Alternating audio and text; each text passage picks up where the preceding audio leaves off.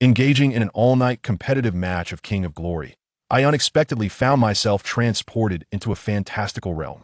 Not only did I transform into a female character, but I also unlocked the flame-reaping spear of Yun Ying and the meditation skill, beginning my journey with a commendable level 10 soul power and ample storage space.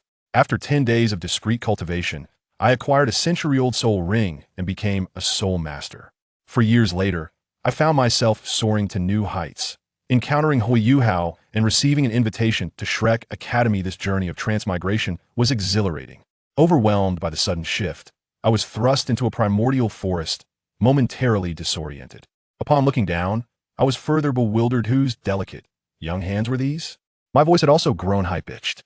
As I examined my body in utter disbelief, I lamented, how have I become a woman? However, after a moment of contemplation, I resolved to accept my new reality.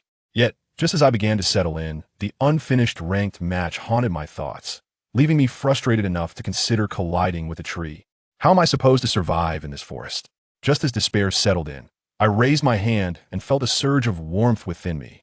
To my astonishment, a brilliant flame erupted from my right hand, and in an instant, a spear materialized before me. Its shaft glimmered with hues of black and red, the golden-red spearhead enveloped in fiery brilliance, reminiscent of the new hero Yun Ying from King of Glory. Memories flooded my mind, revealing that I had also unlocked the meditation skill. Upon testing it, I found my soul power at an impressive level 10, effectively granting me an unfair advantage. Even more thrilling was the crimson jade bracelet on my wrist, serving as a storage space with thousands of cubic meters at my disposal. Aptly named Heart of the Wildfire, was undoubtedly a splendid beginning in the Douluo continent. Thus commenced a Tendui survival mode. With the flame-reaping spear in hand, I diligently practiced, meditating to enhance my soul power. Encountering a decade-old soul beast, I faced it without fear. The high temperatures and sharpness of the flame-reaping made quick work of it. The aroma of roasted soul beast meat was tantalizing, but wary of attracting more beasts, I hastily buried the remnants and made my escape, prioritizing discreet development. I must acquire my first soul ring without delay.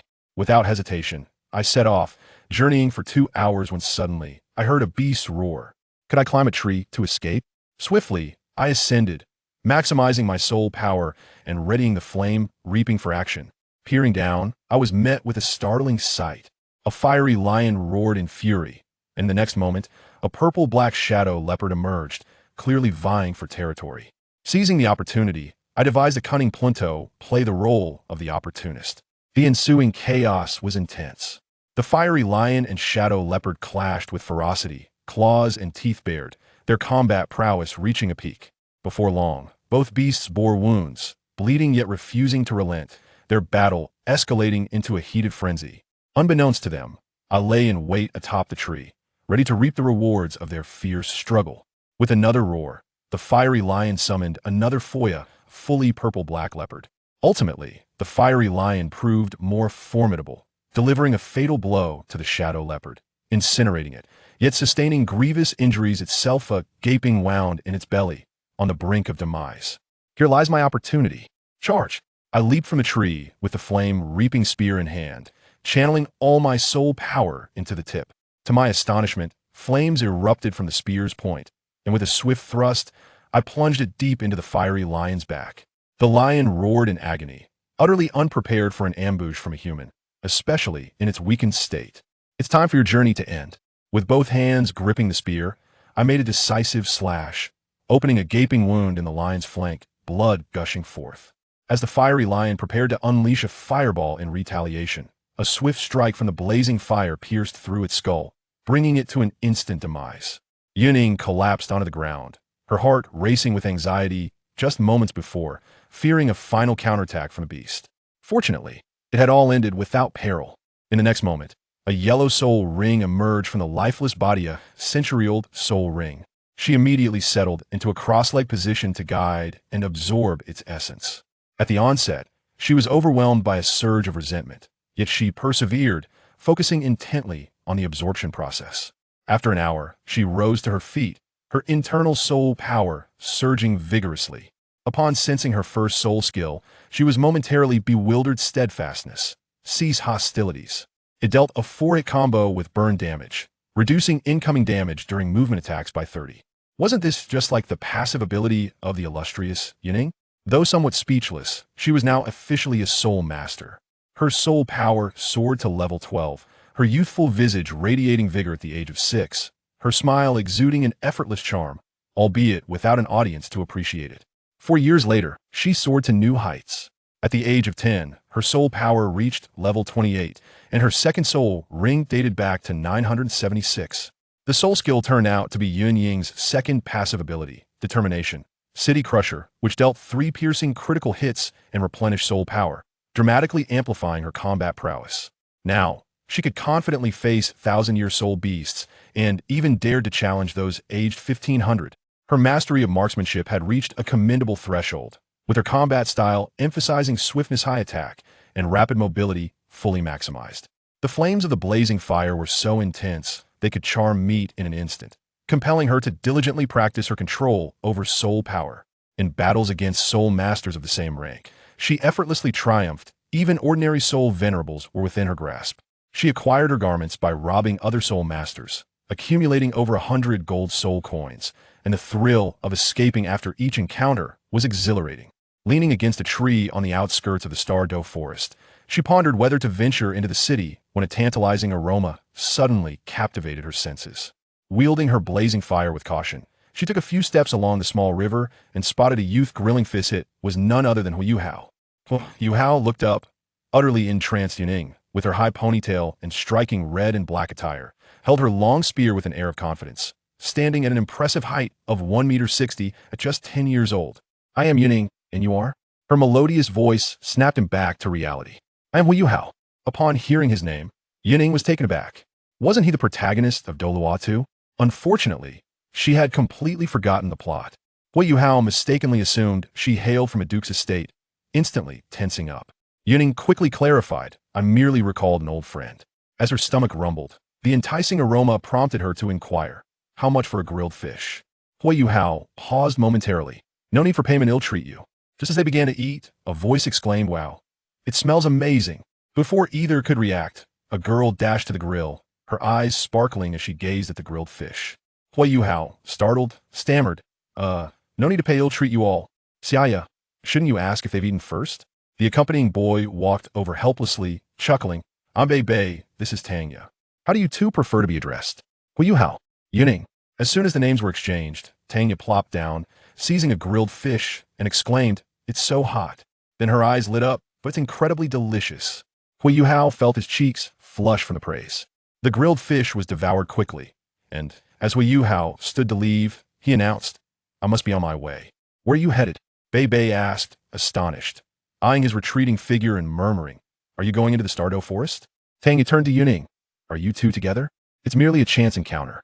Yun Ying understood perfectly Hu Hao was off to seek his fortune. Bei inquired, "Where are you headed next?" "I have no plans." "What about you, brother Bei?" "I'm returning to Shrek Academy." "Shrek?" Yun Ying's eyes sparkled with excitement. "Can you take me along? I can't remember the way I wish to enroll." Bei promptly replied, "No problem. Let's go now." On the way, Tanya pressed, "Are you strong enough?" "At 10 years old, my soul power is at level 28. "Wow," Tanya exclaimed in astonishment. "A 10-year-old soul master?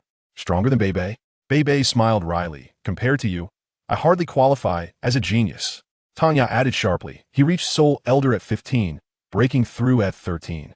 Bei continued, "You'll surely break the 3rd ring within a year, solidifying the record as the youngest soul elder at Shrek." Suddenly, Tanya invited, "Why not join my sect? Once the world's #1, the Tang sect." Her tone dripped with melancholy. "The Tang sect that specializes in hidden weapons?" Yun Ying recalled its decline and shook her head. "I'm sorry, but I don't wish to join any sect at the moment." Tanya felt even more disheartened, and Bei tried to console her. But Yun Ying interrupted, "I've decided I won't join any sect in the future." Just as she finished speaking, a sudden oppressive force erupted from the forest, followed by a thunderous roar that billowed smoke. Bei's expression changed drastically. "The toDouluo forest. Brother Hua is in danger. Let's go." Bei dashed ahead, with Tanya following closely. Fire flash. Yun Ying summoned her spear, striking the ground as she leaped forward, unleashing her soul power in a burst, executing a move akin to Han Zin's second skill. Bei looked up to see a red figure, both astonished and anxious, urging his soul power to accelerate. "Is that Yun Ying?" Her speed is extraordinary. Upon landing, Yun Ying spotted Hu-Yuhao lying on the ground. Hu-Yuhao, surveying the surroundings, she noted only the dead wind baboon and a large pit. Goodness, this old beast has met the protagonist and was dispatched in an instant. Bei arrived, breathing a sigh of relief. You scare me. If you run that fast, how will you handle danger? Yun Ying replied confidently. The soul beasts on the periphery are not over 1,500 years old. I can manage them. Bei shook his head helplessly. No matter how talented you are, you must understand that there are always stronger individuals. I won't make that mistake again. Yun Ying conceded, then pointed to Hu-Yuhao. By the way, Brother Bei, can you check on him? Bei's alarm and regret intensified. If I had known, I would have left with Brother Hua. Hey, you all ran too fast. Tanya arrived just in time, and Yun Ying felt a bit awkward after all. She had been the first to move. First, let's check on Brother Hua. Bei approached the dead wind baboon. He's been out for 10 years. He's already gone. What about him? Tanya asked urgently. Bei reassured her. His breathing is normal, and he has no injuries. He just fainted from hitting a tree. Tanya sighed in relief, but glared at him. It's all your fault for not saying so earlier. Yun Ying, with her weapon on her back, asked, should we wait for him to wake up? Bei nodded and sat down. The dream-eye silkworm spoke to Hu-Yuhao. 3 individuals await you outside. They mean no harm. You may go out now.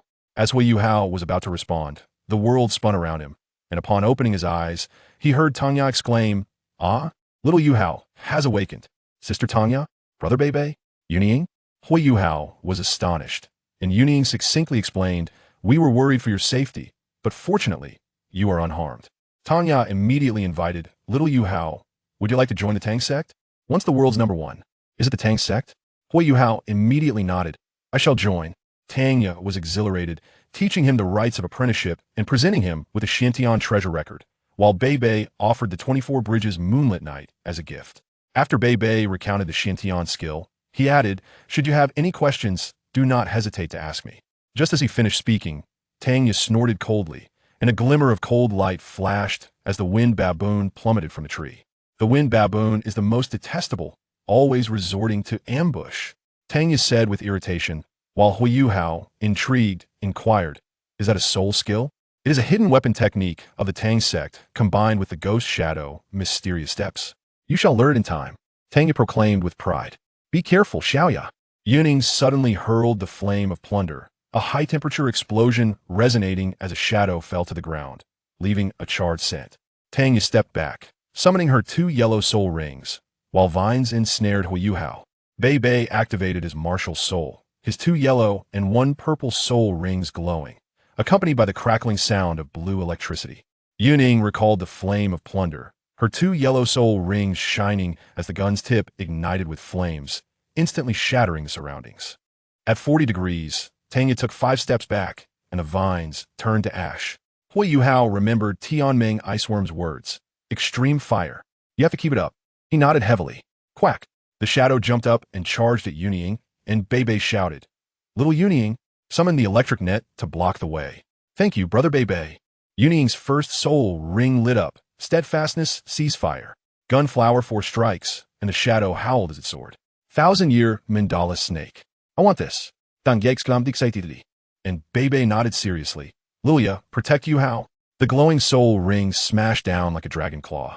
Yun Ying seized the opportunity to activate her second soul ring. Sharpness destroy city, piercing the snake's tail and smashing it into the ground. Boom! The snake was stunned, and then was hit by Bei's dragon claw, its tail a bloody mess. Bei shouted, don't let it escape.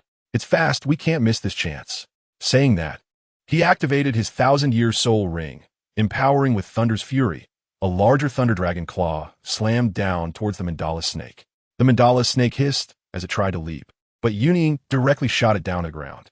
The high temperature caused it to howl continuously, while Bei locked its head with his dragon claw. Lilia, hurry! Bei urged as Tanya brought Hu-Yuhao forward, throwing a flying knife that instantly killed the mandala snake, and the purple soul ring immediately floated up. Bei relaxed after collecting the lightning, and Yun Ying put her gun away. Tanya excitedly hugged her. Thanks, little Yun Ying. Help me guard the law. After saying that, she sat cross-legged to absorb the soul ring. Yun Ying's face turned slightly red, and Bei teased. Lilia thinks you're cute. Hu-Yuhao was dumbfounded, secretly thinking that Yun Ying looked quite cute when she blushed. Bei turned to Hu-Yuhao.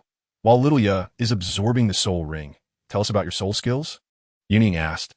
Should I avoid this? Bei asked Yun to decide, and after some hesitation, Yun said, You can listen, but it must be a secret. My first soul skill is mental detection sharing, usable within 30 meters, and the consumption is still unclear. Yun didn't mention Tianming Iceworm. Bei's eyes lit up. Quickly try it out. Yun activated a shiny white soul ring, and the light exploded, causing Bei and Yun Ying to feel the surroundings slow down instantly, with three-dimensional images within 30 meters appearing clearly in their minds. Yun Ying was not surprised as she already knew the plot, but Bei was shocked. A 10-year soul ring can have this ability? The spiritual eye is too explosive. Yun Ying helped smooth things over. It might be a mutated martial soul. Yun nodded quickly, and Bei asked again, Do you want to go for support or control? Yun was confused, and after Bei explained, he chose control. Bei then asked Yun Ying, and Yun Ying firmly stated, A strong attack system, Soul Master. Suddenly, Tanya snorted lightly, and when she opened her eyes, her momentum soared, with 2 yellow and 1 purple soul ring rising, directly breaking through to soul respect. It worked. Tanya cheered and hugged Bei. Thank you.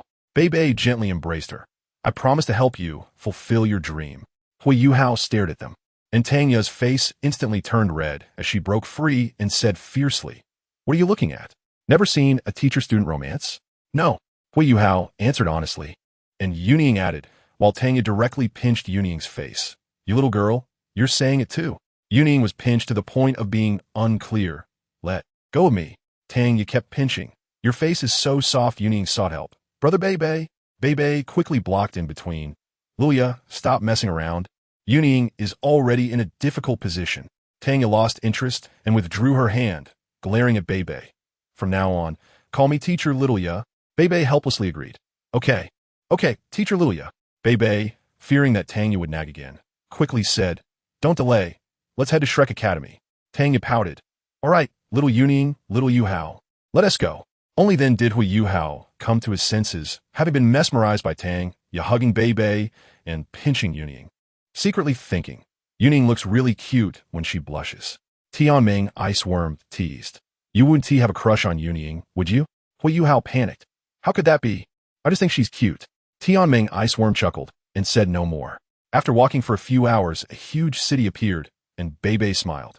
This is Shrek City. The academy is a city itself, located in the east of the city. Yun exclaimed.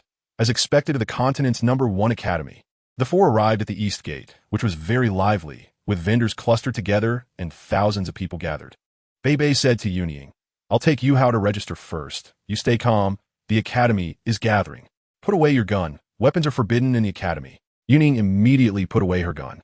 After waiting in line for 2 hours, the old man said, Extend your hand. After checking the wrist, qualified at 10 years old. Place your hand on the crystal ball to inject soul power. As soon as Yun Ying placed her hand, the crystal ball exploded with light. Soul power, level 28. The old man was surprised. Release your martial soul. Yun Ying summoned the blazing fire, and the old man's eyes lit up even more. Extreme fire? A new martial soul? What's it called? Blazing fire. The old man nodded, qualified. Another genius this year. Yun Ying put away her gun and entered the academy. In front of the new student teaching building, Bei shouted, Little Yun Ying, you're here. Tanya immediately pinched her face. Not going to say hello? Yun Ying angrily said, Stop pinching me all the time. Tanya pinched once more. Bei hurriedly smoothed things over. We're here to register, with him leading the way. It went super smoothly, getting school uniforms, keys, and white badges. Tanya reminded, The dormitory building is behind. School starts in 3 days. We paid the tuition. You'll have to rely on yourselves from now on. Yun Ying saw Bei frowning at the bulletin board and leaned over to take a look. The homeroom teacher for class 1 is Zhou Yi. She asked Yun, We're in the same class, right? Yun nodded, and Tanya exclaimed, How come it's that old with Zhou Yi? She teaches 3rd grade. Bei smiled wryly. She is strict but teaches well. Yun said, I'll head back to the dorm. Bei said, Lilia and I are going for the upgrade test. If we pass, we'll be in 4th grade. I'm in dorm 316. After saying that, he left. Yun asked, Yun Ying, I'm going to the dorm. What about you? Yun Ying, I'm going to see my roommate too. Yun, shall we go together? Yun Ying nodded and walked towards the dormitory building, and Yun quickly followed. The two arrived in front of the white building. And Hua Yuhao respectfully asked the elderly man sitting next to the door, "Grandpa, were new students moving in? Do we need to check our badges?" The old man didn't lift his head, hoarsely saying, "Hand over the badge and key." The two handed over their items, and the old man shook them and returned. Room 108 is on the left on the first floor. Room 407 is on the left on the fourth floor. From the fourth floor up is the girls' dormitory. Boys will be expelled for entering. "Thank you." The two bowed, and Yun Ying asked again, "Can we keep our martial souls out in the academy?" The old man raised his eyes. "Let it out." Yun Ying urged her soul power and summoned the blazing fire, the tip of the gun swirling with flames as the temperature suddenly rose. But the old man was unfazed. After inspecting, he said, "If your soul power is sufficient, let it out. Just manage the high temperature well, and don't hurt the students." Yun Ying withdrew her power and entered the building with Hua Yuhao, while the old man moved his finger to lower the temperature, muttering, "Extreme fire." Yun Ying arrived at room 407 on the fourth floor, pushed the door open, and saw a girl. "Hello? I'm Xiao Xiao. You must be my roommate, right?" "Hello. I'm Yun Ying." Yun Ying was secretly delighted. "So, it's Xiao Xiao." Xiao Xiao asked, "How old are you?" 10 years old. Xiao Xiao smiled. "I'm a year older. Call me Sister Xiao Xiao." Yun Ying helplessly replied, "Your soul power is higher than mine." Xiao Xiao proudly said, "Level 23. What about you?" 28. "Don't call me little Yun Ying." Xiao Xiao was shocked. 10 years old and level 28? "If you want me to call you sister, wait until you surpass me." Yun Ying laughed, and Xiao Xiao asked curiously, "How did you train?" "A hard-working genius." Yun Ying wanted to go buy things, and Xiao Xiao followed. "Wait for me." On the way, Xiao Xiao asked, "This gun is so cool. What is it?" "Blazing fire. My martial soul can be kept out continuously without consuming soul power." Xiao Xiao was confused. "Why can't I do that?" Yun Ying bought a lunchbox, a quilt, and a wash basin, spending 3 silver soul coins. And Xiao Xiao also bought a wash basin. After returning to the dorm, Yun Ying went to explore the academy, while Xiao Xiao stayed behind to cultivate. Yun Ying sighed, as expected of the main character group. At dusk, Yun Ying returned and asked Xiao Xiao, "Are you going to have dinner?" "Let us go." Xiao Xiao followed. Under the sunset, as they walked towards the cafeteria, Xiao Xiao couldn't take her eyes off Yun Ying. The afterglow fell on her face, making it rosy, and her combat outfit matched with the long gun looked super cool. Yun Ying turned her head. "What's wrong?" Xiao Xiao panicked. "It's nothing." She asked again, "How come you have high cultivation and look good?" Yun Ying, "Maybe that's what genius is." Xiao Xiao rolled her eyes. "I don't want to talk to you." Arriving at the cafeteria, the two were stunned. It was crowded, and there were no seats. Xiao Xiao pointed to the notice board. "Yun Ying, look." Yun Ying turned to the notice board, which read, "No food is allowed to be taken out of the cafeteria." After a moment of silence, Yun Ying said, "It seems we can only eat standing up. Let's go in." Xiao Xiao followed, and the two spent 7 copper soul coins on dinner, as they didn't have a fixed income and needed to save. After returning to the dormitory, both meditated and cultivated, and there was no conversation throughout the night. The next morning, Yun Ying got up early to wait for Xiao Xiao to finish meditating so they could go to breakfast together. Just after they finished eating, Yun Ying spotted Hua Yuhao and Bei Bei. "Aren't those them?" She told Xiao Xiao to head back to the dormitory first and walked over. Watching Bei Bei pat Hua Yuhao's head, Yun Ying felt a secret satisfaction. "Serves you right for laughing at me before. Now you're being patted." She asked, "What's wrong, Yuhao?" Hua Yuhao awkwardly replied, "It's nothing much. The senior brother just talked to me about a few things." Bei Bei smiled and asked, "How was your day yesterday?" Yun Ying, "Pretty good." Yun Ying handed him a red bag. "Big brother Bei, take a look later." After saying that, she pulled Hua Yuhao and ran out of the cafeteria. Bei Bei opened the bag and was stunned. 10 gold soul coins? Remembering he had helped her pay her tuition yesterday, he helplessly smiled. This girl is quite polite. When they reached the dormitory building, Hua Yuhao curiously asked, "What did you give to the senior brother?" Yun Ying let go, just returning his tuition. "I was too hasty before." Hua Yuhao nodded. "Then I'll head back first. If you can't handle it, you can find me." Yun Ying whispered, watching Hua Yuhao go in. Sure enough, he ran into his roommate, Wang Dong. Wang Dong had a terrible attitude, but Yun Ying didn't interfere as it was Hua Yuhao's business. Later, she heard that Hua Yuhao didn't let Wang Dong use his martial soul and seized the opportunity to crush him, which didn't surprise Yun Ying at all. It's strange if he loses.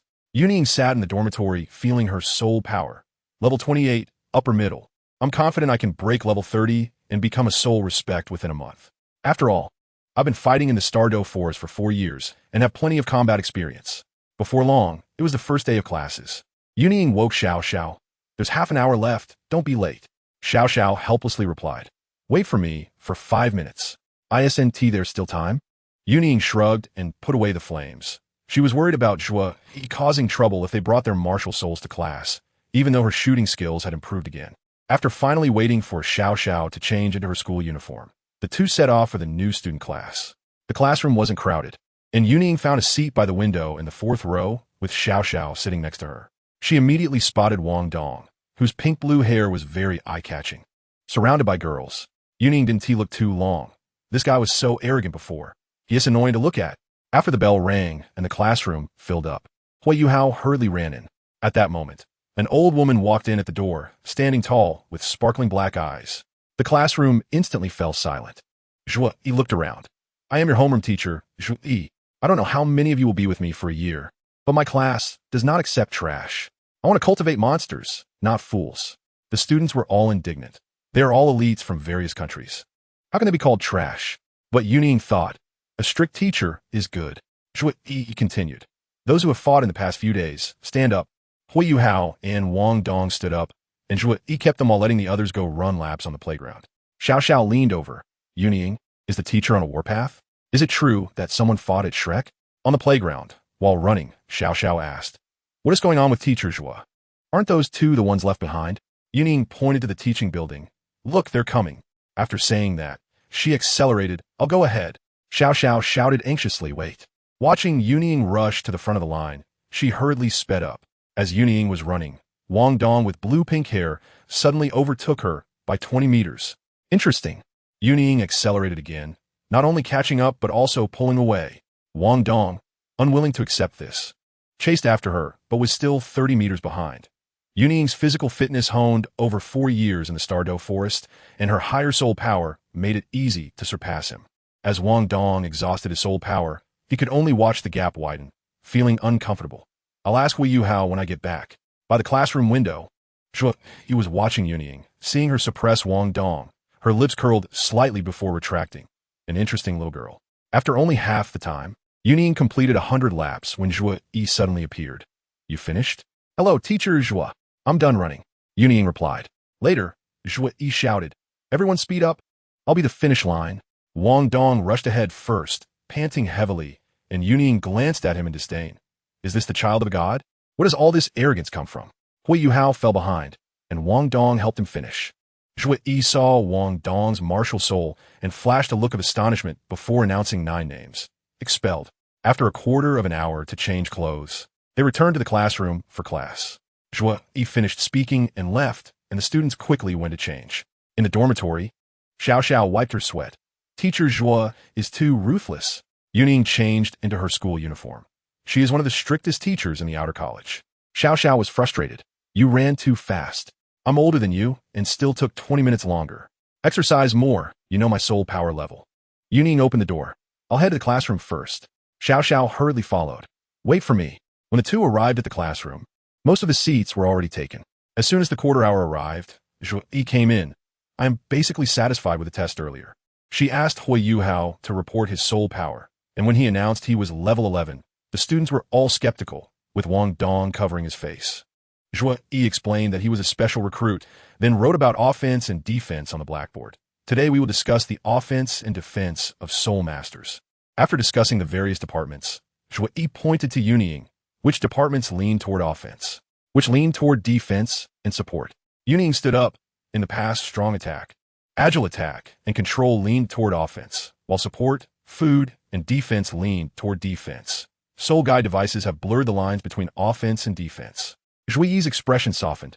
Not bad, sit down. The morning passed, and before class ended, Zhuo Yi called Hui Yuhao to follow her, then announced the end of class. At noon, after Yun Ying and Xiao Xiao finished their meal, they returned to the dormitory to meditate. When they went back to the classroom, Yun Ying clearly felt her soul power at the peak of level 28, just one step away from level 29. The cultivation after reaching level 30 with her ultimate martial soul would slow down. But Yun Ying was not worried at all. She guessed that her third soul skill would be the passive gun intent from Yun Ying's 3 layers, which would allow her to control both offense and defense and deal with flying martial souls.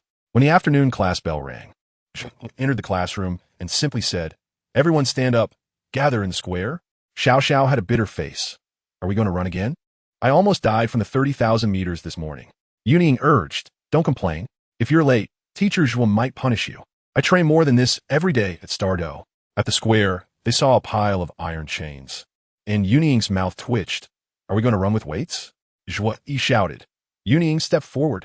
You have the highest cultivation. You are now the class monitor. Whoever wins, you will take your place. Understood. The students replied in unison, and Wang Dong's fighting spirit ignited. He knew that Yun Ying also had 2 rings, and it was just right for a competition. Zhuo continued. Everyone will carry 30 pounds of iron chains and run until class is over. The last one will be eliminated. Yun Ying had a bitter face. I don't want to do this. But she still strapped on the chains, and the others dared not procrastinate. Yun Ying led the group in running, with Wang Dong and a few others chasing behind, but Wang Dong was sweating profusely, failing to shorten the distance and exhausting his soul power, while the others were even worse. Some people fell due to fatigue, and when Yun Ying wanted to help, she was rejected, so she prioritized herself.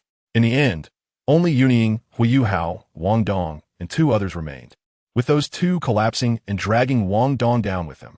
Only the 2 of them were left on the field. Yun Ying felt uncomfortable, but compared to the life-and-death struggles in Douluo, this little hardship was nothing. As she ran past Yue, she shouted, hang in there. Seeing her back, Yue immediately cheered himself on. If she can handle it even though she is younger than me, I could do it too. Seeing that the 2 of them were still running, Wang Dong followed first, and Xiao also joined in, with more people starting to run again.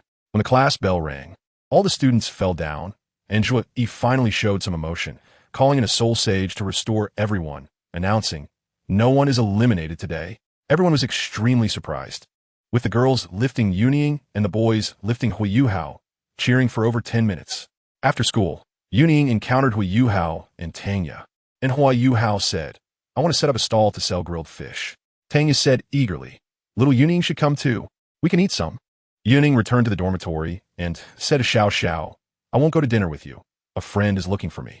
After going downstairs, Tanya pulled her away, and Yue followed. When they reached the East Gate Road, it was full of vendors. Tanya had already prepared the barbecue grill, blue fish, and seasonings. Just as Yue was about to start the fire, Yun Ying waved her hand, and the charcoal instantly turned red. Yue was stunned. Oh right, your martial soul is fire attribute. He placed 4 blue fish on the grill and used his spiritual eye to roast them. In no time, the aroma spread everywhere. Yue's barbecue stall quickly became lively, with students lining up to buy fish. At that moment, a few girls approached, and the leading stunning girl, around 14 or 15 years old, had golden hair and snow-white skin, with an elegant demeanor. The surrounding students automatically made way for her. The girl smiled and asked Yue, Junior, how much do you sell the grilled fish for? Yue replied, Senior, 5 copper coins each. The girl frowned. That's a bit expensive. 3 copper coins is fine, and you can still make a profit. Yue was taken aback and shook his head. Sorry, Senior. It's a fixed price. The girl apologized, then I'll come back next time. Just as she was about to leave, Yun Ying suddenly remembered that someone would cause trouble and silently summoned the fire blade. Sure enough, a deep voice boomed, Kid, do you dare not sell? A beam of golden light shot toward the stall. Ding! Yun Ying waved the fire blade to deflect the golden light, hitting a probing hand belonging to a young man in black. Yue activated his spiritual eye and picked up the remaining 3 grilled fish. The young man crushed the burning charcoal and kicked over the stall, reaching out to grab Yue's collar. Humph! Yun Ying urged her soul power and swept the fire blade, causing the young man to hurriedly defend but still stagger back a few steps. The stunning girl shouted, What are you doing? Bei, who had just arrived, also yelled, Stop. Tanya pulled Yue behind her and shot golden light at the young man. Su Sanshur, you dare to touch my people. Su Sanshur raised his black light to try to engulf the golden light, but failed to block it, instantly furious. He raised 2 yellow and 1 purple soul rings and summoned a black shield. Tanya, don't think I'm afraid of you, just because Bei is here. Who attacked just now? It was me. Do you have an opinion? Yun Ying gripped her spear, her red eyes icy. Su Sanchi's eyes lit up at the sight of Yun Ying, recalling being hit, and just as he was about to speak, Bei interrupted, Su Sanshur, you bully my junior and Yun Ying. You must give an explanation, otherwise we'll settle it in the soul fighting area. Su Sanshur coldly replied, They didn't give Jiangnan in face, it's just 2 grilled fish, I paid for them. Yun Ying interjected, What about your attitude? We can sell to whoever we want. Do you have a say in this? Bei Bei wanted to intervene, but was stopped by Yun Ying's reassuring gaze. Su Sancher choked. So what do you want? Compensation. Yun Ying said lightly. Su Sancher asked, how much gold soul coins? 1 Xian Shui Dan. Su Sancher was shocked. Why don't you go rob? Yun Ying smiled. Let's gamble. A match in the soul fighting area. If I win, you give it to me. If I lose, I'll give it to you. Su Sancher became interested. Deal? Let's go. After saying that, he left. Bei Bei was anxious. Su Sancher is a soul master. Defense type. I'm not sure I can win. Yun Ying replied easily. Bei Ge, you weren't sure you could win against that 1,000-year mandala snake, right? I can pierce through it. Can Su Sanchi's shield withstand that? I've even beaten a 1,000-year Xian Shui turtle. Bei Bei was speechless and had a compromise. If you can't hold on, admit defeat. Yun Ying snorted. Admit defeat? Not happening. In the soul fighting area, Su Sancher and Yun Ying faced off from a distance. The referee walked over. First year, Yun Ying challenges 5th year Su Sancher. If Su Sancher loses, he will pay an additional 100 gold soul coins. The bet has been agreed upon. Are you ready? Yun Ying and Su Sancher nodded simultaneously, and the referee shouted, the match begins. In the stands, Hu Yuhao asked Wang Dong beside him in shock. Why are you here too? Wang Dong replied irritably. Is it not okay for me to come? Is Yun Ying crazy? Challenging 4 grades. Hu Yuhao fell silent. It's for me. Wang Dong stopped talking and added. Almost everyone from our class is here. Teacher Zhou is also here. Hu Yuhao was shocked and felt even more ashamed. On the field, Su Sancher was surprised. You're only a first year? You're so much younger than me. You attack first. I'll take it. Yun Ying summoned the fire blade, the gun's tip swirling with flames. Heat waves filling the arena, and 2 yellow soul rings rose, with a second ring showing a faint purple. Su Sancher also summoned the Xianming shield. His 2 yellow and 1 purple soul rings lit up, his body expanding to fill his school uniform. Yun Ying charged forward, leaping up from 5 meters away, and swung her gun down. Su Sancher crouched and raised a shield, a black cover protecting his body. With a loud bang, the black cover broke in 2 seconds, and Yun Ying landed, pushing Su Sancher back a meter. Su Sancher was astonished. Such explosive attack power? Immediately, his first soul ring lit up, and the black cover expanded to cover several square meters, shaking the Xianming. Yun Ying urged her soul power, flames wrapping around her body at over 1,000 degrees. Her first soul ring shining. Steadfastness, stop war. She directly broke through the black cover and charged at Su Sancher. Su Sancher hurriedly activated his 2nd and 3rd soul rings. Suddenly feeling a sharp pain in his head, his consciousness blurred, and his soul skill got stuck. Yun Ying seized the opportunity. Her 2nd soul ring lit up, and 3 scarlet gold spear lights shot out. Su Sancher raised a shield to block, but was still pushed back several meters. Yun Ying slid in using her soul power to get in front of him, sweeping her long spear, causing Su Sanchi's hand to burn and the Xianming shield to fly away. You lost. The fire blade was pressed against Su Sanchi's neck, and the referee immediately announced. Yun Ying wins. Su Sancher was dazed. What has happened? Yun Ying smiled. No secret weapon. I dare to fight you? A bet is a bet. Bring the Xian Shui Dan. Yun Ying put away her gun, and no one knew that in the stands. Hu Yuhao's face was pale. It was he who used the purple extreme magic eye combined with soul shock, which stunned Su Sancher for a second. Su Sancher said, I'll give it to you after getting off the stage. He left the arena first, and Yun Ying followed, with Bei Bei chasing after them. Once they were out of sight, Yun Ying stopped. Is it okay now? Bei Bei also spoke up. Su Sancher, you won't go back on your word, right? Su Sancher was frustrated. Am I that shameless? He took out a small bottle and handed it over, then asked Bei Bei, how strong is Yun Ying? Bei Bei smiled. She is 10 years old, level 28. Su Sancher was shocked and wide-eyed. 10 years old and level 28? What a talent. Yun Ying rolled her eyes. I'm useful. Does it concern you? She reminded him. And 100 gold soul coins. Su Sancher was even more annoyed and took out the gold soul coins to hand over, waved his hand, and left. Yun Ying gave the small bottle to Bei Bei. Bei Ge, give the Xian Shui Dan to Hu Yuhao. Bei Bei hurriedly pushed it back. I just extorted. Cough, cough. I need one. You keep this one for yourself. You already have one? Yun Ying was taken aback. She remembered that in the original story, only Bei Bei and Su Sancher had bet on a Xian Shui Dan, and she had fought for Bei Bei this time. So how did Bei Bei get another one? Would Su Sancher cry if he lost? All right, he seemed to be from some sect. Then I'll keep it myself. Yun Ying stored the Xian Shui Dan in the heart of the blazing prairie and said to Bei Bei, Bei-ge, I'm going back now. Bei smiled. I'll go with you. Let's see how Hui Yuhao is doing. Yun Ying nodded, and the two walked toward the dormitory building. At the foot of the dormitory building, Yun Ying called out to Hui Yuhao, who was being supported by Wang Dong. This is from Bei-ge for you. She handed over the small porcelain bottle and whispered, Thanks for what you did earlier. Hui Yuhao quickly accepted. No need to thank. Yun Ying instructed, Take the medicine inside tonight. It will be very helpful for you. After saying that, she went upstairs. Wang Dong rolled his eyes. Stop staring. The person is gone. Hui Yuhao awkwardly returned to his senses, and the two went back to the dormitory. Wang Dong was secretly shocked. Yun Ying's strength is indeed explosive. I might not even be able to compare with her. I completely acknowledge her as our class leader now. In the dormitory, after dealing with Xiao Xiao, Yun Ying began to cultivate and directly swallowed the Xian Shui Dan. After refining it, she opened her eyes, and it was still dark outside. She was covered in a layer of black dirt, which smelled so bad that she quickly washed it off. After washing, she meditated again and was astonished. The cultivation speed has doubled. My soul power has also broken through to level 29. At this rate, I can reach level 30 and become a soul master in 5 days. 4 days later, Yun Ying found Zhou Yi. I want to hunt for a soul ring. Zhou Yi was surprised. You're level 30? I just broke through this morning, Yun Ying replied. Zhou Yi was completely stunned. A 10-year-old soul master? There hasn't been anyone this fast in the history of Shrek. Yun Ying recalled how she had previously crushed Su Sanshur in the 4th level, along with that seemingly extreme blaze fire, and it was no surprise.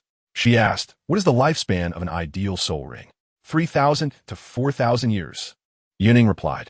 Zhou Yi wanted to advise that it might be too high, but then she thought of her strength and changed her mind. All right, I'll take you there this afternoon. In the afternoon, after Zhou Yi finished explaining to Wang Yan, she took Yun Ying straight to the Douluo forest. Let's find a suitable soul beast in the mixed area.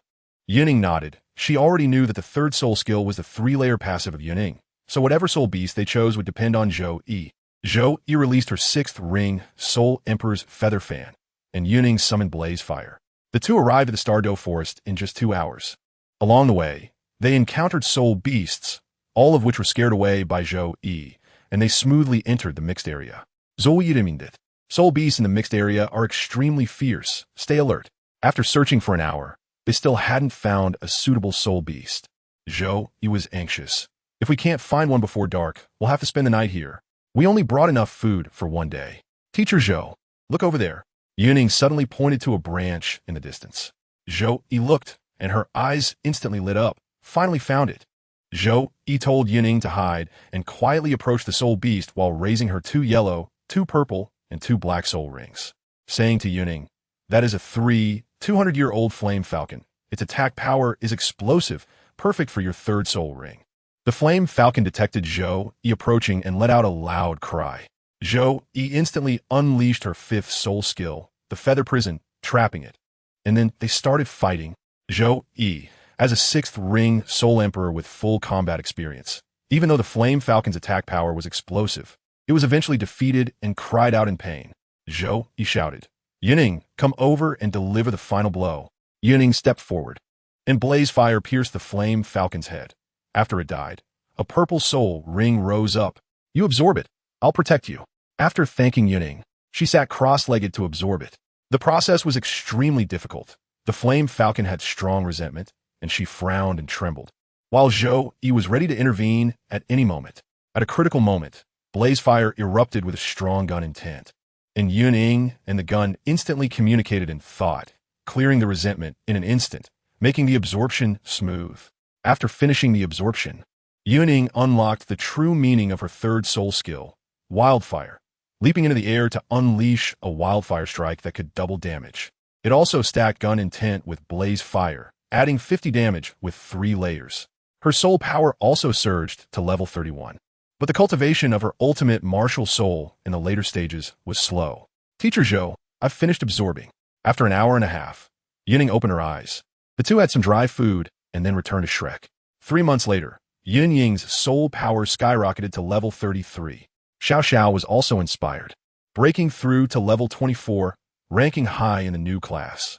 Wang Dong was stimulated and doubled his meditation time, sleeping less, but he still hadn't reached level 30.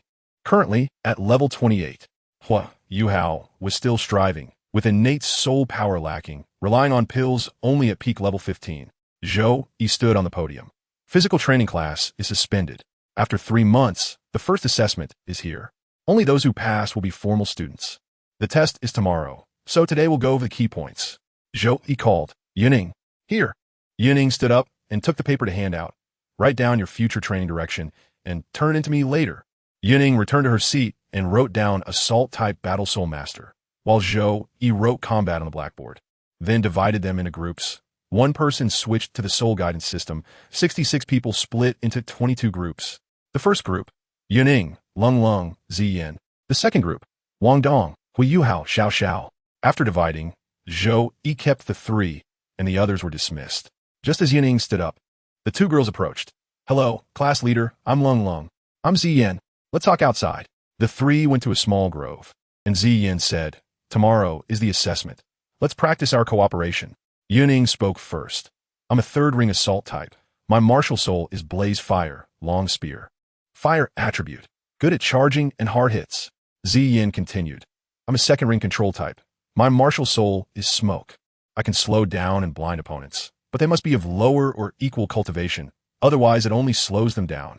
The Smoke martial soul is weak in the early stages, but after reaching the 7th ring, the true form of the martial soul can give opponents a headache. Lung Lung said shyly. I'm a support type. My martial soul is the Stone of Life. With only 1 soul ring, I can heal a single target. But my cultivation is weak, so the effect is average. Yun Ying said, let's test the effect. Saying this, she used Blaze Fire to cut a wound on her arm. Blood gushing out. Lung Lung quickly released her martial soul. A green small ball with a yellow soul ring, and a green light shot over. In less than 5 minutes, the wound was completely healed. Yun Ying shook her hand. The effect is good and fast. Then she said to Ziyin, you attack me with all your might, and I'll deploy. Ziyin released her martial soul. Purple smoke wrapped around her with 2 yellow soul rings. Class leader, I'm going in. Smoke chain lock. Ziyin's first soul ring lit up. Thick smoke wrapped around Yun Ying's waist, and Yun Ying felt her feet sink and was briefly engulfed in darkness. The blinding effect. But her cultivation was high, so the impact was small. She thought, this would be perfect for a group battle ambush. Then Ziyin set up a smoke formation. The thick smoke could change shape, and it made several small cuts on Yun Ying. Yun Ying asked, can it defend? Ziyin retracted her martial soul. It can defend, but only against those weaker or of equal level to me. Yun Ying smiled. Strong enough. Lung Lung, help me heal. Lung Lung was startled and quickly released her healing. Ziyin apologized. Sorry, class leader. Yun Ying waved her hand. It's inevitable during the experiment. Yun Ying held Blaze Fire in her left hand and extended her right hand. Our goal is... Ziyin and Lung Lung immediately extended their hands. The championship. The next morning, the 3 practiced again. Their cooperation became more tacit, and in the afternoon, the assessment began. In Group 310, 930 people were assessed, leaving only 150 groups. The rest were all eliminated. Yun Ying and the others were in Area 29, and the broadcast announced, 10 minutes until entry. Late entries will be disqualified. Lung Lung wiped her sweat, and Yun Ying comforted her. Don't panic. Ziyin joked, with the class leader as our support. What are we afraid of? Lung Lung steadied herself. I will not hold us back. The bespectacled teacher Chen Feng came over. I am the examiner for Area 29. No harming opponents. Otherwise, you will be expelled. Chen Feng flipped through his folder. The first round, first match, Yun Ying's group against Wang Hao's group. The 3 went on stage. With Yun Ying in front, Ziyin 3 steps to the left, and Lung Lung 4 steps behind. 3 boys came up on the opposite side. Wang Hao in the middle, Lu Kuan and Tang Junjia on either side. Chen Feng shouted, the assessment begins. Both sides released their martial souls. Yun Ying's spear tip was enveloped in flames. Ziyin swirled in smoke, and Lung Lung summoned the Stone of Life. Lu Kuan expanded his body, raising a bronze shield. Martial soul. Bronze shield, yellow soul ring. Wang Hao summoned a star disc. 2 yellow soul rings can control and assist. Tang Junjia wielded a green shadow knife, 2 yellow soul rings. The 2 second-ring defensive types on the opposite side were formidable in other areas, but they were unfortunate to encounter Yun Ying. Tang Junjia took the initiative. His first soul ring lit up, and the green knife light shot at Lung Lung, charging forward to try and crush the support first. Wang Hao also activated his first soul ring, shooting blue light from the star disc, star's light, causing dizziness. He thought Yun Ying wouldn't be able to save Lung Long.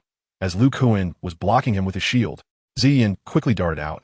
Her second soul ring lit up, and a large area of purple smoke enveloped the starlight and swallowed it directly. Yun Ying rushed in front of Lung Long, swinging blaze fire to shatter the green knife light, just as Tung Junjie charged in. Tung Junjie activated his second soul ring. The green knife, wrapped in green light, slashed down. Yun Ying blocked with her spear, her first soul ring lighting up, for spear flowers repelled him. And with a follow-up sweep, he was sent flying. On Ziyan's side, Lu Kuan struggled to block the smoke with his first ring, and Wang Hao couldn't do anything to her. Wang Hao became anxious, activating his second soul ring. The starlight dispersed the smoke, but it knocked Tung Junjie, who was sent flying, to the ground and unable to get up. Yun Ying took the opportunity to rush in, activating her second soul ring. 3 golden-red spear lights shot out, sending all 3 of them flying out of the arena. Chen Feng announced, Class 1, Yun Ying's team wins. The students below were all stunned, and a strange look flashed in Chun Feng's eyes. After the match, Ziyin laughed. Class leader, you're amazing. I didn't even have to exert myself, and we won. Yun Ying said, you held back 2 people. Lung Long was dejected. I didn't help at all. Yun Ying comforted. When facing the 3rd ring, I still need your healing. I have high attack, but low health, and am prone to injury. The 3 returned to the dormitory, and Xiao Xiao was already there. We won the assessment. Wang Dong's bright goddess butterfly is super beautiful. Yun Ying didn't respond, directly meditating. And after a while, Xiao Xiao joined in the practice as well. After practicing cooperation in the afternoon, it was dark when Yun Ying returned to the dormitory, and she meditated all night. The next day, the 3 arrived early at the competition area, winning all 4 matches, achieving a record of 5 victories out of 5. During a match against a shadow-controlling opponent, Ziyin was injured, but Lung Long healed her. In the end, the opponent was defeated by Lu Hua. After winning, they practiced their teamwork before returning to the dormitory. On the 3rd day, the 3 of them went to Area 29 as seed teams, and Chun Feng announced, you will face Huang Chutian's team. As Yun Ying stepped onto the stage, she remembered that this team could use a martial soul fusion technique, with their martial soul being hair. Huang Chutian introduced himself. I am Huang Chutian, with Lan Susu on the left and Lan Luoluo on the right. Yun Ying responded, I am Yun Ying, this is Ziyin, and this is Lung Long. Chun Feng shouted, the assessment begins. Huang Chutian activated his martial soul, his muscles bulging to 1.8 meters, his skin turning a dark iron color, and 2 yellow soul rings lit up. The twin sisters had hair that grew to over 10 meters, also with 2 yellow soul rings, an all 2-ring team. Yun Ying used Lu Hua to charge forward, while Huang Chutian rushed at her, afraid that her flames would scorch the hair of the 2 sisters. Ziyin quickly moved in front, her first soul ring lighting up, and smoke chains wrapped around his waist, temporarily blinding him. Huang Chutian was confused, swinging his fists wildly, battling against the air. Meanwhile, Yun Ying had already charged in front of Lan Susu and Lan Luoluo. Yun Ying raised Lu Hua, her second soul ring instantly lighting up, and 3 beams of red-gold spear light shot straight at the Lan sisters. The twins hastily released their first soul skill, hair-weaving net. But the net was as fragile as paper before the spear light and was burned to ashes in an instant. Huang Chutian broke through his blindness and turned to charge at Yun Ying, his second soul ring glowing brightly. Power cannon hammer. A yellow light ball locked onto her.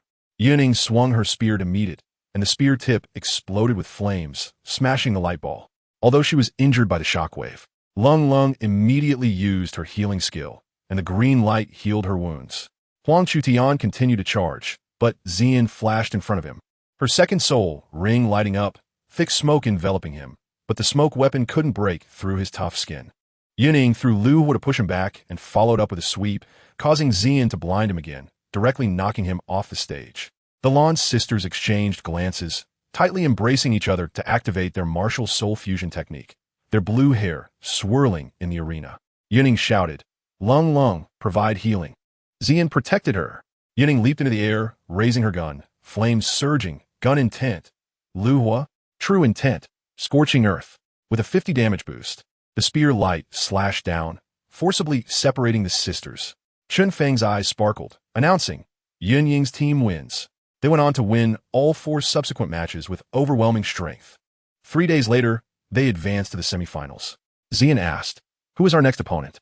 Lung Lung replied, it could be Dai Huabin, Lu Qingyang, and Hui Yuhao's team. Zian was stunned. Hui Yuhao? The cultivation fanatic from our class?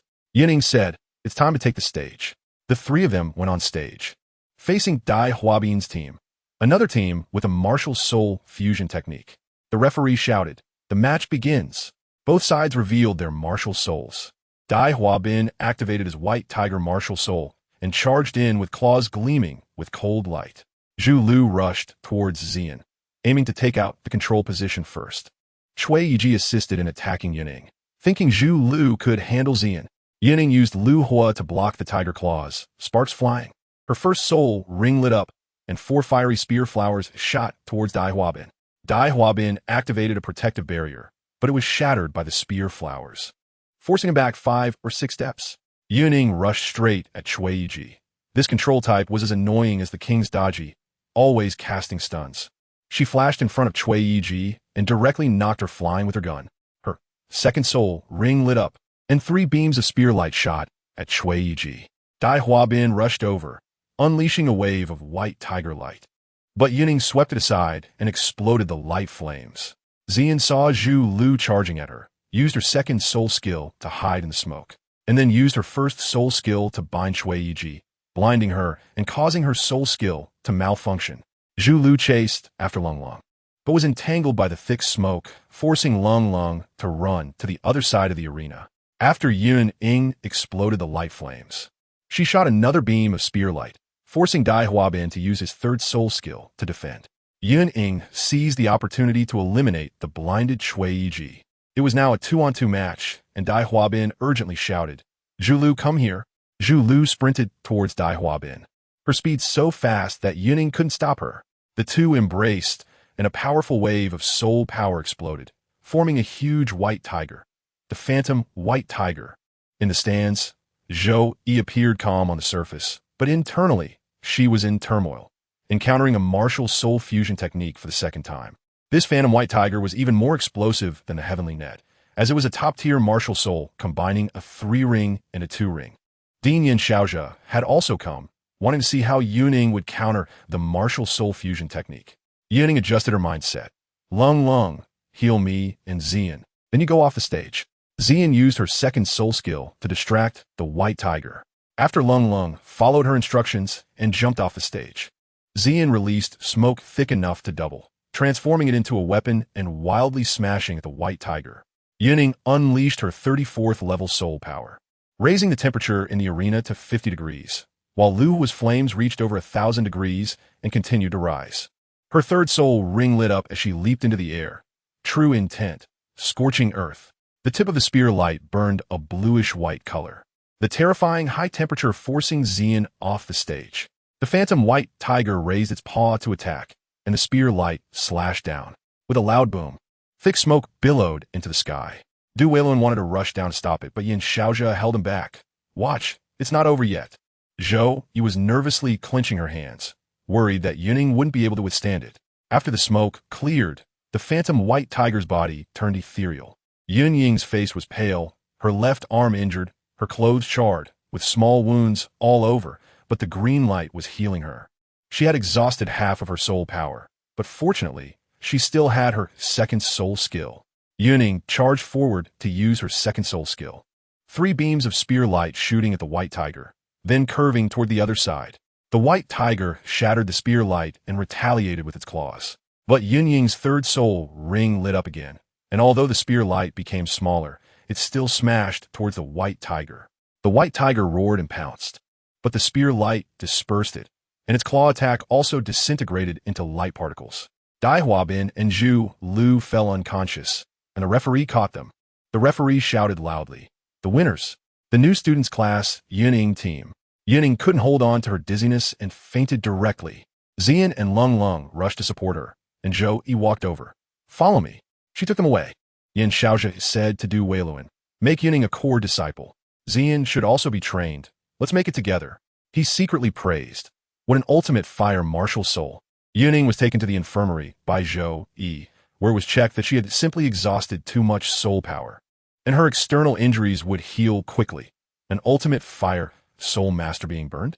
What a joke. After recovering her soul power in the dormitory at noon, in the afternoon, Yun Ying and the others participated in the finals, facing Hui Yuhao's team. Hui Yuhao was level 16, and Wang Dong was level 28. Even with a martial soul fusion technique, how much could they exert? Their cultivation was lower than Yun Ying's. And the additional effect of true intent, Scorching Earth, was triggered directly. This match lasted longer than the last, as Hui Yuhao's spirit detection was like a cheat. But in the end, Yun Ying and her team still won and became the champions. When the champion was announced, Xian and Lung Lung cheered, and Yun Ying smiled too. Zhou Yi rushed down from the high platform, joyfully bouncing with them like a child. Hui Yuhao and his team stood aside dejectedly, with Wang Dong glaring fiercely at Yun Ying. Having been crushed in the finals, he had to endure the high temperatures, and even their martial soul fusion technique, Radiant Golden Path, was forcibly split apart by Yun Ying's third soul skill. After the excitement, Zhou Yi noticed the unusual expressions of Hui Yuhao's team and approached to comfort them. She hadn't expected the two to actually use a martial soul fusion technique, which was quite powerful, but it was still not enough against Yun Ying. The results of the finals spread throughout the outer academy, and Yun Ying became the strongest new student. Hui Yuhao was also happy to take second place, having achieved Zhou Yi's top 3 goals, and that evening, he went off to a grilled fish stall. Yun Ying, Wang Dong, Xiao, bye-bye. And Tanya went to the wilderness to eat grilled fish, with Xian tagging along as a regular customer. Tanya asked Wang Dong to join the Tang sect, and he agreed. He pulled Xian and Xiao Xiao along, and Xiao Xiao agreed, while Xian said she would think about it. The Tang sect now had 5 members. Finally growing stronger, Tanya was the happiest. After finishing their meal and chatting, everyone left. The next morning, the new students gathered at Shrek Square for class division. Douluo led over a dozen teachers, and Yun Ying recognized Zhou Yi, Wang Yin, and Chen Feng. Douluo called out. The third-place Dai Huabin's team stepped forward. Dai Huabin's trio looked grim. The second-place, Wang Dong's team, stepped forward. Yuhao's trio hesitated but still stepped forward. And Yun Ying sighed. He won't become a core disciple. The first place, Yun Ying's team, stepped forward. Thunderous applause erupted, and Douluo announced the rewards. The top 3 will receive soul rings when obtaining their soul rings, and the academy will help acquire extreme soul rings. The students were all astonished. He continued, Yun Ying's team will receive special rewards. Follow me to claim them after class division. After reading the list of core disciples, Yun Ying, Wang Dong, Xian, and Xiao Xiao were at the front, with Dai Huabin also included, but Hui Yuhao was the only one missing. After class division, Yun Ying and the others received a special reward, the left leg bone of the Clear Sky Magic Leopard, and Zhou Yi also gave them a secret method soul bone. The left leg bone was given to Xian, and the secret soul bone was given to Lung Lung. Yun Ying didn't take it, feeling it was a waste of space. The next day, they entered a new class. Class 1 of first grade was the strongest. During the election for class president, Yun Ying easily became the class leader. She was the only one who could break the 3 major martial soul fusion techniques with the highest cultivation level. For the vice president election, Hui Yuhao won against Wu Feng. On the third day, Zhou Yi came, threw out 4 core disciples, and sent over 20 people outside for class, designating Yun Ying as the class leader and Hui Yuhao as the vice leader. Xian had no objections, and Yun Ying secretly praised. Seeing it live is more thrilling than in the novels. 8 months later, the first academic year ended, welcoming a month of vacation. Yun Ying rose from level 34 peak to level 39 peak, just 1 step away from level 40. Cultivation slows down after Soul Master level 30. And Extreme Martial Souls level up even slower. Her rise of 5 levels in 8 months was extremely rare, and she was only about 11 years old. The next morning, Yun Ying entered the classroom with Xiao Xiao. When Zhou Yi and Wang Yin entered, the originally noisy classroom instantly quieted down. No one wanted to provoke this fierce teacher. Wang Yin went to the podium. Today is the last day of the first grade, and there are no teaching tasks. Just a few words, and you can pack up to go home. The students cheered directly, as they all wanted to go home to see their families. Wang Yin then talked about the upgrade assessment after the vacation and mentioned the class assessment, causing everyone's excitement to vanish. Even the more powerful students were confused. They were afraid they couldn't keep up with their teammates. After Wang Yin announced the end of class, the students quickly left. Zhou Yi called, Yun Ying, Hui Yuhao, Xian, Wang Dong stay. After the 4 remained, Zhou Yi asked, what do you think about the class assessment? Wang Dong smiled bitterly. What else can we do? Just work hard. Hui Yuhao nodded in agreement. Wang Yin added, You have to work hard in the next month. Yun Ying, you aim for the 4th ring. Hao, you aim for the 2nd ring. Is that okay? Yun Ying decisively replied, no problem. Hao quickly agreed as well. He continued. About 10 days before school starts, Wang Laosher and I will receive the assessment content. So you guys try to come back early. Zian guaranteed. Don't worry, we will definitely return early. After the 4 said goodbye to their teachers in the evening, Hao fulfilled his promise, inviting He Kai 2 and 8 others to eat grilled fish together, and the atmosphere was fantastic. The next morning, Yun Ying bid farewell to Xiao Xiao and left Shrek Academy alone. Looking back at Shrek City disappearing behind her, she self-deprecatingly thought, when did I become so sentimental? She tidied up her mood and continued on her way. 4 days later, Yun Ying arrived at a small town on the border of the Heavenly Soul Empire. Looking at the ancient-style buildings, she sighed, it looked so much like the ancient towns before I crossed over. The town was not large, but had complete shops and many people, mostly ordinary citizens. She heard that Douluo City was 20 kilometers further south, and the town had no soul masters guarding it, just about 10 soldiers, who had lost their vigilance due to years without any incidents. Yun Ying found an inn to open a room, planning to rest for one night before continuing south. She just needed to return to Shrek within a month. So it didn't matter where she went. She returned to her room to meditate, and only went downstairs to find something to eat in the evening. Seeing the Dunxiao donkey meat shop, she felt the name was familiar, went in to try it, and found the donkey meat delicious with great sauce, costing only 7 copper soul coins. She thought about staying here for a long time, though it was just a fleeting thought. While eating, she noticed 3 people in black cloaks who didn't even take off their hats while eating. She wasn't surprised. There were plenty of people wearing FFF group costumes at comic exhibitions before she crossed over. After glancing at them a few times, she withdrew her gaze and finished her meal before returning to the inn to continue her cultivation.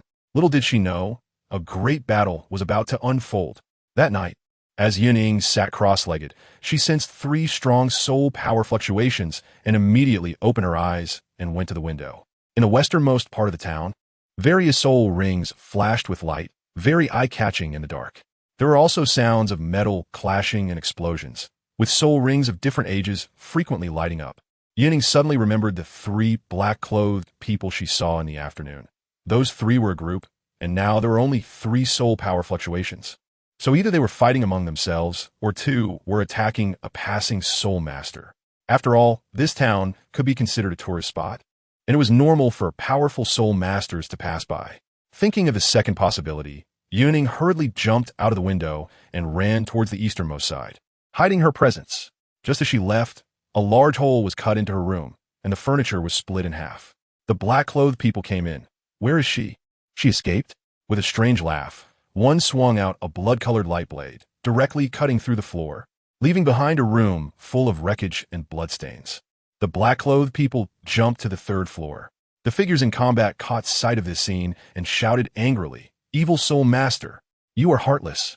The blood tumor laughed maniacally. "You're not much better. I am a blood tumor, the one who wants your life." Saying this, he sent the blood insects charging forward. The figure's 6th soul ring lit up, and white light repelled the blood insects. "I, Li Qing, am a toDouluo." The blood tumor laughed even more wildly. "Just level 91. We are both level 87. One level 86 soul Douluo. You can't escape." Li Qing panicked. Evil soul masters usually operated with 5 or more people. He was originally a toDouluo from the Douluo Empire. On a secret mission when he was ambushed, there were 9th level soul guiding devices in his storage ring, and to protect what was inside, he had already ruined a bunch of soul guiding devices. Just as he was fending off the attacks, 2 soul saints emerged from the shadows, making it him against 3 great soul Douluo plus 2 great soul saints. Li Qing gritted his teeth and opened a restriction on his storage ring. "I'd rather die together." He fired a signal flare and activated 2 8th level and 2 7th level soul guiding bombs to self-destruct. The blood tumor shouted, "Hurry and stop him." The 5 rushed over, and Li Qing grinned. "It's too late. We'll die together." An earth-shattering explosion erupted, white light illuminating the night sky, and the Douluo City army immediately mobilized. Yun Ying, who had run far away, hid in a tree, watching the white light dissipate, clapping her hands and shouting, "Good, here comes the action." Summoning her flaming fire, she felt excited and dashed towards a small town. Of course, she was going to pick up a package in the Douluo Empire's Jingyan City. The four-ring soul sect was dazed on the city wall when they suddenly saw a toDouluo special signal flare, followed by an explosion. He was shocked. Not good. Something has happened. He rushed into the city tower to wake the soldiers. Quickly report to the city lord's mansion to mobilize troops. The soldiers immediately ran, and the soul sect leaped down from the city wall towards the explosion site. Yun Ying returned to the small town and was dumbfounded. The entire town had turned into ruins, with debris and blood everywhere, and the 6 people were all gone without a trace. She felt disappointed. Is everything gone? Just as she was about to leave, she noticed a protruding piece in the center of the pit, picked it up, and using her flaming fire to take a look. Surprisingly, it was a storage ring. She attempted to probe it, and her spiritual power faced no obstacles at all. Inside were more than a dozen soul guiding devices, a pile of gold soul coins, and a small round platform covering something, along with miscellaneous items. Yun Ying was dumbfounded. Is this person stupid? No restrictions? Or did they open it? Could it be a trap? Feeling that something was off, Yun Ying quickly became alert and looked around, but aside from the sound of the wind, there was nothing else. She muttered, "Forget it, I better leave quickly. This place just exploded, and it's full of debris and blood, giving off a terrifying vibe." Just as she was about to mobilize her soul power, she suddenly sensed a strong soul power fluctuation, startling her. Crawling out from the ruins was the blood tumor. With only one arm left, his chest a bloody mess, his clothes torn, and several clumps of hair burned, Yun Ying didn't relax. Watching the blood tumor cough up blood and sway as he tried to stand up, quietly backing away, she wasn't confident about defeating an 8-ring soul toDouluo. The blood tumor suddenly screamed, "Leeching, ah ah." Yun Ying turned and ran. The blood tumor roared, "I'm still alive." Just as he transformed into a blood insect and tried to chase, he was interrupted by an attack. The arriving soul saint shouted angrily, "Blood tumor." Treating him as the murderer, he activated his martial soul true body and unleashed his soul skills in a frenzy.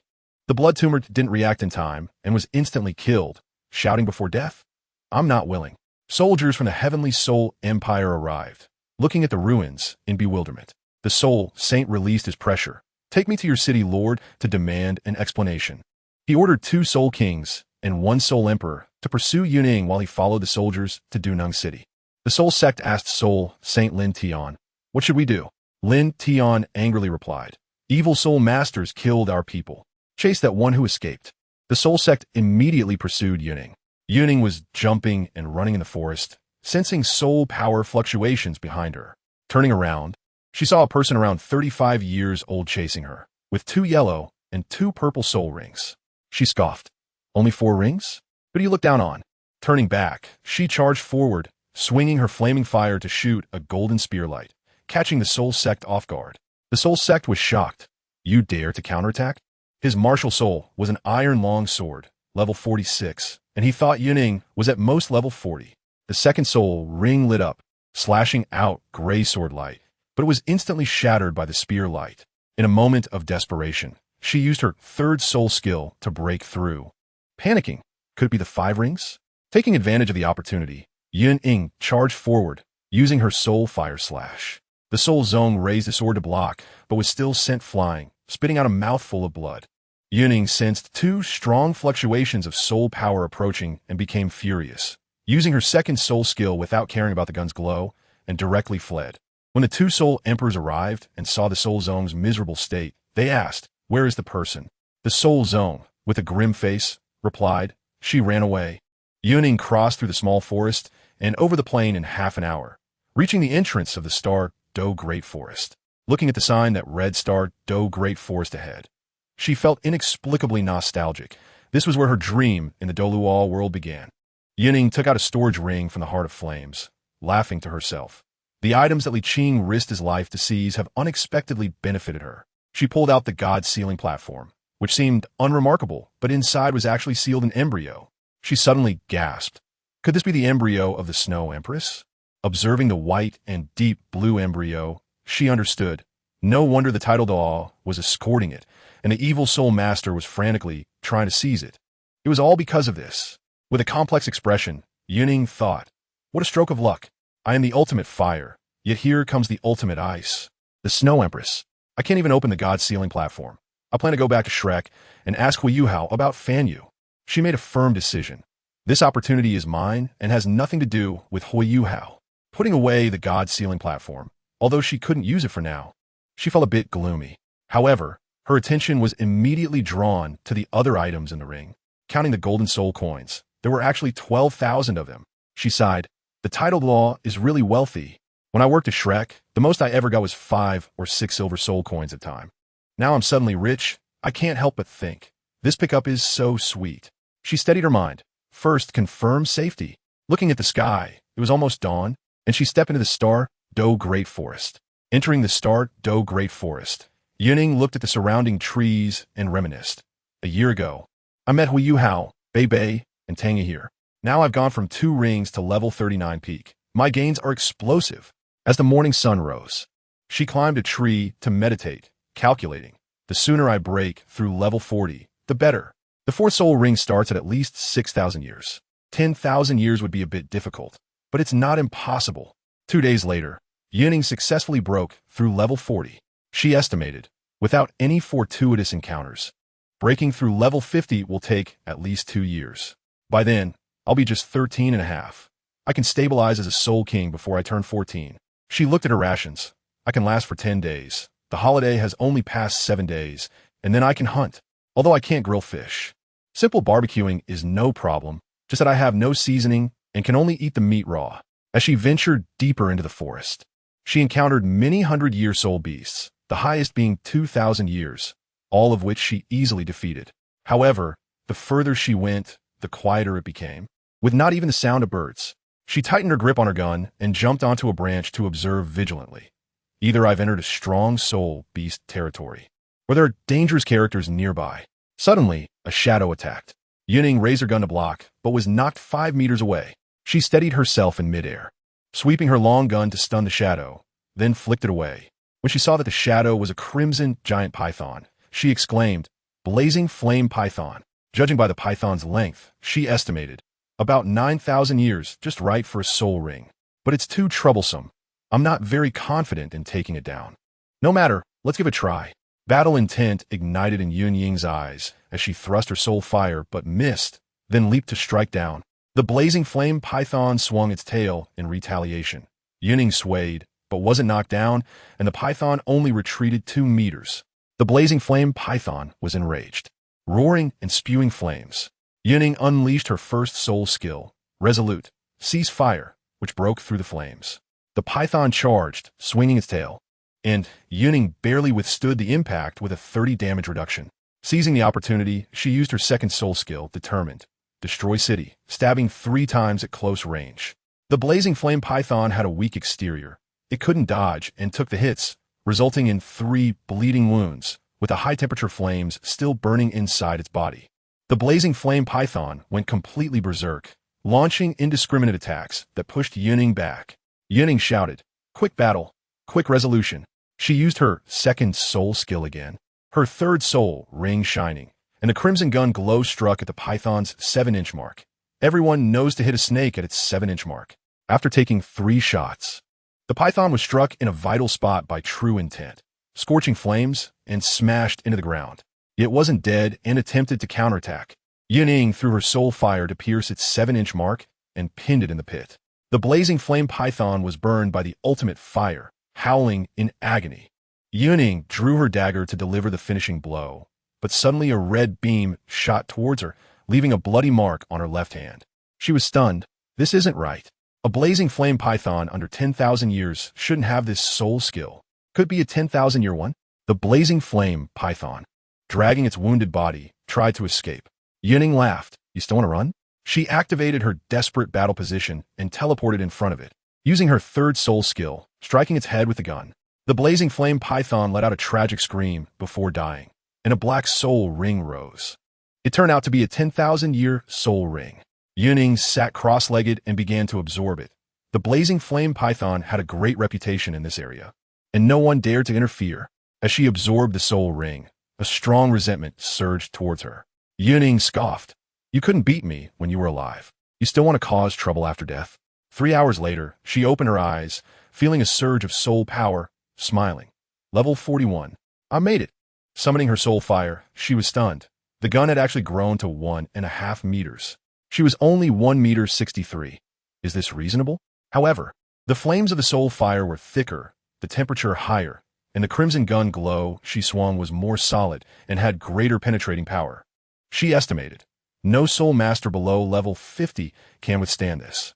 Above level 50, it's still manageable, but a 6-ring soul emperor is out of the question. Thinking of soul guiding devices made her uncomfortable. Can't I just focus on practicing my soul power? Why do I have to deal with soul guiding devices? Previously, when she encountered a defensive soul master, just as she was about to win, the opponent pulled out a soul guiding cannon and stunned her. She felt, relying on strength is more reliable. Soul guiding devices are just external forces. However, she could accept auxiliary and defensive soul guiding devices since they didn't require learning combat techniques. Throughout the entire school year, she had only used soul guiding devices 3 times. And 2 of those times were when Huiyuhao let her try them.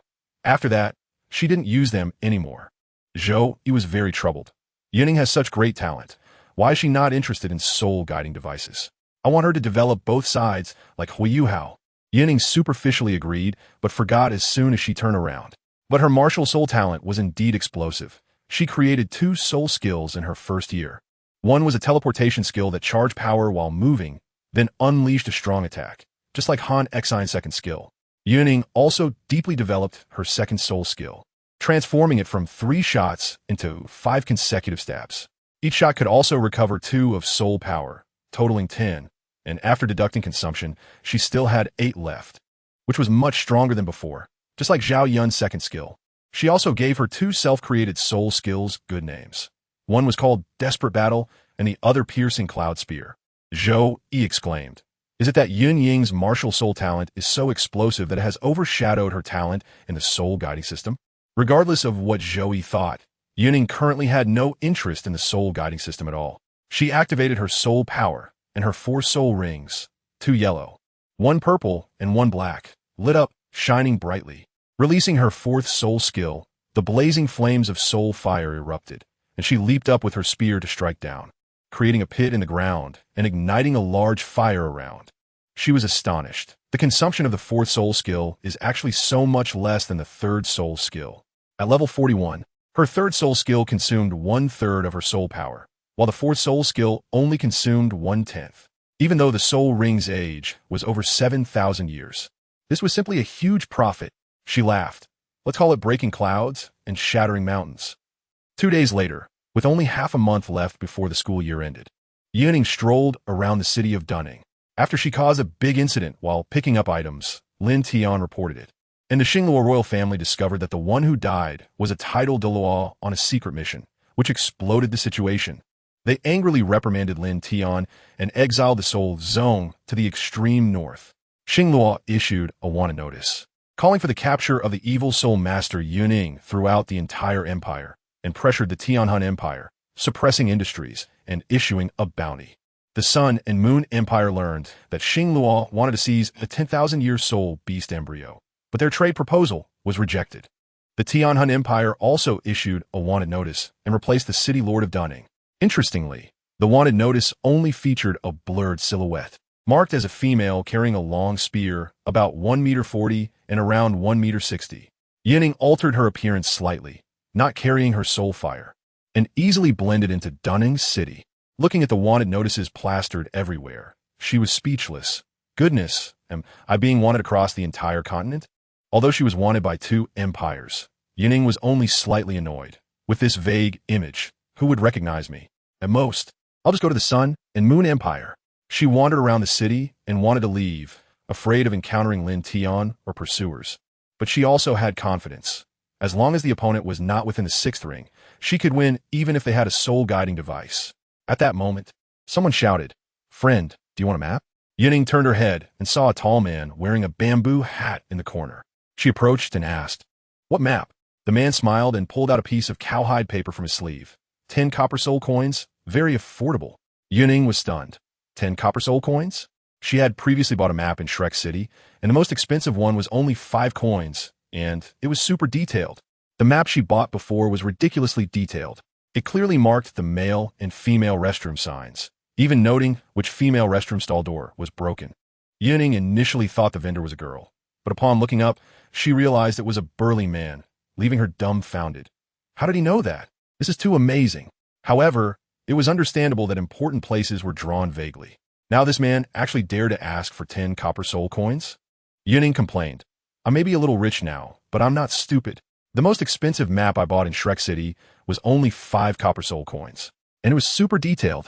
The man continued to tempt her, but Yun Ying wasn't buying it. Don't play tricks.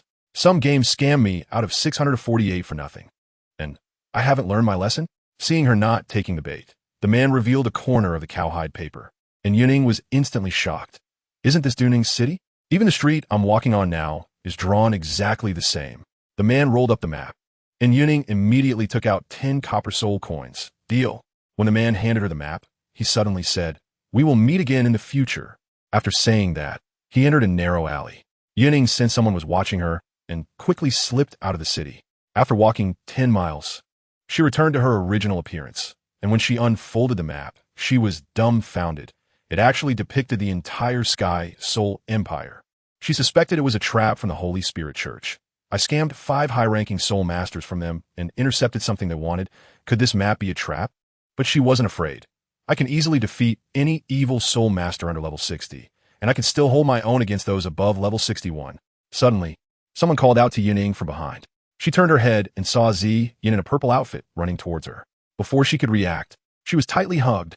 Ziyin excitedly rubbed her face. "It's really you. I thought I had recognized the wrong person." Yun Ying helplessly said, "Let go of me first. My clothes are wrinkled."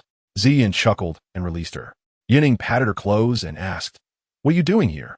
Ziyin replied, "Teacher Zhou asked us to come back early. I was bored at home, so I came back early. By the way, are you going back to the academy, too?" Yun Ying nodded, and Ziyin immediately grabbed her hand. "Let me tell you, the Sky Soul Empire and the toDouluo Empire are after someone. They say that person stole something from the toDouluo Empire and even killed their people. Isn't that amazing?" Yun Ying felt awkward and scratched her foot. "Indeed. Quite amazing. Can't say that person is me, right?" Once Ziyin finally finished, Yun Ying quickly changed the subject. "By the way, what level are you at now?" Ziyin proudly raised an eyebrow. "Level 28. That's pretty high in our class, right?" Seeing that Yun Ying didn't seem surprised, she asked, "Did you break through to the 4th ring?" Yun Ying nodded, and Ziyin's eyes widened in shock. "I thought being level 28 was impressive, but you've actually reached the 4th ring." 5 days later, the two finally saw the shadow of Shrek City. Ziyin flopped her face and wailed, "Finally here? This journey has almost exhausted me." Yun Ying laughed and pushed her. "Hurry up and go in, just in time to see what the upgrade assessment is all about." In her heart, she was clear. It was nothing more than fighting soul beasts, and at that time, Hui Yuhao would want to show off a bit during this assessment. Yun Ying was planning a big project in her heart, opening a restaurant to promote the delicious food of Huaxia from her past life. She had been delaying because she didn't have money, but now with a pile of gold soul coins in her heart, it was enough. She had to thank that toDouluo who sponsored her friendship. He would probably explode in anger underground. The two entered through the east gate of Shrek City. Yun Ying said, "Ziyin, you go back to the academy first. I have something to take care of." Ziyin nodded and left. Yun Ying turned right along the street, wanting to find a shop to serve as the headquarters for her sect. But she didn't see any after walking to the southeast corner. Who would be willing to sell a shop in Shrek City? She turned left for 50 meters and finally spotted a 2-story small building with a sign saying for sale. She complained, "This advertisement is too strong." Still, she walked in, knocked on the door, and a man about 1.8 meters tall opened it. Yun Ying looked up and asked, "Are you selling this building?" The man was surprised, but let her in. Yun Ying, puzzled, asked, "Is there something wrong with this building?" The man, with a pained expression, said, "My name is Liu Yan. Something happened in my hometown. My brother was cursed by an evil soul master, and I urgently need money to buy medicine. Otherwise, he will die within 8 days." Yun Ying looked around. The first floor was 250 square meters, and the second floor had a 40 square meter balcony. She was quite satisfied and asked, "How much?" Liu Yan reluctantly said, 110,000 gold soul coins. Yun Ying hesitated. "How about 90,000? I only have 250,000 and need a budget." Liu Yan quickly added, "There's also a basement. It was built 2 years ago, originally intended for storage." Yun Ying was stunned. 2 floors aren't enough, and you added a basement? After deliberating, she said, "Then make it 100,000.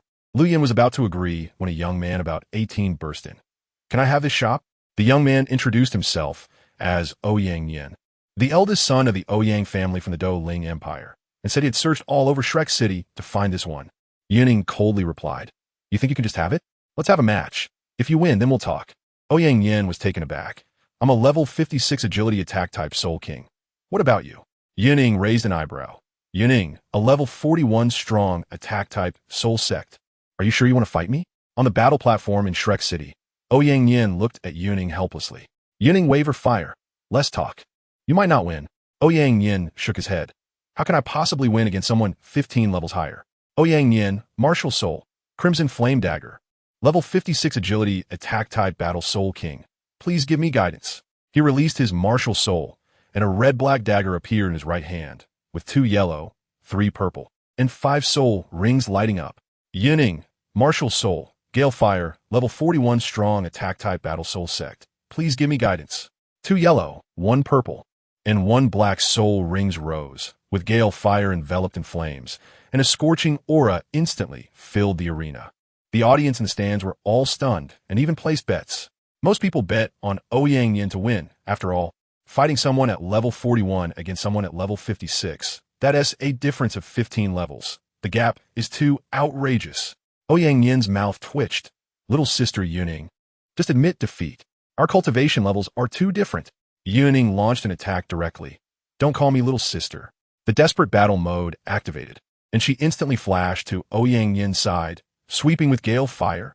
Ouyang Yin was surprised but reacted quickly, using his second soul skill, Crimson Flame Shield, to block, but it shattered with a loud bang. He hurriedly used his first soul skill to enhance the Crimson Flame Dagger to block it, then unleashed his third soul skill, Blade Flame Storm. Yun Ying attempted to block but found her movements hindered, so she jumped into the air, landing behind Ouyang Yin to launch 5 consecutive stabs with the cloud-piercing gun. Ouyang Yin quickly used his shield to create distance. Feeling panicked inside, "Why is my martial soul trembling? Is it an extreme martial soul?" Yun Ying watched Ouyang Yin's shadow, feeling a bit annoyed, and used the desperate battle mode to flash to the corner, ready to sweep as he charged over. Ouyang Yin's 4th soul ring lit up, and he copied the Crimson Flame Dagger to perform a cross slash. Yun Ying activated her sharp intent. Destroy City. 3 gun lights clashed with the cross slash, shattering it. Ouyang Yin smiled. "You're really strong. You dare to fight someone 15 levels higher." Yun Ying directly unleashed the cloud-piercing Break Mountain, and Ouyang Yin dodged the counterattack. Yun Ying leaped back for a heavy strike, and a torrent of flames erupted. Ouyang Yin used a shield to block it. Ouyang Yin's 5th soul ring lit up. Frenzied Flame Acceleration. Speed doubled. "You can't block it. Just admit defeat." Yun Ying raised an eyebrow. "Are you that confident?" "I won't admit defeat just because you say so."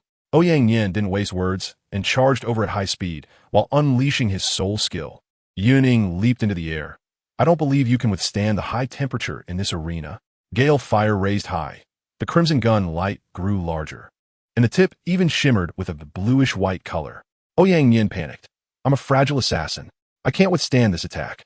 The invincible shield is too expensive. I can't use it." Yun Ying shouted. True intent, blaze. The gun light fell, not hitting Ouyang Yin directly, but smashing the competition platform into a long pit. Yun Ying landed. "How about that?" Ouyang Yin was dazed. "I admit defeat." He felt bitter inside. "Luckily, it didn't kick me out, or it would have been a disaster." Yun Ying won this match. Those who bet on Ouyang Yin were all dumbfounded, while those who bet on Yun Ying made a fortune, previously mocked. Now, they were directly slapped in the face.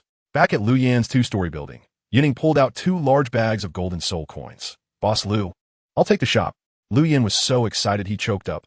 Finally gathered enough money. Ouyang Yin sighed beside him. "The task can't be completed." Yun Ying was curious. "What task?" Ouyang Yin grimaced. "My sister wants to open a restaurant at Shrek, and I couldn't get the shop." Yun Ying's eyes lit up. "I have an idea. I want to open a shop on the 2nd floor, and I need staff. How about letting your sister manage the restaurant?" Ouyang Yin was confused. "What about me?" Yun Ying joked. "If you want to work, you can come wash dishes." Ouyang Yin panicked. "I'm a young master. At least I should be the boss, right?" Yun Ying laughed. "It's settled then." Lu Yan took the hint and left to let the two talk. After settling this matter, Ouyang Yin said he would go back to tell his sister and give a reply in 8 days, just in time for the start of school. Yun Ying planned to renovate the shop in these 8 days. She found a renovation shop at the North Gate, and, after discussing the price, it was set at 9,500 golden soul coins. The style was chosen to be Huaxia style. selling traditional Huaxia cuisine that has been passed down for 5,000 years. Yun Ying was secretly pleased. The recipes I got in my previous life weren't wasted. I lost money when I opened a restaurant before, but now I can finally use them. After contacting the renovation team, Yun Ying went to report to the academy. Arriving at the teacher's office in the white teaching building, she knocked on the door, and Zhou Yi called her in. She pushed the door and saw Ziyin and Zhou Yi chatting, saying, "Hello, Teacher Zhou. I'm here to report." Looking up, Yun Ying was shocked. "Teacher Zhou, it's you?" Zhou Yi surprisingly wasn't wearing a mask. Her face looked much softer and younger by several years. Ziyin explained, "Teacher Zhou wears a mask to keep the students in check." Zhou Yi smiled. "This is my real appearance." Zhou Yi handed her an upgrade assessment form. "Take a look at the content." Yun Ying glanced over. Battle against 100-year to 1,000-year-old beasts, scored based on performance. Total group score ranking. She muttered, "Only 1,000 years at most? That's too weak." Zhou Yi helplessly replied, "You're already at the 4th ring, of course. You think it's weak? Most other students are at the 2nd ring. Battling 1,000-year-old beasts is already very strong." Yun Ying suddenly understood and asked, "Is Teacher Fanyu here? I have some questions to ask." Zhou Yi's eyes brightened. "Are you interested in the soul guidance system now? I'll take you there." Ziyin said, "Let's have dinner together tonight." Yun Ying nodded and followed Zhou Yi to the soul guidance system. Meeting Fanyu, Yun Ying immediately asked, "Teacher Fanyu, do you have a sealing-type soul guidance device? How do you seal?" Fanyu was taken aback. Sealing soul guidance devices are high-level and hard to make. It depends on the specific type. Do you have one? Yun Ying was stunned and quickly said, "I'll draw a rough sketch for you." She took out paper and pen and sketched the general appearance of the God sealing platform. Fanyu went back to his room and brought out a soul guidance device. This is a level 7 sealing ball, almost the same as what you drew. The switch is at the bottom of the platform. Just inject soul power to activate it. Yours probably operates the same way. Yun Ying saw that the sealing ball looked like the God sealing platform on the outside, but the functionality was worlds apart. The God sealing platform could seal the Snow Emperor embryo, while this sealing ball could at most seal some ordinary items. Fanyu then asked, "Can you bring your soul guidance device for me to study sometime?" Yun Ying felt secretly pleased. The God sealing platform has no offense or defense. Just taking up space, it's perfect to sell for money. She immediately replied, "No problem." After saying goodbye to Zhou Yi and Fanyu, Yun Ying rushed back to her dorm, eager to try out the method. She closed the door and took out the God sealing platform. After injecting soul power, the bottom indeed lit up. She pressed down on the protrusion, and with a crisp sound, the cover slowly lowered, revealing the Snow Emperor embryo. And the cold air instantly froze the dorm room. Yun Ying quickly urged the blazing fire, and the extreme fire clashed with the cold air, surprisingly reaching a stalemate. She tried to absorb the embryo into the heart of the blazing sun. The first 2 attempts failed, but the 3rd time succeeded after she injected enough soul power. She also wrapped a layer of flame light around the embryo to suppress the cold air, muttering, "This thing could explode at any moment. When will it hatch?" She calculated, "I need to find ice attribute heavenly materials to speed things up." After the upgrade assessment, there will be a treasure reward meeting, and the restaurant should be opening soon. The money from selling the God sealing platform should be enough. At this moment, outside the dorm building, an old man on a lounge chair quietly opened his eyes, glanced at Yun Ying's dorm, and slowly closed his eyes again. That night, Yun Ying made an appointment with Ziyin for dinner. Ziyin complained. The cafeteria food at noon was terrible, wasted 4 copper soul coins. The two found a noodle shop, and, as Yun Ying looked at the surrounding lights and crowds, she suddenly felt dazed. Why does this scene feel so much like in Huaxia? Ziyin looked puzzled, and she quickly changed the subject. "The noodles are here. Hurry up and eat. Don't let them get cold." After half an hour, they settled the bill and returned to their respective dorms. As soon as Yun Ying entered the door, she frowned. There was a layer of dust on the bedboard. She quickly cleaned it up and even wiped Xiao Zhao's bed. She spread out the bedding and lay down. "As a 4th ring in the outer courtyard, I can walk around easily. I'm exhausted from the journey. I'll take a break tonight." 6 days later, Yun Ying walked to the small building in the southeast corner. The renovation team said it would be finished today. Staying at the academy was too boring, and she noticed that the Snow Emperor embryo seemed to have grown a bit compared to 6 days ago. She couldn't tell exactly how much, but she could feel the difference. Arriving in front of the small building, Yun Ying was directly stunned. An ancient and elegant Huaxia-style building, with red walls and red lanterns, had become the most beautiful one on this street. The head of the renovation team said, "We VE finished according to your requirements." Yun Ying was overjoyed. This looks exactly like ancient Huaxia architecture from my previous life. It's amazing. After thanking the renovation team, Yun Ying walked inside. The ancient chairs paired with warm yellow lighting created an ancient charm everywhere. The second-floor storage room was made of redwood, and the balcony and bedroom were even more exquisite. She was overjoyed. The efficiency is incredible. There are still 2 days left before the appointment with Ouyang Yin, so I'll go back to the academy first. She bought equipment on the way back and locked the door just as it was almost noon. After buying a few buns, she ate while heading back to the academy, her mind racing with calculations. What dishes will the restaurant focus on? How to make a name for it? What should the pricing be? How to calculate employee salaries? She also decided to operate 24 hours. Soul Masters can stay up late without issues, and maybe someone will want a midnight snack. Back in the dorm, Xiao Xiao suddenly rushed over and hugged her. Yuning, I missed you so much. Yuning regretted coming back early. After Xiao Xiao finished her excitement, she found an excuse to sneak back to the restaurant. Looking down at the bustling street from the second floor, writing plans, it was a fantastic view, directly facing the flower bed, lifting her spirits. By midnight, she just slept in the restaurant, too lazy to go back to the dorm. But she didn't know that at Shrek Academy, Zhou, Yi, and Xiao Xiao, and the newly arrived Wang Dong were in a panic. It was fine that Yuning hadn't returned to the dorm, but Hu Yuhao hadn't been seen at all, still fooling around between Fan Yu and Zhou Yi. And Zhou Yi was about to explode with anger. The next day, Yuning returned to the academy, and as soon as she entered the door, she was blocked by Ziyin. Where did you go last night? Hui Yuhao hasn't returned yet. Yuning shrugged. Maybe Bei Bei and Tang Yi took him to get his soul ring. She was clear in her heart.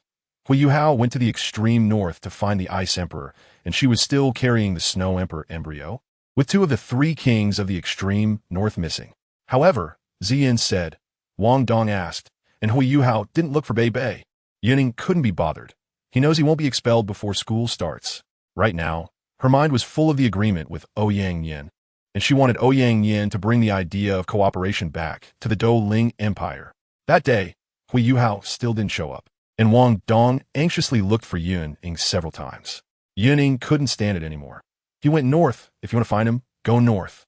Wang Dong was confused. North? The Stardow Forest isn't in the north. Yun Ying didn't care how he thought. She just said the extreme north was too troublesome. Better to let him guess.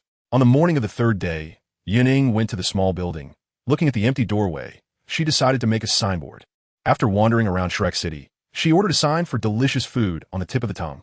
The shop owner's martial soul was a signboard, and he directly used soul skills to create the sign. A nearby soul master with a brush martial soul wrote the characters, and it was done in no time. Yun Ying was stunned. There are so many talented people. Each one has their own unique skill. After paying and hanging the signboard, Yun Ying sat in the store, preparing the menu and waiting for Ouyang Yin. She had already told Zhou Yi that she would take care of things in the morning, and she had also registered for school yesterday, so she wasn't worried about being late. After half an hour, someone knocked on the door. When Yun Ying opened it, she saw Ouyang Yin smiling at the entrance. He stepped aside and introduced, Yun Ying, this is my sister Ouyang Yu. You, this is Yun Ying. Ouyang Yu looked Yun Ying up and down, her eyes lighting up. So you were the one who made my brother so happy? You look young and cute. Yun Ying also looked at Ouyang Yu, about 1.6 meters tall, with blonde hair and blue eyes in a white outfit, full of youthful energy. Holding back her laughter, she invited the 2 inside. Hello, I'm Yun Ying. As soon as Ouyang Yu entered, she was amazed. This decoration is incredible. Yun Ying proudly replied. This is a specialty from my hometown. Ouyang Yu immediately asked, what dishes do you want to focus on? I can help for free. Yun Ying handed her a stack of paper. These are the dishes and recipes. Take a look. Ouyang Yu took it and was confused. I've never seen this cuisine before.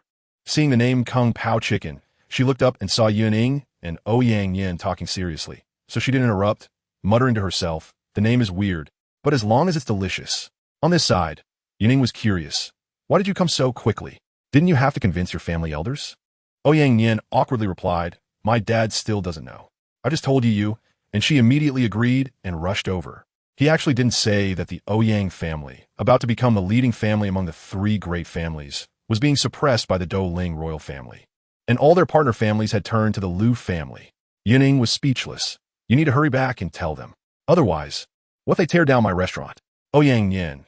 And as he walked forward, he called Ouyang Yu, who was engrossed in looking at the paper, and she casually said, let's go. Ouyang Yin left helplessly. Yun Ying asked, how is it? Can we do it? Ouyang Yu's eyes sparkled. In theory, it can work. You're so talented. Can I borrow the kitchen to try? Yun Ying nodded. From now on, the restaurant is managed by you. You hire the waitstaff, and I'll be responsible for the funding. Ouyang patted her chest. Don't worry. I've opened several restaurants in Douluo, so I have plenty of experience.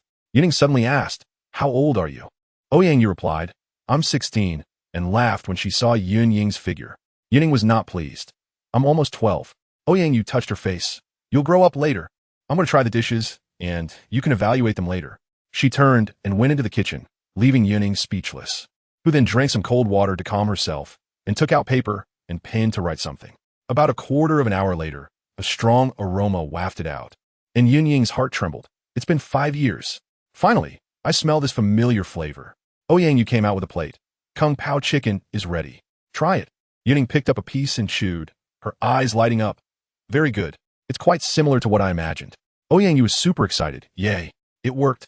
She also picked up a piece, and the rich flavor amazed her even more, making her admire Yun Ying's creativity. After finishing the Kung Pao chicken, Yun Ying took a sip of water. This restaurant will be yours to manage. I'll provide the funds, and I'll be the behind-the-scenes boss. Ouyang disagreed. Aren't you being too relaxed? Yun Ying smiled, patting her shoulder. I believe in you. Ouyang nodded and asked about the dish prices. Yun Ying said, I'll make a list, and you can take a look and make changes. By the time the two finalized the prices, it was almost noon. After Yun Ying finished tidying up, she headed to the academy. She didn't care how Ouyang managed it, as long as it didn't lose money and had a good reputation. She was also planning. When she had time, she would bring Yun over to teach Ouyang how to grill fish, adding another signature dish. When she arrived at the academy, it was bustling with activity. All the students had returned. Yun Ying went to the cafeteria for a meal, internally complaining. Ouyang's cooking is still better. After eating, she returned to her dormitory, where Xiao Xiao was surprised. You're back. Yun hasn't arrived yet. Will he be expelled? Yun Ying lay on her bed. He might come back tonight.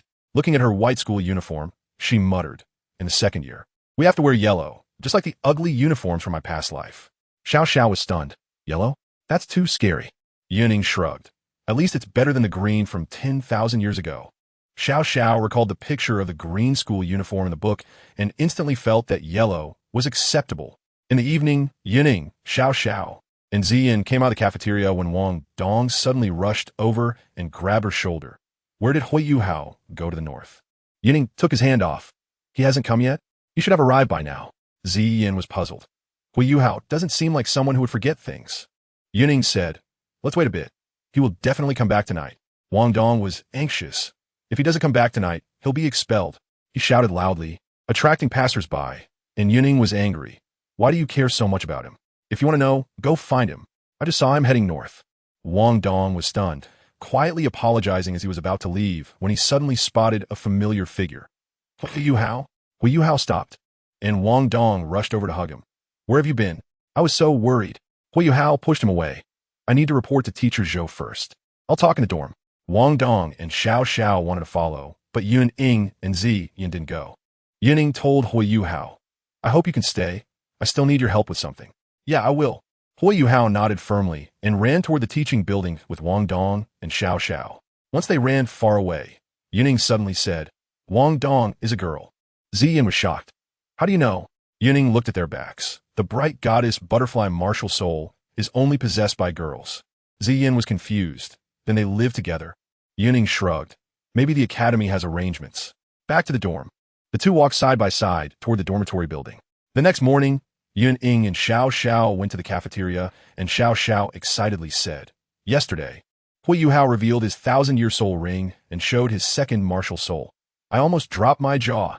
Seeing Yun Ying calm, she asked again, Twin martial souls are amazing. Why did he only show them now? Yun Ying deflected. Maybe he just awakened during the break. His innate soul power was too low to support it. Xiao Xiao was shocked again. Then our class has 3 twin martial souls now. Yun Ying quickly slipped into the cafeteria. I'm going to buy food. Xiao Xiao hurriedly followed. The two had just eaten for a short time when Bei Bei and Tanya walked over. Xiao Xiao was thrilled. Senior brother, Teacher Xiao Ya. Bei Bei greeted them with a smile and invited Yun Ying to join them in finding Yun. Yun Ying politely declined. She had no good feelings toward the Tang sect and deliberately kept her distance. Bei Bei and Tanya took Xiao Xiao away, and Tanya wondered, why is Yun Ying so distant? Bei shook his head, unable to explain. After Yun Ying finished eating and arrived at the classroom, Ziyin sat down gloomily. Our team is still short one person. Lung Lung went to class 4. Yun Ying was also stunned. Looking for Teacher Zhou? At this moment, a voice came from beside them. Hello, my name is Chun Ming, a level 29 assault system soul master. Can I join? Yun Ying and Ziyin were extremely surprised and immediately agreed. Just as Ziyin was saying that Teacher Zhou had arrived, the classroom instantly fell silent. Zhou Yi and Wang Yin walked in, still discussing at the door. When Wang Yin shouted, all the students looked over, and the two had to go out to talk. Ziyin was curious. What are they talking about? Yun Ying shrugged. Probably about Hui Yuhao being late. After a while, Zhou Yi came in, and the students immediately sat up straight to listen to the assessment matters. As soon as Zhou Yi finished explaining the precautions, she called out, Yun Ying, stand up. Yun Ying stood up, and Zhou Yi said, your team is short one person, and you need to team up with a student from the class. Do you have any objections? Yun Ying immediately said, Teacher Zhou, we have already teamed up with classmate Chen Ming. Zhou Yi was taken aback. It seems you resolved it privately, so I will report it. Okay, thank you, Teacher Zhou. After Yun Ying expressed her gratitude and sat down, the classroom door was suddenly knocked on. Wang Yin opened the door, and outside was Class 2's head teacher Mu Jin, accompanied by 2 teachers from the Academic Affairs Office. Zhou Yi's expression changed as she went outside, and the students in Class 1 immediately whispered. Everyone guessed it was about Hui Yuhao being late. Wang Yin called for silence and followed her outside. Hui Yuhao clenched his fists and lowered his head, while Wang Dong comforted him. It's okay. You'll definitely get through this. Outside, Zhou Yi and Mu Jin argued for a long time. Fan Yu and Du Weiluan also came to help, even awarding Hui Yuhao a level 2 soul mentor badge on the spot, leaving Mu Jin and the students stunned. In the end, Mu Jin could only leave angrily. And that was the end of the matter. At noon, Yun Ying, Ziyin, and Chun Ming had lunch together to recharge for the afternoon beast fighting assessment. In the afternoon, classes 1 and 2 entered the beast fighting area, and according to the rules, the class leader went first, with Class 1 sending Yun Ying. As soon as she entered the arena, Class 1's momentum directly overshadowed Class 2. Yun Ying chose the highest difficulty 1,000-year soul beast, but surprisingly, the arena released a 1,000-year Earth Demon Rhino. This creature was comparable to a 4 to 5,000-year soul beast. Zhou Yi frowned, while Mu Jin couldn't help but laugh in schadenfreude. Yun Ying touched her nose. The beast fighting arena really knows how to stir things up, but for her, a soul master of the 4th ring, this was a piece of cake. She summoned her blaze fire and executed a surprise attack from behind the Earth Demon Rhino. Although the Earth Demon Rhino had strong defenses, it still suffered a wound. It became enraged and launched a ground stomp attack. Yun Ying jumped into the air to dodge, then struck with her crimson spear, creating several blood holes. The Earth Demon Rhino charged at her with its horn, but she blocked it with blaze fire, seizing the opportunity to unleash her cloud-piercing spear, hitting it 5 times and causing burns. The rhino roared and unleashed sound waves, causing Yun Ying to briefly lose her balance and fall. It then stomped again, but she activated her blaze fire to create distance and unleashed her 3rd soul skill, disorienting the rhino. Finally, Yun Ying used her 4th soul skill to strike upward, delivering a final blow that heavily injured the rhino. After discussing with the teacher, Du Weiluan announced that Yun Ying had scored a perfect 150 points. Class 1 erupted in cheers, while Zhou Yi mocked Mu Jin, who looked extremely displeased. Secretly hoping that Hui Yuhao would mess up, Zhou Yi then sent Hui Yuhao into the arena, and he surprisingly chose the lowest difficulty 100-year soul beast. Zhou Yi was nearly furious, and Mu Jin began to mock again. The students of Class 1 were shocked and felt embarrassed, while Class 2 laughed wildly. The beast fighting area released a 100-year wind spirit wolf, and Hui Yuhao entered, directly showcasing his 2nd soul ring, a 400,000-year red soul ring. The Ice Emperor's oppressive aura instantly spread throughout the arena, causing both students and teachers to quickly activate their soul rings for protection. Yun Ying gripped her blaze fire. Being an extreme martial soul, the Ice Emperor's pressure didn't affect her much. However, the embryo of the Snow Emperor in her heart of flames reacted unexpectedly. Feeling the pressure, the embryo shrank violently, causing a surge of cold air that broke the previous balance. Yun Ying hurriedly infused more soul power to suppress the cold and reinforce the fire net to stabilize it. Meanwhile, Hui Yuhao was putting on an act, but suddenly, the Ice Emperor in his spiritual sea became excited, and the pressure intensified drastically, leaving Hui Yuhao stunned.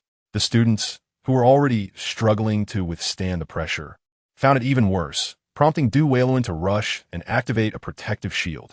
Yun Ying switched her blaze fire to her left hand, while her right hand held the trembling Ziyin, using the extreme fire to resist the pressure, instantly easing the burden on the surrounding students. She inwardly complained, "Snow Emperor, you have impeccable timing." In Hui Yuhao's spiritual sea, the Ice Emperor shouted, "This is the aura of the Snow Emperor." Tianming helplessly replied, "How do you prove that? Even if it is, what can you do?" The Ice Emperor fell silent, and Tianming continued, "Let Yuhao inquire in the academy. First suppress the pressure, or else we'll be exposed." The Ice Emperor retracted the pressure, but continued to chase after Tianming, saying, "Don't call me Bing Heir. Only the Snow Emperor can call me that." Yuhao came back to his senses and found the wind spirit wolf before him was now in a pitiful state. Foaming at the mouth, Douluo frowned from the stands, while Yun Ying quickly reinforced the fire net, anxious in her heart. "I must quickly buy ice attribute heavenly materials, or I want to be able to control it." Mu Jin was already dumbfounded. She had wanted to mock Zhou Yi but had no chance at all. Zhou Yi hurriedly asked Douluo if Hui Yuhao's score counted, and although the students were shocked, after watching Yun Ying easily defeat the 1,000-year Earth Demon Rhino, their astonishment had diminished. Ziyin quietly asked, "Is Hui Yuhao's 100,000 year soul ring real?" Yun Ying made up a lie. "It's fake." Xiao Xiao said his second soul skill is a simulation. Suddenly, the students began to stir. Someone had knelt down. Ziyin pulled Yun Ying to look, revealing a golden-haired boy kneeling before Hui Yuhao. It was Dai Huabin, who had been thrown out by teacher Zhou last year. Yun Ying explained, "They made a bet, and the one with the lower score has to kowtow and apologize." Dai Huabin slammed his head on the ground, blood oozing from his forehead. "I was wrong. I'm sorry." Hui Yuhao turned back to his team, and Dai Huabin glared at him with bloodshot eyes. Yun Ying suddenly warned, "Dai Huabin." Just as Dai Huabin was about to lash out, he met Yun Ying's cold gaze and instantly trembled, quickly lowering his head and saying nothing. Yun Ying withdrew her gaze, flicked her hair, and didn't say more. In the end, Douluo judged Hui Yuhao a perfect score, but due to his simulated soul ring paralyzing all the soul beasts in the fighting area, the assessment couldn't continue and was postponed for 3 days. Mu Jin was extremely dissatisfied. This round, not only didn't he embarrass Zhou Yi, but her class couldn't even reach Yun Ying's level. They lost major face. But Hui Yuhao's performance was outrageous, directly simulating a 100,000 year soul ring and forcing Dai Huabin to kneel and kowtow in front of over 100 students from both classes and the assessment teachers. Dai Huabin completely lost face. And Mu Jin was worse off. She had previously bet with Zhou Yi, insisting Dai Huabin would definitely win, only to find out she was the real fool. Unable to stay in the academy, Dai Huabin directly took leave and left. With the assessment temporarily halted, a major event occurred in Shrek City during these 3 extended days.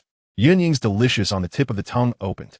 Ouyang Yu was incredibly efficient, hiring high-quality staff with good attitudes and exceptional culinary skills. Coupled with over 30 recipes of Huaxia cuisine provided by Yun Ying, she even developed new dishes, including local Douluo cuisine. The prices were considered cheap in Shrek City, and in just 2 days, it became a sensation throughout the city, with pure profits exceeding 1,000 gold soul coins and still rising. Yun Ying went to the shop to hear reports, feeling ecstatic. On the other side, Ouyang Yin rushed back to the Ouyang family in the Douling Empire. As soon as he entered his father Ouyang Feng's bedroom, he was hit by a teacup. Ouyang Feng shouted angrily, "Where did you take your sister?" Ouyang Yin was confused. He clearly instructed the maid to say his sister was out for fun. How did it get exposed? He quickly explained, even mentioning how he had been defeated by a 4-ring soul master, only to have Ouyang Feng throw a teapot. "You let your sister go work for others without sending bodyguards?" Ouyang Yin then realized and hurriedly ran off to find bodyguards. Fearing he would be hit again, Ouyang Feng watched his retreating figure and sighed. When will this kid mature a bit? The Ouyang family's relationship with the royal family is getting worse. They might not last until he becomes the clan leader. The assessment restarted, with all previous scores not counting, and Yun Ying had to take the test again. She was furious and bumped into Hui Yuhao and Wang Dong on the way. Seeing Hui Yuhao happily fiddling with his second-level soul master badge, she directly went up and tugged his ear. "You enjoyed showing off. And now I have to take the test again." Yuhao cried out in pain, and Yun Ying let go and laughed. I didn't even use much strength. Stop pretending, Yin chimed in. Yun Ying has been nagging all the way, saying you totally let her down. Wang Dong felt relieved. Luckily, I wasn't the first to take the test. Upon meeting Yun Ying's cold gaze, he immediately covered his mouth. I didn't say anything. So tell me, how will you compensate me for making me take the test again? Yun Ying crossed her arms and stared at Huiyuhao. She actually just wanted the grilled fish recipe to make delicious on the tip of the tongue even more popular and earn more gold soul coins. Previously, she sold the divine platform to Fanyu for 36 million gold soul coins, which was a great profit for a 9th level soul guiding device. Huiyuhao was confused. What do you want? Yun Ying pretended to think. How about you give me your grilled fish recipe? Huiyuhao was surprised. What do you want that for? Yun Ying replied confidently. I open a restaurant, and I want to use your grilled fish to make a name for myself. Is that okay? Before Huiyuhao could respond, Wang Dong exploded. You open a restaurant in Shrek City? What is it called? I want to go eat. It's called Delicious on the tip of the tongue, and it just opened not long ago. As soon as Yun Ying finished speaking, Yin was shocked. Is it the restaurant that became a sensation throughout the city in those 2 days? Wang Dong then remembered. No wonder it sounds familiar. I went to eat there yesterday and waited half an hour in line. Yin asked again. Isn't the owner the eldest young lady of the Ouyang family from Douling? Ouyang you? Yun Ying smiled. She manages things. I'm just the hands-off boss. Wang Dong was envious and cried. I want to earn money while lying down too. Yun Ying urged Huiyuhao. Will you give me the recipe? I'll give you 10 of the daily grilled fish profits. Yuhao calculated. This 10 was equivalent to his monthly income, and he immediately agreed. Yun Ying said, after school this afternoon, I'll take you to teach Ouyang you and write the recipe. Wang Dong and Yin immediately shouted, We're going too. Wang Dong confessed. I just want to take the shortcut. No need to queue. Yun Ying nodded, all right. The four were chatting happily when suddenly someone shouted, Huiyuhao, dare to gamble again? They turned around to see Dai Huabin. Yin directly confronted him. Isn't this the one who bowed that day? Here to bow again? Yun Ying and Wang Dong laughed uncontrollably, while Dai Huabin's face turned as black as coal, but he didn't dare to provoke Yun Ying. After all, Yun Ying could easily crush a land monster comparable to 4,000 or 5,000 years old. Dai Huabin suppressed his anger. I'm here for Huiyuhao and Wang Dong. Taking shortcuts doesn't count as skill. I'll bet on both of you, betting that my points exceed your total. Wang Dong got angry. If we're betting, let us do it. Loser bows 3 times. Huiyuhao also agreed. Seeing how you were willing to bet and admit defeat last time, I'll support you. Just as Dai Huabin was about to leave, Yun Ying added a parting shot. Wish you success. Bow 3 times. Dai Huabin left, gritting his teeth. Wang Dong exclaimed, Yun Ying, you are the real boss. Yin, your mockery was perfect. Dai Huabin's face was so dark. Yin was still puzzled. Isn't he just gambling again? Isn't that just another way to bow? No, I think Dai Huabin has a problem with his brain. Wang Dong finally stopped laughing.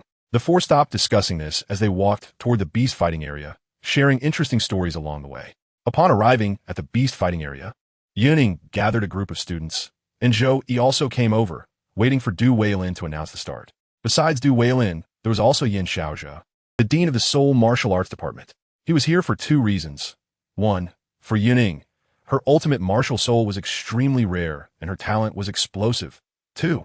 For Huiyuhao, his dual martial souls combined with the ultimate talent, plus his bet with Duoluo. Not to mention, Xian Lao told him that the deliciousness on the tip of the tongue was actually Yun Ying's restaurant. How could Yin Xiaozhe not pay attention to such a talented student who could also run a business? Moreover, Yun Ying had no interest in the Soul Guidance Department, which was clearly a signal to Yin Xiaozhe that she was more valuable to the Seoul Martial Arts Department. Yun Ying didn't care about any of that. She was the first to take the stage, facing a 1,000-year wind spirit wolf, an upgraded version of what Huiyuhao faced last time, comparable to 4,000 or 5,000-year soul beasts. But Yun Ying's agility was off the charts, easily crushing the wind spirit wolf. Du Weilin announced a perfect score of 150 points, and it was known that in Shrek's 10,000 years of history, there were hardly any perfect scores. Yin Xiaozhe watched with great satisfaction, placing even more importance on Yun Ying. Next, Dai Huabin took the stage, treating the Wind Tiger as an enemy, fighting fiercely to kill it at the cost of his own injuries, resulting in a deduction of 5 points, earning 145 points. Wang Dong was the third to go, only getting 100 points and feeling extremely dissatisfied. Dai Huabin had 145, and he only had 100. Hui Hao was the fifth to go, selecting a 1,000-year soul beast, using the Ice Emperor's ice barrier to win. Dai Huabin lost again and was completely enraged. But Yun couldn't be bothered, just a clown. After the assessment ended, that night, Yun, Hui Hao, Ziyin, and Wang Dong walked through the streets of Shrek City. Ziyin and Wang Dong were bantering, making even dull topics extremely interesting, causing Yun to laugh several times. Yun teased, "It's a shame you're not hosting the auction, Ziyin." Ziyin joked, "Who knows, maybe I will in the future, and make a fortune." As they walked, Wang Dong pointed ahead and shouted, "Look, that's south the place." Hui Hao looked up at a 2-story small building, completely decorated in red, with 4 shining soul guidance lamps hanging, a style he had never seen before but grew to love the more he looked at it. The lights were bright. The bricks and tiles were of a new style, mixed with a bit of Douluo flavor, very beautiful. Upon getting closer, he realized it was all made from the best materials, and the craftsmanship was superb. Hui Hao was amazed. Is this the deliciousness on the tip of the tongue? In the sea of spirituality, the heavenly dream ice silkworm exclaimed, "This decoration is incredible. Just looking at it makes me want to eat. Why didn't I encounter this before?" The Ice Emperor countered him. "This just opened. You never had the chance to come to the human world before." The heavenly dream ice silkworm pretended to cry. "Binger, you've hurt my heart." The Ice Emperor kicked him away. "Call me Ice Emperor." Hui Hao awkwardly exited the sea of spirituality, thinking to himself, "Heavenly Dream has been teaching him less lately. Could it be the power of love?" Yun said the power of love is green, and the Ice Emperor is all green. Could this be the reason for her strength? After all, Heavenly Dream is a 1,000,000-year soul beast, yet he can't beat the 40,000-year Ice Emperor, even though Heavenly Dream always claims to be a non-aggressive silkworm baby. But does Hui Hao believe that? He does not. He thinks the Ice Emperor can defeat Heavenly Dream and become the overlord of the sea of spirituality, definitely relying on the powerful green force. He even pondered how this compared to the gray light sphere, feeling he had found the correct cultivation path, secretly patting himself on the back for his cleverness. "Yeah, how about that?" Wang Dong asked with a grin, and Hui Hao was at a loss for words. Very impressive." Wang Dong patted his shoulder and laughed, while Yun helplessly complained, "This is my business." Wang Dong laughed awkwardly, and Hui Hao suddenly pulled him aside. "I found an amazing way to cultivate." Wang Dong's eyes lit up. "Can it help me improve as fast as you?" Hui Hao mysteriously replied, "Of course. Do you remember the tattoo of my second martial soul? The key isn't the color." Wang Dong was confused. "Color? What does that have to do with it?" Hui Hao laughed. "Green. You see, I got stronger with my green tattoo, and our academy emblem is also green. It has been the top of the continent for 10,000 years. Wang Dong was shocked. "It really seems like it. Is green really that effective?" Hui Hao said, "I'll wear green clothes to cultivate tomorrow." Wang Dong suggested, "We should wear school uniforms. How about dyeing our hair green instead?" The academy hasn't said anything against it. Hui Hao exclaimed, "Good idea." This shout attracted Yun and Ziyin. Ziyin curiously asked, and Hui Hao shared his thoughts, mentioning he wanted to dye his hair green. Ziyin was stunned. "Is green really that magical? Should I dye mine too?" Yun quickly intervened. "Don't follow the trend. Your purple hair looks amazing, and your talent is explosive. There's no need." Ziyin gave up, but Wang Dong pondered, "I should also have more contact with green things." Ziyin agreed, while Yun silently complained, "What kind of people are these?" The style of the Tang sect has collapsed. The 4 arrived at the deliciousness on the tip of the tongue, and Yun led them through a small path directly into the kitchen. Ouyang was cooking, and upon seeing Yun, she was very surprised. Yun told her to keep busy, and Wang Dong marveled. "Is this really yours?" "It's amazing." Hui Hao and Ziyin were also astonished. Yun had such a popular business at such a young age. After Ouyang finished cooking, she returned with 5 cups of tea. Yun said, "Mainly brought Hui Hao here to have him write down the grilled fish technique for you to reference and make it a signature dish." Ouyang smiled. "If you praise it, it must be top-notch." Wang Dong interjected, "Hui Hao's grilled fish is super delicious." Hui Hao blushed and immediately took out paper and pen to write. Wang Dong was anxious. "Sister Ouyang, when can we eat?" Ouyang replied, "I told the head chef to speed it up. They're all culinary masters, so the quality is guaranteed." Yun handed her the paper Hui Hao wrote on, and Ouyang asked, "What do you all want to eat?" Wang Dong immediately rattled off dish names: mapo tofu, sweet and sour pork, Yin helplessly remarked. Can you finish all that? Wang Dong shrugged. I could finish it all by myself before. Now, with 5 people, I'm not worried about it being enough. At first, the 4 of them ate together, and after Ouyang finished cooking, she joined them. Later, Hui Yuhao guided her in practicing grilled fish. They were busy until after 10 at night, before finally returning to Shrek Academy, each heading back to their dorms to meditate and cultivate. The next morning, Yun Ying, Xiao, and Ziyin went to the cafeteria together. Just as they were eating, they saw a green-haired boy walk in. It was actually Hui Yuhao. Ziyin was shocked. You really dyed your hair green? Xiao was also confused, completely unaware of what was happening. Hui Yuhao declared confidently. I thought it over carefully last night. I originally wanted Wang Dong to dye his hair too, but when he saw me, he didn't want it anymore. Wang Dong's voice suddenly came. Who wants to dye that green hair? Hui Yuhao jumped in surprise. And Yun Ying helplessly remarked, a green bracelet is fine, but you went straight for green hair. Yuhao insisted. This way I can better endure the power of green. Yun Ying was even more speechless. If this were in ancient China, having green hair would definitely have a story behind it. But this was the protagonist of the original story. In Hui Yuhao's Sea of Spirituality, the heavenly dream ice silkworm was bewildered. What happened to Hui Yuhao? The Ice Emperor was also puzzled. Why does he think green is strong? Shouldn't it be red? Tianming looked at the green body of the Ice Emperor and suddenly understood. Hui Yuhao must have thought that the green was strong because the Ice Emperor kept beating him. But Tianming didn't say anything. After all, he had a safe face, being a million-year-old soul beast. Yun Ying advised, you should dye your hair back. It looks awkward. Hui Yuhao replied, I want to try the effect first. Xiao was almost laughing uncontrollably. Yuhao, why bother? Hui Yuhao awkwardly explained, I just thought green might be stronger. He remembered Yun Ying saying that to get through life, one must have a bit of green on their head, and the more he thought about it, the more reasonable it seemed. Yun Ying face-bombed, I was just joking, but she didn't want to interfere, letting Hui Yuhao do as he pleased. This butterfly effect was too ridiculous. Hui Yuhao's style had completely collapsed. After breakfast, the group went to class. The first-year students were being promoted to second year, and the teaching building had changed to yellow. Just thinking about wearing the yellow school uniform for 2 years made Yun Ying uncomfortable. It reminded her of the ugly school uniforms from her previous life. After class, Yun Ying first went to Delicious on the tip of the tongue, planned the layout for the underground floor, and intended to move the second-floor warehouse down. After having dinner, Ouyang surprisingly learned to make the grilled fish Hui Yuhao taught, and it tasted almost the same as Hui Yuhao's. Yun Ying curiously asked, weren't you busy during the day? Ouyang smiled. There are 3 other chefs, and their skills are not bad. Once I get the hang of it, I'll teach them to grill fish. After dinner, Yun Ying said goodbye to Ouyang and returned to the dormitory. As soon as she opened the door, she saw Xiao excitedly holding a piece of golden red paper. Yun Ying, look. Yun Ying understood at a glance. This was the treasure appreciation meeting from the original story. Next, it would be time for the Shrek's 7 Monsters Reserve Team election. She pondered. To enter the reserve team, they had to squeeze out someone from the original story. However, during the Continental Soul Master competition, the Ouyang family might come to watch, and if she showcased her talent, it could make Ouyang Yin and his son believe in her even more. Looking at the time on the red paper, the treasure appreciation meeting was tonight. Yun Ying, are we going? Xiao excitedly asked, flipping through the red paper. Yun Ying nodded immediately yes. We must go.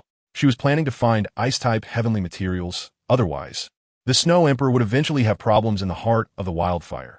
If the cold air leaked out, her identity as the ultimate fire would be exposed. And she wouldn't be able to keep the wildfire safe, as a storage soul guide capable of preserving living things was too ostentatious. Then let's go now. Xiao cheered, suddenly remembering something. By the way, have you had dinner? Yun Ying laughed. I ate early, don't worry. The two exited the dormitory. But Yun Ying was confused. How do we get there? Xiao shook the red paper. There's a map on the back. Just follow it. Xiao pulled Yun Ying along, looking at the map as they headed towards Shrek City. The red paper map was super accurate, and with Shrek City's well-planned roads, they arrived at the treasure pavilion in just 15 minutes. The treasure pavilion was a full 4 stories high, over 20 meters tall, occupying a vast area and decorated extravagantly. But the most eye-catching were the 8, 18, or 19-year-old girls at the entrance, fair-skinned and beautiful, with bare shoulders, the smallest cup size being C, smiling to greet customers. Yun Ying glanced at Xiao's build and teased. Xiao, will you be this big in the future? Xiao was speechless. You're not much bigger either. How can you say that to me? Yun Ying laughed. I will grow bigger in the future. You're a year older than me and haven't grown much. Be careful you don't grow at all. Xiao Xiao rolled her eyes and headed towards the treasure pavilion. Let us go. Let us go. A girl at the entrance approached them. Are you two here to attend a treasure appreciation meeting? Yun Ying and Xiao Xiao handed over their invitations. The girl looked at their Shrek school uniforms and smiled as she led the way. Yun Ying couldn't help but glance at the girl again, comparing her to Xiao Xiao, who immediately shot her a glare. The two followed the girl into the treasure pavilion, where there were even more welcoming girls on both sides of the corridor.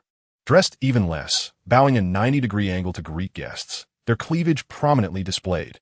Xiao Xiao was startled and saw Yun Ying looking with great interest, angrily saying, "Is it appropriate to stare like that?" Yun Ying nonchalantly replied, "I'm appreciating beautiful things. If you were this big, I'd appreciate you every day." Xiao Xiao imagined that scene and shivered. "Forget it. I can't handle your teasing."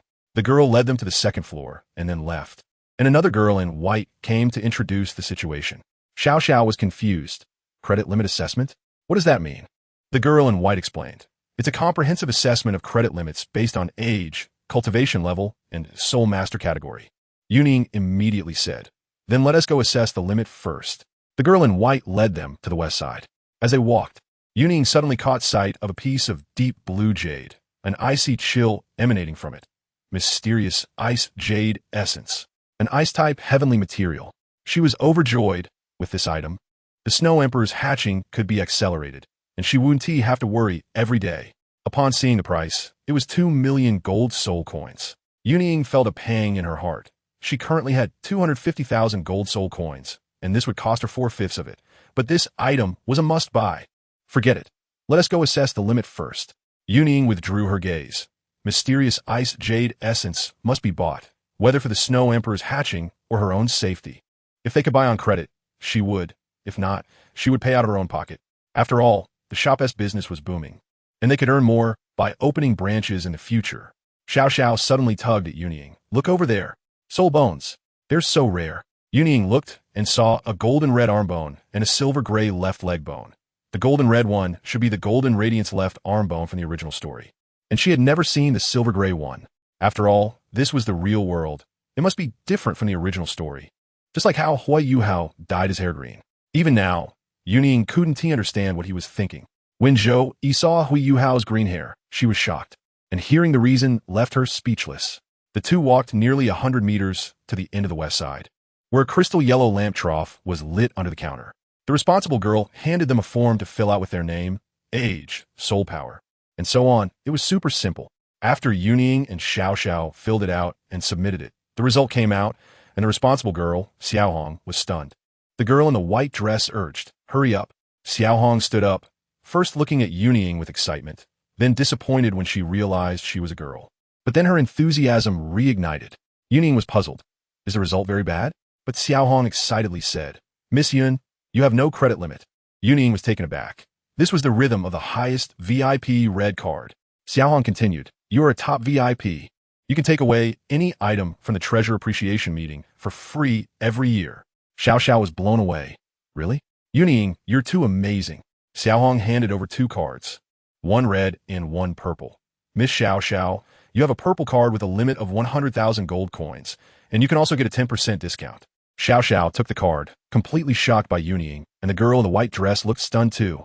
Xiao Hong enviously said, "Miss Yun, the red card can be used at a 60% discount, and you can take one item for free every year." Xiao Xiao curiously asked, "How many red cards are there?" Xiao Hong shook her head. "I don't know. The information is confidential." At that moment, a gentle but authoritative voice echoed, "Don't be surprised. Go choose your items." The treasure pavilion belongs to the Academy, and giving Miss Yun the red card is a decision made by the Academy. This matter must be kept confidential. Otherwise, the qualification will be revoked. After the two left, the youthful-looking elder Lin emerged, and all the surrounding staff bowed respectfully. She was the head of the treasure pavilion. During the Sea God Pavilion meeting, Elder Mu had surprisingly mentioned Yun Ying, and after discussion, the elders felt that a 12-year-old 4-ring soul master with an ultimate martial soul like Yun Ying had a higher cultivation value than Hui Yuhao. Elder Lin decided to give her the red card, and even Yin Xiaozhe wanted to invest in Yun Ying's shop, but unfortunately, he lost a bet against Qian Duo a few days ago and couldn't compete. On the way, Xiao Xiao curiously asked, "Who was that old lady?" She is so powerful. Yun Ying was unsure. I guess she is the head of the pavilion. I don't remember this part from the original story. Xiao Xiao nodded. It must be. The pressure is so strong. She is at least a title Douluo. What do you want to look at first? Yun Ying asked. She was eager to buy the mysterious iced jade essence, which would cost 120,000 after the discount, super cost-effective. She also wanted to check out that silver gray left leg bone. Xiao Xiao said, I'll go look at the soul bones first. Yun Ying quickly said, I have my eye on something. Let me check it out first, and I'll find you at the soul bone area later. She didn't want Xiao Xiao to follow, as it was hard to explain buying ice attribute treasures with a fire attribute.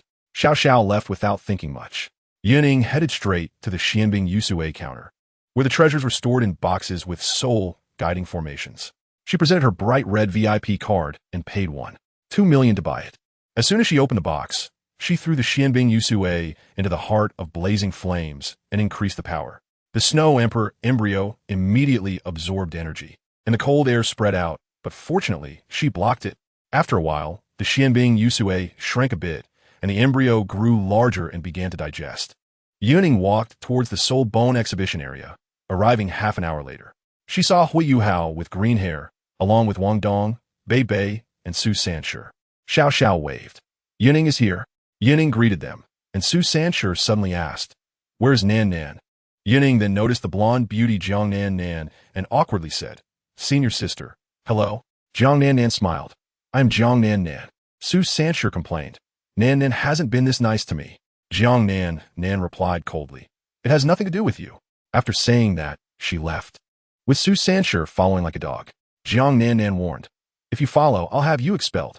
She stopped and told Yun Ying, Stay away from Su Sanshi. Yun Ying suppressed a laugh. Senior is quite nice. Bei Bei chimed in, and Su Sanshi lunged at them, but Bei Bei kicked him away. Get lost, you dead gay. Jiang Nan patted Yun Ying's head before leaving. Yun Ying asked Bei Bei, What's up with Senior Sanshi? Bei Bei changed the topic. What do you think of him? Yun Ying replied, He seems like a simp. Wang Dong laughed out loud, and Bei Bei frowned. That's called pursuing. Su Sanshi leaned over. I'm willing to simp for Nan Nan. Yun Ying reminded, Simping will leave you with nothing in the end. Su Sanshi stubbornly said, Nan Nan will come around. Bei Bei patted him. You have a long way to go. Su Sanshi pleaded, Give me a hint. Yun Ying pondered. Your talent matches the senior sister. So why doesn't she accept you? Did you do something wrong to her before? This cannot be said. Cannot be said. Su Sanshi's face stiffened, and he slipped away. Wang Dong squinted. It seems like there's definitely something going on. What, Yuhao face-bombed. Aren't you here to look at soul bones? Why are you so gossiping? Wang Dong slapped his forehead. Right, I almost forgot. Hui Yuhao curiously asked Yun Ying, Are you also here for the soul bone? Yun Ying pointed to the side. No, I'm looking at that silver gray one. Yun Ying stared at the counter sign. That was the left leg bone of the 10,000-year space-time wolf, a space attribute with a displacement skill. And it was still 23,000 years old. The price was a staggering 99 million gold soul coins. Hui Yuhao gasped. The space-time wolf is super rare. Space-type soul beasts are in the top 10. Shrek is too wealthy. After a moment's thought, Yun Ying directly presented her red VIP card. That's the one. You can't pass up a freebie. Hui Yuhao was also tempted. I want that soul bone too. Yun Ying waved her card. Unfortunately, it's mine now. Hui Yuhao raised his red card. It's fine. I still want to buy that left arm bone of the golden radiance for Wang Dong. Yun Ying suddenly took half a step back and joked. You aren't like Bei Bei and Su Sanshi, are you? Hui Yuhao frowned. How could that be? My sexual orientation is normal. Wang Dong is still a guy, even if he acts like a girl. Wang Dong leaned over. What? You like guys? Yun Ying quickly said, It's nothing. I'm going to the waiter now. Hui Yuhao followed. I'll go too, together. Wang Dong looked at their backs, feeling inexplicably uneasy. Could it be that I'm overthinking? He turned back to stare at the left arm bone. The aura of light made him feel comfortable.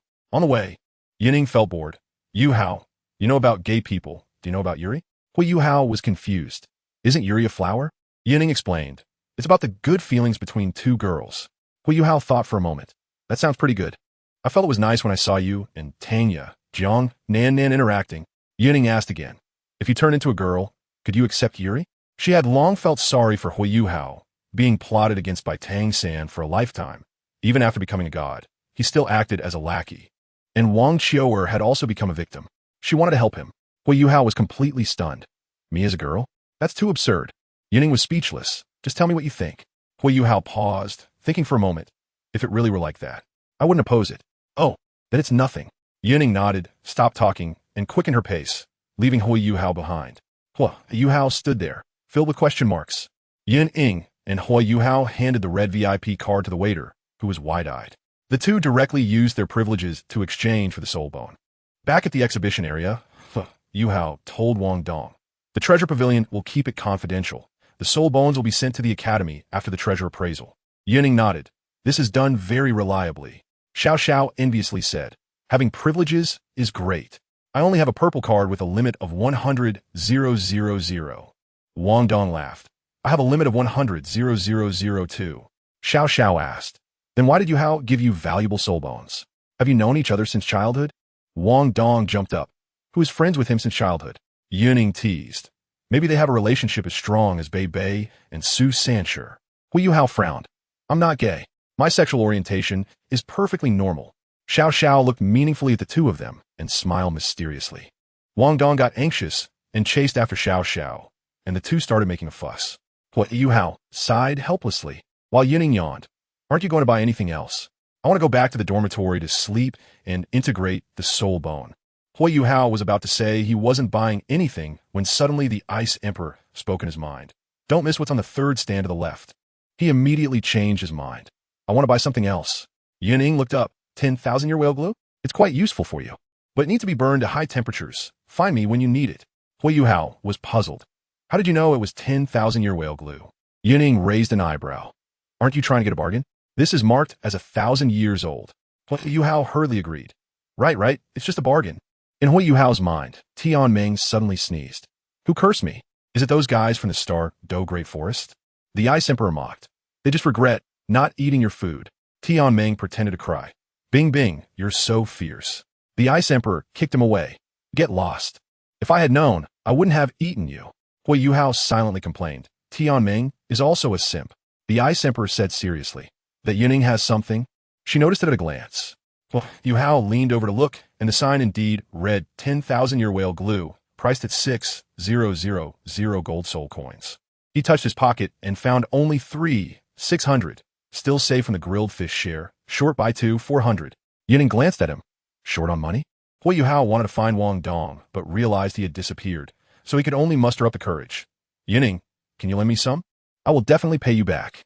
Yun Ying smiled. "The borrowed money will be deducted from your grilled fish share. How much do you need?" Yun hurriedly said, "Around 400.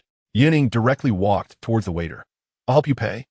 Yun stood there, feeling a mix of emotions, cursing Wang Dong for dropping the ball at a crucial moment. The Ice Emperor asked Tianming, "Is this the person you picked? Why does it feel like he is going to live off a woman?" Tianming could only play dumb. "I think Yun Ying is right. Yun should just turn into a girl." The Ice Emperor showed no mercy, and Yun felt so embarrassed he wanted to dig his toes. Tianming pondered for a moment. "That seems okay. I only love Bing. It doesn't matter if he is a boy or girl." Amazing. After Yun Ying bought the whale glue, Wang Dong and Xiao returned, still fussing. She handed the whale glue to Yun. "Do you want to buy anything else? If not, let's go back." Wang Dong immediately said, "Let's go. I'm tired of shopping." The four walked out, and Yun Ying suddenly said, "This treasure appraisal is not simple." Yun was confused. "Indeed, there are even 2 pieces of 10,000-year soul bones." Wang Dong interjected, "And they were all exchanged by you too." Xiao echoed, and the two started chasing each other again. Yun Ying helplessly said, "You guys don't understand. Yun, use large-scale metal detection." Yun, though puzzled, complied, and a 3-dimensional image transmitted into the minds of the four. Wang Dong quietly raised his soul power, and Tianming suddenly shouted, "Their killing intent. Targeting you and Yun Ying. She actually noticed it before me." Yun said seriously, "There is an ambush ahead.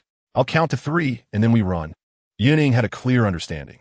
There were those 6 from the original work, 1 soul emperor and 5 soul kings. It was tough to confront them directly, but there was a chance for a counterattack. 1, 2, 3. Yun picked up Wang Dong and activated the soul guide, shooting out for dozens of meters, while Yun Ying used a water battle to teleport over 20 meters, quickly catching up.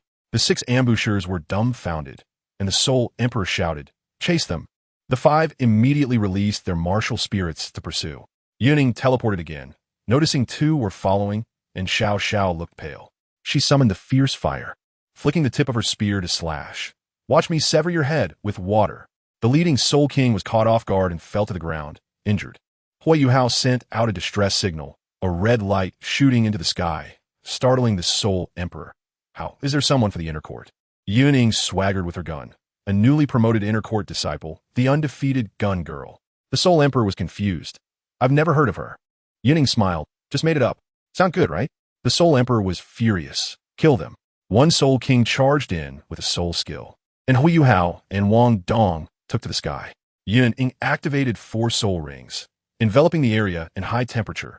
Xiao Xiao placed the 3-life soul-settling cauldron to block the way and played the 9 Phoenix's arrival flute. True meaning, raging flames. Yun Ying's 3rd soul skill erupted, and the gun's light severed one of the Soul King's arms. Huiyuhao launched a surprise attack with a crossbow bolt from the side, like a ghostly figure. Yun Ying attempted to finish off the Soul King with a teleport, but suddenly sensed a killing intent from behind. 3 Soul Kings were charging at her. In a critical moment, a black cauldron blocked their path, and Wang Dong flew over with Huiyuhao, ready to fire. One of the 3 Soul Kings shouted angrily, "Get out of the way." They shook off the 3-life, soul-settling cauldron and continued charging forward, breaking clouds and shattering mountains. Yun Ying used fierce fire to block the attack, leaping into the air to deliver a strike, forcing the Soul King back. The Soul Emperor was puzzled. Is this person really from the inner court? But even if it's a soul sect, can they defeat the Soul Emperor? He thought well of himself. But Yun Ying possessed an ultimate martial spirit and a 10,000-year soul ring. Challenging them was as easy as drinking water. At this moment, Huiyuhao's crossbow bolt exploded into smoke, obscuring their vision, but Yun Ying, with her mental detection, was unaffected. She twisted in the air, sweeping out crimson flames, and a scream came from the black mist as one Soul King fell to the ground, a bloodstain on his chest. Yun Ying twirled her gun. "You're really no match for me." One Soul King went berserk, displaying 5 soul rings. But his momentum was not as strong as Yun Ying's 2 yellow, 1 purple, and 1 black. Xiao Xiao suddenly threw the cauldron to block the way, stunning the Soul King, and Yun Ying went up to knock him away, immediately enveloping the entire area in high temperature. Wang Dong shouted, "Yun Ying, your skills don't distinguish between friend and foe." Huiyuhao released cold air to help him cool down, and Wang Dong then realized Xiao Xiao was being held by Yun Ying and wasn't hot at all. The opposing Soul Kings complained, "Why is it so hot?" Another panicked. There are fire attribute experts in the Shrek inner court, and they sent a rescue signal. The Soul Emperor, impatient. "What are you afraid of? Let's end this quickly." He charged forward, followed by the 4 Soul Kings, while Yun Ying blocked with her gun, unleashing a fiery ring to push them back, using water battle to teleport behind a Soul King and sweeping to knock one away. The Soul Emperor, furious, was about to unleash a soul skill when Huiyuhao suddenly interrupted with a soul impact, and Xiao Xiao used the cauldron to stun him. Yun Ying seized the opportunity, breaking clouds and shattering mountains to knock the Soul King away, then turned to strike the Soul Emperor's shoulder. The Soul Emperor went mad, activating his 6th soul skill, going berserk, but Yun Ying laughed. Even going berserk is useless. She activated Steadfast Will, stopping war to repel the Soul Emperor, while Huiyuhao continuously unleashed soul impacts, mental interference, and the purple extreme demon eye, leaving the Soul Emperor dazed. Immediately after, a massive crimson gun light smashed down, and the Soul Emperor screamed as he fell to the ground, his soul rings dimming. Yun Ying sighed. Huiyuhao's control is like Zhang Liang and Mozi. Huiyuhao held his head, his soul power and mental power greatly depleted. The remaining 4 Soul Kings looked at each other, their fighting spirit completely gone. If the strongest Soul Emperor had been crushed, how could they fight back? Yun Ying felt 2/5 of her soul power remaining, just enough to get some blue back from you. Wang Dong stared in shock. "Wow, Yun Ying is so explosive?" He asked Huiyuhao, "Can you still hold on?" Huiyuhao nodded, just a bit drained. Yun Ying twirled her gun and asked, "Are you still going to fight?" She held Xiao Xiao, suddenly feeling, holding a girl indeed doubles the damage. "Let's see who dares to harm someone from Shrek Academy." A fierce voice suddenly rang out. Yun Ying, Wang Dong, Huiyuhao, and Xiao Xiao turned their heads to see a red-haired, red-clothed woman charging over angrily. It was actually Ma Xiaotao. Yun Ying sized her up. In real life, she looks better than in the anime, and she's even more imposing. Ma Xiaotao charged forward with an explosive sound, and Yun Ying quickly shouted, "Seen your weight?" Yu Hao face-bombed. "We just won, and now there's going to be an interrogation. Great." Hui Yuhao looked at Ma Xiaotao showing her might, swallowing hard. Wang Dong, how did we escape from her last time? Wang Dong also swallowed. Su Sancher smiled wryly. Usually, Sister Xiaotao keeps her evil fire in check, but this time you guys were ambushed. She's really angry. Xiao Xiao curiously asked, will Yun Ying be like her in the future? Yun Ying patted her head. No way. But this way of fighting is really exhilarating. Su Sancher recalled being beaten up by Yun Ying and was shocked. Does the inner court need more active volcanoes? Do I have to face her in the inner court later? He directly wore a painful mask, lunging towards Jiang Nanan for comfort, only to be kicked away. Bei Bei rushed in to interrupt. Stop fooling around, but was secretly wary. Su Sancher can't be a masochist, right? I need to keep my distance from him. Yun Ying looked at Bei Bei, pondering. The time for Tanya to accept the dark talent is getting closer. I need to find a chance to talk to Bei Bei and prevent regrets from happening again. On the Shrek City wall, 7 or 8 figures stood, with an army behind them. Yin Xiaozha and Elder Lin were also there. They had arrived early and watched the four escape. Yun Ying counterattacking the Soul Kings and the Soul Emperor, and Ma Xiaotao coming to the rescue. Elder Lin laughed. Yun Ying's combat ability is explosive. I was worried about the Soul Bones before, but now it seems worth it. Yin Xiaozha nodded. Fortunately, Yun Ying left a survivor. Otherwise, Ma Xiaotao would have killed them all. I was worried Yun Ying would turn into Ma Xiaotao. Another active volcano in the inner court, Wu Ming, with a temper as explosive, and still an older saintess. No one dares to mention it to her face. Below the city, Ma Xiaotao was about to kill the barely conscious Soul Emperor. And Yun Ying quickly shouted, Senior, show mercy. Su Sancher added, leave a survivor for the academy to interrogate. Ma Xiaotao let go. What a pity. I haven't had enough fun. The Soul Emperor collapsed to the ground, unconscious. Hui Yuhao and Wang Dong exchanged glances. Isn't Senior too fierce? How did we escape last time? The four thanked Ma Xiaotao, who waved her hand. What are you thanking me for? Daring to come to Shrek City to kill students. They must be tired of living. Who have you offended recently? Hui Yuhao and Wang Dong looked at each other, then saw Yun Ying's questioning gaze, secretly pondering. Could be Dai Huabin? But they said no, not at all. Ma Xiaotao stroked her chin. Strange. Never mind, you guys go back first. The rest will be handled by the academy. After thanking her, the four returned to the academy silently, inevitably facing an interrogation that lasted until after 11 at night before returning to the dormitory. The academy investigated the 5 Soul King corpses, but found no clues. The barely conscious Soul Emperor finally confessed. It was indeed Dai Huabin's instigation. He also implicated Yun Ying and Xian, while Xiao Xiao was just a bystander, as the Soul Emperor mistook her for Xian. Xian was late for the treasure appreciation event and missed the ambush. This incident caused an uproar. Shrek was furious that Dai Huabin dared to target core disciples. They immediately pressured the White Tiger Duke's mansion, and Dai Huabin was expelled, dragged out of the academy in the middle of the night, leaving his roommates in shock. The prestige of the White Tiger Duke's mansion plummeted, and the Duke was furious, putting Dai Huabin under house arrest. The previous incident where Dai Huabin lost a bet and had a bow also spread, and Mu Jin was mocked into silence by Zhou Yi, while Zhu Lu was disappointed and took a leave of absence, even having a big fight with Dai Huabin. Yun Ying was speechless. Is it too late to kick a man when he is down? Before returning to the dormitory, Hui Yuhao took out whale gel. Yun Ying, help me out tonight. I want to absorb it. Yun Ying teased. So eager? Where will you melt it? Hui Yuhao said, by the Sea God Lake. Wang Dong suddenly exclaimed, where did you buy that? Hui Yuhao helplessly replied, at the treasure appreciation event. You and Xiao Xiao disappeared, and it was Yun Ying who lent me the money to buy it. Wang Dong awkwardly slipped away. The two arrived at the Sea God Lake, and Yun Ying sighed.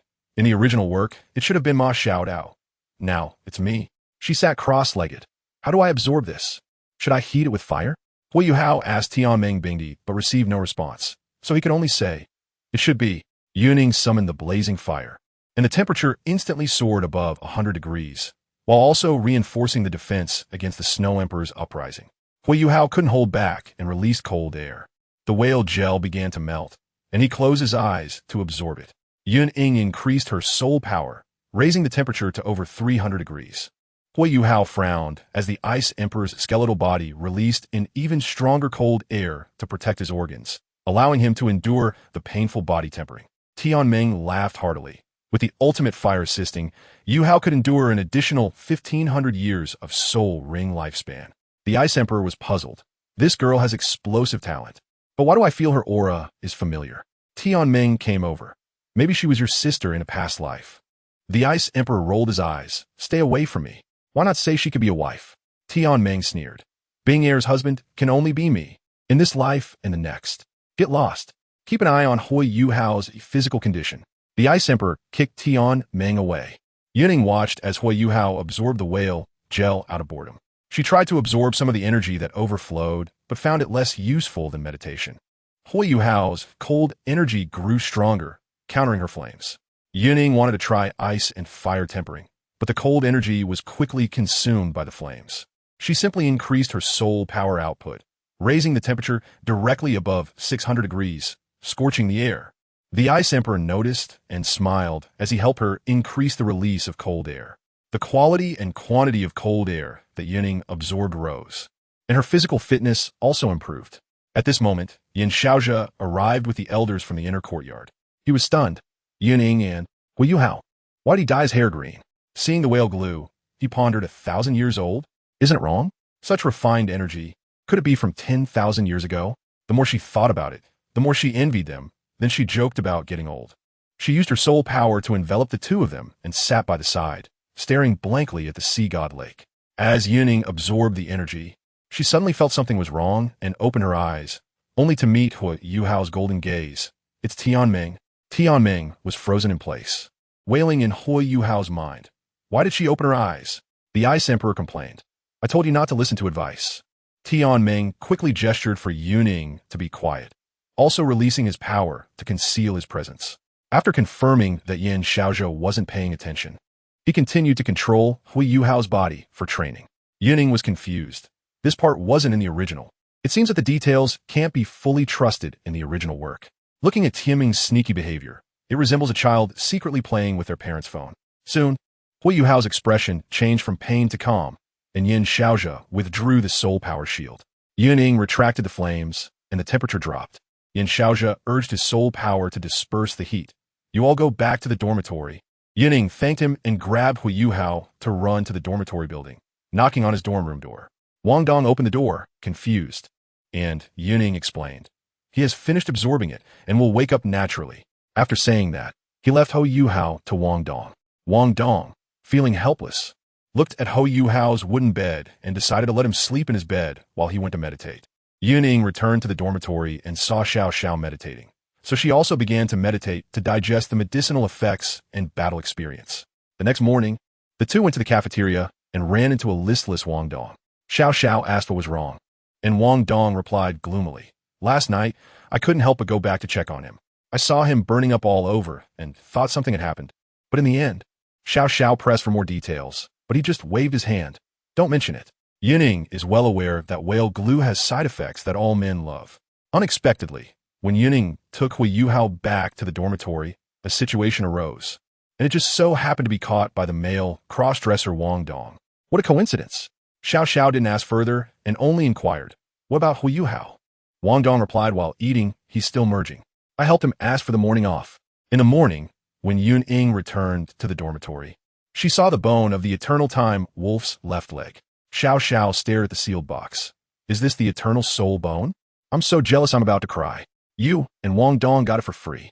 Yun Ying is proud. This is based on strength. Xiao Xiao secretly decided to work harder. Yun Ying said, I'll absorb it tonight and talk to Teacher Zhou in the afternoon. Can you help me with my protection tomorrow?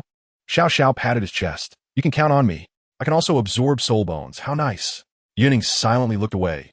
She really couldn't handle After class in the afternoon, Yun Ying told Zhou either she would go back to the dormitory with Xiao Xiao and Ziyin after dinner. She opened the box to take out the soul bone, and gray air instantly filled the dormitory, super mysterious. Xiao Xiao was astonished. This is the soul bone of 10,000 years. Yun Ying remained silent, feeling as if the elemental forces in the space had come alive. Sitting cross-legged on the bed, she placed the soul bone on her left leg and began to refine it with her soul power, while Xiao Xiao stood guard. As soon as her soul power touched the soul bone, a gray light wrapped around her left leg. She recalled the scene from her previous life, playing Yun Ying, using Flash. The first time playing 4-13-5. It was a disaster. She thought to herself, is the skill Flash? Both escaping and chasing are great. For time periods later, the brilliance dissipated, and Yun Ying had finished absorbing. Xiao Xiao looked at her. Her temperament had changed drastically, previously sharp and exposed like a spear. Now her radiance was more restrained and harder to guess. She quickly asked, "Did you succeed? Hurry, try your skills." Yun Ying used her soul-summoning power to gather at her left leg, and in the next second, she directly swapped positions with Xiao Xiao's bed. Yun Ying was stunned on the spot, and Xiao Xiao almost fell to the ground. So she quickly supported her. Xiao Xiao asked, "What's going on?" Yun Ying is feeling frustrated. The skill is space exchange. Selecting a target allows for a swap, which can exchange both objects and living beings. With a maximum distance of 100 meters for now, and a cooldown of 10 minutes remains unchanged. Roaring in my heart, where's the promised flash? Why does it feel like Su Sanchi's skill? Do I need to initiate the team fight as a battle assassin? Xiao Xiao shakes her. What's wrong? Yun Ying came to her senses. Spatial exchange can swap with any target. Xiao Xiao was shocked. Any target? That's much more powerful than ordinary exchanges. Yun Ying Ping Fu. Top skills. Even without a flash, I acknowledge it. Contentment brings happiness. Xiao Xiao pointed to the bed stacked together. Then this bed. Yun Ying froze. She had just replaced it while staring at Xiao Xiao's bed. As dawn broke, and there was still more than half an hour before class, she had time to tidy up.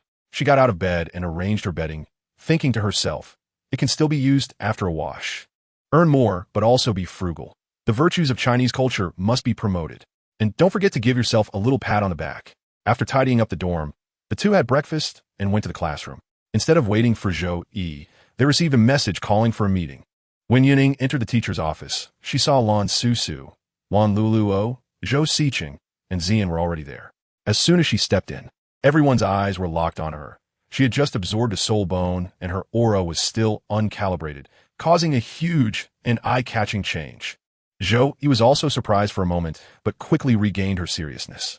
Soon, Zhou Jinxian, Huang Chutian, and finally Wang Dong and Hui Yuhao arrived. Zhou Yi cleared her throat.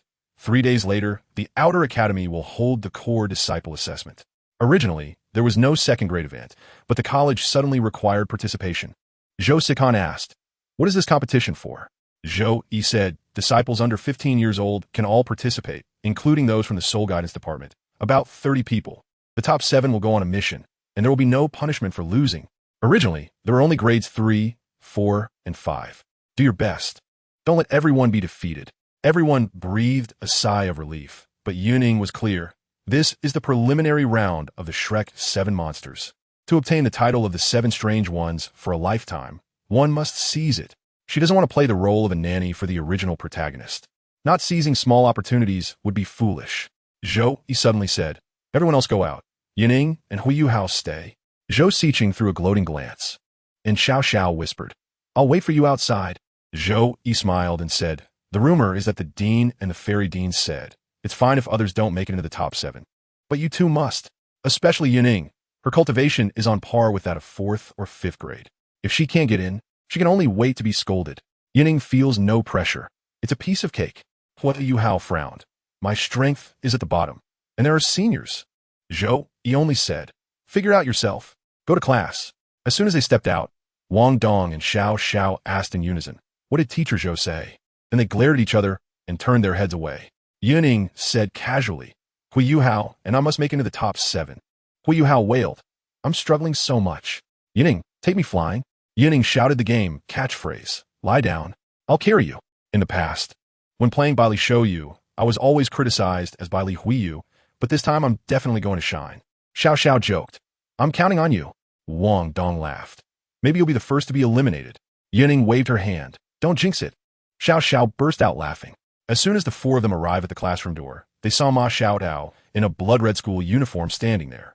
Wang Dong was surprised. "I just saw the senior yesterday, and now I run into her again." Xiao Xiao was curious.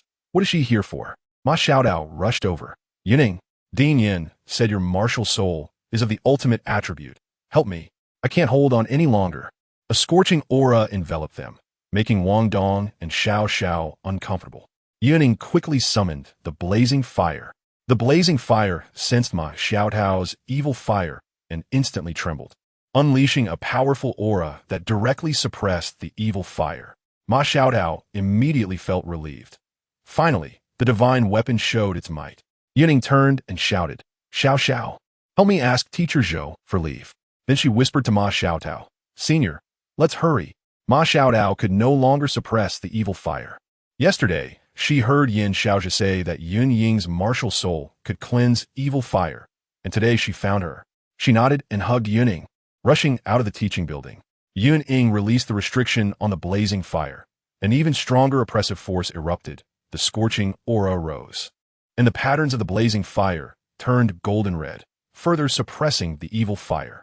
For the first time, Ma Xiaotao was free from the evil fire's disturbance, feeling so comfortable that her body went soft, hugging Yun Ying even tighter.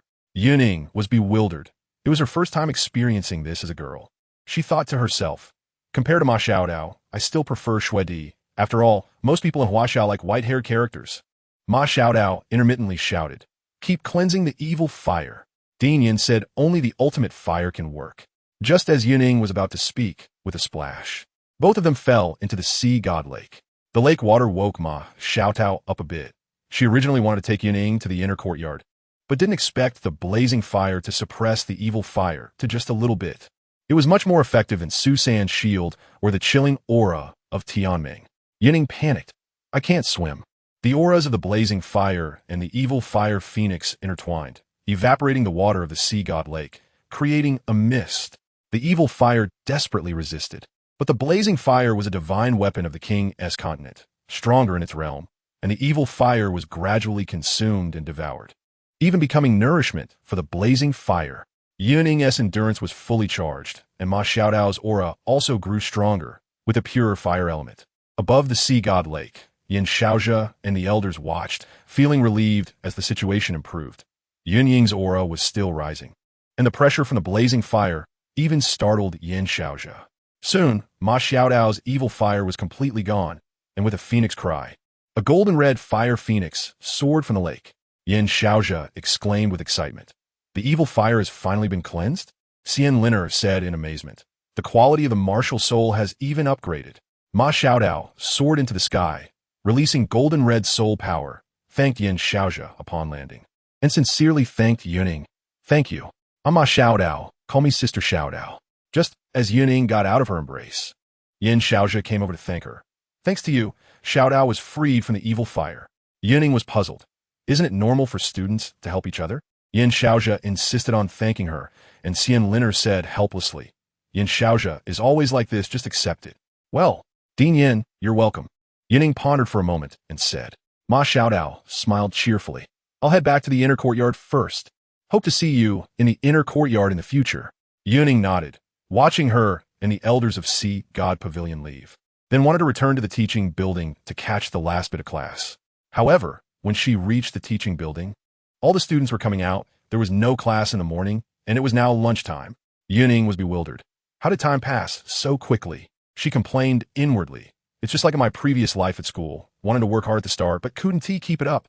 But she was also happy. Once the continental competition is over, I won't have to attend theory classes anymore. Practical experience leads to true knowledge. This was also her reason for looking forward to the selection competition. She was willing to fight for it to avoid classes. Helping Ma Xiaotao cleanse the evil fire also fulfilled a regret from her previous life. Otherwise, during the continental competition, Ma Xiaodao would have been hit by the dark sword, causing the evil fire to explode and be taken away by the Holy Spirit cult. Next, she had to tell Bei Bei about Tang Ye's dark talent, and they couldn't be separated. She went to the cafeteria for a meal. The core disciples' food was truly sumptuous.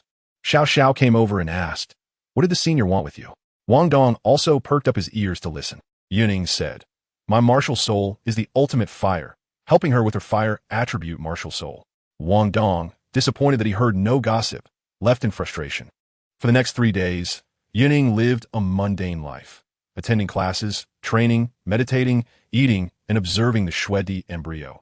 It had grown 2 circles larger. The Xianbing Yushui was depleted, and the chilling aura was even more terrifying. It was all thanks to the blazing fire suppressing it that nothing went wrong. She panicked. If it were to be born in the academy, Shrek would definitely hunt the Shuedi. After all, a 700,000-year-old soul beast cub. Who would want to obtain soul rings and bones? It seemed she would need to use celestial herbs to mask its aura. But without a system or an old grandpa, she could only go to the Eye of Ice and Fire. There were many celestial herbs there, beneficial for both herself and the Shuedi. but she didn't know if that purple flower called Xiang would agree. The class bell rang, ordinary students went to eat, while core disciples had to go to the battle spirit area for assessment. Wang Yin shouted, "Everyone follow me." Upon reaching the battle spirit area, all the second-year core disciples were there, including Zhu Lu, except for the expelled Dai Huabin. Zhu Lu glanced at Yun Ying and then looked down again. The third and fourth-year core disciples also arrived. Bei Bei, Su Sanshi, Jiang Nan were all present. The strongest in the outer academy were those two, plus 11-year-old Yun Ying. At this moment, an old man appeared. His hair covered his face, he walked unsteadily, and was munching on a chicken leg. Yun Ying recognized him. It was Elder Xian, the signature chicken leg. Elder Xian asked Wang Yin, "Is everyone here?" Wang Yin hurriedly stepped forward. "Elder Xian, everyone is here." "All right then." Elder Xian swayed to the center of the battle spirit area, and in a deep voice announced, "The assessment will be a collective free-for-all battle. You can fight freely in the battle spirit area. Being rescued or surrendering counts as a loss, and the last 7 standing win. I'll be watching. Teachers, please step back." The students were all bewildered. Is there such a match? It's too casual. Before they could react, Elder Xian shouted, "Start the assessment," and disappeared in an instant. Yun Ying was the first to move, grabbing the blazing fire and charging at Bei Bei. It's more reliable to pull allies than to go solo. Hui Yuhao activated his progress soul guide and closely followed Wang Dong, also charging at Bei Bei. Bei Bei understood instantly. In a free-for-all, the 4 of us at the 4th ring are easy targets if we go solo. He shouted to Sanshi and Nan, "Let us team up." The strongest 4-man team. Other students teamed up, but with Kai Tu alone.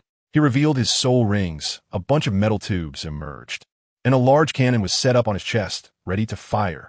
Yun Ying and Bei Bei were stunned. What the heck? The ground exploded, instantly eliminating 2 people. Bei Bei urgently shouted, "Sanshi, use the Xianming shield for defense." Su Sanshi opened his shield. "No need for you to tell me." Hui Yuhao shouted, "With senior brother. This way." Su Sanshi grimaced. "You know him?" Yun Ying suddenly said, "We have 8 people." The crowd was shocked. Someone had to be eliminated. Bei Bei shouted, "Let us deal with him first. Attack." Leading the charge, Hui Yuhao activated mental detection, and everyone who had experienced it was stunned. Yun Ying followed closely with her spear.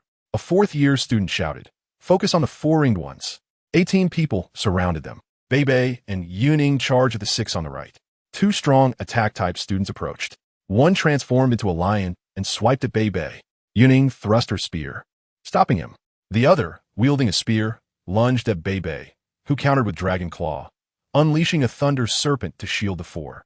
Hui Yuhao's eyes lit up, and both of those teammates froze. Yun Ying activated Backwater to battle, repositioned, and with the Breaking Cloud spear, eliminated 1. Xiao Xiao used her flute to slow down 5 people. Yun Ying jumped up and slashed, eliminating another. Seeing Su Sanshi coming, Yun Ying activated Space Exchange. Su Sanshi was baffled. Xianming Exchange. Quickly used Xianming to control 4 people. Jiang Nan sent the Lion Martial Soul student flying. Another 1 eliminated. After switching positions, Yun Ying activated Backwater again, sweeping horizontally and sending off another. Zhu Lu and the other 5 charged at Hui Yuhao. Hui Yuhao activated Mental Interference, stunning 5. Yun Ying charged at Zhu Lu, and Hui Yuhao supplemented with a Soul Impact, eliminating Zhu Lu. Along with Kai Tu, they fired together. The Soul Guide beams hitting the 4. A 4th-year student shouted, "Form a line and charge," summoning their martial souls to block. The other students hid behind him. "Thanks, big brother." Yun Ying landed back on the ground, and Kai Tu smiled brightly. "No problem, junior sister. It's what teammates should do." Yun Ying smiled and leaped into the sky again, true intent. Wildfire and gun intent. Blazing fires stacked up. Super high-temperature flames filled the arena. Dozens of enormous flames of the blazing fire's phantom appeared, the spear tip glowing white-blue, breaking 1,000 degrees, crashing down. She felt reassured. Elder Xian was here. He would definitely be able to save people. At that moment, a massive golden vertical eye lit up, and golden light shot towards those dozen or so people. It was Hui Yuhao and Wang Dong's martial soul fusion technique. 2 attacks came down, and the student was instantly taken away by Elder Xian. The fiery phantom and the blue-gold-purple light collided, causing a huge explosion. Damn! Su Sanshi held up the Xianming shield to block in front, while Bei Bei and the others released their soul skills to weaken the aftermath. After the explosion dissipated, A huge pit was left in the soul fighting area, shining with brilliant golden light. Su Sanshur poked his head out with a troubled expression. Junior sister Yun Ying, your soul skill is too explosive. Bei laughed. Now you know why I don't boast about attack power, right? You two's cooperation is amazing. Su Sanshur was confused, but the replacement isn't my soul skill. Bei wondered, could be Yun Ying's? Yun Ying replied, it's my soul bone skill. Everyone was shocked. Wang Dong, who had a quick mouth, said, is it the one from the Treasure Appreciation Conference? I thought it was a displacement skill. Hui Yuhao suddenly said, there are 8 of us. One of us has to be eliminated. Everyone understood. It was obviously Xiao Xiao who would leave.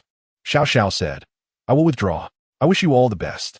Yun Ying sighed, and Xiao Xiao smiled as she stepped down from the stage. Elder Xian spoke. It seems you have made your decision. The teachers Wang Yin and the others came over, all stunned by the explosion. Soul Sect Soul Master. Great Soul Master unleashed Soul Emperor level attacks. Elder Xian chewed on a chicken leg. Those who were eliminated, go back. But except for Xiao Xiao, no one left. Elder Xian asked, are you not convinced? If you're not, then let your strength speak. He then began to talk about the history of Shrek. By the end, only 7 people remained on stage. Su Sanshur asked, are you letting us go to the continental competition? Elder Xian replied impatiently, do you have that ability? Today, you are chosen for the reserve team. Yun Ying laughed. The reserve team can earn half a title of the 7 monsters and doesn't even have to attend theory classes. Elder Xian waved his hand. You can go back first. Hui Yuhao, Wang Dong, and Yun Ying stay. Bei, Su Sanshur, and the others left first, while Elder Xian kept Hui Yuhao, Wang Dong, and Yun Ying. He first asked the 2 about their martial soul fusion skills, then let Hui Yuhao demonstrate his mental detection, and finally looked at Yun Ying. You're under 12 years old, and your talent is stronger than Bei's. Was that soul skill a directional attack? What is the consumption like? Yun Ying respectfully replied, that is my 3rd soul skill. The attack direction can be changed, but once it lands, it can't be altered. Currently, I can use it 4 to 5 times at most. Elder Xian was shocked. Just a 1,000-year soul ring skill? Even more explosive than a 10,000-year one. Quickly release your martial soul. Let me see. Yun Ying summoned the blazing fire. Her spear grew to 1.8 meters. The crimson patterns turned to gold red, and the spear tip was engulfed in flames with a golden glow, exuding a fierce aura. Elder Xian was stunned for a long time, finally saying, you can go back now. The 3 bowed and left. Elder Xian stood in place laughing. What's wrong with the 2nd years? Twin martial souls. Ultimate martial souls. Suspected divine level martial souls. And fusion skills. In 5 years, they will definitely form an invincible team of their age. The 3 exited the soul fighting area and saw Bei and the others still waiting. While chatting, Bei said, we are the reserve team. We need to line up by age. Hui Yuhao and Wang Dong, how old are you? After reporting their ages, they lined up. Bei, Hikaitu, Su Sanshur, Jiang Nanan. Hui Yuhao, Wang Dong, Yun Ying. Wang Dong bragged. Little Yun Ying, call me brother. Yun Ying rolled her eyes at him. So what if you're older? You can't beat me. Wang Dong's face stiffened. Su Sanshur laughed. I'm 3rd, just like our ancestor Tang San. Bei rolled his eyes. This is by age. In terms of strength, Yun Ying can easily crush you. Su Sanshur, don't expose my shortcomings. Later, Hikaitu expressed his desire to join Tang's sect. Bei naturally agreed and took everyone to find Tangya, who was extremely happy, successfully bringing Hikaitu into Tang's sect. After everyone had dinner, they prepared to return to the dormitory, but Hikaitu called Hui Yuhao aside. Yun Ying stopped Bei. Bei, if you have something to say, say first. Bei was puzzled, and Yun Ying winked. Bei understood and told Tangya he would follow Yun Ying. Bei asked, what is the matter? Yun Ying said seriously, about Sister Xiaoya. Didn't you notice something was off with her emotions? Bei was stunned. She's feeling down. Do you want me to accompany her more? Yun Ying shook her head. Do you know her martial soul has a dark attribute? Bei became anxious. What do you mean? Yun Ying reassured him. Just listen to me. Isn't Sister Xiaoya unhappy no matter how you try to cheer her up? Bei nodded. But that doesn't mean she has a dark attribute. Yun Ying continued. She is the leader of the Tang sect, but you all have broken through to the 4th ring, and she's in the same grade as you. What do you think she feels? Bei fell silent. Xiaoya indeed seemed distracted lately and had deliberately kept her distance. Yun Ying then asked, hasn't she been looking pale and often distracted? Does she also keep a distance from you? Bei was completely shocked. How do you know? Yun Ying felt secretly pleased. Oh, I guessed right. I know these points aren't enough proof, but you can subtly ask Sister Xiaoya. Yun Ying said lightly. I want to joke about our relationship. Whether you believe it or not is up to you." After saying that, she turned and left, leaving Bei Bei sitting silently. Outside, the sounds of Yun Ying saying goodbye to Tanya and Jiang Nan could be heard. Bei Bei clenched his fists. He had to get to the bottom of this tonight. Yun Ying's words were too shocking, and seeing Tanya's depression, he couldn't bear it. An hour later, after Tanya and Jiang Nan finished packing, Bei Bei came over and said, "Xiaoya, I have something to ask you." Jiang Nan patted Tanya and left with a smile. Tanya panicked. "What do you want from me? What did Yun Ying say to you just now? Why are you so down?" Bei Bei gritted his teeth and stared at her. "Is it because your martial soul has a dark attribute?" Tanya's eyes were flustered, and she quickly looked down and waved her hands. "How is that possible?" Bei Bei understood at a glance. What Yun Ying said was true. "Yun Ying told me," Bei Bei began, and Tanya was shocked and looked up. "How does she know, Before she could finish her sentence, she quickly shut her mouth. Bei Bei said in a deep voice, "Are you preparing to accept the dark attribute?" Tanya nodded, and Bei Bei became anxious. "Why didn't you tell me?" His eyes were red. Tanya threw herself into his arms and cried, "What can I do? As the leader, all of you have surpassed my cultivation. How can I take revenge?" Bei Bei's nose felt sour, and he gently patted her back. After Tanya cried herself to sleep from exhaustion, Bei Bei carried her back to the dormitory. When Jiang Nan opened the door and saw Tanya with tear stains, she looked at Bei Bei in confusion. And Bei Bei shook his head and sighed as he left. Everything was in chaos. He decided to ask Yun Ying for a solution tomorrow. The next morning, Yun Ying went to the cafeteria and saw a haggard Bei Bei standing at the door. "Bei Bei, did you not sleep all night?" Yun Ying walked up, ignoring the pointing fingers of the students. Bei Bei looked up and saw her, his voice hoarse. "You finally came?" Yun Ying gestured for him to follow her to a spacious place. "About what I said last night. Do you have a problem?" Yun Ying pretended to be puzzled. Bei Bei looked deeply at her. "I asked Xiaoya. Everything you said is true." Yun Ying understood. "You came for a solution, right?" Bei Bei nodded. "How do we solve Xiaoya's problem?" Yun Ying thought for a moment. "My parents said there's a valley near the Ming capital of the Sun Moon Empire, and there's a blue-silver emperor there. If Xiaoya goes, it might solve her martial soul problem and even help her evolve." Bei Bei murmured, "Sun Moon Empire. Ming capital. I'll remember it." "You don't want to go, do you?" Yun Ying asked, and Bei Bei came back to his senses. "Of course, the sooner the better." Yun Ying poured cold water on him. "Can you find it? The Ming capital is quite large. You need to calm down." Bei Bei looked lost. "I really can't guarantee." Yun Ying pondered. "The Snow Empress embryo takes over a year to take shape. After the competition, I need to leave and find a way to cover my aura. This is a good opportunity to go to the Ice and Fire Yin-Yang Eye." "Bei Bei, I have an idea." Yun Ying said, "Recently, you should spend more time with Xiaoya, so she wants to think about awakening the dark attribute. During the competition, find reliable people to keep an eye on her. After the competition, I have things to handle, and I'll help you find a valley. When your cultivation is stronger, I'll take Xiaoya there." Bei Bei's eyes lit up. "Really? How about after the competition? Xiaoya and I go with you." "No, Bei Bei, really don't."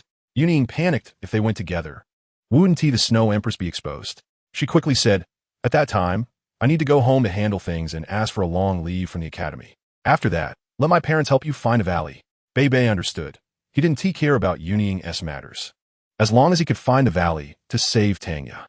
He thought, Yun Ying is so outstanding, her parents must be strong too. The chances of finding it are greater.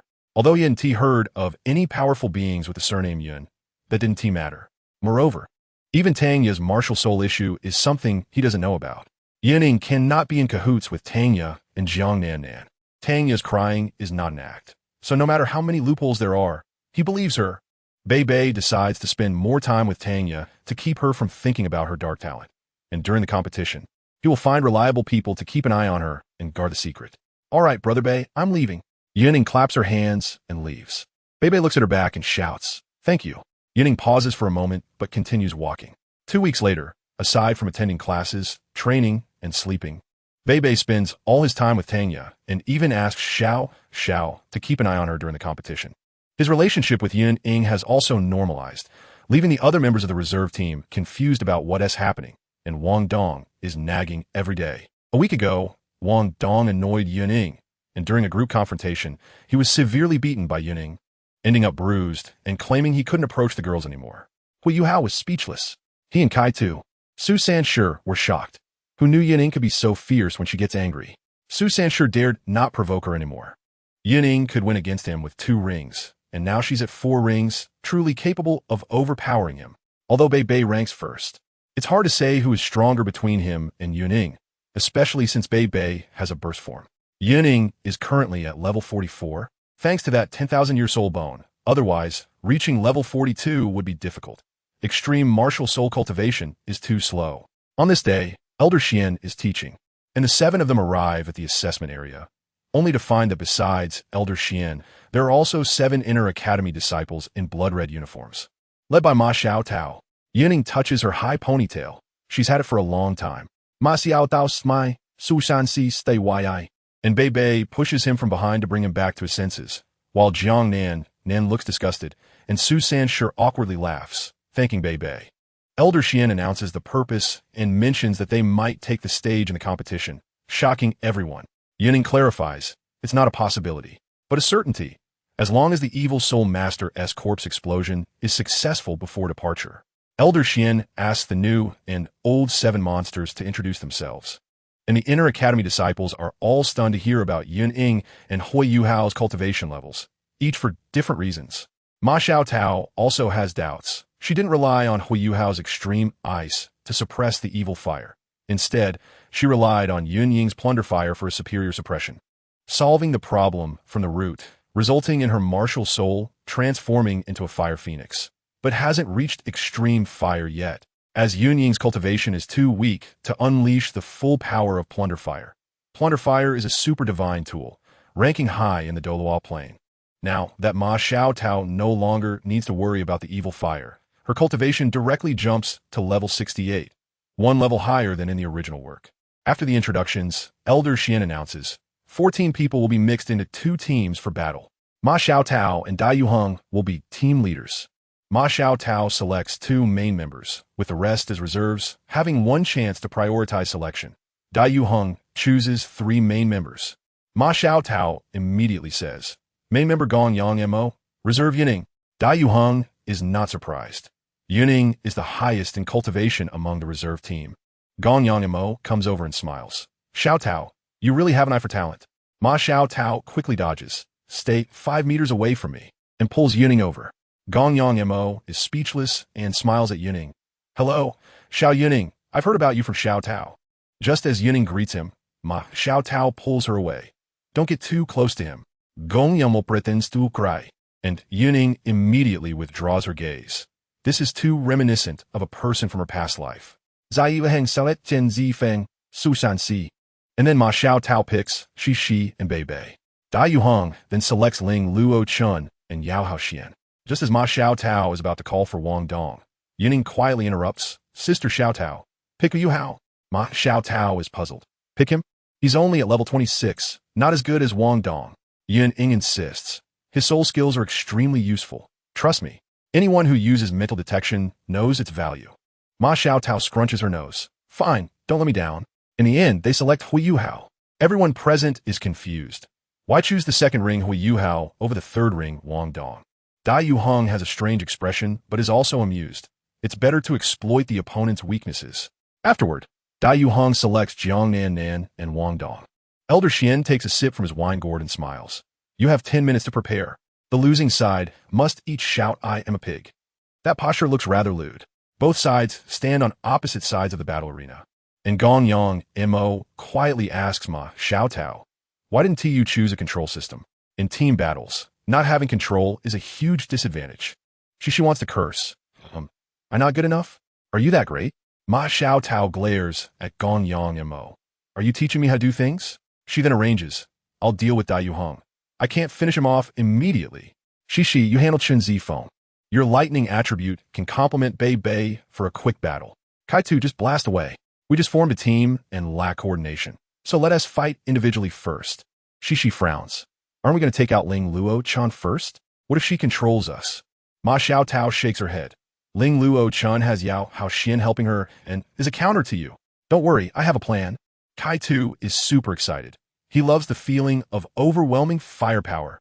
Ma Xiaotao pats Yun Ying's head. You have strong mobility and explosive attack power. So I give you the freedom to fight. Let me see how amazing you are. Yun Ying suddenly says, Sister Xiaotao, Hui Yuhao also counts as a control system. Ma Xiaotao is taken aback. Him? What can he do at just 2 rings? Yun Ying tells Hua Yuhao, show your mental detection. Hua Yuhao releases his soul skill, and half the field's information instantly appears in everyone's minds.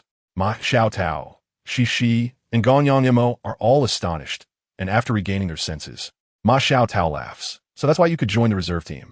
Xiao Yun Ying, you didn't let me down. Yun Ying is speechless. When have I ever let you down? Gong Yang retracts his gaze from Hua Yuhao, clicking his tongue in amazement. This green-haired junior is quite impressive. Upon hearing this, Shi quickly moves 2 steps to the side. Last time Gong Yang said something like this, he was harassed for 3 days and was almost mentally exhausted. Seeing that expression now makes him fearful.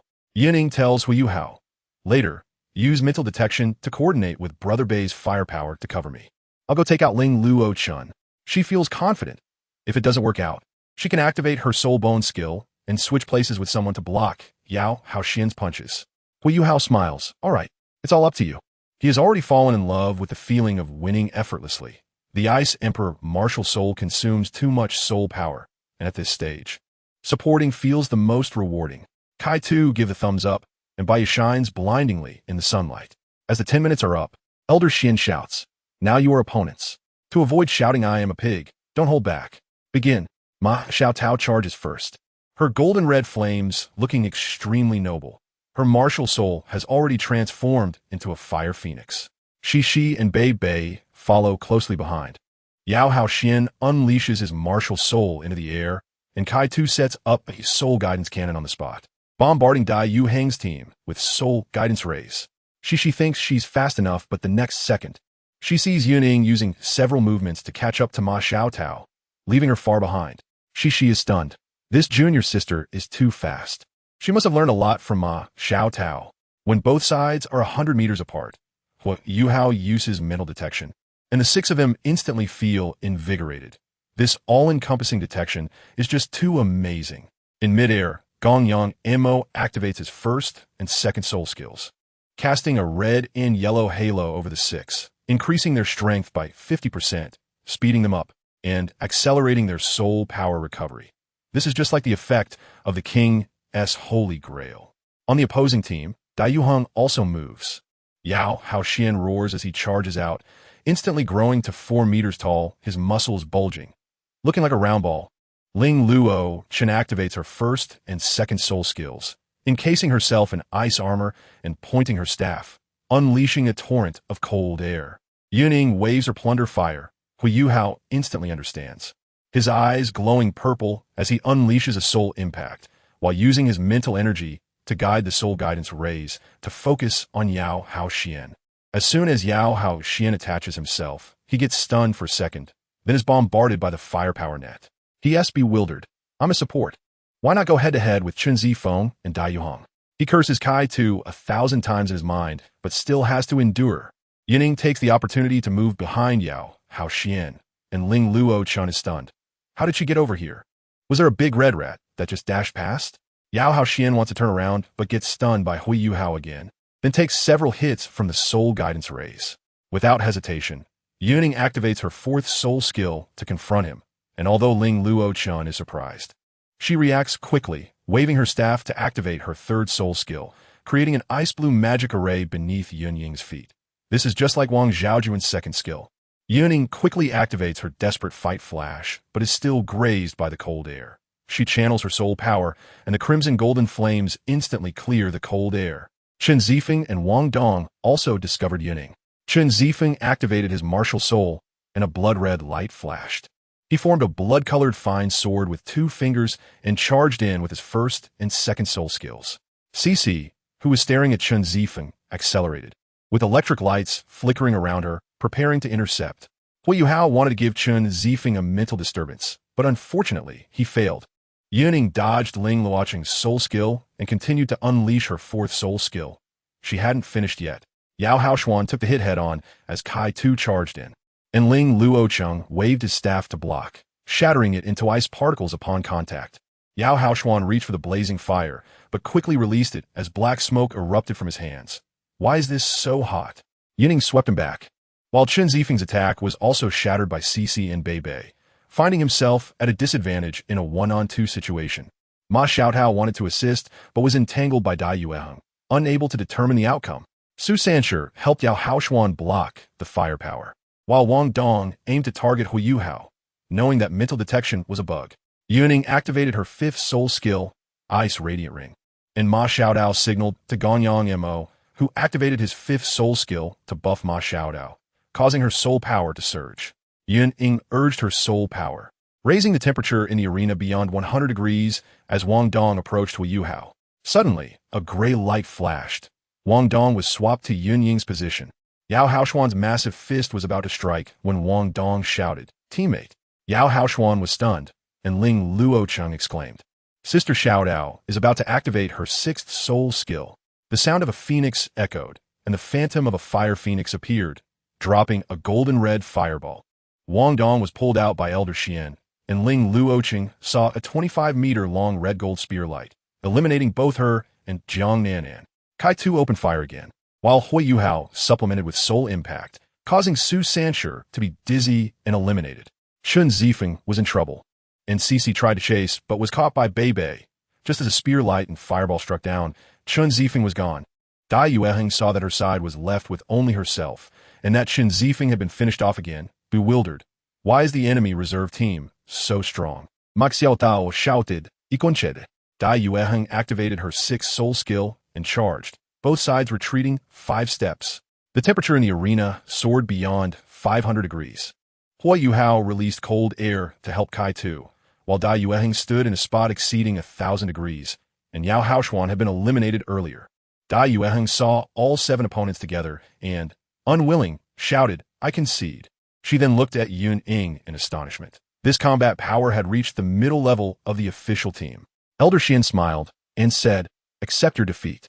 Everyone shout, "I am a pig." Dai Yueheng shouted first, and the others awkwardly followed suit. After all 7 shouted, "I am a pig," Elder Xian smiled and said, "All right, I know some of you are not convinced. Therefore, I will give you an hour to rest, and we will have another match in an hour." Upon hearing there would be another match, everyone quickly sat down to recover their soul power. This would help them regain energy and analyze their gains and losses. Elder Xian took out a greasy chicken leg, gnawing on it while drinking wine, his eyes hidden beneath disheveled hair as he pondered something. Yun Ying looked at the chicken leg with longing. How did I forget that Douluo has this good stuff? An hour later, everyone stood up and arranged themselves. Elder Xian suddenly laughed. Hu Yuhao and Jiang Nanan swap. Yun Ying was disappointed. Without mental detection, their coordination would be downgraded. Dai Yueheng and Chun Zifeng exploded with anger, with Chun Zifeng shouting, "This is unfair. We just lost in the last match." Elder Xian interrupted, "This is training. Don't be a pig teammate." Dai Yueheng shut her mouth, already prepared for defeat. The match began again. Hu Yuhao revealed 2 white soul rings, and Dai Yueheng and the others paused for a moment. Once mental detection was activated, everyone understood. No wonder the last match was so precise. Ma Xiaotao, with Ganyang Mo's assistance, spread her phoenix wings, and golden red flames exploded, combined with Yun Ying's red-gold flames, causing the temperature in the arena to soar. Those below level 50 couldn't fight at all. Hu Yuhao pressed against Ling Luocheng's back, switching to the Ice Emperor martial soul, making her ice attribute reach the ultimate ice level, suppressing the high temperature. Ling Luocheng waved her staff, and an ice blue beam shot toward Ma Xiaotao, leaving everyone stunned. How could a Soul King have the upper hand over a Soul Emperor? Yun Ying rushed in shouting, "Sister Xiaodao, I'll swap with Hu Yuhao. Let's see your operation." Ma Xiaotao commanded. Kai Tu suppressed with firepower. Cici shattered Ling Luocheng. Kai Tu bombarded fiercely, while Yun Ying hid behind the firepower net, closing the distance with Hu Yuhao. Su Sanshi charged in with a shield to block Cici. Dai Yueheng activated her 4th soul skill, White Tiger Meteor Shower, intercepting with more than 10 light bullets. Cici's electric light exploded, dodging to the side. Yun Ying closed in to 100 meters, and a gray light flashed. Hu Yuhao was swapped over. Ling Luocheng's amplification was cut off, and the beam weakened significantly, allowing Ma Xiaotao to counterattack. After Yun Ying and Hu Yuhao swapped, Dai Yueheng's side quickly eliminated Yun Ying, while Bei Bei and Jiang Nanan also took down Hu Yuhao, resulting in a 6-on-6 situation. Without Hu Yuhao, Dai Yueheng's side lost detection and the high temperature persisted, making it impossible to suppress Ma Xiaotao. In the end, Ma Xiaotao's team won. Chen Zifeng's mentality collapsed, and he sorrowfully shouted, "I am a pig," glaring at Yun Ying. This operation was too disgusting. Elder Xin knew. Hui Yuhao was the ultimate ice, combined with Yun Ying's ultimate fire, creating a duality of ice and fire. Hui Yuhao was suitable for support, while Yun Ying's fighting style was aggressive, with good training. They would definitely become great leaders. Elder Xian smiled. Everyone go back. Gather early tomorrow morning to depart for Xingluo City. Hui Yuhao exclaimed. Xingluo City? Elder Xian asked. Is there a problem? Hui Yuhao quickly shook his head. The group left the Battle Soul area, preparing for the next day's journey. The next morning, as the sun just rose, a thin mist surrounded them. At the gate of Shrek Academy, a group slowly walked out, consisting of the official members and reserve members of the Shrek's 7 monsters, led by Elder Xian and Wang Yan. Everyone wasn't wearing Shrek uniforms. They were dressed individually. The most eye-catching wasn't Ma Xiaotao or Yun Ying, but rather Yao Haoshuan, dressed in luxurious clothing but looking awkward due to his short stature. Wang Dong almost tripped at the sight, while Yun Ying, well-informed, wasn't surprised, but the expressions of the others were hard to describe. Yun Ying still had her high ponytail. This hairstyle was convenient. She wore a red, white, and black top that reached her thighs, paired with gold-trimmed black stockings and knee-high leather boots, looking both heroic and stylish. A dozen people walked in groups of 3 or 2 behind Elder Xian, who was gnawing on a chicken leg while drinking wine, as if they were out for a leisurely stroll. Elder Xian loved chicken legs and chicken wings with wine. He never got tired of it. Tempted by the chicken leg yesterday, Yun Ying went shopping outside the academy at night, asking Hui Yuhao to freeze the chicken leg.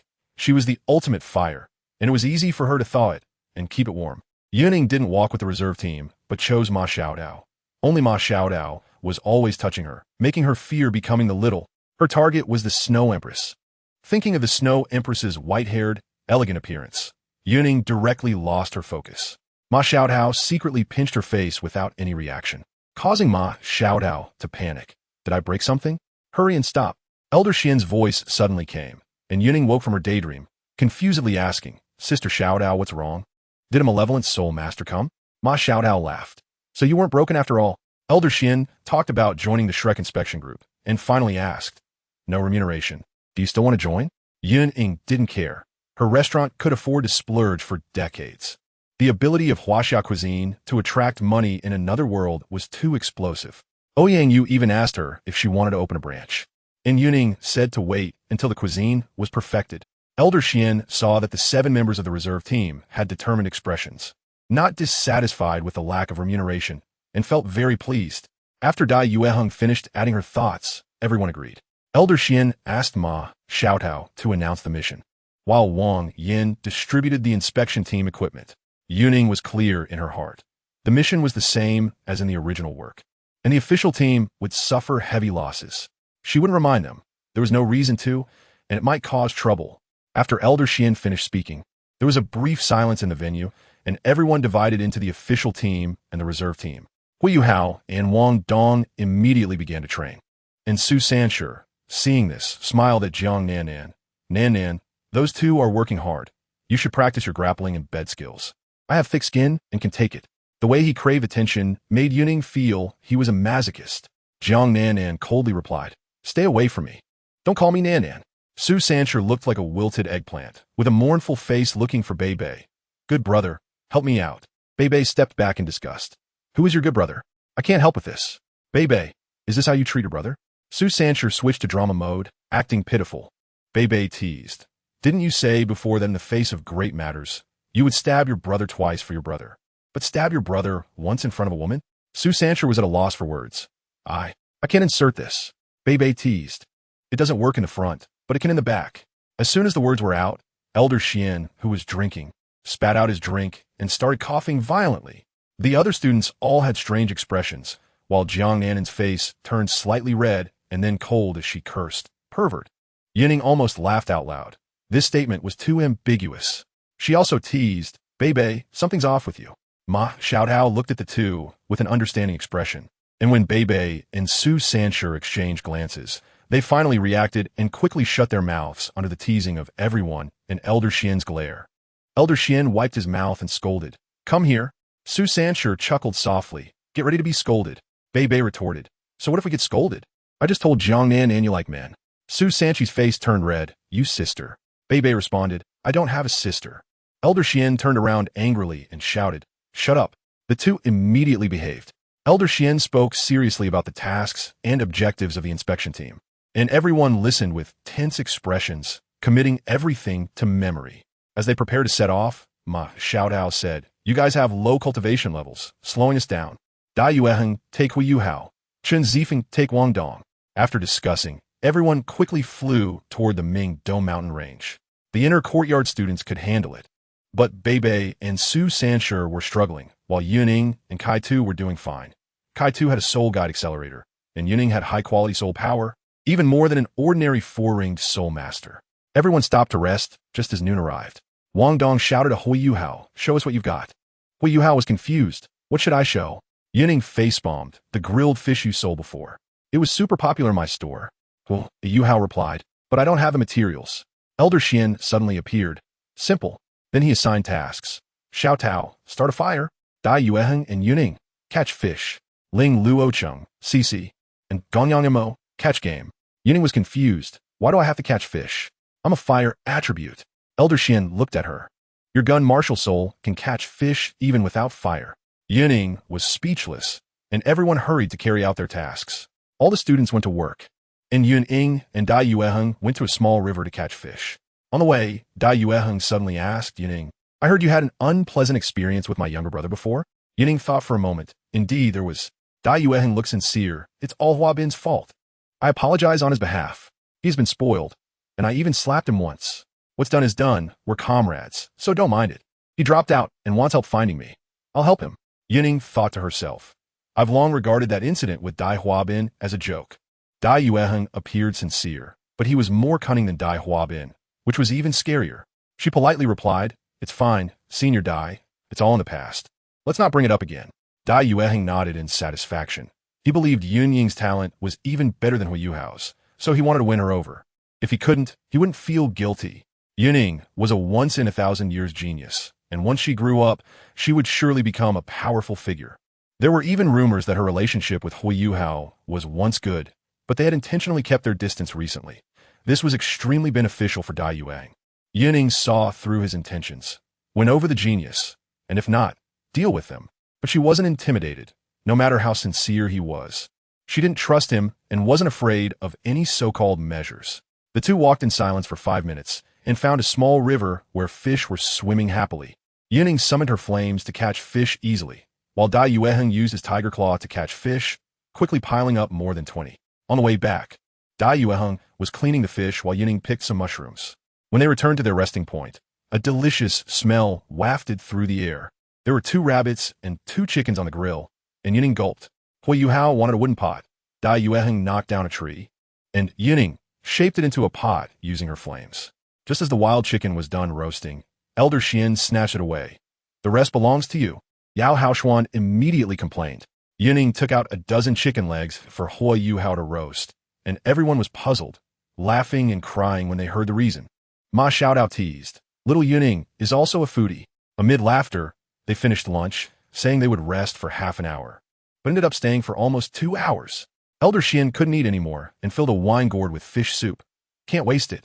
Everyone thought they couldn't eat it all, but didn't dare to say it. Everyone continued on their journey, reaching the border between the 2 nations, where a military camp blocked their way. Dai Yueheng went in and took out a dozen military flying devices. His father was the White Tiger Duke. These flying devices were extremely heavy and dull gray without any highlight. Yun Ying had already spent a fortune to have Fan Yu make a small, red, and stylish one with 4 jet ports, which was in her heart. Yun Ying donned the flying device, and Su Sanshur, curious, exclaimed after hearing it was custom-made. Wow. Little rich girl. Seeking a sugar daddy, Yun Ying wrinkled her nose in disdain. If anyone's going to be a sugar daddy, it should be Senior Nan Nan. Jiang Nan Nan turned around and coldly said, What do you mean I'm yours? Yun Ying, you're learning bad things? Just as Su Sanshur was about to feign sorrow, Elder Xian interrupted. Are you going to learn to fly the device or not? It's getting dark. Dai Yueheng wanted to help Yun Ying, but when he saw she was already ready, he went to help Hui Yuhao and accidentally bumped into Kai Tu. Feeling embarrassed, everyone was ready, and Elder Xian waved his hand. Let's go. With the flying devices, they flew 500 miles in 1 hour. It was dark already, and dinner plus recovering soul power would waste time. Wang Yin took out a 30-meter-long rope with a buckle to secure themselves. "Little ones, protect yourselves," Elder Xian said solemnly. And everyone fastened their buckles and quickly followed Elder Xian out. Yun Ying estimated she could write a 10,000-word article about the experience of being carried by the 12 jet ports of the flying device. Previously, she had no feeling reading novels, but now she realized how ridiculous this was. The speed was so fast that the surrounding environment was all a blur. The howling wind slammed against them, and the intense air resistance was uncomfortable. Yun Ying summoned her flames, wrapping her body in fire to block the pressure. It felt somewhat better, but consumed a lot of soul power. On the western border of the Douluo Empire, it was pitch dark. A white light with a tail flame fell from the sky, enlarging as it neared the ground, catching a dozen figures. Sounds of vomiting and coughing erupted. Half the people leaned against the trees to vomit, while the rest staggered around. Yun Ying sat on the ground, her gaze hollow as she looked at the sky, taking a long time to recover. Elder Xian chewed on a chicken leg and shouted, "You little ones are really weak. I'm better than you." Yun Ying thought to herself, who can withstand being flown at such speed? Elder Xuan yelled, "Xiao Dai." Dai Yueheng twitched at the corner of his mouth. What kind of nickname is that? But he couldn't argue and had to endure, walking over. "Elder Xian, we're making such a noise. People from 50 miles away will definitely come. You handle it. I'm going to sleep." After Elder Xian finished speaking, he disappeared, leaving Dai Yueheng stunned. Sure enough, not long after, shadows descended from the sky. Dai Yueheng swung his fist to create a barrier, suppressing the urge to curse, and smiled as he welcomed the leader. After talking, Dai Yueheng returned. "Let's rest first. We'll meet the White Tiger Duke later." Everyone sat cross-legged to recover their soul power, and Yun Ying noticed Hui Yuhao shiver when he heard about the White Tiger Duke. Quickly regaining his composure, he must have thought of something from the past. An hour later, the sun rose, and everyone followed the White Tiger's personal guards to the commander's camp. In front of the camp, a muscular man with blonde hair and bare chest was boxing. Douluo stepped forward. "Marshal, the young master and Shrek students have arrived." The man turned around, his sharp gaze sweeping over them with an iron-blooded aura. Yun Ying sighed inwardly. Now this is a soldier. When the man saw Yun Ying's appreciative gaze, he paused for a moment, and his expression softened. Dai Yueheng stepped forward. "Father." He whispered a few words to Dai Hao, who then smiled and approached. "Welcome Teacher Wang Yin and Shrek's outstanding students." Everyone bowed. Wang Yin and Dai Hao shook hands, and then everyone followed Douluo to have a meal. After lunch, Douluo handed over the intelligence. The Death's Hand Bandit Group is in the center of the Ming-Do mountain range, with over 300 members, all young adults. 1/10 of them are soul masters, and the leader is at least a soul king, with brutal methods and no survivors. The latest intelligence was from half a month ago, and the military couldn't send help. Flying soul-guided devices couldn't be brought into the mountains. Time was tight, and they had to participate in the soul fighting competition. So everyone took the map and set off. They took the flying soul-guided devices to the entrance of the mountain, unloaded, and entered the mountains with the map. Ma Xiaotao arranged. I, Dai Yueheng, and Chen Zifeng will lead, 10 meters apart. Control and support systems will follow behind. Yun Ying, stay with me, and Hui Yuhao will scout behind you. Bei and Su Sanshur will bring up the rear. Let's go. 3 people opened the way, moving smoothly. Chen Zifeng's soul-chasing sword swiftly cut through the thorns, while Dai Yueheng and Ma Xiaotao displayed explosive strength, easily clearing a path. By the time the sky darkened, they had already penetrated deep into the Ming-Do mountain range. As night fell, Wang Yin reminded Ma Xiaotao, "Let everyone rest and eat." Ma Xiaotao nodded. "Rest here. No fires allowed. We will search through the night." The students sat in a circle, and Wang Yin quietly left. Ma Xiaotao chatted with Dai Yueheng. "Your father is quite handsome." Dai Yueheng proudly introduced, and Ma Xiaotao's eyes lit up. Yun Ying murmured to Hui Yuhao, "Sister Xiaotao must be interested in Duke White Tiger." Hui Yuhao's expression darkened, and Yun Ying understood he was feeling uneasy about meeting his biological father. Wang Yin returned and waved. "Everyone, come here." The outer academy students immediately moved, and although the 7 from the inner academy were impatient, they still showed respect. Wang Yin said solemnly, "There are warm orchid trees here. They only grow 50 miles into the dense forest. The heart of the tree is good for cold, martial souls. We are the edge of the core area." He took out a piece of warm orchid tree bark. The heart of the tree has been dug out. The leader of the bandits might be an evil soul master. After sharing his speculation, the Inner Academy disciples looked at him with newfound respect. Everyone followed Wang Yin, and he suddenly raised his hand. Stop. There are footprints ahead. The enemy is not far. Prepare for battle. Everyone quietly crept forward, and Yun Ying recalled, quietly enter the village, don't shoot. On the way, they changed into the inspection team's clothes, and Yun Ying felt that she still had 3 signal flares hanging at her waist. Wang Yin whispered, Xiao Dao will command the battle. I will lead the reserve team. Ma Xiao Dao was the first to leap out, with Dai Yueheng and Chun Zifeng flanking her, followed closely by the Inner Academy disciples. Wang Yin led the reserve team behind. Bei Bei was in front, Su Sancher at the rear, and Yun Ying prepared to launch an attack behind Bei Bei, while Wang Yin protected Hui Yuhao and Wang Dong. The group quietly entered a cave, and the smell of blood was overwhelming. There were 5 or 6 corpses of evil soul masters at the cave entrance. As they moved forward, Jiang Nanan suddenly screamed, and Hui Yuhao scanned upwards, while Su Sancher swore, damn, there are more than 10 human skins hanging above, and baby corpses. Bei Bei cursed as well, bastards. Everyone's faces turned grim, but they pressed on.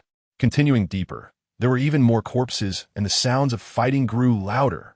The deaths of the bandits were bizarre, yet no one felt sympathy. The cave walls were lined with over 100 human skins. Wang Yin shouted, kill one evil person, save countless others.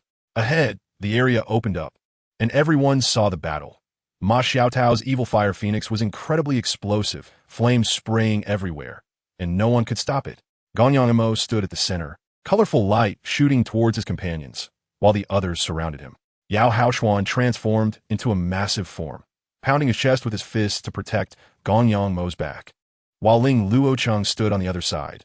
Don't think they were easy to handle. The remaining bandits had blood-red eyes, with several at the Soul King level, but they were being beaten back against the Inner Academy disciples. From the depths of the cave, bandits kept pouring out. Yet Ma Xiaotao and Dai Yueheng were able to manage a wide area. Ganyangmo's support was incredibly powerful, not to mention the Soul Emperor. Even Chen Zifeng and Cici, after being amplified, had combat power that was not inferior to a Soul Emperor. Dai Yueheng shredded a Soul King, blood splattering everywhere, and unleashed a white tiger meteor shower that blasted away the enemies trying to ambush. Ma Xiaodao was even fiercer, her fire phoenix wings expanding to 3 meters long. The flames burned on contact, and crashing into them meant death, making the opposing Soul Kings not dare to approach. Wang Yin saw the situation was under control and waved. Go. Don't let any escape. The remaining enemies were at most 2 or 3 rings, along with ordinary bandits. Bei Bei shouted and charged out, with Yun Ying following closely behind. Bei Bei used his Thunder Dragon Claw to tear through the bandit group, and Yun Ying swung her blazing flames. Striking fiercely, the flames roaring with a red-gold spear light flashing continuously, and screams echoed. Bei Bei was sweating. Yun Ying was too smooth. Every shot targeted vital points.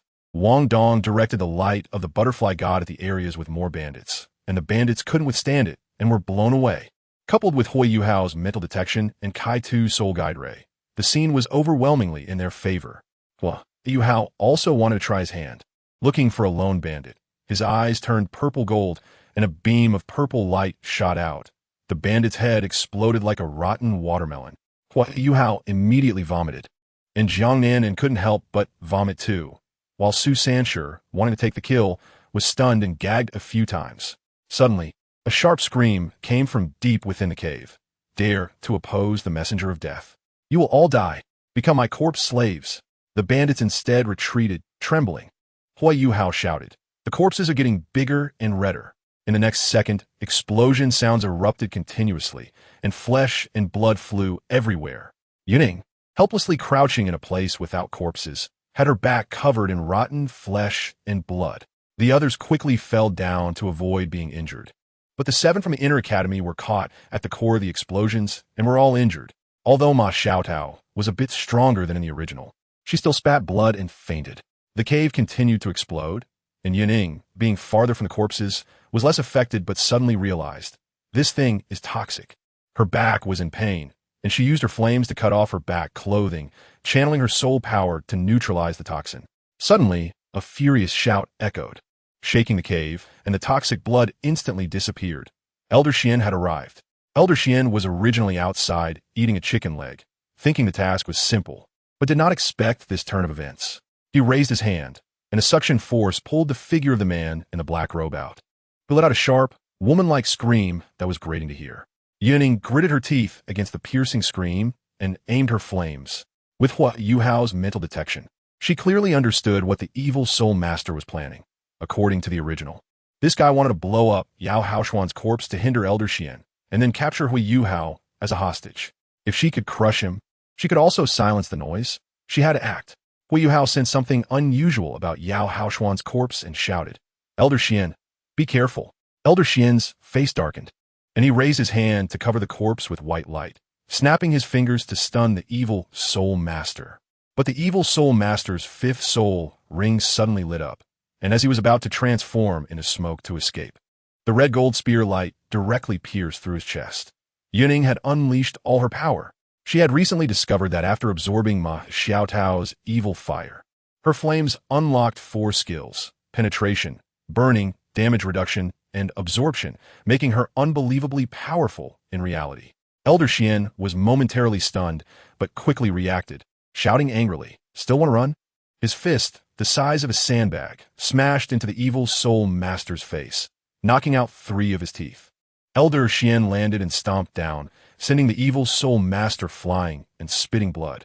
This time, Elder Xian was truly furious. His clothes burst, his size doubled. Long spiral sharp horns sprouting, ancient bronze muscles radiating pressure, 9 soul rings, 2 yellow, 2 purple, for black, 1 red. Rising, his hair turning yellow, glaring at the remaining bandits. The bandits were all dumbfounded. There was actually a toDouluo with a 10,000-year soul ring. The leader was being beaten mercilessly, and some even wet themselves in fear. Elder Xian unleashed a terrifying aura, causing the bandits to explode. He was not satisfied and continued to pound the evil soul master, beating him into a bloody mess, making him spit blood endlessly. The Outer Academy disciples, organized by Wang Yin, helped the Inner Academy disciples withdraw from the battlefield. Su Sanshur was shocked.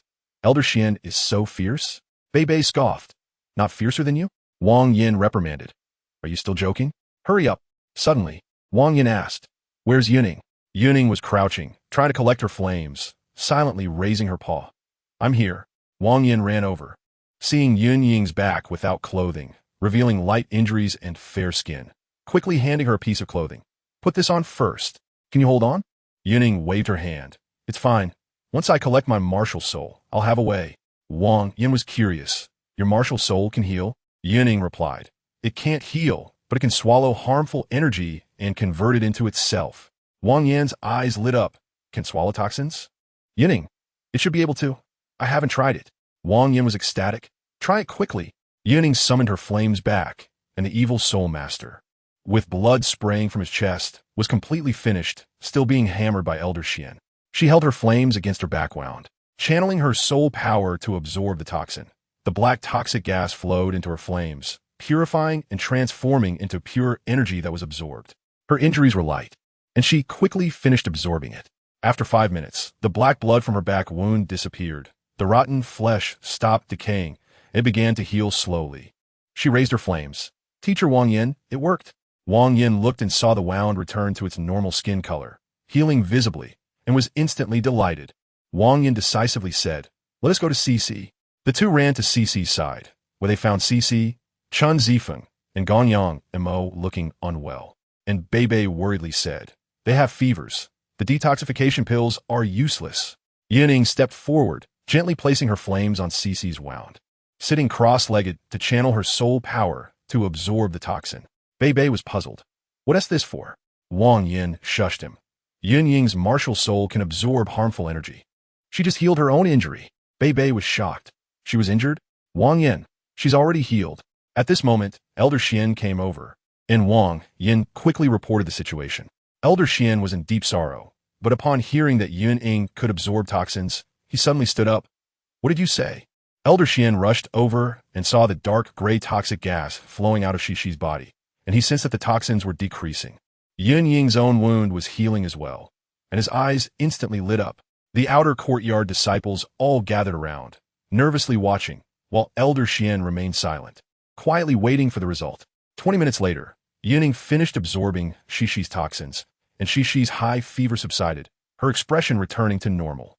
Elder Xian was overjoyed and then looked at Yun Ying helping Chun Zifeng and Gong Yang half an hour later. Both of them had also cleared their toxins. But Yun Ying had absorbed too much energy and was now feeling bloated, desperately needing to digest. Yun Ying turned around and saw everyone staring at her. Startled, Teacher Wang Yin, Elder Xian, hello. Elder Xian excitedly approached, checked the condition of the three, and sighed in relief.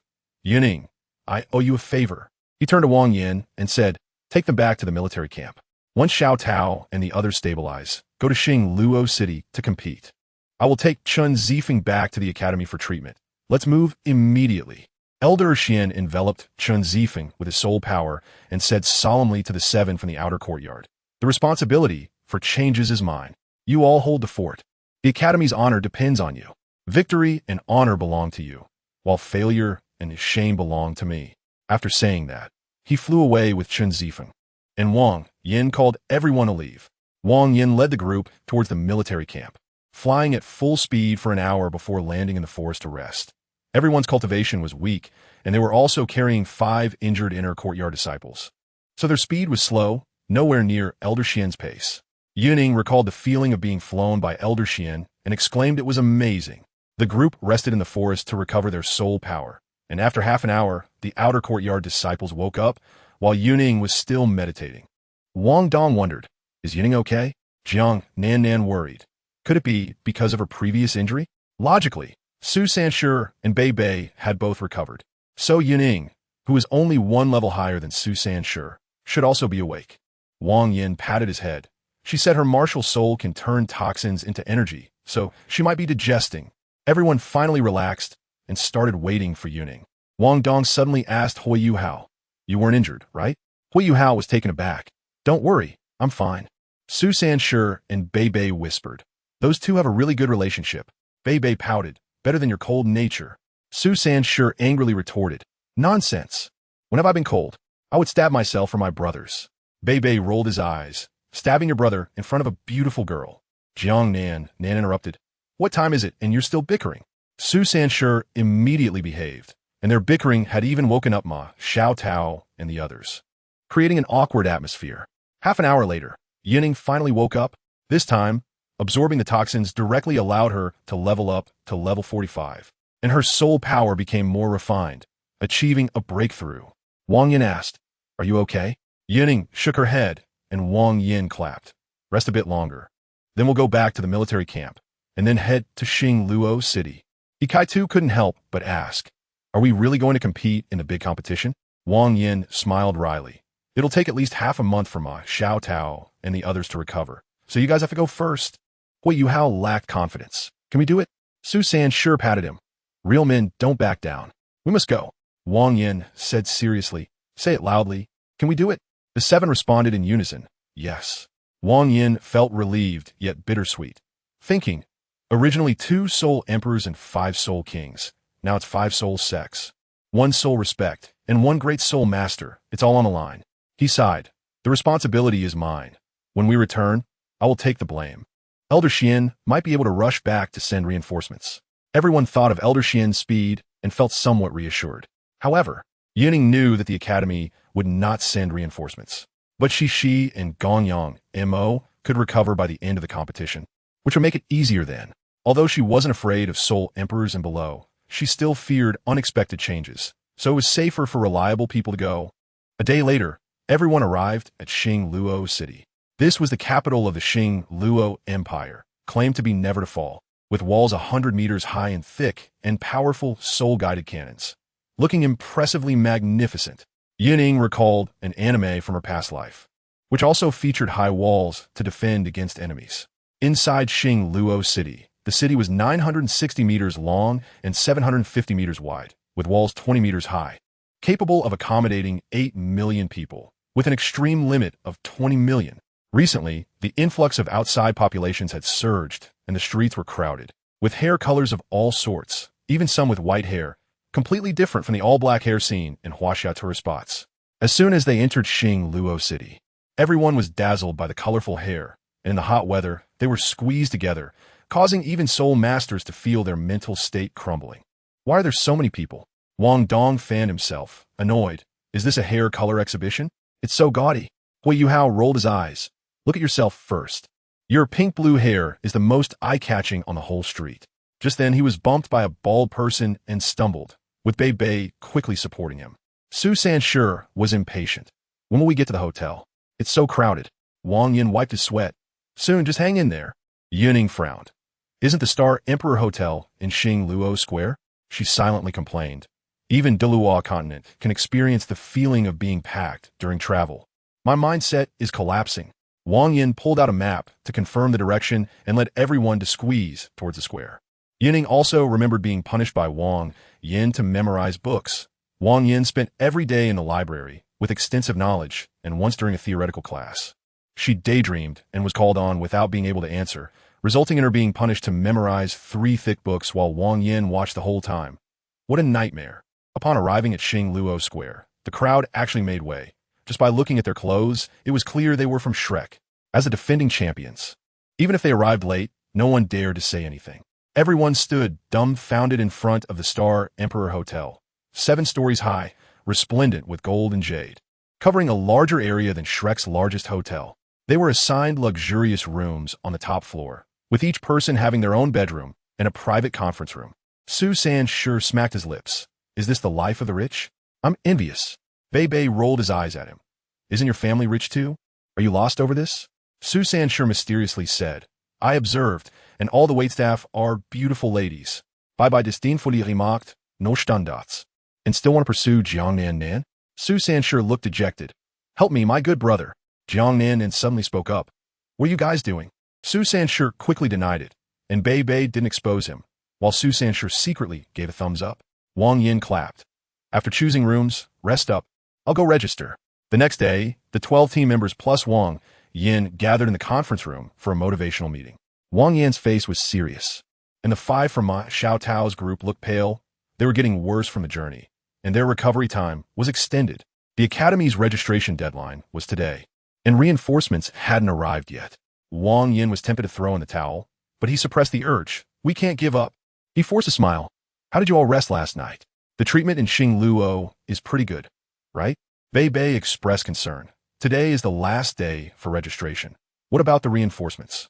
Wang Yin waved his hand. Don't worry. The academy sent a message saying it takes time to adjust the students, and we have privileges. But in his heart, he thought, I can only deceive them for now. Everyone was surprised. Privileges? Wang Yin seriously fabricated a story. We are from the continent's #1 academy. We win the championship every time. No matter when we arrive, we can register late. Yun Ying was speechless. She had sneaked out last night to check the registration rules, which clearly stated that if you didn't register by the deadline, you would lose your qualification, which was blatant deception. Yun Ying recalled the original story and combined it with the current situation. Understanding why Wang Yin was making up lies, he was the team leader and surely knew the academy's arrangements. She looked up at Ma Xiaotao, who was leaning back in her chair with a helpless expression. Feeling her gaze, she even gave her a shushing gesture. Yun Ying thought, I didn't want to expose him. Wang Yin explained the competition rules to the outer courtyard disciples, stating that the first round would be an elimination round. Everyone's expressions instantly became serious. If Shrek got eliminated in the first round, that would be a huge joke. But Wang Yin looked relaxed. Why be nervous? It's completely unnecessary. After a round of speeches, everyone felt much more relaxed, and their confidence returned. After all, confidence is the peak. Wang Yin waved his hand. Go back and rest. Conserve your energy. Tomorrow we'll put in a great effort and crush the other academies. Su Sanshur was confused. Aren't we going to strategize? Wang Yin replied irritably. What strategy? Are you insulting me or insulting yourselves? We don't need to strategize against this opponent. The 7 from the outer courtyard left, and as Wang Yin closed the door, his relaxed expression instantly disappeared, replaced by a serious look as he sat back down. Dai Yueheng sighed. Teacher Wang, is it meaningful to comfort them? Their opponents are all elites, and they will definitely give their all tomorrow. Ma Xiaotao replied, if we don't do this, morale will be even lower. Who can take action now? Wang Yin asked, how long until you can join the battle? Give me an exact time. Ma Xiaotao said 15 days. Dai Yueheng, 17 days. CC, 24 days. Wang Yin's mood hit rock bottom. This means they can only join at the very end. Ling Luocheng. I can recover in 10 days. Wang Yin calculated. You can join in the third or fourth elimination match. He then asked Gongyang Mo, who smiled bitterly. 26 days? I probably can only join in the finals. Wang Yin felt internally collapsed. How are we supposed to compete in the matches before that? He reminded them. Don't leak information about the lack of reinforcements. They need victories to build confidence. Suddenly, Ma Xiaotao said, It seems Yun Ying has discovered something. Wang Yin helplessly replied, Let her discover it. She is usually full of confidence. At this time, other academies were also mobilizing, and the Sun and Moon Royal Soul Master Academy on the same floor was no exception. They always placed second and enjoyed treatment similar to Shrek. But this time their goal was singular, to take first place. In the conference room, 2 old men sat at the head, with 14 students arranged on either side, larger on the left and smaller on the right, representing the main team and reserves. The elder on the left said solemnly, We found out that Shrek only sent 12 people, 5 of whom are around 20 years old, 7 are under 15. And there's even a girl named Yun Ying who is only 12. They didn't even send their full main team. The elder on the right slammed the table and stood up. This is contempt. They look down on us. It's a blatant slap in the face. He slammed the table again, almost breaking it, and shouted, Ma Rulong. Inside the table, the thought was, Who did I offend? Just after the elder slammed the table, the captain of the main team, Ma Rulong, stood up. Here, the elder shouted angrily. If you lose to Shrek with this lineup, you can roll out of Mingda Hall. Ma Rulong's voice boomed, yes. The killing intent was palpable. At this moment, the captain of the reserve team, Xiao Hongshun, spoke up, looking almost delicately feminine. Elder Ma, this isn't simple. Shrek isn't stupid. How could they send a weak team? Maybe they encountered some unexpected situation. Suddenly, Meng Hongshun, who was beside him, excitedly said, Brother, I saw a super cool big sister in Shrek's building last night. So beautiful and tall. Xiao Hongshun quickly interrupted. We're discussing serious matters. Meng Hongshun pouted. She is from Shrek. Elder Ma was shocked. Are you sure she entered Shrek's room? Meng Hongshun nodded. And Ma Rulong was stunned. Going to Shrek's room late at night? Is she a formal team member? Xiao Hongshun said seriously. This needs to be discussed further. Ma Rulong surprisingly agreed. I think so too. Elder Ma was left speechless, unable to say anything for a long time. In the morning, the first rays of sunlight shone into Douluo City, and the entire city instantly became serious. The streets around Douluo Square were completely sealed off by soldiers, with thousands stationed near the Star Emperor Hotel, allowing only participating team members access to the square. The competition stage was built at the city gate, allowing the Emperor to watch from the city wall with a wide view and safety, showcasing the Emperor's grandeur. This competition stage stretched hundreds of meters in all directions, 5 meters high, surrounded by 108 metal pillars that were all protective soul guidance devices. During the competition, they would form a protective shield to prevent soul skills from harming people or damaging buildings. Just building the stage cost a fortune. Douluo Square was empty.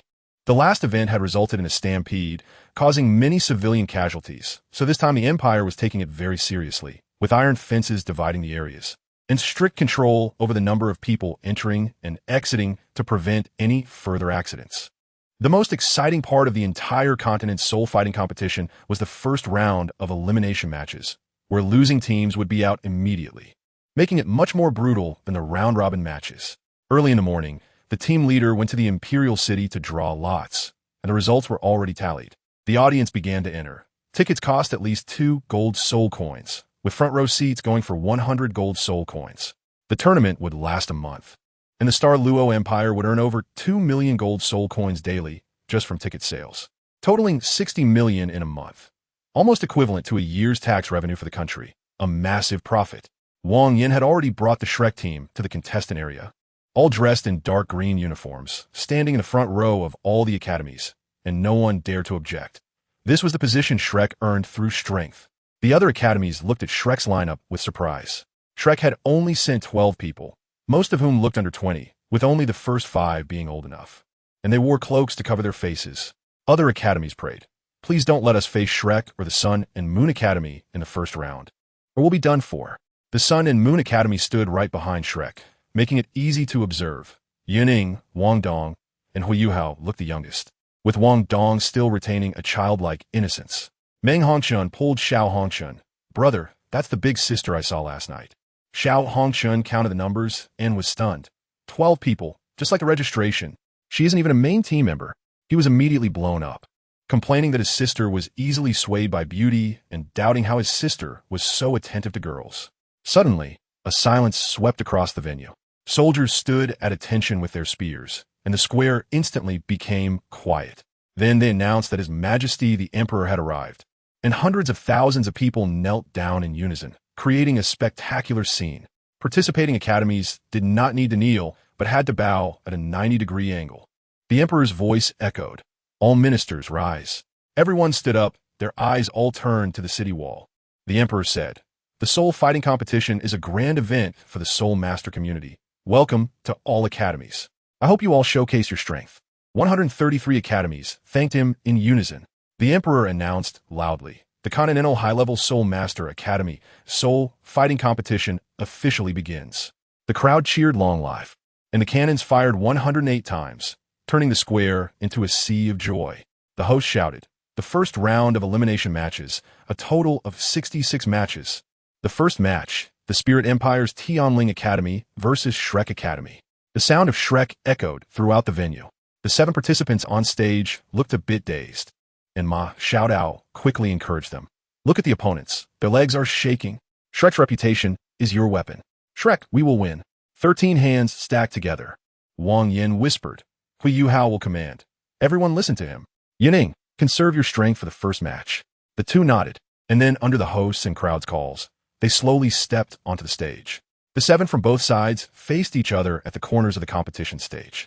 Tianling Academy was stunned to see Shrek sending such a young lineup. Is this the reserve team?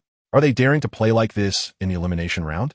The other participating academies watching were also confused. Even the Sun and Moon Academy was dumbfounded. Xiao Hongchun doubted his judgment. Shrek is too bold. Sending a team with an average age of less than 15, with some even 11 or 12 years old, how can they win against opponents nearly 20 years old? There is no second chance in the elimination round. The Star-Luo Emperor was also puzzled. Why didn't Shrek send their main force? Why isn't Dai Hao Sun on the team? But the match had to continue. The referee took their position and called both sides forward. Shrek's 7 members saw the grim expressions on Tianling Academy's faces up close. After all, history proved that facing Shrek in the first round usually meant elimination. The referee said sternly, "Team battle. Most soul guidance devices can be used. Once you admit defeat, you cannot continue fighting. High-damage fixed soul guidance devices are prohibited, understood?" Bei responded first, "Understood." The captain of Tianling replied in kind. The referee instructed both sides to retreat to their respective sides and emphasized, "No releasing of martial souls before the start is allowed, or you will be disqualified." Tianling assumed the traditional 3-2-1 formation, while Shrek set up in a very casual manner. Yun Ying and Bei in front, He Kaitu in the back, Su Sanshi and Jiang Nanan on the sides, with Hui Yuhao and Wang Dong at the back. The other academies were confused. Isn't this a formation for hunting soul beasts? Is Shrek treating Tianling as experience points to farm? Yining was eager to try. Bei, let's charge together later." Bei helplessly replied, "Just stick close to me. We'll go for a strong attack." Yining was directly pumped up. "No problem." The referee's hand dropped. The match begins. Both sides instantly released their martial souls, and Yuning teleported away from the group, wanting to take on all 7. Bei was stunned. "Are we going?" Turning around, he saw Yuning was about to engage, and quickly used lightning to speed up. Su Sanshi also wanted to go up, but Jiang Nanan shot him a glance. "Protect Hui Yuhao and the others." Su Sanshi could only hold the shield and wait. Hui Yuhao commanded, "He Kaitu, use the soul guidance ray." He Kaitu took out a 4-barrel iron box, and 4 rays shot toward the opposite side. Yun Ying shouted, "The second style of the fire god spear, determination, destroy the city." Captain Tianling used a bamboo martial soul to block, but fire overcomes wood. And with the gap in martial soul quality, he was directly pushed back 5 steps, his arm trembling. The Tianling team members tried to surround Yuning, but Bei rushed over, and with a flash of purple lightning, eliminated 1 person. Jiang Nanan followed up, using her waist technique to clear out the opponent. He Kaitu kept firing beams to interfere, and under the fierce attack of the 4, Tianling was directly shattered. After a brief silence in the arena, cheers erupted. The referee announced, "The winner is Shrek Academy." Yining and her 7 teammates left amidst the cheers. Wang Yin hurried over to greet them, and everyone returned to their observation seats. Ma Xiaotao smiled. You guys did great. Dai Yueheng also gave a thumbs up. Well done. They were more confident that the Outer Academy could hold on until Ling Luocheng recovered, but were also worried about the strong opponents ahead. After watching the subsequent matches, their newly built confidence collapsed. The following matches were all high-quality contests. The next few matches were all strong teams from major competitions, and there were even Soul King-level opponents. The Outer Academy members felt extremely uncomfortable.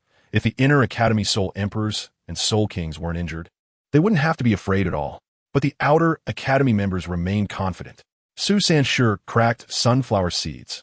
Will we encounter Soul Emperors later? Bei Bei glared at him. Don't kill the morale? Su Sanshi shrugged. We have 2 Soul Emperors. How could Sun Moon Academy not have any? Ma Xiaotao said seriously. He's right. They might also have Soul Emperors. Wang Dong was directly stunned. Soul Zone can cooperate. Soul Kings rely on Bei Bei. Yun Ying is okay, but facing a Soul Emperor, we can't play at all. He even fantasized about a Soul Emperor having problems after eating beef noodles. But the possibility was 0. Wang Yin quickly saved the situation. If we're lucky, we might only encounter strong teams after the top 8. What's there to be afraid of relying on cooperation? There's also support from the Academy. But he secretly complained. If I had known, I wouldn't have let them watch. All confidence is gone. However, with just a few words, he managed to pull everyone's confidence back. The Outer Academy members were skeptical. Is there really support? They had been told there would be since departure, but now they hadn't seen a single shadow. But everyone understood that Wang Yin was encouraging and didn't say it out loud. After watching the matches, they realized that apart from a few teams with Soul Kings, the others were not that strong. Wang Yin felt a bit relieved, internally complaining. It's really tough for me. Afterwards, everyone returned to the hotel, and Wang Yin took them to a meeting. They sat in the conference room, and Wang Yin stood up, saying, You all won. You upheld the glory of Shrek and slapped the doubters in the face. On behalf of the Academy, I thank you. He even bowed. This battle was crucial. At least they didn't get eliminated in the first round and could hold on until Ma Xiaotao and the others recovered. Bei Bei said, Don't worry, Teacher Wang. We will do our best to win every match. Wang Yin nodded. I will study the tactics. If used well, the matches will be much easier. The first day of a knockout stage ended, and the next 2 days everyone could rest, but the reinforcements were still nowhere to be seen. During these 2 days, Wang Yin was the busiest, not seen all. Until the evening of the 3rd day of the competition, he finally called everyone for a meeting. First asking Ma Xiaotao and the 5, How are your injuries? Ma Xiaotao said, I can fully recover in half a month. I can force it in 10 days, but it will worsen my injuries. The internal organs are the most severely injured. Fortunately, I wasn't poisoned, and the toxins from Shi and Gangyang were also resolved by Yun Ying, remembering the evil Soul Master. The 5 were still angry. The more corpses the evil Soul Master had, the stronger the attack power, and they had suffered a big loss. Dai Yaoheng also said, I'm about the same. Ling Luocheng nodded. Normal recovery. Shi spoke up. My recovery speed is normal. Gangyang also said, I'm the same. Wang Yin breathed a sigh of relief, then turned to the 7 from the Outer Academy. In the first battle, you showed the momentum of Shrek. In these 2 days, I observed that other academies find us mysterious and strong, and they can't grasp our strength at all. The round-robin matches will start tomorrow. I need to arrange tactics. Wang Yin continued. The first round of the knockout stage was extremely fierce. Besides us, not many academies advanced easily. Sun Moon Academy took 10 minutes to win. We have plenty of time to rest and regain our strength. I'm familiar with Huiyuhao, Wang Dong, and Yun Ying, but I don't know enough about you 4. I need you to share your soul skills so we can arrange our tactics. Soul skills are secrets of soul masters, but in the current competition, everyone understood. Bei Bei was the first to speak. I have 4 soul skills: Thunder Dragon Claw, Thunderbolt, Thunder Fury, and Thunder Dragon Head. He explained all the characteristics clearly. Then Su Sanshi and Jiangnan also spoke. Their soul skills were explosive, especially Jiangnan, who could leave a deep impression on opponents in one-on-one matches. When it was He Kai-Tu's turn, Wang Yin said, You are a soul master, but now you need to use all your abilities. Tell us about your soul skills. He Kai-Tu awkwardly replied, My martial soul's soul skills are special. I'm afraid you won't accept it. As soon as Yun Ying heard this, she immediately thought of the original work and felt a jolt in her heart. Is it really okay to say this? Huiyuhao also looked at He Kai-Tu with a peculiar expression, while Wang Dong was confused. Is brother he's martial soul very strange? Yun Ying quickly smoothed things over. That's called personality. Yun however, recalled seeing he Kai-Tu chewing on something long and black before and suspected that it might be his martial soul. He even asked Yun Ying, "How do you know?" Yun Ying panicked and made up a lie on the spot. "I saw it at the academy before." Her calm demeanor surprisingly made both of them believe her. Wang Yin patted he Kai-Tu's shoulder. "We're all teammates. If you don't say, how can we arrange tactics?" Ma Xiaotao also urged, "Big guy, stop stalling." Yun Ying quickly leaned into Ma Xiaotao's ear. "Sister Tao, please don't laugh later." Ma Xiaotao said seriously, "Don't worry, we are professionals. We won't laugh at others' martial souls." But Yun Ying felt uncertain. That statement sounds so unreliable. Wang Yin also encouraged, "Make the most of it. Tell us about your quirky martial soul." He Kai-Tu looked around at everyone. "You guys mustn't laugh." Ma Xiaotao nodded. "Hurry up." He Kai-Tu's face turned red. "I have a thick cigar." Ma Xiaotao was immediately furious. "What did you say?" Before Ma Xiaotao could explode, he Kai-Tu revealed 2 yellow and 2 purple soul rings, and a thick, long, black thing appeared in his hand. The conference room instantly fell silent, and he Kai-Tu panicked. "I said no laughing." The next second, the whole room erupted in laughter. Even Wang Yin couldn't hold back. This martial soul was too quirky. The laughter was so loud it could be heard in the hallway, and the passing captain of Sun Moon Academy, Maru Long, had a dark expression. The round-robin matches are tomorrow, and Shrek is still laughing so happily? They really don't take their opponents seriously. He Kai-Tu, embarrassed and furious, shoved a thick cigar into the mouth of Su Sanshur, who was laughing the hardest, and Su Sanshur's smile froze instantly.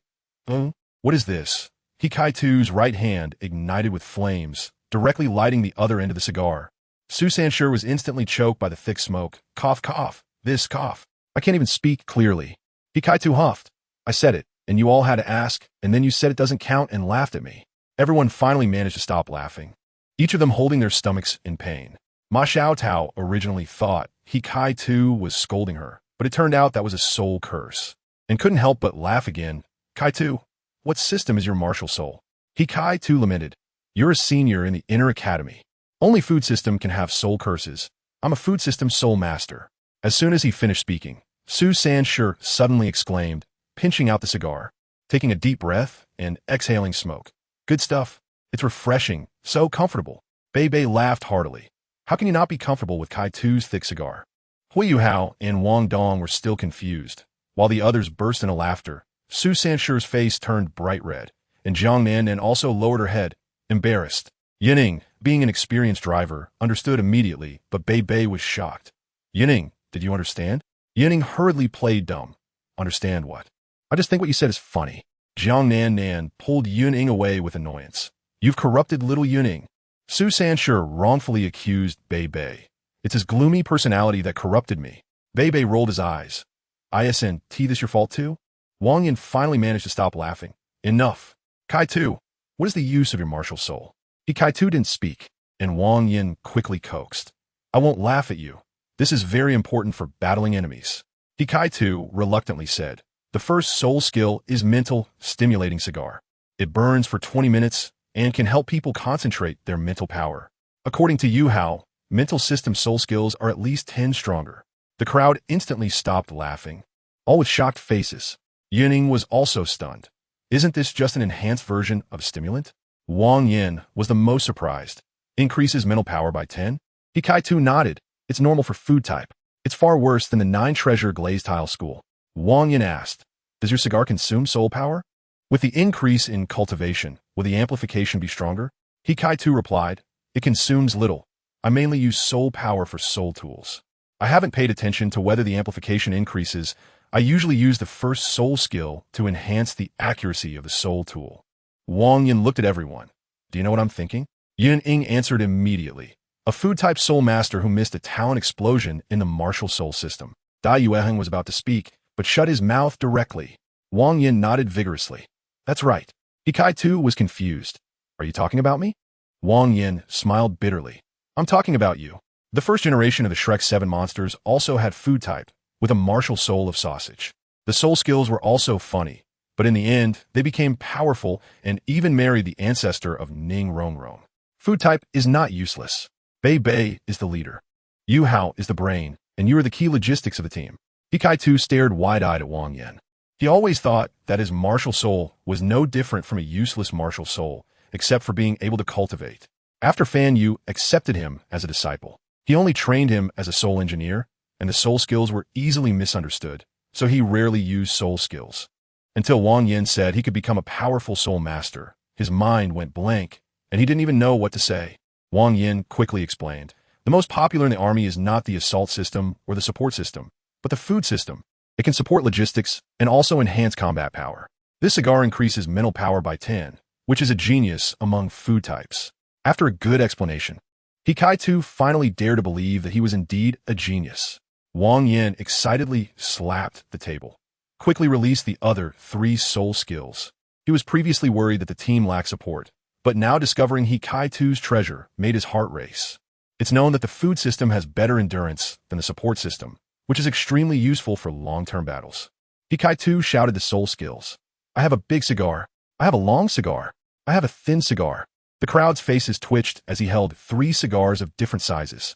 Wang Yin suppressed his laughter. Introduce these 3 soul skills.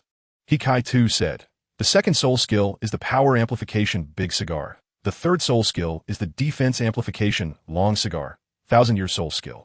And the fourth soul skill is the soul power amplification thin cigar. I haven't really used them much, so I don't know the specific amplification. Wang Yin swallowed and widened his eyes.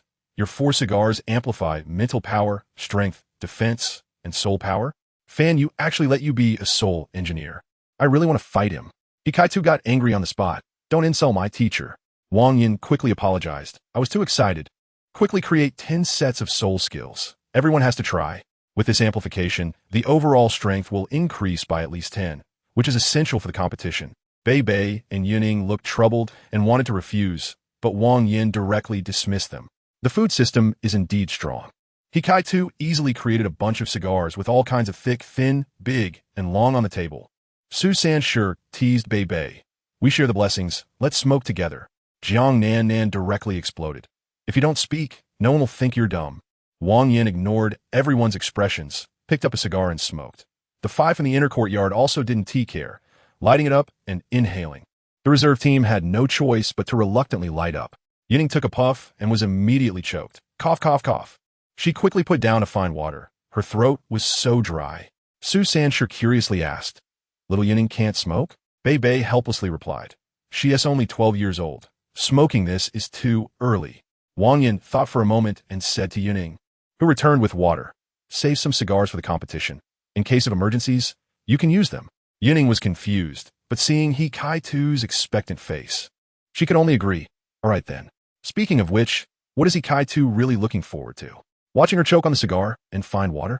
After trying, everyone found that the same type of cigar had different effects on different people. Hua Yuhao was suited for the mental core cigar. Su San-Shi was suited for the defense long cigar, and Bei Bei and Yun Ying were more suited for the strength big cigar. Yun Ying shouted, I want the defense one. Su San-Shi teased, stuff both in your mouth. Yun Ying retorted, why don't you stuff it? Bei Bei punched Su San-Shi, who acted mournfully, and Bei Bei quickly dodged. I don't like boys. Su San-Shi sighed about the harsh realities of life. Earning eye rolls from everyone, He Kai-Tu's soul power thin cigar was suitable for everyone and could reduce soul power consumption. Everyone gradually accepted his soul skills, but Wang Dong stubbornly refused to try, while Jiang Nan at least accepted it, and Hu Yuhao could only stock up on an extra one. Wang Yin couldn't persuade him. If you don't want to, then forget it. I suggest you save one. Wang Dong firmly shook his head no. Wang Yin discussed the round-robin match strategy. Our group has 8 teams. Others think we'll definitely advance, so let us take advantage of this psychology. 67 teams are divided into 8 groups. We'll play 7 matches, winning 2 points, losing 0 points, and drawing 1 point, with the round-robin lasting 15 to 16 days. After 4 rounds, Ling Luojin will return, and in the 6th round, Ma Xiaotao and Dai Yaoheng can come on, which will directly explode the scene. We'll only know the grouping tomorrow, but we will definitely be the first to compete. The priority is to hide our strength. In the last match, only 4 people revealed their soul rings.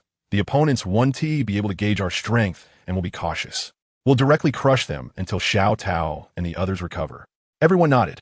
Team battles rely on Hu Yuhao's command. Individual matches will be arranged by age. with Yun Ying behind Su Sanshur. You three go first, deal with or heavily injure the opponents, and the rest will clean up. Wang Yin then said. For the 2-2-3 match, Bei Bei Jiang Nan Nan, Su Sanshur, He Kai 2, Hui Yuhao, Yuning Wang Dong in a 3-on-3. Su Sanshur was frustrated. Why can't I team up with Jiang Nan Nan? Jiang Nan Nan angrily replied. Who are you familiar with? Wang Yin retorted. The competition ISNT for romance. You defending and He Kai 2 attacking is a good match, if you cooperate with her. She won't be able to exert even 30 of her strength. Jiang Nan Nan nodded. Teacher Wang is wise. Su Sanshur sulked. Wang Yin emphasized. The last two modes are more advantageous. Team battles are easy to expose. Pay attention to the opponent's soul tools. Yuhao, don't skimp on mental detection. We must win. I will command on the spot. And you all must listen. The 7 responded in unison. Yes. Wang Yin, rest well tonight. Don't go out, especially Yun Ying. Don't run around. Yun Ying was confused. Wang Yin clapped his hands. Meeting adjourned. Everyone returned to their rooms to regain their strength and prepare for tomorrow's competition.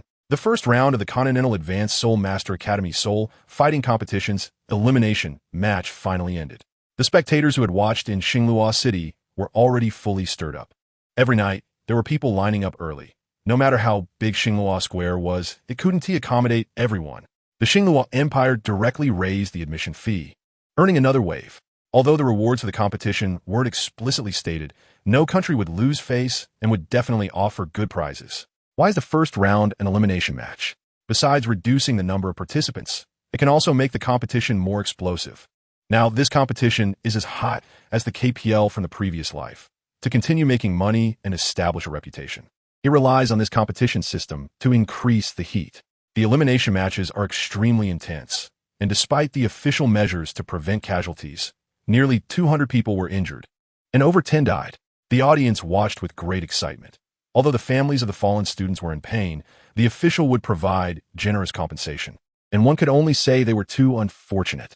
The remaining teams, after the eliminations, are stronger, and the matches are more exciting. With 200,000 people in Douluo Square, tickets are hard to come by, and the surrounding area is congested. Those who didn't get tickets will have to wait for the next day. And even the wealthy who watched on the first day will have to line up again. It's incredibly fair. The Douluo royal family couldn't stop smiling, dispatching 5,000 elite soldiers to maintain order and even selling match reports, each for just a few copper coins, and many people were buying. This is another source of income, and they feel secretly pleased. They are quietly making a fortune. However, the Douluo Empire knows how to treat people. They cover the travel and accommodation expenses for the eliminated academies and also provide subsidies, treatment for the injured, and compensation for the deceased.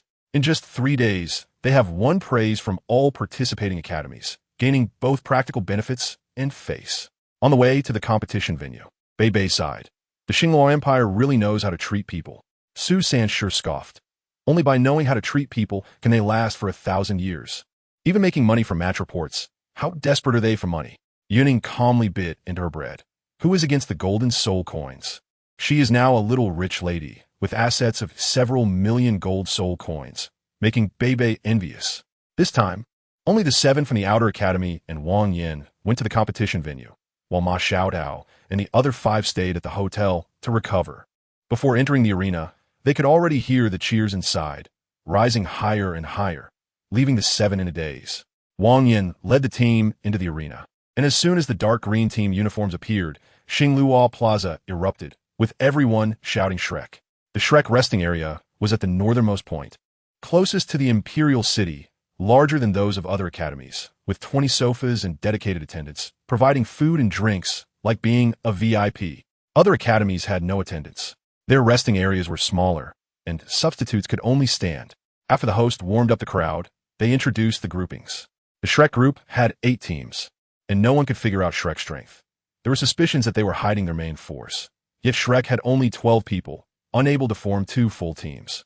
Everyone could only suppress their anger. We can't provoke them.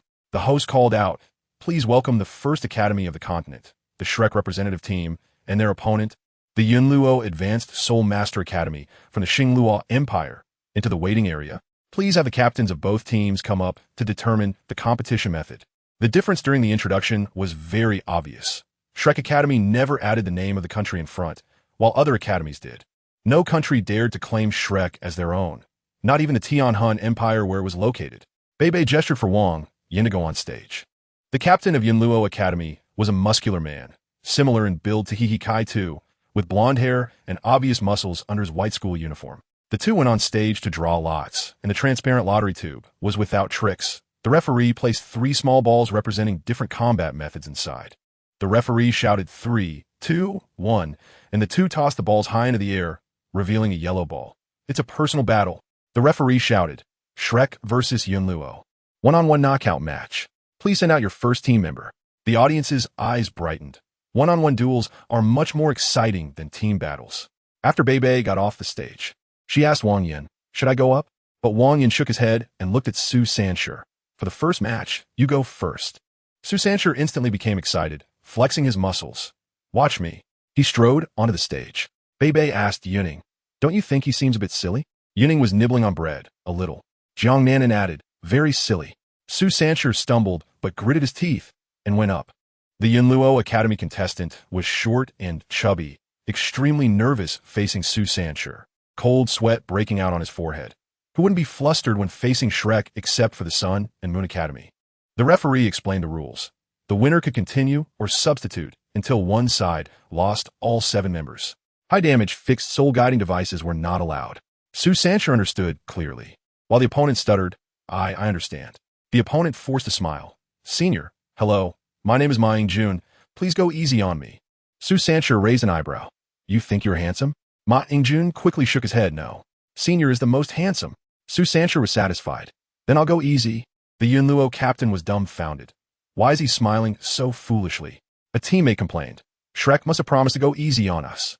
In fact, Yunluo was not strong to begin with. They had already lost their main force in the first round and had no fighting spirit left when facing Shrek.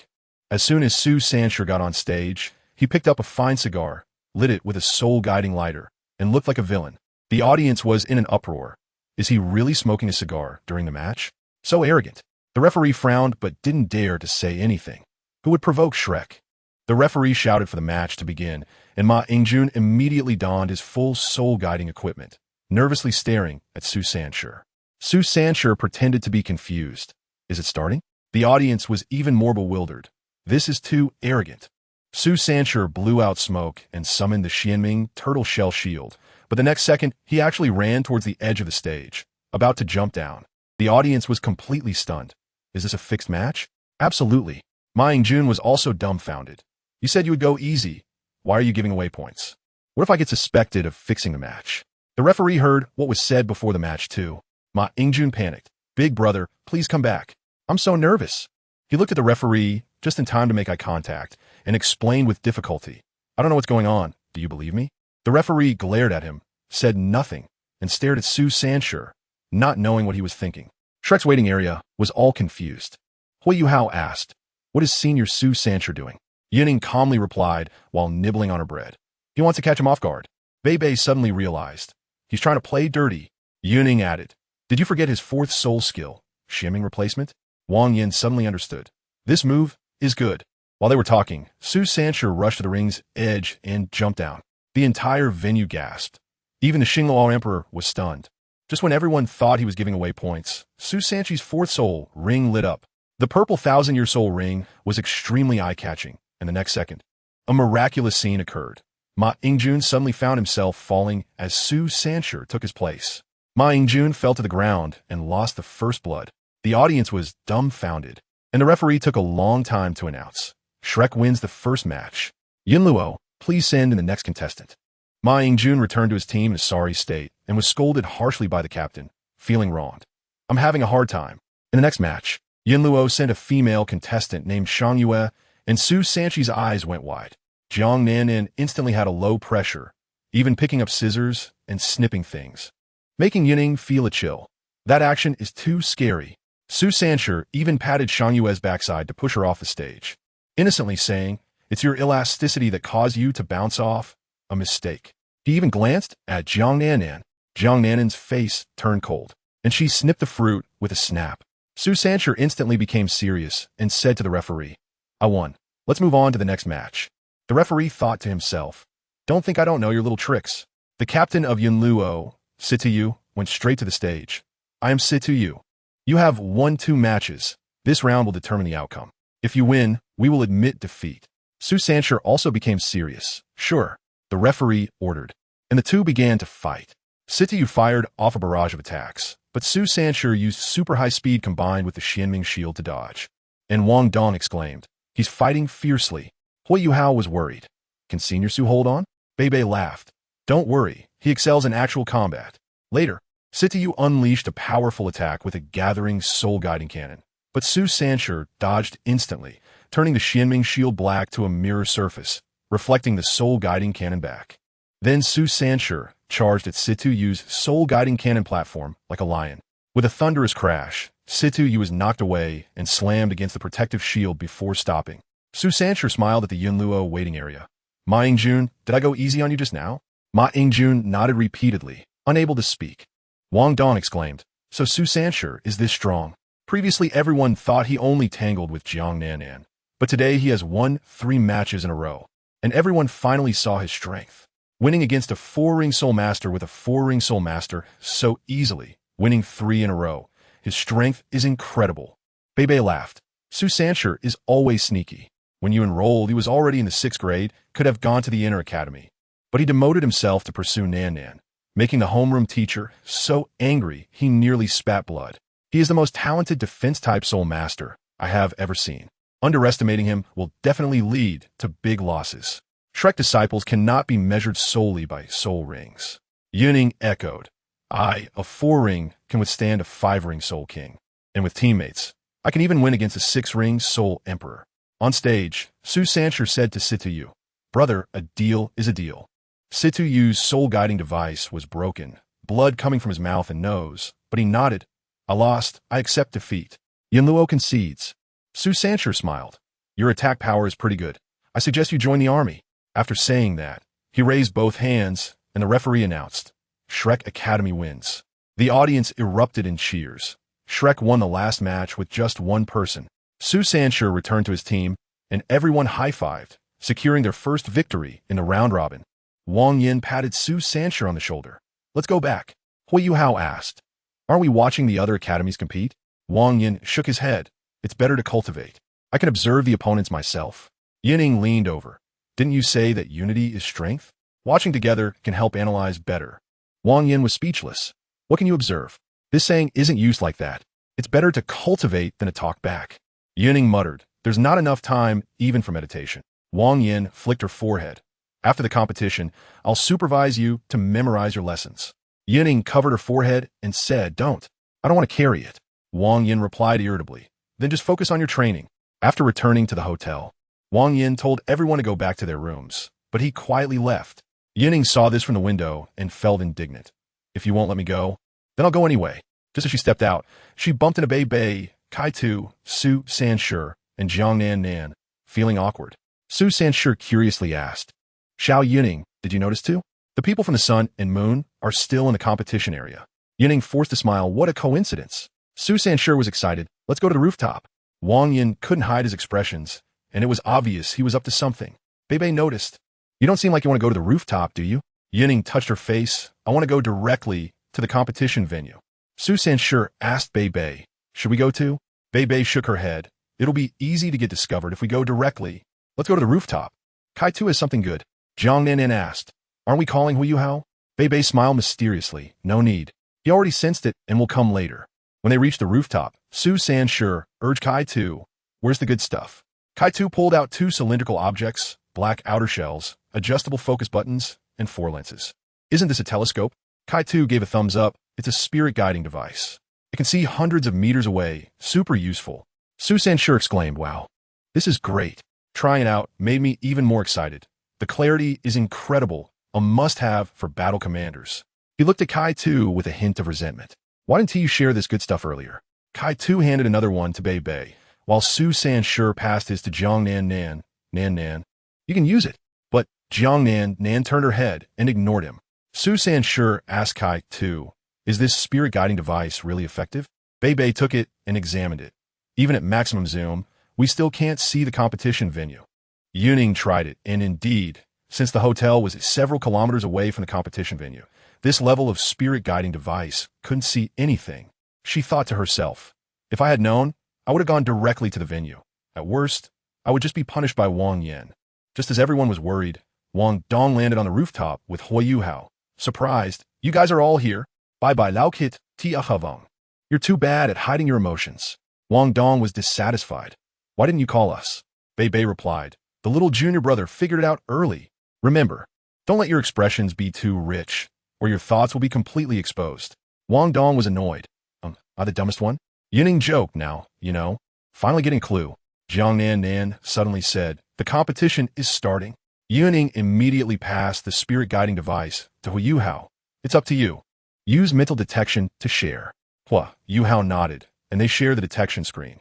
The competition venue was currently in a one-on-one match, with both competitors having 5 spirit rings. A configuration of 2 yellow and 3 purple. Bei Bei side another Spirit King. Wang Yin said Spirit King teams would rank in the top 5. But this is obviously nonsense.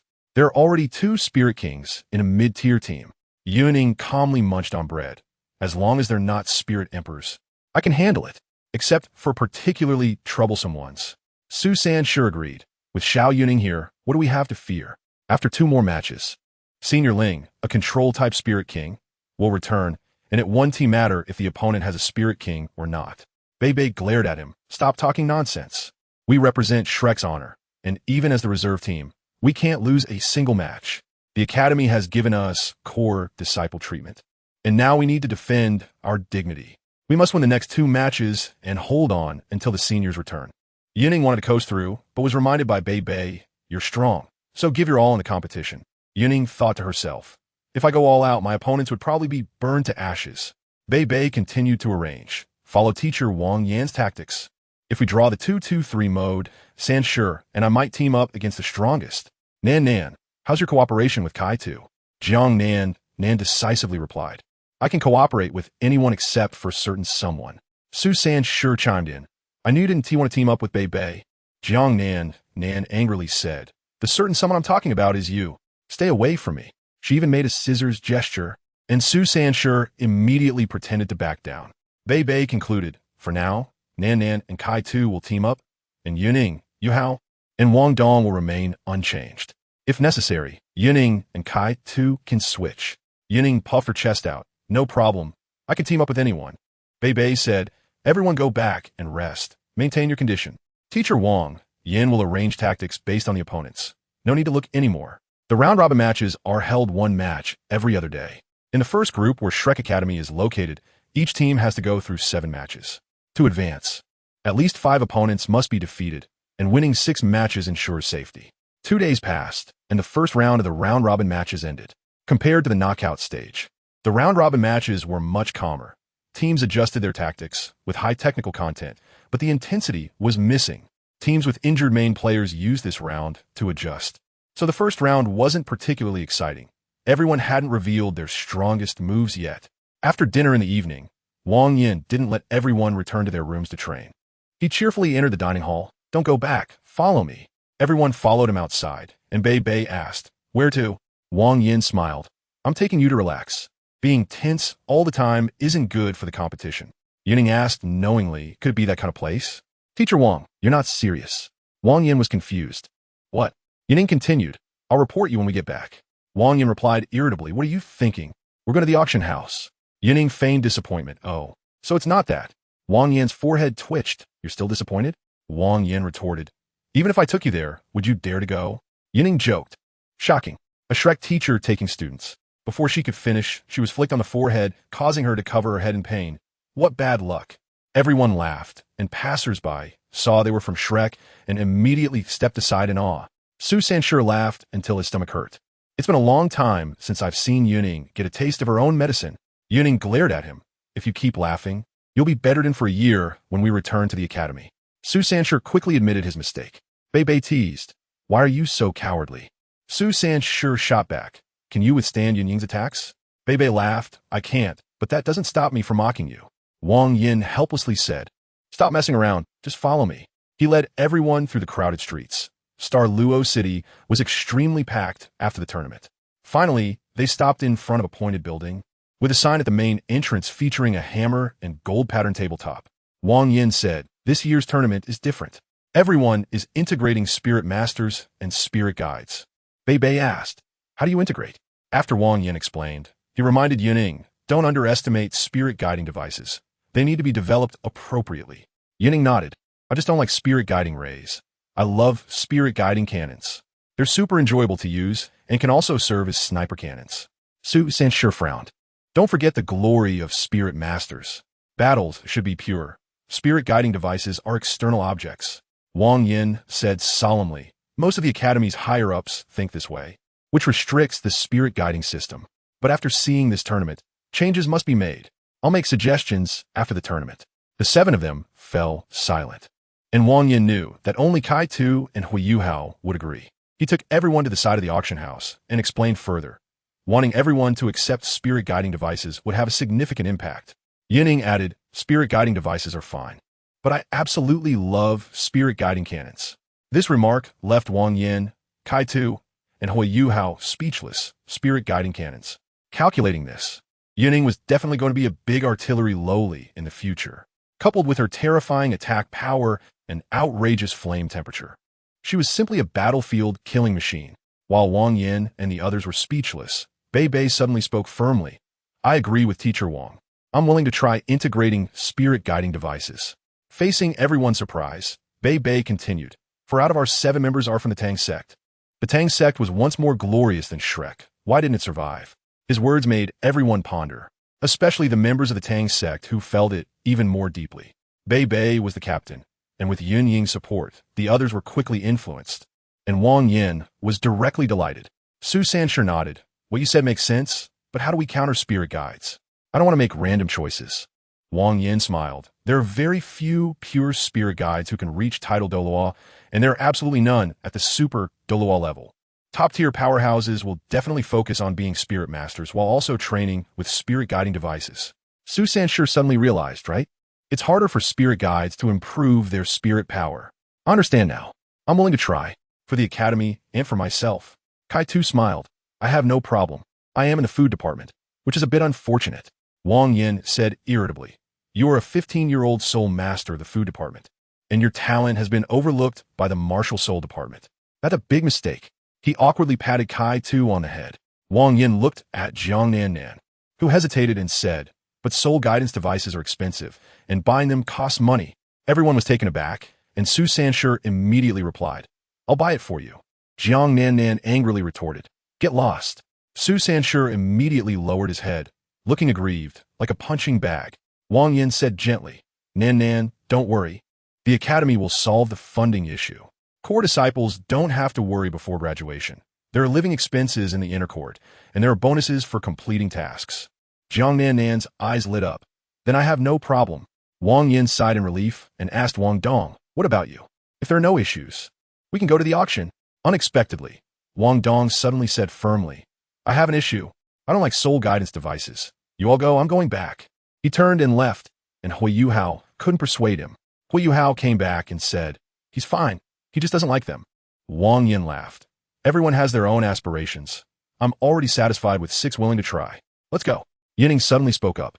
"Teacher Wang, does this auction house sell soul guidance cannons?" Wang Yin was instantly dumbfounded. "My mindset has collapsed.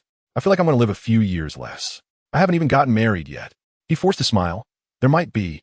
Kai Tu explained. "There are likely soul guidance shells. Soul guidance cannons require high-end auction houses or custom orders." Yun Ying pondered. "Then I'll go back and find the Academy teacher to custom order."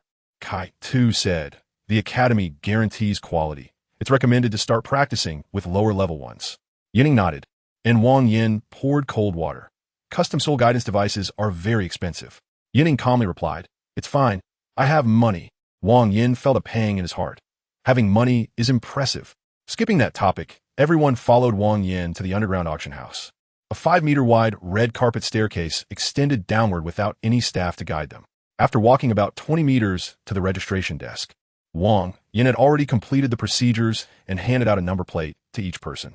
Then a girl in a red dress led them inside. Once inside, they saw a magnificent scene. The corridor was even more luxurious than the Star Emperor Hotel, with a 10-meter-wide passage paved with white jade bricks. and a pair of carved pillars every 10 meters.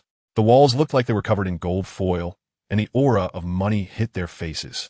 Wang Yin whispered, "This is the largest auction house in Xingluo. Getting a spot is extremely difficult. The regular review takes half a month. We relied on Dai Kai to get in. I didn't persuade Ma Xiaodao and the other three. Soul guidance devices are not good for them." Yun Ying's eyes lit up. "The largest one? Then they must sell soul guidance cannons, right?"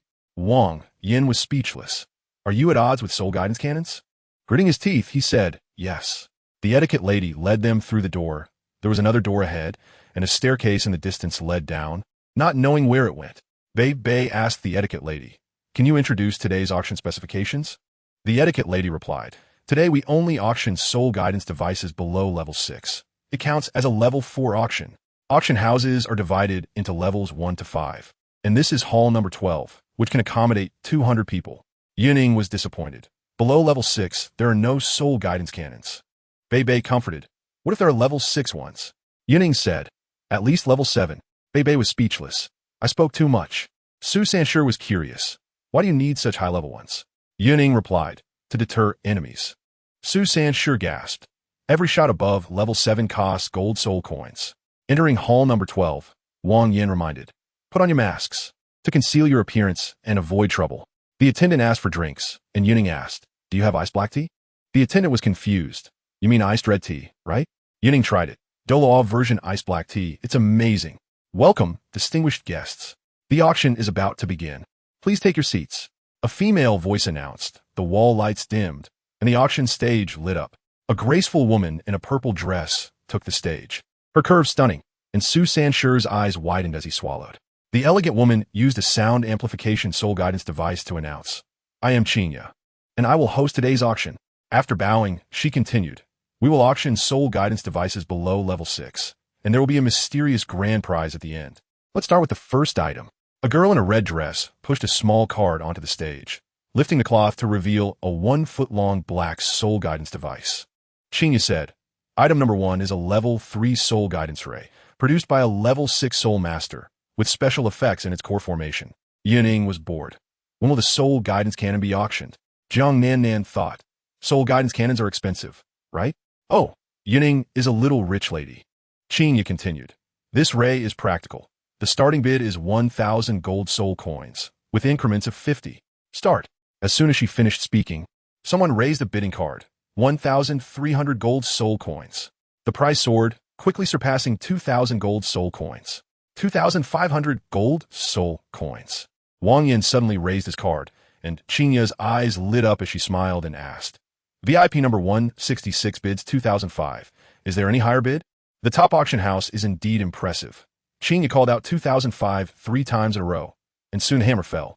Wang Yin turned and asked, "Who will use this soul guidance device?" Kai Tu replied, "For the little junior brother. The paralysis attribute fits him." Yuhao didn't expect to get the auction item first. The auction continued.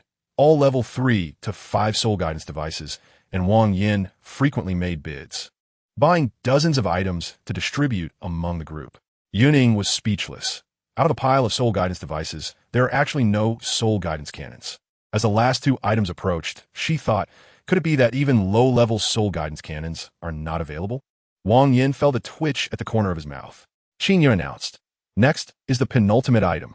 After that, we have the grand finale, which will surely surprise everyone." The etiquette lady pushed the card onto the stage, and the cloth was attached to the card. Just by looking at its size, it was small. Qinya said, "This item is definitely familiar to everyone. It's called Baby Bottle." The crowd began to bid, and soon it reached 17,000. Wang Yin directly shouted, 20,000. Someone behind said, 20,001. Wang Yin remained unfazed. 25,000. The entire venue fell silent instantly. Qinya's eyes on Wang Yin changed eagerly. Who doesn't like a big spender? Soon the hammer fell, and the baby bottle was secured. Qinya's delicate face flushed, and she lowered her voice. "Everyone, the final mysterious grand prize is about to make its appearance. This was not supposed to be here. It was specially approved by the chief auctioneer. Although it's expensive, those who understand know its value. Let's unveil the item." This time the cart got bigger. The cloth changed to red, and its size looked substantial. Yun Ying squinted. "Is this the golden spirit of living beings? It just needs to use the devouring transformation function of the blazing fire." She also wants a bid. Suddenly, Kai-Tu and Bei simultaneously asked, Yu-Hao, what's wrong? Everyone looked, and Hui Yu-Hao's eyes were red and swollen, still teary. Hui Yu-Hao said, It's nothing. I just detected the item under the cloth and got hurt in my eyes. Everyone relaxed and continued to watch the stage. Qingya lifted the cloth. Surprisingly, it was an engraved knife. Many people sighed, feeling disappointed, but a few people's pupils constricted. After Qingya's introduction, when everyone heard the words ranked engraved knife, the crowd was in an uproar. Kai-Tu closed his eyes helplessly. I thought I could find a bargain. Yun Ying said, Do you think the Starlight Auction House will let you find a bargain? Besides, does Teacher Wang have enough money? Kai-Tu nodded, still secretly glancing at Wang Yin. Wang Yin was speechless. Are you saying I can't afford it? Yun Ying said, Isn't that so? Do you need to take out a loan? If not, I'll lend you money, but the engraved knife belongs to me. Wang Yin was stunned. So having money is impressive? Oh, this time I really didn't bring enough money. Yun Ying smiled. Don't worry. This thing might not be that expensive. Wang Yin rolled his eyes. And Kai-Tu was puzzled. Even the first 100 ranked engraved knife is very expensive. This one definitely ranks high. Yun Ying didn't argue anymore and turned to stare at Qingya for the introduction. Someone below urged, Qingya, auctioneer, hurry up and start the bidding. Qingya smiled. Everyone, don't rush. The Starlight Auction House is fair, and if there are any problems with the auction item, we will definitely explain. She looked regretfully at the engraved knife. This ranked engraved knife should have been in a top auction, but it appears here because it has issues. Kai-Tu suddenly exclaimed. Could it be the backlash knife that harms the owner, the spirit-devouring knife? Qingya was surprised. Indeed, there are those who recognize its value. This is the spirit-devouring knife, ranked 99. The entire venue fell silent instantly, and many people's expressions turned serious. Kai-Tu sighed. This knife cannot be taken. The backlash is more terrifying than described. Yun Ying suddenly spoke. This engraved knife has good materials. Kai-Tu was stunned. You want this vicious knife? Yun Ying replied. Don't forget my martial soul ability. I could devour it. Kai-Tu asked.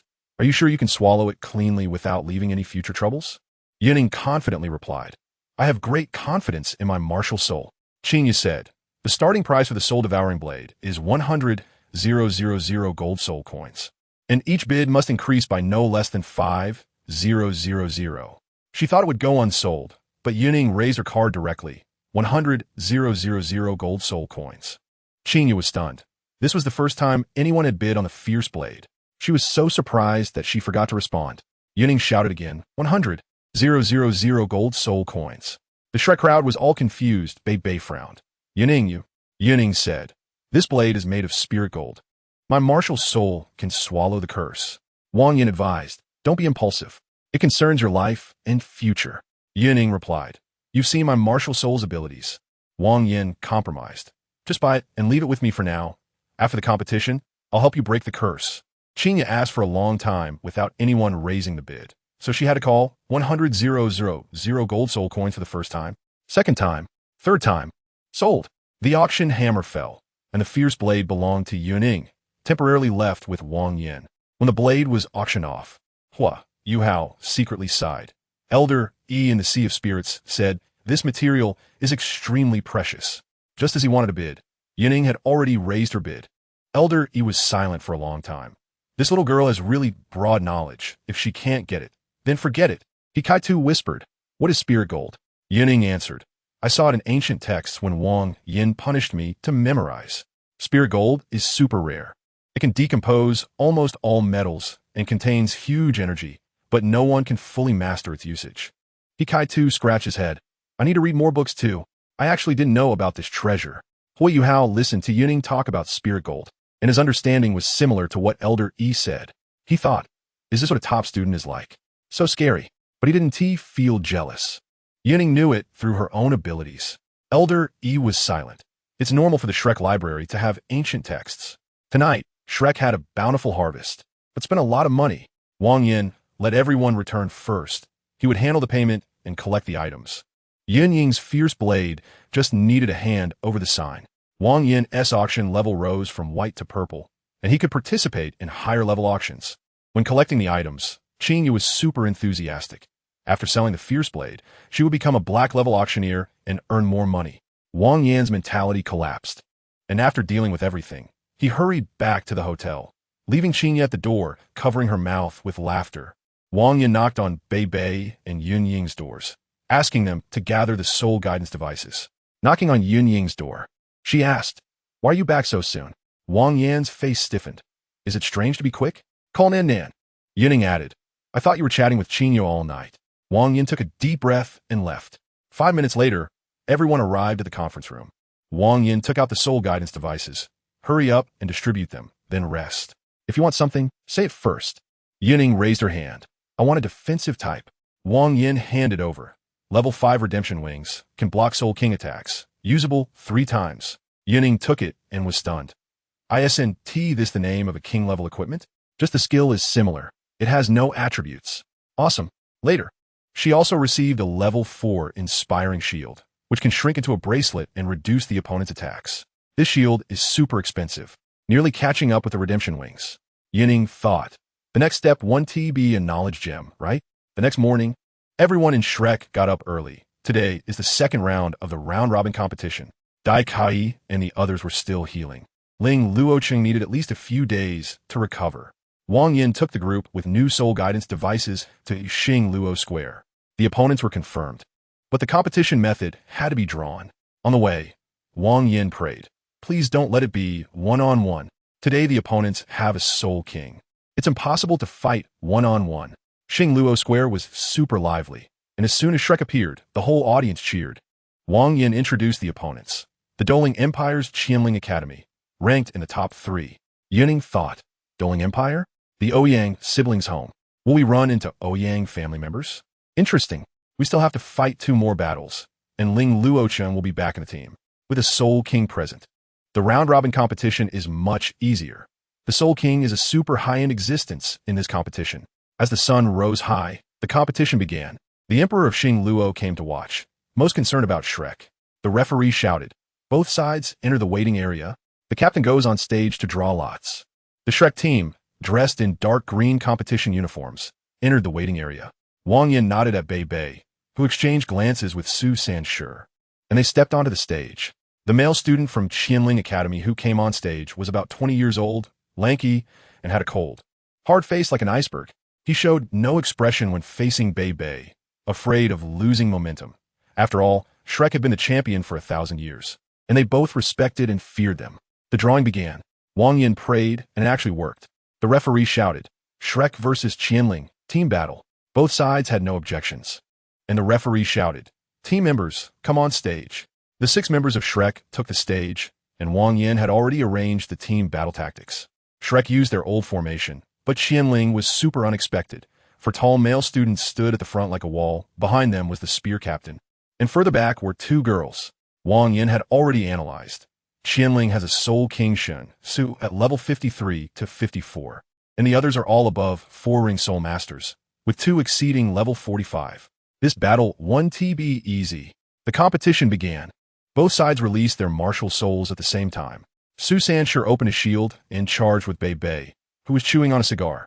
Yun Ying took the fire blade to flank, while Jiang Nan Nan hid behind Bei Bei. He Kai too transformed into a soul guidance artillery.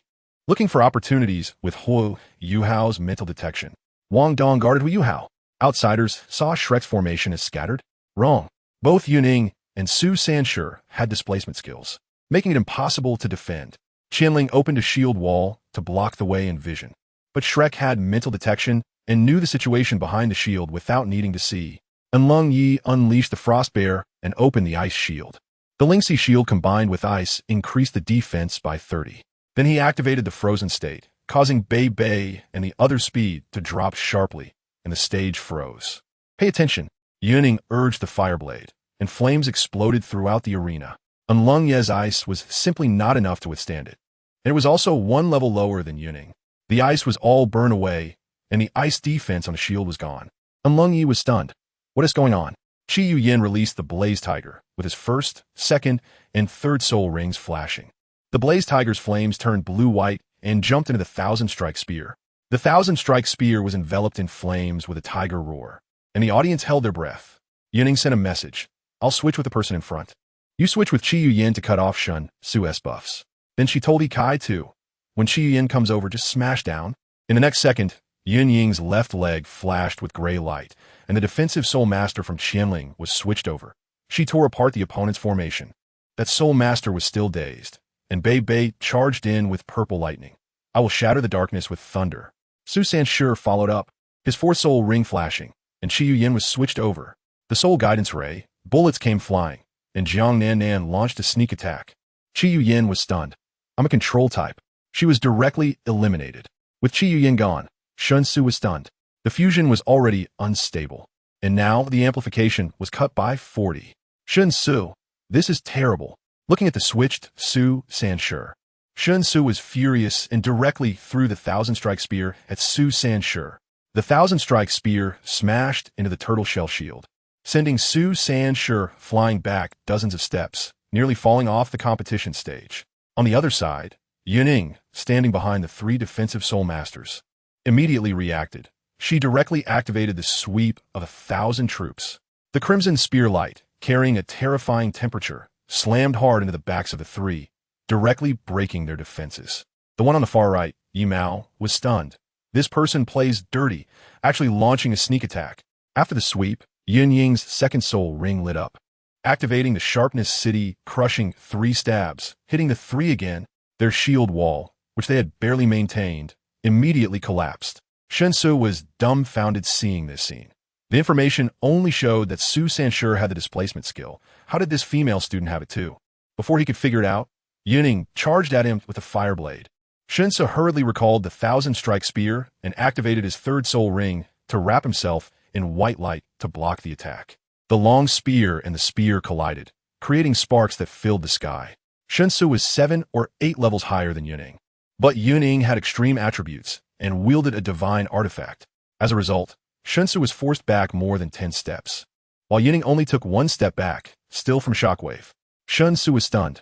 This must be cheating, right? This morning, the teacher said Yun Ying was at most level 45. How could this Soul Master harden against a level 50 Soul King? He cursed the teacher in his heart 1,000 times. Even more outrageous was that Yun Ying only had a yellow 100-year soul ring lit up. Sun Su almost spat blood. Using a century-old soul ring to push me back. This is clearly a Soul King, right? Even now, they're still hiding their soul rings. Long Yi looked at the crimson spear aimed at her, panicking. If even the Soul King was pushed back, how could she, a Soul Master, withstand this?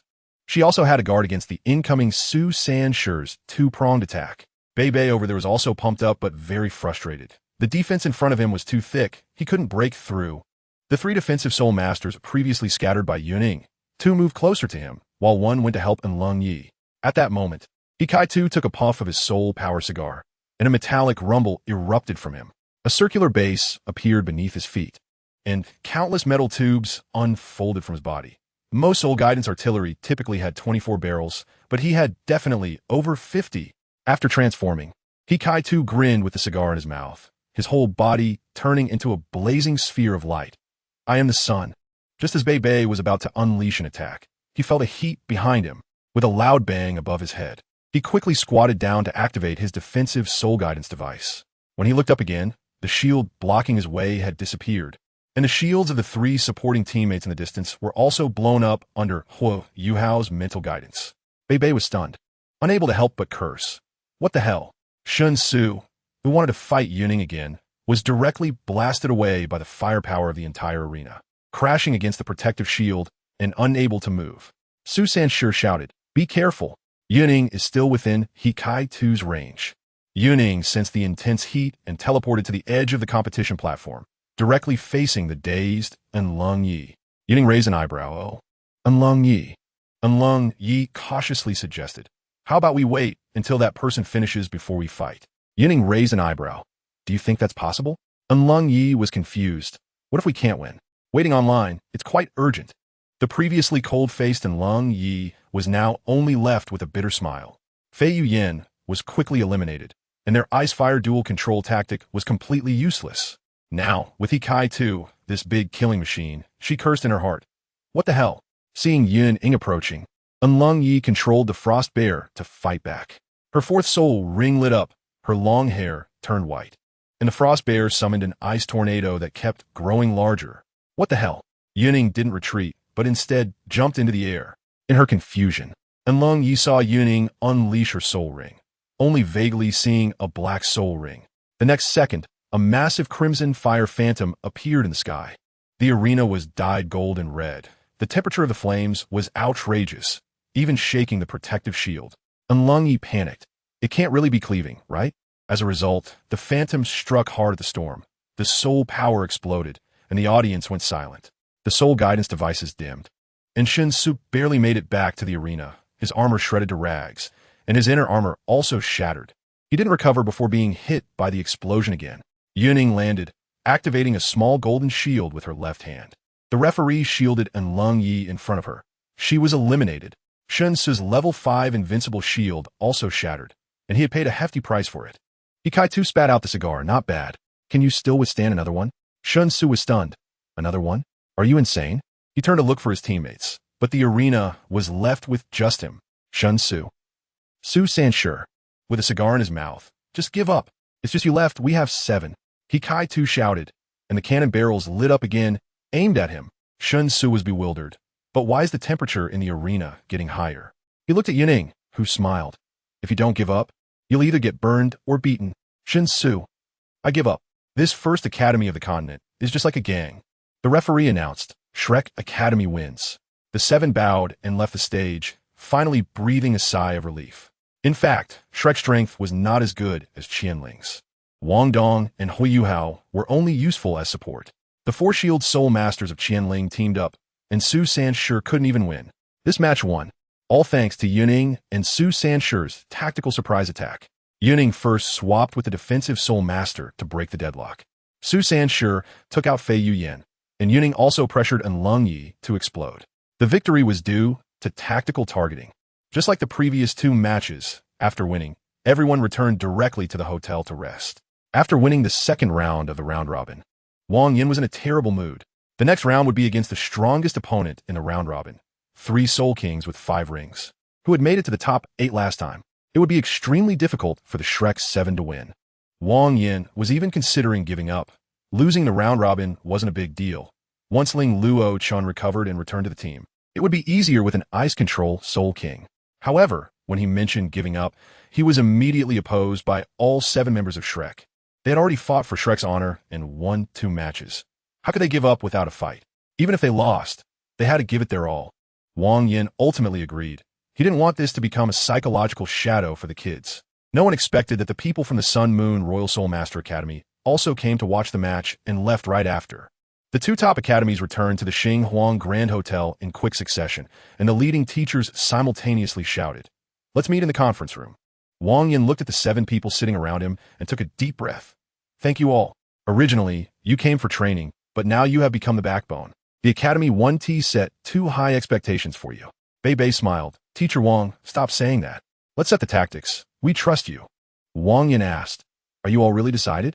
The 7 stood up simultaneously, their gazes firm, not one of them flinching. Yun Ying teased, Teacher Wang, why are you so timid? We're not afraid. Wang Yin was just a bit moved, but it vanished instantly. If you keep teasing, I'll make you copy books. Yun Ying quickly admitted defeat. No more teasing. Wang Yin said seriously, you will return safely. The future will definitely be the most outstanding talents of Shrek in hundreds of years. Let us start discussing tactics. Wang Yin analyzed seriously. The next opponent is extremely powerful.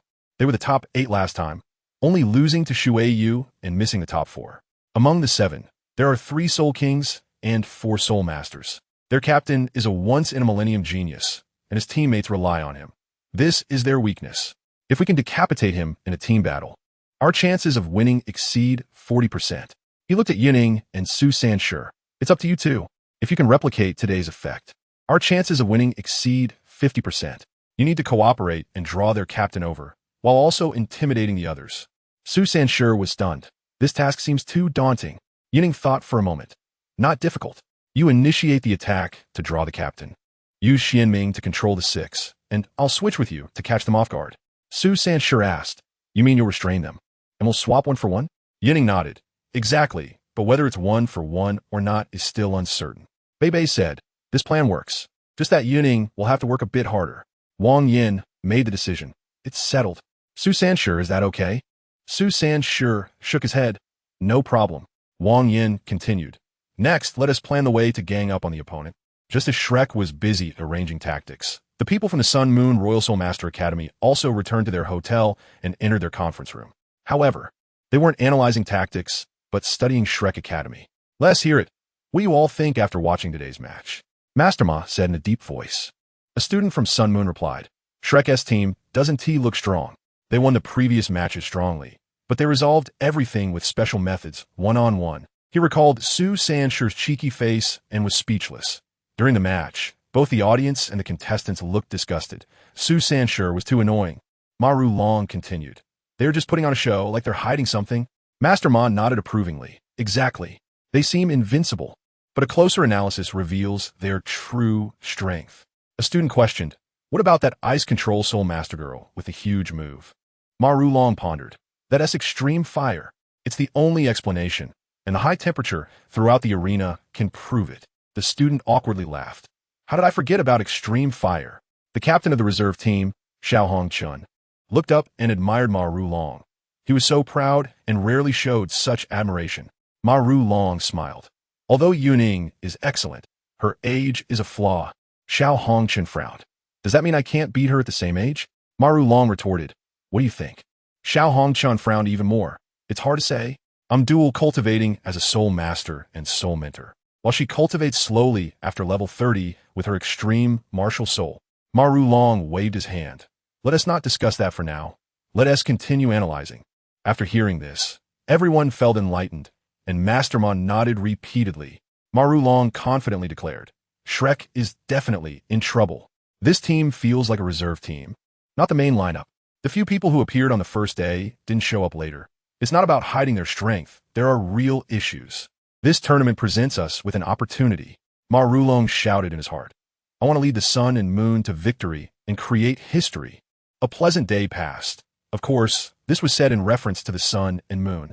The next morning, the Shrek 7 gathered in the conference room. 6 of them looked serious, while only Yun Ying seemed relaxed, yawning. Wang Yin couldn't help but say, Yun Ying, adopt a proper attitude. Yun Ying sighed and sat up straight, which finally satisfied Wang Yin. Wang Yin spoke earnestly. The crucial battle is about to begin. He actively lowered everyone's fighting spirit. But other than Yun Ying, the fire of determination blazed in everyone's eyes. Wang Yin took a deep breath. Let's go, kids. It's time to relax. Xingluo Square was still bustling with activity, although the audience found it strange that Shrek had so many fourth rings. They didn't think much of it since they kept winning. After all, onlookers are just onlookers. Today, Shrek was the first to take the stage. Their opponents had easily won their previous 2 matches and reached the top 8 in the last competition. Everyone thought this was a strong showdown. As the sun rose, the Emperor of Xingluo arrived at the city wall surrounded by ministers to directly watch the match. Upon seeing that Shrek was still a reserve team, the Emperor was stunned. Did I misjudge? What is Shrek planning? Today will test whether these kids are truly gold. I hope they can withstand the fire. The Emperor felt confused. Could it be that I miscalculated? Well, I can't trust celestial phenomena too much in the future. In the 3rd round of the round-robin tournament, the first match was between the Shrek Academy representative team and the Zhengtian Academy representative team. Both sides were asked to enter the waiting area. The captain went on stage to draw the match format. The referee's voice rang out, and Bei Bei stood up to walk to the competition platform, while a tall, cold-faced man from Zhengtian Academy also stood up. As their gazes met, Bei Bei smiled, but his eyes were resolute and focused. Yi Wuqing's gaze was sharp, as if looking for a flaw to pierce through. The referee solemnly announced, the draw begins. Please both sides witness. Everyone held their breath, waiting for the draw results, and, at that moment, the results were revealed. Seeing the draw results, even Bei Bei, whose fighting spirit burned fiercely, had his expression changed drastically. Luck did not stand on Shrek Academy's side this time. The draw result was what they least wanted to see. The referee announced loudly, Shrek Academy versus Zhengtian Academy, drawn to use the 2-2-3 strategy. Upon seeing the draw for the 2-2-3 strategy, Wang Yin felt his mind buzz and go blank.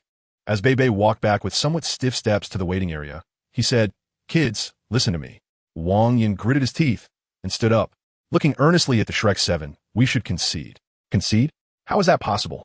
Wang Yin's words were interrupted by Yun Ying, who exclaimed, Why should we concede? Teacher Wang, we haven't even reached the finals yet, and you're suggesting we concede? What will others think of us?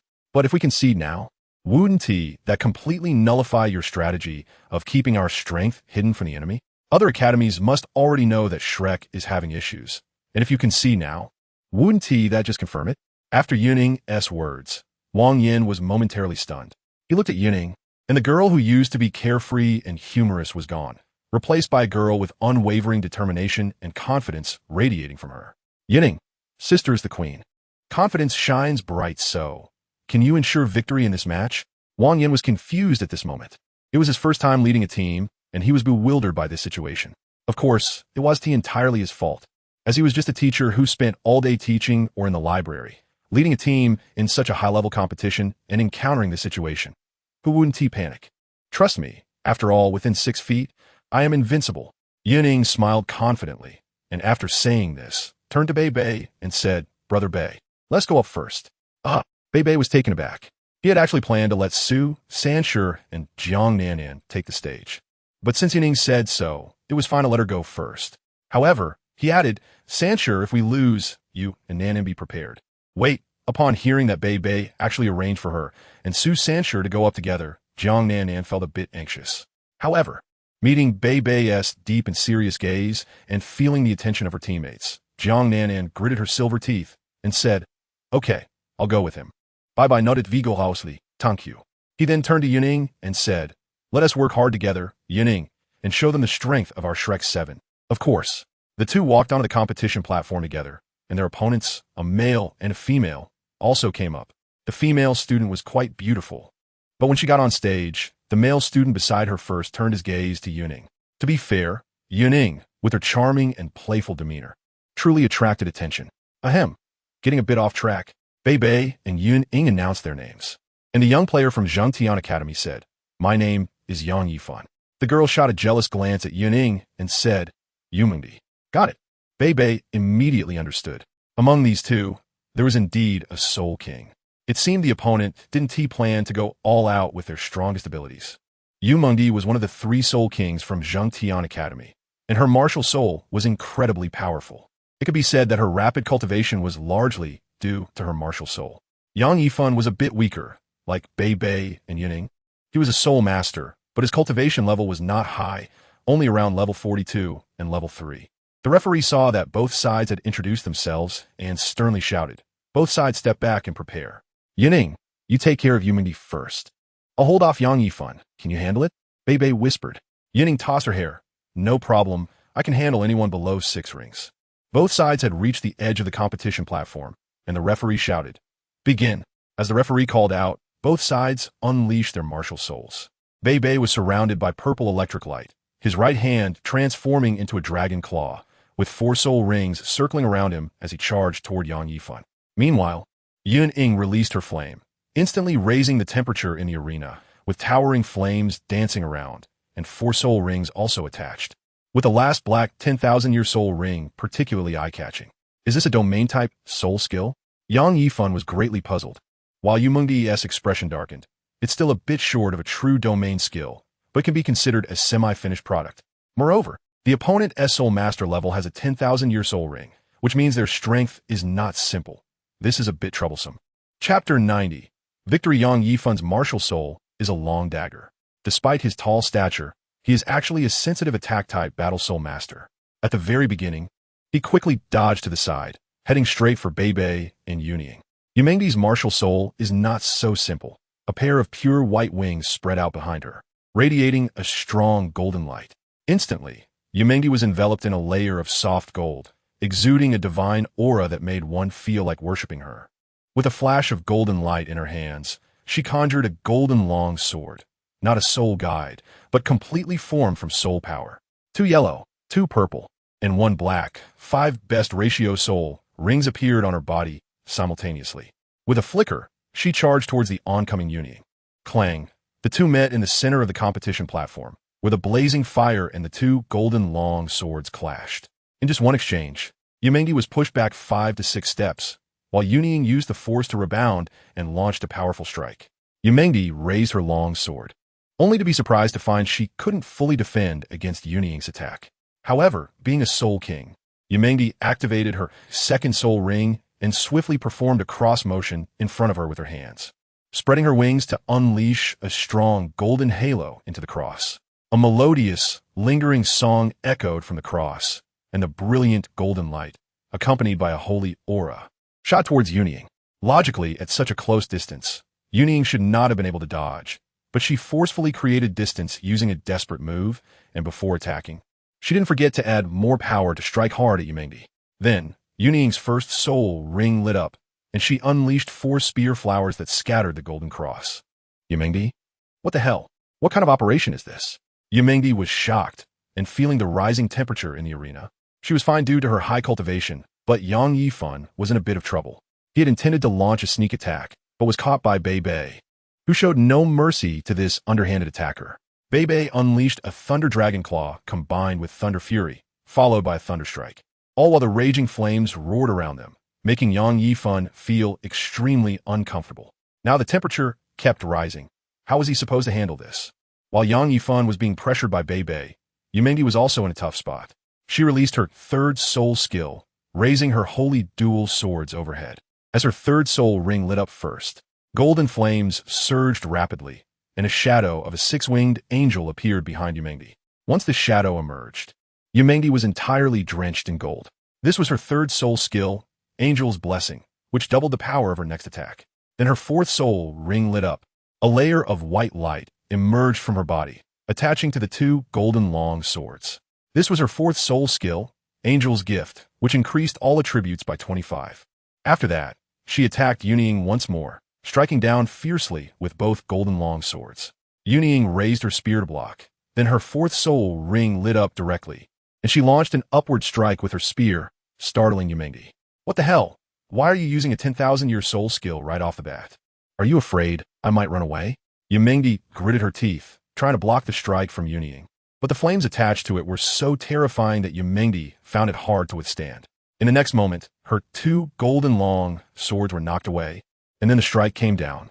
The powerful flames combined with the attack from Yun Ying sent Yumengdi flying back several dozen steps, and the arena was completely transformed into a stage of flames.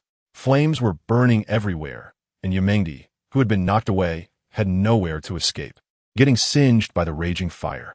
Additionally, Bei Bei had also temporarily dealt with Yang Yifan, who was now questioning his life choices after being beaten by Bei Bei. Bei Bei stormed towards Yumengdi, purple lightning flickering around him.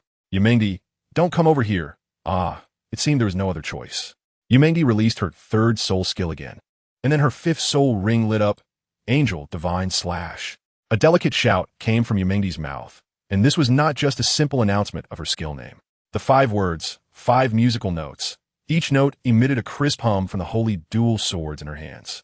When the last word slash was shouted, the holy dual swords merged into one, and a sharp sword light transformed into a massive blade over 10 meters long and 3 meters wide, slashing down towards Yun Ying. Seeing this attack, the referee's first reaction was to rush over quickly. He absolutely did not believe that Yun Ying could withstand this blow, even with Bei Bei by her side.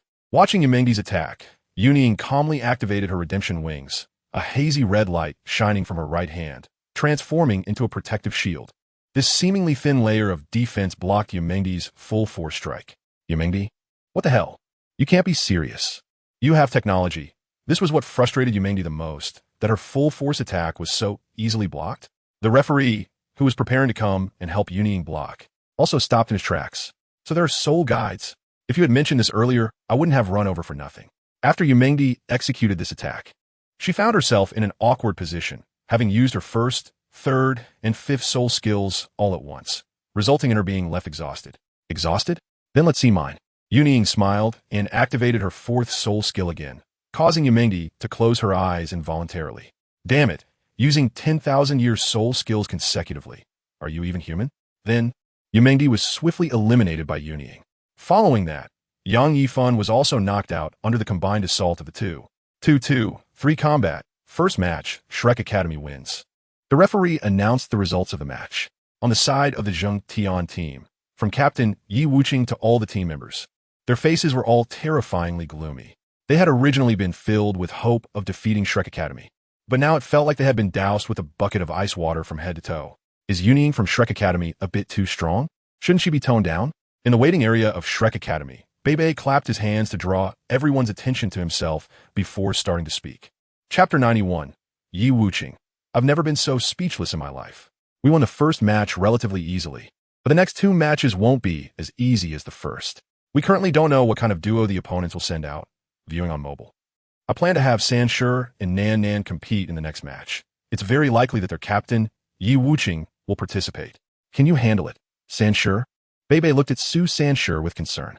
Don't worry, it should be fine, Su Sanshi said, putting away his usual playful demeanor and speaking with a serious expression.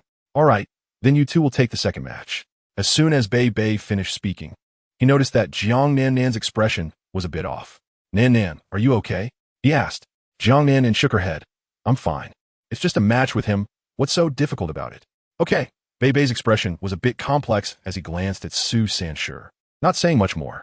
Wang Yin had been watching coldly, feeling gratified as he observed Bei's calm and decisive command.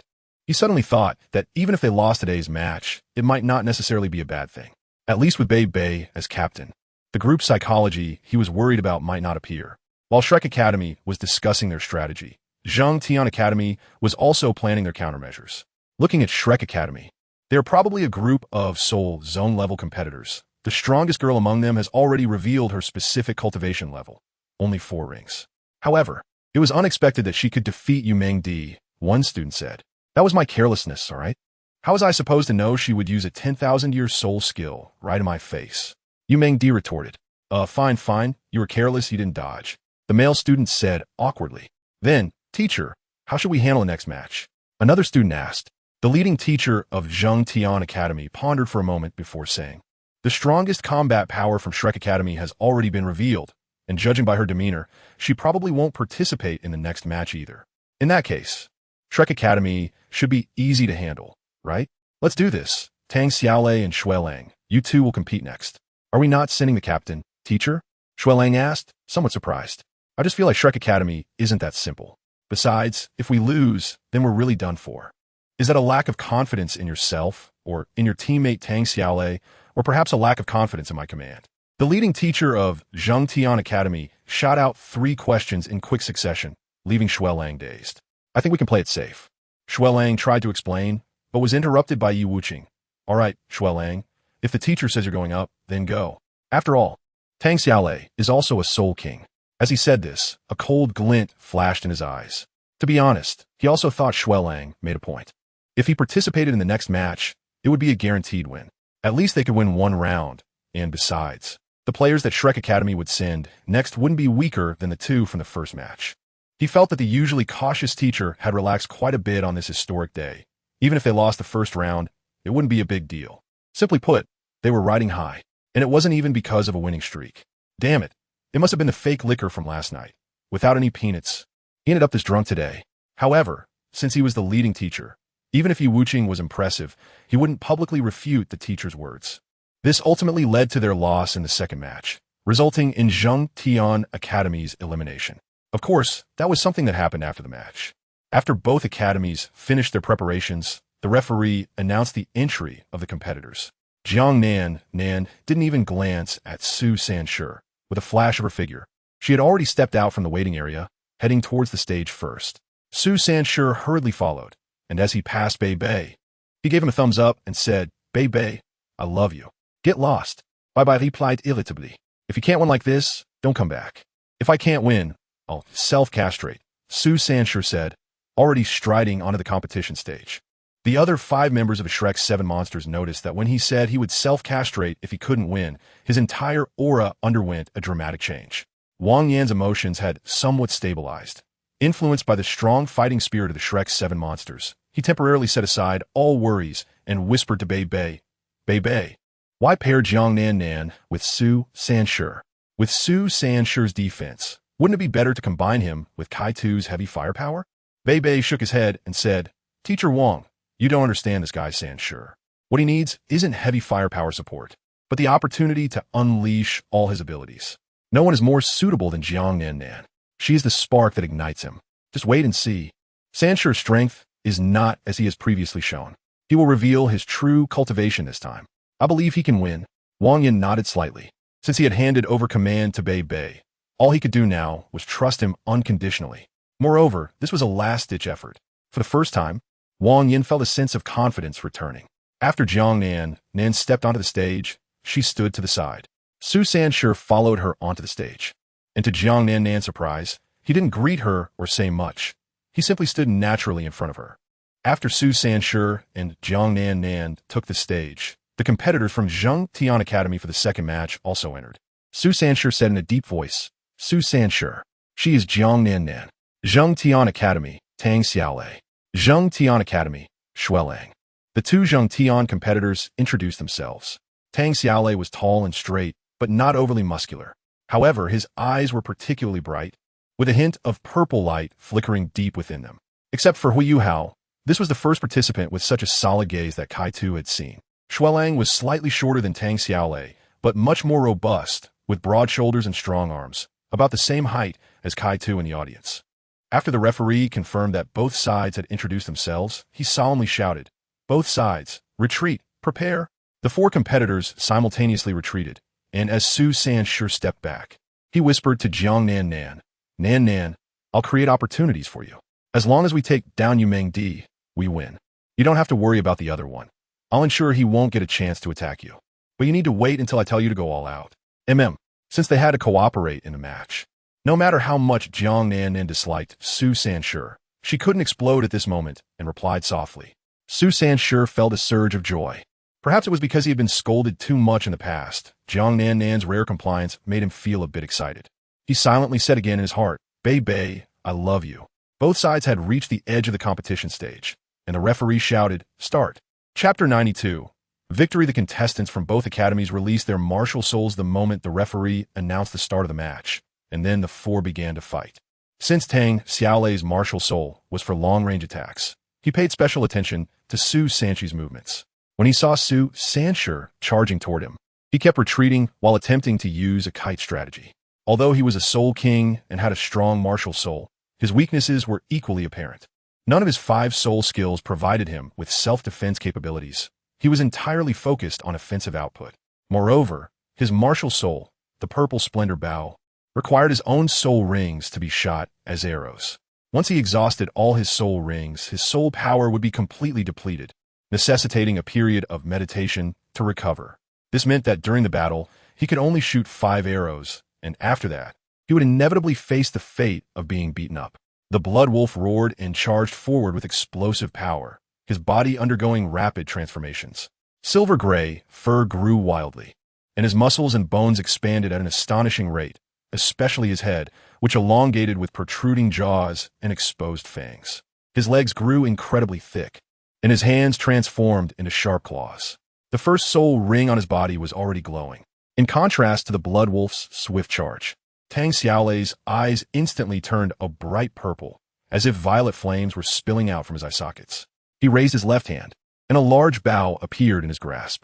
He was the sole king in this match, with 2 yellow rings and 3 purple rings shining brightly. Tang Xiaolei drew his bow and shot an arrow directly at Su Sanshi, who was charging at him. This seemingly normal attack method, however, had a hidden target. The blood wolf's trajectory indicated that his goal was actually Jiang Nan, who was concealed behind Su Sanshi. Unfortunately, neither Su Sanshi nor Jiang Nan was aware of this. Swish clang. The lightning-fast yellow light reached Su Sanshi in the blink of an eye, and he could only hurriedly raise his Xianming turtle shell shield to block Tang Xiaolei's attack. Although he managed to block the attack, Su Sanshi was knocked back over 10 steps, exposing Jiang Nan, who was originally hiding behind him. Wow, this turtle shell is so hard, Tang Xiaolei said, somewhat surprised, but soon he had drawn his purple splendor bow for the second time. This time, the arrow was still yellow, but it felt completely different from before. Previously, it was a rapid arrow. Now, it was filled with a sense of overwhelming pressure. At this moment, the blood wolf charged another 10 meters forward, his speed even increasing, heading straight for the newly exposed Jiang Nan. Although this beautiful girl hadn't stood out in the previous matches, Yi Wuqing had earnestly advised them to eliminate anyone they could as early as possible before the matches escalated. So, the blood wolf's target was clear. First, eliminate Jiang Nan, and then turn back to deal with Su Sanshi together. After all, they viewed Su Sanshi and Jiang Nan merely as 2 soul masters. Despite Su Sanshi's impressive performance in earlier matches, he was still just a soul master. Although he came from Shrek Academy, they had already seen Yun Ying, who was presumably the strongest among their 7, take the stage. This defensive Su Sanshur couldn't possibly be as strong as Yun Ying, right? What sparks could a defensive type create? Could he even hammer them with his shield? Faced with the double assault from 2 powerful opponents, Su Sanshur at least perceived both of them as ganging up on him. However, he remained calm, pausing slightly and softly saying, Nan, you don't need to act yet. Wait for my signal. As he spoke, he raised the Xianming turtle shell shield again. Seeing the deep yellow light flying toward him, Su Sanshur activated his 4th soul skill, Xianming Swap, directly swapping positions with the rapidly charging Bloodwolf. Bloodwolf? Wasn't I joyfully running? Just 30 meters away from Jiang Nan. How did I end up here? When he finally realized what was happening, he was completely stunned, looking at the deep yellow light in front of him. The Bloodwolf felt terrible. As Tang Xiaolei's teammate, he understood how powerful Tang Xiaolei's attacks were. If even Su Sanshur, a defensive soul master, couldn't withstand it, how could he, a fragile one, endure it? What kind of international joke was this? Tang Xiaolei, still aiming, also saw the Bloodwolf, and, noticing his dazed expression, couldn't help but face-palmed. Sorry, brother, for the sake of victory. Soda. There was no choice. He shot out the soul ring, and couldn't take it back, as the martial soul mechanism dictated this. The result was that the Bloodwolf took the hit head-on. Despite his desperate resistance, he was still violently knocked aside. Bloodwolf. Tang Xiaolei, you dog. That was brutal. Now, Nan, let us rush in together and eliminate him. Su Sanshur shouted, then charged forward with the Xianming turtle shell shield, and Jiang Nan hesitated for a moment before following closely behind. There was no other choice. Tang Xiaolei's violet light in his eyes grew more intense as he drew the purple splendor bow, placing a purple arrow on it, and shot directly at Su Sanshur. He quickly retreated, and as he moved away, another deep purple arrow was placed on the bow, aiming at Jiang Nan, and he shot again. Wait, Nan! Su Sanshur was knocked back by the purple arrow, and when he looked up to see Jiang Nan's situation, he couldn't help but shout out loud. What struck Tang Xiaolei as strange was that Jiang Nan stood still in the face of the deep purple arrow, not moving at all. But she was certainly not paralyzed with fear. Her gaze was fixed on Su Sanshur, and a hint of mockery appeared on her stunning face, as if asking Su Sanshur, "Is this your idea of protection?" Su Sanshur indeed hadn't expected Tang Xiaolei's attack to be so powerful that it knocked him back several steps. Jiang Nan's mocking glance ignited a fuse in Su Sanshur, causing his eyes to turn red. Get lost! A nearly mad roar erupted from Su Sanshur's mouth. He slammed the Xianming turtle shell shield heavily onto the ground. A powerful black halo instantly spread from the shield, pushing outward like a gigantic gas shield. As it expanded, it emitted a rumbling sound. The tremendous shockwave immediately pushed Jiang Nan's body outward while also enveloping Tang Xiaolei and the fallen Bloodwolf. Bloodwolf, what the hell? But soon, Tang Xiaolei's deep purple arrow was about to penetrate through, just as Su Sanshur's Xianming turtle shell shield suddenly radiated brilliant light. Strange light twisted on the shield's surface, and a dense, thick turtle shell bore the emergence of a dark green snake. With its appearance, the originally black Xianming shockwave shield suddenly transformed into a dark green one. A violent roar erupted like a massive explosion within the enveloped area. Tang Xiaolei's attack was instantly devoured, and he himself fell to the ground. Don't be fooled by Tang Xiaolei's Soul King level cultivation. He is ultimately just a fragile marksman with pitifully low physical defense. Under Su San's bloodline awakening, he was directly overwhelmed and knocked to the ground. Tang Xiaolei. What the hell is this? Below the stage, seeing this scene, Wang Yin couldn't help but widen his mouth and exclaimed, This is. Bei smiled slightly and said, though not the ultimate, it surpasses the ultimate. Among the 7 of us, if there is anyone whose martial soul can compare to Xiao Yunying and Junior Brother's ultimate martial souls, it would be Sanshur. However, his martial soul is in a self-sealed state, and without strong enough stimulation, he cannot break the seal himself. Now, it seems he has succeeded. But after this match, he definitely won't be able to participate in the next one. Before he reaches the 7 rings, he still cannot grasp the true essence of his martial soul. Yun Ying. Maybe it's not even as good as the Fire Thief. Hui Yuhao asked in surprise, Senior brother, what exactly is Su's martial soul? Bei's eyes sparkled as he replied, Divine Beast Bloodline Martial Soul, Xuanwu. Compared to Senior Sister Xiao Tao's Evil Fire Phoenix Martial Soul, his Divine Beast Bloodline is even purer. However, it is usually in a sealed state and only erupts in extreme danger. When awakened, he is at his strongest. All soul skills will carry the divine beast imprint. In stark contrast to the joy and excitement on Shrek Academy's side, the students of the Sun Moon Royal Soul Engineer Academy stared blankly at the stage, looking as if they had lost their minds. The typically proud Xiao Hongxun also widened his eyes in disbelief. No, this is impossible. How can there be a divine beast bloodline that can compare with me? Didn't the divine beast bloodline become nearly extinct? If it weren't for my martial soul mutation, I wouldn't possess the aura of a divine beast. Is this Xuanwu? Xiao Hongxun. Damn it, who told me that the divine beast bloodline was about to disappear? Now, there's a capable Soul King Yun Ying in front, and behind him is Su Sanshi. Isn't this saying that Shrek Academy is just a reserve team this time? How did the intelligence team gather this information? Xiao Hongxun's mindset had completely exploded at this point. On the competition stage, Su Sanshi, who had broken the seal of his martial soul and released Xuanwu, stood firm again beside Jiang Nanan.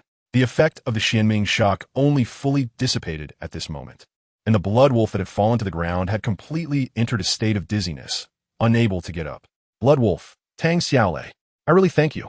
Su Sanshi let out a loud roar, and the Xianming turtle shell shield in his hand glowed intensely, the light reflecting back on him, causing his body to swell again, ripping his shirt due to the solid muscles. Tang Xiaolei, I think I can hold on a bit longer. Tang Xiaolei reluctantly raised the Zihua bow, placing an arrow emitting a deep purple hue on it, then slowly drew back and shot the arrow out. Although Tang Xiaolei's fifth soul ring was only 1,000 years old, he was still a soul king, and this was his final strike. Nanan, I'll buy you 3 seconds. Is that enough? Facing the pressure coming head-on, Su Sanshi, whose Xianming turtle shell shield had evolved into the Xuanwu shield, was unafraid. Enough, Jiang Nanan said softly. As she spoke, Su Sanshi had already raised his shield, and then everyone saw the first 3 soul rings on him shine simultaneously. Even more astonishingly, these 3 soul rings instantly converged into a single black soul ring that radiated brilliant light. The dark green giant serpent on the Xuanwu shield seemed to awaken, its tongue flicking up, and red light burst from its eyes. A massive turtle snake phantom rose behind Su Sanshi. Tang Xiaolei, what is this for? I'm just shooting an arrow. Wait. Referee. Someone's going to get hurt. The Xuanwu shield suddenly enlarged under the swirling black light, almost instantly expanding to over 3 meters in diameter, its massive surface tilted, charging forward directly towards Tang Xiaolei. Tang Xiaolei, referee, save me. In his fear, Tang Xiaolei shouted out, and the referee appeared in front of him, intending to block Su Sanshi's full-force strike. Just then, a deep roar echoed throughout the venue. With this roar emanating, everyone on the half of the competition stage in front of Su Sanshi, including the arriving referee at the 7-ring Soul Sage level, found their minds blank and their bodies forcibly stiffened by the terrifying sound. Wait, referee, why are you frozen? Come save me. Tang Xiaolei felt like crying without tears. Nanan, now's the time. Su Sanshi's somewhat hoarse voice sounded in Jiang Nanan's ear. In that instant, Jiang Nanan's body disappeared with a bang. The explosion sounded. And in this explosion, Jiang Nanan threw Tang Xiaolei out, signifying that he had been eliminated. Then, Jiang Nanan glanced at the blood wolf, also paralyzed, her eyes turning cold, and she threw the blood wolf out as well. We won. After the stiffened time passed, Su Sanshi's body swayed slightly, the dark green rapidly fading. At this moment, Jiang Nanan noticed that his face was as pale as paper, and he looked about to collapse, with blood seeping from his mouth and nose. Jiang Nanan instinctively rushed forward to support his arm. How are you? Jiang Nanan asked softly. Su Sanshi looked at her, and despite his terrible complexion, his eyes were filled with a sense of happiness. I'm fine. Being able to fight alongside you, I will always be fine. Anyone who wants to harm, you must step over my corpse. Nanan, do you know? If it weren't for you, I might not have been able to break through the seal of my martial soul and unleash its true power. Jiang Nanan was startled and hurriedly supported him. Su Sanshi was much taller than her, and she could only drape one of his arms over her shoulder as they walked towards the waiting area. On the sidelines, Shrek Academy was in a state of jubilation. They won the second match, which meant they had truly triumphed in this round of the league. Bebe's mouth twitched slightly as he muttered, "This guy really doesn't let go of any opportunity." After the referee announced Shrek Academy's victory, Wang Yan's previously serious expression also turned happy because they would have a Soul King in the next match. in stark contrast to Shrek Academy's side. The atmosphere on the side of the Zhengtian Academy was oppressive. Team leader Yi Wuqing glared fiercely at the leading teacher, who was now half-slumped with lifeless eyes, mumbling about why they lost. Yi Wuqing's eyes were icy as he returned with his teammates, deep in thought. Chapter 93. Yun Ying. Forced to take the stage, the Shrek team returned to the hotel. It must be said that the medical services at the Star Emperor Hotel were quite good. Su Sanshur, who was seriously injured, received prompt and effective treatment.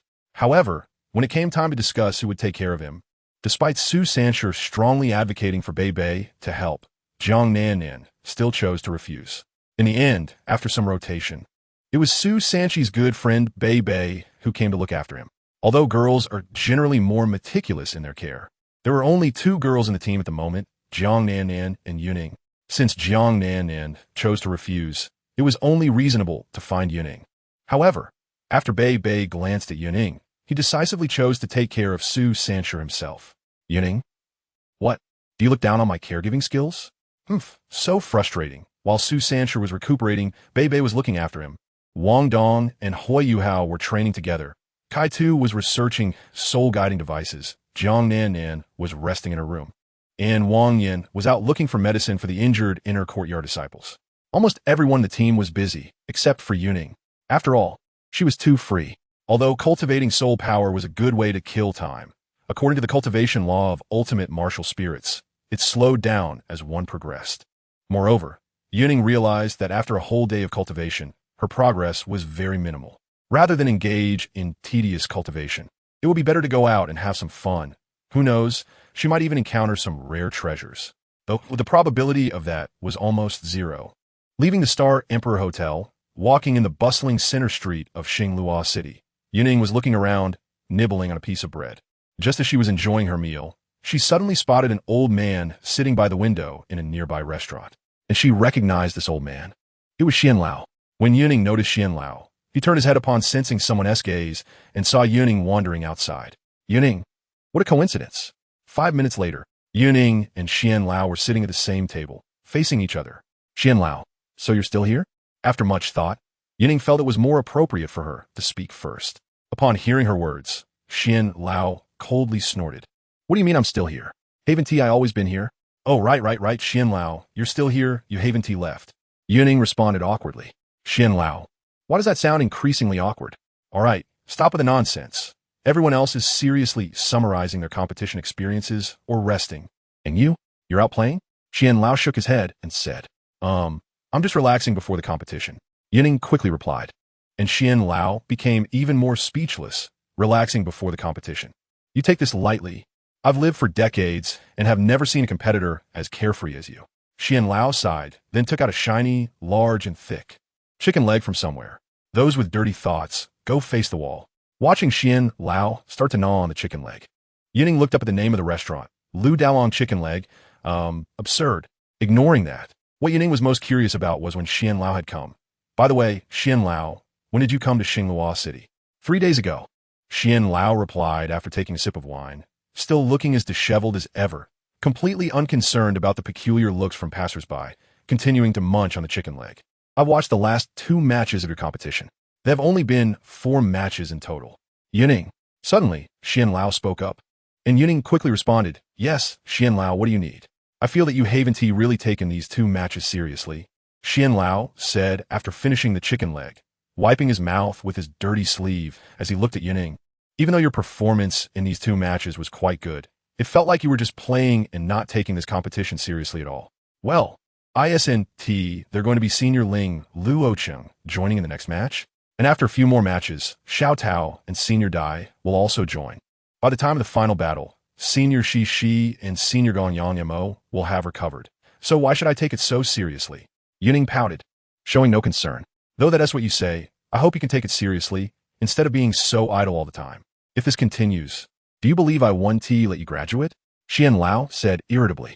Yun Ying's mouth twitched. Don't, Xianlao, I was wrong. ISNT that enough? That if you draw a one-on-one match in the upcoming competition, you'd better be the first to go up. Xianlao ignored Yun Ying's almost wrinkled little face and continued. Also, in the final match, you will compete alongside that kid Hui Yuhao. But there are only 2 spots for the outer courtyard in the finals. If I and Hui Yuhao go, what about the others? Like Brother Bei Bei? Yun Ying tried to push off some responsibility. After all, her personality was more of a lazy type, pushing off whenever possible. Just like a certain author who always drags updates until the last moment. This is disrespectful to the readers. I'll inform Wang Yin about this matter later. You just need to be ready to compete at any time. Didn't TU say you were invincible within 6 feet during the first 2-on-2 match against the Zhengtian Academy? Then you better get ready to go up. Xian Lao took out another chicken leg to gnaw on. Yun Ying awkwardly glanced at the pale-faced boss not far away and said, "By the way, boss, bring me 4 chicken legs and a bottle of wine, ow?" Yun Ying painfully covered her forehead, and Xian Lao tossed the chicken bone into the trash can and said unhappily, "You're only 12. What do you need wine for? Didn't you see that the leading teacher from Zhengtian Academy got drunk on fake wine? All right then, boss. Bring me a bowl of tea." Yun Ying had no choice but to change her drink. Before she crossed over, Yun Ying only paired chicken legs with wine. Her source of happiness. Why can't you do that now? Damn. By the way, Xian Lao, does the favor you mentioned before still count? Yun Ying cautiously asked. Xian Lao looked at her. What? You want to use it now? Not exactly, just asking. By the way, it's okay for anything, right? Yun Ying rested her chin on her hand, calculating when old Mu would pass away, so that when Xian Lao became the leader, she could use this favor to accomplish a major task, witnessing the birth of the Snow Emperor. As long as it's within my ability, Xian Lao said while gnawing on the chicken leg the boss had served. Then he unexpectedly found that this restaurant made the food quite tasty. He thought he'd buy more chicken legs later. Yun Ying, so who has pain? What do you think? Xian Lao took a sip of wine and said, Yun Ying, I really should have come out today. Chapter 94. Ling Luoqing's recovery. Although she had already lost it, to be fair, this shop was indeed good, both delicious and affordable. Even though Yun Ying didn't care much about this small amount of money, as a level 98 super Douluo, it was unreasonable for her to let a mere level 46 soul master like herself pay. By the way, Elder Xian, Yun Ying walked on the way back. Curiously asked Elder Xian beside her, are you still watching the upcoming matches? Why not? Elder Xian raised an eyebrow, and Yun Ying continued. If I have some matters that need your handling, where should I find you? Well, Elder Xian pondered for a moment and then said, after you finish the match, I will come to this little shop, so just come find me if you need anything. As he spoke, Elder Xian pointed to the shop named Lu Daolong Chicken Leg. Okay. By the way, Elder Xian, do you want to go meet Teacher Wang Yin or something? Yun Ying asked, as she noticed the expressions on Wang Yan's face fluctuating between joy and sorrow, genuinely worried about when his emotions might swing too much and cause him to leave. Moreover, Wang Yin had indeed been under a lot of pressure recently, and the subsequent matches would feature strong opponents. This time, it was the lead teacher from the Zhengtian Academy who had drunk too much fake wine. But what about the matches after that? Although there would be 2 Soul Emperors and 1 Soul King joining, all the tactics were devised by him, and Yun Ying had heard Wang Yin say more than once how great it would be if Elder Xian were there. From the tactical arrangements this morning, it was evident that Wang Yan's thoughts were somewhat chaotic. In simple terms, he lacked a backbone and was trying to conserve strength without confronting opponents head-on. In other words, he felt unsupported and insecure. To put it nicely, this was called caution. To put it bluntly, it was called cowardice. Under the premise that they had already been questioned by many parties, Wang Yin still advocated for giving up today's match, retreating without a fight, which genuinely annoyed Yun Ying. Although this behavior also aligned with Wang Yan's character, if Elder Xian were to show up, it would not only give Wang Yin confidence, but also reassure the participating students from both the inner and outer academies. Not for the moment, but you can let that kid Wang Yin know that I'm in Xingluo City and let him go all out. Elder Xian said after thinking for a moment, I'll come out when you're close to the finals. Of course, if there are any special circumstances, I will also make an appearance. All right then, Elder Xian. I'll take my leave now. Yun Ying nodded and prepared to leave. By the way, if you don't actively participate in the upcoming matches, don't even think about graduating. Even if you use connections, it won't help. Elder Xian added, causing Yun Ying to stumble slightly. No way, I just want to quietly be a salted fish, then live happily with the Snow Empress. How wonderful that life would be. I got it, Elder Xian. Although she thought this way in her heart, her words were another matter. After saying that, Yun Ying hurriedly left. What a bad day out today. Hurry up and go. Watching Yun Ying leave quickly, Elder Xian's originally cheerful expression immediately turned serious, his gaze sharp, and he solemnly turned back to the previous little shop.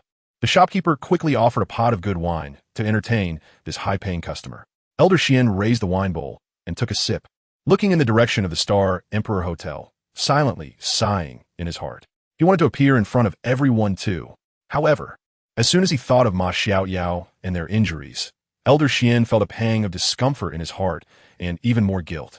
Ever since he returned from Shrek Academy, he had been hiding in the shadows, observing the performance of the Shrek competitors. This time being discovered by Yun Ying was purely a coincidence. He hadn't expected Yun Ying to come out for a stroll at such a time. After returning to the hotel, Yun Ying walked straight into the conference room. If all went well, around 5 o'clock in the afternoon, Wang Yin should be in the conference room, summarizing experiences, analyzing opponent information, and then devising strategies for the next match, followed by gathering all Outer Academy members for a meeting after dinner. However, today was different because Ling Luocheng had recovered. Shrek Academy finally had a true Soul King instead of a fake one like Yun Ying or someone like Su Sanshur who could temporarily compete at the Soul King level. So when Yun Ying walked in, she was surprised to find that everyone except Su Sanshur was in the conference room, celebrating Ling Luocheng's recovery. "Where have you been? I've been looking everywhere for you." Seeing Yun Ying walk in, Wang Yin said irritably. This Yun Ying really only knew how to wander around all day. He had almost rushed into Yun Ying's room to look for her. If he hadn't known that Yun Ying liked to roam and had a mischievous personality, he would have searched all over Xingluo City for her long ago. I just went out to eat. By the way, Senior Ling has recovered." Yun Ying changed the subject, smiling at Ling Luocheng. Ling Luocheng also smiled back. She liked this adorable junior very much, even though they had only known each other for a short time. "Yes, I can participate in the next match and give those who doubt Shrek Academy a heavy blow." As she said this, a hint of coldness flashed in Ling Luocheng's eyes, and her tone turned extremely cold, causing everyone in the conference room to shiver involuntarily. "Well then, Ling Luocheng, you can join the team for the next match," Wang Yin said with a smile. He was genuinely in a good mood now. Having Ling Luocheng around significantly increased their chances of winning. Just in time for Sanshur to recover, Senior Ling is also good to go into battle, Beibei also said with a smile. Just then, Ling Luocheng suddenly spoke. "Hui Yuhao, I remember your martial soul is the ultimate ice, right?" Hui Yuhao quickly nodded. "Yes, senior." "What is up? Then, if we draw a team battle tomorrow, we'll be the ones to go," Ling Luocheng said lightly. Her words shocked the other students. "Ling Luocheng, are you sure?" Wang Yin frowned and said. He suddenly felt uncertain. It seemed Ling Luocheng was planning something big. "I'm sure. After all, the opponent in the next match is much weaker than today's." Ling Luocheng nodded, and Wang Yin frowned, not knowing what to think. After a long time, he finally spoke. "You mean to let Yu Hao amplify you to the ultimate ice, and then you two will go on stage to deal with the 7 opponents?" "Don't worry, Teacher Wang. I won T-Joke with Shrek Academy's honor," Ling Luocheng said seriously. Let's talk about this later. Let me think about it first. By the way, it's almost time for dinner. You guys go eat first." Wang Yin waved his hand. Hearing the implication in Wang Yan's words, everyone left with puzzled expressions, except for Yun Ying, who stayed behind. "What are you doing?" Wang Yin looked at Yun Ying with a bit of a headache. "Well, Teacher Wang, I ran into Elder Xian today," Yun Ying said. Just that simple sentence genuinely shocked Wang Yin. "What did you say?" "I said I saw Elder Xian, and he asked me to tell you to go all out and not be so timid." Yun Ying added, wanting to say this because Wang Yin was too cautious, to the point that it made him seem a bit cowardly. Wang Yin froze in place, and then said, "Elder Xian is actually in Xingluo City. Then I would have confidence, right? Why be timid against the opponent? Soon the main team will recover, and then Yun Ying and Hui Yuhao will go on stage, working with the 5 from the Inner Academy. Isn't the championship a sure thing?" "No, it's not that I'm timid. I'm being cautious." Chapter 95, Wang Yin. Today is a good day. The next day, early morning. Right at dawn, Wang Yin called everyone to the conference room, including the recovered Ling Luocheng, saying it was time for a pre-battle meeting. "Yun Ying, you called us this early for this?" It's not just Yun Ying complaining. The key is that it's way too early. Looking at the clock, it's only 6 o'clock, and there are still 2 hours until breakfast. Wang Dong also looked unwilling. Why does Teacher Wang have to hold a meeting at this time? Wang Yin must have an important announcement since he is so eager to gather us. "Let us just endure it for the competition," said Hui Yuhao with a helpless smile. Although he too was curious why Wang Yin, who usually advocates for stability and always schedules meetings accurately between 7:10 and 15, would call them so early this time. All right, the reason for calling everyone to the meeting room this early is about one thing. Wang Yin changed his usually serious expression, speaking in a relaxed tone. And he genuinely felt relaxed now. Not only did they have a Soul King, but they also had Elder Xian supporting them from behind. who was a super Douluo at level 98. And as long as they could hold on a little longer, they would make it.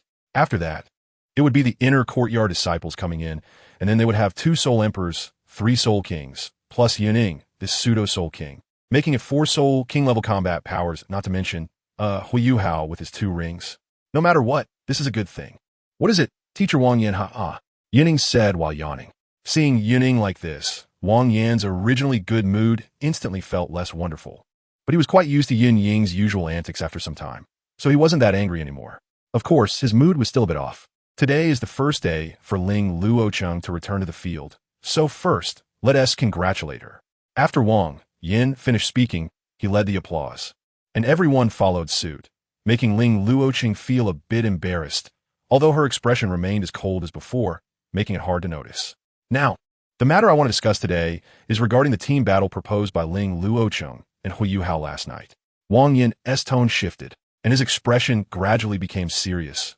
Ling Luocheng, can you ensure that sending only you and Hu to the team battle can lead to victory? Well, I looked at the information from Changning Academy. They only have 1 Soul King. With Hu's Ice Attribute Enhancement, my combat power can reach the level of a Soul Emperor, which is enough. Ling Luocheng nodded.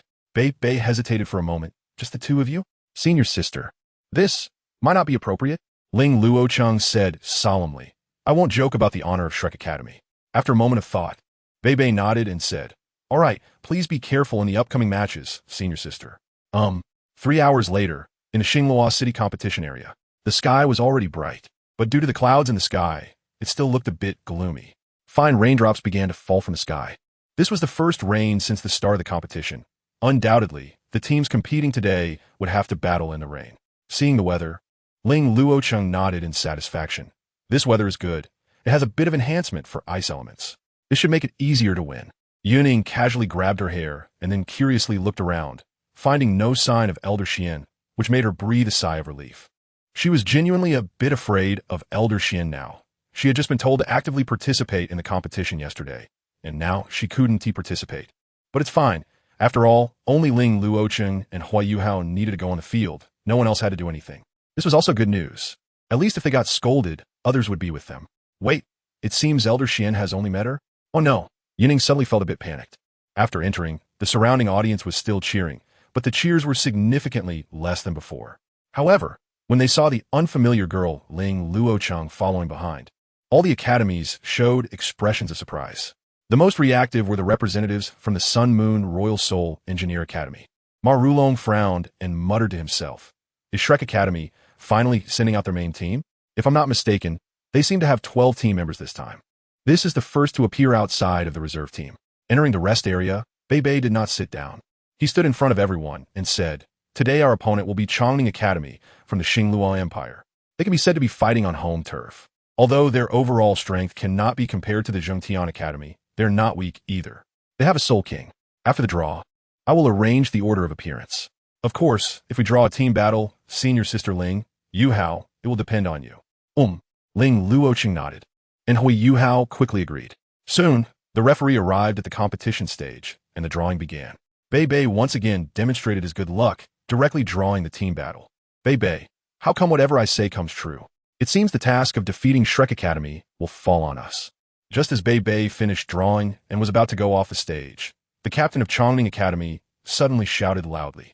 In the eyes of Changning Academy, the opposing Shrek Academy didn't even have a Soul King level. They only had Yun Ying and Su Sanshur with Soul King level strength. But Su Sanshur was injured and couldn't make it, so they had already devised what they considered a flawless plan to ensure they could eliminate Yun Ying right from the start. Therefore, like Zhengtian Academy before, Changning Academy was somewhat overconfident. Bei glanced at him and scoffed. Bamboo shoots in the mountains, sharp-tongued, but empty inside. As he spoke, he had already stepped down from the stage. Then Ling Luocheng waved to Hui Yu-Hao, and Hui Yu-Hao hurriedly walked over, then followed Ling Luocheng onto the competition stage. Watching the two walk onto the competition stage, Yun Ying was contemplating something, which was what Elder Xian had previously said about actively participating. Not participating would mean no graduation. Does that still count? Don't worry, I'll be watching. Today's arrangement was decided by that girl Ling Luocheng herself. It has nothing to do with you, but you will have to actively participate in the subsequent matches. Just then, Elder Xian's voice rang out, and Yun Ying was startled, then realized this was a method of soul power transmission and quickly nodded. What is wrong, Yun Ying? Jiang Nan looked at Yun Ying, who suddenly trembled without warning, then nodded at the air and couldn't help but ask curiously, "This child, could she be going silly?" It's nothing. Let us just watch the match, Sister Nan." Yun Ying quickly replied, and Jiang Nan, not suspecting anything, turned her head to watch the match. Chapter 96. Water. The 7 members of Chongning Academy quickly took the stage after the draw concluded. Although they had not yet retreated, they had already formed a cone formation, with the arrogant captain standing at the front. The referee, seeing that only 2 members from Shrek Academy had taken the stage, asked in confusion, "Shrek Academy representative team, this is a team battle, not a 2-on-2 or 3-on-3 match. Please have your other team members come up quickly. Otherwise, it will be considered a forfeit." The captain of Chongning Academy sneered. Shrek Academy really isn't what it used to be. To make such a basic mistake when nervous. What a shame for the reputation of the continent's #1 academy. Although our Chongning Academy isn't the best on the continent, defeating the #1 today will still be a great experience. Brothers, let's get energized. We can't afford to lose like Zheng Tian Academy did due to carelessness. Ling Luojin said lightly. We only need 2 people to participate in this team battle. While saying this, she didn't even glance at her opponents and walked with Hua Yuhao to the side of the competition stage. The referee was taken aback and couldn't help but ask, "Do you really only have 2 participants?" Ling Luojin nodded without turning back and continued walking slowly. The captain of Chongning Academy couldn't help but provoke further, "TSK, TSK, TSK. Is this a desperate struggle? And what about you, Yun Ying? Why isn't she on stage? Are you afraid? Ha ha ha. Whether she comes on stage or not is none of your business," Ling Luojin said coldly, her imposing aura causing the captain of Chongning Academy to shiver.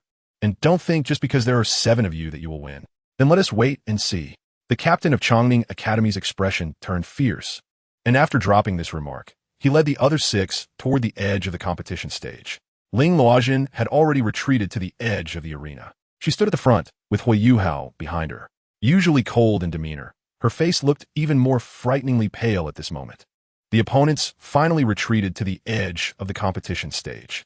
The referee raised his right hand, signaling both sides to prepare. The match began.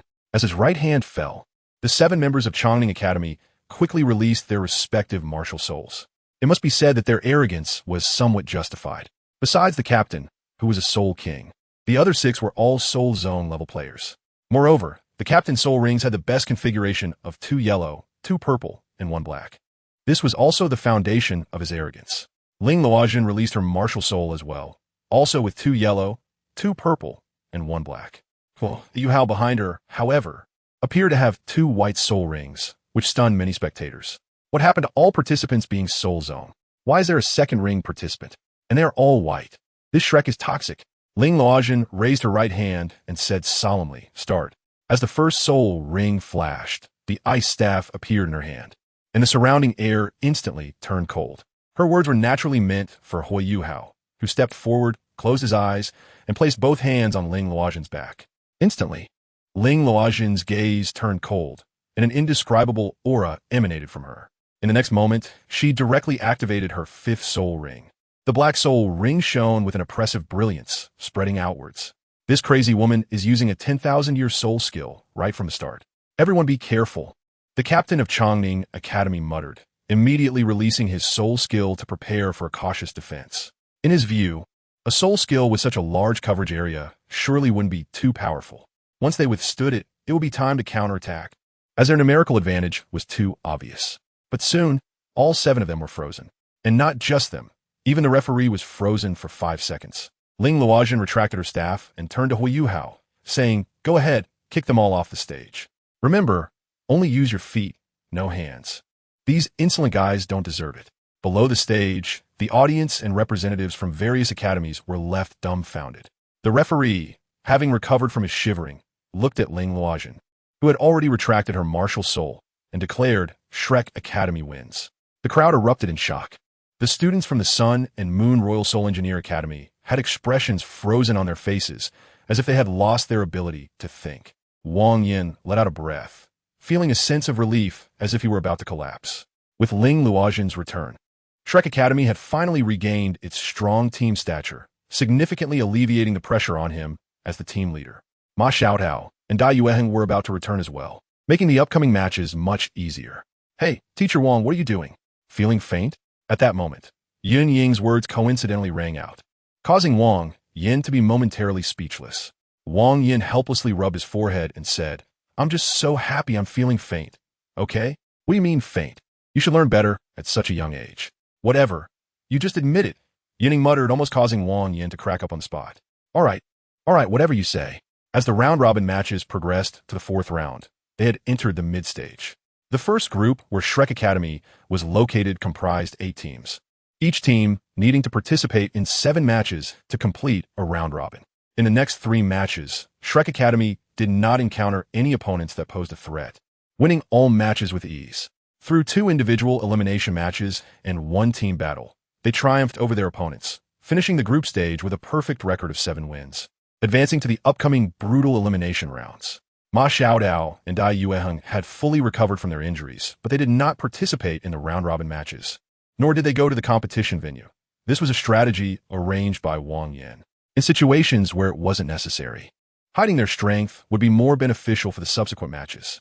The draw for the elimination stage had been announced.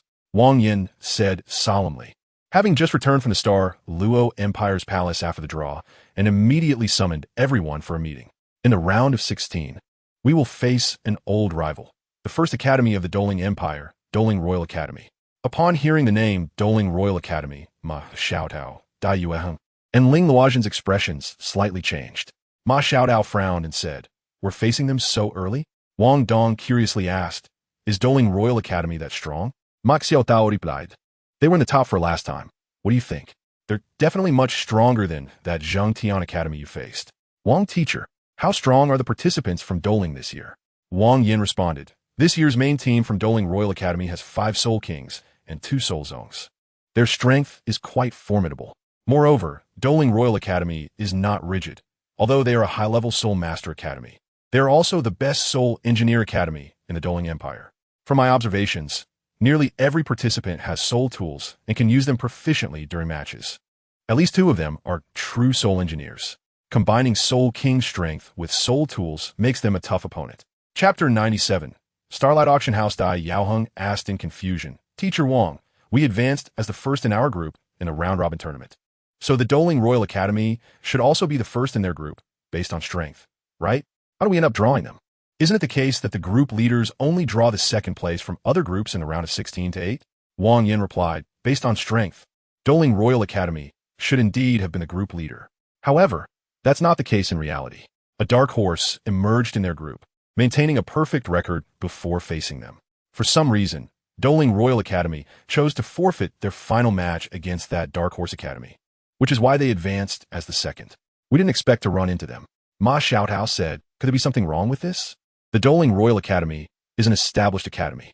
They must know the importance of being the group leader. What could possibly cause them to forfeit that position? Was it just to conserve energy? Wang Yin said, I've thought about this too. The difference between first and second place only matters in the round of 16 to 8. After that, it becomes meaningless. Douluo Royal Academy must have some sort of reliance, and it's likely very deeply hidden. We can only find out during the matches.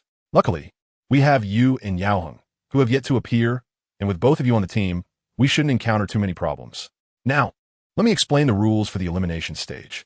Wang Yin explained the elimination system, during which Wei Yuhao asked, Teacher Wang, what if someone gets injured or is too exhausted during the team battle and can't participate in the individual matches?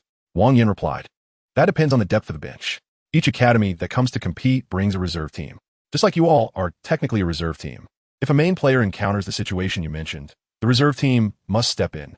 Su Sanshur, you've recovered, right? If we need you to use that ability in the elimination matches, can you do it? Wang Yin was naturally referring to Su Sanshi Xuanwu. Su Sanshur grimaced and said, I can't say for sure. I can't control it. My martial soul only has a chance of mutating under strong stimuli. But if I reach the 7th ring, it shouldn't be a problem. Wang Yin nodded, all right then. Anyway, Ma Xiaodao and Dai Yueheng will return for the next match.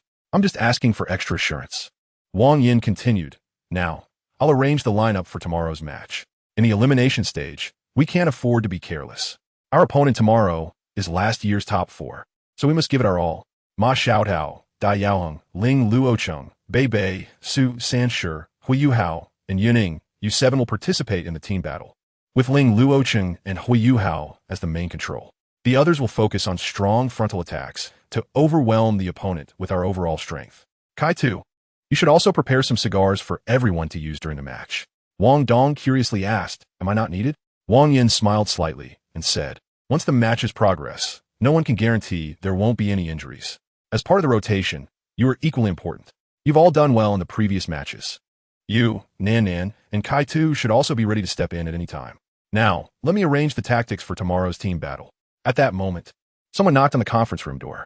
Wang Yin frowned and said in a deep voice, didn't I say not to disturb us? A pleasant female voice came from outside. Sorry to interrupt. I'm not a service staff. I come from a Starlight Auction House. Starlight Auction House. Hearing this somewhat familiar voice, Wang Yin was momentarily taken aback. Bei, who was closest to the door, stood up and looked at Wang Yin for confirmation. After receiving a nod from Wang Yin, he walked over to open the door. A graceful woman in a black long dress stood outside, wearing a gentle smile. She first looked at Wang Yin and then bowed, saying, hello, Teacher Wang. I apologize for disturbing everyone. Seeing her, Wang Yin's expression softened a bit as he said in a deep voice, what brings you here? Auctioneer Qingya. And how did you find this place? Qingya replied apologetically, when you purchased items last time, you used the Shrek Academy account, so we naturally guessed your origins. After making some inquiries, I came to disturb you today. The Starlight Auction House will hold a top-tier auction tonight.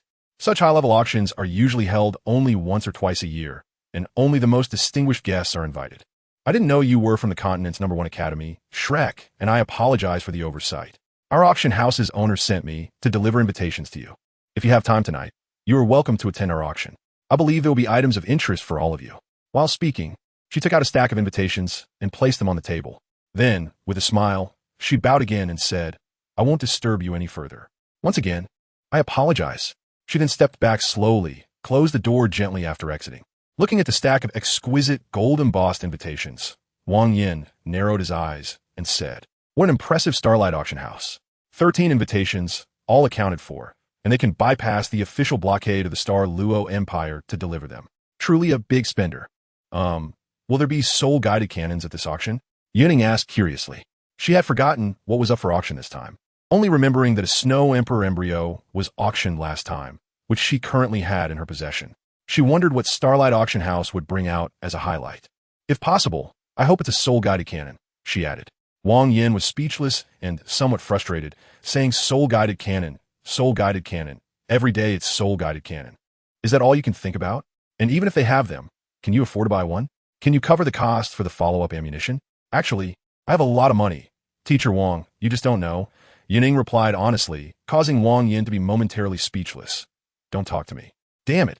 Is being rich that impressive? Seeing this scene, everyone couldn't help but smile knowingly. Dai Yaoheng picked up an invitation and looked at it, saying, this is indeed a top-tier auction. The auctioneer was right. Such high-level auctions only happen once or twice a year. I never had the qualifications to attend before. Only my father, royal family members, major merchants, top soul masters, and soul engineers can participate in such auctions. There must be plenty of good items, but they're also extremely valuable. The Starlight Auction House is probably just trying to build a good relationship with our academy and doesn't have any other intentions. Teacher Wang, what do you think? Everyone had been participating in the competition and should relax a bit. However, it's best to observe more and speak less to avoid any trouble. Tomorrow's match is crucial and must not be affected. After the auction, we should return to the hotel to rest immediately, Wang Yin said with a smile. Everyone looked happy, making Wang Yin shake his head and smile. These little ones. Chapter 98. The opening of Heaven and Earth Cannon. The tactical arrangements for the competition did not take long, and soon everyone returned to their rooms to cultivate. After dinner, they changed into ordinary clothes, took the invitation from the Starlight Auction House, and, under Wang Yan's lead, a group of 13 people arrived once again at the Starlight Auction House. To their surprise, the elegant auctioneer was waiting at the door, dressed in a black long dress. She appeared even more noble and elegant under the night lights, with a gentle expression on her pretty face. Wang Yin exchanged glances with her and nodded slightly. Hello, elegant auctioneer. We meet again. Elegant smiled joyfully. Welcome, esteemed guests.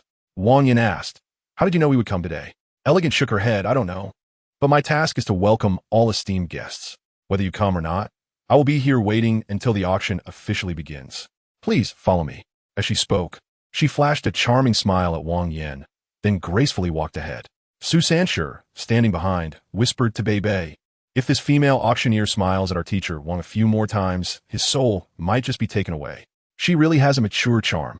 Bei shot him a glance, "You fool." Saying this, she had already caught up with the others and entered the Starlight auction house. Inside the auction house, there was no promotion for today's top auction, just like the last time. Led by Elegant, they continued inward, quickly passing through the area where they had participated in the auction last time. They walked to the end, where two young girls in golden long dresses greeted them. After slightly bowing, they chatted briefly with Elegant, and then one of the girls turned to the wall and raised her right hand, pressing against it. A horizontal light pattern swept down from above. Then, with a hum, the wall slowly opened to both sides, revealing a passage. Unlike the grandeur outside, this passage was pure white. It was not a cold white, but had a special soft texture. The ground, ceiling, and walls were all paved with a translucent white jade stone. Subtle dark patterns could be faintly seen beneath the jade, but the patterns were unclear. Compared to the outer passage, this one clearly had an elevated quality. Soft white light emanated from all sides, with faint blue halos forming lines on the ceiling. Elegant softly explained, "This is our top auction hall number 1. Only the most distinguished guests are invited to participate in the auction here. Today, I'm also fortunate to be with you esteemed guests. Otherwise, with my level as an auctioneer, I wouldn't be qualified to enter here."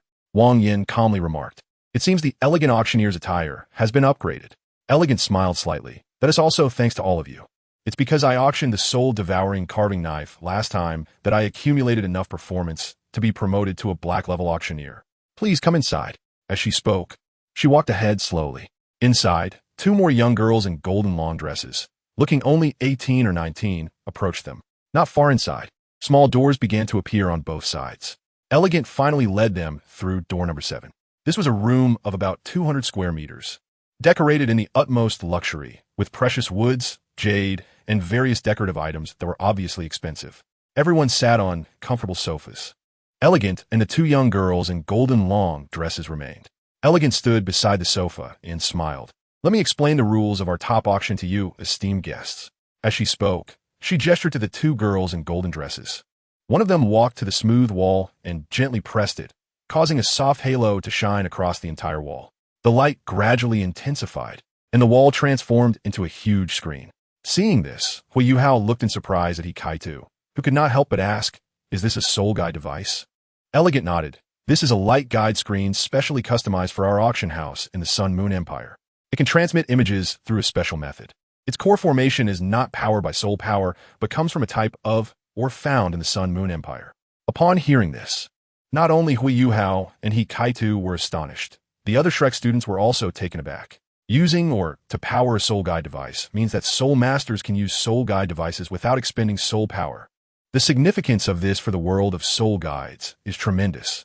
Elegant, skilled at reading the room, noticed the shock on everyone's faces and quickly smiled, explaining, "Esteemed guests, please don't worry, let me finish speaking.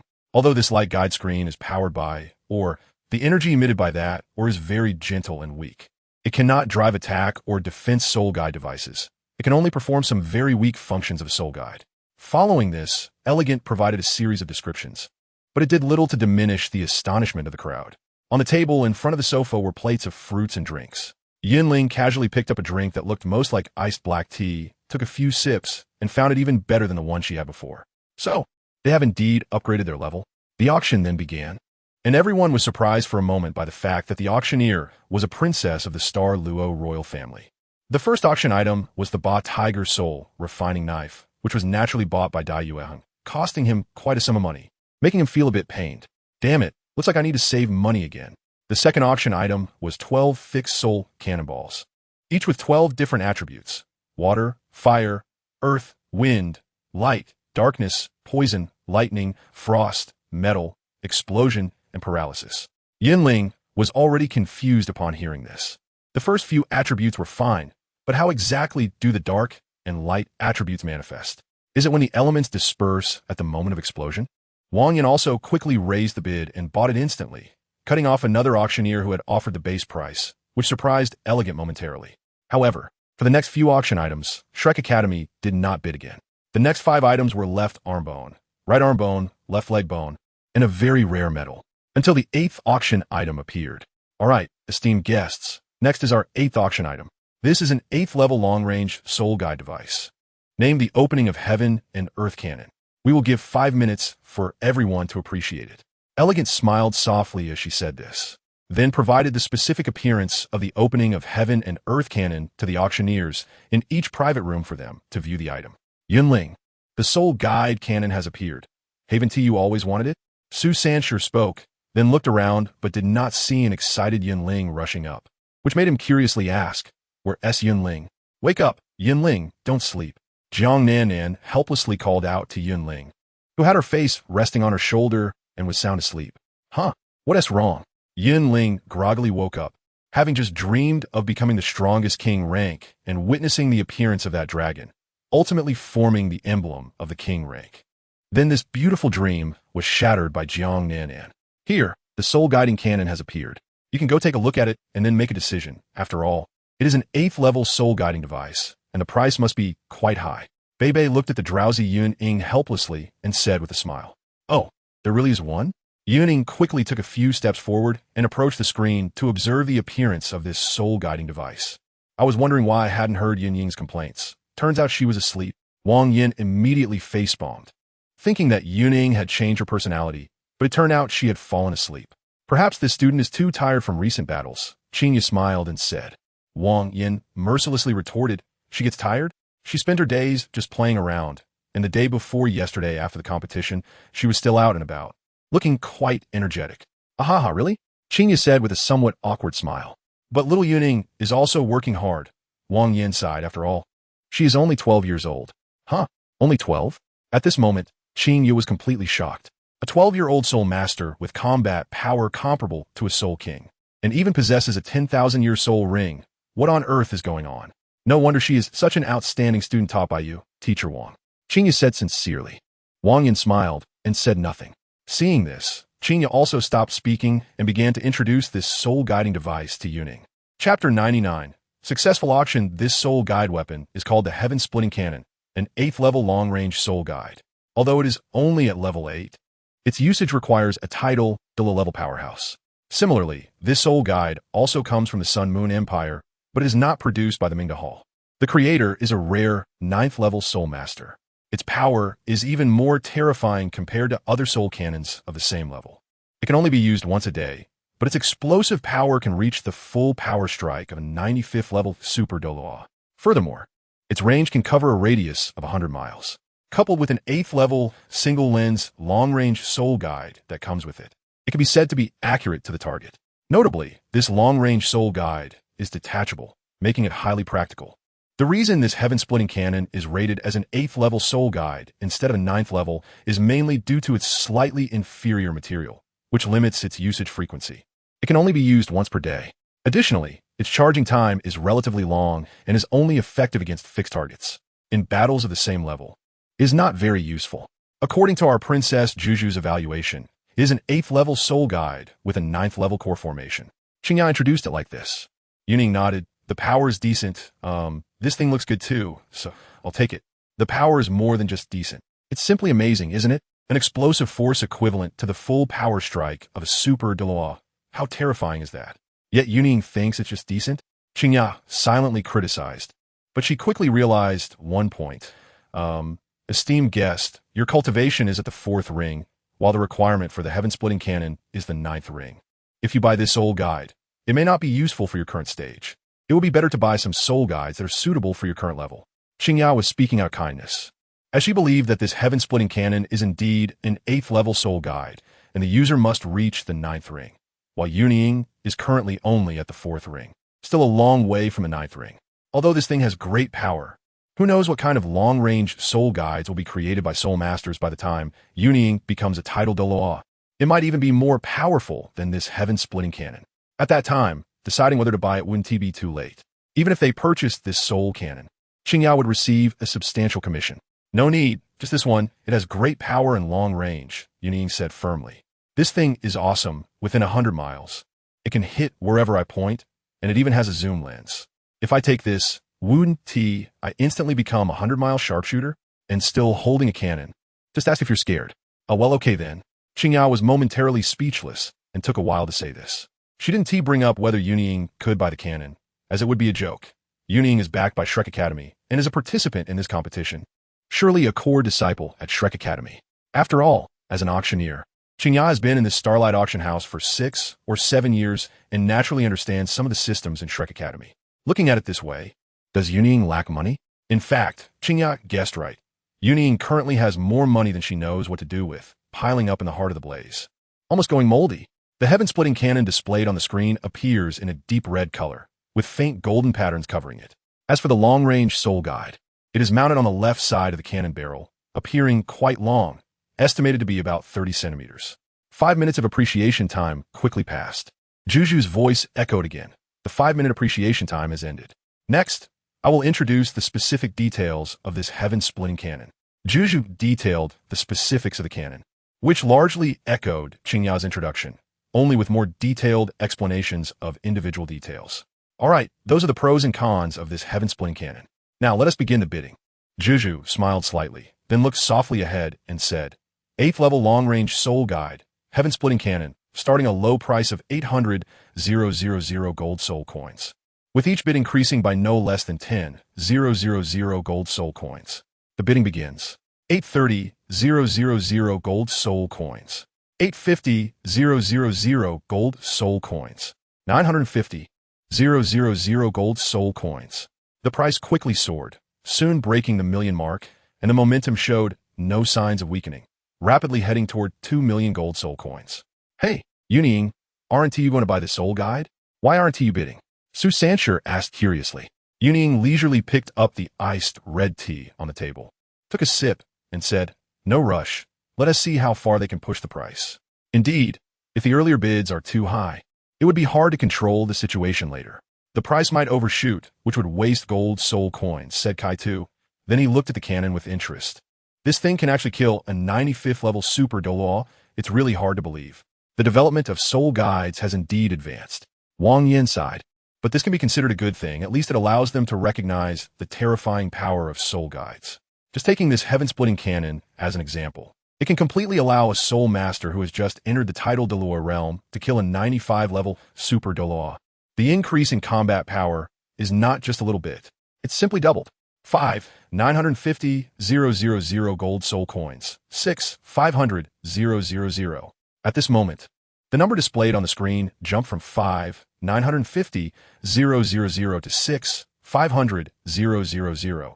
Leaving most of the auction participants in silence. To be honest, this soul guide is worth a maximum of around 7 million gold soul coins, and now it has jumped straight to 6. 500,000 gold soul coins. A price that has almost reached the peak value of this cannon. It has already reached this point, yet Yun Ying still showed no signs of movement, leaving the people in the number 7 VIP room puzzled about whether Yun Ying would still bid.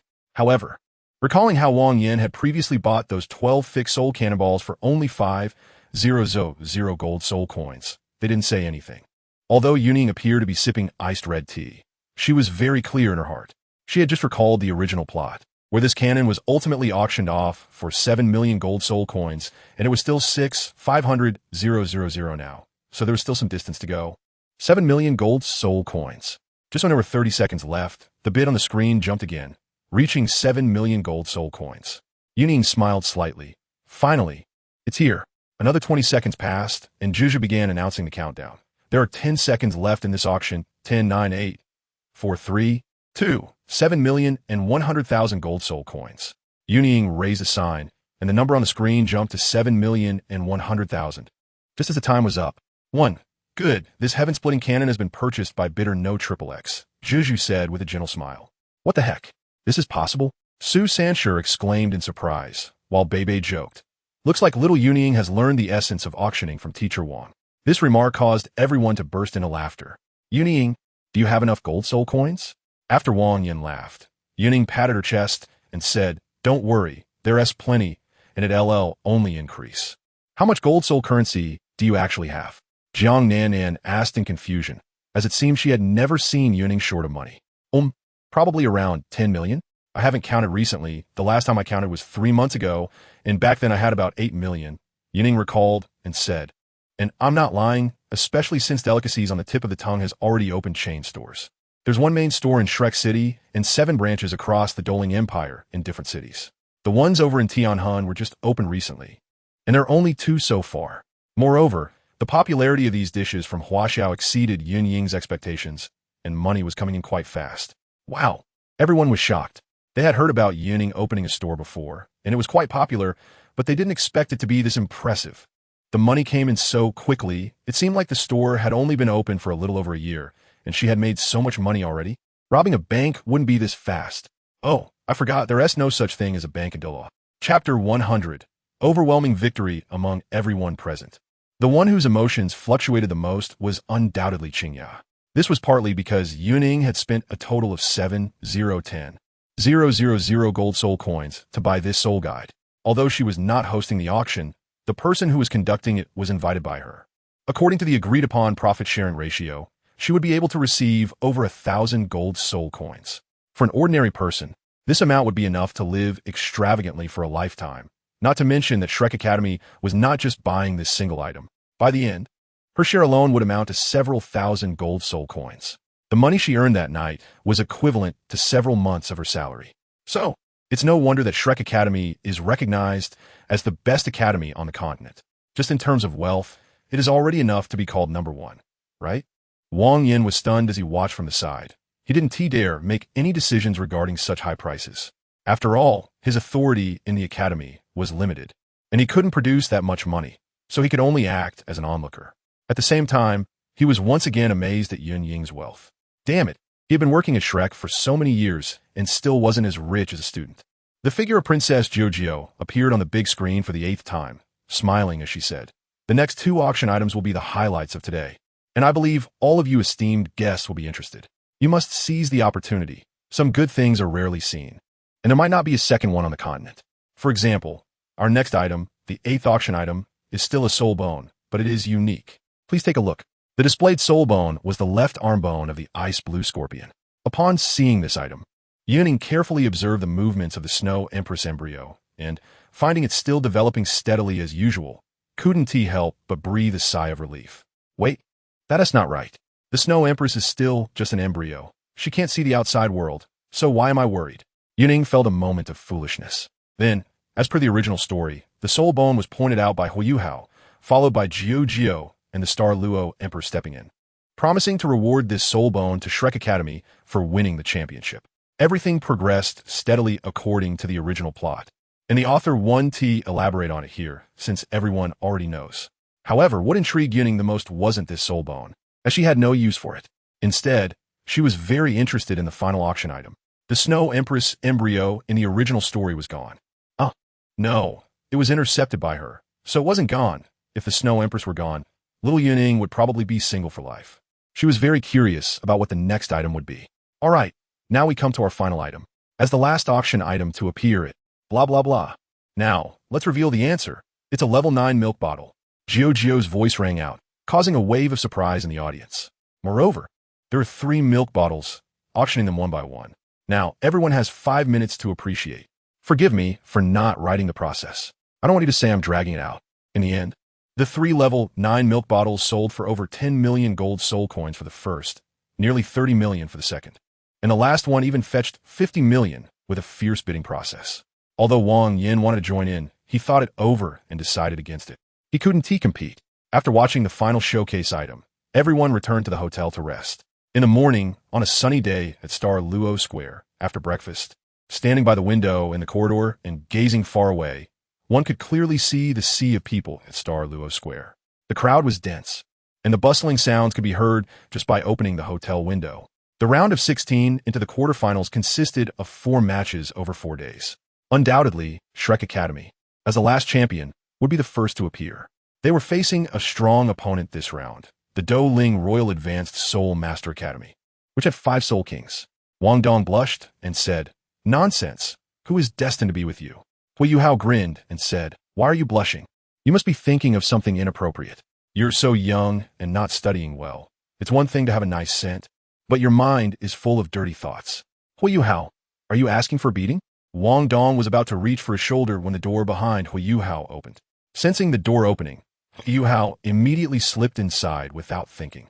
This was the scene Yun Ying saw when she woke up and opened the door, and Hui Yuhao somehow ended up behind her after she opened it. What are you doing so early in the morning? What is this about being together? You're both guys. What is there to talk about? Yun Ying yawned and said, which made Wang Dong blush again, and he lowered his hand that was raised. Not paying attention to Wang Dong, Yun Ying turned to Hui Yuhao and said, what's wrong with you? You're so young and not studying well, and yet you're teasing a guy. The world is going downhill. What do you mean Am I wrong? And you enter my room, and I haven't even settled the score with you yet. Yun Ying rolled her eyes and said, and Hui Yuhao awkwardly walked out. I didn't notice. Sorry, Yun Ying. It's fine. Let us go eat. Yun Ying waved her hand casually. And just then, Wang Yin happened to walk out of his room and smiled at them, saying, what are you two doing? Today, the team from Shrek Academy that came to compete was finally going to face off with a strong lineup, and his mindset relaxed a lot. With 2 Soul Emperors supporting them, plus his tactical arrangements, was there any reason they couldn't win? Nothing much. Just that Hui Yuhao not only teases Wang Dong, but also barges into the girls' room. Yun Ying said bluntly, which made Hui Yuhao feel quite embarrassed. All right. Stop messing around. Let us go. Wang Yin looked at the other students walking out of their rooms. However, it was quite a coincidence that just as they reached the stairs, the people from the Sun and Moon Royal Soul Master Academy also happened to come out of their rooms. But they were all exiting a dedicated meeting room together. The 2 teams happened to go downstairs at the same time. Leading the Sun and Moon Royal Soul Master Academy was another elder aside from Elder Ma, who smiled and nodded to Wang Yin, and Wang Yin returned the gesture. The atmosphere was harmonious and pleasant. At this moment, the situation was somewhat peculiar. The Shrek Academy team was walking in front, while the Sun and Moon Royal Soul Master Academy members followed behind them. The champions and runners-up from recent competitions were entering Star Luo Square in order. In today's 4 matches, both Shrek Academy and the Sun and Moon Royal Soul Master Academy would be competing. However, the Sun and Moon Royal Soul Master Academy's match was in the afternoon.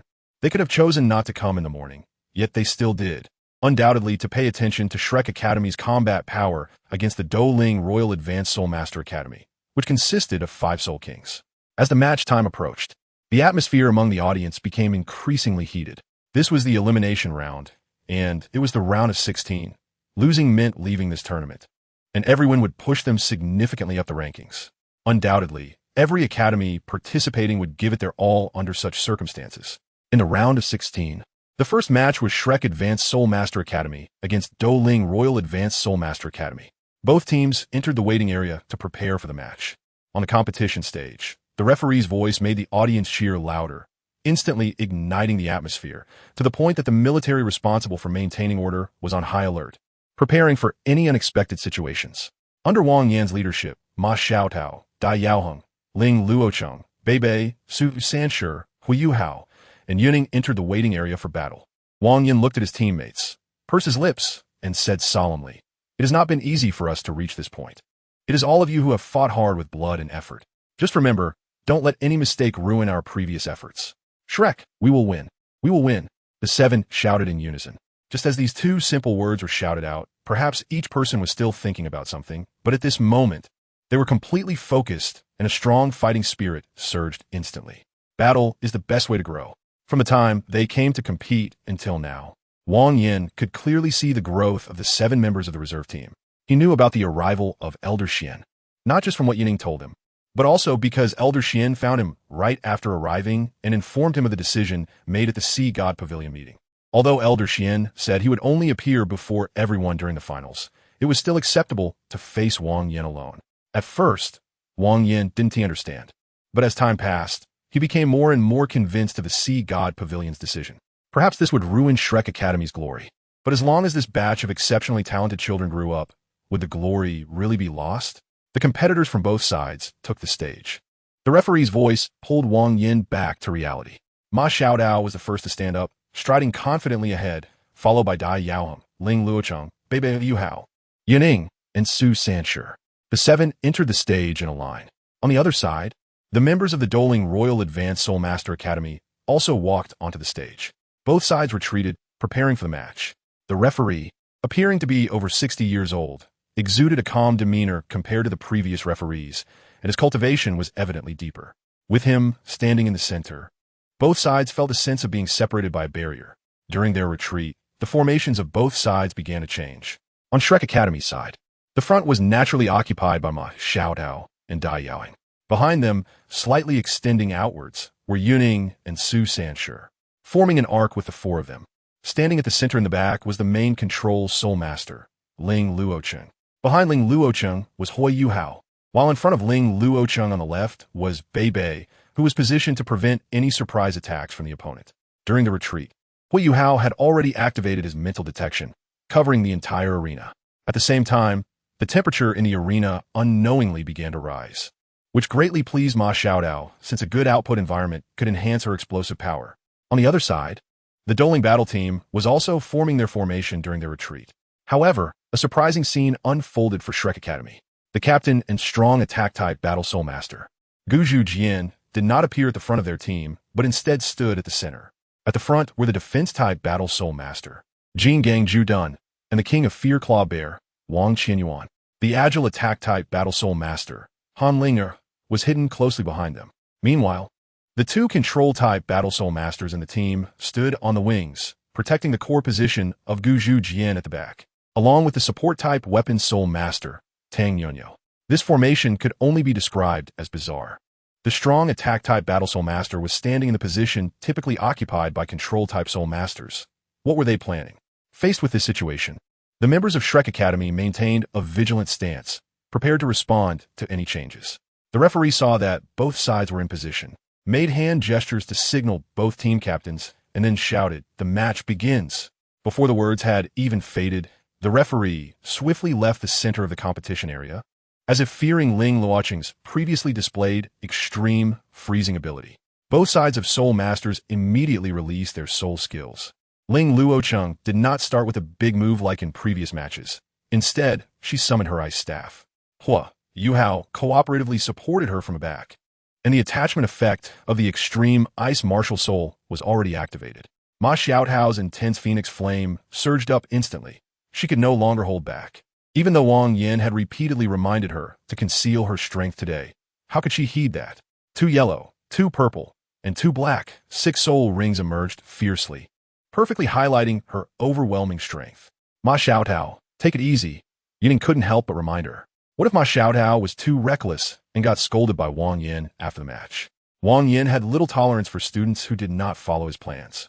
Yun was quite affected by this. Back in the academy, Wang Yin often scolded her, which made her quite annoyed, even though it was her mistake. Huh, what do you mean take it easy? If I take it easy, then those guys will laugh at us. Now, anyone dares to challenge Shrek's reputation. Ma Xiaotao's gaze was sharp as she stared at the Douluo battle team, her body surrounded by golden-red flames that kept rising, seemingly expressing her dissatisfaction. But if you keep this up, you'll get scolded by Wang Yin, Yun said earnestly. Ma Xiaotao looked at her with a smile. Are you saying that Ma Xiaotao is afraid of being scolded? Little Yun, let's charge in together later and wipe them out completely. About that. Yun Ying hesitated. She was genuinely scared of Wang Yan's scolding. Although being scolded wasn't a big deal, having someone nagging all day was also not pleasant. What? Are you scared? Ma Xiaodao found Yun Ying's expressions of determination and hesitation quite amusing. Not at all. Yun Ying gritted her teeth, her right hand forming a virtual grip, and a 1.8-meter-long fire spear appeared, surrounded by crimson flames that intertwined with Ma Xiaodao's golden-red flames. Let's charge. Brothers, rise up. Crush them. The 5 united cough. Wrong scene. All right. Ma Xiaodao gave a thumbs up and then looked at the opponents who were on high alert. At that moment, Dai Yaoing also unleashed his Soul Emperor aura, growling as the white tiger martial soul enveloped him, causing him to swell in size. His overwhelming presence was not lacking at all. The 2 Soul Emperors of Shrek Academy's main team finally made their first appearance in this year's Continental Advanced Soul Master Academy battle. Unlike Shrek Academy's calm demeanor, the Douluo battle team seemed to be in a hurry. After releasing their martial souls, 3 of them immediately unleashed their soul skills. It should be noted that there was a distance of nearly 100 meters on the spacious competition platform. Soul skills that could cross 100 meters were rare at their level, and a larger attack range generally meant a reduction in power. The defense-type Battle Soul Master, Qi Hengyu, released his massive diamond shield martial soul. From the surface, his shield was far more eye-catching than Su Sanshi's Xianming turtle shield. The top of the shield was rectangular, while the bottom was triangular. The total height of the shield exceeded 2 meters, and its width was over 1.5 meters. Such a giant shield required even a robust figure like Qi Hongyu to tilt it upwards to lift it off the ground. Once the diamond shield was released, Qi Hongyu's first action was to thrust the shield into the ground with force. Immediately after, his fifth soul ring lit up, and a strong white light erupted from the brilliance of his purple fifth soul ring. The originally enormous diamond shield instantly expanded, splitting into 2, then 4, then 8. In almost an instant, it transformed into a vast shield wall, forcefully blocking everything ahead. This was the fifth soul skill of Qi Hongyu, the diamond barrier, an incredibly strong defensive soul skill. But he wasn't the only one to launch an attack. The control-type Battle Soul Master, named Qing Feng, and the support-type Weapon Soul Master Tang Yunyo also acted simultaneously. Tang Yunyo, petite in stature, shook her body and her ears became fluffy and adorable. Even her body became a bit plump, with a round, chubby face. She brought her hands together in front of her, and her third soul ring lit up, casting a green light directly onto Qing Feng. Her martial soul was a raccoon, a purely supportive martial soul. The soul skill she was using could amplify the soul power she output for her partner's next soul skill, enhancing the power of her partner's soul skill by a certain ratio. The degree of amplification depended on the comparison of their cultivation levels. The smaller the difference in cultivation, the higher the amplification ratio. Qing Feng's fourth soul ring lit up, and a layer of earth-yellow light spread out from beneath his feet, causing the entire competition platform to shake violently. Accompanied by a rumbling sound, a massive earthen wall surged forward like a wave towards the 7 from Shrek Academy. Not only that, but in front of Qi Hongyu's diamond barrier, spikes of earth shot up, all pointing outward, supported by a thick earthen wall, making Qi Hongyu's defense as solid as a copper wall and iron bastion. This thing, isn't it just like that team from before? The Qianling team? Is the Douluo team really going to follow their old path? Yun Ying remarked curiously. Ma Xiaodao narrowed her eyes slightly and calmly responded. Although I don't know what happened with that Qianling team, it seems that the Douluo team might be preparing some powerful weapon, probably aiming to finish us off in one go. Finish us off in one go? That's quite wishful thinking, Dai Yueheng scoffed nearby. At this moment, the formation the Douluo team set up resembled that of the Qianling Academy.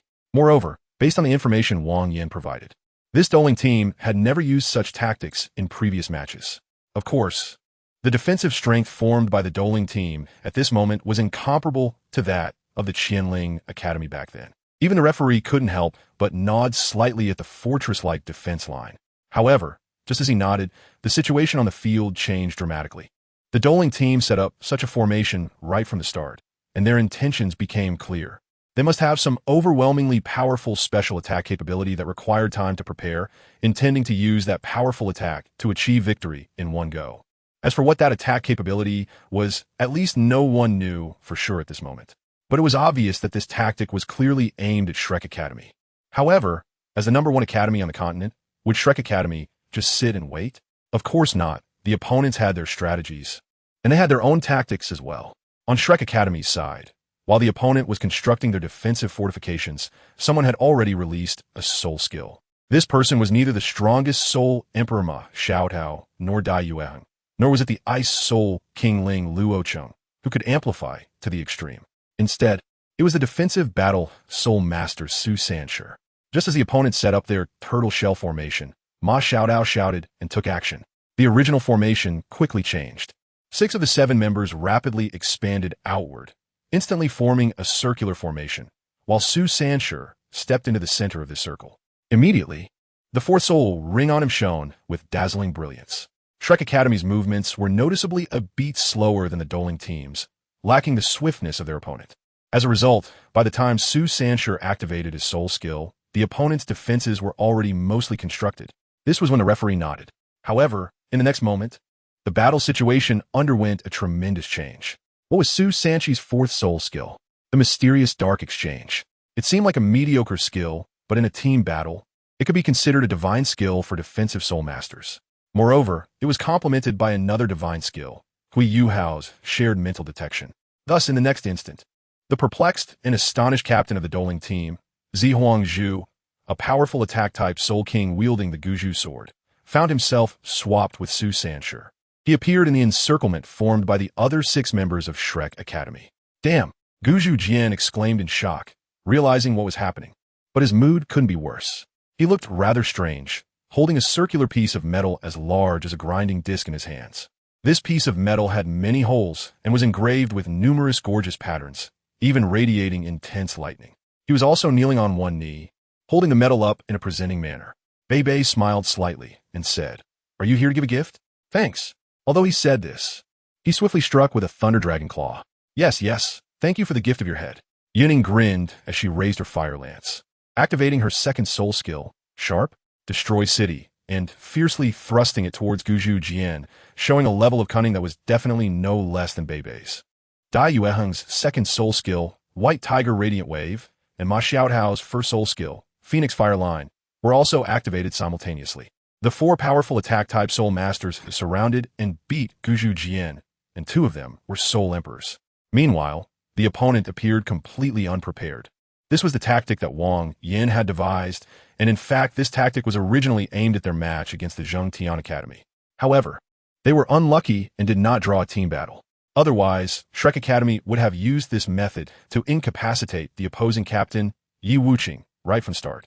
Even if Yi Wuqing was strong, facing a team's assault under such sudden changes would lead to predictable results.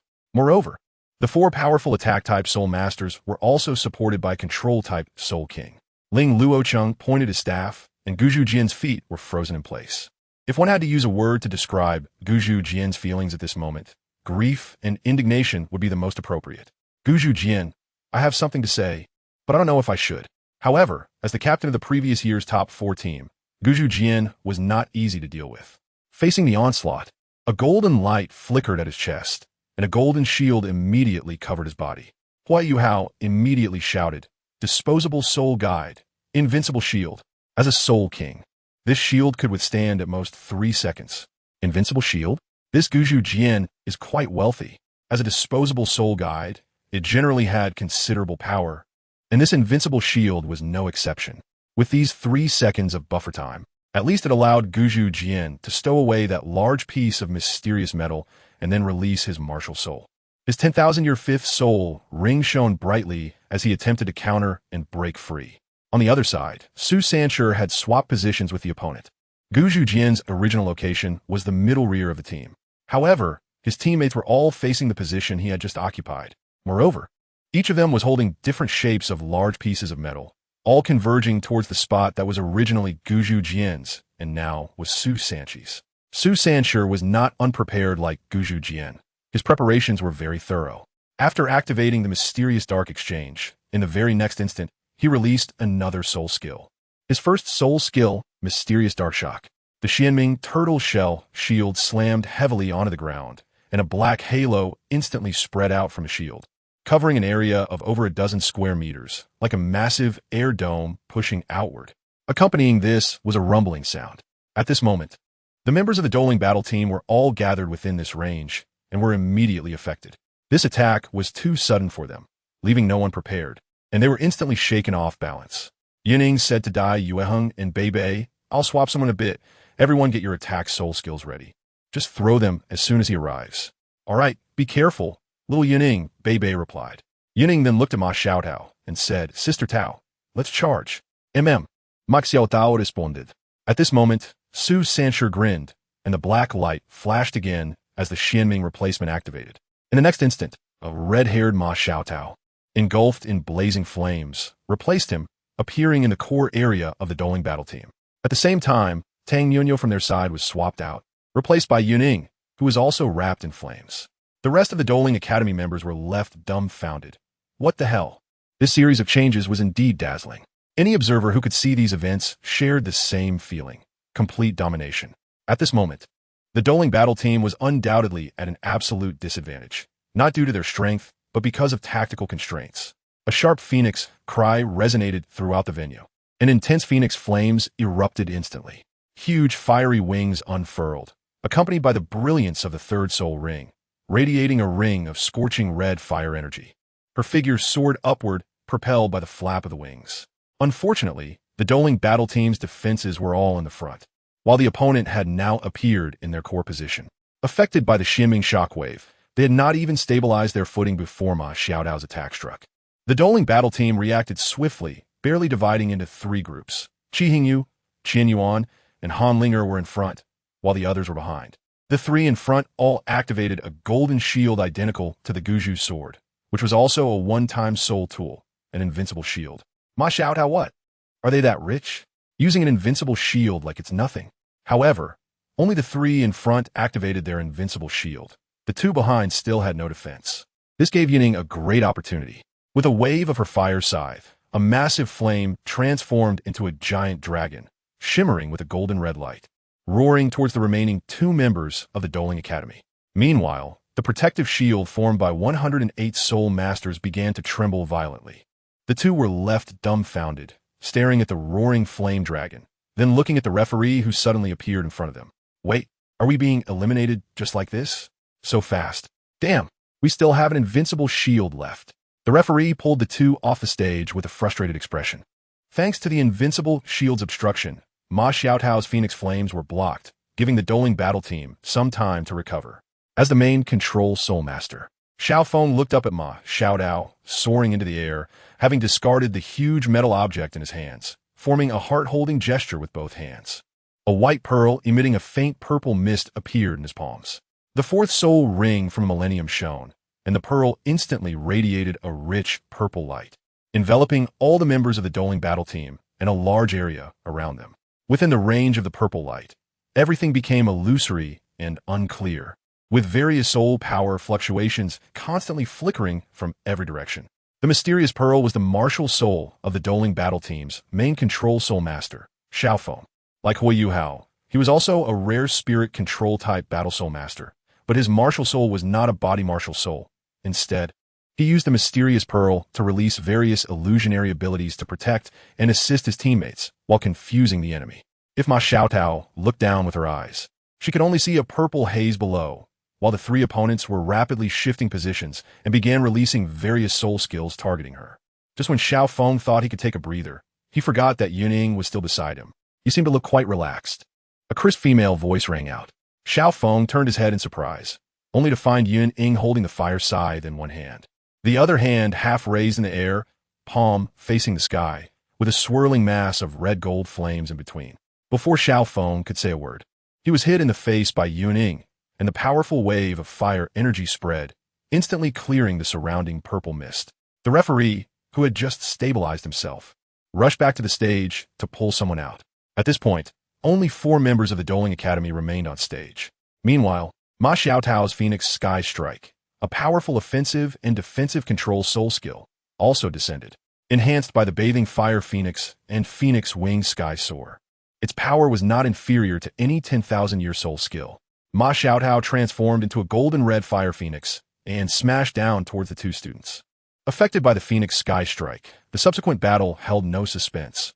Ma Xiaotao's 6th soul skill shone, causing the protective shield formed by 108 soul masters surrounding the stage to tremble violently.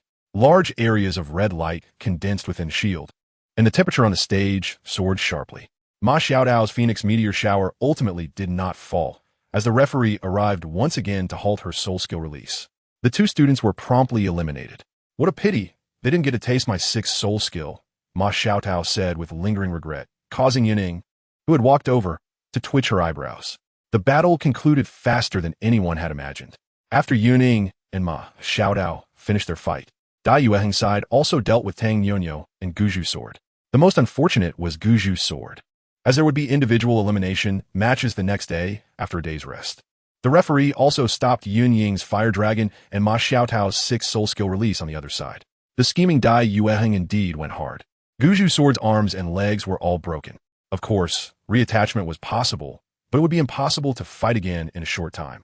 Even when the referee ran over to pull Guju's sword from the Shrek Academy side, he wore an expression that said, "You guys are ruthless."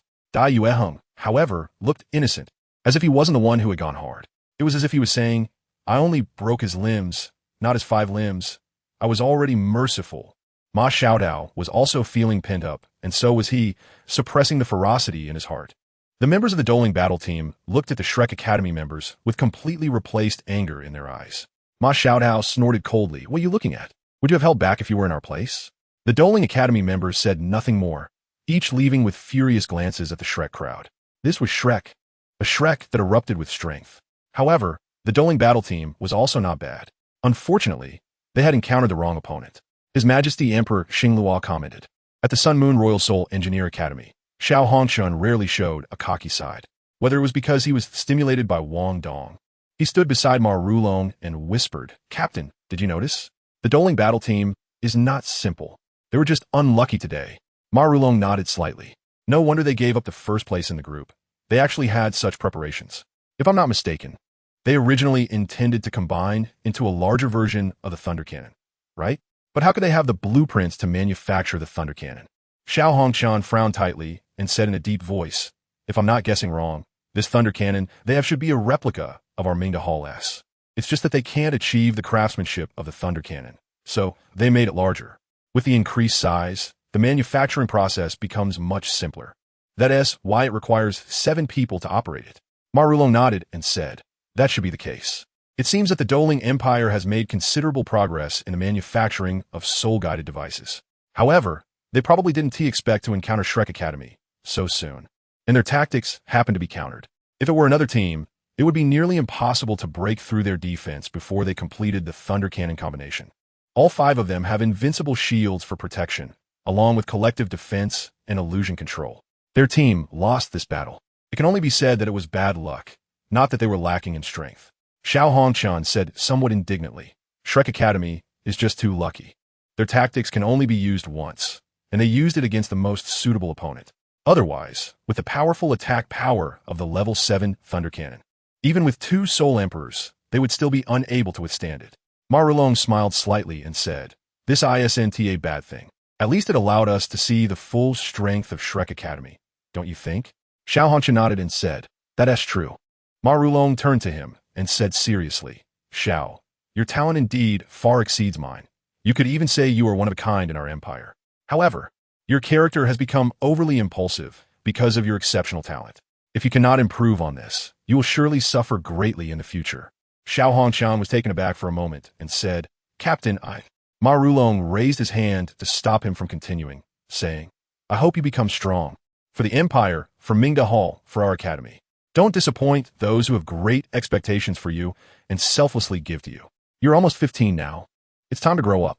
Xiao Hongshan's expression was somewhat sour, but surprisingly, he did not refute Ma Rulong's words. He walked back to his position and sat down, seemingly lost in thought.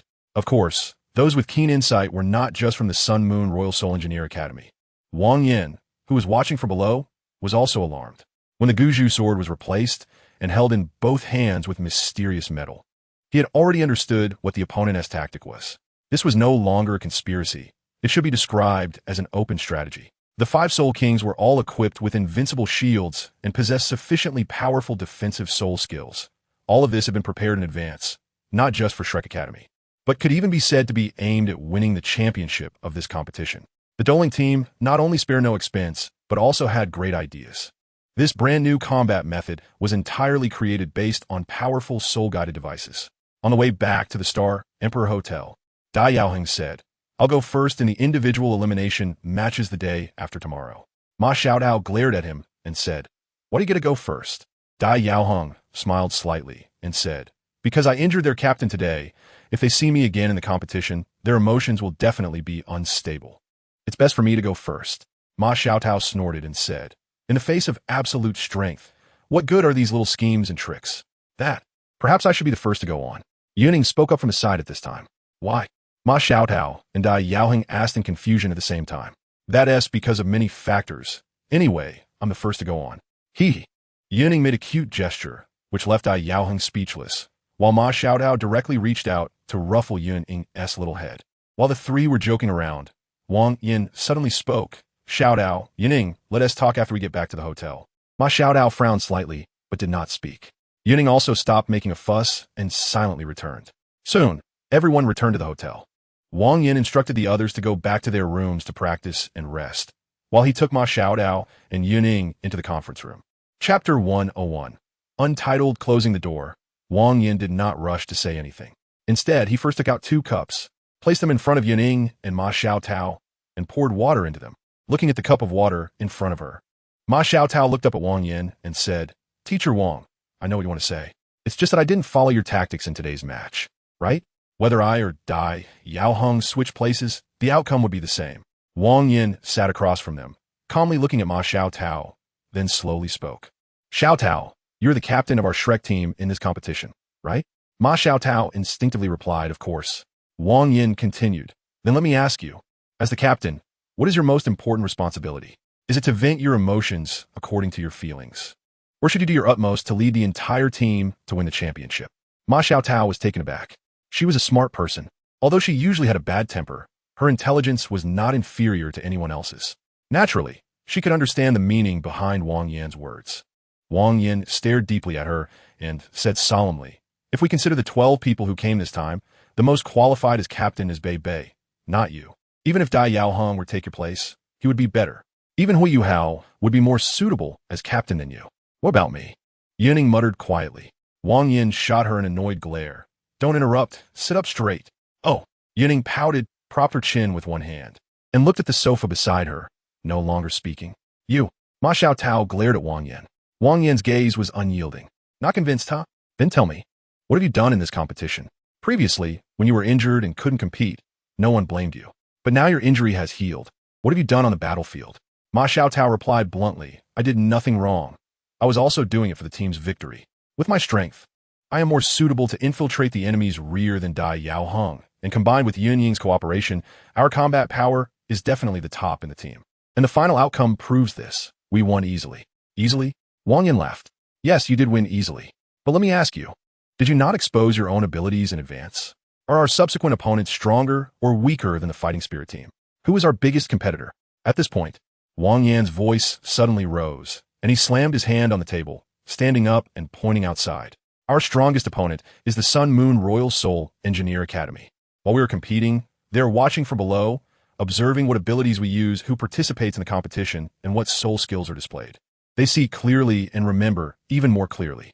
But you? You have generously displayed all your abilities for the opponent to see. Are you afraid the opponent doesn't know how powerful you are? I was doing it for victory. Ma Xiaotao was taken aback by Wang Yan's scolding. She had never been reprimanded like this since childhood, and her character was extremely competitive. For a moment, her pretty face turned red. Wang Yin sternly said, let's talk about today's match. If it weren't for the special effect of San Shi's Xianming replacement, would we have been able to break through the opponent's defense head-on? Even if we could break through, how long would it take? Have you thought about why the opponent set up such a formation knowing who their opponent was? It must be because they're confident they can defeat us with that formation. I can assure you that the mysterious metal they are about to combine is an attack-type soul guiding device.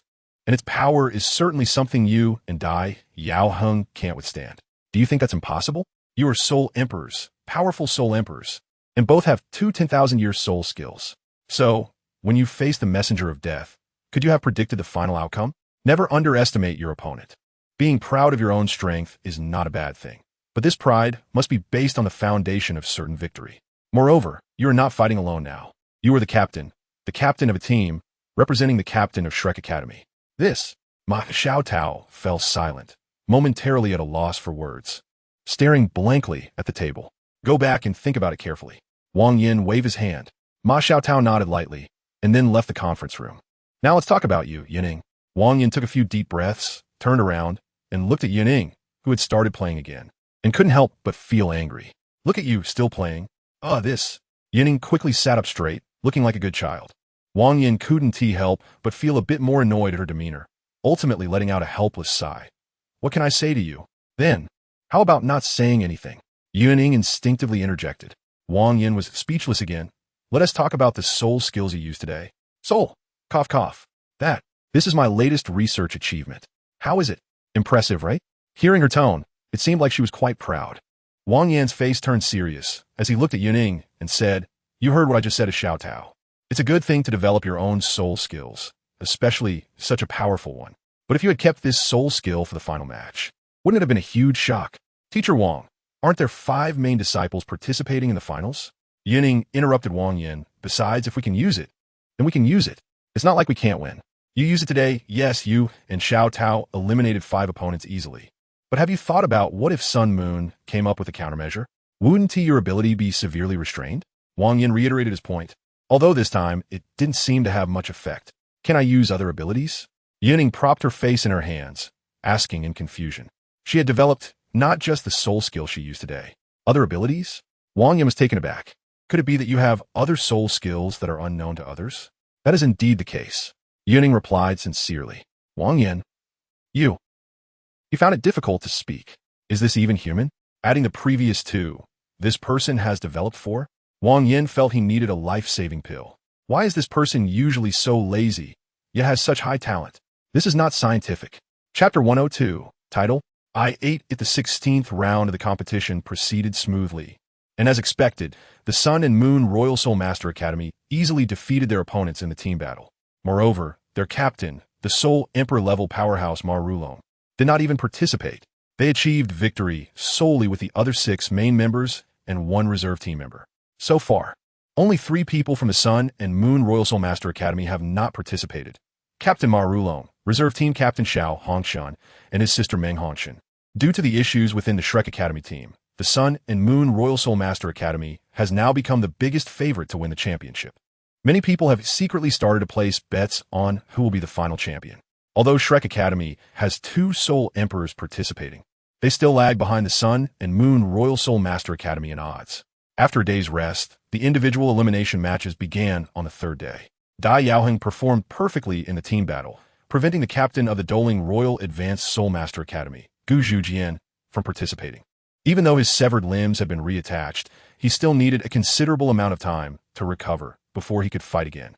The participants in today's individual matches are Yun Ying, Dai Yaoheng, Ma Xiaotao, Ling Luocheng, Bei Bei, Jiang Nanan, and Su Sanshi.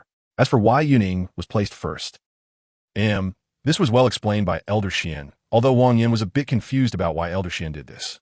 When Yun Ying stepped onto the competition stage representing Shrek Academy, the members of the Douluo team had reddened eyes. Even though Yun Ying did not participate in beating up Gu Zhujian, and the one who struck the hardest was Dai Yaoheng, the students from Douluo Academy did not care about that. They held a grudge against the entire Shrek Academy. Their captain was unable to compete due to his limbs being broken, and the strongest tactics were not realized, so the Douluo team was holding their breath. Although they knew today's match would likely end poorly, they were determined not to give up easily and would fight to the end. Since Shrek Academy won the team battle, today, in the individual matches, defeating 3 opponents would ensure their advancement into the top 8. As the losing side in the team battle, Douluo Academy must defeat all 7 of Shrek Academy's participants with just 3 members to turn the tables and advance to the top 8.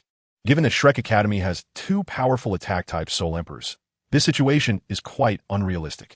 Yun Ying's first opponent is the opposing team's attack-type Soul King, Wang Qinyuan. Seeing Wang Qinyuan, who is nearly twice her size, Yun Ying felt a bit flustered. Elder Xian, are you sure I can take him on? Observing that Shrek Academy sent out only the 4-ring Yun Ying instead of Soul Emperor Dai Yaoheng or Ma Xiaotao, Wang Qinyuan was also a bit bewildered.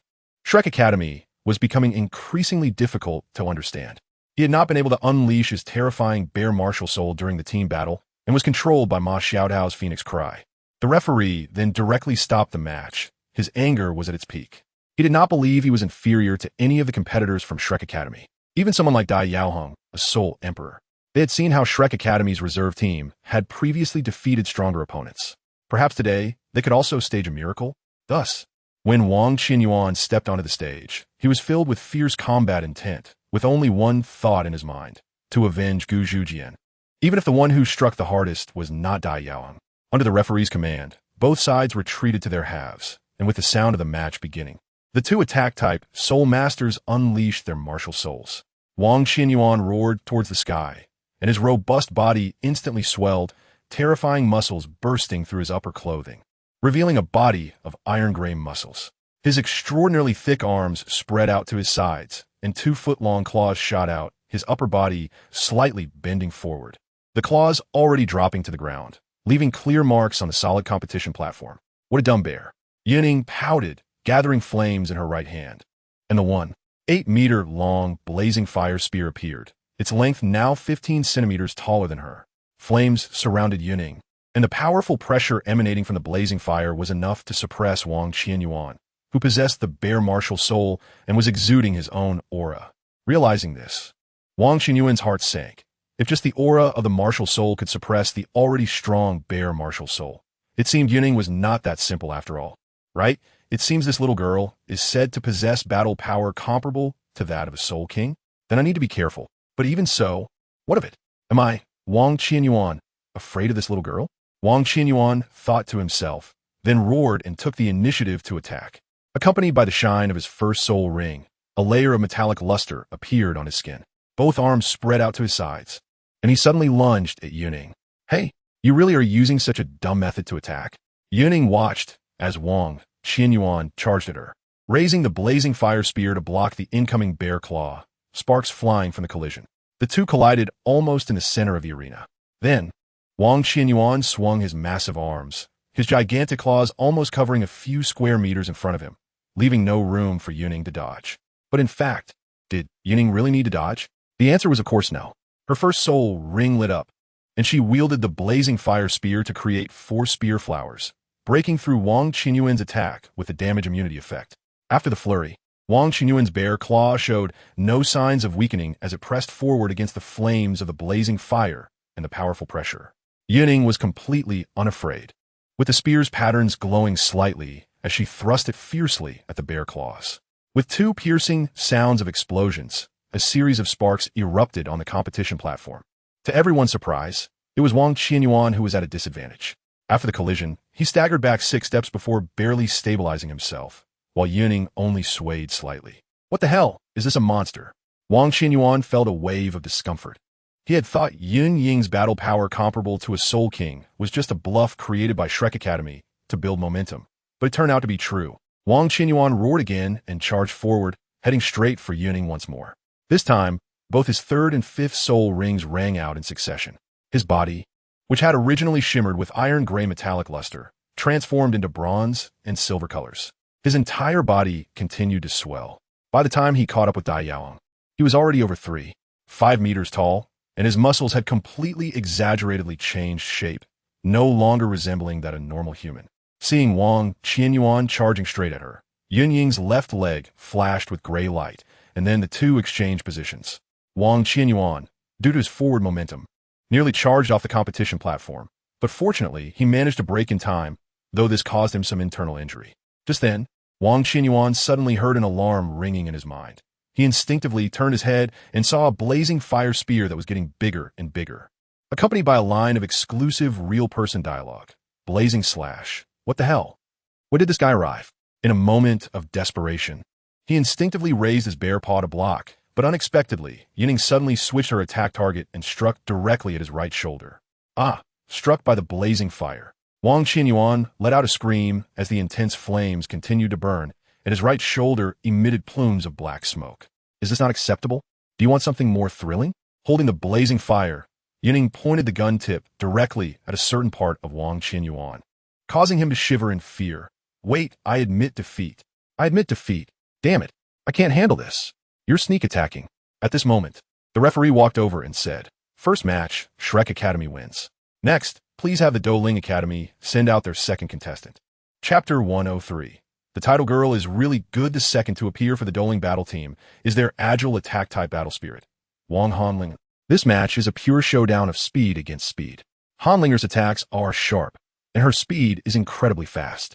Her martial soul is named Lightning Weasel, and among agile attack-type spirit masters, her speed ranks among the top. Aside from not being able to fly on the ground, especially in terms of short-distance burst acceleration, it's rare for any spirit master to match her. However, today, Hanlinger happens to encounter an opponent who can rival her. Both are spirit masters skilled in speed and instant bursts. Hanlinger continuously launches attacks, trying to defeat Yun Ying in one fell swoop, but Yun Ying, who also has strong defensive capabilities, would not let her succeed easily. Yun Ying's defense might not be apparent in the early stages, but as her cultivation level rises, the power granted by the Fire of Plunder brings her not just strong attacks and speed, but also a significant boost in defense. Of course, this still cannot compare to a true defensive spirit master. If we say that in the previous battle, Yun Ying's victory had some luck involved, then this confrontation is not merely influenced by luck. Hanlinger's offensive momentum is strong, and her attack speed is quick. At the beginning, Yun Ying can only passively defend, switching back and forth between her first and second soul skills to engage in a war of attrition. The two sides remained locked in a stalemate for a quarter of an hour, but in the end, Hanlinger ran out of soul power and was caught off guard by Yun Ying, who took the opportunity to launch a counterattack and took her down. With 2 consecutive victories over 2 great Soul Kings, the audience was deeply shocked. Just relying on her Soul Sect cultivation to defeat 2 Soul Kings.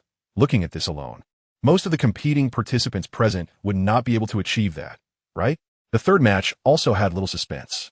The Diamond Shield Soul Master, Chi Hengyu, took the stage. His defensive power is strong, but correspondingly, his attack capability is relatively weak, relying on the powerful attack of the Fire of Plunder. Along with the recovery of soul power from her second soul skill and the Broken Cloud Spear, Yun Ying managed to take Chi Hengyu down. With consecutive victories, Yun Ying relied on her overwhelming strength to single-handedly defeat 3 opponents, concluding this personal elimination match. At the same time, she led Shrek Academy into the top 8 of the tournament. The Douluo Royal Advanced Soul Master Academy could pack up and go home. After the lesson from Wang Yin that day, Ma Xiaotao indeed became much more obedient. Although she was quite eager to compete from the sidelines, she ultimately remained silent. After this battle, Shrek Academy's reputation was once again greatly enhanced. Ma Xiaotao, a great Soul Emperor, and Yun Ying, who possesses Soul King-level combat power, left a deep impression on the audience. The audience is like that. They favor whoever is strong. In the subsequent quarterfinals, Shrek Academy was fortunate to draw a favorable matchup, facing the weakest team among the top 8. Speaking of which, it was still an old acquaintance, the Zhengtian Academy team, which had previously caused Ho Yuhao and the others quite a bit of trouble. The final result was predictable. Without Ma Xiaotao, Dai Yaoheng, and Ling Luocheng, Shrek's team barely managed to win. With the addition of 2 great Soul Emperors and 1 Soul King, this match had no suspense. Zhengtian Academy was beaten so badly they couldn't find their way home. Shrek's team advanced to the top 4. The Advanced Soul Master Academy's Battle Spirit Tournament has reached this point, nearing its conclusion, and the finale also means the most exciting part is about to come. Today, Cece has fully recovered, and Shrek Academy adds another Soul King-level contestant. And tomorrow Gong Yang Mo will also recover, which keeps Wang Yin cheerful all day, showing no signs of pressure. He even had the leisure to read magazines. This relaxed demeanor was a stark contrast to the tense and serious expression he had at the beginning. He even left the tactical arrangements entirely to Bei Bei. Bye-bye. Teacher Wang, are you going to keep being this relaxed? Bei Bei looked at Wang Yan's leisurely demeanor and spoke helplessly. What else? Can't this lineup win against the opponents? Wang Yan picked up his teacup, took a sip, and smiled, saying, don't even mention other academies. Do you really think we can't defeat the Sun Moon Royal Soul Engineer Academy? That's true. Bei Bei nodded. Just as he was about to turn and leave Wang Yan's room, Wang Yin suddenly called out to him, wait a minute, go call Yun Ying.However. Oh, okay. Bye-bye was talking, Abuk. Teen nodded. Out of politeness, he chose not to ask Wang Yin what it was about and quietly left, knocking on Yun Ying's door. What's up, Brother Bei? Yun Ying opened the door and looked at Bei Bei in confusion, thinking, could it be that Teacher Wang is looking for me again? That's right. Bei Bei smiled awkwardly, and Yun Ying was instantly speechless. Okay, I get it. I'll go over in a bit. Then I'll leave first. Bei Bei waved and turned to leave. Yun Ying then entered Wang Yan's room. Seeing her come in, Wang Yin stood up, carefully closed the door, and then beckoned Yun Ying to the desk in the room, saying in a serious tone, look. On Wang Yan's desk lay an ancient-looking carving knife, and beside it was a ring that had been broken into 2 pieces. Oh, isn't this the carving knife? What's wrong, Teacher Wang? Yun Ying looked at the carving knife with a hint of a smile. From the looks of it, even if Wang Yin didn't say anything, Yun Ying could understand. But she just wanted to tease a bit. Wang Yin, I've already taken out for you. Are you pretending not to understand? Teasing a bit. Feels good, right? Wang Yin took a deep breath and said, this storage ring of mine is also a level 4 soul guiding device. However, I didn't expect it to be unable to withstand the power of the Devouring Spirit Knife. Previously, I felt a fierce aura constantly impacting my storage ring from this carving knife, and at that time, I didn't feel much. But this morning when I woke up, the ring broke apart and was completely destroyed. This carving knife continuously emits a fierce aura, and just by touching it, I can feel a cold current entering my body, requiring me to run my soul power for a long time to expel it. And this thing is quite strong. Yun Ying touched her nose and said, Wang Yin, you got your focus wrong. Yun Ying, last time you said you had a way to purify it. Why don't you give it a try? If it really works, then you can keep it. But be careful, I'll protect you. If you feel anything wrong, stop immediately. A level 4 storage soul guiding device is already the best Wang Yin has on him. This Devouring Spirit Knife is truly sinister, and having it directly on him has too much of an impact. Reluctantly, he had to find Yun Ying, who had confidently claimed she could purify this fierce knife. That's doable. Yun Ying thought for a moment, summoned the fire of plunder, pointed the tip of the spear at the carving knife, and then silently closed her eyes to activate the ability of the fire of plunder. The moment the fire of plunder touched the carving knife, an ominous aura continuously surged from the knife, crazily rushing towards Yun Ying's mind, trying to control her spirit. But soon, the red-gold brilliance on the spear of the fire of plunder shone brightly, and Wang Yin, who was standing nearby, felt his body tremble continuously, as the pressure from the artifact made it hard for him to breathe. Under this powerful pressure, the ominous aura on the carving knife seemed to retreat slightly. But soon it gathered again, preparing for a counterattack. Unfortunately, in the face of the open flames, this malevolent aura was severely suppressed, and it was naturally unwilling to accept this, launching frenzied attacks again and again, but it appeared so pale and powerless against the devouring fire. With the suppression of a higher level, combined with the devouring and purifying effects of the devouring fire, waves of golden red light continuously struck the blade of the carving knife. This fierce knife actually began to tremble violently, emitting a sound that resembled a mournful scream, a buzzing that constantly came from the carving knife. If someone with weak willpower heard this sound, their emotions would likely be severely affected. Similarly, that malevolent aura was continuously drawn out, transforming into pure energy that flowed into Yun Ying's body through the devouring fire.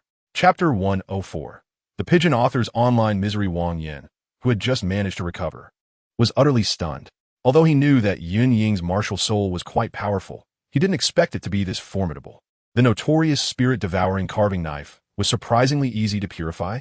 The malevolent aura from the carving knife emitted sharp cries of agony. Listening to these life-threatening sounds, Wang Yin couldn't help but recall the grim reaper he encountered when he first arrived for the competition. When will this end? Wang Yin painfully covered his forehead. Seeing Wang Yin's expression, Yun Ying, who was absorbing the malicious aura, slightly furrowed her brows. She raised her fire gun and activated her soul power to emit a warm, golden red beam of light that slowly flowed into Wang Yin's body. The warm, golden light spread, and Wang Yin immediately felt much more comfortable. The sensation was so soothing that it made him doze off. When he woke up, Wang Yin immediately noticed the obvious change in the spirit-devouring carving knife on the table. The originally gloomy and ferocious aura had completely vanished, and the crystal-clear carving knife surprisingly gave him a sense of vitality. This carving knife? Wang Yin asked in confusion and then tried to pick up the spirit-devouring carving knife.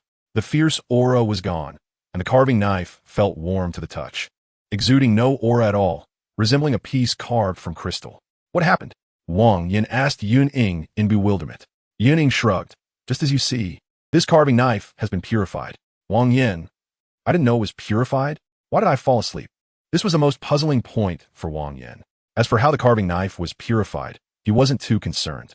After all, this item belonged to the category of soul tools. While he was curious about how Yun Ying knew how to purify it, out of respect, he refrained from asking further, as it involved her martial soul, and on Douluo continent, the specific information about martial souls and soul skills was private to soul masters. Although Yun Ying's personality likely meant she would share. This girl is so carefree. There's nothing she can't hide. You couldn't withstand the sounds from the carving knife. So I let you fall asleep and use the fire gun to protect you, preventing the malicious aura from entering your body and causing damage, Yun Ying simply explained. Wang Yin understood and nodded. Then you should keep it safe. After we return to the academy, let Fanny take a look. I'm not very skilled with soul tools. Okay, Teacher Wang Yin, thank you. Yun Ying picked up the purified carving knife and returned to her room. She needed to practice first and digest the energy she had absorbed. As for what to do with the purified carving knife, perhaps it would be more appropriate to call it the life gold now. Well, for now, Yun Ying could only leave it in the heart of the wildfire to gather dust. There was no rush to absorb it. There were too many uncertainties. Although in the original story, Yu-Hao absorbed it quite smoothly, that was with the help of Ilex. Now, Yun Ying had nothing at all, and her only advantage was the fire gun, so it was best to be cautious. There was no need to rush the absorption. It was better to be steady and careful. After all, it couldn't be lost. However, Yun Ying overlooked the Snow Empress inside the heart of the wildfire. Time slowly passed. On the morning of the third day, Yun Ying finally opened her eyes. Stretching lazily, it was another beautiful day. As for why she had been practicing for so long, Yun Yun Ying could say that the malicious aura was too immense, and even after being purified, it contained a considerable amount of energy, which took time to absorb. Plus, she had been in deep meditation, losing track of time as she focused on her intense training. This training was not without results. At the very least, Yun Ying's cultivation had reached level 47, marking a small breakthrough. After all, the cultivation speed of an ultimate martial soul was notoriously slow. In the past, achieving level 47, even just breaking through one level, would require quite some time. Moreover, during this deep meditation, the most noticeable change was not just the increase in her cultivation level. Her had seemingly grown a bit larger for some reason and was now very close to a C cup. As for why this had happened, Yun Ying had no clue. After all, she was only 12 years old. Was it necessary to grow this much? What she hated the most was her height. She was only 165 meters tall, whereas her fire gun, after this absorption and purification, had transformed some of the impure energy into its own nourishment. Not only was its brilliance more solid, but its length had also reached 2 meters, almost dwarfing Yun Ying by 2.5 heads. Yun Ying, I've never felt this speechless in my 2 lifetimes. Not wanting to dwell on these annoying things, Yun Ying slowly opened her room door and stretched again, only to bump into Ma Xiaotao, who was walking by. Oh, little Yun Ying finally came out? Ma Xiaotao glanced at Yun Ying, who was stretching, with a knowing look, and her smile became somewhat off. Feeling Ma Xiaotao's gaze, Yun Ying silently lowered her arms to cover herself and smiled. What's wrong, Sister Xiaotao? Ma Xiaotao looked regretfully once more and said, I was just thinking about whether to call you, but I didn't expect you to wake up on your own. That's great. Let's go. Teacher Wang called us for a pre-battle meeting. The competition is tomorrow, and we need to make our final preparations. Tomorrow? Yun Ying was bewildered, then realized that she might have been in deep meditation for 2 whole days. After all, during deep meditation, she couldn't perceive the passage of time in the outside world. That's right, it is tomorrow. Little Yun Ying, you meditated for a whole day and night this time. Let's go. Ma Xiaotao took Yun Ying's hand, and the two walked to the conference room together. When they arrived at the conference room, it was already filled with people. Not only were the members of the Shrek Academy reserve team present, but Dai Yueheng, CC, Ling Luocheng, and Ganyang Mo were also among them. Oh, Senior Ganyang Mo, you're back to normal? Yun Ying said, looking at Ganyang Mo, who was smiling and chatting with others. Yes, that's right. I can compete with everyone now. And I have to thank you. Little Yun Ying, Ganyang Mo replied with a smile. No need for thanks. Just, could you not add that little in front? Yun Ying thought to herself, feeling a bit annoyed. Seeing that everyone had arrived, Wang Yin clapped his hands and said solemnly, All right, let's start the meeting. The top 4 have been decided, and the semifinals will begin tomorrow. We will undoubtedly be the first match. The other match will be held tomorrow as well. After the semifinals, there will be a 3-day rest period, and then the final will take place. Chapter 105, Pre-Battle Deployment. Teacher Wang, who is our opponent in the semifinals? Wang Dong asked curiously. Wang Yin replied, It's still unclear. To ensure fairness, there will be a draw to determine the matchups for the top 4 teams before the semifinals. As the defending champions, we will definitely be competing tomorrow. Therefore, we cannot prepare specifically for any one opponent before the match. We can only consider every opponent. This is a disadvantage, but the advantage is that our opponents are in the same situation. They also do not know if they will face us. Currently, the 4 teams in the semifinals are our Shrek team, the Sun and Moon Empire's Royal Soul Master Academy, the Star Luo Empire's National Academy, and the Tianhan Empire's Dio Academy, which is the last team to qualify. It can be said that the other 3 academies are our old rivals, and each of them is extremely formidable. Our strongest opponent is undoubtedly the Royal Soul Master Academy of the Sun and Moon Empire. According to normal reasoning, even if we do not encounter them in the semifinals, we will likely meet them in the finals. Therefore, we must prepare tactics specifically for them. Let me now explain the specific situations of these 3 teams and the points we need to pay attention to in the competition, as well as our tactical responses. Among these 3 teams, there is no doubt that the Royal Soul Master Academy of the Sun and Moon Empire is our strongest opponent. Their captain, Marulong, has yet to appear in the competition, but based on our data from the last tournament, he should be a Soul Emperor and the only Soul Emperor in the Academy. Currently, among the 14 main and reserve members of the Royal Soul Master Academy, only their captain Marulong, along with the reserve members Xiao Hongchun and Meng Hongchun, have not participated, so we are temporarily unaware of their abilities. Wang Yin took a sip of water and continued, among the 6 main members who have already appeared, all except Marulong are at the Soul King level. However, only 2 of them are above level 55, while the others are just above level 50. Relatively speaking, they also inherit the characteristic of soul masters having generally weaker martial souls. Their main combat power relies on soul tools. As for the 5 reserve members who have already participated, 2 are Soul Zone and 3 are Soul Zune, and the Soul Zune should all be above level 35. They will definitely be candidates for the next competition. However, we should not encounter these reserve members in the upcoming matches. The reason the Royal Soul Master Academy is our strongest opponent is not only because their students possess soul power levels that can rival ours, but more importantly, due to their ever-changing soul tools. Wang Yin detailed the specific situations of the 4 academies.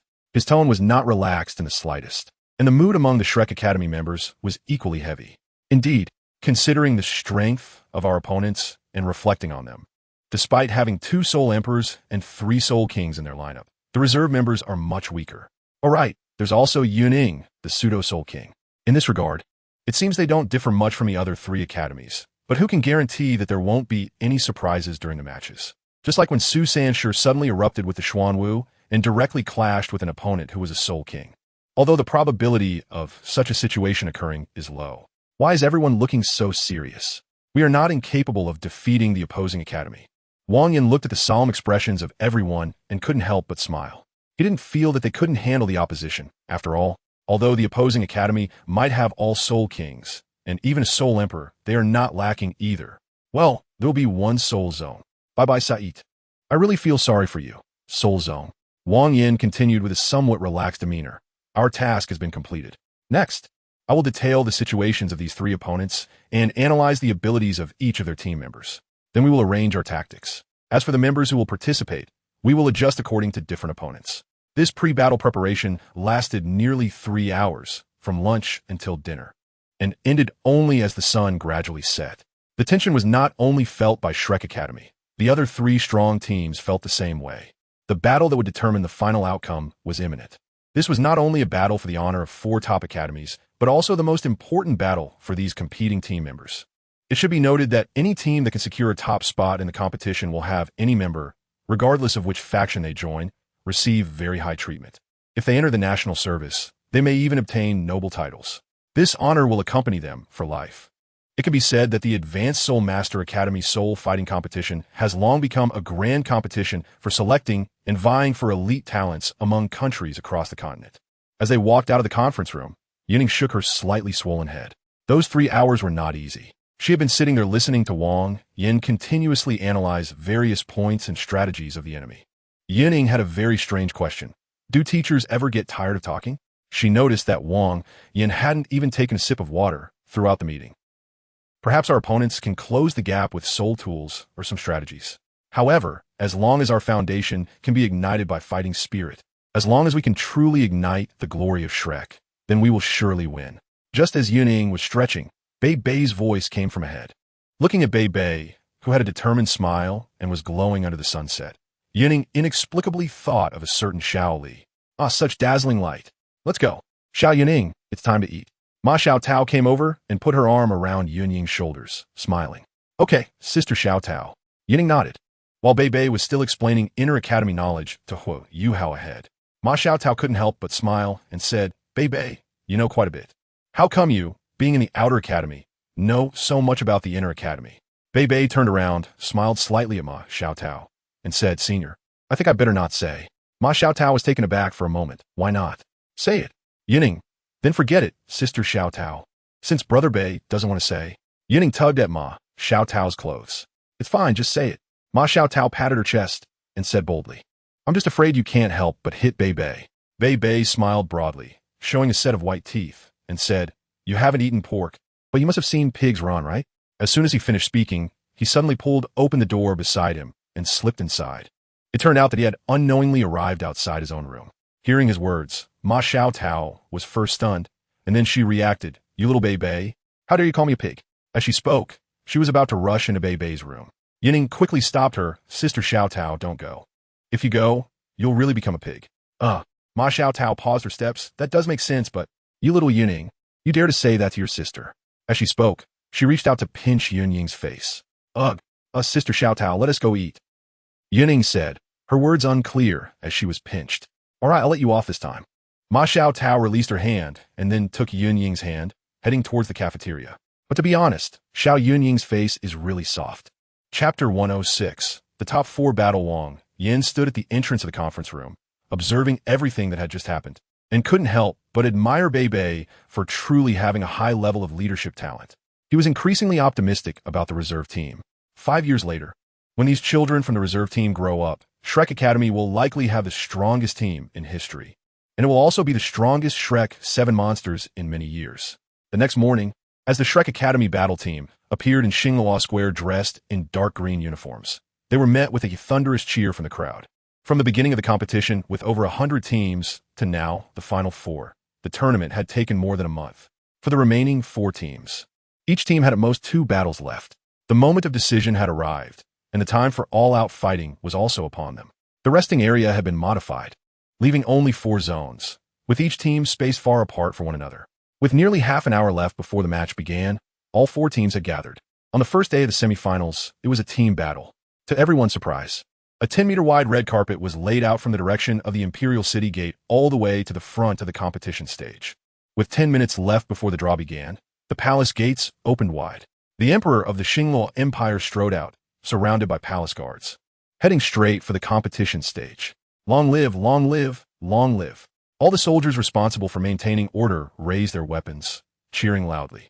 The crowd immediately noticed the emperor's appearance and also shouted long live. The members of the 4 teams stood up and saluted the emperor. The emperor, flanked by 4 toDouluo, ascended the competition stage, facing Xingluo Square, and smiled as he said, "My subjects, please rise. Long live, long live, long live." Cheers erupted from Xingluo Square, indicating that the emperor was very beloved by his subjects. After that, the Xingluo emperor gave an opening speech, and one of the 4 elders who accompanied him stepped forward, facing the resting area, and said in a deep voice, "Please have the captains of the 4 teams come up to draw lots." The Xingluo emperor smiled and said, "To ensure the safety of the contestants in the semifinals and finals, I have decided that in every match from now on, a toDouluo from the Empire will serve as the referee and oversee the competition. Today's draw and the first match will be presided over by the esteemed Huang Jinshu, whose title is Tiansha." For the ordinary spectators, the emperor's introduction only elicited cheers. However, the 4 competing teams were surprised. Wang Yin exclaimed, "Tiansha toDouluo Huang Jinshu. It's actually him. I thought he had died long ago. I didn't expect him to have sided with the Xingluo Empire. Tiansha toDouluo? Could it be that his martial soul is the Tiansha Lone Star?" Yuning joked, but Bei next to her nodded with a smile and said, "That's right. This elder's martial soul is indeed the Tiansha Lone Star." Yuning, I just said it casually, and it turned out to be true. At this moment, the 4 team leaders representing the top 4 had already arrived on stage. From Shrek Academy was Ma Xiaotao. From the Sun Moon Royal Soul Engineer Academy was Ma Rulong. From the DAO Academy was a young man of medium build, broad-shouldered and stable, giving off a solid feeling. The representative from the Xingluo National Academy was a girl, and everyone present recognized her as Princess Jiao. Seeing Jiao take the stage, not only were the members of the Shrek team surprised, but those from the Sun Moon Royal Soul Engineer Academy and DAO Academy also widened their eyes in shock. They had all attended that top-tier auction. Looking at Jiao on stage, Wang Yin couldn't help but frown because before today, she had not appeared in the Xingluo National Academy's camp. However, according to the information he had received, there was indeed a vacancy for a reserve team member in the Xingluo Empire. Regarding Jiao's information, both he and the other 3 academies had nothing in their minds. Suddenly, Wang Yan's gaze shifted, and a hint of shock appeared in his eyes. "I remember now. Yao Heng, the royal martial soul of the Xingluo Empire, should be." Dai Yao Heng came to Wang Yan's side and nodded. "Teacher Wang, you guessed correctly. My father once commented on the emperor's cultivation, saying only 4 words, deep and unmeasurable. My father said that the emperor is the most outstanding cultivation talent in the royal family in nearly 300 years. However, I haven't heard of this princess." Wang Yin took a deep breath and said, "Let's wait for the draw." The 4 team leaders representing the 4 academies had arrived on stage, and the draw began. The 4 captains jumped into the air simultaneously to grab the 4 small balls. And soon the results were out. Ma Xiaodao and Jiao had drawn number 1, while Ma Rulong and the captain of DAO Academy held the number 2 ball. It was clear that Shrek Academy would be facing the Sun Moon Royal Soul Master Academy. Ma Xiaotao returned to the resting area, and Wang Yin was the first to greet her, quietly asking, "Xiaotao, what do you think of that princess from the Xingluo Empire?" Ma Xiaotao shook her head and said, I can't see through her depth. She is quite extraordinary. I originally hoped to assess her cultivation through her physical strength during the draw, but she didn't move at all, and there were no signs of soul power activation, making it impossible for me to judge. Hui Yuhao, you should try using your spiritual probe. Hui Yuhao frowned and said, I tried. But this princess must have something special on her. When my spiritual power probed her, a layer of something on her body blocked my detection, preventing me from sensing her soul power operation and predicting her actions. My spiritual probing is also affected when the cultivation levels are too disparate. At this moment, everyone gathered around. The semifinals were about to begin. The appearance of an unknown variable in the opponent was certainly not a good thing for the Shrek team, which was not entirely composed of regular members. Wang Yan's expression turned serious as he said, everything will proceed according to the original plan. Everyone should not have too many thoughts. We must trust our own strength. In the individual elimination matches, we have Xiao Dao and Yao Heng holding the fort. Even if that Princess Jiao is a Soul Emperor-level powerhouse, we have absolute confidence. Therefore, we must first secure today's team battle. I announce the lineup for the team battle. Ma Xiaodao, Dai Yao Heng, Ling Luocheng, Su Sanshi, Yun Ying, Hui Yuhao, and Wang Dong. You seven will take the stage together. This team battle must not fail. I have a feeling that the Xinghua National Academy has unique tactics in the 223 combat method. If we lose the team battle, the competition may deviate from our control. What about us? Cici, hearing that both her name and Gonyang Mo's name were not on the list, couldn't help but ask anxiously. You two don't rush to take the stage. I plan to keep you two for the end to give Sun Moon a surprise, Wang Yin said. All right then. Cici's tone was somewhat disappointed. After all, she had just recovered and really wanted to compete and bring glory to Shrek Academy. However, since Wang Yin had said so, she no longer insisted and watched the match with Gonyang Mo in the resting area. The few people taking the stage nodded simultaneously, and Kai Tu and Jiang Nan exchanged glances, both seeing the surprise in each other's eyes. They had originally thought that one of them would be among those participating in this team battle. He and Kai Tu's combat power in the Soul Guide aspect has already been validated in the previous matches, and Jiang Nan's close combat ability is also quite formidable. Even Soul Kings have a hard time resisting her when she gets close. However, Wang Yin surprisingly chose to let Hui Yuhao and Wang Dong participate in this important team battle, which indeed caught everyone off guard. Wang Yin took a deep breath, extended his right hand, and said, Kids, I've told you. In the previous matches, you have already exceeded your tasks. Today's battle, whether it continues the glory or ends here, depends on you. As the team leader, I have done all I can. Now, I can only pray for you from the sidelines. Regardless of victory or defeat, you are all heroes of Shrek. Be careful of Princess Jiao. If I'm not mistaken, her martial soul should be the star crown. One by one, the right hand were placed on his palm, with Ma Xiaodao being the last to do so. She looked at Wang Yin seriously and said, Teacher Wang, I know you're trying to inspire the fighting spirit within us three. Don't worry, as members of Shrek Academy, our determination to defend the Academy is no less than anyone else's. The glory of Shrek, even if it requires burning our lives. We will not let its light extinguish. Victory is ours. Everyone shouted in unison. The fierce fighting spirit instantly ignited. In contrast to the intense atmosphere on Shrek Academy's side, the toDouluo National Academy appeared much calmer. The team members preparing to battle stepped out one by one. Princess Jiao stood at the front, her gaze calmly scanning over to Shrek Academy.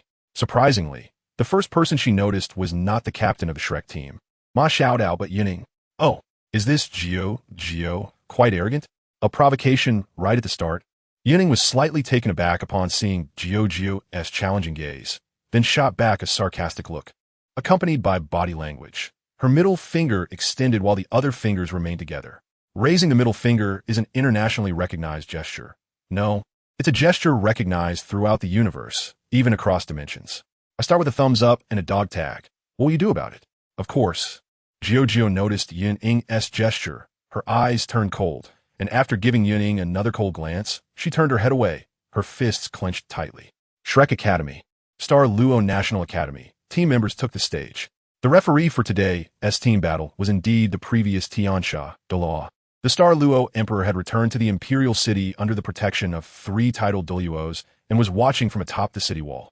Ma Xiaodao led the way, followed closely by Dai Yaoheng, Ling Luocheng, Su Sanshi, Yun Ying, Hui Yuhao, and Wang Dong. Both teams stepped onto the competition platform simultaneously.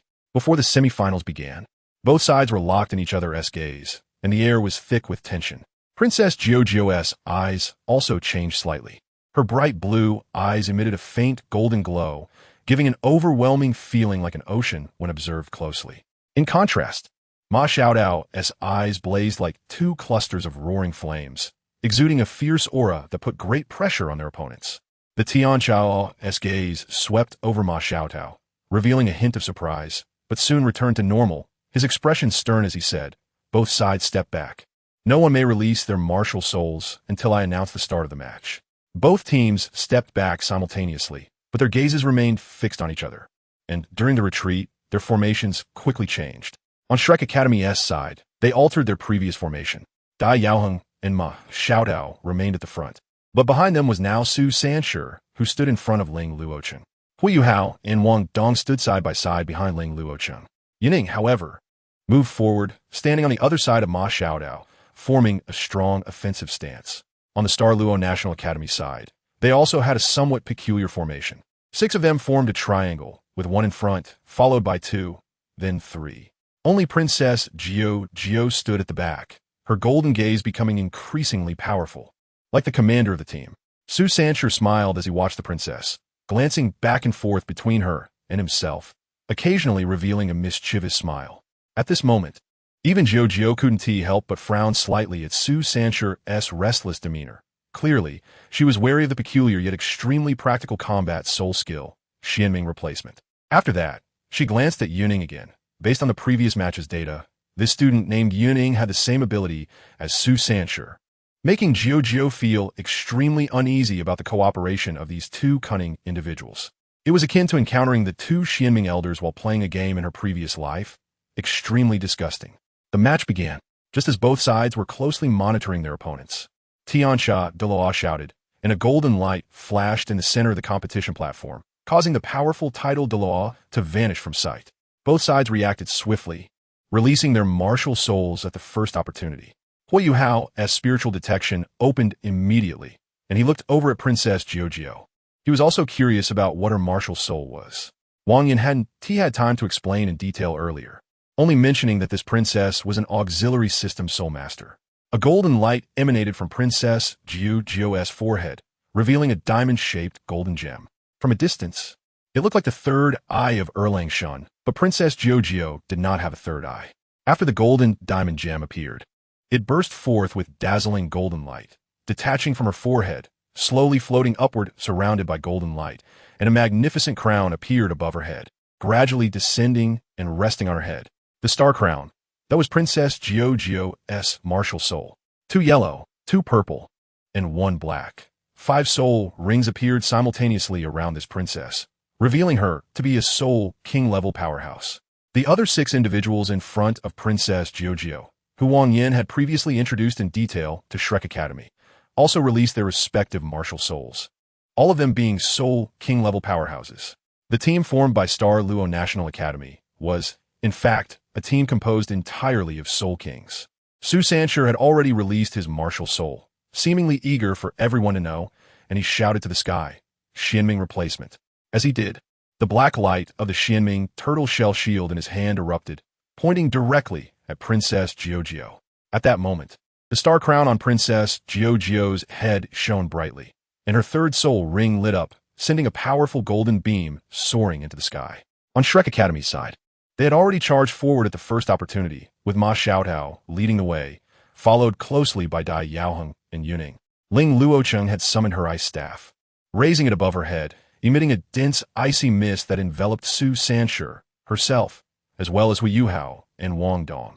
And this icy mist was rapidly expanding to the sides, forming a massive arc, subtly closing in on their opponents. The 4 of them were completely hidden within the icy mist. This was Ling Luocheng's 4th soul skill, which she had never used before. Just kidding. Before their forms were swallowed by the icy mist, Su Sanshi waved at Princess Jiuzhou, having not released Xianming replacement at all. Princess Jiuzhou's gaze hardened as she coldly glared at him, while the rising golden mist quickly spread out, enveloping the other 6 members of her team. Suddenly, every member of the Douluo national team was enveloped in a layer of gold, and the golden halo around Princess Jiuzhou did not dissipate. Starlight continued to surge from her star crown. Ma Xiaodao, with her incredible speed, had already charged to the front of the opposing formation in such a brief moment. The blazing phoenix flames soared into the sky, and the massive wings of the phoenix spread wide. As a line of phoenix fire shot out towards the opposing Soul King directly in front of her. This Soul King was named Huang Heyun, and being at the front, he was naturally a powerful attack-type Soul Master. Before Princess Jiuzhou appeared, he had always been the captain of the Douluo National Academy's team.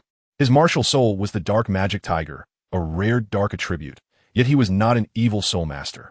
The powerful dark energy endowed him with talents comparable to Dai Yaoheng's White Tiger. Moreover, at this moment, he was not only enveloped in pure black.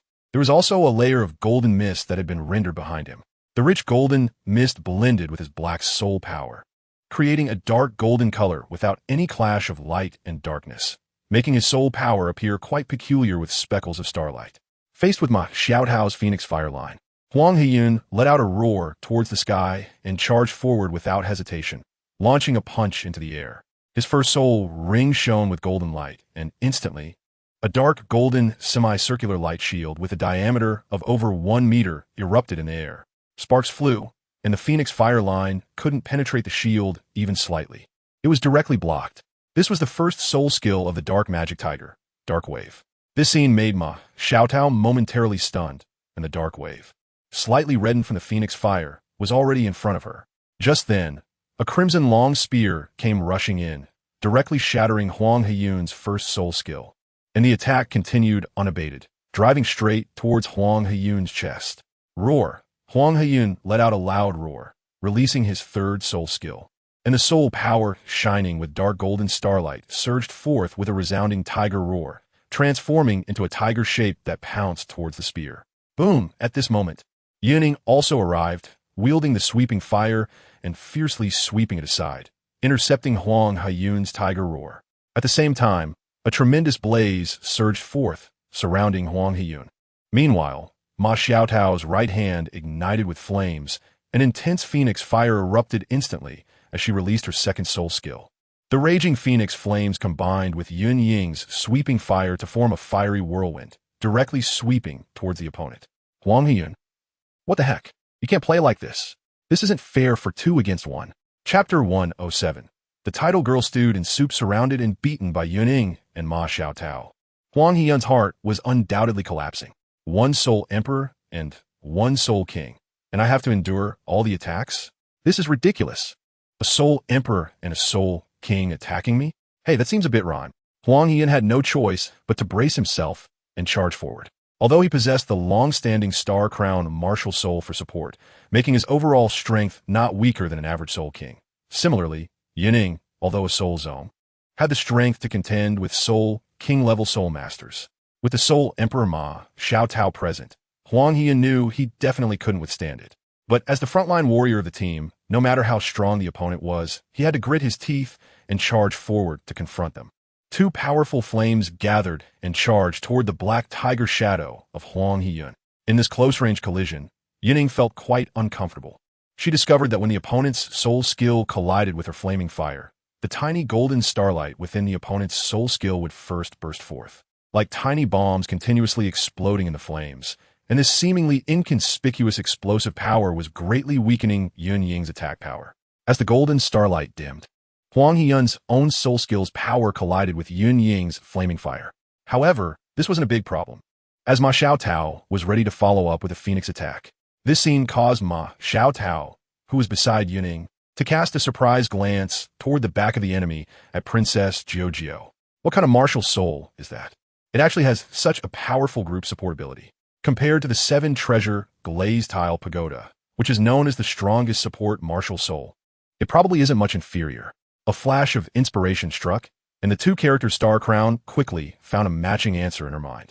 As a disciple of the Shrek Academy's inner court, Ma Xiaotao also had a wealth of knowledge, and she finally recalled what the Star Crown meant. This martial soul was extremely rare on the continent, but it had always existed.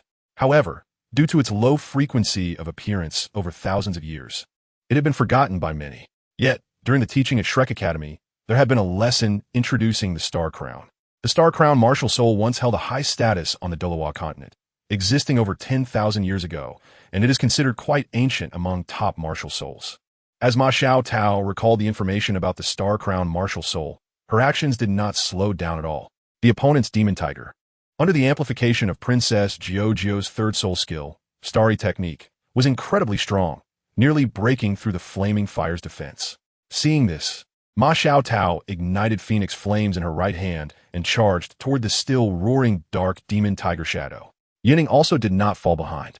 The true power of flaming fire was not something the mere amplification of the star crown could resist. Channeling her soul power, the powerful flames surged. Yun Ying raised the flaming fire spear and once again thrust it toward Huang Heyun. The 2-meter-long flaming fire spear, trailing the still swirling flames in the air, charged forward. With this combination, they easily broke the dark demon tiger, and the momentum of the flaming fire continued to surge toward Huang Heyun. Huang Heyun, I'm freaking losing it. Help me. Help me. Just when Huang Heyun was in a critical moment, suddenly the pressure in front of him lightened, and the flames on the flaming fire spear actually shifted to the side and ascended into the air. This, fire control? Yun Ying was taken aback and then looked toward the direction being pulled. The one who made the move was a girl standing not far behind Huang Heyun. Her appearance was quite ordinary. She looked like a simple girl, with dark purple long hair cascading behind her, a few freckles on her face, and most strikingly, a pair of eyes that were indeed engulfed in flames. 5 soul rings pulsed around her body, and her right hand was extended toward Yun Ying, drawing the flames away. This dark purple-haired girl, Wang Yin, had particularly reminded everyone from Shrek Academy. In the Douluo National Academy battle team, when Princess Jiuzhou was not present, the 2 control-type soul masters were the ones Wang Yin noticed the most.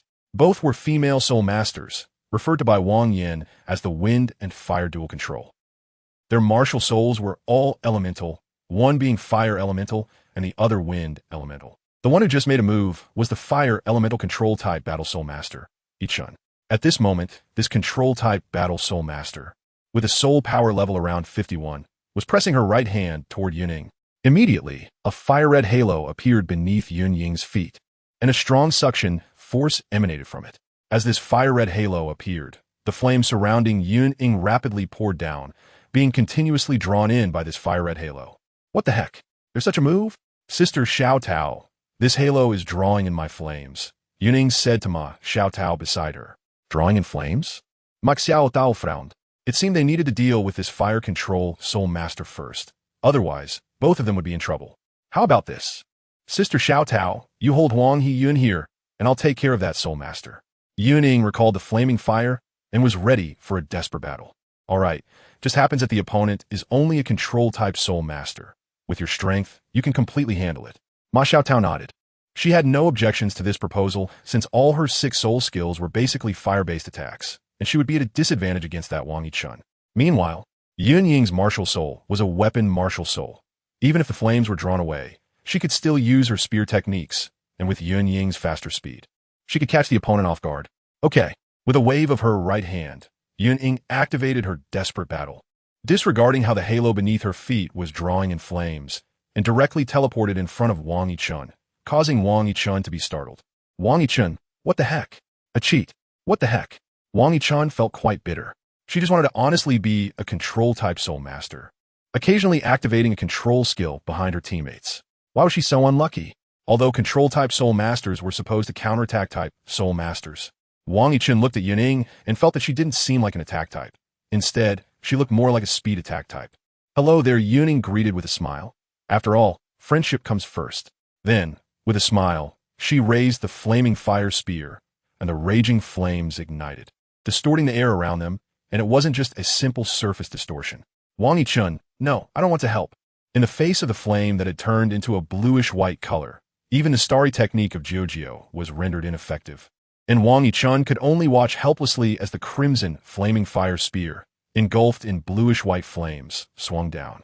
Flaming Fire Divine Spear's final form, Burning Prairie 100 Slashes. Although it wasn't the true Burning Prairie 100 Slashes. Wang Yichun, damn it. Chapter 108. The title lady ran away from home. What is this? Yun Ying felt a surge of vigilance in her heart when she saw Wang Yichun use her 4th soul skill, according to the competition situation in the original work. What competition was in the original work? Damn, I forgot. Yun Ying was a bit flustered at this moment, but soon calmed down. Forgetting is fine. After all, the timeline of the original work doesn't have much relevance to her. She only needs to remember some important parts, like a certain gathering place for celestial herbs. The scene returned to the competition platform. After Wang Yichen's fourth soul skill was released, a fiery red halo appeared beneath Yun Ying's feet, which, compared to the third soul skill, added an effect called Fire's Confinement, capable of restraining soul masters of the same level for 3 seconds, and for lower-level soul masters, it would be 5 seconds. No matter how powerful Yun Ying was, her actual cultivation level was only a little over 40, so she was, without exception, restrained. The fiery red halo that appeared under Wang Yichen's feet seemed to absorb the opponent's flames and convert them for her own use. But it was limited to within the halo. Even so, Wang Yichen's fourth soul skill was strong enough that, at least currently, Yun Ying could only be confined by her. After all, she did not have the purification skill to break the control. Hui Yuhao was also feeling frustrated. Princess Jiuzhou's star-crowned martial soul seemed to vaguely restrain his spiritual eye. If everyone had the same cultivation level, he wouldn't be afraid. But his cultivation was indeed much weaker, so the impact was significant. Moreover, this was still the case even after Hui Yuhao's mental C had just received a substantial boost. This demonstrated the strength of that star-crowned martial soul. While Ma Xiaodao and Yun Ying were blocked by each other's strong attack and control, the battles on both sides had already begun simultaneously. Dai Yaoheng was facing a tall young man. His opponent's martial soul was a lion, the Netherworld Mad Lion, which was the second-ranked assault-type battle spirit of the Xingluo battle team, named Douluo Shangshan. The Netherworld Mad Lion gave Dai Yaoheng the feeling of being powerful, yet unable to unleash that power. After the Netherworld Mad Lion possessed Douluo Shangshan, his body gave off an illusory feeling. Although Dai Yaoheng's White Tiger martial soul was strong, it mainly excelled in physical attacks, but when fighting against the opponent, he often found his strength diminished by that illusory feeling. Additionally, the opponent had the enhancement of the Starry technique, which managed to block him. If it were just this Netherworld Mad Lion Battle Spirit King, Dai Yaoheng could manage with some effort. The problem was that the opponent also had a control-type Battle Spirit King, specifically the wind control from the dual control of wind and fire. On Dai Yaoheng's side, just after he unleashed the White Tiger Diamond transformation, his body suddenly stiffened. A circle of blue light rose from beneath his feet, instantly transforming into a small tornado that enveloped him. Although it didn't blow him around, the subsequent attacks were firmly restrained. With 2 Soul Emperors and Yun Ying, Shrek's strongest fighting force was being restrained by the 4 Soul Kings on the opposing side. Of course, the contribution of the Starry technique was significant. Su Sanshur was also blocked, but his situation was the exact opposite. Facing him was a speed-type Battle Spirit King, whose speed was unprecedented for Su Sanshur. Even Bei Bei was not as fast as him. No, Bei Bei was much faster than this one. Ahem. From the beginning of the battle, he had never been able to see his opponent's figure clearly. If it weren't for being very close to Ma Xiaodao, which made the opponent unwilling to attack, and with Hui Yuhao unable to conduct full mental probing, focusing only on him, he might have suffered a major loss. To everyone watching, it seemed like there was a lightning bolt constantly flashing around Su Sanshur. This lightning bolt was different from Bei Bei's blue-purple lightning, a tribute martial soul. It was yellow. Each time it flashed beside him, it would unleash a fierce offensive. Su Sanshur could only hold his ground, and he was feeling somewhat pressured. With the Xianming Turtle Shell Shield, he could barely defend. His opponent was the only speed-type Battle Spirit Master in the opponent's team, Chun Xiaojia, who possessed the Lightning Falcon martial soul. Wang Yin described this Soul King with just 2 words, troublesome. Indeed, this Lightning Falcon was not only incredibly fast, but also had strong attack power. One could not be careless when fighting against it. Su Sanxi, despite being a defensive Soul Master, and even with his Xianming Turtle Shell Shield's outstanding defense, already had at least a dozen scars on his body. Although none were serious, they were continuously weakening his combat power. Currently, the situation on the battlefield was such that, although the Xingluo National Academy was blocking 3 Assault-type Soul Masters and 1 defensive Soul Master with a strength of 5 people, they were not at a disadvantage. It could be said that Ma Xiaotao, Dai Yaoheng, and Yun Ying accounted for over 70% of Shrek Academy's combat power. As the battle progressed, both sides had not exerted their full strength. The most terrifying aspect of team battles is the sudden appearance of team cooperation. In such situations, it is easy to unleash a strong burst of power, leading to a decisive victory. Princess Jiuzhou narrowed her eyes slightly, her right hand slowly pointing to the sky, where a golden light glimmered at her fingertips. The star crown above her head shone again. This time, another golden light shot up into the sky. But it was not the same as the previous light beam.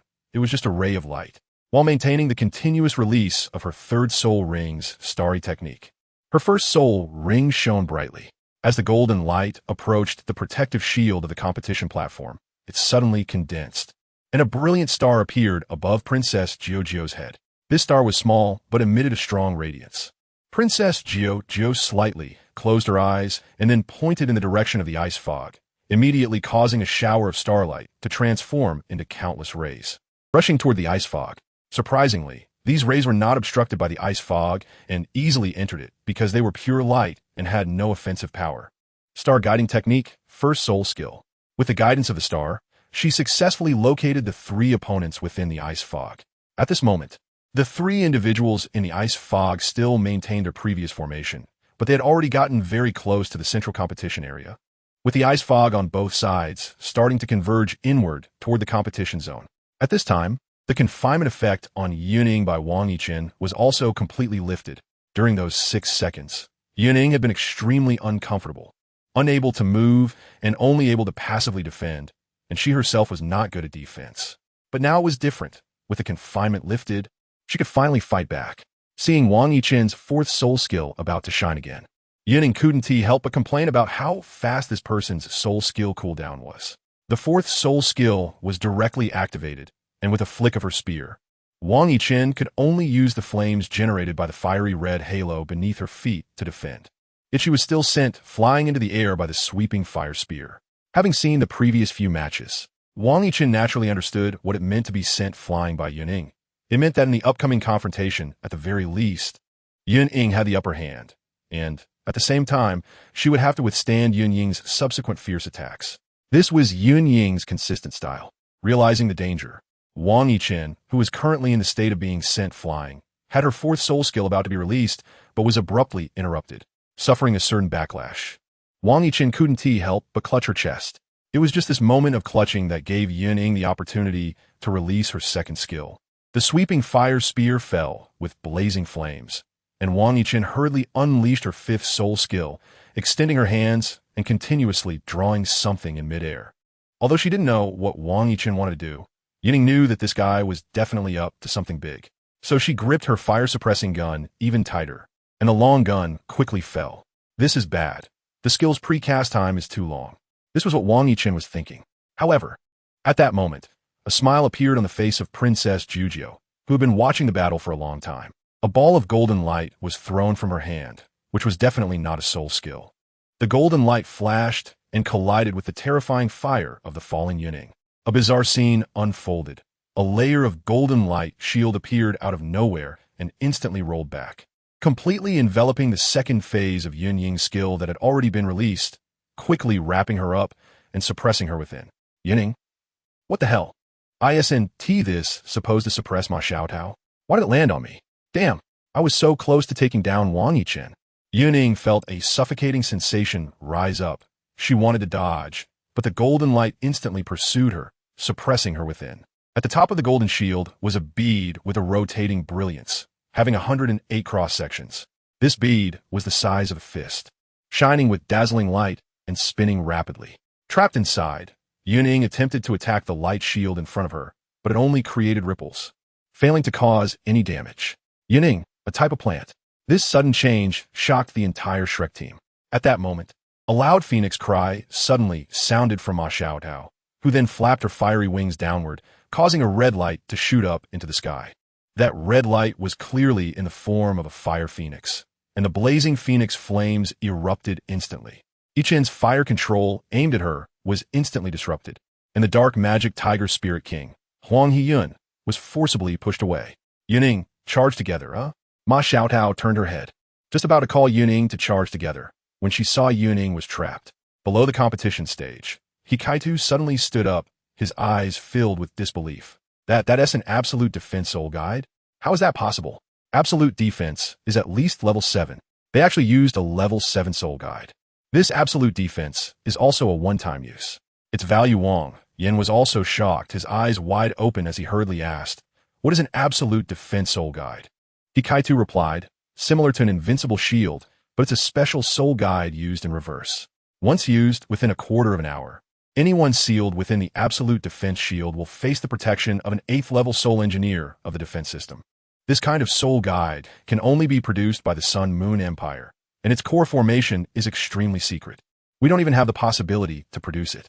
To think it would appear in the competition.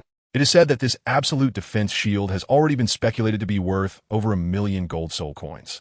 With it in hand, facing a crisis is equivalent to having an extra life. It's much stronger than the invincible shield that can only defend for 3 seconds. A quarter of an hour is enough to do many things. However, this absolute defense shield has the same defense inward and outward. Even to destroy the core bead of this shield would require at least the strength of a level 7 soul sage. At the same time, ice fog suddenly surged up, crashing toward the center like waves. A black light also flashed from the ice fog, targeting Princess Jujuo. Su Sanchi's long-prepared Xianming replacement finally made its move. Even if he knew it was impossible to succeed, he had to launch it with the simple goal of restraining the opponent's true brain. Dai Yueheng also instantly boosted his strength to the level of the White Tiger Demon God transformation, fiercely charging at the opponent. On the other side, Bei Bei also suddenly erupted, countless electric lights swirling, forcing the Lightning Falcon Spirit King to retreat. Among the Shrek Academy members, except for Hui Yuhao and Wang Dong, and the trapped Yun Ying, almost everyone exploded in full force. Meanwhile, while He Kaitu was explaining below, Princess Jujuo on stage once again revealed a smile, and a ball of golden light was thrown from her hand again, crashing into Ma Xiaotao's terrifying phoenix flames that soared into the sky. Once again, that bizarre scene occurred, and Ma Xiaotao was also suppressed to the ground, trapped like Yun Ying. This was one of Xing Luo's tactics, with Yun Ying and Ma Xiaotao present. One with extreme fire, and the other nearly reaching the extreme fire phoenix martial soul. Their combination was definitely more powerful than the effect produced by Ma Xiaotao and Dai Yueheng. So they used two to suppress both Yun Ying and Ma Xiaotao. As a result, the combat power of Shrek Academy dropped sharply, at least by 50% compared to the beginning. Chapter 109. The pigeon returns. Wang Yin gasped as he recalled the events during the bidding at the Starlight Auction House, his face turning pale. Indeed, in terms of strength, their side had the advantage, but in terms of financial resources, how could they compare to the local tyrants of a Xingluo empire while out in the world? Such a rare and expensive soul guide had clearly changed the situation. The strongest Ma Xiaotao and the one who could best coordinate with her, Yun Ying, were trapped, which could be described as a catastrophe for the Shrek team. He suddenly regretted not sending a key player onto the field. Looking at the situation, their 4 members were restrained, while the remaining Ling Luocheng, Wang Dong, and Hui Yuhao. Even with Wang Dong and Hui Yuhao's powerful martial soul fusion skills, enhancing Ling Luocheng's attributes, could not possibly take down a bunch of soul kings on the opposite side. If he had known, he would have replaced Su Sanshi with CC. Although they would miss Su Sanchi's Xianming replacement, Yun Ying also had replacement skills. Moreover, after the replacement, they wouldn't be at a disadvantage against the opposing Lightning Falcon Soul King. In fact, CC could even defeat that Soul King, thus assisting the rest of their team. Damn, they were really careless. Princess Jujuo's tactics had clearly been well prepared, allowing her to trap 2 enemies. Her 4th soul ring lit up, and a strong burst of starlight erupted from her body, dazzling like the sun. It formed a light shield that forcibly kept the icy mist at bay, enveloping their 7 members along with Dai Yueheng, Su Sanshi, and the trapped Yun Ying and Ma Xiaotao inside. 18 stars appeared on the surface of the light shield, shining brilliantly. The Huang Heyun and Wang Yichen, who had been fighting Yun Ying and Ma Xiaotao, unhesitatingly shifted their attack targets to Dai Yueheng, with 4 Soul Kings launching an assault on him. Meanwhile, Su Sanshi faced continuous attacks from the Lightning Falcon Soul King, struggling to protect himself.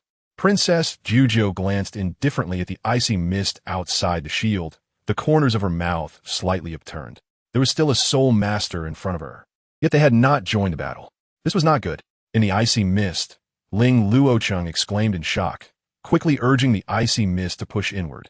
But the twinkling light shield firmly blocked the icy mist, preventing it from penetrating even a bit. One of the 18 stars began to dim. Clearly, unless all 18 stars dimmed, the shield would not be broken. No one could have anticipated such a situation before the match. Princess Jujuo had actually divided the 7 members of Shrek Academy into 2 halves. Moreover, Ling Luocheng now realized a problem. All the attackers on their side were inside the shield. Outside the shield, the 3 of them were not good at breaking defenses. Wang Dong and Hui Yuhao could attack, but their cultivation levels were too weak. The ultimate ice could only enhance Ling Luoqing's soul skills, but could not change them. Ling Luoqing was a control-type Battle Soul Master, not a strong attack-type Battle Soul Master. She could only urge the icy mist to attack continuously. On the city wall of the Imperial City, the Emperor of the Xingluo Empire revealed a faint smile. For Shrek, losing the match was not necessarily a bad thing. The Star Guardian of our Star Crown lineage has not appeared on the continent for an unknown length of time. The Soul Master world has likely forgotten this powerful range defense soul skill, known as Attribute Isolation. It is just right to deal with Ultimate Fire and another Ultimate Ice. My little sister has always been unconvinced by my evaluation of those two kids, and perhaps that's why. Once those two kids grow up, I would really like to see the results of a competition between the Star Guardian and Ultimate Attributes at the same level. At this moment, Dai Yueheng was in the most precarious situation. He had to face 1 against 3, even 4 or 5, resembling readers playing the opposing lane with no support from teammates. Only his desperate resistance. Of course, the other 3 members of Shrek who were close to Dai Yueheng really couldn't help him. After a series of desperate attacks, Ma Xiaodao realized she couldn't break through their defense and naturally gave up. Even her 6th soul skill had been unleashed, resulting in merely more ripples on the soul guide, with some faint cracks appearing, but it quickly returned to calm. As for Yun Ying, she had been continuously urging her soul power to activate the blaze fire, with the patterns on it turning crimson gold as the pressure from the artifact constantly impacted the defensive soul guide. She had always wanted to conduct an experiment, whether unexpected effects could occur when the temperature around her reached a certain level. For instance, when the flame temperature generated by blaze fire reached over 5,500 degrees Celsius, could she transform into the sun? Although she couldn't achieve the sun's core temperature of 15 million degrees Celsius for the time being, reaching 5,500 degrees Celsius was relatively easy. However, this would also require some time. On the arena, if there were no teammates to cover her, she certainly wouldn't attempt it. But now, she had a 7th-level soul guide protecting her. Although it was an enemy's confinement, it also served as a temporary shield, making it perfect for her experiment. She didn't believe that a super high temperature over 5,500 degrees Celsius could still confine her. The temperature inside the shield continued to rise, and Yun Ying's soul power was being significantly consumed. She was now somewhat hopeful that her soul power would be enough to support such high temperatures. At that moment, boom, Dai Yueheng felt as if he had crashed into an iron plate, his whole body being thrown back violently, crashing against the light wall of the Star Guardian. With a burning sensation in his insides, he spat out a mouthful of blood. Impossible. This was the first thought that crossed his mind after being thrown away. The opponent was just a soul king. How could there be such powerful soul power? Even a 7-ring soul sage, without unleashing their martial soul's true form, could not achieve such a feat. Below the competition stage, Wang Yin was already feeling anxious. He grabbed the nearby Hikaitu and asked what kind of soul skill is this? Hikaitu forced a smile. This is another rare soul guide called the 9 Transformation Soul Instrument. The core formation to create it requires a very special metal called Chaos Silver. The biggest feature of the 9 Transformation Soul Instrument is its ability to change soul power attributes. No matter what kind of soul power is injected into it, the output is the most neutral and can be absorbed by any attribute, which is the Chaos attribute. Through this 9 Transformation Soul Instrument, Soul Masters can inject their soul power into each other in a short time. However, they must also release this portion of soul power within a short time, as exceeding the Soul Master's own capacity can harm their meridians. Moreover, the Chaos attribute soul power can only be used temporarily and cannot fully merge with 1's own soul power. I can't believe they even brought this out. The 9 Transformation Soul Instrument is a level 5 soul guide that Soul Masters below 7 rings can use. Once above 7 rings, unless it's a particularly large 9 Transformation Soul Instrument, the core formation of Chaos Silver cannot withstand the impact of soul power. Damn, why are there so many soul guides? Wang Yin felt utterly overwhelmed. The Xingluo royal family was indeed too extravagant. This soul guide was just one after another. Was it free? Chapter 110. The semifinals end with a single punch. Dai Yaoheng was sent flying. Huang Heiyun felt a slight flush on his face. As the head of the 9 Transformation Soul Instrument, the pressure he bore was immense. After this match, he would need at least a month to recover his meridians. However, he wouldn't hold back at this moment. The 4 of them, along with Princess Jujio, who was using the Star Radiance technique, could be said to have injured Dai Yaoheng with the combined power of the 5 Great Soul Kings. Meanwhile, Ma Xiaodao and Yinning Wu be restricted forever. So they had to end all battles on the field before the two of them broke free. Then concentrate the strength of the seven to deal with the strongest Soul Emperor and Yun Ying, who could perfectly coordinate with Ma Xiaotao. Therefore, Huang Haiyun roared, and a massive shadow of a black tiger surged out from him, just like the previously used demon tiger, shocking heaven. But this time, under the terrifying support of soul power, this dark magic tiger phantom was almost solid, appearing in front of Dai Yaoheng in the blink of an eye. With his strike, they aimed to completely incapacitate Dai Yaoheng. What was happening outside the Star Guardian? When Hui Yuhao and the others saw Dai Yaoheng arriving to execute the combined attack of wind and fire, they realized the situation was dire. However, without breaking the wind-fire dual control in front of them, they had no chance at all. But how could they break through such a powerful defensive soul skill? On the other side, Su Sanshi, who was being beaten continuously, desperately wanted to enter the state of the Xuanwu turtle again. But that state couldn't just be activated at will. If Jiang Nanan were trapped inside, there might be a chance for a trigger. But now he was trying hard to explode with power, yet it was completely ineffective. He could only passively endure the attacks from the opposing Soul King. The ice mist released by Ling Luocheng had enveloped the entire Star Guardian, but the 18 stars on the Star Guardian were only slowly fading one by one. At this rate, even if Yun Ying and Ma Xiaotao inside the absolute defense shield managed to break free, they might not be able to rush in. Wang Dong urgently asked Hui Yuhao, "What should we do?" Hui Yuhao didn't know what to do either.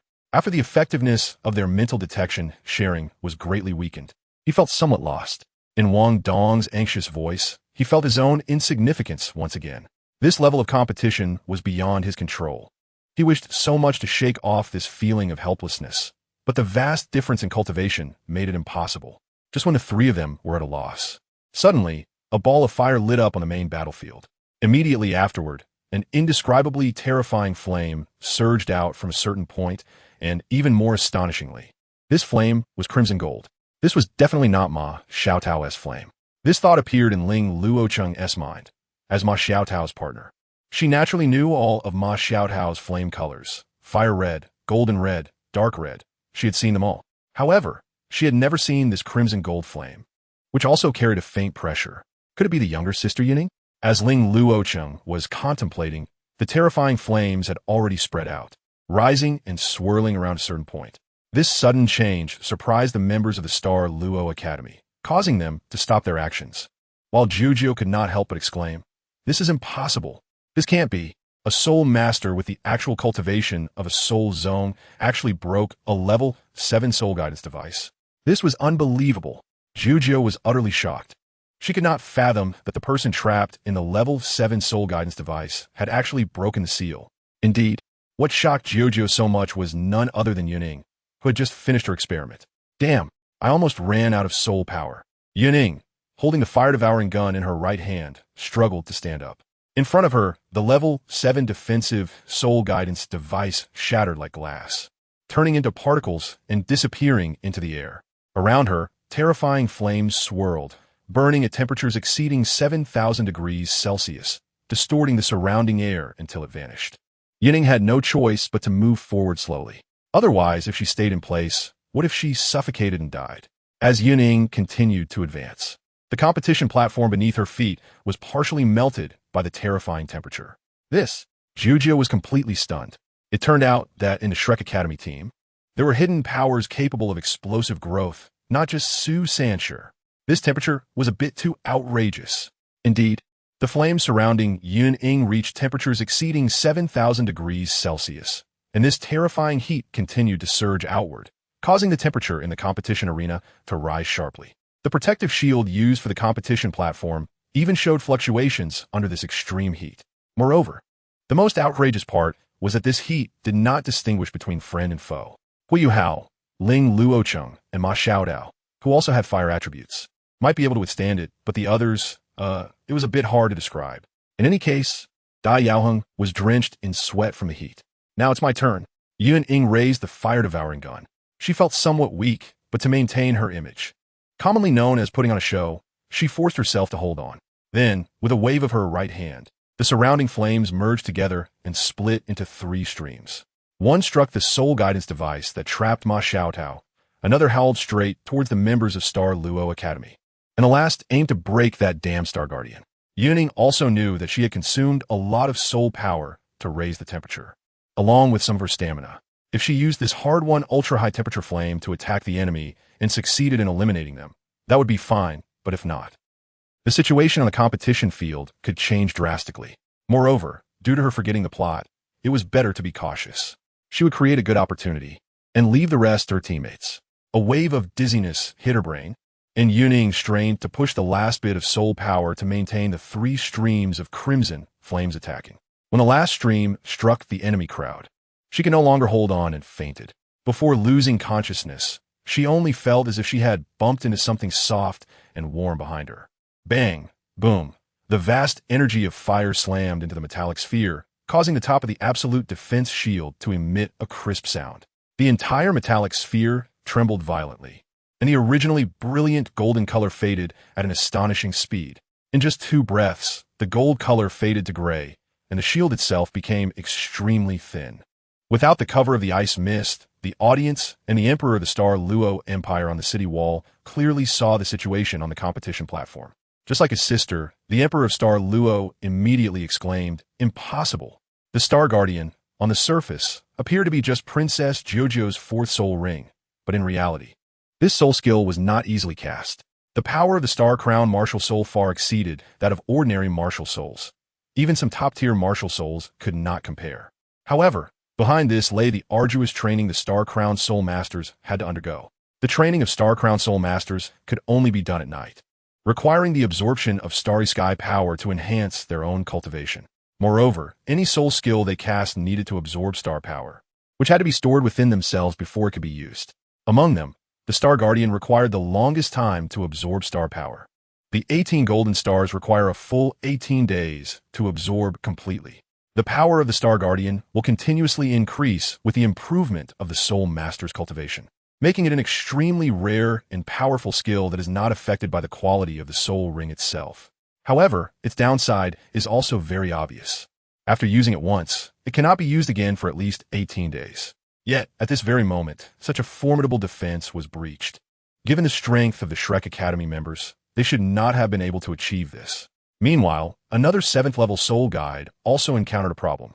When a second wave of terrifying heat from the crimson flames struck the soul guide's protective shield, Ma Xiaotao, who was trapped inside, couldn't hold back and launched an attack. If she couldn't seize such an opportunity, then she wouldn't be Ma Xiaotao. Trapped within the absolute defense shield, she continuously tried to break free from her restraints. What kind of temperament does Ma Xiaotao have? She is essentially a powder keg, igniting at the slightest provocation. However, she is by no means mindless. On the contrary, beneath her surface temper, she hides her intelligence very well. After several attempts to attack, she realized that it was impossible to break through the shield with her current cultivation level, at least not in the short term. Then she made the wisest choice, sitting cross-legged within the absolute defense shield, feeling the strength of the shield while recovering her previously consumed soul power and observing the battlefield outside. Ma Xiaodao understood that if she desperately attacked, the absolute defense shield might disappear sooner. However, since the opponent used such a soul guide to control her, along with her own attempts, she realized that no matter how much she attacked, it would be impossible to break free before Dai Yaoheng was besieged by the enemy. Given this, she chose to wait patiently. No matter what tactics the opponent employed, as long as she was not defeated, the match was not over. Although Shrek Academy would be greatly affected by the loss of their captain, Dai Yaoheng's team, with him as the main attacker, would not be so easily defeated. At the very least, the opponent would have to pay a heavy price to defeat them. Moreover, the absolute defense shield could not last forever. If such a soul guide could maintain its effect for a long time, that would be beyond reason. Therefore, Ma Xiaodao waited for the moment the shield ended. At that time, she would face her opponent in peak condition. And now, the opportunity had come. The dormant flames surged again, and when the phoenix once more emitted her voice, the heat of the flames reached an incredibly terrifying level. She quickly rushed over, embraced the unconscious Yun Ying, placed her behind Ling Luocheng, and then dove into the battlefield. Ma Xiaotao's golden red eyes were filled with coldness, and the resounding phoenix cry carried endless dominance and fury. Ringing out fiercely, she did not fly toward the star-crowned Soul Master Jujio, but boldly confronted the 4 Soul Masters who had been severely struck earlier. The students of Shrek Academy had never lacked teamwork. At the same time Ma Xiaodao moved, Dai Yaoheng also erupted. Although he had been injured earlier, The injuries were not severe. His robust physique, enhanced by triple amplification, had already made him the most solid presence on the battlefield. His body almost intertwined with Ma Xiaodao's as he chose the direction toward Jiujiu. However, at this moment, the Xinghua battle team was in a bit of trouble. The first wave of crimson flames emitted by Yun Ying, although already dispersed into 3 streams and losing considerable attack power, was still the most powerful. This first wave was also the most troublesome, roughly comparable to the fiery dragon Yun Ying had released previously. Therefore, just as the Xinghua team had barely dealt with that wave of crimson flames, they were now facing a full counterattack from the Shrek team. Jiujiu, am I going to make it through this? Ugh, so soft. The sleeping Yun Ying felt a wave of warmth and instinctively grabbed at it. And then, little Yun Ying, your courage is growing. You dare to tease your little sister Ma? A teasing female voice rang out, instantly waking the still-dazed Yun Ying. Little sister Ma? Chapter 111. Tomorrow, the finals. Little Taojia. Yun Ying originally had a hint of drowsiness. But upon hearing this voice, she was instantly wide awake. She jumped up suddenly, only to feel a wave of weakness in her body, causing her to fall back to the side again. Be careful, you little rascal. Ma Xiaodao chuckled as she supported Yun Ying. It was only then that Yun Ying realized they were both in bed, and, absurdly, she was still not dressed. What's even more critical was that Ma Xiaotao in front of her was only wearing a thin spaghetti strap dress, her graceful figure barely concealed. Every move she made almost made Yun Ying, who had seen countless things in her past life, unable to contain herself. Don't look. Yun Ying hurriedly covered her face with both hands, but her fingers perfectly avoided her eyes. Though she was covering her face, she was actually just changing her position to look. All right, stop deceiving yourself. If you want to look, just look. Anyway, it's just the 2 of us in this room, and we're both girls. What is there to be afraid of? Ma Xiaotao was amused by Yun Ying's actions. She suddenly became curious about what exactly Yun Ying was shy about until her gaze landed on a certain area of Yun Ying, and she couldn't help but glance at her own chest. Then, her beautiful eyes playfully looked at Yun Ying and said, "So that's it, little Yun Ying. But you don't need to worry. You'll definitely grow up later, huh?" Yun Ying was taken aback. Following Ma Xiaotao's gaze, she looked at her own B cup, then at Ma Xiaodao, who seemed to be at least a C cup. Yun Ying, Taojia, that's not what I meant. It's just... Yun Ying quickly opened her mouth to explain, but she suddenly realized she didn't seem to have anything to say. She chose to remain silent. Seeing her like this, Ma Xiaodao chuckled. All right, don't say it. Don't look down on little Yun Ying just because you're not yet 13. You're already quite well endowed. Of course. Who told me I'm Yun Ying? Yun Ying decided not to think about her past life as a man and proudly puffed out her chest. Why bother with so much? After all, she had crossed over and couldn't possibly turn back. It was better to live well in the present. Since she had turned into a girl, she might as well embrace being a girl. Okay, I know you're well endowed, but compared to me, you're still a bit smaller. Ma Xiaodao was equally unyielding and lifted her chin. Comparing the 2, it was like comparing a tennis ball to a ping-pong ball. The difference was obvious. All right, let's not get into that. By the way, little Yun Ying, you're the first person to touch my body besides my family. Have you thought about how to compensate your Taojia? Ma Xiaotao got up from the bed and put on her clothes. During this process, Yun Ying couldn't help but stare again. Ma Xiaotao didn't mind since they were both girls, and besides, during the time Yun Ying had passed out, she had already seen everything and touched what she needed to touch. Otherwise, how could she conclude that Yun Ying, although still young, had a very decent figure? Let us just consider it a mutual exchange, but this little rascal hasn't realized this yet, so she can tease, cough, bully her a bit. No wait, I can't say bully. Forget it. What do we do? How about I let you touch mine? Yun Ying rolled her eyes. All right. Let us stop messing around. Let us go eat something, then rest up and prepare for the final match. Ma Xiaotao chuckled, not mentioning that she had already touched all the places she needed to touch on Yun Ying. With this wave, it's a sure profit, by the way. Isn't there an individual elimination match? Yun Ying suddenly remembered the competition rules mentioned by Wang Yan before and curiously asked, what individual elimination match? After the group battle yesterday, Xinghua National Academy admitted defeat. Their main players are all injured. How can they compete with us? No need to go today. Tomorrow is also a rest day. The day after tomorrow is the finals. Ma Xiaodao said. Upon hearing that there would be no more matches today, Yun Ying relaxed. Isn't that better? How about the other semi-final? Ma Xiaotao replied. The other match, the Sun and Moon Royal Soul Master Academy, won against the DAO Academy with overwhelming advantage in the group battle. However, their individual matches will continue today. It seems that this year's Sun and Moon Royal Soul Master Academy is well prepared. Moreover, they took less time than us in the group battle, from start to finish. DAO Academy had no chance to fight back. The captain of the Sun and Moon Royal Soul Master Academy also participated, a 6th-level Soul Master with very strong strength. I see. So the final match will be quite challenging? There will indeed be challenges, but we're not afraid of that. We'll break through any difficulties when the time comes. Ma Xiaotao said with determination in her eyes. Oh, that sounds great. Brave Yun Ying. Don't be afraid of difficulties. Of course, she only said this in her heart. If she shouted it out loud, it would probably be awkward. All right, let us go eat something first. Then I'll take you to watch their individual elimination matches. After eating, the two walked out of the hotel and were about to enter the competition venue through the Player's Passage when they suddenly spotted 3 suspicious figures nearby. Hey, ISNT, that's Su Sanshur. Ma Xiaotao looked at the sneaky guy at the front and spoke. Su Sanshur, who was originally walking, abruptly stopped, awkwardly turning to look at Ma Xiaotao. Little Taojia, and Hui Yuhao, and Wang Dong? All right, Su Sanshur, daring to secretly bring your teammates out. Ma Xiaotao raised an eyebrow and joked. Aren't you also bringing Yun Ying here? Of course, Su Sanshur knew that Ma Xiaotao was joking at this moment, awkwardly laughing a few times. Hui Yuhao and Wang Dong beside him also looked embarrassed. All right, let us all go in together. It's just in time to see their individual dueling skills and prepare for the upcoming matches.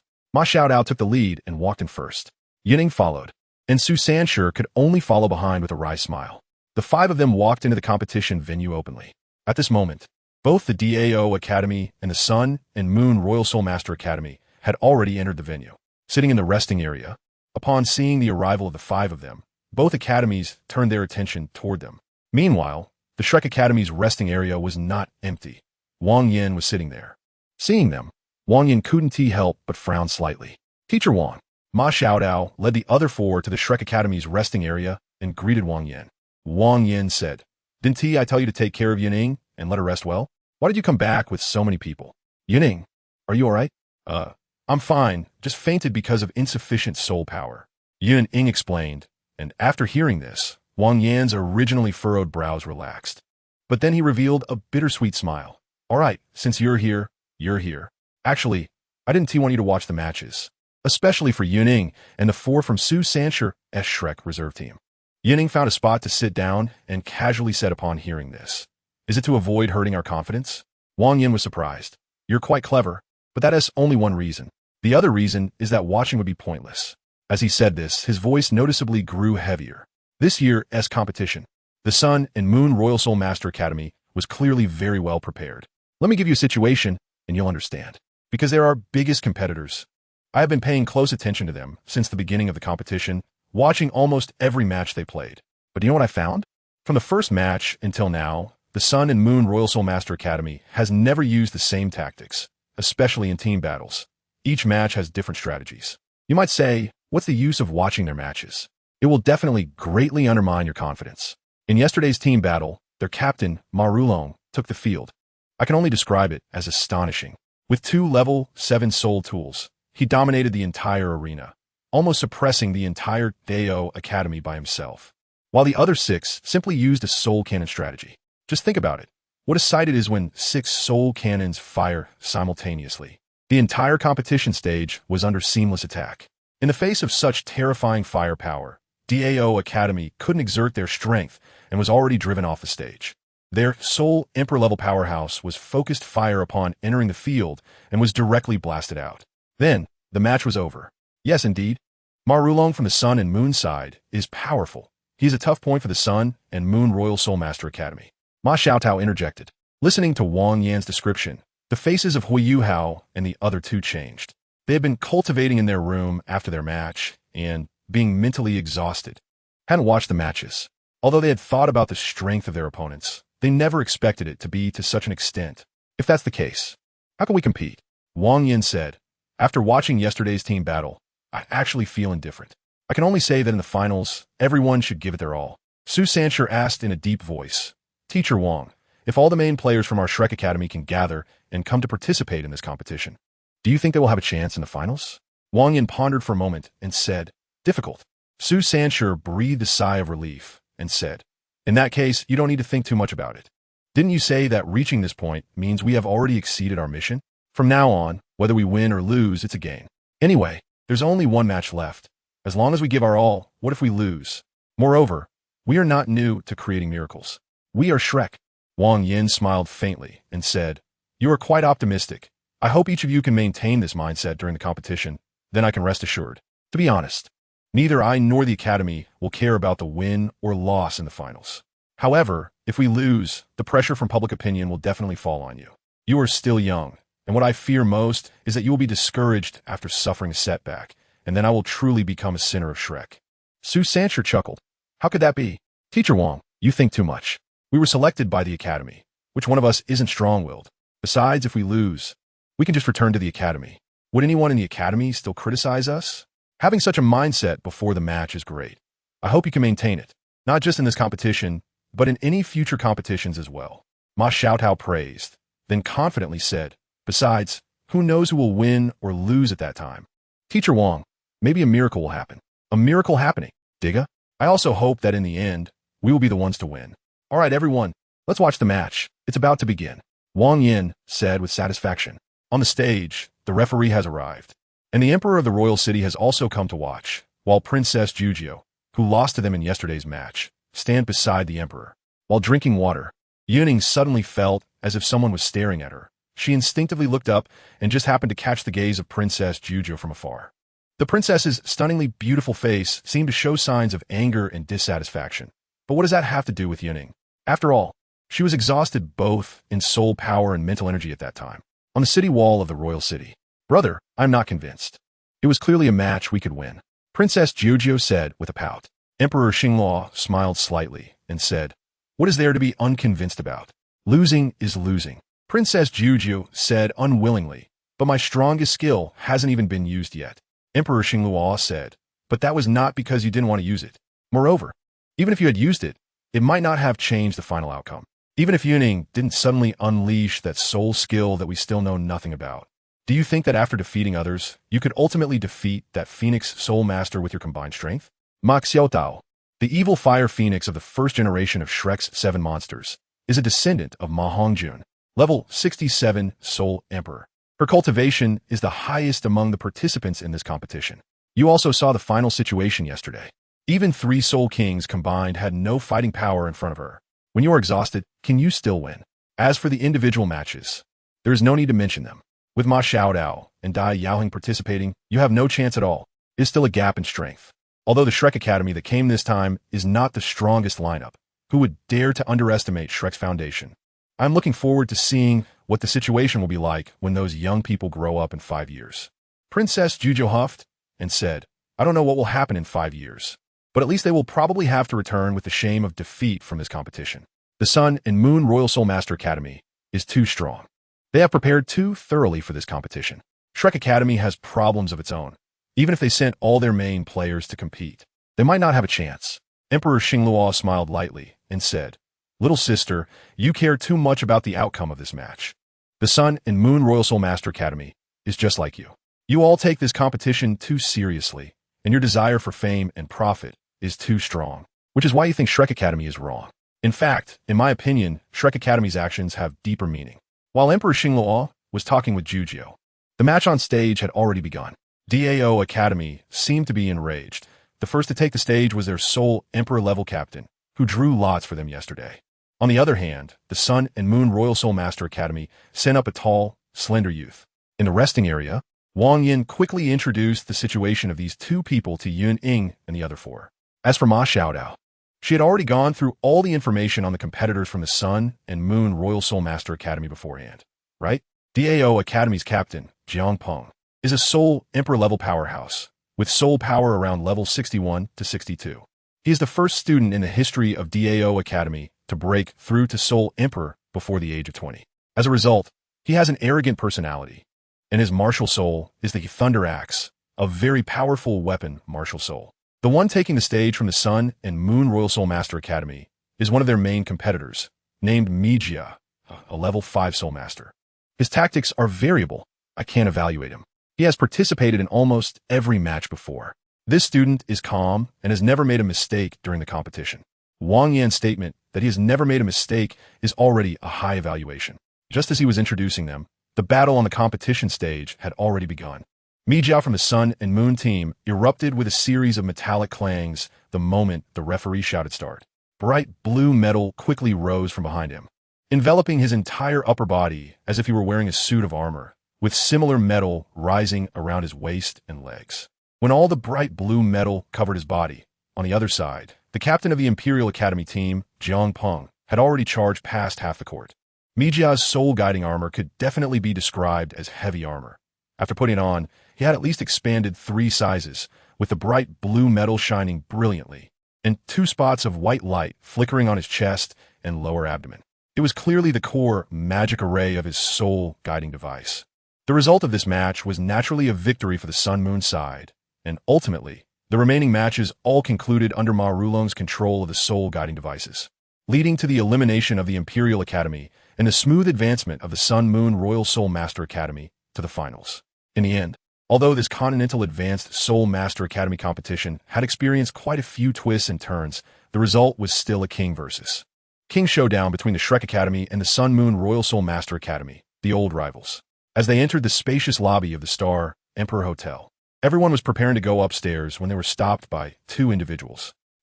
Wang Yin, who was deep in thought and walking at the front, was momentarily taken aback when blocked, looking up at the other party. There were 2 men, both with ordinary appearances but peculiar physiques. One had an exceptionally thick right arm, while the other was small and thin, with an oversized head, resembling a big-headed doll. Wang Yin felt a slight chill in his heart and said in a deep voice, "Please let us pass."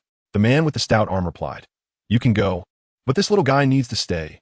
We want to talk to him." His voice was deep and resonant, and although he was clearly trying to suppress it, he still exuded a terrifying aura. He was pointing at the bewildered Hui Yuhao. Hui Yuhao was taken aback. "I don't know you." The other big-headed man looked at Hui Yuhao, smiled slightly, and said, "Now, you know, right?" His gaze was peculiar, unusually gentle, causing Wang Yin and Su Sanshur to feel momentarily dazed. Even Ma Xiaodao couldn't help but slightly flinch. Hui Yuhao's heart tightened suddenly, and the golden light of his spiritual eye was clearly radiating. Wang Dong, after a moment of stupor, seemed to have a strange light flash in his eyes, and he was not mesmerized by the other party's gaze.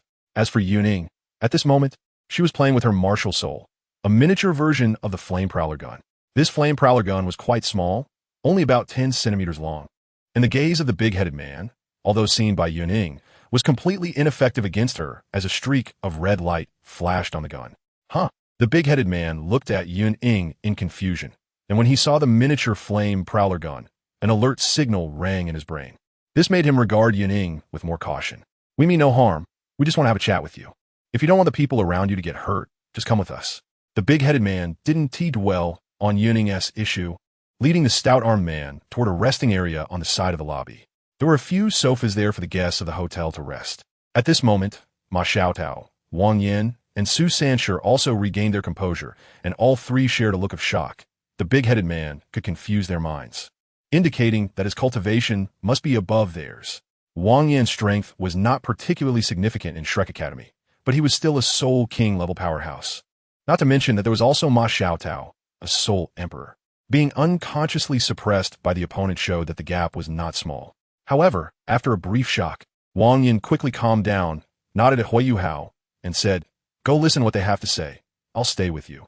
Xiaodao, Yun Ying, Wang Dong, and Su Sanshur, you all go back first. Wang Dong wanted to refuse, but was pulled back by Su Sanshur, who gave him a meaningful glance. And Wang Dong then understood. Su Sanshur clearly meant to return and get help. Reluctantly, he left, casting several glances back at Hui Yuhao. Wang Yin chuckled and said, "All right, you don't need to bring anyone down. Since they chose to block us here, they wouldn't use force in such a place. This is Douluo City, and moreover, it's where the participating teams are staying." Su Sanshur grinned and said, "Better safe than sorry." As he spoke, he followed Wang Dong behind Ma Xiaodao and Yun Ying as they went upstairs. Chapter 112. It's been 5 months. Is anyone there? Knock, knock, knock. The sound of knocking echoed as Bei opened the door with a puzzled expression, and standing before him were Su Sanshur, Yun Ying, Wang Dong, and Ma Xiaotao. "What's going on?" Sanshur and everyone? Bei was a bit confused by the scene, looking at the 4 of them and couldn't help but ask in doubt. "Bei, hurry up and call the others. Let's go downstairs together. There's going to be a good show soon," Su Sanshur said excitedly. Bei Bei was really taken aback by his demeanor, and he began to recall various situations involving Su Sanshur over the recent period. But after thinking about it, there didn't seem to be anything particularly strange. Could it be that he's lost his mind?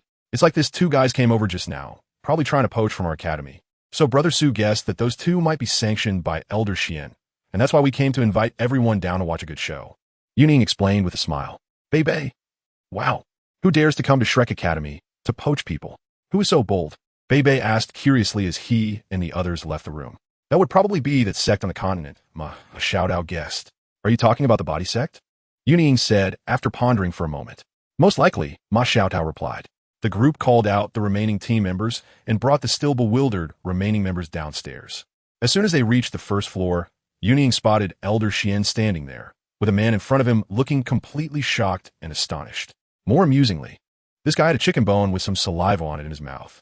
Elder Xian coldly glanced at the man. Get lost. Tell that old monster that I can still eat, drink, poop, and sleep. Thank you for your mercy, senior. Another man beside him looked extremely respectful and quickly slapped the back of the man who was pinned by the chicken bone. The man spat out a mouthful of broken teeth and chicken leg, and the two turned around and left, quickly exiting the Star Emperor Hotel. Watching their departing figures, Hui Yuhao hurriedly said respectfully, Thank you, Elder Xian.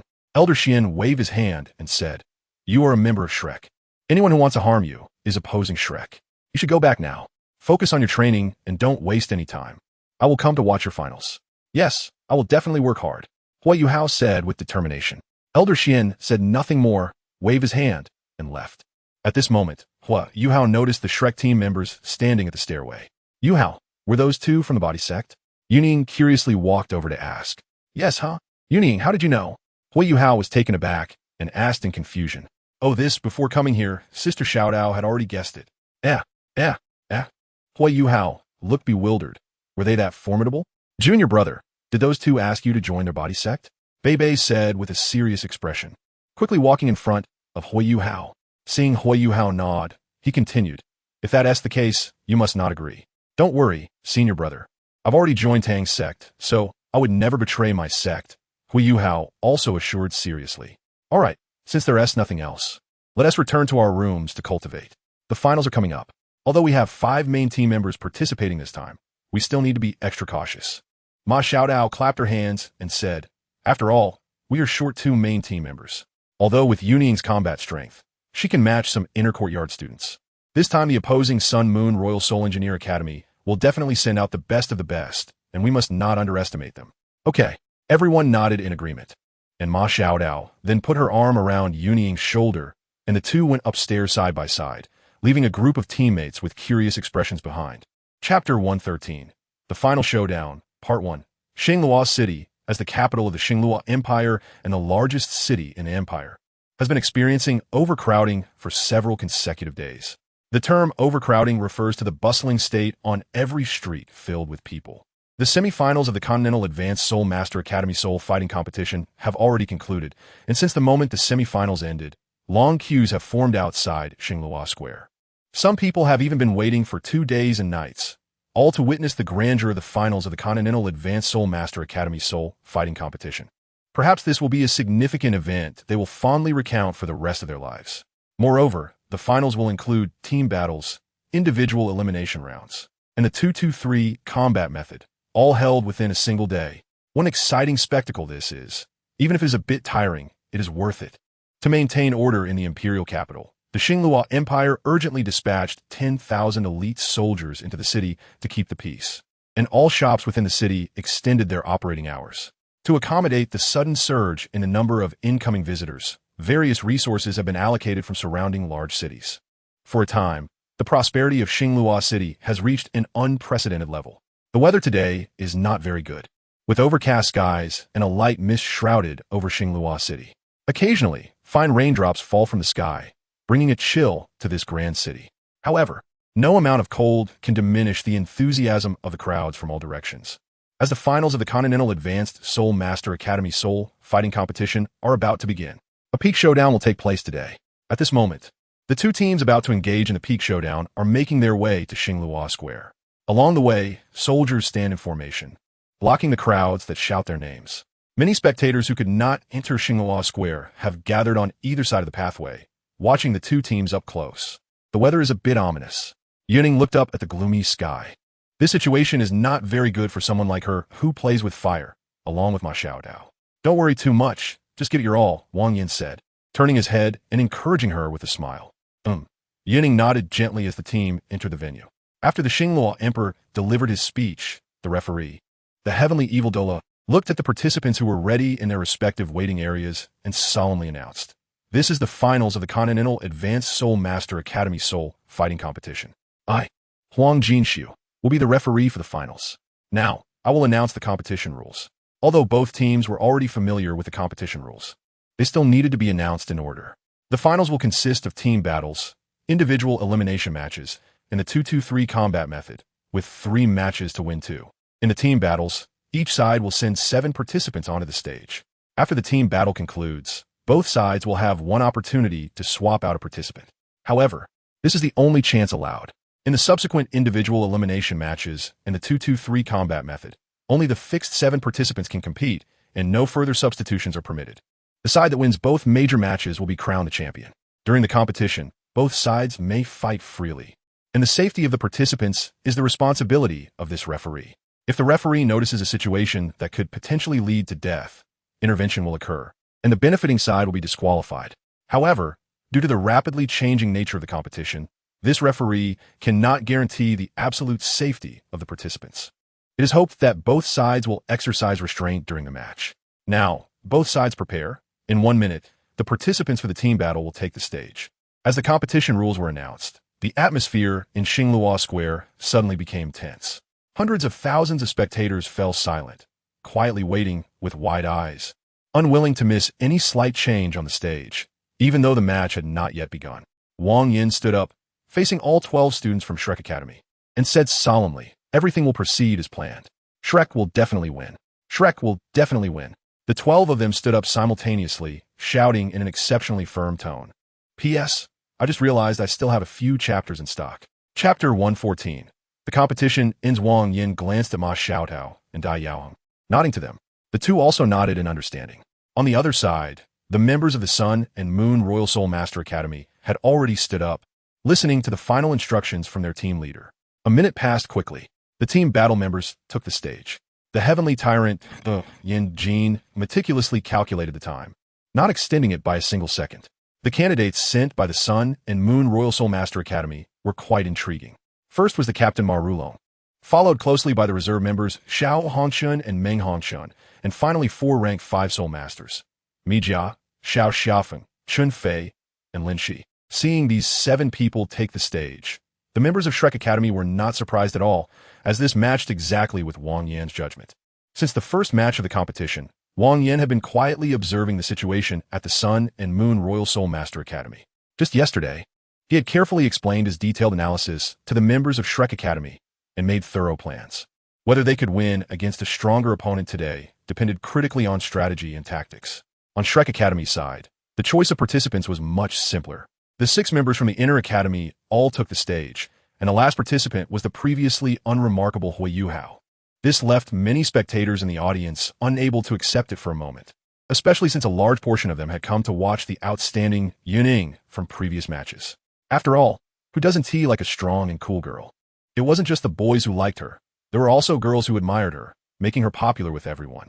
Wang Yan's arrangement had his own reasoning. Although Hui Yuhao's cultivation was a bit low, his soul skills were very useful. With almost half the competition stage sharing mental detection, he could serve as an excellent support tool. However, for the audience in the stands, it didn't matter who Shrek Academy sent out. After all, the title of the continent's top academy was there. Wang Yin sat down in the waiting area with a blank expression. How he felt, only he knew. Beneath his calm exterior, his heart was filled with excitement.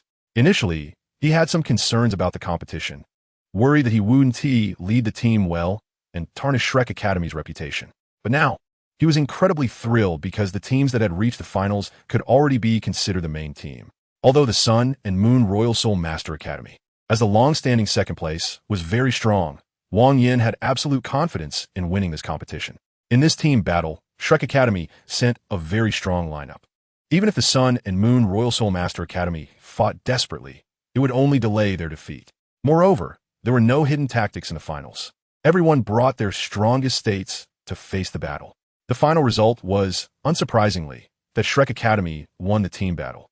Furthermore, without the influence of the evil fire, Ma Xiaotao's strength was even more formidable compared to the original work. With her 7-ring cultivation and the transformation of her martial soul, she moved through the competition stage as if it were unoccupied. As for the two opponents that Ma Xiaotao accidentally killed in the original match, they were completely unharmed. The team battle quickly concluded, and the audience in the stands exclaimed their excitement. Although the most anticipated player did not take the stage, having such a thrilling match was still great. The referee Huang Jinshu appeared in midair and solemnly declared, "The finals of the Continental Advanced Soul Master Academy Soul Fighting Competition. Team battle, Shrek Academy wins." Both sides rested for 1 minute, and after 1 minute, the individual knockout rounds would begin. At the same time, both sides should decide on the 7 participants for the knockout rounds. Once decided, they could not be changed. Hearing that Shrek Academy had won, the audience erupted again, and the entire venue became lively with cheers and shouts. The 7 participating team members stepped down from the competition stage, and Wang Yin greeted them with a beaming smile. "You've all worked hard. The upcoming individual knockout rounds will be much easier for us."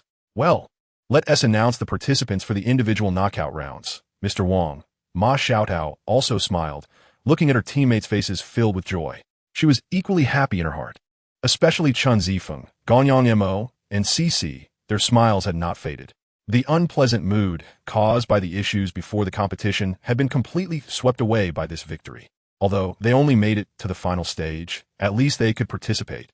If they couldn't compete due to injuries, it would truly be a lifelong regret.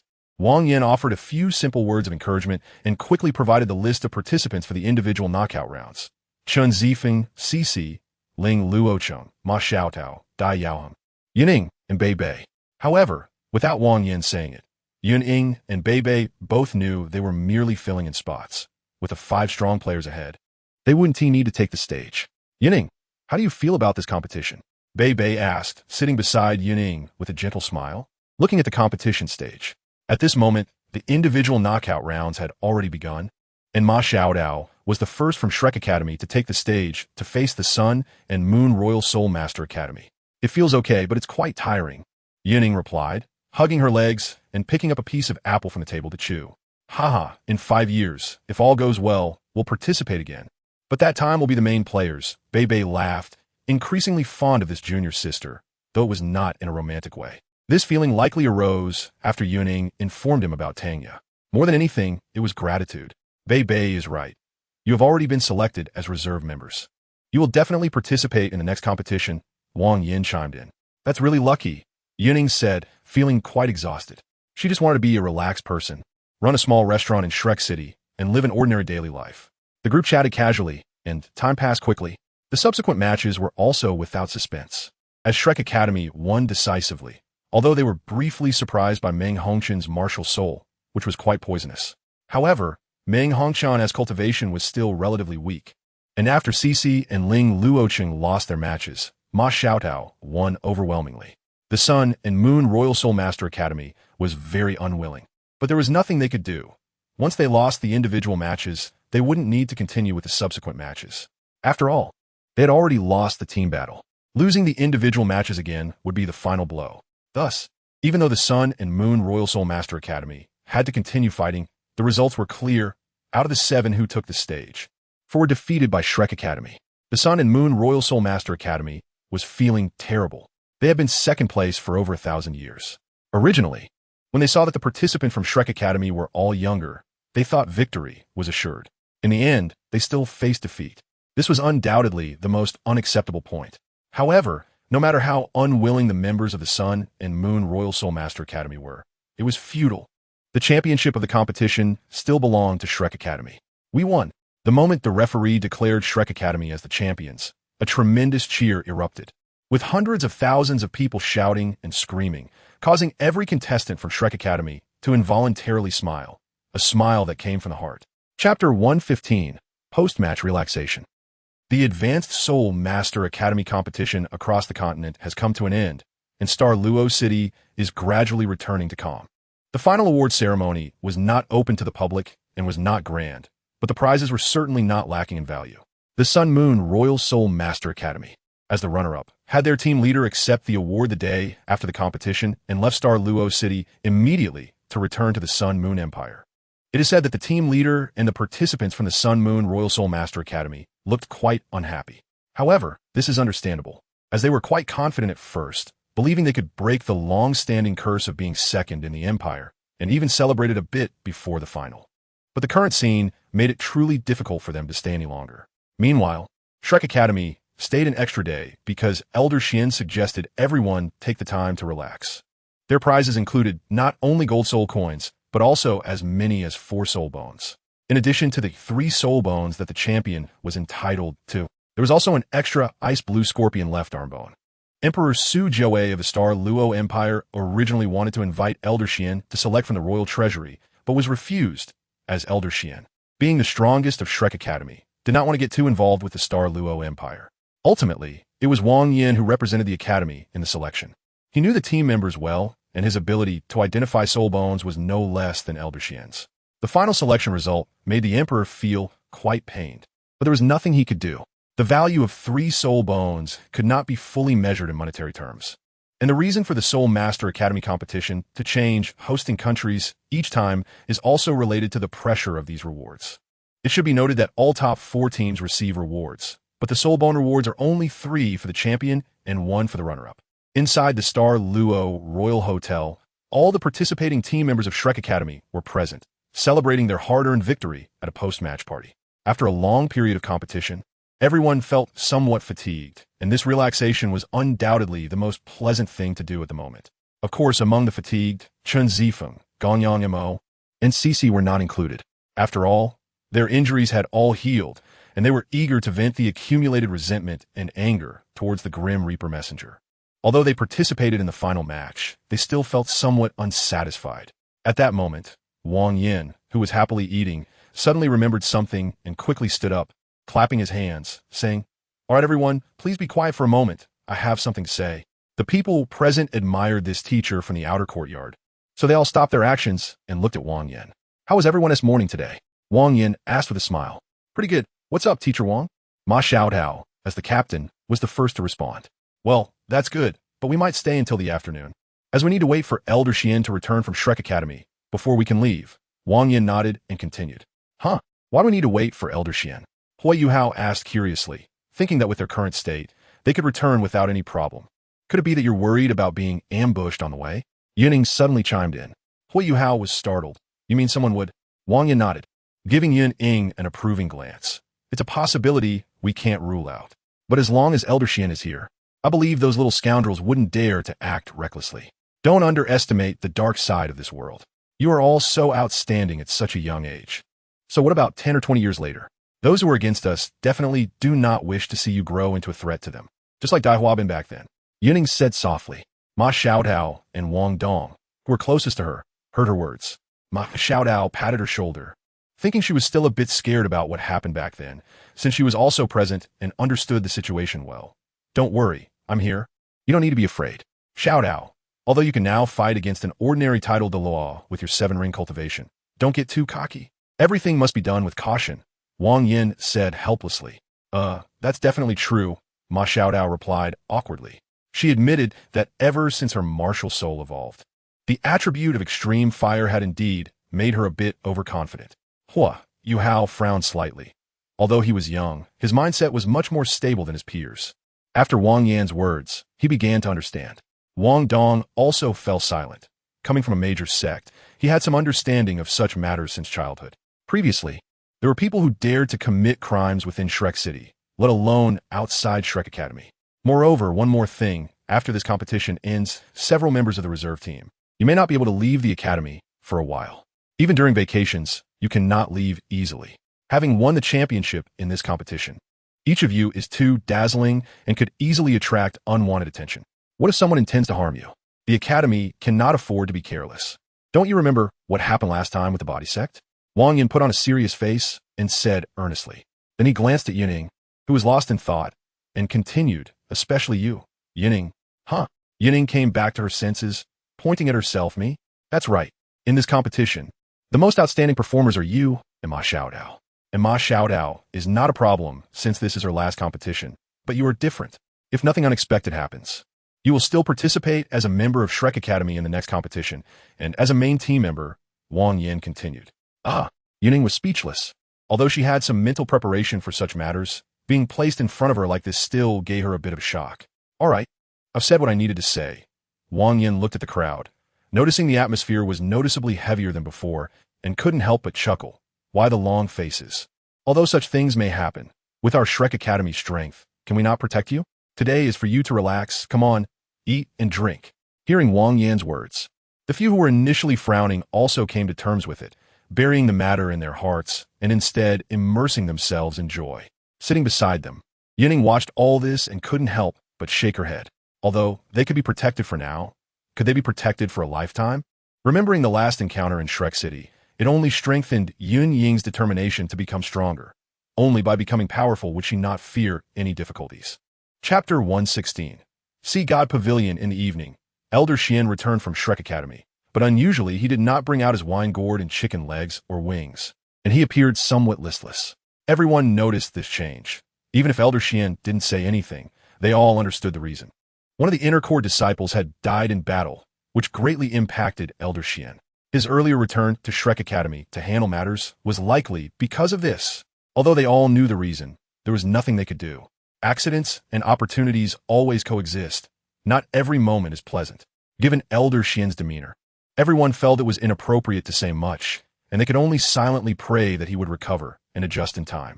The originally joyful atmosphere gradually cooled down. The group changed into ordinary clothing and quietly left Douluo City under Elder Xian's lead, heading straight for Shrek Academy. At the main gate of Shrek Academy, it was close to noon, still class time. The entrance was unusually quiet. The small vendors who usually gathered here were absent today. 5 people stood before the massive gate. At the forefront were Yin-Xiaozhe, the dean of the Martial Soul Department, and Xian Liner, the dean of the Soul Guidance Department. Behind them were the deputy deans, Kai Mayer of the Martial Soul Department, Qian Duo of the Soul Guidance Department, and Fan Yu, a core teacher of the Soul Guidance Department. With all 4 deans present, plus Fan Yu, who was certain to become the deputy dean of the Soul Guidance Department. The lineup was impressive. However, there were no other teachers accompanying them. They slightly raised their heads, gazing at the distant sky, quietly waiting. Finally, gradually, the tiny figures in the sky, initially resembling black dots, became clearer and began to descend slowly under their watchful eyes. They were back. A smile spread across Yin-Xiaozhe's face. However, Xian Liner had already taken a step forward, saying, "They are finally back." Her eyes shone with evident excitement, and surprisingly, she did not argue with Yin-Xiaozhe as she usually did. Yes, the 5 were there to welcome the heroes of Shrek Academy home. The figures floated down gracefully. The first to catch their eye was the disheveled Elder Xian, who waved at the 5 and then left alone. The 5 exchanged glances, each seeing the helplessness in the other's eyes, but they quickly adjusted themselves. After all, this was a moment to welcome the participating team members and celebrate their triumphant return. They couldn't afford to wear sour faces and ruin the atmosphere, could they? "Kids, welcome home." Yin-Xiaozhe stepped forward, approaching the returning Shrek battle team. The reserve team members could hardly contain their excitement, stepping forward to greet the deans, while Fan Yu directly pulled his 2 disciples over, carefully inspecting them and only feeling relieved after confirming they were mostly unharmed. Not only were the reserve team members excited, but the official team members felt the same way, though they were more reflective at the moment. Watching their teammates express their emotions, some, like Hu Yuhao, even shedding tears, Yin Ling felt a bit moved as well. However, perhaps due to subconsciously placing herself in the role of an observer, she did not experience significant emotional fluctuations. Moreover, aside from Hu Yuhao, Bei Bei, and others, Ma Xiaodao was also chatting with Yin-Xiaozhe, leaving Yin Ling with no one to talk to but Lin Luochan. Although this senior sister seemed cold and distant at first glance, deeper interaction revealed a warm personality with a hint of natural clumsiness. "Come on, Xiao Yinling, come here." At that moment, Ma Xiaotao, who was still chatting with Yin-Xiaozhe, suddenly came over and pulled Yinling away, leaving the little girl looking confused. She was soon brought before Yin-Xiaozhe, who greeted her with a warm smile. Yinling quickly returned the greeting. "Hello, Dean Yin." "Hello, Yinlingham. I'll just call you that. We've met more than once, right? I just heard from Xiaodao that you really shone at the competition." Yin-Xiaozhe looked at the little girl with admiration in his eyes. That's what I should do. As a member of Shrek Academy, it's my duty to defend its honor," Yinling said, feeling embarrassed, unsure of how to respond. In her past life, she was not fond of such occasions. And even after crossing over and changing genders, she still felt the same. However, if Yun Ying were here, she would undoubtedly accept it gracefully, seemingly noticing Yun Ling's discomfort. Yin-Xiaozhi did not say much more and turned to leave. He then led the other four who came to greet them back to the academy and brought them to the Sea God Pavilion. In Yin-Xiaozhi's words, the reserve team members had contributed so much to the academy, participating in the Continental Advanced Soul Master Academy Soul Dueling Tournament with a diminished team and ultimately winning the championship. This achievement would be forever recorded in the history of Shrek Academy. According to the decision made during the meeting at the Sea God Pavilion, their rewards would be distributed at the Sea God Pavilion on Sea God Island. Although the final stage of the tournament had little to do with the reserve team, it still shocked them, especially the few from the inner court. As they stepped onto Sea God Island, everyone unconsciously slowed their pace, as the island was extraordinarily quiet. As if no one lived there. Everything was so peaceful and serene, resembling a paradise. Pavilions hidden among various tall plants were beautiful and elegant.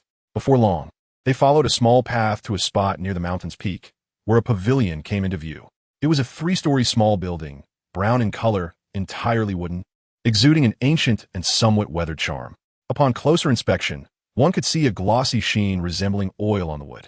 The 3-story building stood about 10 meters high, lacking any grand or majestic feel. However, directly above the entrance on the first floor hung a black plaque with 3 gilded characters indicating its identity, Sea God Pavilion.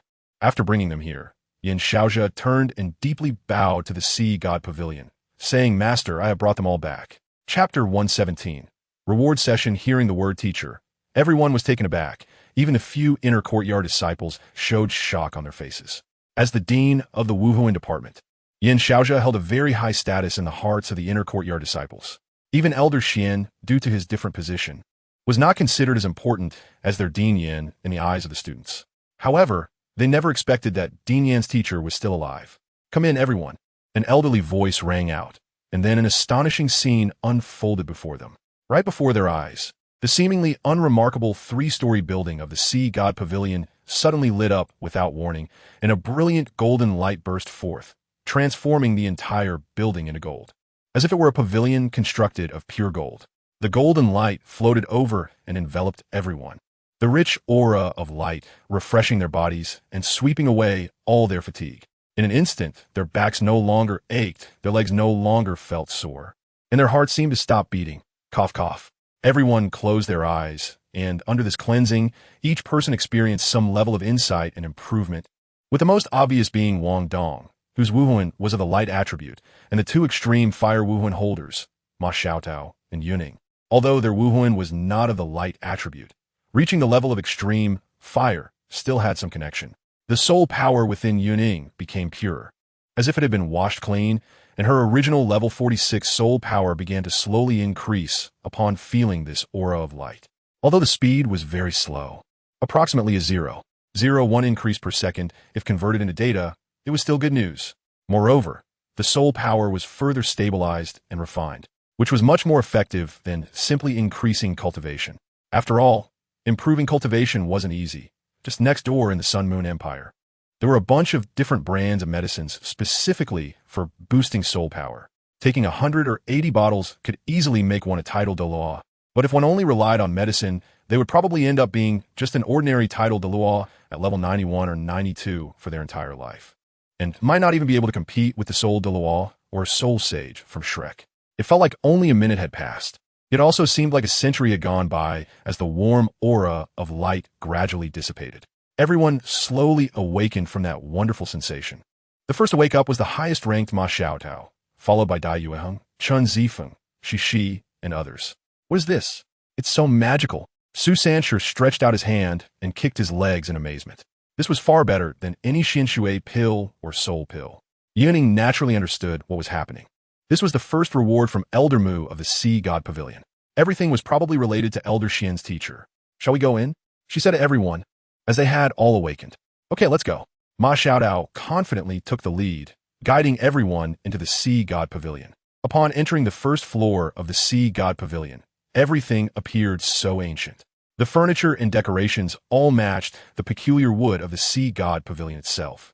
In the center of the spacious hall was a long table where the 4 deans and Elder Xian were already seated, while Fan Yu stood behind the 2 deans, Xian Liner and Xian Duo, clearly without a seat for himself.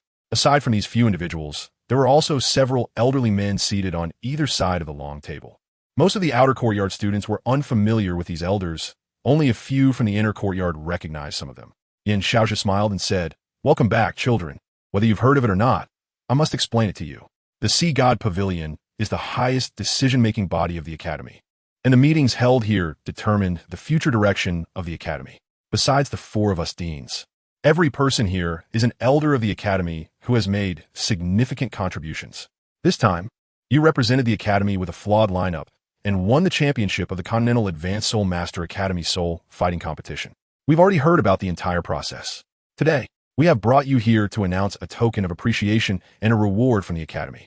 We hope you will continue to work hard in the future and not become arrogant due to your current achievements."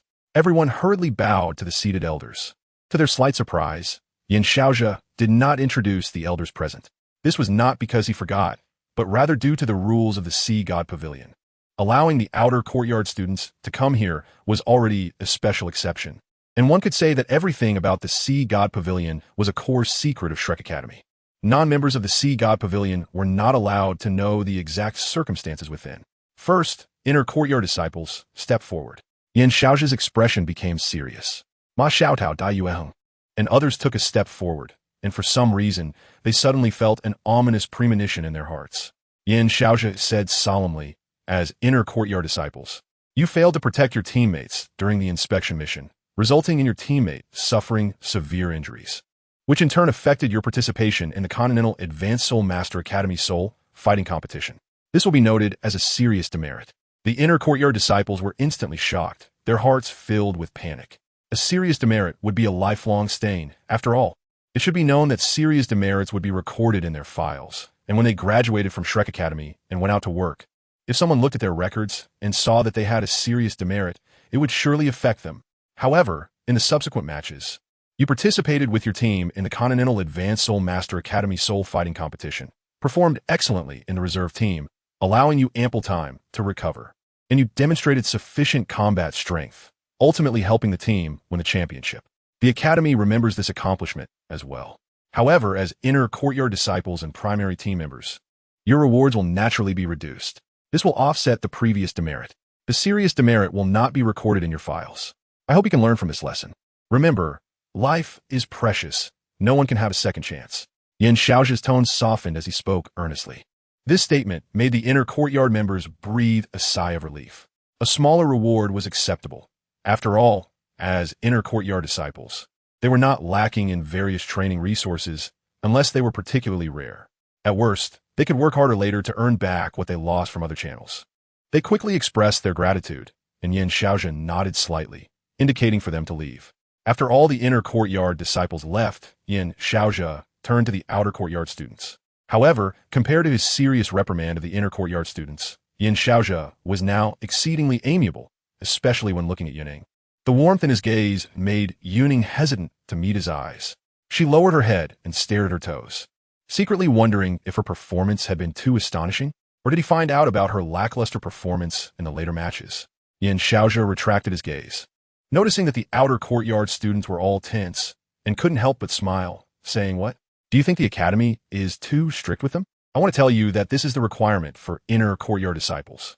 The Academy uses various resources to train inner courtyard disciples, so the standards for them will naturally be high. In the near future, you will also become part of the inner courtyard, and then you will understand. All right, now it's time for your rewards, Teacher Wang Yan."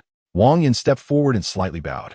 Yin Xiaozhi sincerely said this time, despite the team being incomplete, with one main team member unable to compete at the last minute and all 6 others injured, you were still able to lead the team to victory and win the championship. We all see your capability. From now on, I promote you to a special level teacher at Shrek Academy, teaching in the inner court. Wang Yan hurriedly said, "Dean, I don't want a reward. This championship has little to do with me. It's all the result of the children's hard work. If the Academy really wants to reward someone, please be sure to give them a generous reward." Just now, the handling of the few people in the inner court had frightened Wang Yan. He was genuinely worried that the Academy would dampen the spirits of these children. Yin Xiaozhi smiled slightly and said, they will naturally have their rewards. Your reward is yours. What I announced just now cannot be considered your reward. It is merely your normal promotion. Your true reward is that the Sea God Pavilion's library will be open to you for 1 year, during which you can borrow books freely. But you can only read and study them within the library. What? Upon hearing this reward, Wang Yin couldn't help but jump up in excitement in front of the elders, his face flushed with joy. What treasures were stored in the Sea God Pavilion's library? It held countless rare and out-of-print books and materials.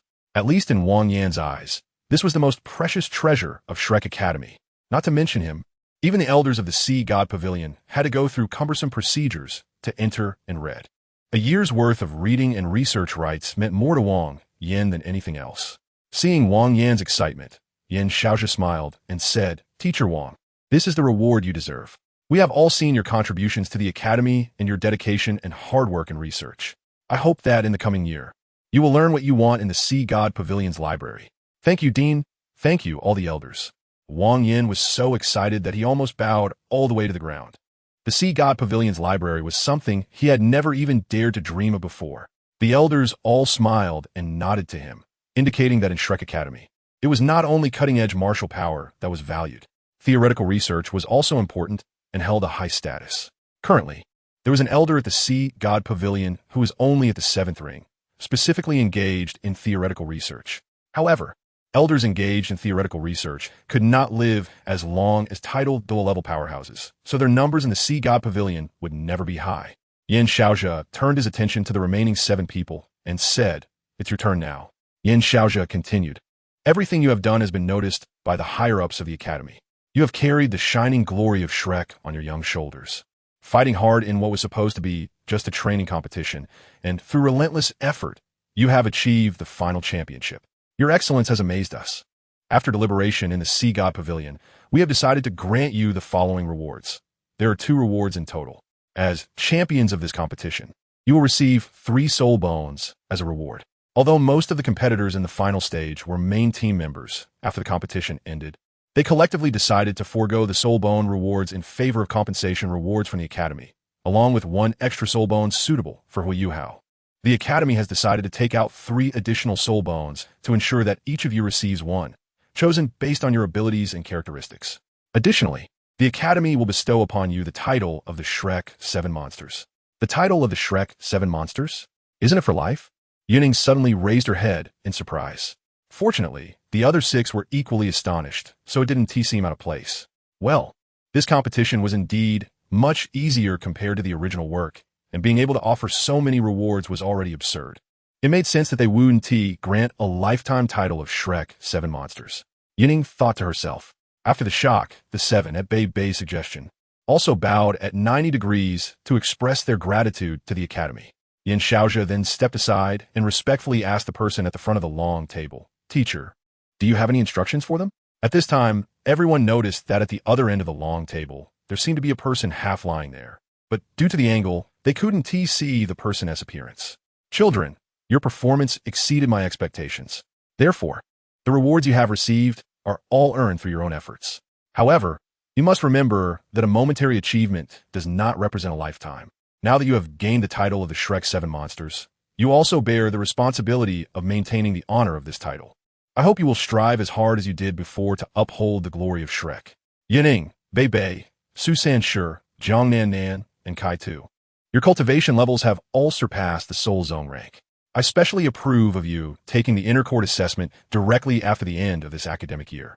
And upon passing the assessment, you will enter the Inner Court for study. The difficulty of the Inner Court assessment remains unchanged. The old voice rang out not loud, but clear enough for everyone present to hear, and just hearing the voice felt warm, as if bathed in sunlight. The 5 exchanged surprised glances, and then Yun Ying saw the gazes of the other 6 converging on her. "Yun Ying, what are you looking at me for? Wait, Yun Ying is also specially approved for the Inner Court? Isn't she only 12 years old this year?" Su San-Shi exclaimed in surprise. "That's right. So what if she is 12? A genius naturally receives the treatment of a genius. Right now, apart from studying theoretical knowledge in the Outer Court, she has nothing else. Entering the Inner Court earlier would be better for her." The old voice continued. "Additionally, she will temporarily stay at Sea God Island, and during this time, I will teach her." This time, not only were the little ones from the Outer Court surprised, But even Yin-Xiaozhe was shocked. This was never mentioned in yesterday's meeting. However, he did not interrupt, but temporarily set aside his doubts. The old voice continued. Hui Yuhao, Wang Dong, Bei Bei, Su Sanshur will be instructed by Xianzi. In Jiangnan, Nan will be taught by Kai Meier. Lin Er, Duo, Fan Yu, and Kai Tu. You all need to take extra care as well. If Bei Bei and the others do not pass the inner court assessment, you teachers will also be punished. This old voice, while sounding gentle and kind, carried an undeniable and convincing weight to everything it said. All the elders of the Sea God Pavilion and the 4 deans stood up and respectfully saluted the half-lying Mu Lao at the main seat. The meeting is dismissed. Mu Lao's voice seemed even more peaceful. The elders almost disappeared in the next moment, and the newly appointed Shrek 7 monsters didn't even notice their movements. Xian Lao and the 4 deans, along with Fan Yu, stayed behind. You all can go. Yun Ying can stay. Mu Lao waved his hand. Yes. Yin-Xiaozhe respectfully replied and quietly led everyone away. Yun Ying watched her teammates leave, and as they departed, their gazes all swept across her face. From those gazes, she saw the encouragement from Bei Bei and Hui Yuhao, as well as Wang Dong's envy. Hiss! In the original work, there should have been 3 people left on Sea God Island, but in reality, only 1 person remained. Well, this time the competition prevented Hui Yuhao and Wang Dong's 4 martial soul fusion skills from being exposed, as well as the might of Hua's Ice Emperor Scorpion martial soul. It seems quite reasonable now. However, the plot of the original work has already been disrupted by her, and how the story will develop in the future remains an unknown. Chapter 118, Olmu, alright little one, come here. After everyone had left, the elderly man said kindly, Are you the old grandpa in front of the freshman dormitory?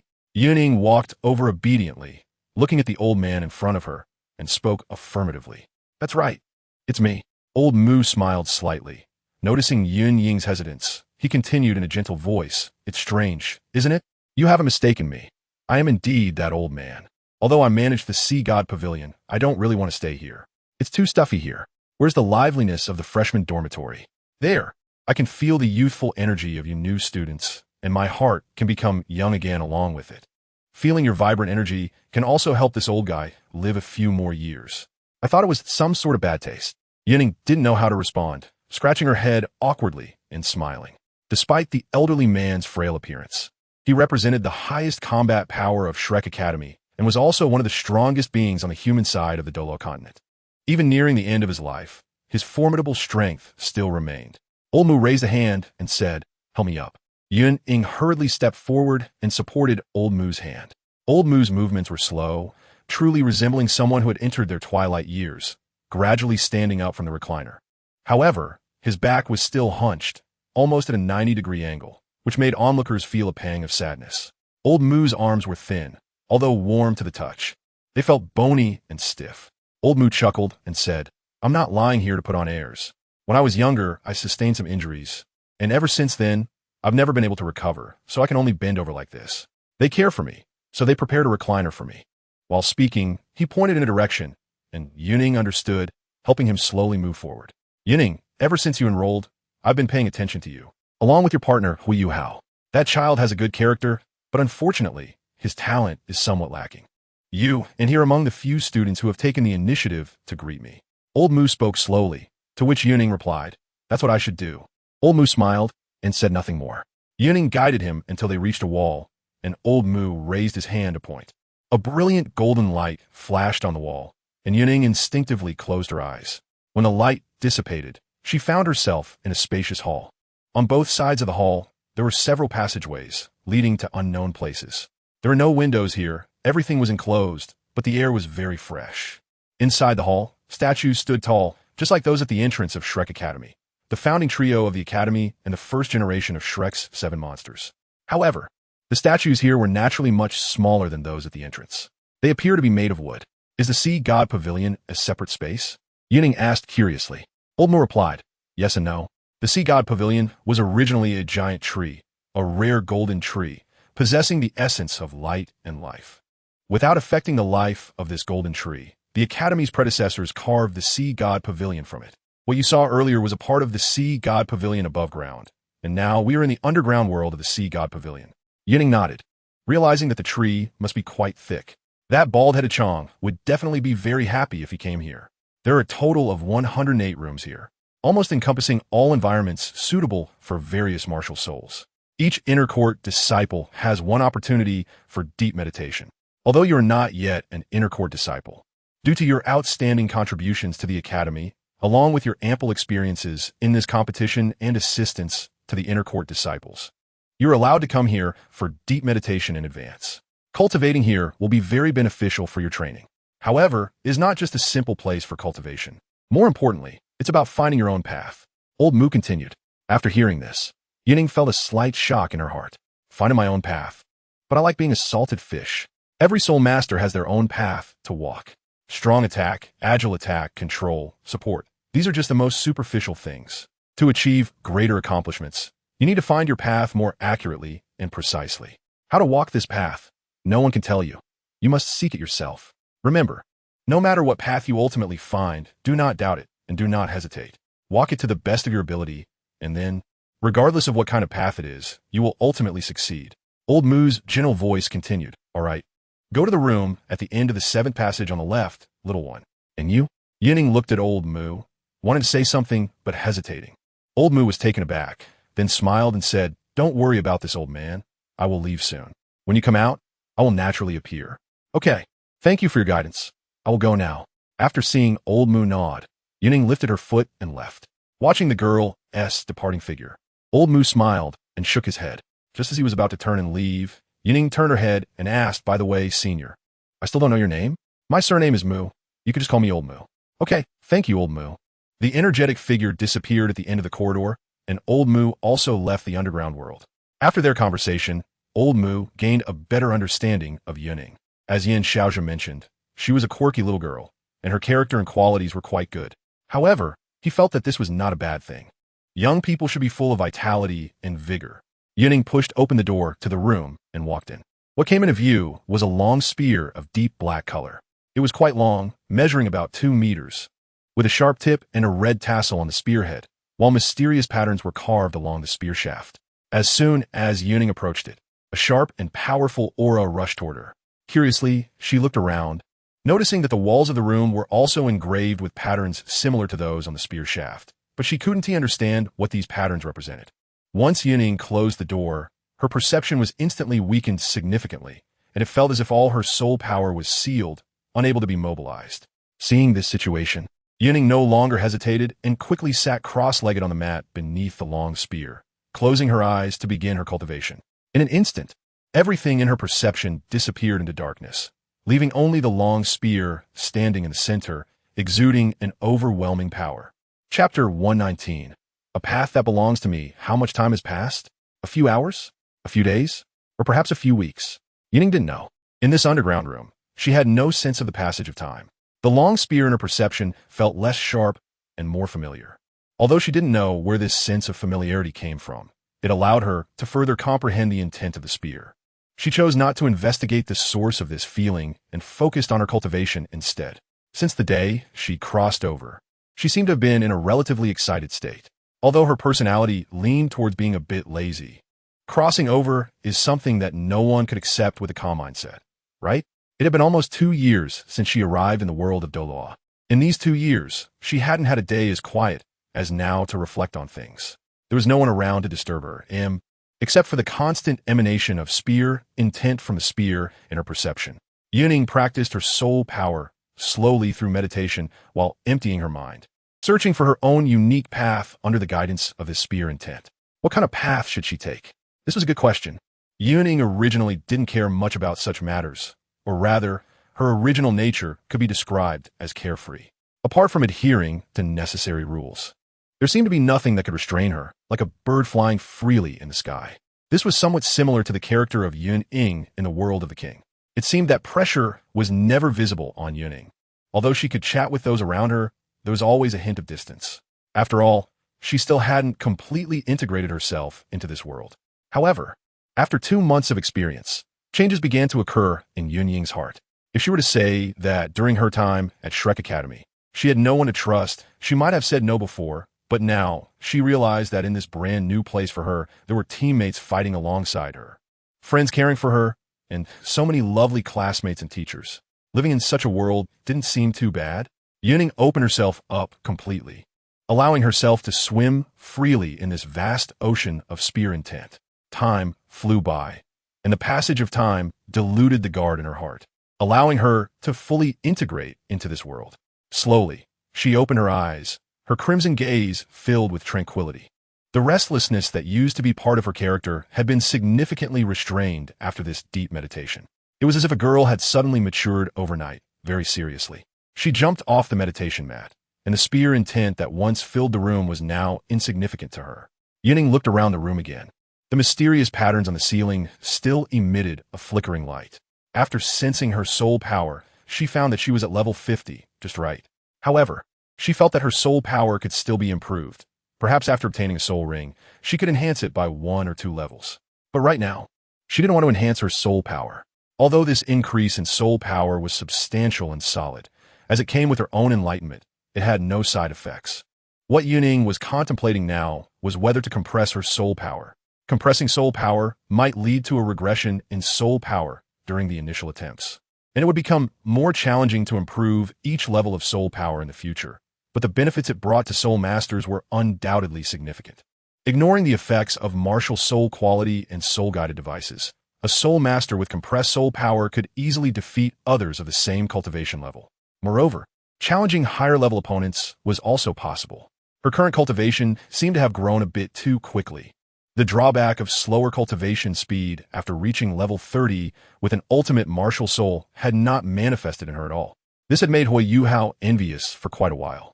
Having confirmed her thoughts, she didn't stay any longer but pushed the door open and walked out. In the hall, everything was still golden.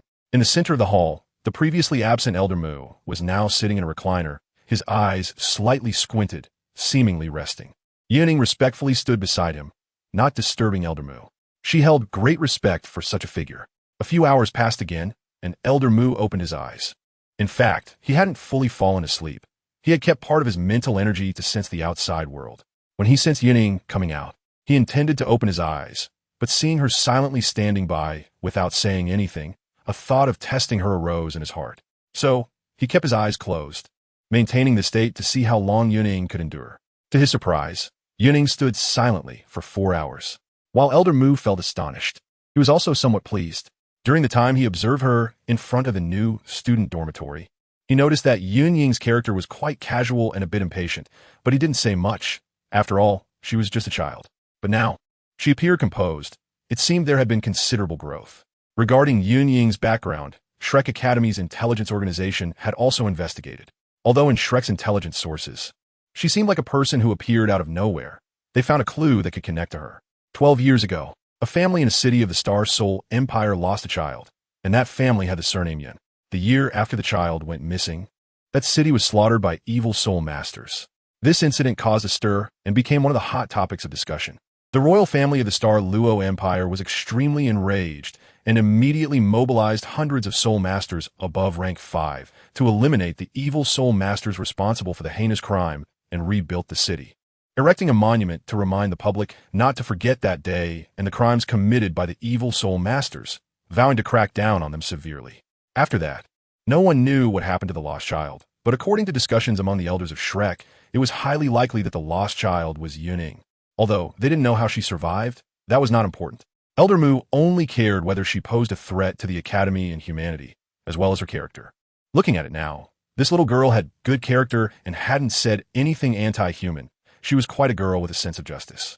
Yun Ying, it seems you have found your own path, Elder Mu said with a smile, his tone gentle. Standing beside him, Yun Ying replied, that's right. My path is very simple. Breakthrough. Constantly breaking through myself, breaking through the constraints of this world, and creating a space that belongs to me, unafraid of any obstacles. Like a blazing spark, breaking through the blockade and ultimately surpassing myself. Breakthrough, huh? Elder Mu's smile grew wider. He noticed that as Yun Ying spoke these words, her entire aura underwent a tremendous change, standing proudly between heaven and earth like a long spear, and even Elder Mu was secretly amazed. Very good. Elder Mu nodded slightly, then flipped his wrist, revealing a gold-red soul bone and handing it to her. This is your well-deserved reward. Yun Ying asked in confusion. Aren't you going to ask me why? Elder Mu shook his head with a smile. From your demeanor and actions, I can also understand. Aye, so strong? Seeing Yun Ying take the soul bone, Old Mu also smiled and spoke. Chapter 120, Check-in. This soul bone comes from a soul beast called the Earth Flame Sword Dragon. This Earth Flame Sword Dragon has a cultivation level of nearly 800 years, just one step away from entering the ranks of 10,000-year soul beasts.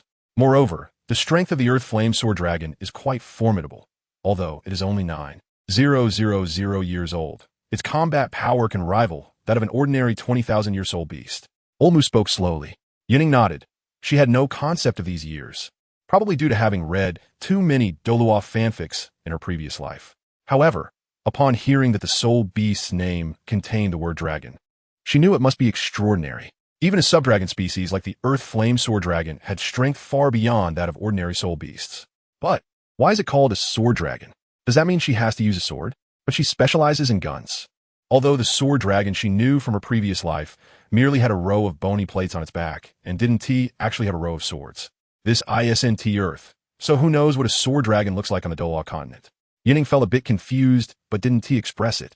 In her view, since Shrek Academy provided this soul bone, it surely benefited her more than it harmed her. Otherwise, wouldn't it be a waste of a talented student? Although Shrek Academy did some questionable things in certain areas, they weren't truly foolish and provided good support for their students' resources. Are you curious why the Academy gave you a sword dragon's soul bone? Old Mu looked at Yun Ying and, seeing her nod, said with a smile.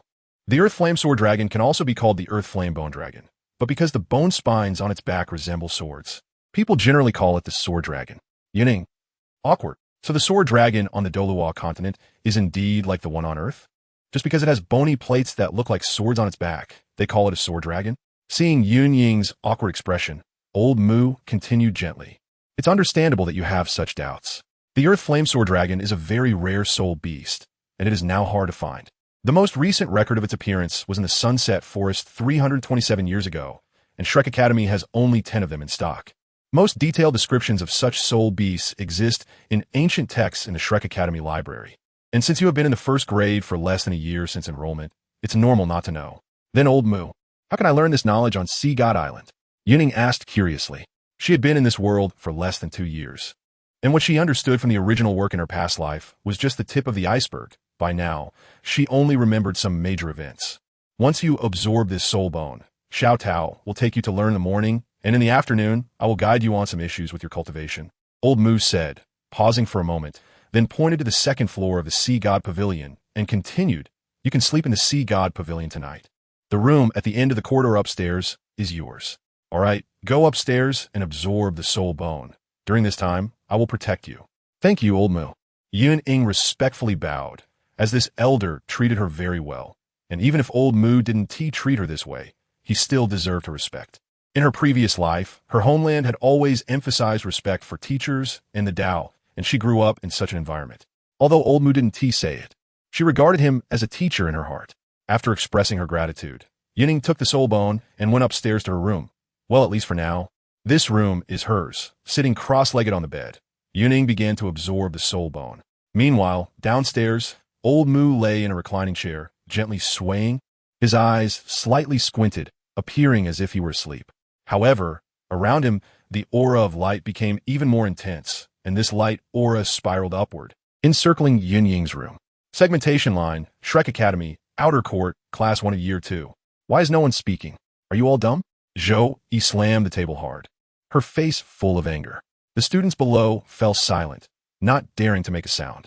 It must be said that Zhou Yi's teaching style, though simple and brutal, was quite effective in intimidating these talented youths. Over the past year, the students in Class 1 not only had a strong cohesion, but also made significant progress under her guidance. The key was that they listened. They absolutely followed her orders without hesitation, and any task assigned by Zhou Yi was taken seriously. Even though Zhou Yi expelled quite a few people in the first academic year, since entering the second year, there hadn't been a single expulsion so far. Even if someone made a mistake, they would just get scolded or kicked a couple of times. There were no more severe punishments. The students were well aware that Teacher Zhou was doing it for their own good, which made them work even harder in their cultivation. The atmosphere in the classroom was noticeably tense, with students all looking down. Zhou Yi's gaze swept across everyone, finally landing on a purple-haired girl. Ziyin, stand up. Ziyin quickly stood up and responded, Teacher Zhou. Zhou Yi said, calmly speak. For the midterm exam, what are your plans as class leader regarding the challenge proposed by Class 2? Yin inwardly groaned. Originally, in the first grade, Class 1 was untouchable, especially with the presence of the big shot Yun Ying. And after Bin was expelled, Class 2 couldn't stir much trouble. But by the second half of the first grade, everything changed. Yun Ying left, Wang Dong left, and even Hui Yuhao followed suit. Although she didn't know what they were up to, Zhou Yi's demeanor suggested it was something good. Then other classes began to act up. Back then, with her, Xiao Xiao, and the pair of twins, they could still hold the fort.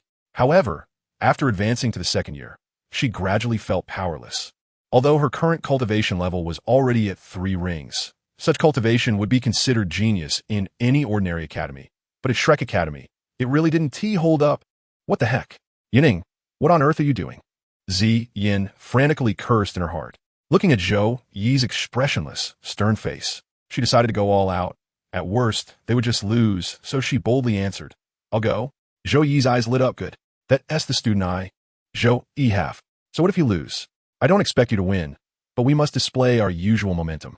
As the class leader, I give you full authority this time. You pick the team. Choose 6 to go with you. Hearing this, Yin became excited. She maliciously turned to the shrinking Xiao Xiao. Xiao Xiao, let us go together. Ah.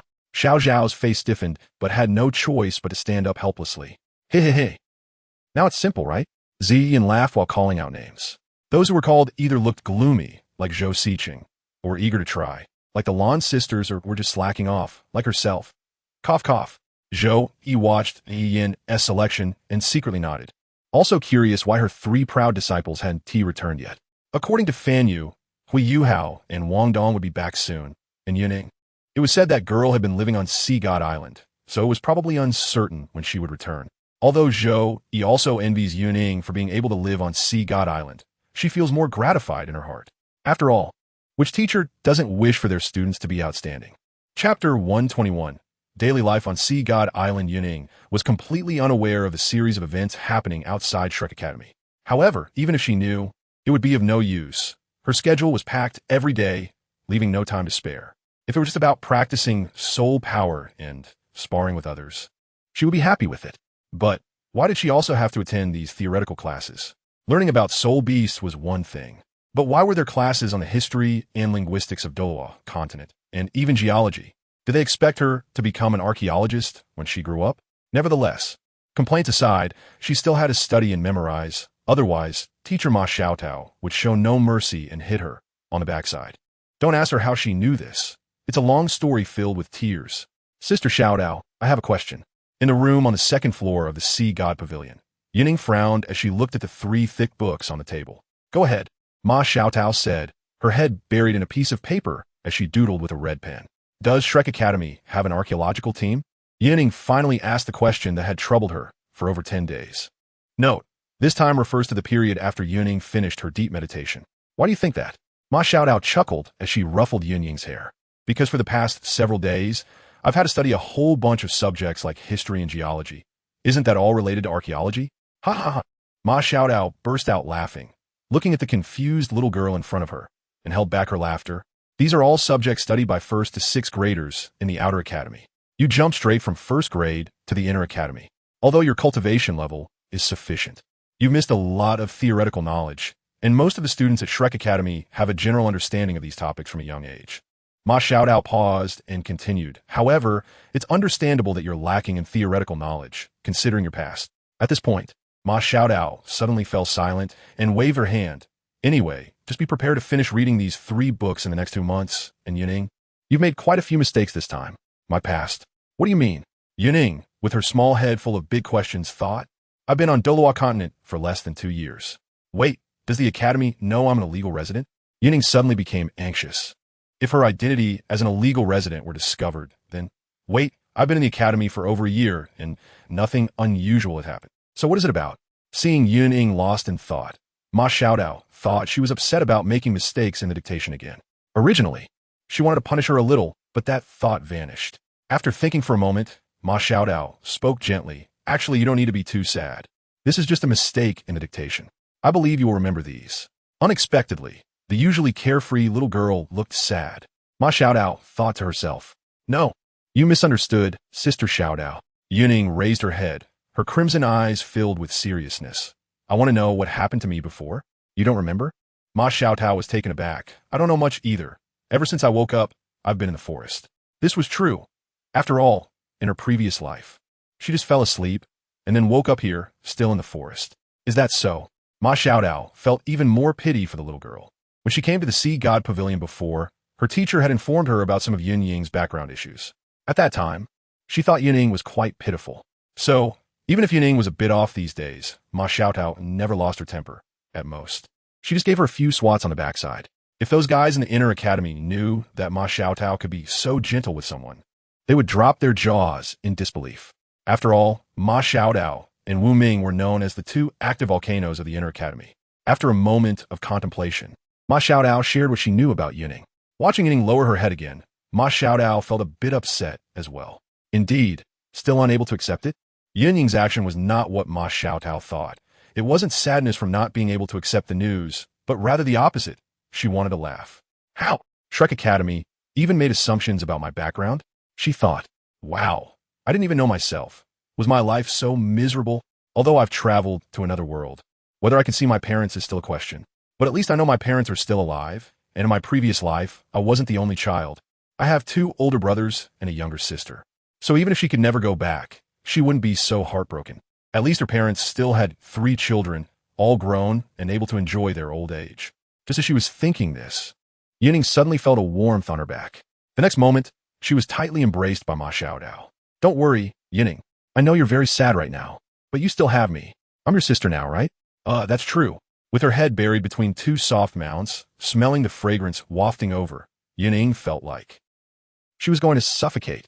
Can you let go of me first, Sister Xiaotao? Yun Ying struggled y Ma Xiaotao se embrace, and Ma Xiaotao quickly released her. Cough, cough. Sister Xiaotao, you almost suffocated me. Yun Ying rolled her eyes, looking speechless. Ma Xiaotao chuckled awkwardly, stood up, and adjusted her clothes, glancing at the clock on the wall. It was already 11:30. Let us go. Let us have lunch in the inner academy together. Hearing this, Yun Ying obediently got out of bed, changed her shoes, and left with Ma Xiaotao. Honestly, I'm envious of you, being able to live in the Sea God Pavilion. Ma Xiaotao pinched Yun Ying's face, very soft and plump. It's just temporary. Once I pass the inner academy assessment, I'll have to leave the Sea God Pavilion. Then you can come live with me. Maybe not. What did you say? I said, I'll live with you when the time comes.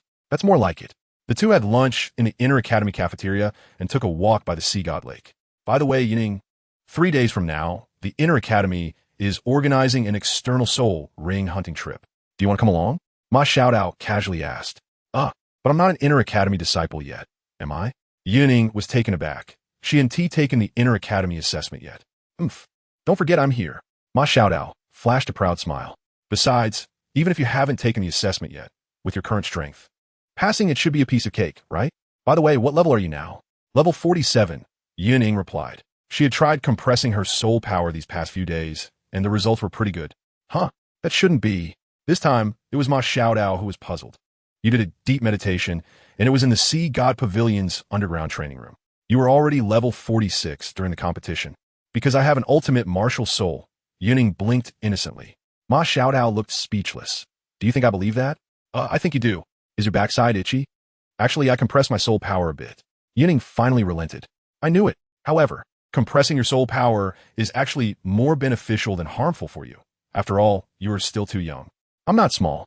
For some reason, when Yun Ying heard Ma Xiaotao say she was small, she felt inexplicably frustrated, and then she quietly spoke up. Ma Xiaotao glanced at Yun Ying's chest and noticed there was a slight rise. Then she looked at her own and finally stared silently at Yun Ying. At this moment, silence spoke louder than words. Yun Ying secretly ground her teeth and angrily said, I'm small. Ha ha. Ma Xiaotao laughed, realizing that this little junior sister was becoming cuter. All right. I won't tease you anymore. Seeing Yun Ying's darkening little face, Ma Xiaotao quickly said, if I really provoke her, it would be counterproductive. In any case, it's not a bad thing for you to slow down your cultivation speed right now. It's just right to accumulate yourself, and when the time comes, you can burst forth with greater power, which will be more beneficial for your growth. Yun Ying listened quietly and kept all this in mind. Although Ma Xiaotao sometimes appeared fiery and carefree, most of what she said made quite a bit of sense. Well, the previous comment about her being small was unreasonable. After inquiring about Yun Ying's willingness to participate in the Inner Courtyard Organization's event, The little one clearly stated that she would not participate, and Ma Xiaodao felt bored. Then fine, since you're not participating, it wouldn't make much sense for me to go either. I might as well stay at the academy to tutor you. Hearing Ma Xiaotao's words, Yun Ying couldn't help but shiver, and her butt started to ache again. Damn it. Chapter 122. Intercourt assessment time flowed slowly without notice. Under the friendly guidance of Ma Xiaodao, Yun Ying made up for the theoretical knowledge she lacked. During this time, she received many warm greetings from Ma Xiaodao. In order to escape from her predicament as soon as possible, Yun Ying applied the intense study habits she had from her previous life as a high school senior, compressing the originally planned 3-month period from mastering the basic theories into 2 months. By the end of this period, Yun Ying felt a bit dazed when she reflected back. Who would have thought that even after crossing over, she still had to cram for knowledge? In her previous life as a liberal arts student, memorizing political, historical, geographical, and literary knowledge was an exhausting ordeal. She would even recite in her mind while on the way to eat. After returning home, she wouldn't stay up late cramming, as she believed it was better to sleep early and wake up early to study again, ensuring adequate sleep while still retaining knowledge.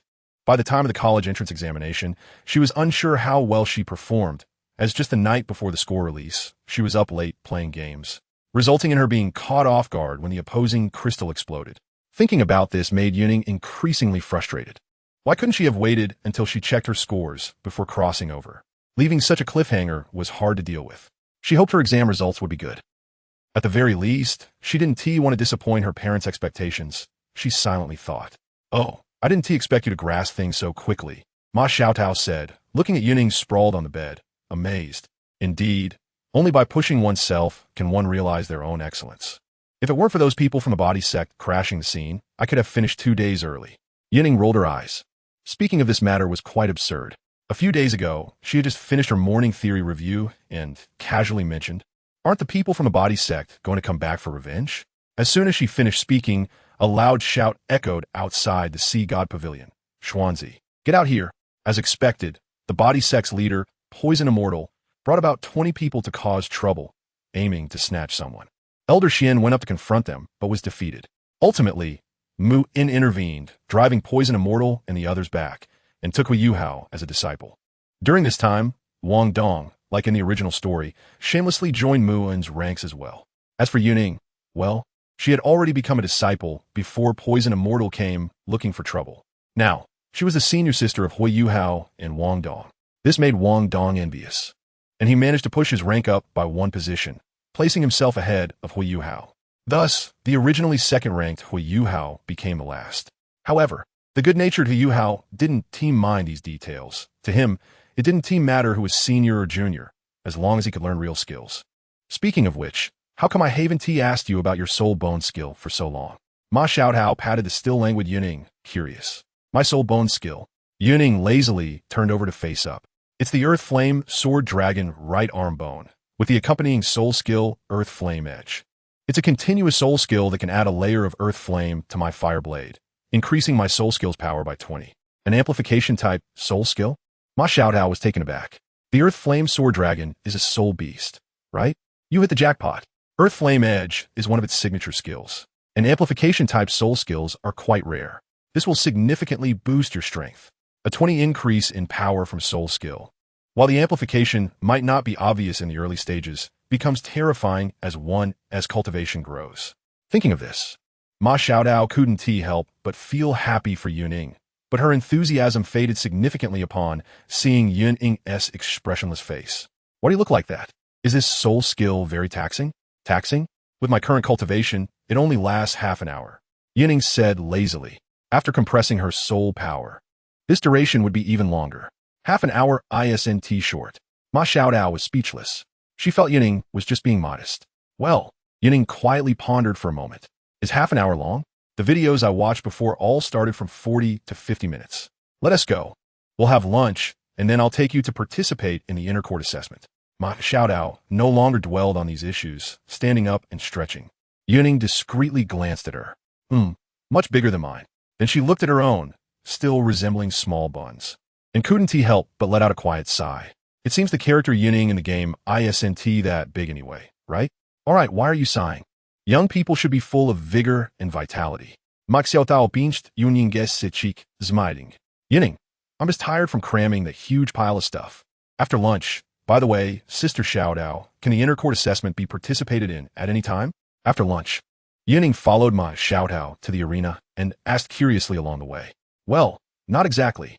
If you want to participate in the inner-court assessment, your own strength is one part, and the other part depends on the performance of the inner-court disciples in school, Ma Xiaodao replied. Is the inner-court assessment conducted by the inner-court disciples? Exactly.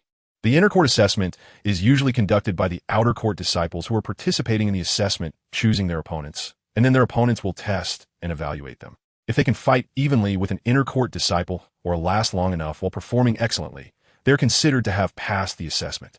Of course, if you directly defeat your opponent, that counts as a definite pass. Ma Xiaodao explained.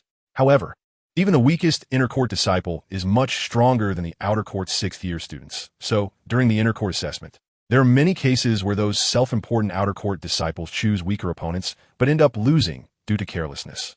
To prevent favoritism and fraud, the Academy usually sends an elder from the Sea God Pavilion to supervise the assessment. After all, every inner-court disciple represents the backbone of Shrek, and their selection cannot be taken lightly. Yun Ying suddenly realized. So, do I have to choose an opponent later? You don't have to, Ma Xiaodao said, looking at Yun Ying with a gentle smile, but Yun Ying felt a chill in her heart. My opponent won TBU, right? Correct. Your reward is to be supervised by Dean Yin. Ma Xiaodao continued to smile, making Yun Ying feel that this smile was somewhat eerie. Now, Ma Xiaodao's strength exceeded the original story by a lot. Not only had her martial soul evolved, but the flame she controlled had also become the ultimate fire. And her cultivation had surpassed level 70, directly having 3 more soul rings than her. Moreover, Ma Xiaodao's combat power now ranked in the top 5 or even top 3 in the inner court, with only Han Ro and Wu Ming above her. Don't worry, Yun Ying. You just need to last 5 minutes under my hand, and I'll consider you qualified. And I want to use my 7th soul skill. It seemed that 2 little devil horns sprouted from Ma Xiaodao's head, leaving Yun Ying feeling helpless. Then, I'll give it a try. In the end, she agreed, as there was really no choice. If she refused Ma Xiaodao's request, given her character, she might bring Han Ro or Wu Ming over, and if that happened, it would be better to fight Ma Xiaodao. Yun Ying was deep in thought, and at the same time, during her conversation with Ma Xiaodao, the ice blue gem in the red jade bracelet on her right wrist was slightly shaking. It still showed a few cracks and emitted bursts of cold air, while absorbing the immense life force from the life gold placed nearby. Chapter 123. Actress Ma Xiaodao Inner Courtyard Arena. Yun Ying and Ma Xiaodao stood on opposite sides, gazing at each other from afar. By the side of the arena, the director of the Martial Soul Department, Yin Xiaozhe, who had been drinking tea and slacking off in the office, stroked his chin. He was optimistic about both of them, but if he had to choose which one he valued more, it was undoubtedly Ma Xiaodao. You both give it your all in this spar. If necessary, I will step in to help, Yin Xiaozhe said, although he himself didn't quite believe this. With the current relationship between these 2 good friends, there is unlikely to be a situation where they would get too heated. He was still heavily influenced by the previous incident with the evil fire phoenix Ma Xiaodao. Whenever she fought, he worried that she might go too far. All right, the inner courtyard assessment begins now. Xiao Yunying, pay attention. Although I promise you I wouldn't use my 7th soul skill, I won't hold back in the upcoming battle, Ma Xiaodao said with a smile. Then her expression turned serious, flames swirling around her, and 7 soul rings of yellow, purple, and black rose up. A phantom of a phoenix flashed behind her, followed by the shining of her 2nd and 3rd soul rings, enhancing her with the 2 powerful soul skills, Blazing Phoenix and Phoenix Wings Sky Soaring. A pair of fiery wings appeared behind her. Be careful. As soon as she finished speaking, Ma Xiaodao suddenly lunged at Yun Ying, her 1st soul ring lighting up as she unleashed a line of phoenix fire aimed at her. Yun Ying reacted quickly, summoning her flickering fire at the moment Ma Xiaodao charged at her. Her spear stood firmly on the ground as she performed a pole vault-like maneuver to dodge the attack. Oh, not bad, huh? Ma Xiaodao raised an eyebrow, seemingly pleased that Yun Ying's special training had paid off during this time. However, looking at Yun Ying's spear that was bent under pressure, even though Ma Xiaodao had seen it many times before, she still felt a slight sense of incongruity. Is this spear definitely not modified from a whip? Yun Ying almost showed an expression like a subway elder looking at a phone. What do you mean modified from a whip? That sounds as if my martial soul is strange. After a brief moment of processing, Yun Ying replied, it's probably just the characteristics of my martial soul. Anyway, as long as she could use it comfortably. And in just that moment, Ma Xiaodao was closely pursuing Yun Ying. With a flap of her phoenix wings, an overwhelming wave of phoenix fire erupted, and visually, it was undoubtedly the brightest display in the arena. Of course, the skills released by Ma Xiaodao were not just for show. This level of attack did deal some damage to Yun Ying, but it was minimal, as both were masters of fire, and the intensity of their flames was roughly the same, probably. Therefore, the idea of quickly achieving victory was not feasible for the moment. She could only wait for an opportunity to launch a surprise attack. Of course, the situation mentioned above was based on the premise that both of their cultivation levels were equal. But now with Yun Ying at the 4th ring facing Ma Xiaotao at the 7th ring, the outcome was destined to be one-sided without considering life and death. Returning to the battle, facing Ma Xiaotao's attack, Yun Ying immediately responded, her first soul ring lighting up. She held her flickering fire tightly, spinning it as she drew an infinity symbol around her, while several spear shadows emerged to help her reduce some of the incoming attacks. Come on. My first layer of passive damage reduction is a whopping 40. The reference panel here is from when the test server was just released. It has since been nerfed. With this damage reduction effect, the flames, which originally had little actual damage to her, now dealt even less. Withstanding Ma Xiaotao's attack, Yun Ying chose to go on the offensive first. She quickly stepped forward, her second soul skill activating, and, at the same time, she utilized the skill from the soul bone she had recently fused. There was no choice, facing an opponent like Ma Xiaodao. Yun Ying felt it was best to give her all. Holding her flickering fire, Yun Ying launched a strong attack, stabbing out 3 times in succession. The crimson spear light was covered with a layer of earthy yellow glow, which was the effect of the soul bone skill, Earth Flame. Seeing this glow, Ma Xiaodao immediately understood what Yun Ying had done. She felt a mix of helplessness and amusement in her heart. This girl was truly putting in her all to win against her. From what she had heard, Yun Ying hadn't used the soul bone much since its fusion, so this was likely her first time putting it into actual combat. However, since you're trying so hard, I can't hold back either, right? Facing Yun Ying's attack, Ma Xiaodao flapped her wings once more, gathering the scattered flames into a fiery vortex that appeared in front of her, stirring up the incoming spear light. While her 4th soul ring shone brightly. This flame flows like water. No wonder it's you, Sister Xiaodao. Watching her attack being neutralized, Yun Ying was not annoyed. As she saw Ma Xiaodao revealing her 4th soul skill, she sidestepped and adjusted her body, then activated her 3rd soul ring, smashing her spear to the ground. Propelling herself high into the air, she adjusted her form mid-air to dodge the massive pillars of fire erupting from the ground. Switching from a one-handed to a two-handed grip, the flames on the flickering fire surged, and she slammed down from the air, a spear tip engulfed in flames, and earth flame shooting up from the ground, rapidly heading straight for Ma Xiaodao. Faced with this attack locking onto her, Ma Xiaodao was unyielding, her dark 5th soul ring shining brightly. A small fire phoenix with a wingspan of about a meter flew out, colliding with the spear tip, resulting in an explosion. In the audience area, not far away, Yan Xiaozhe nodded repeatedly as he watched this scene. On the arena, the two exchanged blows back and forth, seemingly evenly matched, but in reality, Ma Xiaodao had the upper hand. However, Ma Xiaotao was clever, creating an illusion that she and Yun Ying were equally matched, prompting Yun Ying to fight with all her strength while she fed her moves to help her improve in battle. In simple terms, Ma Xiaodao knew how to perform. Originally, the purpose of this inner courtyard assessment was to provide those qualified outer courtyard disciples with a chance for combat guidance. It should be noted that the practical combat ability and soul power cultivation of the inner courtyard disciples were stronger than 90 of the academy's teachers on the continent. In some economically struggling regions, an average of 5 rings of Soul Kings among inner courtyard students could even become the heads of an academy. And in today's match, winning or losing was not important. The key point was for Yun Ying to discover some issues she still had during this battle and then train better to break through herself. Ma Xiaotao's actions now undoubtedly showcased the essence of performance. She truly knew how to act, deserving an Oscar.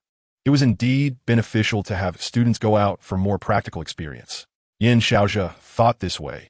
The previous Ma Xiaodao would not have acted like this. Given her fiery temper, it would have been good enough if she didn't leave her opponent severely injured, let alone patiently guide others in battle like she was now. Of course, this was also due to the deep friendship between the two. Yan Xiaozhe suddenly felt it necessary to arrange a new course for the outer courtyard disciples, such as wilderness survival training. Chapter 124. Inner courtyard disciples get it unknowingly. The originally set 5-minute time had long passed. and the two on the field were still passionately crossed out, exchanging blows. However, what initially appeared to be evenly matched was now beginning to tilt overwhelmingly in one direction. According to reason, as a high-explosion and high-damage Soul Master, Ma Xiaotao's combat process should be straightforward and brutal, crushing her opponents along the way. However, it also depends on the situation of her opponents. If their overall strength is lower than hers, like in this current sparring session, which mainly serves to teach others, the soul power consumed by her soul skills would be much less. The situation on the field changed rapidly. Yun Ying, who was originally relying on the recovery effect of her soul skills to keep up with Ma Xiaotao, quickly fell at a disadvantage and eventually had to regretfully exit under the bombardment of a phoenix meteor shower. How does it feel? Ma Xiaotao smiled as she stepped down from the competition platform. So brutal. Yun Ying rolled her eyes, speechless. Does she not know how she performed? In that last wave of phoenix meteor shower, Yun Ying directly turned into Han Taio Taio, jumping around in the fire and nearly bending her fire arc. It would be quite something if she really bent the fire arc. All right, since the assessment is over, Xiaotao, you can take Yun Ying to collect the inner courtyard disciples' uniforms. I have some matters to attend to. Yin Xiaozhe cleared his throat, moved his mind, and put away the teacup into his storage ring. However, this little action was noticed by Ma Xiaotao and Yun Ying. Ma Xiaotao sighed helplessly and pulled Yun Ying away. He looked confused. Sister Xiaotao, what is the dean doing? On the way, Yun Ying asked curiously. She only remembered a few major events and key figures about the second battle, and she didn't know the character traits of the other characters at all. Besides, reality and the original story have a significant divergence, and the events cannot be completely applied to reality. Are you talking about the teacher? Ma Xiaotao thought for a moment and then waved her hand, saying the teacher's personality is relatively easygoing. Since the martial soul department is quite busy on regular days, he doesn't have much time to rest. Now that he finally has a break, why not enjoy it? Oh, so Dean Yin has it pretty tough. Yun Ying suddenly realized. All right, let's go collect the inner courtyard uniforms first. There's still some things to discuss later. Divider, in the academic affairs office. Ma Xiaotao took Yun Ying to collect the inner courtyard disciple uniforms. Looking at the blood-red uniform in her hands, which had the Shrek Academy logo printed on it, she had to admit that this uniform was indeed pleasing to the eye, much better than the uniforms from her previous life. Watching Yun Ying hold the uniform, Ma Xiaotao's eyes sparkled. A disciple of the inner courtyard under 13 years old is still unique in the thousands of years of history of Shrek Academy. As for the entire continent, let's not go there. Very well, Yun Ying, you are now considered an inner courtyard disciple. Next, I have a task for you, so please listen carefully. Ma Xiaotao cleared her throat and said seriously. Yun Ying looked up in confusion, seeing Ma Xiaotao's serious expression. Her heart stirred slightly. Sister Xiaotao, could it be about the inspection team? That's right. Ma Xiaotao praised her with a glance. The detailed information was already explained by Elder Xian during the previous competition, so I won't elaborate further. Now, may I ask if you are willing to join? Do I have a choice? Yun Ying said helplessly. Every inner courtyard disciple was a member of the Shrek inspection team, and she was aware of this. Aha! Ma Xiaotao awkwardly scratched her head and continued. After this, you will receive tasks from the inspection team, so remember to collect your equipment when the time comes. All right, now that this matter is settled. Wait, I forgot about your accommodation. Ma Xiaotao suddenly seemed to remember something and said, how about you stay at my place tonight? Let's not disturb the teacher for now. Isn't that wrong? Can't we just ask the academic affairs office? Yun Ying felt that things weren't that simple. Oh, the academic affairs office won't care about that. Just hurry up and follow me. I'll show you around the inner courtyard. Chapter 125. The sixth one. The next morning, when Yun Ying opened her eyes, she found that there was no one beside her. Where did Xiaotao go? She sat up from the bed in confusion, stretched lazily, and then started to get dressed while yawning. During the process of getting dressed, she caught a glimpse of a note on the bedside. Picking it up to read, I saw you sleeping soundly, so I didn't disturb your dreams. I went to carry out the observer's mission. I'll be back in about 4 or 5 days, don't worry. Yun Ying immediately understood why Ma Xiaotao was not there. An observer's mission. Yun Ying touched her chin. Now that she had become a member of the Shrek Observer team, she should also be executing missions. Otherwise, she wouldn't be able to graduate from the inner courtyard. Moreover, the plot had already been altered too much by her little butterfly effect. As a time traveler, her prophetic abilities might gradually weaken until they disappeared completely. The future path would need her to explore slowly on her own. Yun Ying yawned without any image, shook her head, and after stretching lazily, she leisurely put on her clothes. Although she had slept together with Ma Xiaotao yesterday, which could be considered sharing the same bed. What surprised Yun Ying was that Ma Xiaotao hadn't made any moves during that time. Although it felt a bit strange, it was still within reason. However, on the day Ma Xiaotao returned, she might not meet Yun Ying either, because by then Yun Ying would have reached level 50 in her soul power. At that time, she might also team up with other inner courtyard disciples to go to the Douluo forest to obtain soul rings. After coming out of the wooden cabin, Yun Ying strolled around Sea God Island as usual. Life in the inner courtyard was mostly about practicing and executing observer missions. In a sense, it was quite dull, but another benefit was that there was a high degree of freedom, almost equivalent to the university life of her past life. She could go out freely and enjoy most of the resources of Shrek Academy, and the inner courtyard was located on Sea God Island, under the protection of the Golden Tree, allowing for a much faster cultivation speed than the outer courtyard. Overall, the inner courtyard was definitely a great place to enhance oneself. Yun Ying took the key and returned to her own wooden cabin. Along the way, she was contemplating one thing. She had already changed a critical part of the original plot. Hui Yuhao and the others had not entered the inner courtyard and had not received the title of Shrek's 7 Monsters for Life. Moreover, in the competition, her performance had already surpassed the vast majority of her peers, to put mildly.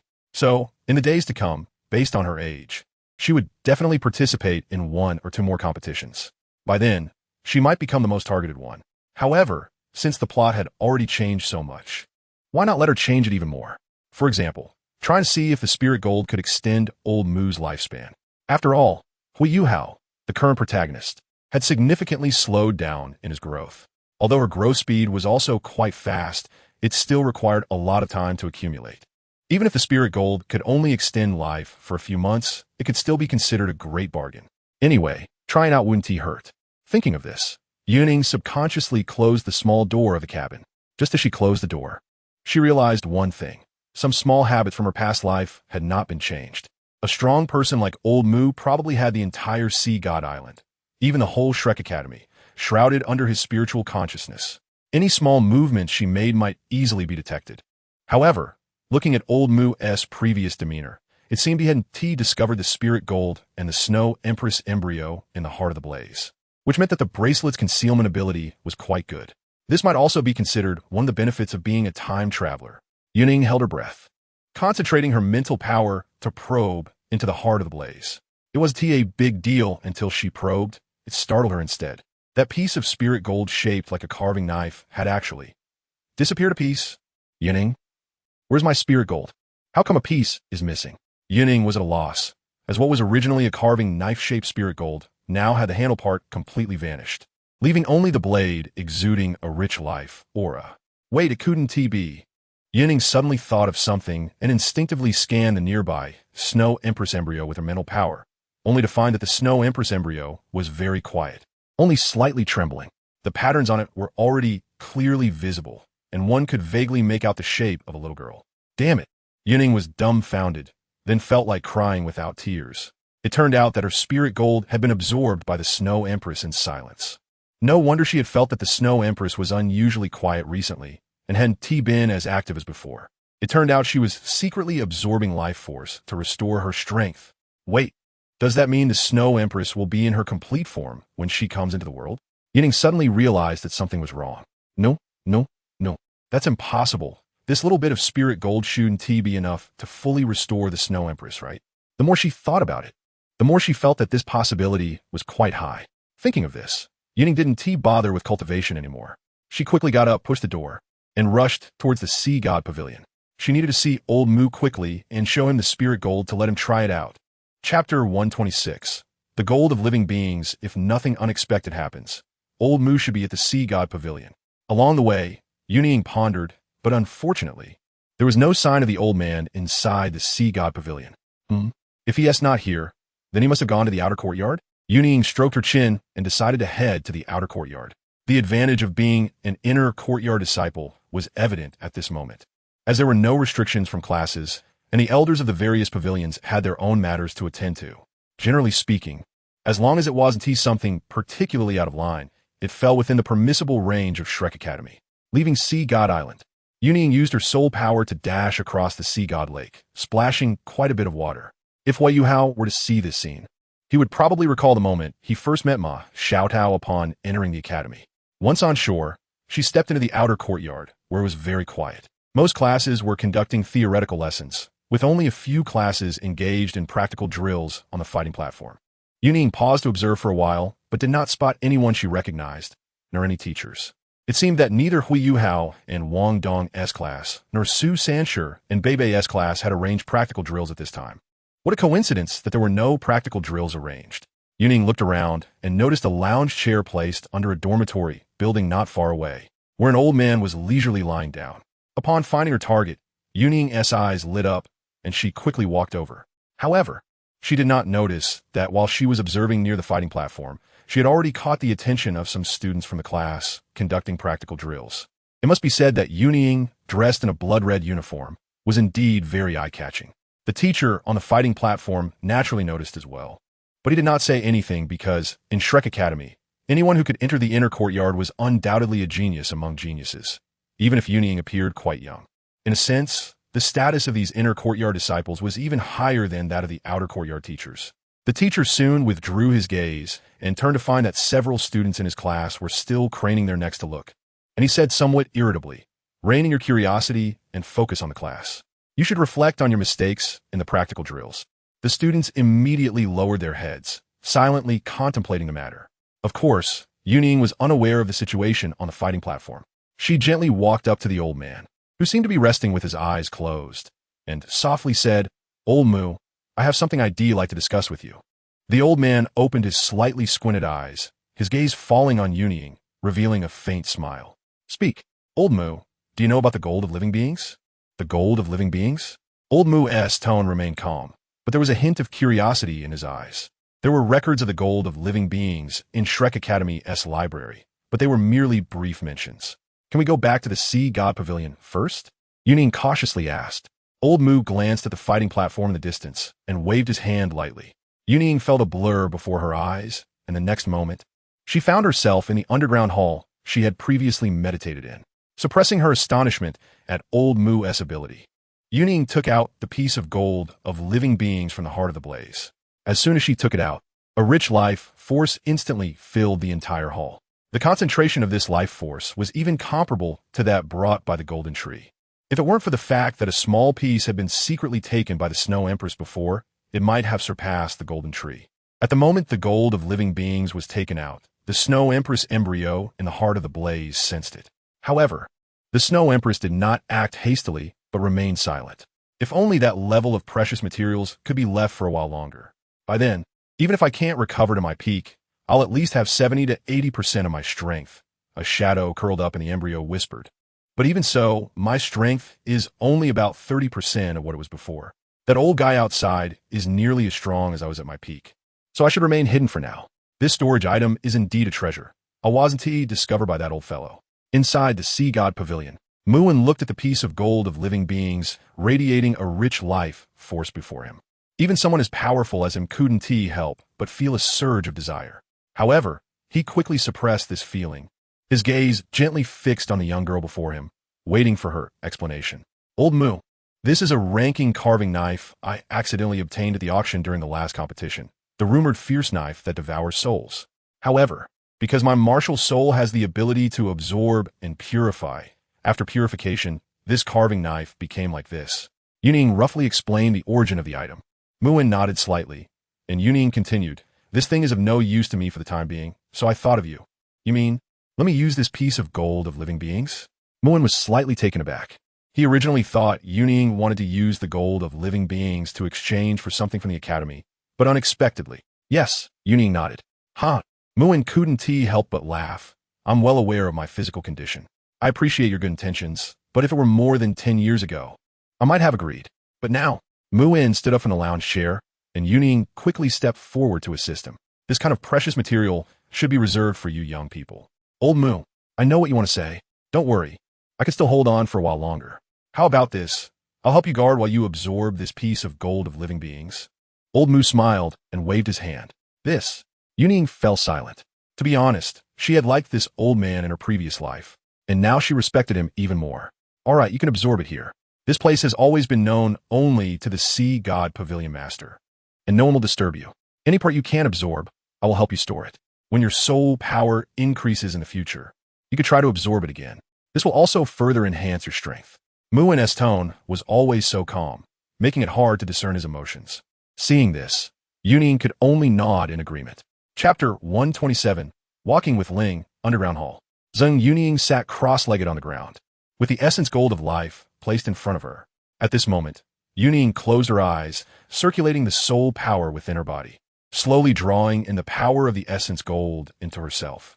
Behind Yun Ying, Mu In stood with a hunched body, his gaze still calm, showing no signs of emotional fluctuation. As Yun Ying gradually drew in the power, the immense vitality contained within the essence gold was perfectly released, and the concentration of vitality in the hall was even greater than before. Under this surge of vitality, even the golden tree showed faint signs of further growth. Mu In silently sensed all the changes around him, his heart gradually shifting from calm to shock. After all, the records in the Shrek Academy's scripture pavilion only stated that the essence gold of life is a rare treasure of heaven and earth, possessing unparalleled vitality. Therefore, even a peak powerhouse like Mu In had a limited understanding of the essence gold. As time passed, beads of sweat began to form on Yun Ying's forehead, and her body trembled slightly. Her soul power was operating at high speed, with life force from the outside continuously flowing in. Yun Ying felt as if all the bones in her body were creaking under the wash of this life force. Although vitality is a good thing, too much intake is not beneficial. If she did not have absolute confidence in this attempt, it would be no different from suicide. The reason Yun Ying was so bold was entirely due to Mu In being her support.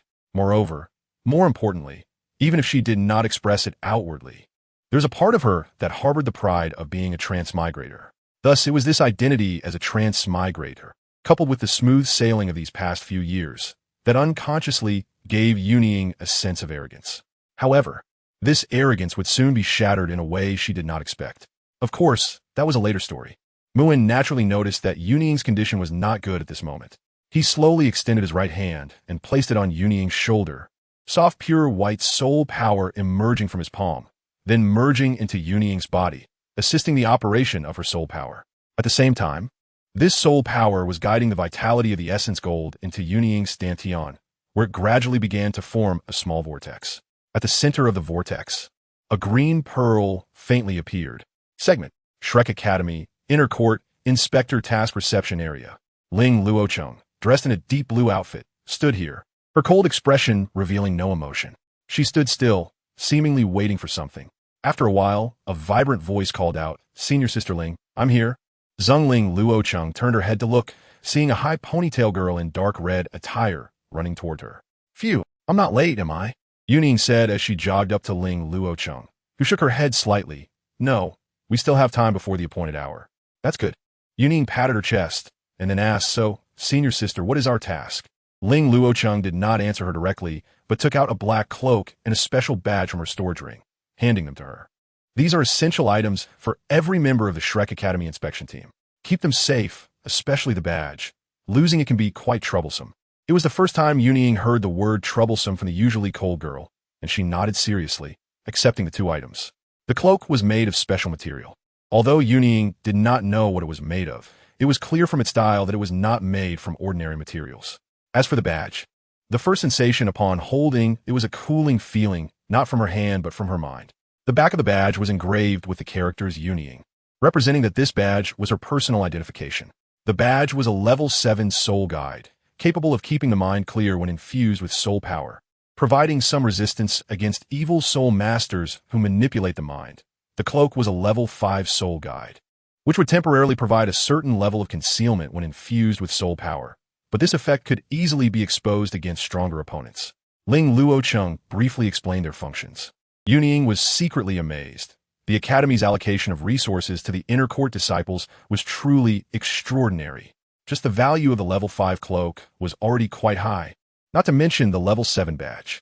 After all, every Inner Court disciple was an elite of Shrek, and we were also risking our lives to confront evil soul masters. Ling Luocheng stated, "Let's go, it's getting late. I will explain this task to you on the way." After glancing at the sky, Ling Luocheng said this, and then stepped out towards the exit of Shrek Academy. Yun Ying hurriedly followed. 3 days had passed since the last time she absorbed the essence gold of life. During these 3 days, Yun Ying had solidified her cultivation, and her soul power had undoubtedly reached level 50, but besides Mu In, no one else knew about it. This time, The inspection team task was also arranged by Elder Mu, allowing Ling Luocheng to take Yun Ying to familiarize herself with the process of the inspection team tasks. Yun Ying naturally had no objections, and Ling Luocheng had none either, as this task of bringing a newcomer also counted as part of her accumulated inspection team tasks. However, what the two did not know was that this trip would not only almost fail to complete the task, but would also nearly cost them their lives. And Yun Ying would soon face the most significant turning point in her life. Chapter 128. Coincidence within coincidence. The two left Shrek Academy, one after another. Ling Luocheng remained silent as usual, while Yun Ying curiously asked, Senior Ling, what exactly is the mission? Although it was a hunt for evil soul masters, they should at least be informed about the general situation of the opponents.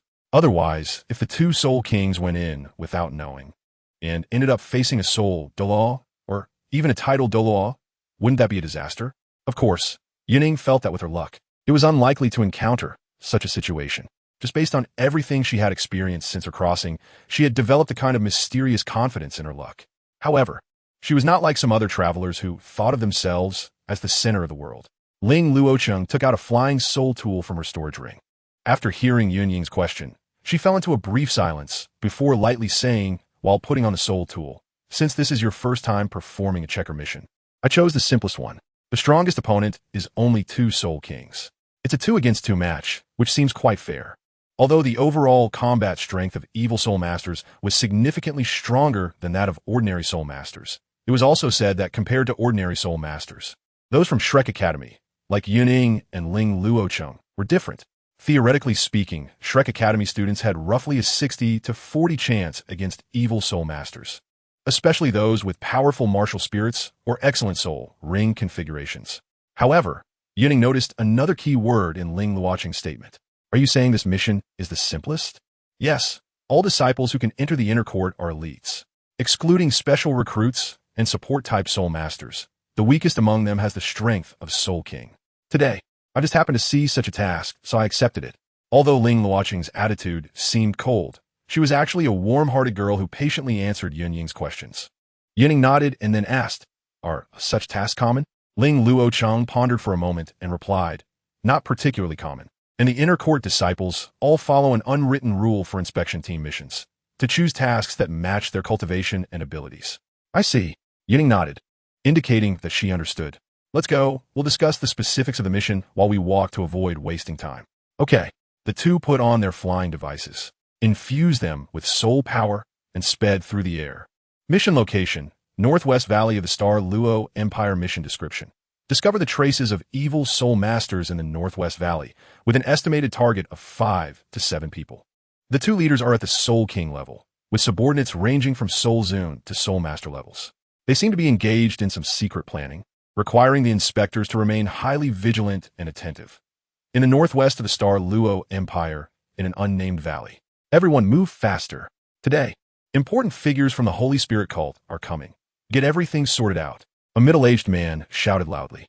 His face bore 2 knife scars that crossed in an X shape, and his sunken eyes and bronze skin made him look as thin as a walking giant sausage.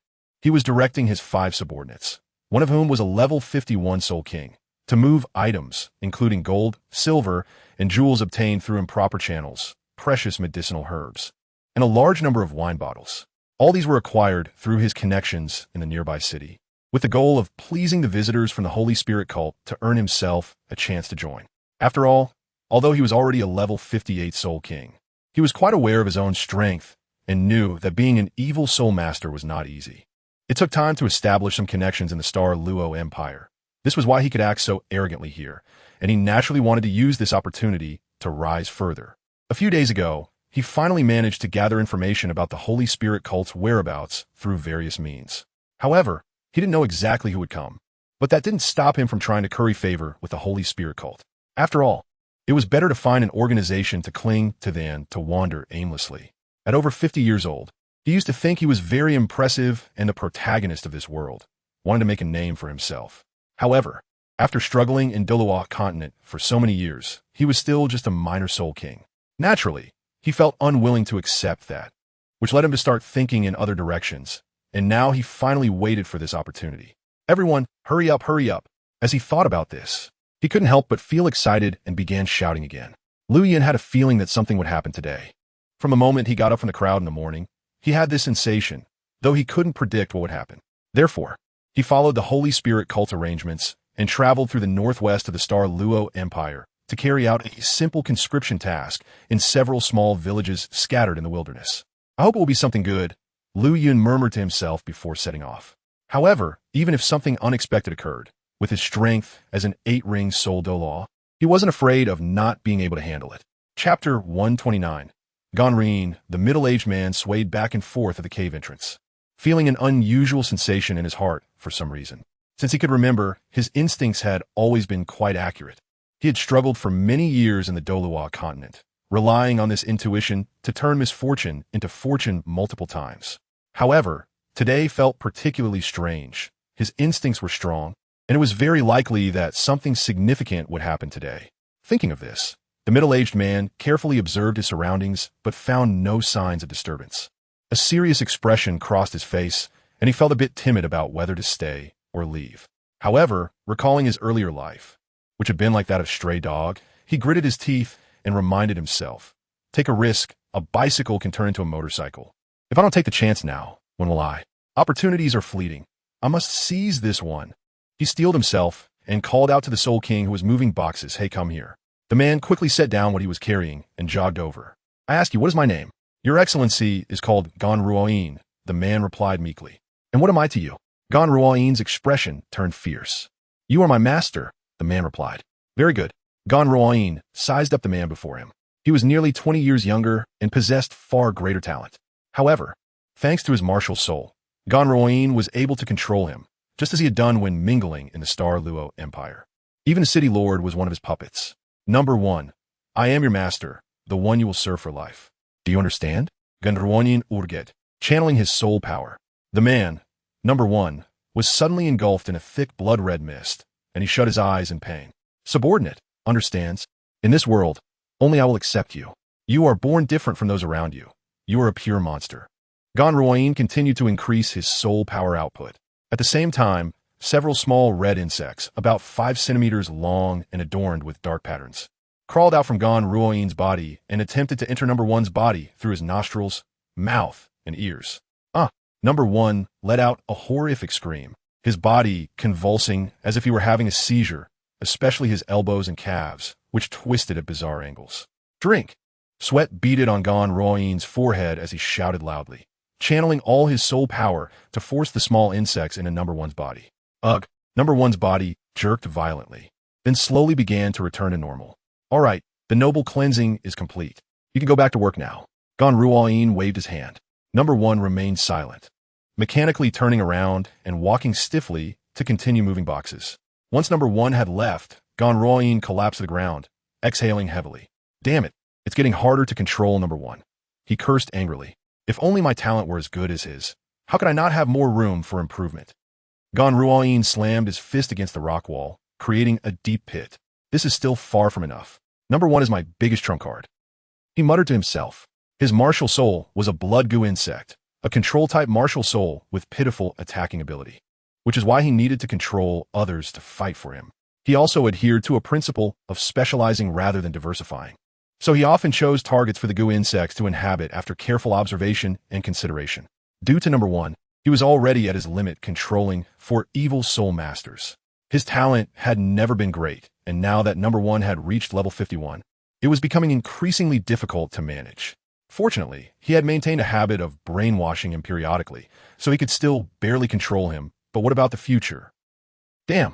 Thinking of this, Ganruoin couldn't help but curse the heavens again. I can't delay any longer. No matter how ominous the feeling, it doesn't matter. This time, I must seize the opportunity. Ganruoin looked up at the sky, which had turned from clear to ominously dark. Split line. Meanwhile, Liu Yun was leisurely making his way along the road. Even at his slow pace, he moved at a speed comparable to a soul king giving it his all. Hiss! Why has the sky turned dark? He looked up at the sky, slightly puzzled. Well, this works out perfectly. It fits my identity. He then revealed a wicked smile. After all, he was an evil soul master. Chapter 130, Raid Hiss. This valley is really hard to find. Outside the unnamed valley, Yun Ying and Ling Luocheng walked one after the other, each holding a map. Although they had the map in hand, and the intelligence department of Shrek Academy had done a great job with a very detailed drawing, there were still problems. Some very hidden places were not marked. For example, the unnamed small valley they were currently in, although it was a valley, its height was only about 30 or 40 meters, and the width inside was only about 10 meters. Anyone with a bit of training could easily climb up and down. Of course, this also showed the caution of that group of evil soul masters.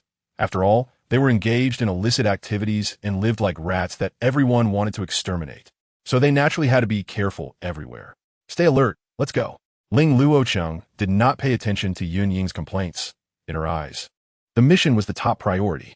The two had donned cloaks before coming here, and after putting away the maps, they entered the small valley slowly, one after the other. After walking for a while, 3 figures cloaked in black suddenly appeared ahead. 2 of them were strenuously moving boxes into a cave, while one was on lookout not far away. "Senior Ling?" Yun Ying whispered. Ling Luocheng waved her hand, signaling Yun Ying to come to her side. Among these 3, except for the one on lookout who is a soul master, the other 2 are only at the soul sovereign level. However, because of the special nature of evil soul masters, we must not be careless, Ling Luocheng whispered into Yun Ying's ear. Moreover, the one reported to be at the Soul King level hasn't shown up yet. Let's wait a bit longer.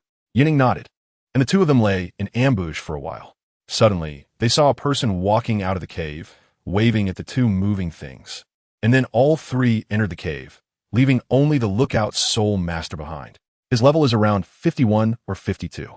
Judging by his build, he should be a strong attack type, Ling Luocheng said in a low voice. Yun Ying looked surprised.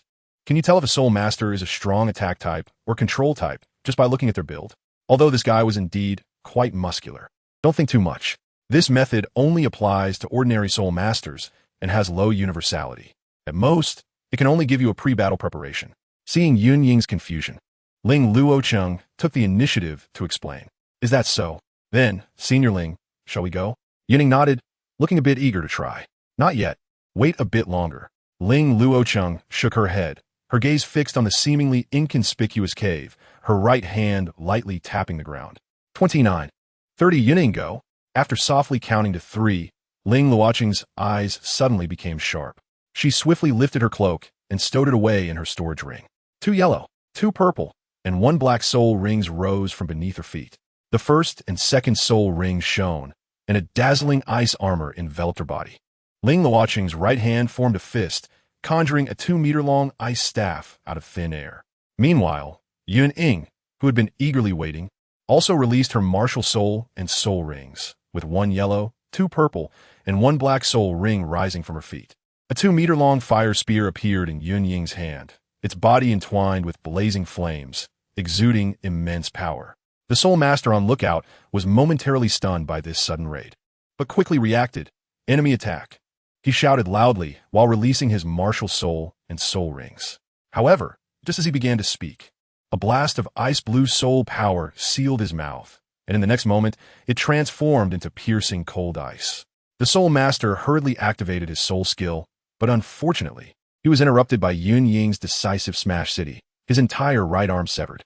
The extreme heat of the flames even prevented blood from flowing out, because his right shoulder had been instantly charred, and the blood inside evaporated. The soul master stared in pain with wide eyes. Ling Luocheng, expressionless, quickly stepped forward, conjuring an ice dagger with her left hand, and mercilessly plunged it into the enemy's heart. After finishing all this, she stored the body in her storage ring, then raised the ice staff, aiming at the cave, ready to unleash her soul skill. Senior Ling Yu. Yun Ying looked at Ling Luocheng, who had swiftly completed all these actions, clearly not a novice, her gaze somewhat dazed. What? Are you scared? Ling Luocheng's cold voice rang out. Didn't you experience this during the tournament? Before, I only saw corpses, and they were all blown to bits, not even a trace left. But now, this is truly killing someone. Yun Ying looked down at the fire spear, which had just severed a living person's arm. This is a process you must go through to become an inner court disciple. As I said, Shrek Academy does not raise waste. After Ling Luocheng finished speaking, she casually shot more than 10 2-meter-long ice spikes into the cave. Boom. Chapter 131. The blood-colored giant worm, a tremendous explosion resounded, and the entrance of the cave, which could originally accommodate only 3 people walking side by side, was blown open into a massive gaping hole. Countless fragments of stone and dirt scattered, accompanied by smoke. Ling Luochan, holding the ice staff, fixed her gaze on the cave entrance, her expression still as cold as ever, seemingly unfazed by what was happening around her. Yun Ying and the others waited in place for a few minutes. By now, the smoke had dissipated, but there was no sign of movement inside the cave. Just as Yun Ying, tightly gripping her fire gun, was about to venture inside to investigate, she was stopped by Ling Luochan raising her hand. Calm down. It seems our enemies are very cautious. I will continue to use ice spikes for long-range consumption. And you keep a close watch on the surroundings to respond to any danger. Okay, Yun Ying nodded, feeling a bit frustrated with herself for being too eager and neglecting the possibility of the enemy having other means. She was grateful to have the experienced senior sister Ling guiding her. Otherwise, she might have fallen into the enemy's traps. Thinking of this, Yun Ying expressed her gratitude. Thank you, senior sister Ling, for your guidance. Ling Luochan waved her hand dismissively and continued to conjure ice spikes, controlling them to fly into the cave for indiscriminate bombardment. Just as Ling Luochan was preparing to launch her third wave of attacks, there finally came a response from within the cave. I thought who it was, turns out to be two little girls. Ling Luochan did not respond to this, but instead activated her third soul ring, shooting a ball of ice blue soul power toward the cave entrance. In the next moment, a black-robed figure, who was just about to charge out, was instantly trapped by an ice cage that rose from the ground. However, just as quickly, a blood shadow flashed behind the black-robed person, and cracks appeared on the newly formed ice cage in an instant. Senior Sister Ling, be careful. Yun Ying, who had been closely monitoring the battle, suddenly noticed that the blood shadow, after failing to attack the ice cage, was charging straight at Ling Luochan. Without thinking, she took a quick step forward, sweeping her spear horizontally between them to block this sudden attack. Clang! At the moment their weapons crossed, countless sparks erupted. Yun Ying felt the opponent's strength was surprisingly high. The impact on her spear made her hands tingle. She quickly mobilized her soul power, concentrating it at the tip of the spear, and then pushed forward to strike. The opponent was not to be underestimated. Upon seeing their attack fail, they jumped back, creating distance between them and Yun Ying. The fire gun drew a red arc in the air, and a crimson flame slashed toward the opponent. The black-robed figure had no choice but to reveal his soul rings, 2 yellow, 2 purple, and 1 black, a total of 5 soul rings. The third soul ring shone brightly, and his hands suddenly transformed into sharp blades, his arms bulging grotesquely with twitching veins that resembled a monster from a biohazard scenario. The figure faced the incoming arc of flame without panic. His transformed hands crossed in an X shape in front of his chest, bracing against the attack. Yun Ying frowned and thought, is this thing really still human? And that defense is a bit too strong. She knew that although her previous attack had been somewhat hasty, the temperature of that flame was still over 1,000 degrees. This creature was able to withstand it with its own physical strength and appeared unscathed, which was enough to make Yun Ying take it seriously. After all, Ling Luochan had said this mission was the simplest one. If they encountered such an enemy in what was supposed to be the simplest mission, wouldn't the difficulty of future inspection team missions soar to the sky, standing shoulder to shoulder with the sun? This guy's soul ring ratio already exceeds that of an ordinary soul king, and on top of that, he is an evil soul master. Evil soul masters are inherently stronger than ordinary soul masters, and with an excellent soul ring ratio, one must not be careless. Ling Luochan's tone remained unchanged, still cold, but her serious expression indicated that she took this mission very seriously as well. No, every member of the Shrek inspection team values each of their missions, as the enemy's methods and strength are always unknown. Relying solely on the scant information available is not enough to feel secure. I understand. Still trying to sneak attack. Yun Ying had just nodded when she saw the black-robed figure's first and second soul rings light up consecutively. His already thick arms swelled even more, wrapped in strange crimson energy, and he launched another attack, but this time his target had changed. Yun Ying did not hold back either. After a cold snort, her first soul ring lit up, and the fire gun unleashed several flames. She spun her spear 360 degrees, simultaneously shifting her stance to a sideways angle, defending against the opponent's attack, while looking for an opportunity to circle behind for a more powerful counterattack. Meanwhile, Ling Luochan did not remain idle. Seeing that Yun Ying was temporarily holding off the Soul King, she focused her attention on the black-robed figure who had been trapped in the ice cage. With a wave of her ice staff, several ice spikes, emanating a cold aura, shot up from within the cage, piercing through the black-robed figure's body. The intense cold invaded the black-robed man's body, and he felt as if he had fallen into an ice cellar, his blood freezing. Soon after, he ended his wicked life with a sudden scream. Just as Ling Luochan prepared to assist Yun Ying, the one who had been speaking couldn't hold back any longer. "You little brat, don't get too proud." Then, an enormous red giant worm burst out from the cave, with a black-robed figure standing on top of it. The worm was at least 5 meters long, entirely crimson, oozing with a foul, pus-like liquid.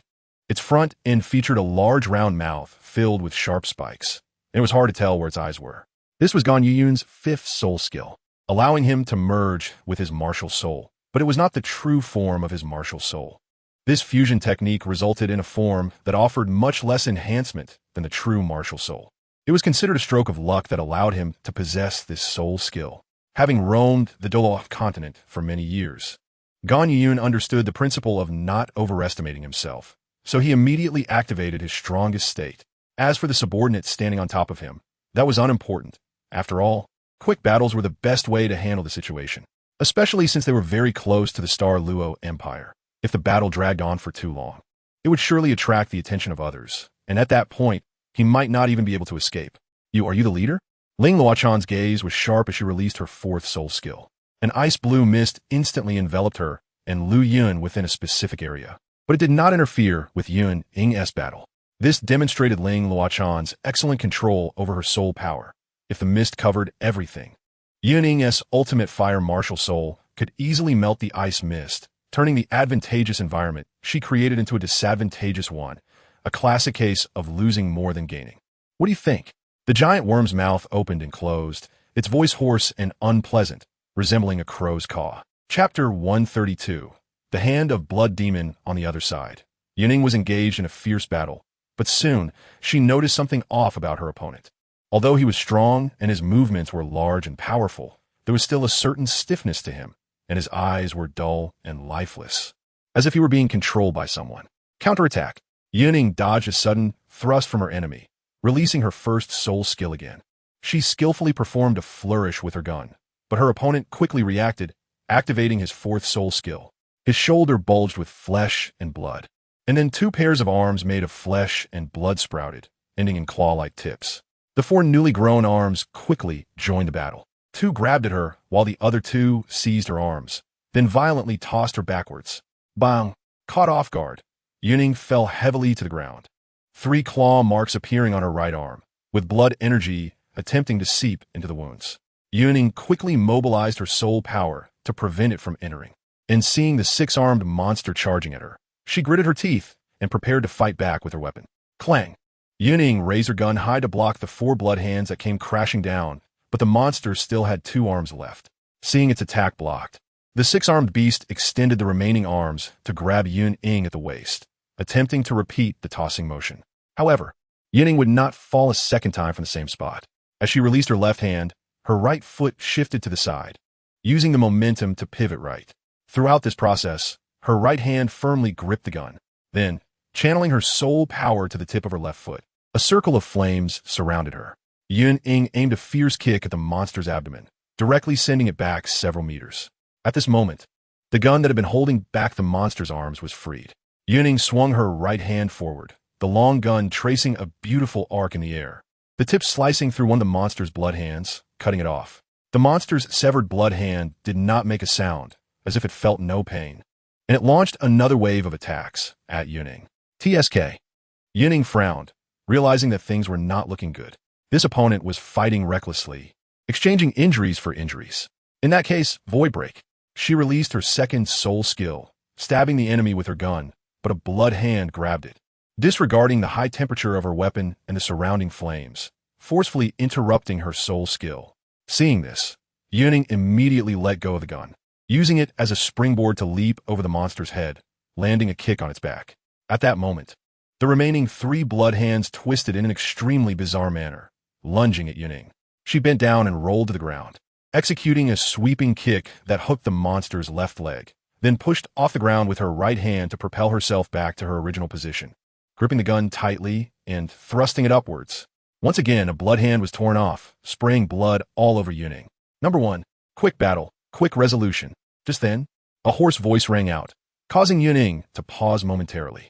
Instinctively, she turned to look in the direction of the voice, only to see a large area shrouded in ice mist, with occasional glimpses of a red mass bouncing around. However, in that moment of distraction, number 1 seized the opportunity, and 2 blood hands suddenly swelled, slapping down at Yun Ying. Yun Ying sensed danger, leaning back while holding the gun up to barely block the attack. However, number 1's intentions were far from over.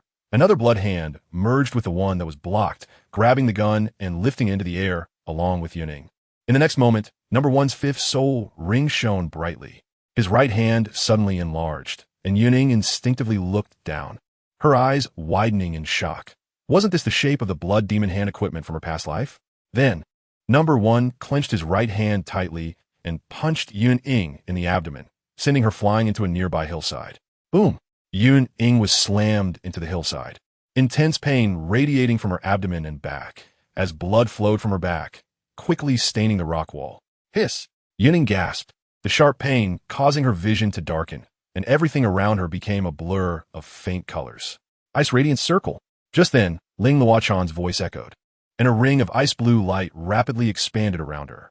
The red giant worm she was battling was unable to withstand it, and was pushed back repeatedly. Cough coughed. The red giant worm dissipated, transforming into a humanoid figure that knelt on the ground, coughing up blood. This person was Douluo, but his current state was so poor that he could hardly maintain the form of the red giant worm. He could barely stand on his own. As for his subordinate, he had long been slain by Ling Luochan. Cough cough, number 1. Number 1. Douluo shouted loudly, and suddenly, a wave of dizziness struck his brain, causing him to involuntarily spit out more blood. Another called, number 1. You're the one controlling them, aren't you? Ling Luochan's voice rang out, devoid of any emotional tone, as she looked down at the kneeling man with a hint of disdain. Though it was a question, it came out as a statement. I wonder how much strength you have left to control him now. Ling Luochan conjured an ice dagger in her right hand and mercilessly swung it down at Douluo's head. Meanwhile, on the other side, number 1 had just arrived at the battleground where the two were fighting, with his controller slain by Ling Luochan. The insects within him would also die, leading to his own demise as well. It's a pity you are already dead, Ling Luochan said lightly, looking at the monster with 4 arms before her. The previously silent number 1 suddenly raised his head, and the dullness in his eyes was replaced by a bloodthirsty madness. An intense color had returned. Ling Luochan quickly retreated, forming a large number of ice spikes and icicles to shoot at number 1. 2 more blood hands emerged from his back, and the 4 blood hands danced up and down, blocking Ling Luochan's attacks. Hiv. I'm not dead yet. The one who should die is you wretched Shrek inspection team. However, the voice that emerged was unmistakably Douluo's. You shifted your consciousness? Ling Luochan frowned slightly. You're just a soul king, and you have such a method? Chapter 133. The duality of ice and fire. How right you are. I'm just a little soul king. How could I possibly have such means? Number 1, perhaps it's more fitting to call him Douluo now, grinned widely, revealing his teeth and gums, along with grotesque lumps of flesh writhing inside, looking exceedingly disgusting. He was originally a timid and cautious person, so he had already laid out a backup plan in the puppets he painstakingly cultivated for over 20 years. He intended to use this trick to seize control if number 1 suddenly went out of control or if he was unable to manipulate number 1. What he never expected was that this backup plan would be used so early. All of this was just the repayment for the years he had spent cultivating me. Douluo's emotions suddenly flared up, and he yelled hysterically, "Why do you interrupt me at such a critical moment when I have finally made a significant choice? You so-called righteous Shrek supervisors, go die." The 4 blood hands behind Douluo suddenly surged to 5 meters long, and the purple third spirit ring lit up. The claws on the 4 blood hands transformed into blades, and then they launched a frenzied counterattack towards Ling Luochan without pause. Ling Luochan continuously retreated to dodge the blades while wielding her ice staff to create ice cones and ice spikes to block the unavoidable attacks. Damn it! Where's Yun Ying? After not seeing Yun Ying for a while, Ling Luochan couldn't help but feel anxious. She gathered a surge of soul power onto her staff and controlled it with her mental power to prevent it from dispersing, then split the soul power into 3 parts, forming 3 1-meter-long ice spears aimed at Douluo, while also allowing the ice mist to expand without restriction. Immediately after, she operated her soul power and ran towards the place where Yun Ying and number 1 had previously fought. Douluo impatiently controlled the blood hands to smash the ice cones and ice spikes that blocked his way. Just as he was about to charge forward, 3 ice spears shot towards him. Realizing the danger, he stomped his right foot heavily on the ground, forcibly halting his momentum. However, despite this, one blood hand was still brutally pierced through. Oh, Ganryun was shocked by the pain, his scalp tingling. Although it was the effect of a soul skill, it was catalyzed from a part of his own flesh and blood. Moreover, that woman's methods were extremely cruel. The 3 ice spears aimed at one spot almost tore the pierced blood hand in half. However, this pain did indeed pull Ganryun back from his previous madness. He shook his head and coldly scanned the surroundings, chasing after the direction Ling Luocheng had escaped. After all, while number 1's martial soul was strong, it had a drawback. It consumed his own vitality, which was one of the important reasons why Ganryun valued number 1. On the other side, Yun Ying had stabbed her flame spear into the nearby rock wall and was struggling to climb up the slope. At this moment, her back was already soaked in blood. Although she had taken a punch from the enemy head-on, Yun Ying herself was quite strong in terms of physical quality and strength. After a brief adjustment, she could still support herself. Damn, I flipped the boat in a dish. Yun Ying gritted her teeth. That blow almost shook her organs out. Since her reincarnation, she had never suffered such a severe injury like today. Damn it, I was too careless. Yun Ying cursed. Her smooth journey since her reincarnation had made her somewhat complacent, completely lacking in vigilance. The opponent was an evil soul master whose cultivation was stronger than hers. Even though her current strength was unmatched among her peers, there were always stronger beings out there. A simple truth she had only just remembered. I wonder how Senior Ling is doing. Not good. That guy might have already gone to Senior Ling. As she watched the encroaching ice mist, Yun Ying suddenly realized something was wrong. Ignoring her injuries, she raised her flame spear and charged into the ice mist. At this moment, Ling Luocheng was racing through the ice mist, her soul power at the top of her staff continuously gathering, ready to deliver a fatal blow to her pursuers. Soon, she spotted the figure of the girl with a high ponytail, and she finally breathed a sigh of relief. Yun Ying, how are you? Senior Ling. Yun Ying looked up in surprise, seeing Ling Luocheng, whose clothes were merely torn but otherwise unharmed, and happily said, Great. Senior Ling, you're okay. Your injury. It's nothing, it's just because I underestimated the enemy. Where's the enemy? Yun Ying waved her hand. Then her expression turned serious. Right behind us, coming. Ling Luocheng's gaze focused, her right hand raised lightly, and the soul power on her ice staff was instantly shot out, transforming into an ice prison that rose from the ground, attempting to trap Ganryun. This time, I won't underestimate you. Come on. Yun Ying's gaze was firm as she held her flame spear, ready for battle. Both are here, just right. I don't have to waste effort looking for the other one. The 4 blood hands smashed around, forcefully breaking the ice prison. Immediately after, the 5th soul ring shone brightly, and the 4 blood hands merged into 2 massive blood demon hands, which then tightly formed into fists and charged at the 2. Yun Ying raised her spear to face the attack, the 3rd and 4th soul rings lighting up simultaneously. She thrust the spear upward to block the 1st blood demon hand, then used the momentum to leap high into the air. In the next moment, the originally crimson flames were tinged with a golden hue, and the raging flames instantly evaporated the surrounding ice mist, causing the temperature in the arena to rise rapidly.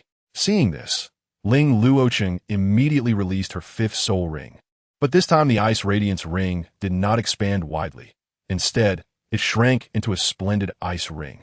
Ling Luocheng continued to increase her soul power output, fine beads of sweat appearing on her forehead as she controlled the ice ring to encircle Ganryun. Chapter 134. Conclusion. Boom.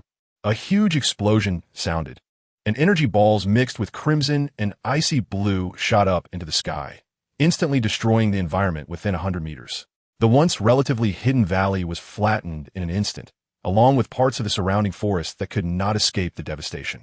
Ling Luocheng and Yun Ying each released their soul power to resist the onslaught of this violent energy, and then quickly retreated backward. While retreating, Ling Luocheng took out a small, exquisite porcelain bottle from her storage ring, then poured out a black pill and handed it to Yun Ying. This is an antidote pill. Although I'm not sure if these guys' attacks are poisonous, it's better take it. Okay, thank you, Senior Ling, Yun Ying said as she accepted it, expressing her gratitude. Typically, members of the Shrek inspection team would carry some antidote pills and healing potions to some extent, although they could use soul power for healing and detoxification. Every bit of soul power was precious during a battle. This is one reason why there are so many popular pills on the market. From this, many branches emerged. such as pills that could enhance soul power or improve the body. Ling Luochan explained. After hearing her explanation, Yun Ying suddenly realized why there were pills like Xianshui pill and Shenghun pill before. It turned out that antidote and healing pills sparked further research into more beneficial pills for soul masters. Then, Senior Ling, do you think there are pills on the market that harm others? Yun Ying asked curiously. Ling Luochan waved her hand, her expression serious as she stared at the dissipating smoke ahead. Let's talk about pills after the mission is complete. The primary goal now is to find out whether that guy is dead or not. Understood. Yun Ying nodded and turned her gaze back to the center of the explosion, gripping her fire gun tightly, ready to guard against enemy ambushes. Soon, the smoke from the explosion cleared, revealing the scene within. The first thing that caught their eye was a large pit several dozen meters wide and over 10 meters deep. The once small valley was blown away, leaving no trace, let alone the ill-gotten wealth of gold and silver jewels that Gan Yun had painstakingly collected over half a lifetime. There was no sound at all within the pit. Ling Luochan and Yun Ying exchanged glances and cautiously stepped forward, preparing to investigate. Just as they were about to approach the pit, Ling Luochan raised her hand to stop Yun Ying, then waved her ice staff, causing several ice cones to materialize and shoot into the pit. A series of small explosions followed, and then Ling Luochan condensed her soul power to form several ice walls in front of them. Let's wait and see how that guy reacts before we act. Okay. Yun Ying nodded again, feeling amazed by Ling Luochan's caution. No wonder she was an experienced member of the Shrek inspection team. This level of caution alone earned her Yun Ying's respect. In fact, one reason Ling Luochan was so careful was due to the shock she experienced from a previous mission during a major competition. That time was purely due to carelessness and underestimating the enemy. Their team was strong enough that they dismissed an evil soul master who was only at the level of a soul king, which resulted in heavy losses for the intercourt team. Thankfully, Yun Ying was there. Otherwise, their situation would have been even worse. Chapter 135. The mantis catches the cicada. While the yellow oriole is behind, time slowly passed, probably about 5 minutes or so. Ling Luochan held her breath and concentrated, using her mental power to sense the surroundings, ensuring that the evil soul master was quiet before turning to Yun Ying and saying, "For now, the situation seems safe. Let's go down and take a look." Okay. Yun Ying nodded, then added, "All right, Senior Ling, still be careful." Ling Luochan nodded, gripping the ice staff tightly with her right hand. She quietly approached the pit.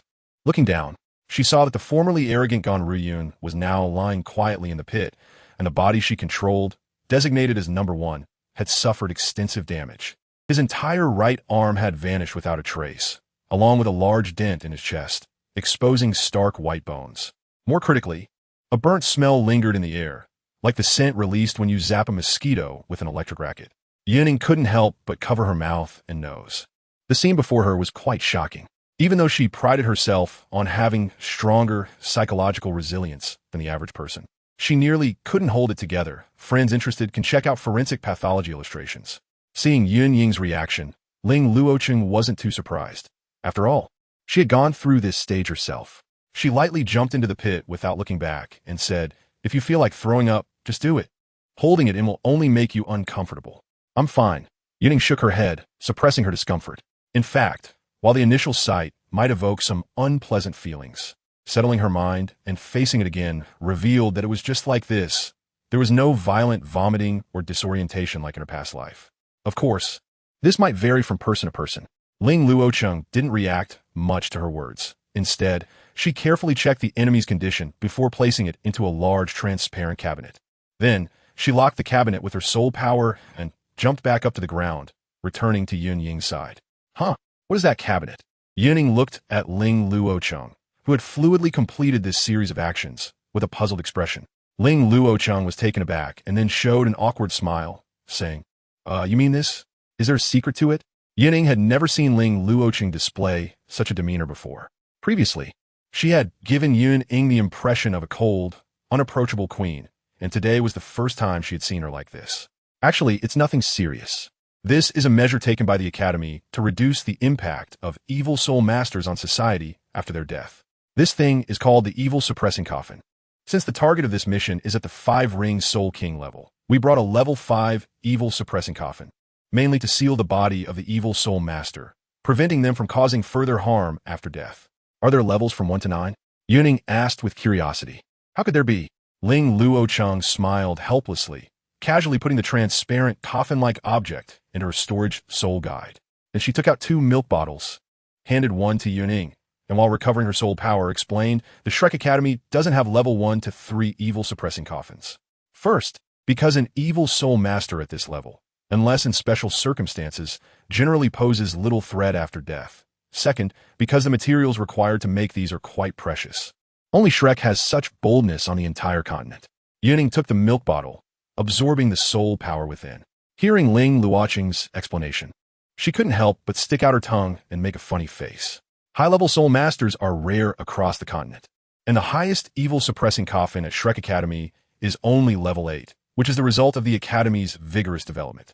As for level 9 soul guides, they might only exist in the Sun Moon Empire, Ling Luocheng explained. Yun Ying nodded slightly, just about to say something, when suddenly an unexpected change occurred. Ling Luocheng, who had been holding the milk bottle and absorbing soul power, suddenly let out a muffled grunt. Her right hand twitched violently, as if electrocuted, and the milk bottle was shattered in an instant, with the remaining soul power transforming into a shockwave that spread out. Ling Luocheng was caught off guard and was thrown to the ground. In a critical moment, she could only barely release a layer of ice armor to cover her right arm to resist the attack. Seeing this, Yun Ying immediately gripped her blazing fire gun tightly, her gaze sharp as she scanned the surroundings.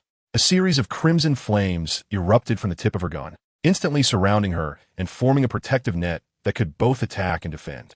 Ling Luocheng also propped herself up with one hand, kneeling on the ground in a half squat.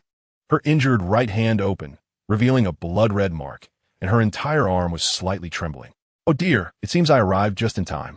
Just as the two were on high alert, a rough voice rang out. Not far away, a figure wrapped in a pitch-black cloak, obscuring their face, walked over slowly. What was peculiar was that, despite the roughness of the voice giving the impression of a tall and burly man, upon closer inspection, they turned out to be quite a small person. Even stranger was that this individual not only wore a completely black cloak, but also had a mask on their face. The mask was white with some silver patterns, looking quite intimidating. "You are." Although Yun Ying was puzzled by the appearance of this figure. From their earlier attack on Ling Luocheng and the familiar yet strange black cloak, she vaguely guessed their identity. Could it be another evil soul master? Wait, why did I say another? Yun Ying's thoughts raced, but she quickly suppressed them. After all, the matter at hand was more important. She needed to clarify this person's intentions first. "Oh, are you referring to me?" The rough voice came again from beneath the mask, creating a strong sense of dissonance. I am the evil messenger who embodies love and truth. Yun Ying, Ling Luocheng. Are you sure you're not a jester sent by heaven?" Despite both being speechless at this moment, they understood that someone capable of silently ambushing a soul king must possess considerable strength. Moreover, they were a soul king from Shrek Academy. At the very least, they had to be at the soul sage level, or possibly even higher. This was undoubtedly a significant challenge for the two young individuals who were still developing their skills. "I am truly impressed. If the last time was due to the plot, then what about this time? Don't tell me it's just a coincidence." Yun Ying silently lamented. This situation, where a simple task would inevitably exceed one's capabilities and encounter formidable enemies, seemed to be the treatment reserved only for protagonists in her past life. As for whether she could turn misfortune into fortune in this predicament, Yun Ying felt it was quite precarious. Chapter 136. Bitter Battle. Another evil soul master, Lu Yun, was approaching. Ling Luocheng clenched his jaw tightly, feeling an overwhelming sense of helplessness despite the raging anger within him. "Yun Ying, wait. I'll hold him off. You run as far as you can," Ling Luocheng whispered to Yun Ying.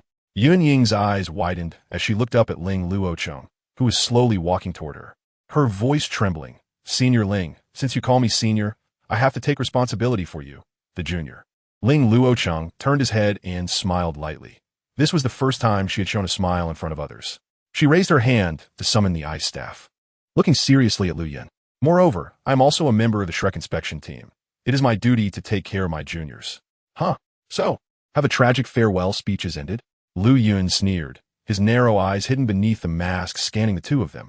"Neither of you can escape." As soon as he finished speaking, Lu Yun released his spirit rings. 3 yellow, 3 purple, 2 black, and 8 soul rings rose up.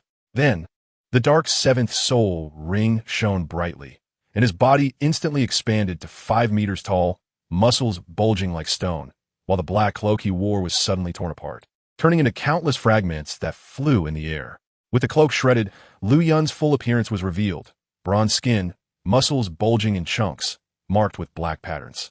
The most notable change was his abdomen, which had split open, revealing sharp teeth inside that emitted a foul stench, sending chills down one's spine. Using your martial, soul, true form right from the start, Yun Ying was momentarily stunned. In her past life, the villain she had seen always had principles, starting with weaker moves before gradually transitioning to powerful ones. Why was it completely reversed here? Truly a vile soul master. Ling Luocheng felt speechless. If he were a normal soul Douluo, he might hesitate to attack these two juniors unless there was a deep-seated grudge. But considering the opponent was an evil soul master, it was no surprise. They could poison even newborn infants, so they wouldn't care about that. However, the fact that the opponent was a soul Douluo only deepened Ling Luocheng's sorrow. He had originally thought Lu Yun was at the soul saint level, which he could barely resist with the inspection team's badge, but it seemed that was not the case. Plus, Lu Yun clearly appeared to be an aggressive attacker, so a level 7 badge would likely have little effect. Yun Ying, you go first, what? Ling Luocheng took a deep breath and was about to say something when he saw Lu Yun charging straight at them, with his target firmly locked on Yun Ying. Since you want this little girl to run first, I'll grant your wish. Lu Yun's twisted face was filled with bloodthirst and madness. At the same time, his third soul ring shone brightly. Third soul skill, heavy step. Lu Yun roared, and his powerful right foot stomped down. A layer of bronze-colored light spread out, and Yun Ying and Ling Luocheng felt as if their feet had sunk into a quagmire, unable to break free. As Lu Yun charged toward them, Yun Ying gritted her teeth, gripping her fire gun tightly, positioned horizontally across her chest, trying to withstand the attack. Even though Lu Yun had grown significantly in size, he was still an 8-ring soul dual level expert, and his speed was incredible. His fist slammed toward Yun Ying. The collision between his fist and the gun sent Yun Ying flying back, crashing heavily to the ground. Damn it! Yun Ying cursed inwardly as Lu Yun relentlessly pressed on. His second soul ring lit up, and a layer of bronze light enveloped his hands. In the next moment, he clenched both fists and struck down toward Yun Ying. Yun Ying's pupils constricted as she immediately concentrated her soul power at the tip of her gun, thrusting it toward the gigantic fists. Boom! An explosion rang out. Yun Ying managed to withstand the blow, but the ground beneath her was smashed into a deep pit, 5 meters deep and over 10 meters in radius. Yun Ying! Ling Luocheng's voice rang out, and a layer of ice blue light spread toward them. A thin layer of frost formed on Lu Yun's hands, barely attracting his attention. Oh, I almost forgot about you, little girl. Lu Yun turned his head, and his fourth soul ring lit up again, shifting his target to Ling Luocheng. Ling Luocheng stood ready, wielding the ice staff to create dozens of ice walls in front of her. Lu Yun smashed through one wall after another, eventually stopping when only 2 ice walls remained. At this moment, Yun Ying slowly climbed up from the deep pit, channeling her soul power to the maximum. The flames quickly transformed from crimson to golden red, and then to blue-white. Simultaneously, Yun Ying's third soul ring lit up. She lightly stepped on the ground, performed a flip into the air, and her spear came crashing down, unleashing a massive blue-white flame that slammed into Lu Yun. Ice mist. Ling Luocheng's expression tightened as she consumed a large amount of soul power to create a vast expanse of ice blue mist, which instantly enveloped an area of several hundred meters. As the mist came into contact with the blue-white flame, it vaporized on the spot, creating a large amount of steam that expanded the mist range to over 1,000 meters. Run! After launching a signal flare, Ling Luocheng quickly rushed to Yun Ying's side, grabbing her arm and sprinting back in the direction they came from. Such a commotion will definitely attract the attention of the Star Luo Empire. We just need to hold on, and the distress signal has already been sent out. The Academy will notice.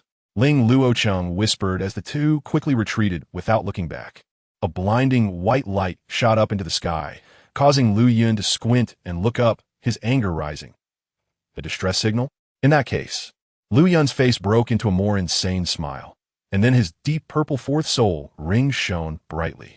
The massive mouth on his abdomen opened, generating a powerful suction that tore at everything around, swallowing the white steam and the undetonated distress signal flare entirely into his mouth. Finally, Lu Yun let out a burp as if he had received some kind of supplement, and a cloud of brown-gray and yellowish mist floated out from the giant mouth, slowly spreading around. Near Lu Yun, the brown-yellow soil was tainted by this aura, turning black-yellow and exuding a foul odor. Seeing that the two had vanished without a trace, Liu Yun was not angry. Instead, he began to laugh heartily. Then, his fifth soul ring lit up, and the giant mouth opened wide again. At least 2 meters high, viewed from a distance, Liu Yun's body appeared to be splitting open. Hundreds of black, vengeful spirits flew out, purposefully tracking the fleeing duo. Did you think my third soul skill was useless? Keep running, prey. Liu Yun roared madly as he charged toward the 2 points in his mind. And don't think this mist will be of any use to me. Chapter 137. Reinforcements? Yun Ying and Ling Luocheng, who were originally fleeing, also heard the roaring sounds. In the next moment, vengeful spirits continuously bombarded around them, with some even attacking the two directly. The two endured the pain and moved forward a few more steps. Fortunately, the badge provided by the Academy could resist a wave of mental attacks from the vengeful spirits, but the damage inflicted in reality was unavoidable. The vengeful spirits kept bombarding. The vengeful spirit power field. Suddenly, a roar came from behind, and hundreds of vengeful spirits instantly surrounded the two, forcing Yun Ying and Ling Luocheng to halt their steps. Keep running? Liu Yun's massive figure appeared behind them. The two, like lambs to the slaughter, exchanged glances and saw the helplessness and determination in each other's eyes. Sister Ling, I have a few 8th-level fixed spirit-guided cannonballs, Yun Ying said bitterly. If necessary, use them as a trump card. A deep sense of helplessness rose in Ling Luocheng's heart. Could it be that after just escaping from the crisis with the Grim Reaper's messenger, they were about to perish here? It's just a pity for the genius Yun Ying. I think we should still struggle a bit. Yun Ying took a deep breath, thinking that perhaps a miracle would happen. After all, her crossing into this Douluo world could be considered a miracle, so why be so sure that no more miracles would occur? I hope my luck hasn't been used up during that crossing, Yun Ying said with determination in her eyes, silently praying while holding her spear in a combat stance. Struggling before death? Fine, let you die feeling convinced. Liu Yun laughed, the pitch-black 8th spirit ring shining brightly. The vengeful spirits surrounding the two suddenly began to merge in pairs, forming dozens of pitch-black figures.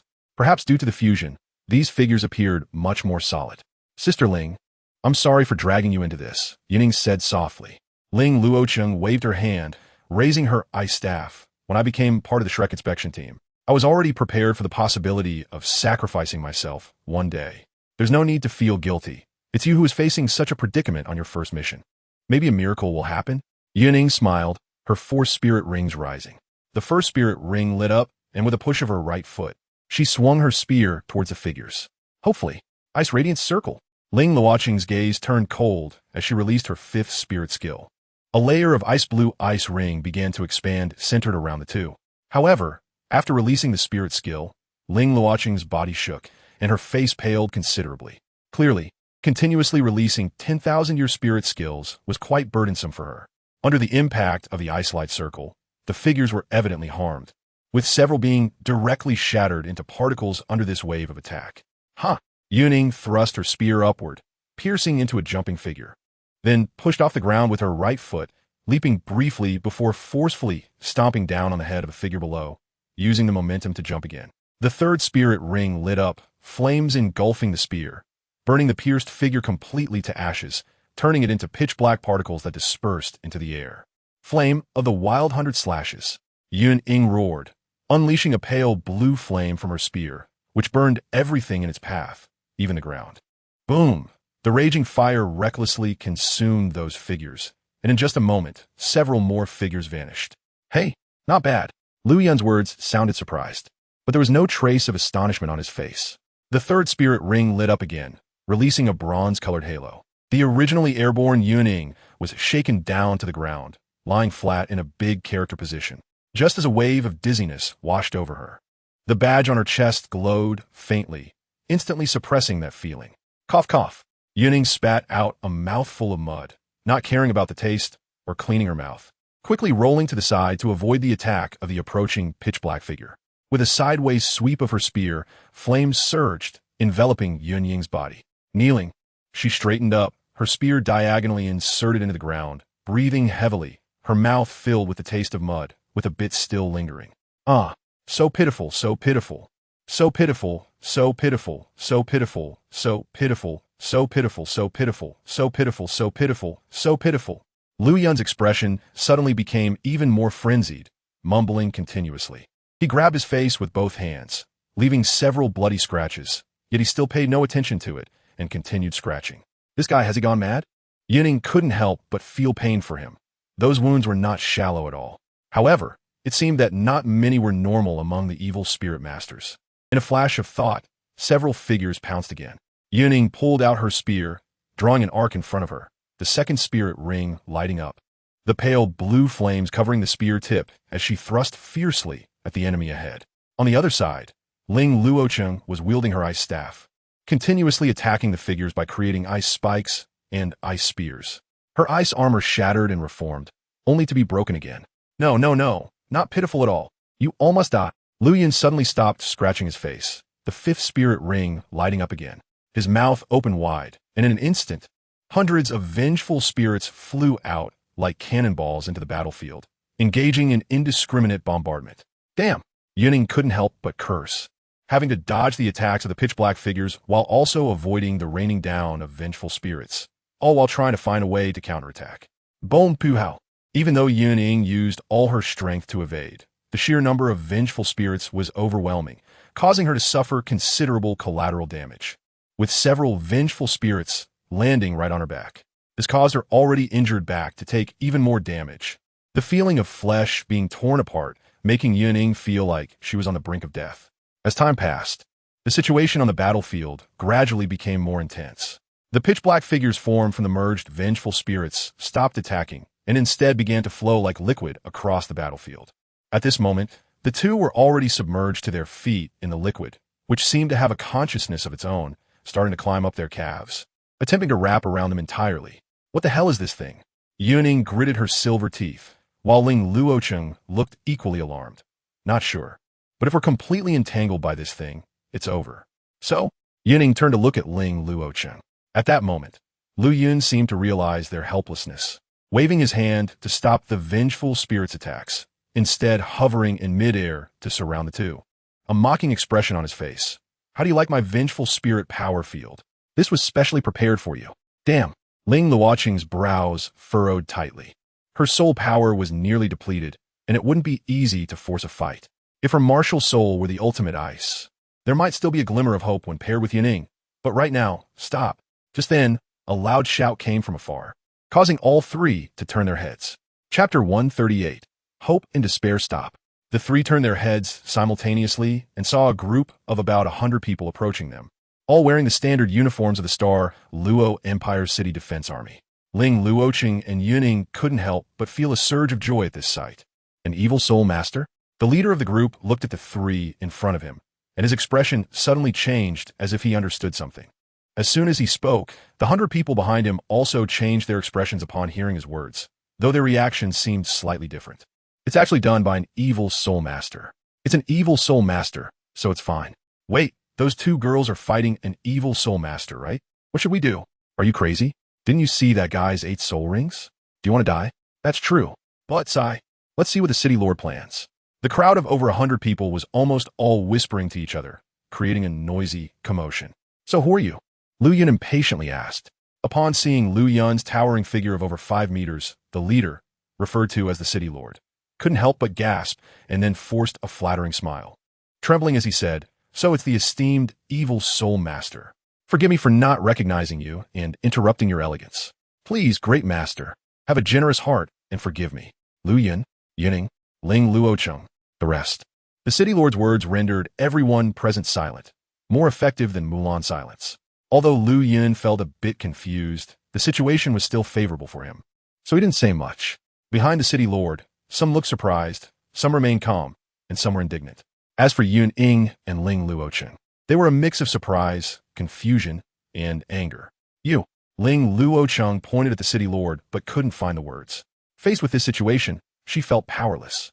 Should she loudly reprimand the other for standing by and doing nothing? Stop making a fuss. Most people wouldn't dare to engage in a life-and-death struggle with an evil soul master of the 8th ring, whose combat power is comparable to that of a toDouluo. Only those with sufficient strength or hot-blooded idiots would do that. At this moment, Yun Ying remained silent. In the society she came from before crossing over, similar situations happened frequently. A simple example is school bullying, where many choose to stand by and watch instead of intervening. Moreover, there's the variable of soul power here. Compromising seems to be the way to preserve one's interests when facing a stronger enemy. After all, not everyone can be the protagonist with skills that make them invincible when they can't win. Oh, so you have nothing to do with these two little girls? Lu Yun sneered, raising his right hand slightly, and several vengeful souls attached to it, looking quite intimidating. Of course, we absolutely have nothing to do with them. Not even half copper coin, the city lord hurriedly assured. Lu Yun tilted his head and thought for a moment, then waved his hand. Then why are you still dawdling? Hurry and get lost. Yes, I will retreat now. The city lord quickly replied, then led his team away without looking back. Lu Yun, am I some kind of devil? His twisted face, resembling a pancake, showed signs of flesh writhing. He clenched his right fist, crushing the vengeful souls. His eyes filled with bloodlust. He decided to deal with these two first before going after them. Lu Yun was usually annoyed when someone interrupted him while he was doing something. But he had let that group of ants go earlier merely because their highest cultivation was only a soul king, posing no real threat. He could deal with them anytime. As an 8th ring soul Douluo, leaving a mental mark on a soul king was easy. Besides, they might not even escape. Although that group had vanished, Lu Yun's spiritual perception detected them hiding 600 meters away. Moreover, he had noticed the deep desire in the city lord's eyes when the expressions of those few people changed earlier. Although it was fleeting, he was sure he hadn't seen it wrong, which was why he let them go. Now that the troublesome ones had left, it was time to deal with the two of you. Lu Yun turned around and looked down at the two still struggling in the dark liquid. A massive mouth extended a long tongue, quickly wrapping around the two, preparing to swallow them along with the liquid. Meanwhile, far from the battlefield, the city defense soldiers who had hurriedly come and left in a panic were now secretly lying in ambush. Most of them had already guessed the city lord's intentions, but due to the urgency of the situation, they hadn't dared to point it out. After all, none of them were completely innocent. City lord, what do you mean by this? Among them, a few newcomers who didn't understand the situation asked questions that embarrassed everyone. Shouldn't we help those two girls? The city lord's face darkened as he glared at the speaker, a new soul master who had just joined the city defense army. He snorted coldly. Are you missing something in your head? That's an evil soul master of the 8th ring. If you're not afraid of dying, feel free to go. This city lord won't stop you. The newcomer looked embarrassed, then asked in confusion, but, city lord, shouldn't we send someone to rescue them? Are we just going to watch them die? At this moment, the city lord felt a wave of irritation. Having dealt with evil soul masters for many years, he thought he understood their nature well. They simply needed to kill a few people for their own cultivation. Besides, as the city lord of a border town, he truly didn't care much about the lives of the people under his management. Most evil soul masters were foolish and wealthy. He just needed to sacrifice a few unrelated people to exchange for a large sum of money. Although his talent for cultivation wasn't great, he could still provide for his children and grandchildren. Accumulating this way over generations, why would he worry about not making a fortune? Moreover, as the saying goes, the sky is high and the emperor is far away, which was one of the reasons he dared to act recklessly. At this moment, an old hand around the newcomer advised, Xiao Zheng, you're still too young. It's better not to pry too much into some matters of society. Otherwise, even if you have some strength, what about your family? The old hand's words weren't out of kindness. Every time the city lord made such a deal, they could also gain something. This Xiao Zheng didn't understand the rules and could ruin everyone's livelihood. Indeed, upon hearing this, the city lord immediately cast an appreciative glance at the advisor, then shot a fierce glare at the silent Xiao Zheng, continuing to lie in wait for a good opportunity to curry favor with the evil soul master. Time returned shortly after the city defense army of the Douluo Empire appeared.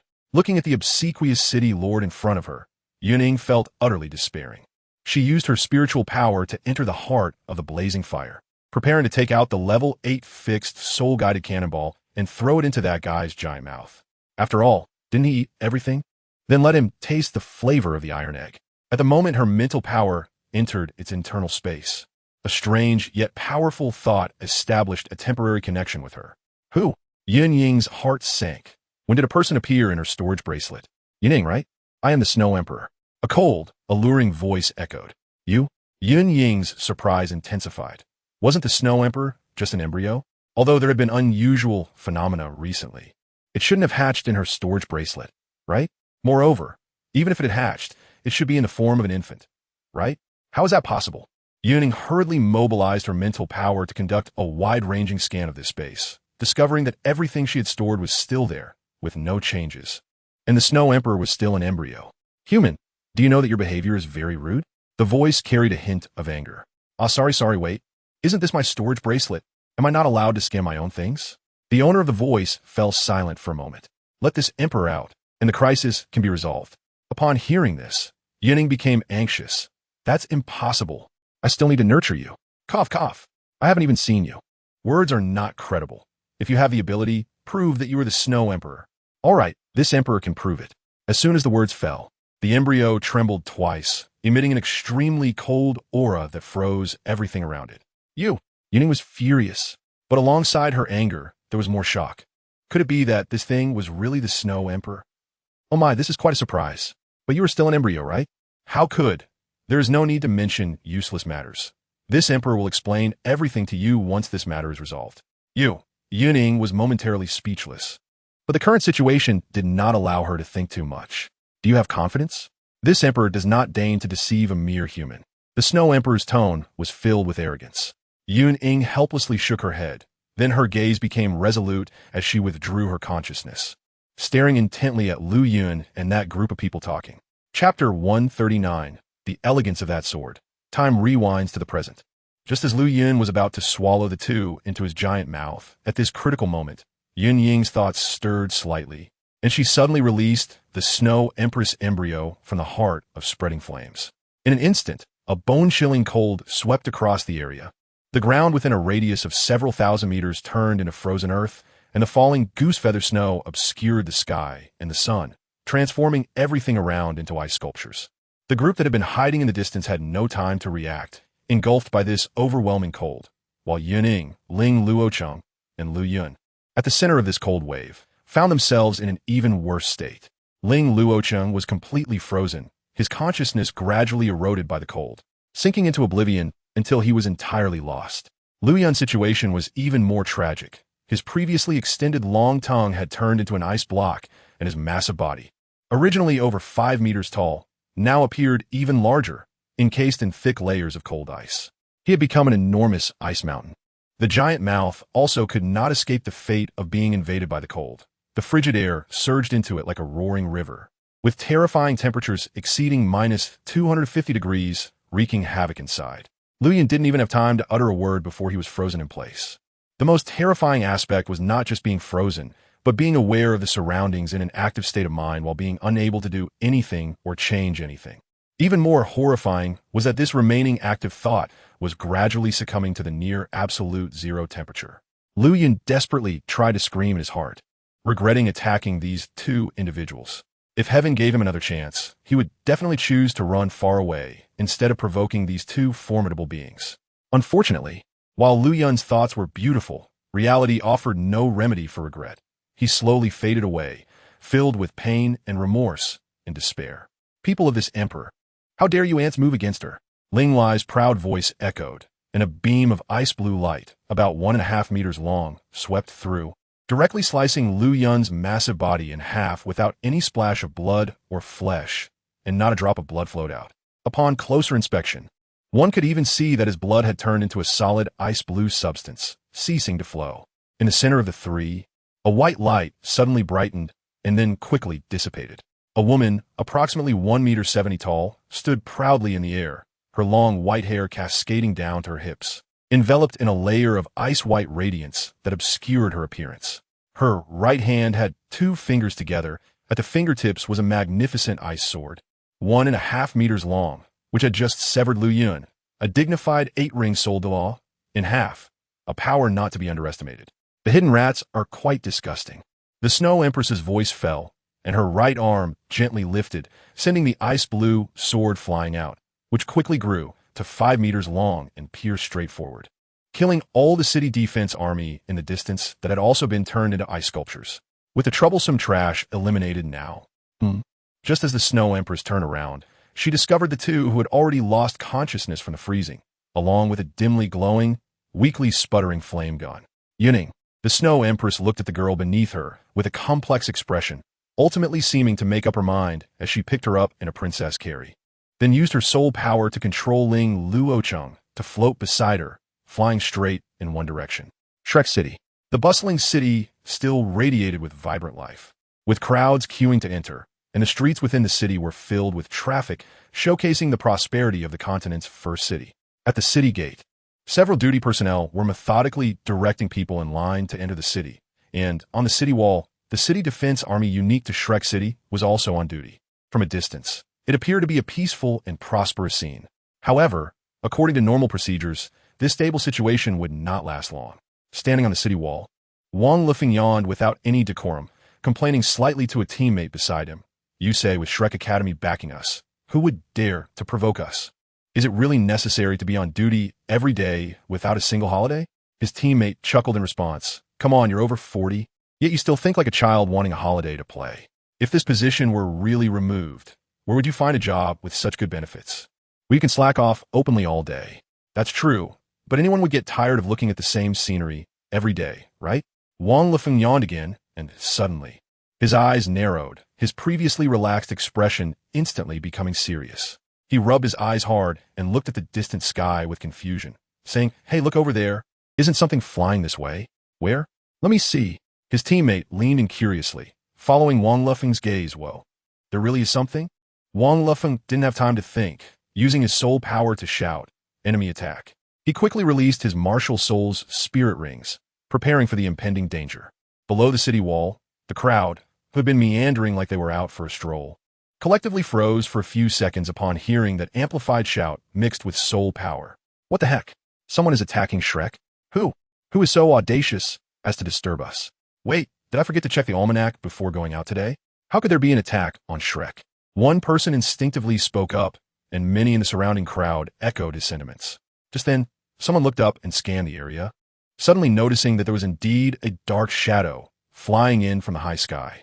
Moreover, from a distance, it looked like a soul-guided cannonball. "Everyone, don't panic. Please enter Shrek City immediately. We will activate the soul-guided city defense formation for protection. Repeat, please enter Shrek City immediately." Not far away, the Shrek City Defense Army used their soul power to amplify their voices, shouting an emergency broadcast. Those still outside the city, upon hearing this, forgot their original intentions and hurriedly followed the crowd into Shrek City. "Captain, there's no time," a team member shouted anxiously, as the number of people entering and exiting Shrek City daily was simply countless, and it was the first time in thousands of years that Shrek City had encountered such a brazen attack. To directly throw something from afar to attack the city was simply too disrespectful to Shrek Academy, right? Damn it. The captain of the city defense squad had a face full of anger and a sense of helplessness. Just at this critical moment, an old voice rang out. "Activate the city defense formation. Leave the outside to me." The captain was taken aback, his heart leaping with joy. It seemed that someone from Shrek Academy was stepping in. He quickly activated the soul-guided city defense formation, and with a loud hum, beams of yellow light lit up from the city tower of Shrek City, rapidly converging above the city center. Then, an incredibly large yellow light shield instantly enveloped the entire city, with unique patterns swirling on the surface of the shield. "Let's see what this is all about." An aged voice rang out again as a gray-haired old man appeared in midair in front of Shrek City. In his hand, he clutched a half-eaten chicken leg, and at his waist hung a greasy wine gourd. This man was none other than the second strongest of Shrek Academy, Elder Xian. At this moment, although Elder Xian's appearance might give the first impression of a dirty old man who didn't care about hygiene, his eyes were unusually cold and sharp. Just as he was on high alert, suddenly, it seemed he sensed something. He raised his eyebrows and quickly used his soul power to fly over to the object. Focusing his gaze, Lin Luocheng, Chapter 140, Hard Ice, Severing Deep Grudges. Ling Luocheng. Elder Xian's voice carried a hint of disbelief. In his impression, Ling Luocheng should have been with Yun Ying to carry out the task of the inspection team. So how could she appear here? Moreover, she was sealed by thick, cold ice. If it weren't for his strong abilities sensing that Ling Luocheng still had faint life activities, he might have thought that the girl had been harmed outside. However, another question arose. How did Ling Luocheng end up like this? Where was Yun Ying, who was supposed to be with her, and who sent her back in this manner? In Elder Xian's view, this behavior was undoubtedly a slap in the face for Shrek, issuing a challenge to Shrek. Although it was still unclear whether the other party was friend or foe, Elder Xian suspected that the chances of them being enemies were greater. This level of ice. Elder Xian used his soul power to stop it, then reached out to touch it. In an instant, a layer of frost formed on his hand, and a bone-chilling cold rushed in. The frost even attempted to crawl up his arm, trying to freeze him completely. Perhaps only the three great kings of the extreme north could possess such power. Elder Xian quickly retracted his hand, his eyes filled with shock. He hurriedly urged his soul power to dissolve the icy cold energy. After all, he was a 98th level super Douluo. To be at a disadvantage just from a piece of ice left by the enemy was quite the feat. It seemed likely that it was one of the rumored three great kings of the extreme north. But how did Ling Luocheng get involved with the beings from the extreme north? And Yun Ying, she must be safe. Elder Xian couldn't afford to waste time. While urging his soul power to gradually melt the hard ice trapping Ling Luocheng, he quickly flew towards Sea Cucumber Island to discuss countermeasures with Elder Mu. Passing by the city gate, he didn't forget to shout that the threat had been lifted. After this ordeal, the Shrek City Defense Army and the crowd finally breathed a sigh of relief. However, the news that Shrek had nearly suffered an attack would likely spread across the continent soon. In the core area of the extreme north, a grand and magnificent palace stood at the center, the entire building displaying an ice blue color, as if carved from an incredibly large block of ice. Strangely, at this moment, heavy snow was falling across the entire extreme north. Yet the snow seemed to avoid this palace as if it feared it. There wasn't a single snowflake falling within a circular area hundreds of meters around the palace. The temperature in this area was even lower than in the snowy regions, reaching a terrifying -240 degrees. This was an absolute forbidden zone for humans. Even tidal level powerhouses could not remain here for long. The ice used to construct the palace had an even more shocking temperature, -260 degrees, close to absolute zero. Inside the palace, the decorations were luxurious yet tasteful, fully showcasing the palace owner's high aesthetic standards and artistic talent. Passing through the main hall of the palace, one entered a spacious room, at least 300 to 400 square meters in size. On both sides were wide corridors, with the end of the corridor connecting to the outside and the back of the palace covered by a semicircular dome that ensured light while maintaining elegance. In the center of the room was a pool of about 100 square meters, emanating a chilling aura, with the water temperature already at absolute zero. Strangely, there was someone inside, leaning against the wall, lounging as if taking a bath. This person was none other than the Snow Empress, the true ruler of the extreme north, who had flown all the way from the Star Luo Empire. Her power was slightly weaker than before, but the rapid improvement was indeed remarkable. The Snow Empress extended her delicate, pale arm, looking at her fingers and murmuring to herself, "Speaking of which, I owe that human a favor. I never expected that one day I would owe a debt to a human. If it weren't for absorbing a significant amount of the life force emitted by that strange treasure in the heart of the blazing prairie, it would likely have taken her much longer to be born." Interestingly, after gaining consciousness, she seemed to have transformed into a special state. Although she still appeared to be an embryo on the outside, she could clearly perceive her continuous growth process on the inside. The thin embryonic membrane felt like a shackle that could be broken at any time, allowing her growth to be completely unrestricted. Moreover, the key point was that she could actually enhance her strength by absorbing the life force emitted by that strange treasure. It felt as if choosing to restart her growth was like suffering a severe injury, yet her overall strength remained intact. All she had to do was recover her power. This seemed to be due to that human's bracelet. I remember it was called the Heart of the Blazing Prairie, right? The Snow Empress submerged herself completely in the pool, closed her eyes, and quietly absorbed the surrounding ice elements. Yun Ying. Interesting. At Shrek Academy, Sea God Pavilion. In the ancient and grand Sea God Pavilion, Elder Xian was respectfully reporting to the old man lying in a recliner ahead. "Elder Mu, that's about it." After Elder Xian finished speaking, the old man in the recliner slightly raised his hand. The waiting dean, Yin Xiaozhe, quickly stepped forward to support his arm, helping the old man stand slowly. "Teacher, what do you mean?" The old man gently waved his hand. Although his body still appeared stooped, a closer look revealed slight changes. His back was straighter than before, and some of his white hair had turned light gray. Compared to some time ago, Elder Mu's spirit had improved significantly. "Where is Ling Luocheng?" the old man asked. His speech was not fast, and his tone was very calm, giving a warm feeling as if one were basking in the spring sun. "In the room on the second floor, I have already gathered Ma Xiaodao and Wu Ming, and I also entrusted Elder Zhou to come for treatment," Yin Xiaozhe said. Elder Mu nodded gently. "Take me to see." "Yes." Yin Xiaozhe supported Elder Mu as they walked to the second floor, with Elder Xian hurriedly following. The three of them ascended, And at the end of the corridor on the second floor, they saw Ling Luocheng still trapped in hard ice, with Ma Xiaodao and Wu Ming looking anxious by her side. As for Elder Zhou mentioned by Yin Xiaozhe, he was not seen in the room. What is the situation? Yin Xiaozhe asked anxiously as soon as he entered. Ma Xiaodao shook her head. The situation is very bad. The flames from me and Wu Ming have no effect on this ice. It even tried to freeze us in return. What is going on? Ling Luocheng just wanted to carry out a task. How did it end up like this? Wu Ming was sweating profusely.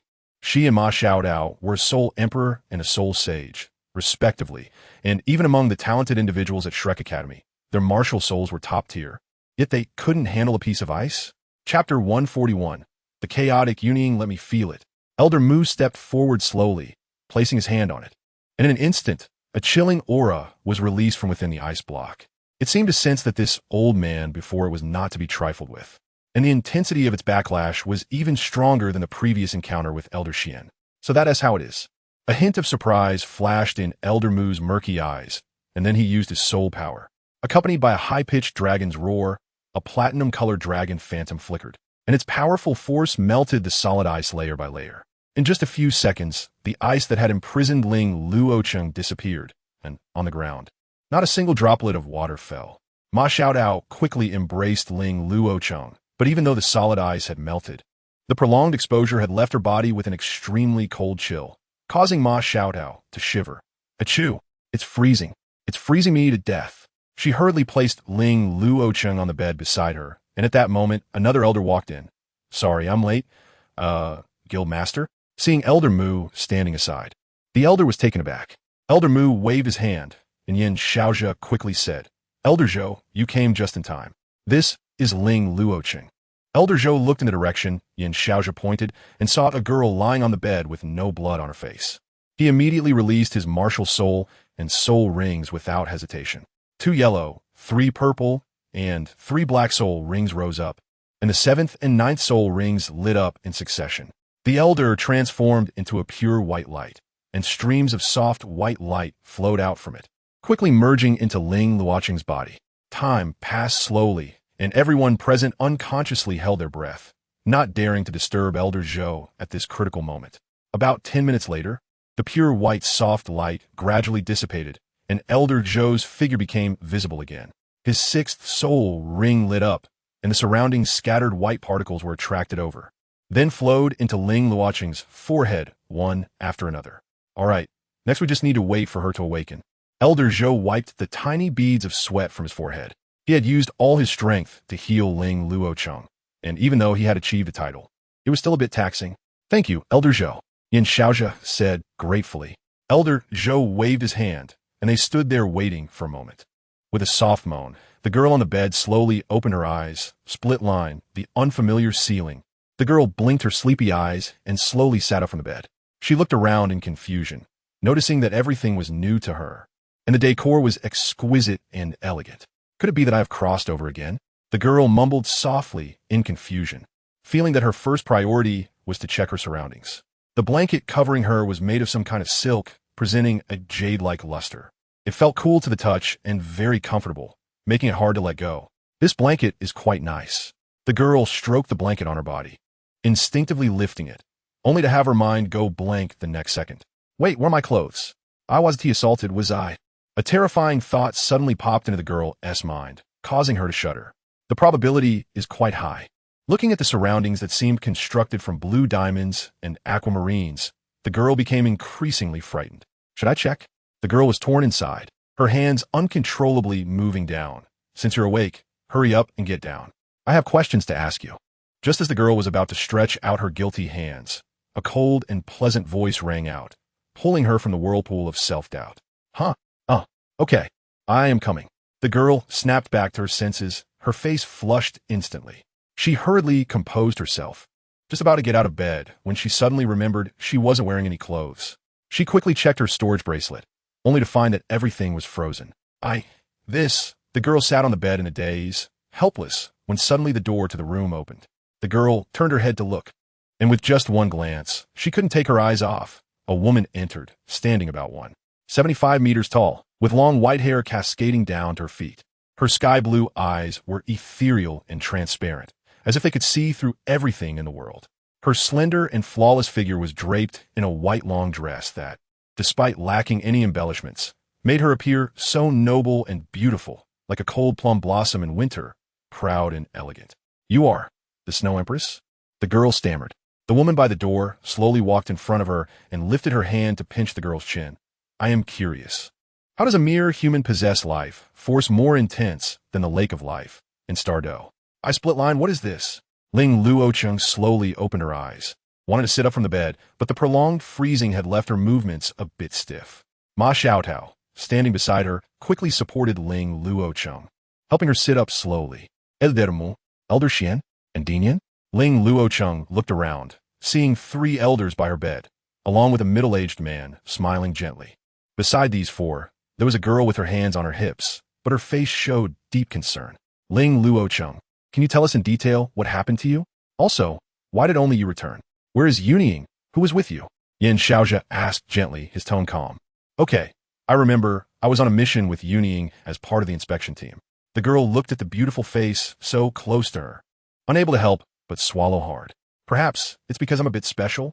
The Snow Empress was momentarily speechless, her pretty face growing cold, and she tightened her grip on the girl's chin. "Do you think I'm a fool?" The girl wanted to cry, but had no tears. It seemed she had provoked the Snow Empress. "Then, can you let go of me first?" The girl cautiously spoke. There was no way. The Snow Empress had surprisingly great strength, and just this moment was a bit unbearable for her.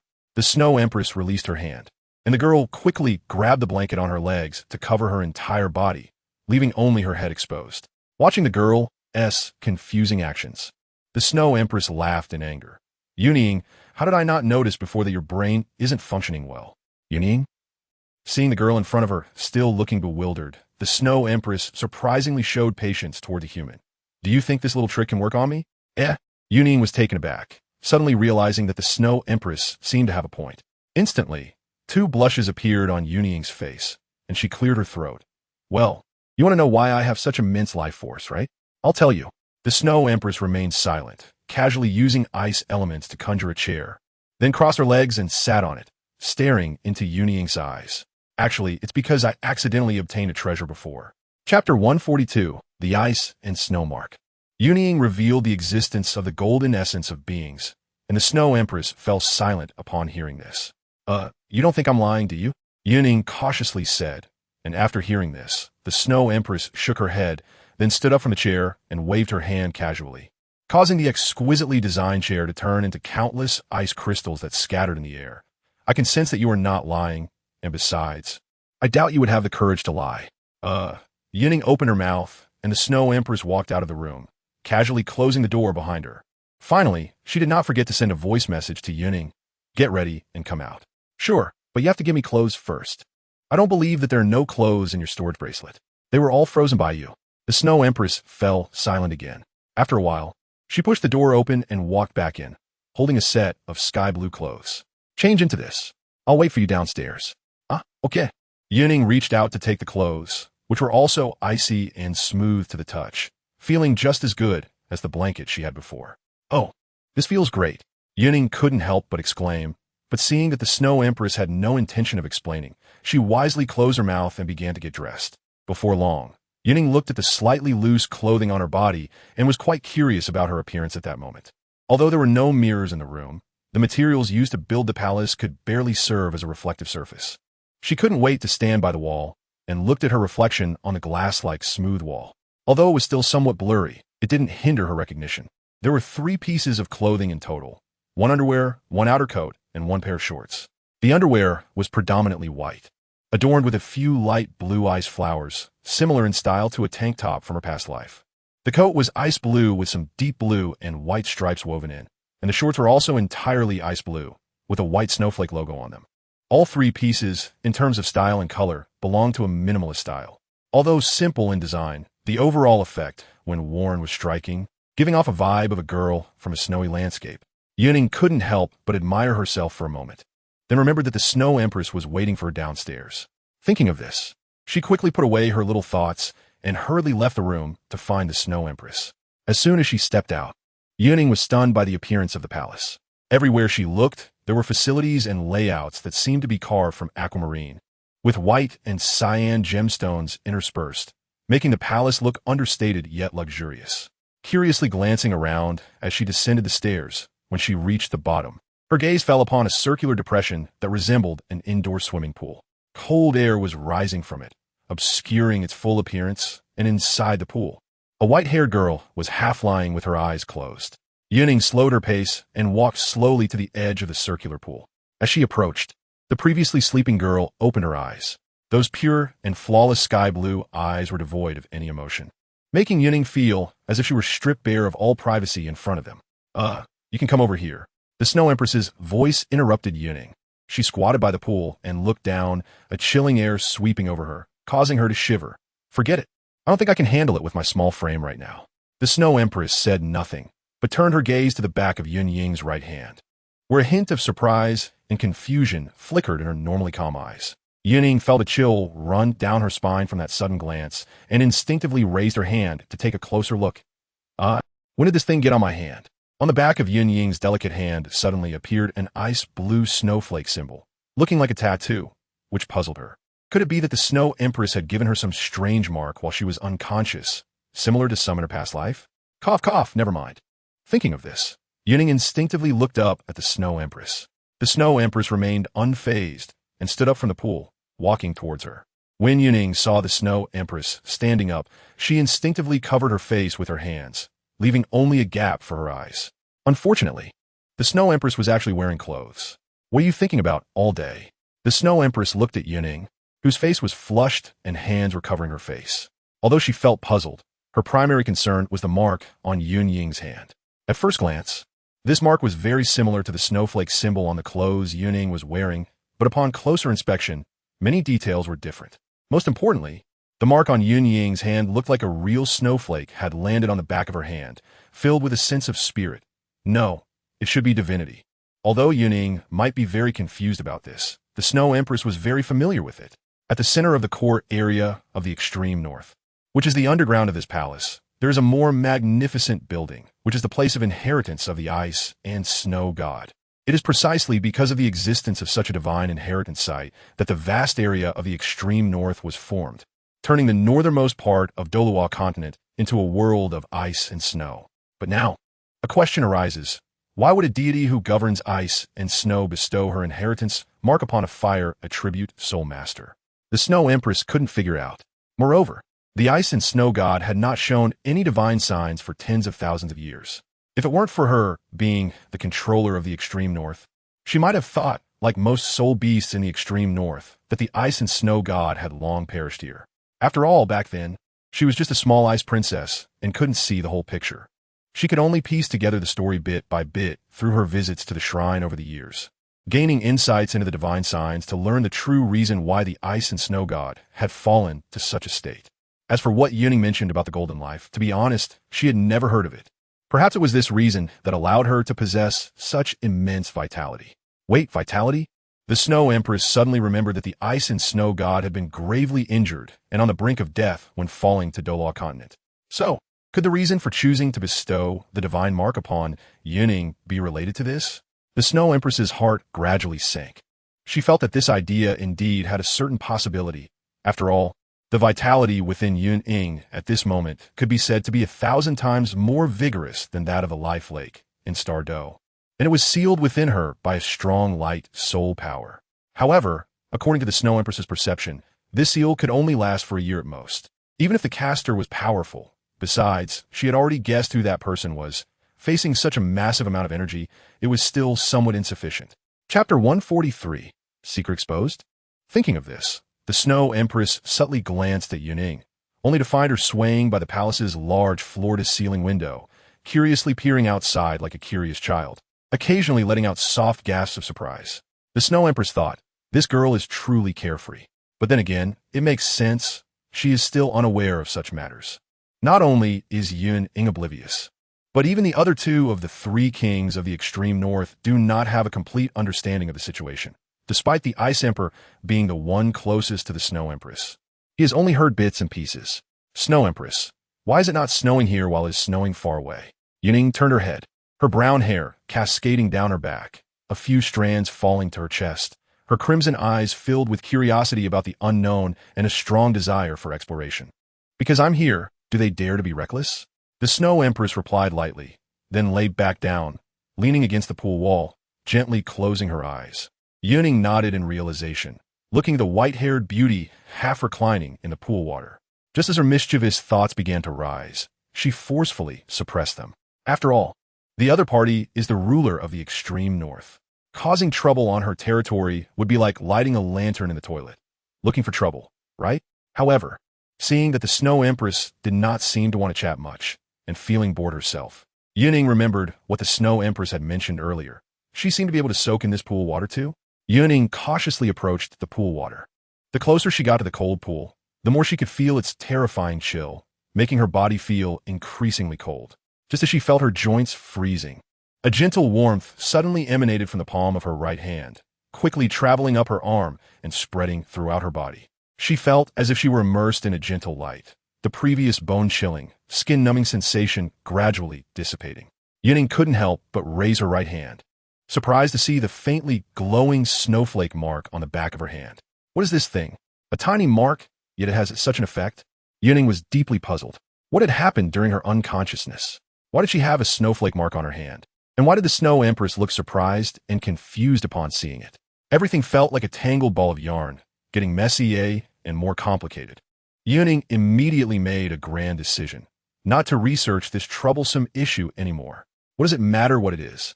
For her, it is definitely advantageous now. Although she didn't know what the downsides might be, she couldn't change anything. She had tried to inject her soul power into it, but unfortunately, it was of no use. As for separating this thing, that was even more impossible. It was like a brand deeply imprinted on her spiritual level. Since the Snow Empress said I could enter, why not give it a try? Yun Ying thought as she stood by the pool, then carefully sat down and stretched out a foot to test the waters. Her delicate jade foot lightly touched the water's surface, and an indescribable coolness washed over her, making her squint her eyes in comfort and let out a soft moan. She couldn't wait to slide into the water. As soon as she entered, she felt the cold water surrounding her, welcoming her, like a child reuniting with their mother, an incredibly strange feeling. Yun Ying was puzzled, but found the sensation quite pleasant, even comparable to the aura in the underground space of the Sea God Pavilion. The surrounding cold air swirled around her, seeming to become more lively due to Yun Ying's arrival. Wisps of cold air rushing into the snowflake mark on her right hand, as if they were greeting their master. The snowflake mark grew brighter under this influx of energy, its icy blue light becoming more dazzling. And soon the entire ice palace began to glow with an icy blue light, flickering like a heartbeat. In such an environment, Yun Ying's vision gradually became blurry, and her consciousness slowly sank until it was lost. That's about it. Ling Luocheng weakly finished, then collapsed into Ma Xiaotao's arms, as if expending all her energy. Seeing this, Ma Xiaotao hurriedly activated her soul power, guiding it along Ling Luocheng's meridians to help her recover, thus alleviating her physical and mental strain. I see. Yin Xiaozhe stroked his chin, his expression serious. Bastards. Those evil soul masters are so arrogant. Wu Ming, known for her bad temper, felt anger rise in her heart upon hearing this, wishing she could confront those wretched, cursed beings right away. Wu Ming, calm down, this matter is a bit strange. Xian Lao spoke, slightly furrowing his brows, a hint of confusion flashing in his murky eyes. Why did these events happen to her too? Especially right after Yun Ying shone brightly in the competition? Xian Lao, are you suggesting? Yin Xiaozhe's heart stirred, immediately understanding the implication in Xian Lao's words. Someone is targeting Shrek. Xian Lao remained silent, but his expression had already said it all. Zhou Changkong, you can leave now, Mu Lao said slowly. Zhou Changkong respectfully cupped his hands and then left the Sea God Pavilion. Xuanzi, this matter is up to you and Xiaozhe to handle. It's time to clean out some hidden pests, Mu Lao added before leaving the room. Xian Lao and Yin Xiaozhe exchanged glances, both seeing the anger and determination in each other's eyes. Wu Ming, Xiaodao, you two go back and prepare. Xiaozhe, go to the mission reception area to post a mission, instructing the disciples still in the inner courtyard to investigate all suspicious traces of evil soul masters. Suan Lao spoke Gunli. Yin Xiaozhe accepted the order, leaving with a serious expression, followed closely by Wu Ming and Ma Xiaodao. Ling Luocheng, you will rest here for the next few days. Once you recover, I have a mission for you. Yes, Xian Lao. Ling Luocheng respectfully replied, and Xianlao then left. His eyes were no longer as indifferent as before. The sharpness in his murky gaze was apparent. Once outside the sea god pavilion, he looked up at the darkening sky, snorting coldly. Let me meet you wild dogs in this garbage heap. As for what was happening at Shrek Academy, far away in the extreme north, Yun Ying was completely unaware. She was currently in a strange state. She could clearly perceive her surroundings, but was terrified to discover that she could not control her body, as if her consciousness had been sealed within this container called the flesh. What on earth is going on? Just as this thought arose in Yun Ying's mind, her vision went dark, and when the light reappeared, she found herself standing before a more magnificent and grand temple. Here, Yun Ying curiously looked around. Although the aura emanating from the temple was powerful, it inexplicably made her feel a sense of closeness, as if she and this colossal temple were one. At that moment, an ethereal voice echoed in the empty space, its words causing Yun Ying to widen her eyes. Welcome to this place, traveler from another world. Chapter 144. The gaze that wants to cut through a person's heart cannot be hidden. Welcome to this place, traveler from another world. You, Yun Ying, stared at the temple before you, remaining silent for a long time. However, within her heart, a storm had already risen. What was happening? Why would he say such things? Could it be that he was trying to deceive her? But there wasn't a suitable reason for that. If he truly was deceiving her, then since he could say such words, he must have some doubts. However, this was her first time reaching the extreme north since her journey began. Could it be that he noticed her as soon as she arrived in the Douluo continent? That seemed unlikely. As Yun Ying was lost in thought, the ethereal voice echoed once more. No need to be surprised. I sensed your uniqueness as soon as you arrived in the extreme north. When you reached the ice and snow hall, I observed you closely. Now, I have finally confirmed this matter. You are a visitor from another world. Yun Ying opened her mouth, but ultimately said nothing and continued to keep silent. The voice, not bothered by her lack of response, continued. You need not guard against me. Perhaps my words may deepen your suspicion. Well, to be brief, as you can see, the place you are in is called the Ice and Snow Temple, and it is inherently connected to the Ice and Snow Hall, where your physical body is located. The hall is above, while the temple lies deep within the 10,000-meter thick ice. 10,000 meters deep. Yun Ying's mouth slightly opened, her face showing some astonishment. And your current state is that of a soul body, so I can clearly see the aura on you that does not belong to the souls of the Douluo continent. His words left Yun Ying momentarily stunned, but then a greater confusion followed. Did you not say you are the god of ice and snow? How is it that your current state would be detectable in the divine realm? Gods of rank 1 and above would sense this aura. Because of the rank of your long spear, the inhabitants of the Douluo continent cannot detect it, while those weaker gods of rank 2 and 3, as well as clerics, would only feel that you're not ordinary. Rank? Are you referring to the Spear of Fire? Yun Ying instinctively wanted to summon the Spear of Fire, but she quickly remembered that she was currently in a soul state and that the Spear of Fire might not be summonable. Yun Ying looked at the crimson and golden intertwined long spear that appeared in her hand. Whether it was her illusion or not, she felt that the Spear of Fire in her soul state was more spirited than the one she summoned in reality, as if this spear were a living being. This is the unique aspect of your martial soul. The voice held a hint of admiration, and then it spoke again. On you, I see possibilities for the future. You are the one most likely to fulfill my long-held wish in tens of thousands of years. Therefore, even though your soul power is of the fire attribute, I shall grant you the ice and snow mark. Yun Ying raised her hand, and, as expected, the mark appeared on her right hand. Why choose me? Isn't there still the Snow Empress? You said you have waited for tens of thousands of years. You could have passed the divine position to the Snow Empress 1,000 years ago. After a moment of silence, the voice sighed. Schwer is a spirit of heaven and earth born from the extreme north, a gift of nature. The crystallization nurtured by the sacred ice and snow for thousands of years.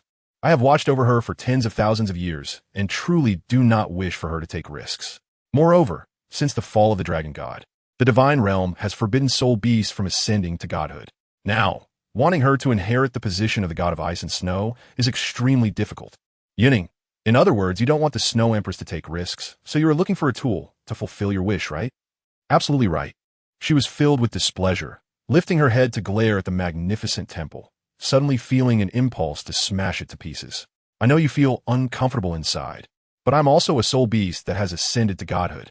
Now, I only have a wisp of precarious consciousness existing in the extreme north, barely surviving on this temple and the sacred ice and snow.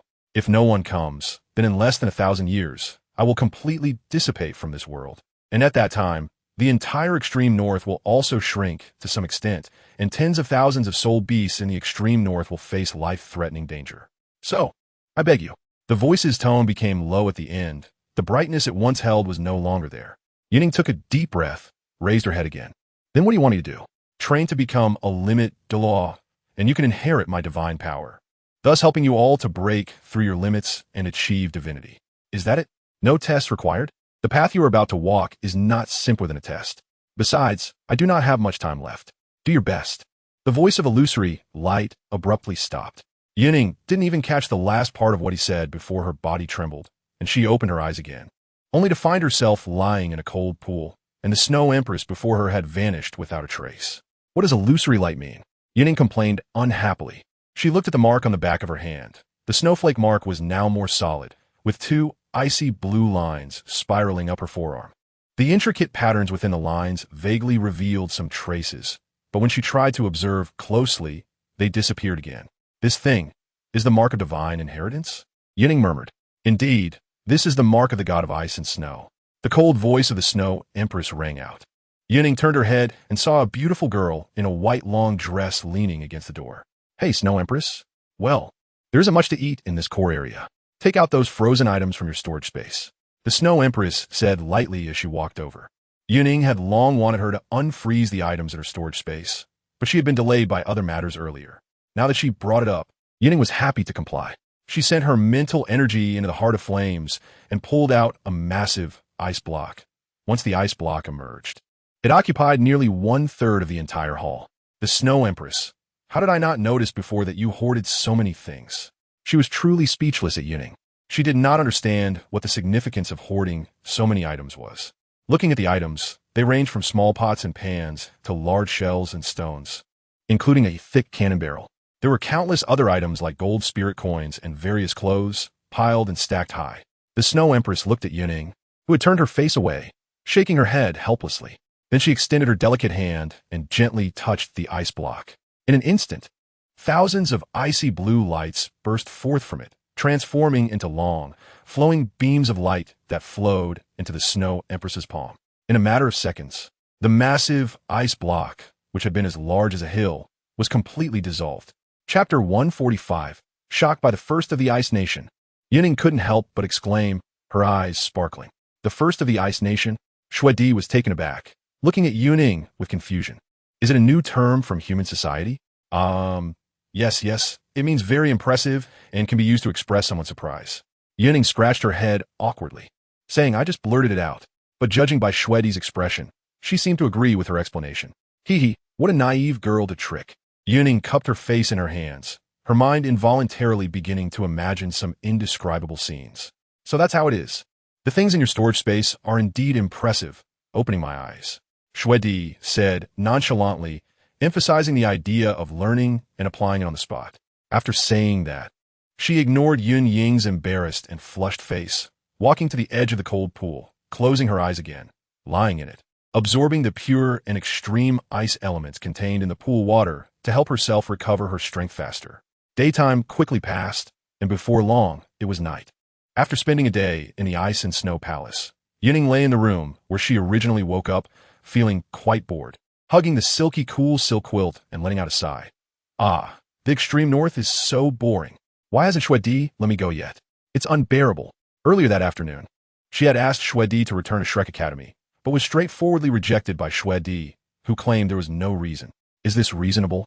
Yun Ying was furious at that time, but she couldn't think of any actions to change the situation. Sneaking out? Don't be ridiculous. This is the core area of the extreme north.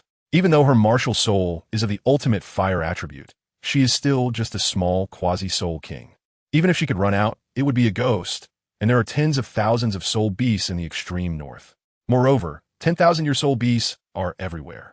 Although her current strength is enough to contend with some 10,000-year soul beasts, the key point is that this is their home ground. Fighting on home turf, their strength will definitely be enhanced. Sigh, what a failed man. Yun Ying flipped over, lay on the bed, and sighed again. Forget it. There will surely be a way when the car reaches the mountain. Sleep, don't think about it. In the ice and snow palace, a snow-white figure quietly appeared. with white hair moving without wind, looking extraordinarily mystical. This person is none other than Xue Di in her soul form. Her purpose for coming to the Ice and Snow Palace was also very clear. She wanted to understand why the Ice and Snow God, who had been silent for nearly 10,000 years, suddenly bestowed the mark of divine inheritance to a fire attribute soul master. Great Ice and Snow God, Snow Maiden seeks an audience, Xue Di said respectfully at the entrance of the palace. At that moment, a miraculous scene occurred. According to Xue Di's own expectations, she thought this time she might not receive a response from the Ice and Snow God, just like the previous times she sought an audience. However, the result was far beyond her expectations. The thick 10-meter-high door slowly opened, and the Ice and Snow Palace, sealed for thousands of years, once again radiated its unique and dazzling light. A pillar of ice-blue extreme cold light formed above the palace, about to break through the 10,000-meter-thick ice layer and ascend. But suddenly, as if controlled by someone, it abruptly turned and dissipated in an instant. Xue Di showed a look of surprise, slowly walking into the palace. Looking at the surrounding familiar yet strange scenes, she suddenly felt a bit more at ease. In front of her was a huge ice crystal throne, with a small seat on either side, looking much simpler than the central ice crystal throne, but still sufficiently magnificent. There were no figures on these 3 seats, and Xue Di was already used to the situation. After all, she hadn't seen the Ice and Snow God's figure for tens of thousands of years. The last time she saw the Ice and Snow God, perhaps it was forgotten. Over these tens of thousands of years, every time she met, she only heard the voice but never saw the person. Moreover, even the Ice and Snow God she saw before was just a shadow wrapped in a layer of ice-blue light. Gods are noble and mysterious. She could only persuade herself not to be disappointed about not seeing their true form. Forgive me for being presumptuous, but I believe that as a god ruling over ice and snow, there is no reason to grant the mark of inheritance to a fire attribute soul master, right? At this moment, Xue Di couldn't care less about whether she could see the true appearance of the Ice and Snow God, and directly spoke her thoughts. Xuya, what do you think of that human? An ethereal voice rang out. Xue Di was taken aback and then said, very talented, and her personality is also good. Do you think that is enough based solely on these 2 points? Xue Di lowered her head, lost in thought. After a while, she raised her head again. Also, her martial soul is very special. During the time Yun Ying was unconscious, she had carefully observed Yun Ying's martial soul. The crimson long spear was indeed quite extraordinary. Even for someone like her, who could be considered at the top of the Douluo continent's pyramid, she still couldn't see through Yun Ying's martial soul. Moreover, when observing her martial soul, Xue Di vaguely sensed the terrifying power contained within that spear. Perhaps what Yun Ying was currently using was just a preliminary version. Or maybe she hadn't truly exerted her full strength to develop her potential, still unaware that her martial soul is a treasure. Her martial soul has a high rank, and the power it contains is something even I couldn't compare to in my prime. This is also one of the important reasons I chose her. Rank, Xue Di murmured to herself. It was the first time she heard the Ice and Snow God mention the term rank. However, even so, Xue, I think you've always been curious about my true form. The ethereal voice interrupted Xue Di's words. Xue Di was taken aback and quickly said, no, Xue never meant that. It's fine. I've known you for tens of thousands of years. It's time to show you my current state. As the words fell, the light on the huge ice crystal throne flickered and a small figure appeared. Xue Di couldn't help but look up, her eyes widening in shock. She was stunned on the spot. The figure on the throne was actually a little girl, about 1.50 meters tall, with ice-blue long hair reaching her waist, and equally ice-blue eyes that exuded authority. Her skin was as white as snow, and she wore a deep blue ice crystal light armor. Her small face was serious, but paired with her petite figure, it added a touch of cuteness. You. Xue Di opened her mouth, her words stuck in her throat. Unable to speak for a long time, the god who governs ice and snow is actually just a 1.5 meter little girl. Chapter 146. Departure. As you can see, the little power I have left is dwindling, and perhaps in less than 1,000 years, I will completely dissipate from this world. The girl's voice, once ethereal and distant, has become much clearer, as beautiful as jade beads falling on a jade plate. How could this be? The Snow Emperor looked at her in disbelief, his eyes filled with complexity. But you wouldn't. I don't have time, the girl said with a bitter smile. I originally planned to raise you as my successor, but unfortunately, those hypocrites in the divine realm. As she spoke, her mood grew increasingly bleak. She looked down at the Snow Emperor, who was frozen in place below, and couldn't help but walk down from her throne, slowly approaching the girl. She lifted her face, reaching out to touch the girl's cheek. But the Snow Emperor was startled by this sudden action and instantly vanished in the icy temple. The girl stood in silence for a long time, finally letting out a sigh of relief. She had managed to deceive her. Damn it. Why after tens of thousands of years is my height still like this? Not changing even a little? She secretly ground her teeth, deeply dissatisfied with her height of just over 1.50 meters, but soon became disheartened. Oh well. At least I have a reasonable excuse to cover it up. Sigh. Only 1,000 years left to live. Is it fortunate or unfortunate? Divider. In the early morning, soft light streamed through the floor-to-ceiling windows, filling the entire room. The girl, sleeping soundly on the bed, was gently shaken awake, frowning as she slowly opened her eyes. Yun Ying, still groggy, yawned without any grace. She sat up slowly, looking at the blue decor around her, her mind momentarily confused. Where am I? All right, I'm still in the extreme north. Yun Ying scratched her head, and after a moment, she remembered where she was. She had slept so deeply that she felt dazed. Yun Ying silently criticized herself, and, after organizing her thoughts, she got out of bed to find the Snow Emperor and discuss leaving the extreme north. Strange. Where's the Snow Emperor? Yun Ying wandered around the hall for quite a while, but did not find the Snow Emperor's figure. Unwilling to give up, she carefully searched the entire first floor, but to no avail. The whole first floor was empty. Not even the cold pond where the Snow Emperor often stayed was occupied. Yun Ying scratched her chin, her small face filled with confusion. She couldn't help but raise her hand to look at the snowflake mark on the back of her hand, and a thought suddenly emerged in her mind. Could it be because of this thing? This? Yun Ying sighed, just as she was about to go upstairs to cultivate her soul power. Suddenly, a cold voice came from above. Speak. What do you seek from this Empress? She instinctively looked up and saw a girl in a white qipao leaning against the staircase, arms crossed, her exquisite face showing no expression, looking down at her with an inexplicable sense of pressure. So big, so white. Yun Ying stared blankly at a certain spot, and seeing her dazed expression, the Snow Emperor knew immediately what she was thinking. Wake up. The Snow Emperor's lips parted slightly, her right hand moved, and a stream of deep blue energy flowed from her fingertips, creating a light blue trail in the air that quickly rushed towards Yun Ying, wrapping around her neck a few times and transforming into a gust of cold wind blowing down from above. Yun Ying shivered all over, feeling a chill rush to the top of her head, and her previously dazed brain instantly became clear. Speak. What do you seek from this Empress? The Snow Emperor slowly walked down the stairs, standing 2 steps above Yun Ying and looking down at her.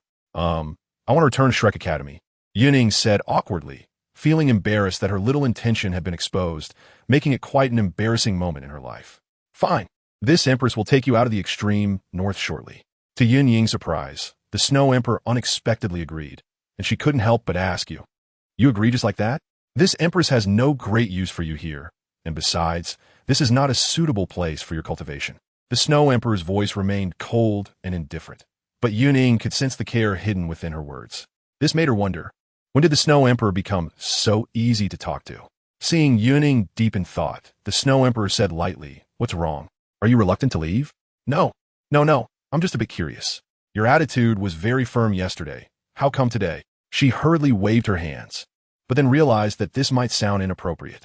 Wait, that's not what I meant, it's just... No need for more words.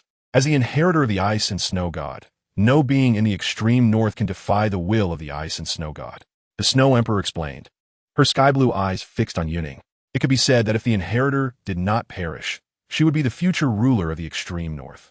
Yun Ying blinked and raised her right hand again to look at the mark. So, I am now the young master of the extreme north? The Snow Emperor.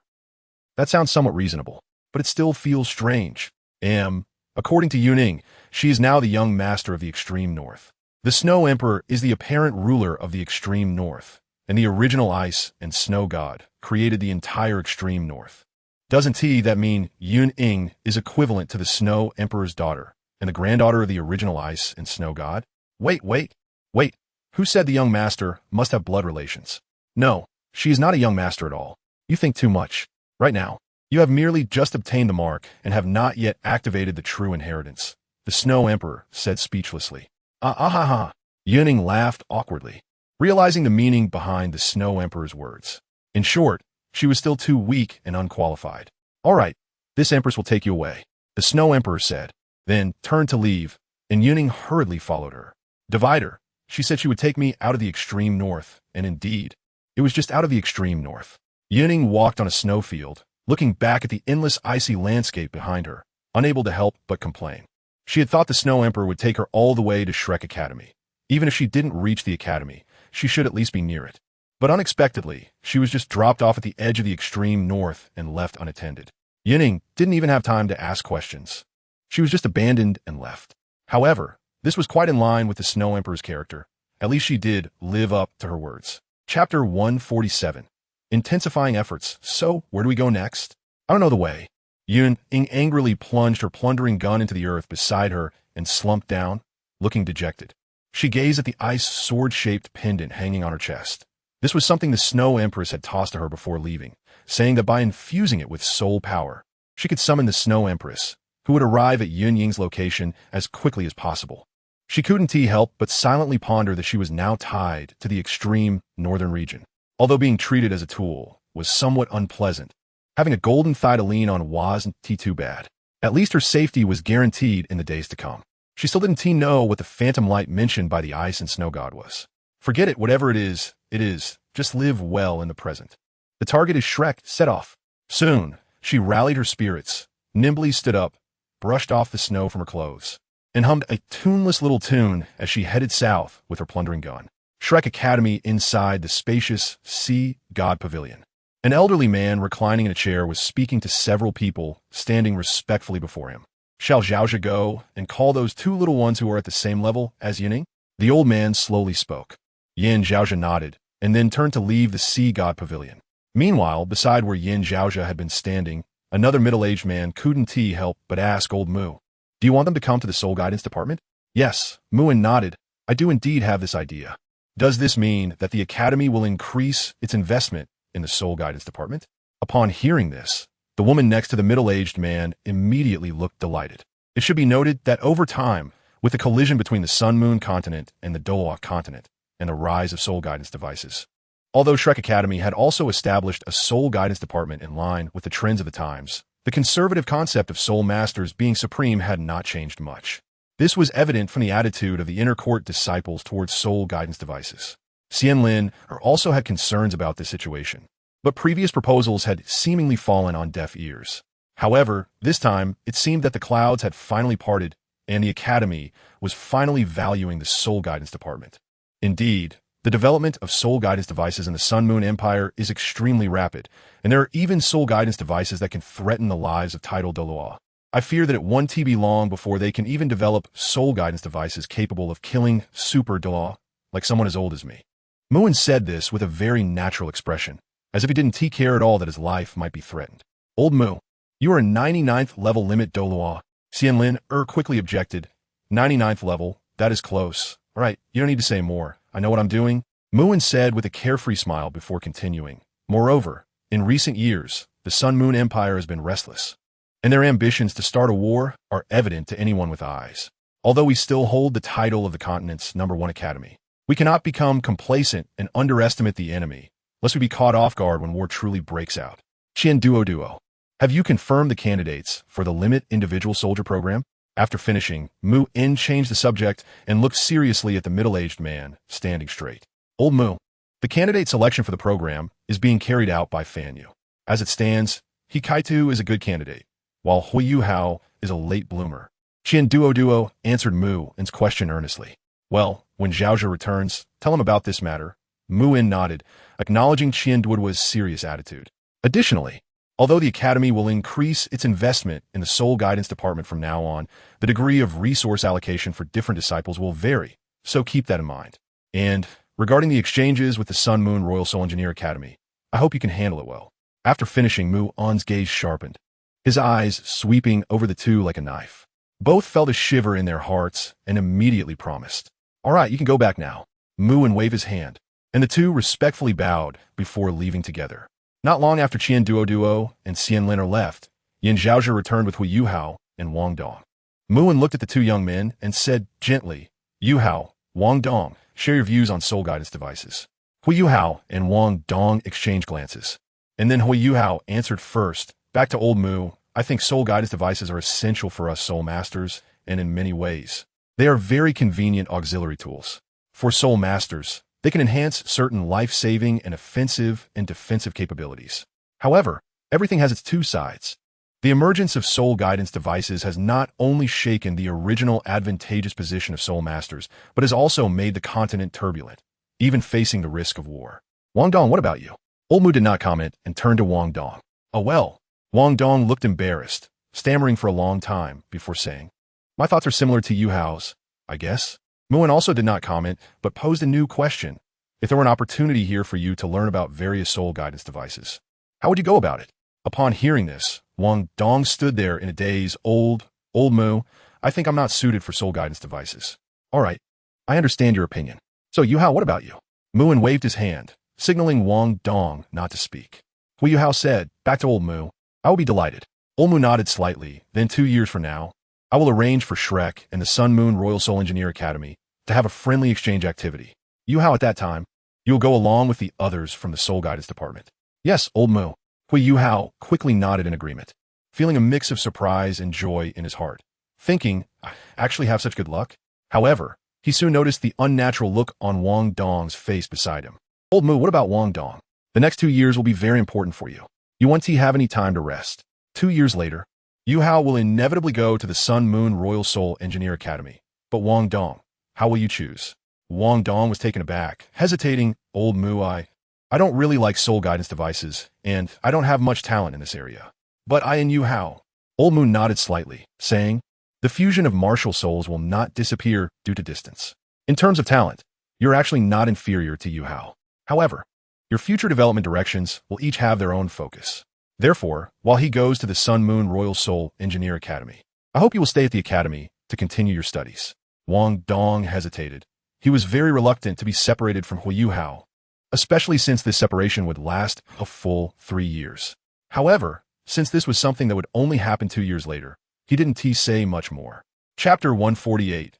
Re-entering the Douluo forest, Elder Mu waved his hand and said, Xuanzi, you take Yu-Hao and Wang Dong to practice for a while. Also, tomorrow you will take them to obtain their soul rings. Understood. In a corner of this lair, Elder Xian, who had been eating a chicken leg, was suddenly called by name. He quickly tossed the chicken leg into his storage space, wiped his hands, and responded.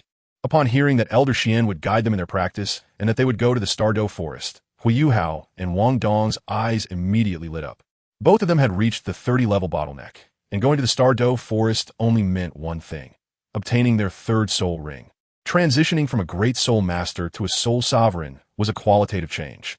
Breaking through the 30-level threshold meant that a soul master had officially moved from the beginner to the intermediate stage. Moreover, what was even more critical was that they would receive personal guidance from the second strongest in Shrek Academy. This was simply, had they saved the Douluo continent in their previous lives? All right, you can leave now. Xiaozhe, stay for a moment. Elder Mu said slowly. Elder Xian received the order and took Yu-Hao and Wang Dong away, while Yin Xiaozhe continued to stay in the Sea God Pavilion, waiting for Elder Mu's next instructions. Xiaozhe, have there been any updates on Yun Ying's whereabouts? Compared to other matters, Elder Mu was actually more concerned about this, as Yun Ying was currently a treasure of Shrek Academy. If something were to happen to her, it would be disastrous. Teacher, the inner court disciples have searched the surrounding areas of the Douluo Empire these days and have eliminated many gathering points of evil soul masters on the continent. But they have not found any trace of Yun Ying. However, according to reliable sources, a city in the Douluo Empire was directly frozen that day, and most of the elites from the city lord and the city defense team disappeared. They found the bodies of Yun Ying and Ling Luocheng frozen into ice sculptures, not far from where they fought the evil soul masters. Yin Xiaozhe replied respectfully. All right, I understand. You can go back to your business now. Elder Mu closed his eyes and lay back in his chair, waving his hand. Yin Xiaozhe continued to ask, then, teacher, will the operation continue? Now not only the other 3 countries, but also the Sun Moon Empire has noticed our movements. Continue, just use the excuse of attacking evil soul masters. Elder Mu said lightly, his tone revealing an unyielding authority. Yes, Elder Xian, tomorrow we're going to the Douluo forest to obtain the third soul ring, right? On the way back, Wang Dong approached Elder Xian with a fawning smile. What? If we're not going to obtain the third soul ring, are we going to be snacks for those soul beasts? Elder Xian retorted without holding back, causing the smile on Wang Dong's face to freeze instantly. Oh well. Elder Xian seemed to have noticed Wang Dong's embarrassment and took out a greasy chicken leg from his pocket. eating it while asking, "Speak, what's the matter?" Wang Dong chuckled. "Well, Elder Xian, there's another twin martial soul in our class who has also reached 30 levels.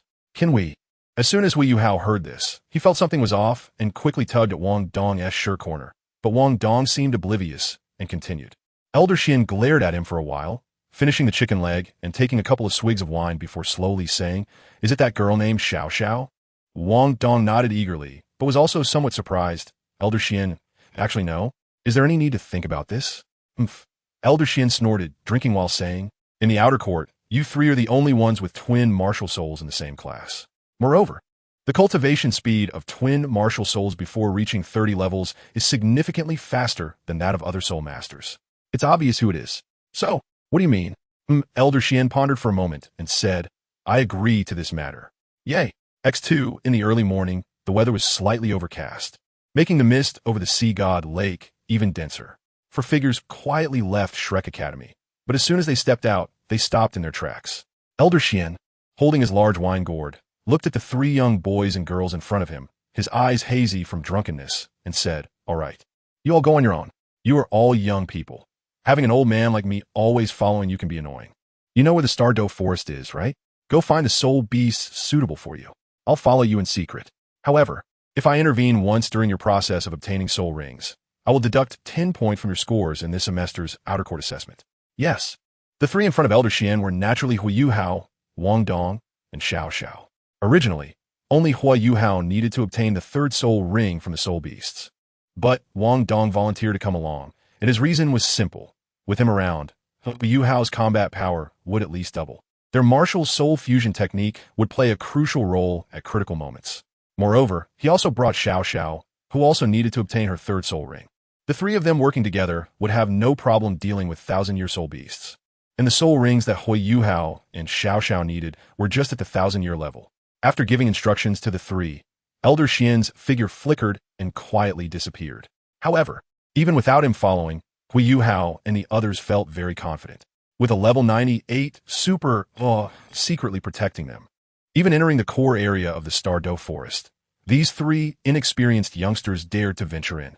Thus, the three little ones who had formed a team since the start of the school year reunited and then set off, heading straight for the Douluo forest to the south of Shrek Academy. Shrek Academy was indeed very close to the Douluo forest. Otherwise, when the beast tide erupted from the Douluo forest, it wouldn't have been the first to attack Shrek City. With full speed in just 2 days, Hui Yuhao and the others had already arrived at the outskirts of the Douluo forest. Although they had not yet arrived, the air on the road had already become noticeably fresher, making their breathing much smoother. Hui Yuhao, Wang Dong, and Xiao Xiao had traveled for 2 days, but their spirits were exceptionally high. Since entering Shrek Academy, they had been engaged in intense study and training, with no time to relax. By the end of the first academic year, Wang Dong and Xiao Xiao at least went home to rest, but Hui Yuhao had gone to the extreme north. Although he ultimately obtained the powerful Ice Emperor Scorpion martial soul, he also endured considerable trials and hardships. After returning to the academy, he had been diligently cultivating, and later he participated in competitions with Wang Dong and the others. His mind had always been tense.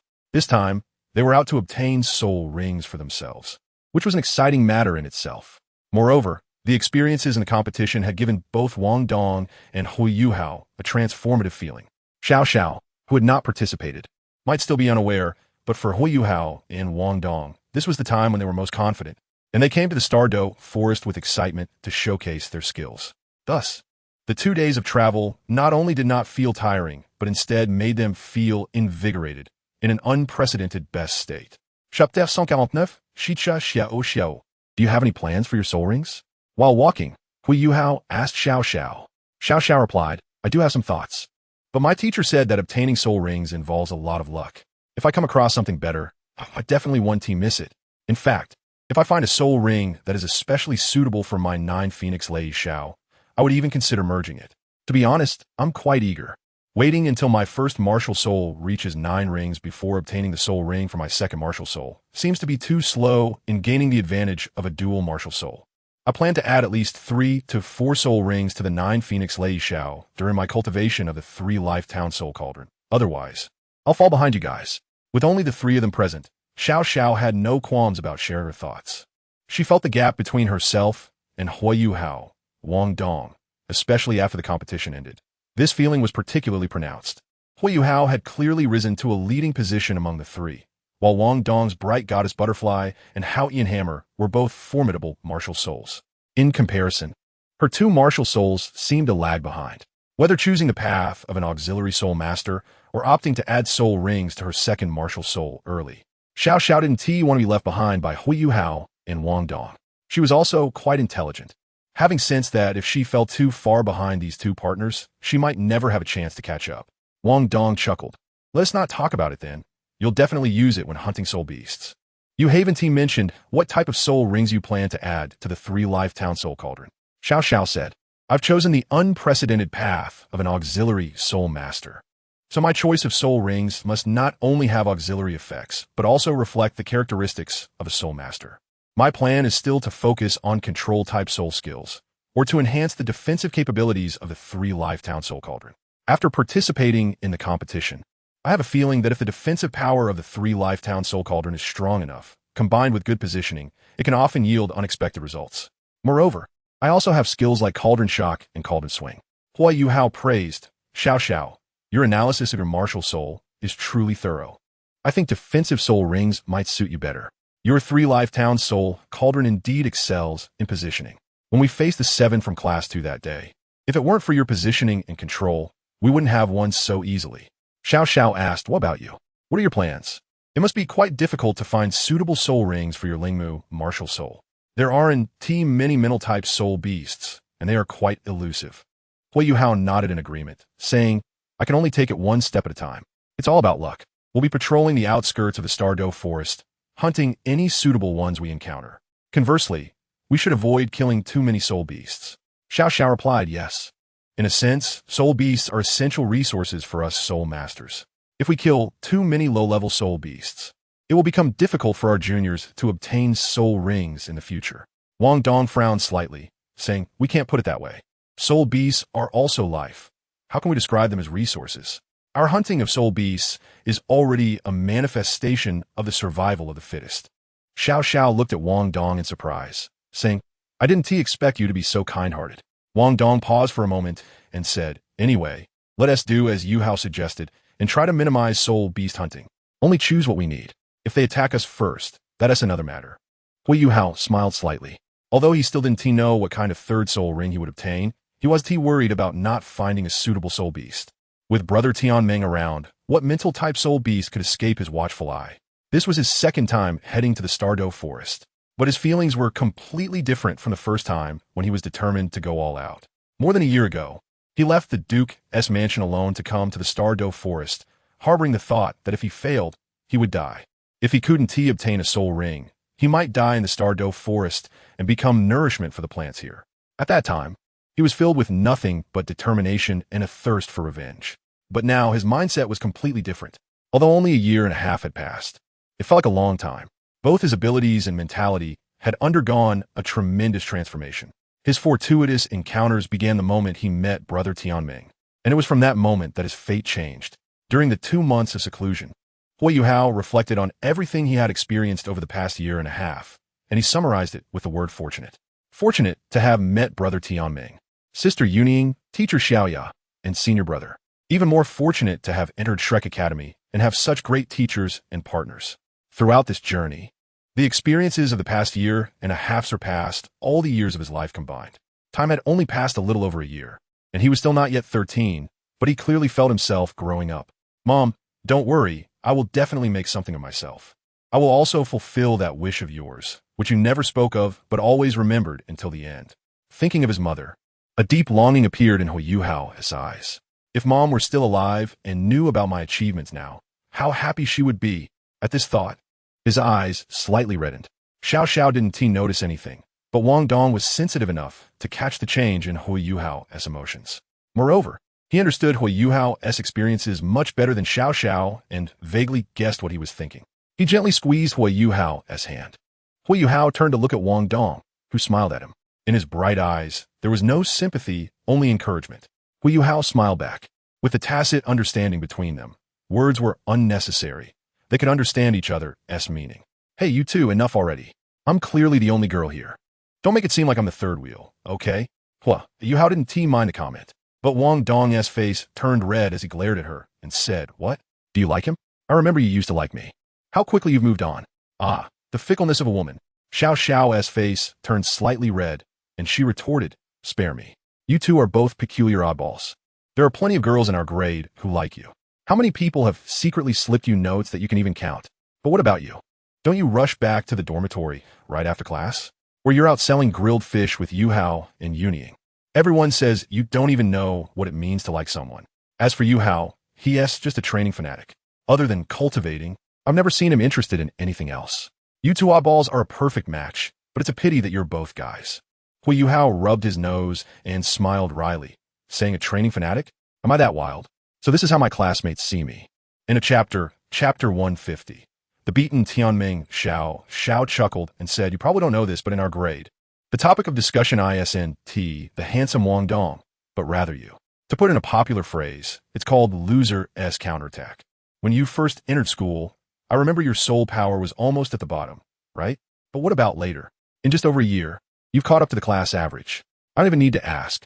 After we defeat Class 2, and with Yun Ying getting approved to enter the Inner Academy early, your title as the first new star of the second grade is definitely secured.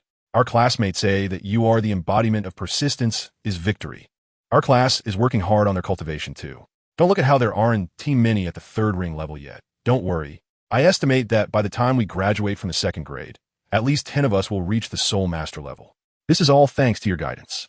Yu-Hao was dumbfounded and said, "Is there really such a thing? Why have I never heard of it?" Xiao rolled her eyes and said, "Unlike you two who live in your own world and hardly interact with classmates, I have many good friends. I heard it from Lan Susu and Lan Luoluo. They really admire you. Sister Xian also thinks highly of you. It seems I have quite a good reputation." Yu-Hao laughed. However, he quickly noticed another issue. Then why has Yun Ying never mentioned it? Aren't you all very close? Xiao chuckled and said, "You do have friends, but as for romantic interests, that is not as good as your companion here. Although the twins admire your strength, they like Wang Dong. Before we came out, she even asked me to test Wang Dong's feelings." She then changed her tone, speaking with confusion. "As for Yun Ying, I think she is cool and impressive, but when I interact with her, there is always a strange sense of distance. Plus, she is in the Inner Academy now, so we might not have many chances to meet in the future. That is for sure. How could someone like Shui be obsessed with such childish games?" The Ice Emperor's proud voice echoed in Yu-Hao's spiritual sea, filled with disdain. "Hey, Ice, could it be that you're mistaken?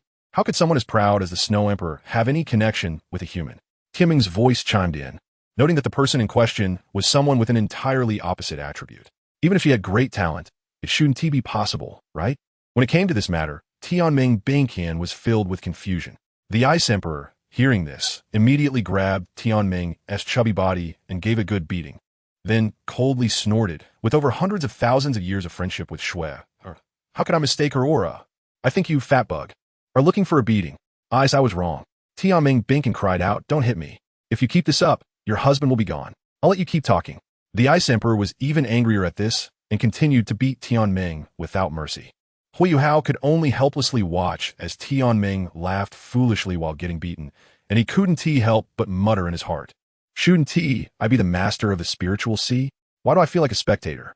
On the other hand, Wang Dong, who was praised by Xiao, stood with his hands behind his back, gazing at the distant mountains, looking somewhat ethereal, as if saying, "Even though I'm not in the academy, the legends about me are everywhere."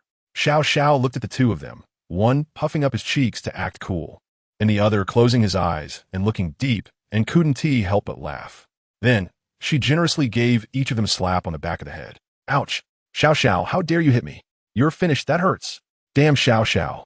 Haha," the three laughed and continued forward, the outline of the Douluo forest gradually appearing in their sight. In the distance, the vast and dense forest was already in sight, and the warning sign that Yu-Hao had seen before appeared again.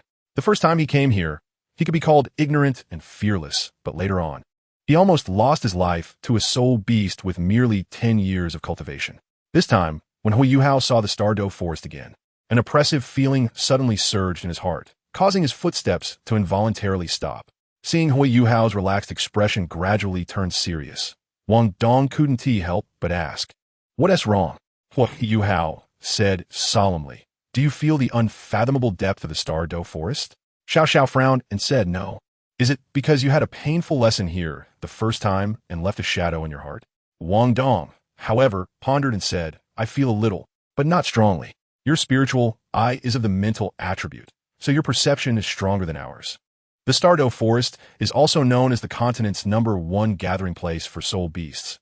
It's normal to have this feeling of oppression. Who knows how many powerful soul beasts are hidden here?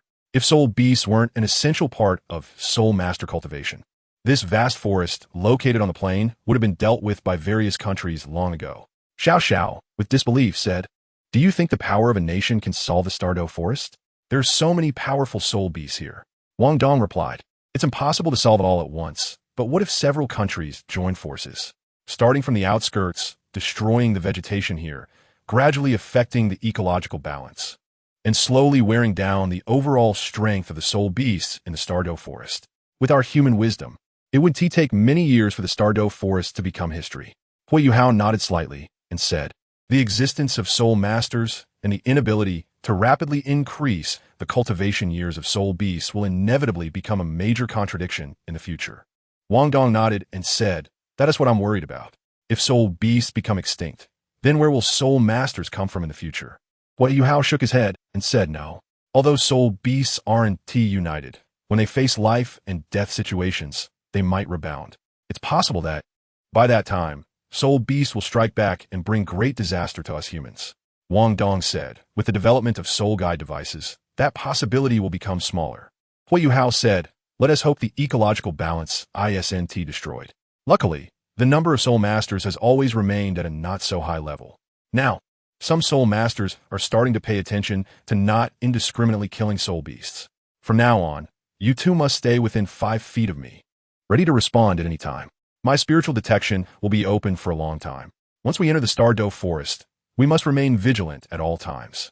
We will only roam horizontally around 10 kilometers from the outskirts, and we must not go deep.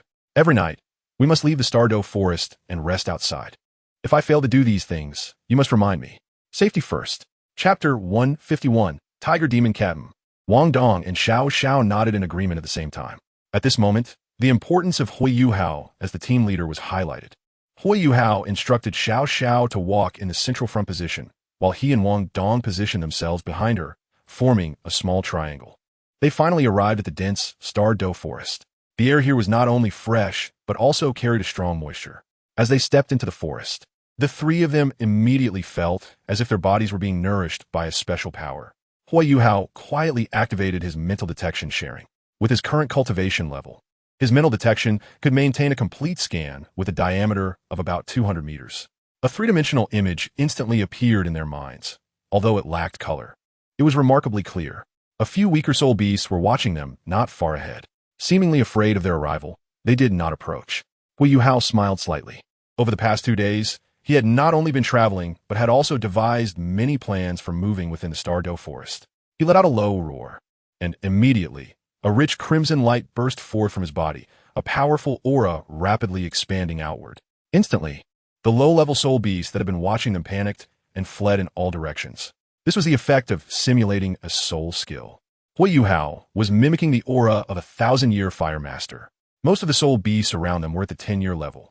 And suddenly feeling the ferocity of a 1,000-year soul beast, it was no wonder they ran away. This greatly saved them from trouble.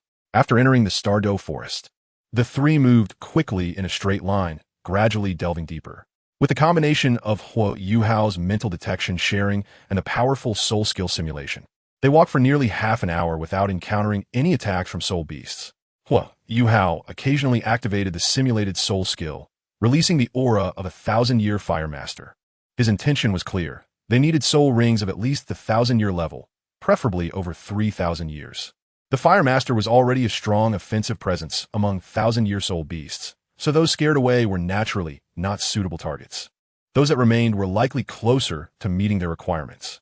Yuhao, let's take a break, Wang Dong suggested. Throughout the journey, he and Xiao Xiao had been quite relaxed, only needing to follow Hui Yuhao. However, continuously activating 2 soul skills consumed a significant amount of Hui Yuhao's energy. Hui Yuhao understood he needed to remain in optimal condition and immediately nodded. He found a relatively high hill to stop. Let's rest here, Hui Yuhao said. indicating for Wang Dong and Xiao Xiao to take a break first. Wang Dong came to his side and placed his left hand on Hui Yuhao's shoulder. The power of light and winter instantly merged between them, and a surging aura of light overflowed from Wang Dong, causing the surrounding vegetation to seem to exude a hint of joy. Golden halos flowed from Wang Dong, moving down from his shoulder along Hui Yuhao's body. Hui Yuhao turned in surprise to look at him, realizing that under this rich aura of light, all his fatigue vanished, and the soul power within him was filled with strong vitality. With the assistance of the light and winter power, the earlier consumption of over 10% of his soul power was completely restored in just a few breaths. Wang Dong said proudly, "This is the true essence of the Golden Radiance. I call this essence omnipresence. Whether for attack, defense, recovery, or even healing, it can play a very strong role. The effectiveness of this Golden Radiance left arm bone can almost rival that of a 100,000-year soul bone. The more I comprehend the accompanying Golden Radiance soul skill, the more I can feel its endless mysteries. With the power of light, it can accomplish many things." Hui Yuhao chuckled. "You're trying to entice me to cultivate with you. It seems our cultivation speed might improve again." Wang Dong replied, "Don't be too happy too soon. Didn't you say that after your soul power breaks through to the 30th level, the influence of your ultimate martial soul would slow your cultivation speed?" Hui Yuhao smiled. "Who knows? It might not be the case." He was not an ordinary ultimate martial soul master. Within him, there was a vast power belonging to the Ice Emperor, and that sealed power was continuously improving his body, coupled with the opportunity he recently gained at the Treasure Appreciation Pavilion. He believed that even if his cultivation speed was affected by the ultimate martial soul, it wouldn't be too significant. Hui Yuhao's expression suddenly tightened as he looked in a certain direction. This time, he did not release the simulated soul skill. "Be careful," he warned, stepping forward, his hands quietly turning white. In Wang Dong and Xiao Zhao's mental perception, a distinctly powerful soul power presence appeared in the three-dimensional image. It was a somewhat blurry figure that had just entered Hui Yuhao's mental detection range. It seemed to have already noticed them and was rushing toward them at an incredible speed. Not far away, a flash of light appeared, and a greenish figure silently appeared on a branch about 30 meters away from them. It was a small-sized raccoon cat, covered in dark blue-black fur, with a pair of purple-red eyes that glinted with ferocity. The dark blue-black fur was uneven, hinting at a tiger stripe pattern. This raccoon cat was only about 2 feet long, but exerted considerable pressure on the three of them. Living in the Douluo forest, all creatures were soul beasts, and its speed and aura indicated that it was at least a 1,000-year level soul beast. Hui Yuhao said solemnly, "This is the tiger demon cat, a highly aggressive soul beast. Judging by its already dark blue-black fur, its cultivation level is at least over 2,000 years. If its fur turns black with blue patterns, then it will be a 10,000-year tiger demon cat." The knowledge learned at the academy proved invaluable at this moment. And Hui Yuhao's brief introduction jogged the memories of Xiao Xiao and Wang Dong regarding this soul beast. At Shrek Academy, there were 4 classes each week specifically about soul beasts. The tiger demon cat was not rare, and they had naturally studied it. From a soul master's perspective, the tiger demon cat will be classified as an agility attack type, known for its strong offensive capability. Combat seems unavoidable. Remember not to kill it, Hui Yuhao reminded quietly. Among the soul beasts he had encountered, he had only never seen a 10,000-year level existence. Trying to intimidate this tiger demon cat wouldn't be easy. As for simulating the aura of a 100,000-year soul beast, he dared not do so lightly. This was the Douluo forest, where true 100,000-year soul beasts existed. At the 100,000-year level, soul beasts had a strong territorial concept. If they weren't careful and attracted a 100,000-year soul beast, it would mean losing more than gaining. Therefore, Elder Xian had warned him before setting out. Unless absolutely necessary, do not simulate the aura of a 100,000-year soul beast. Chapter 152. Your Majesty? Just as Hui Yuhao was speaking, the tiger demon cat pounced like a streak of blue lightning. Its first target was not Hui Yuhao, who stood at the front, but rather Wang Dong, who was to his side. The name demon in tiger demon cat refers to its dual attributes of wind and darkness, which is one of the important reasons for its formidable attack power. Its 2 forepaws shot out, emitting a layer of dim, wave-like aura from its dark blue-black fur. As it leaped in the air, it twisted its body, bypassing Hui Yuhao and charging straight at Wang Dong. Wang Dong's light attribute was the one it disliked the most. A fierce battle among the three and the soul beast was about to erupt. On the other side, not far from them, An old man named Xian was lazily lying on a sturdy tree branch, looking disheveled while sipping from a wine gourd and watching the battle below.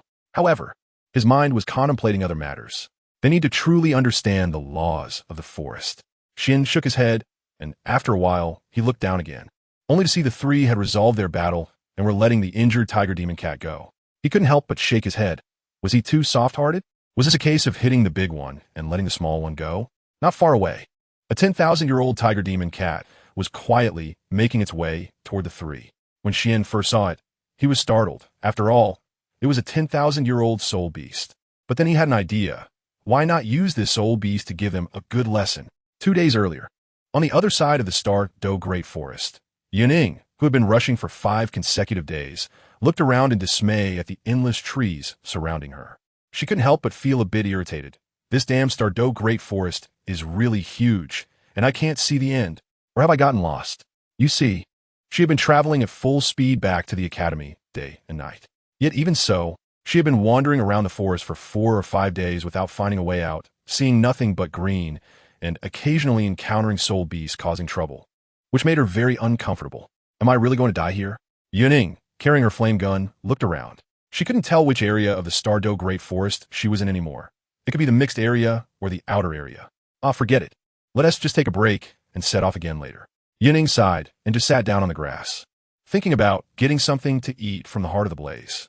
Just then, a cold wind came from behind her, startling her. She quickly turned around with the flame gun in hand, aiming at the source. Who's there, Before she could finish her sentence, a shadow flashed in front of her, and a sharp pain hit her head, causing her to faint. My life is over. This was the only thought left in her mind before she lost consciousness. Darkness, endless darkness. Everything around fell silent, as if entering a chaotic space. Surrounding her were ancient trees towering hundreds of meters high, with thick, twisted branches crisscrossing. Each tree trunk had a diameter of over 10 meters, with dark green leaves large enough to cover a basketball court, blocking out all sunlight. Logically, under these towering ancient trees, the environment should be dark and damp, but it was quite the opposite here. The light was soft and bright, and one could feel a refreshing fragrance upon entering. In the center, there was a large lake, emerald green like a gem, about the size of 4 football fields. Surprisingly, the surrounding ancient trees seemed to be guarding this lake, their branches drooping down, slowly absorbing the life force emanating from the surroundings, while also providing a certain level of concealment. In that lake, a girl was submerged, stripped of her clothes. The emerald water moved around her body as if it had a spirit of its own, occasionally rippling to wash over her. Surrounding her body was a thick green mist that concealed her figure while moving in a peculiar pattern. After completing each cycle, strands of emerald liquid would emerge from the girl's smooth, fair skin, with some flowing into her dantian and some sliding into the lake. On the edge of the lake, several figures stood conversing. Are you the Snow Woman? You've reformed into a human? A tall man with black hair and golden eyes looked in surprise at the woman in white before him, who appeared like an otherworldly fairy. As you can see, the Snow Empress replied faintly. Beside the tall man, a beautiful woman with green hair asked in confusion, but after reforming, shouldn't your cultivation start from scratch? Plus, you look like your human form if I don't sense carefully. The green-haired woman's words left the Snow Empress in silence. After a long time, she slowly spoke. My situation is a bit special. In any case, Yun Ying concerns the survival of my extreme north, so Snow Woman, the human you mentioned, Yun Ying, is also needed by our toDouluo. No, I should say by the entire soul beast population. The black-haired man spoke indifferently, his tone devoid of any emotional fluctuation. The Snow Empress's face turned icy as she coldly said, So, you have no intention of letting her go? The black-haired man's expression remained unchanged despite the Snow Empress's tone shift. He still maintained a calm demeanor. At least, let's talk after her usefulness has been fully realized. Moreover, as he spoke, a cold glint flashed in his golden eyes. I haven't forgotten about your trespass into the core area of the toDouluo Great Forest. Tion, this is the Ice and Snow Goddess's directive. Even at this point, you still cling to your half-dead god. Tion's tone also turned icy, and the two were at odds, the atmosphere dropping to freezing point. May I say a few words? Just then, the green-haired woman's interjection eased the tense atmosphere slightly. Tion snorted coldly. By G, I'll let you have this one. TSK. The Snow Empress gritted her silver teeth. For someone who had spent countless years with the ice and snow goddess, she could not bear to hear others slander her, which made her very angry. Oh dear, we're all family here. No need to shout and threaten. Let us sit down and discuss things slowly. Be immediate. And Tian and the Snow Empress exchanged glances, both snorting coldly in response. No way, Tian, shut up. Just as Tian was about to speak, a clear and cold voice sounded from behind them. Tian and Bai Ji both trembled, while the Snow Empress widened her eyes in surprise at the newcomer. Yes, Your Majesty. Chapter 153. The Silver-Haired Woman. Yes, Master. Tian quickly stepped aside to make space, then knelt on one knee, his expression respectful. Beside him, Bai Ji hurriedly followed Tian's lead, standing half a body length behind him, her head slightly lowered, her expression equally respectful. The Snow Empress looked up in confusion and saw a woman walking gracefully across the rippling water, approaching slowly. This woman had long silver hair that flowed softly down to her ankles, giving off a crystalline quality, as if she were a luminous gem from this world. Her breathtaking beauty could drive ordinary scholars to madness, and her slightly pale skin highlighted her enchanting appearance. Her purple eyes sparkled like amethyst, seemingly reflecting everything in the world. She wore a simple garment, unadorned, yet exuding a sense of natural beauty. Surrounding her were faint flames of light, which, upon closer inspection, revealed a mystical array of 9 colors. The Snow Empress stood frozen, her red lips parting slightly, and only when the woman reached in front of her did she finally speak in realization. Who are you? My name is Yun, the woman replied, her voice clear and ethereal, bringing a refreshing sensation to the listener's body. The Snow Empress was still in shock, but quickly regained her composure. Being the ruler of the extreme north, Tian just called you master?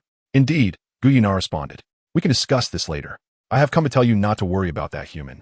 How can I trust you? The Snow Empress remained skeptical, mentally preparing for battle. Even though she sensed that this person's cultivation was far beyond her own, the human possessed life force several times greater than that of the Lake of Life. But she had never controlled it, or perhaps had never paid attention to it at all. Yun did not answer the Snow Empress's question, but turned her head to look at the center of the lake. There, Yun Ying was undergoing a baptism. Moreover, the person helping her suppress this power was too weak. The restraints would soon break, and I am here to assist her in sealing and digesting it. That's not so simple, is it? The Snow Empress snorted coldly. Is there really such a good thing in this world? If so, wouldn't there be protagonists everywhere? Unexpectedly, Yun admitted, while helping her, I will also extract a portion of what she cannot digest and merge it into the Lake of Life. The Snow Empress scoffed several times, saying nothing more, but her vigilance increased. Yun, noticing her action, sighed and said, what the Emerald Swan said earlier is true. We ultimately belong to the same group and should unite. Just now, you were disrespectful to the gods of my extreme north, and now you put on this fake appearance. Don't say it's just me. Do you think even a 3-year-old would believe you? The Snow Empress retorted without holding back. Tian was furious upon hearing this. Impudent. How dare you, Tian? Yun's words carried a hint of anger. Tian opened his mouth to explain but thought better of it and gave up. I apologize on his behalf to the extreme north. Yun turned to the Snow Empress, her gaze calm. She was aware of the god of the extreme north, and had even fought alongside them in the Divine War a millennium ago. Tian and Bai Ji were shocked at Yun's words, but she did not change her attitude due to their gazes. Hearing Yun say this, the Snow Empress's pent-up anger subsided considerably, and she got straight to the point. So, you mean you're not only not harming her, but are actually helping her? Correct. I want to know why. A powerhouse like you, even after living on this continent for 10,000 years, I have never heard of you, and you're inexplicably helping a human soul king. The Snow Empress said, realizing the secret the ice and snow god had told her earlier, that Yun Ying was not a person from Douluo. Could it be that she has also noticed? TSK. If I had known, I would have taken Yun Ying to Shrek. Otherwise, I wouldn't have encountered so many issues. The Snow Empress secretly regretted. She now saw Yun Ying as an important part of the extreme north. Although she had not spent much time with Yun Ying, it should be noted that this does not count the time when she was still an embryo. Since her consciousness revived, she had been observing Yun Ying's every move while restoring her own strength. It must be said that this human girl had indeed earned the Snow Empress's admiration, even though she still had shortcomings. Just considering that she was not yet 13 years old and already a soul king-level powerhouse, there were hardly any peers on the entire continent who could match her talent and strength. She was clearly a rough gem that needed careful polishing. Unknowingly, The human girl named Yun Ying had indeed occupied a certain weight in the Snow Empress's heart, especially after the ice and snow god bestowed her legacy.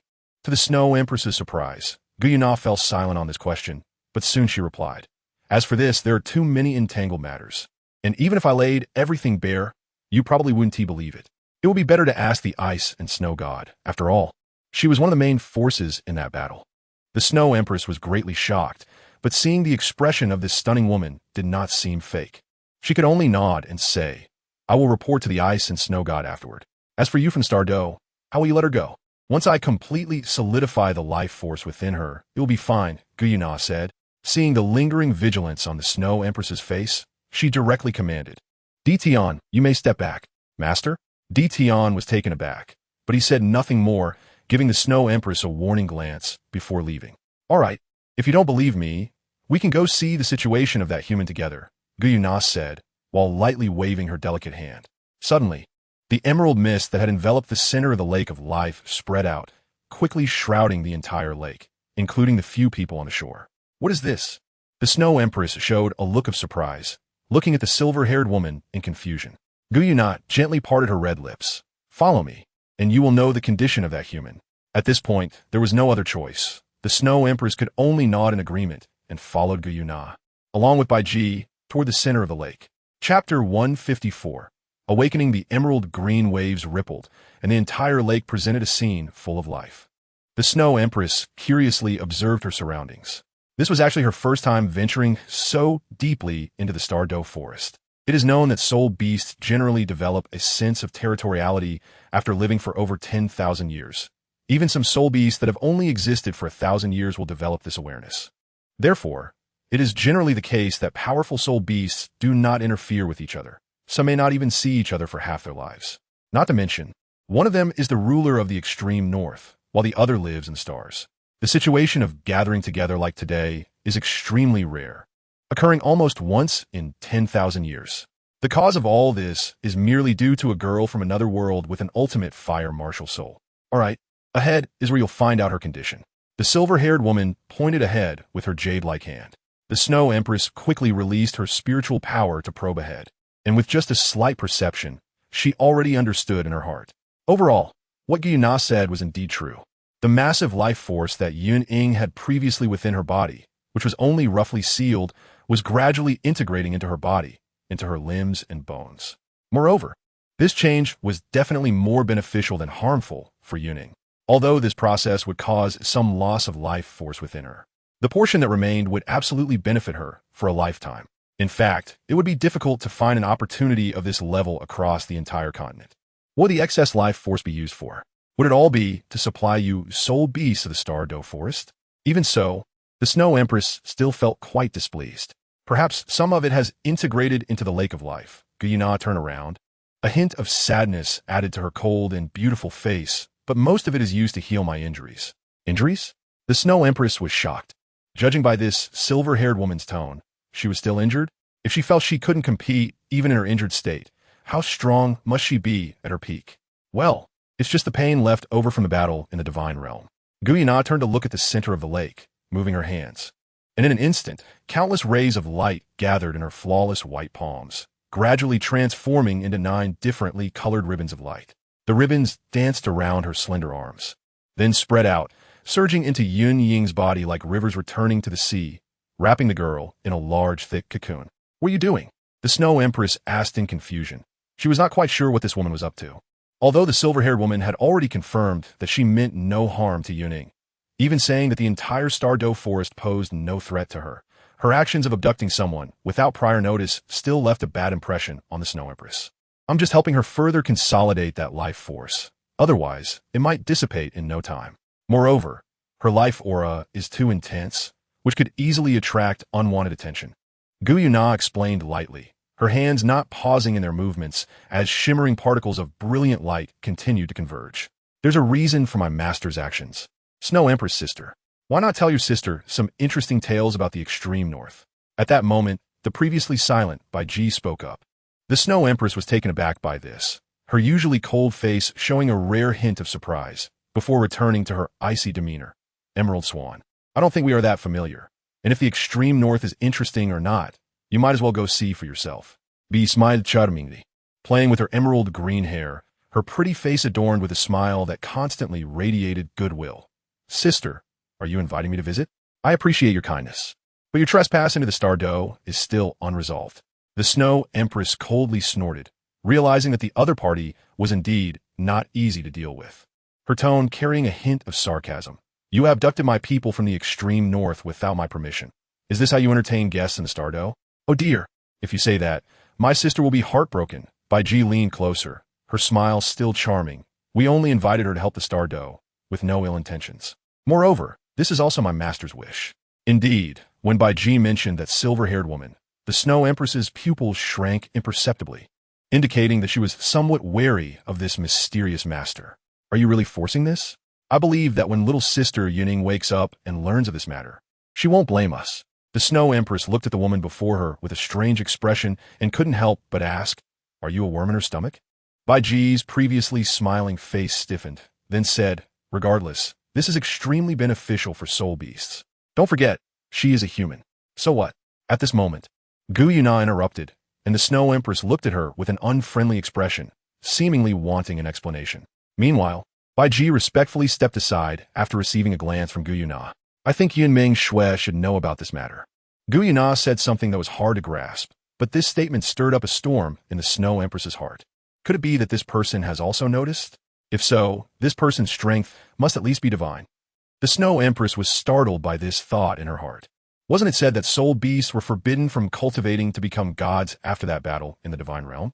Wait, she mentioned she was healing. Could it be that this person is a survivor from that battle? If that's the case, then their abduction of Yun Ying could be justified. They must be hoping to return to the divine realm one day. The Snow Empress opened her mouth but ultimately said nothing, allowing Gu Yuna to control the light of heaven and earth to merge into the girl's delicate body. She glanced at Bai Ji, who was slightly bowing her head, standing quietly with her eyes closed in meditation. As for Yun Ming-However, that was the name of the ice and snow goddess.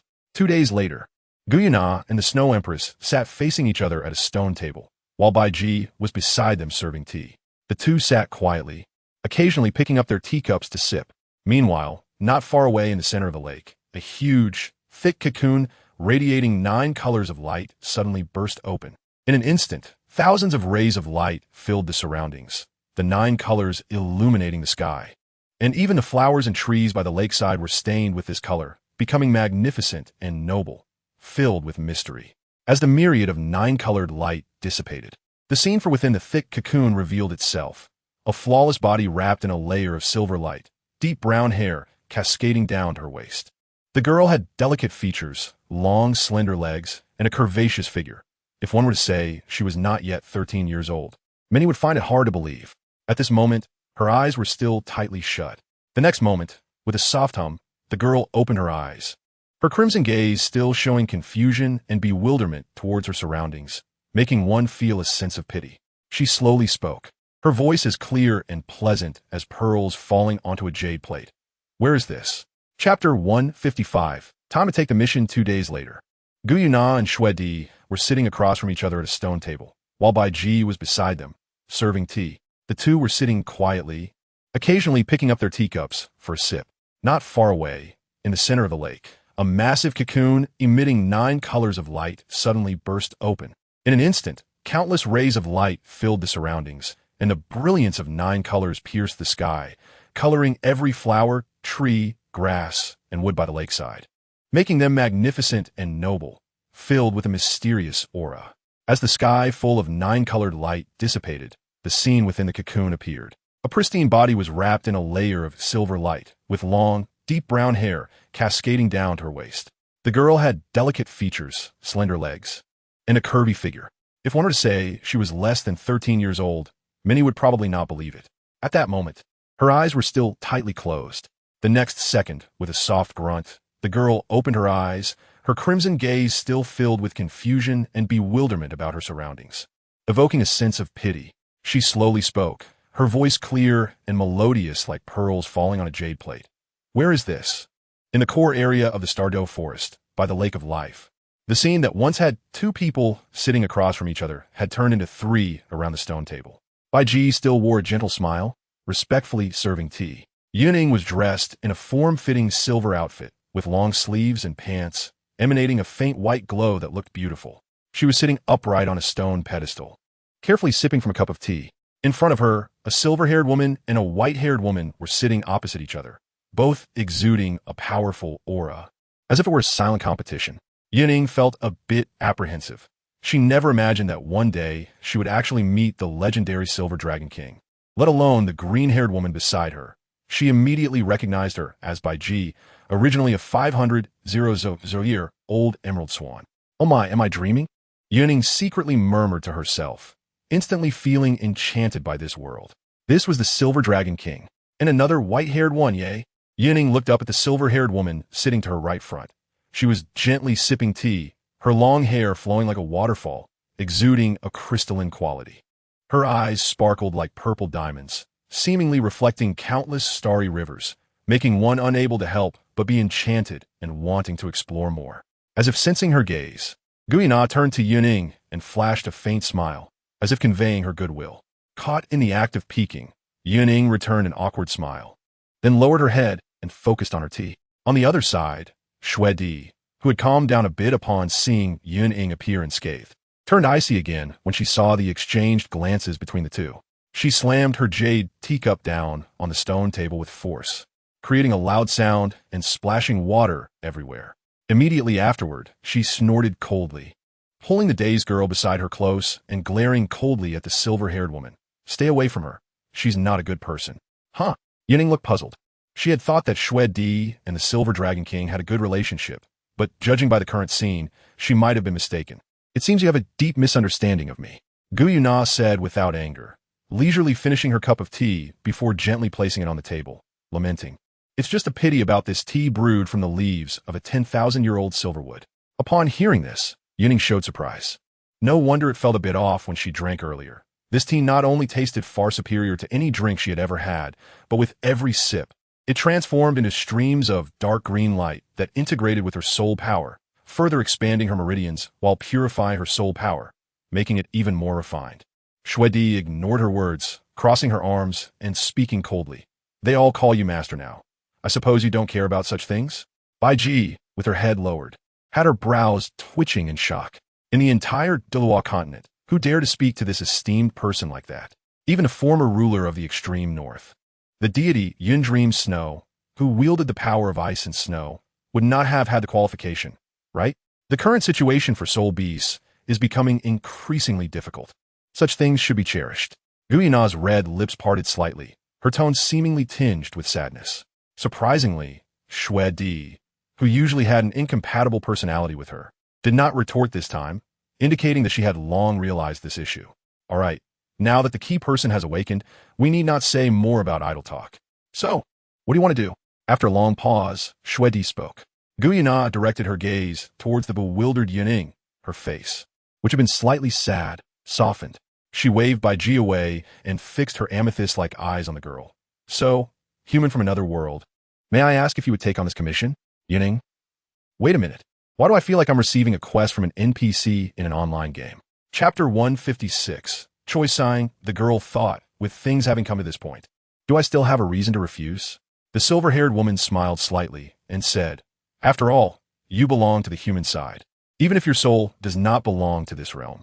Moreover, I originally just intended to form a good relationship with you. Hearing this, the Snow Empress couldn't help but roll her eyes. Which good soul beast invites others like this? Isn't this just blatant coercion? Gu Yuna, upon hearing her words, was not angry at all. She didn't even show the slightest emotional fluctuation. She remained as calm as ever, took a sip of tea, and then set down her cup. In accordance with your statement, it seems that the actions of that girl, Yun are also not very honorable, right? The Snow Empress's expression froze for a moment. Her mouth opened, but in the end, she couldn't say anything and could only haughtily turn her head away, ignoring Gu Yuna's words. Seeing this, Yun Ying felt it was not appropriate to say much. Firstly, her strength was the weakest, and secondly, judging from the tone between Gu Yuna and the Snow Empress, it seemed their relationship was not very good. So she might end up in a difficult situation if she spoke rashly. Besides, who is Yun-Ming-Xue? Yun Ying asked in confusion, sharing the same surname Yun. Could she be a relative of mine in this world? Just thinking about it made her heart leap. Gu Yunan naturally noticed the subtle change in Yun Ying's expression and calmly explained. Yun Mingxue is the name of the goddess of ice and snow from the far north, and is not what you think, so there is no need to pay too much attention to it. Feeling embarrassed for having her inner thoughts exposed, the girl quickly changed the subject. By the way, if I agree, what will be the consequences? You will gain the joint support of the Douluo forest and the far north, Gu Yuna said, her gaze ethereal as she looked at Yun Ying. At necessary times, looking over the entire continent, almost all soul beasts can be commanded by you. Yun Ying's heart trembled, but she quickly realized another issue. Does that mean I might be in a hostile position with the human camp in the future? That depends on yourself, Gu Yuna said calmly. If you can handle it properly, perhaps there will be a large number of humans supporting you in the future. However, generally speaking, soul beasts and humans are destined enemies. She attributed the crux of this issue to Yun Ying's own abilities, which made the girl feel a bit heavy-hearted. Indeed, when she heard Gu Yuna say that the Douluo and the far north would become her backing, she was both surprised and delighted. But upon calm reflection, she was ultimately still a human, even if she was a visitor from another world. Her soul did not belong to the Douluo plane, but at least her race had not changed, and unlike Tang San or Tang Weilin from the original work, she did not possess the bloodline of a soul beast, making her what could be described as a hybrid. Cough, cough. In short, as a pure-blood human. Even though she felt compassion for the soul beast camp in the Douluo plane, changing her stance so easily was not something one could do on a whim. What if I don't agree? I will erase your memories of this experience from your mind. Gu Yuna's tone, while not much different, felt like a heavy weight in Yun Ying's ears, as if the surrounding temperature had dropped several degrees. My existence is the deepest secret buried in the Douluo forest. For 10,000 years, you are the first human to know of this matter. Although the current combat power of humans is not enough to pose a threat to me, I still have to consider other soul beasts. Gu Yuna's words revealed a powerful and confident aura, as if everything in the world was mere past clouds in her eyes, easily crushed. Yun Ying believed that this silver-haired woman certainly had that strength. Wait, if she erases my memories, will she know about the plot information in my mind? Yun Ying suddenly realized this point, and her heart sank. However, she still maintained her composure on the surface and cleverly refrained from asking whether it would harm her other memories or cause any other losses, as doing so would undoubtedly expose the fact that she had secrets in her mind. One must always guard against others. This saying that has been passed down for thousands of years was firmly remembered by Yun Ying. If I agree, what will our relationship be? A partnership. My strength is so weak, and you are willing to cooperate with me? Being too humble becomes arrogance. The hidden power within you is not weaker than mine, Gu Yuna said, crossing her arms and speaking solemnly. Hidden power? Yun Ying was taken aback. She had heard this phrase more than once. What kind of power is hidden within me? How come I don't know? There's a saying in your human society that the human body is often a treasure mountain that most people overlook. Every being has its own path. I can only tell you that if that power is fully activated, it will be very strong. Perhaps you will soar to great heights because of it. Gu Yuna replied. Yun Ying was speechless, wondering why everyone was speaking in riddles. Does she not know that I hate riddlers the most? Then you should at least give me some time to consider, right? Yun Ying was at her wit's end, no matter how she asked. Gu Yuna's answers seemed to be evading the question, and although she had answered her doubts, in the end, it all circled back to her. Of course. Gu Yuna's delicate face revealed a faint smile. Returning to the place where she had been knocked out, Yun Ying felt exhausted. How long had she been in the Douluo plane? Yet she had continuously encountered a series of major events. And this time, she had even met the legendary Silver Dragon King. Looking at the bracelet on her left hand, the girl fell into deep thought. The bracelet was beautiful, made up of 9 crystal-clear crystals, each shining with a unique color. There were a total of 9 colors, intermingling and glowing brilliantly, exuding a powerful aura while ensuring its beauty. This bracelet was given to her by Gu Yuna before she left, saying it could be used to resist unavoidable attacks and could also suppress the life force within her from leaking. Only before leaving did Yun Ying realize that Gu Yuna had only helped her resolve a small portion of the life force of the golden life, and there was still a large amount of rich life essence flowing within her limbs and torso. If it was not suppressed, the consequences would be unimaginable. Moreover, on her forehead, there was a small feather-like mark, which was given to her by Baiji before she left. Although the process of receiving it was a bit ambiguous, Baiji had gently kissed her forehead, leaving the mark. According to the Emerald Swan, this item also had a powerful function, slowly promoting the integration of the golden life, and when injured, As long as it wasn't too severe, it could autonomously mobilize life force for self-healing. Now Yun Ying had truly become a versatile warrior capable of attack, defense, recovery, and mobility. Furthermore, after all these operations, she owed a huge favor to the toDouluo, to the extent that before she left, a handsome man with black hair and golden eyes had been watching her leave with an unfriendly expression, of course. The exact reason for this, Yun Ying could not know.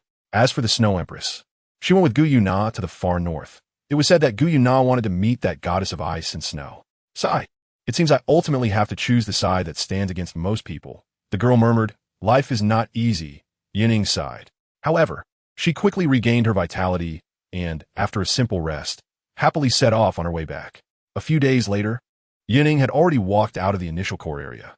Along the way, thanks to the powerful aura emitted by her bracelet, she did not encounter any careless soul beasts, so her pace slowed down quite a bit. Just as she was happily on her way, Yun Ying suddenly sensed a powerful wave of energy coming from not far away, causing the surrounding sturdy trees to tremble. She initially planned to hide for a while, but then remembered that she had a pass from a Silver Dragon King, so why should she be afraid? Thus, she decided to go and see what was happening from a distance. At that moment, a piercing scream came from afar, and a voice made her freeze in place. Damn beast, I will smash you to death. That voice was from Xianlao.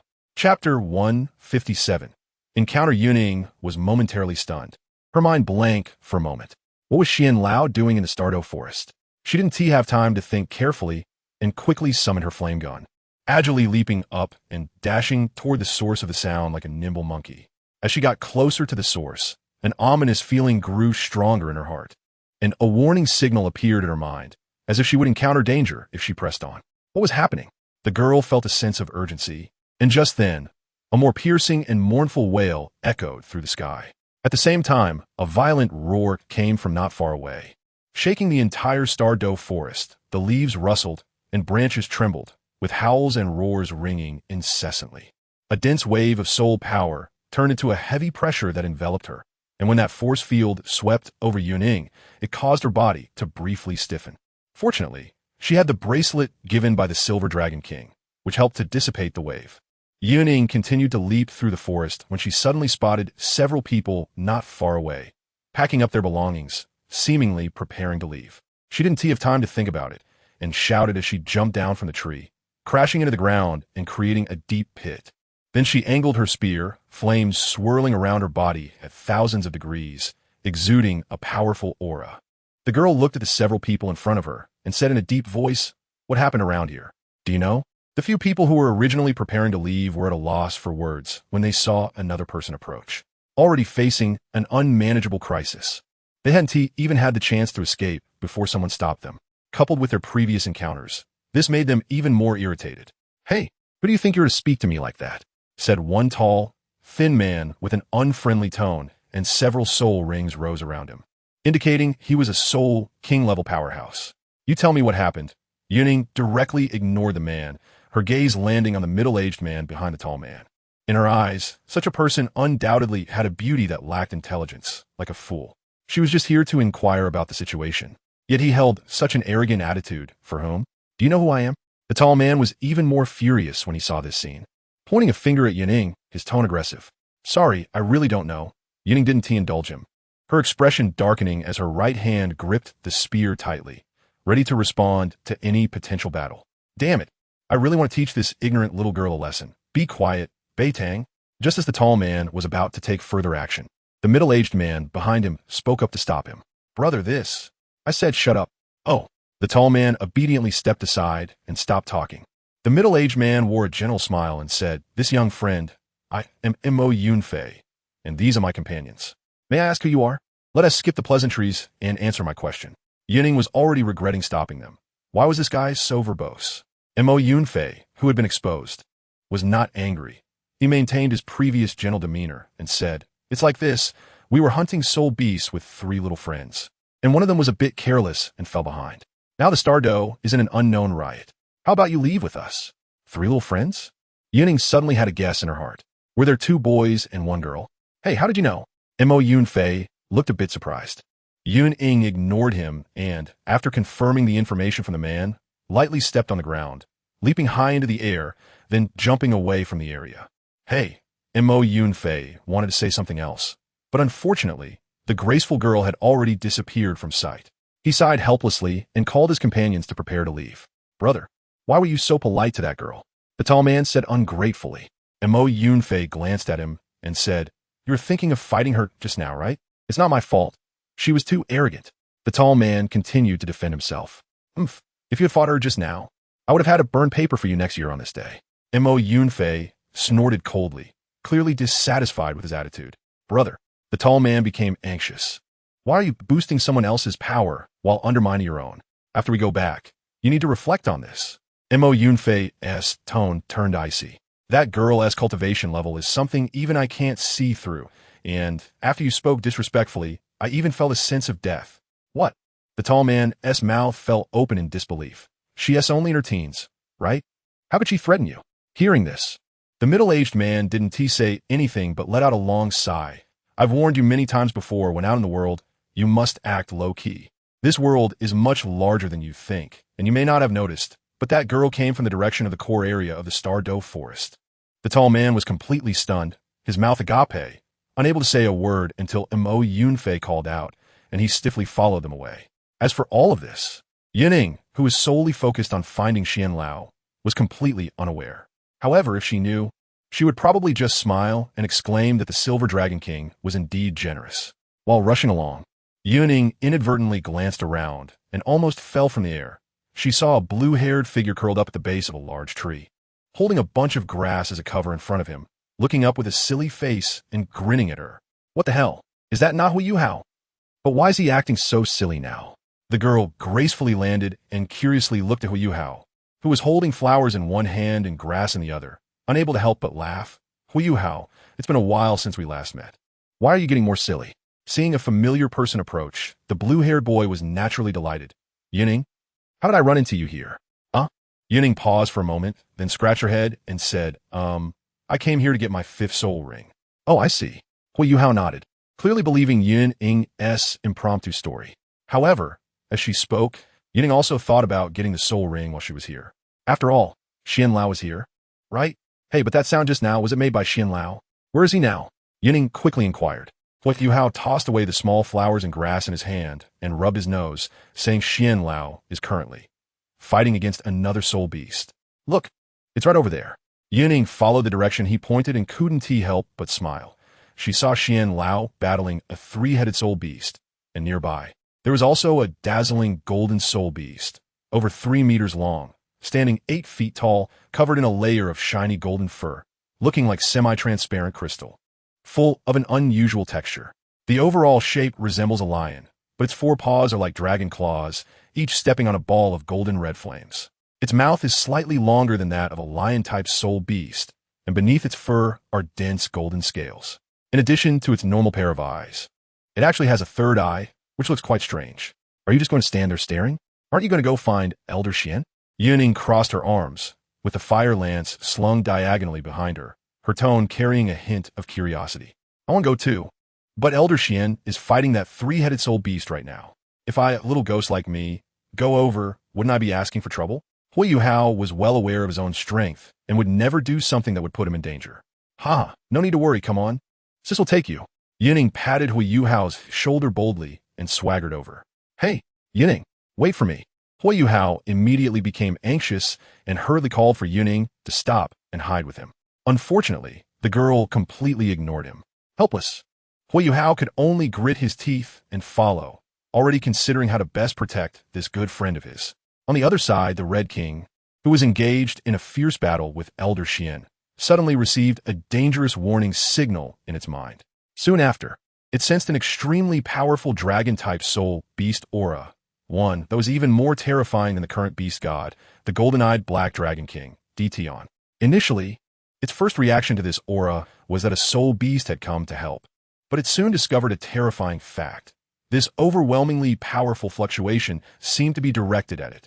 Realizing this, the Red King could no longer care about anything else and quickly shouted, "That guy from Shrek. Cease fire. Stop now." What? Are you scared? As strong as Elder Xian was, he also sensed that fluctuation. This aura far surpassed his own. While he was shocked, he He was also somewhat puzzled, because it was different from Elder Mu's soul power fluctuation and also different from Dtion's.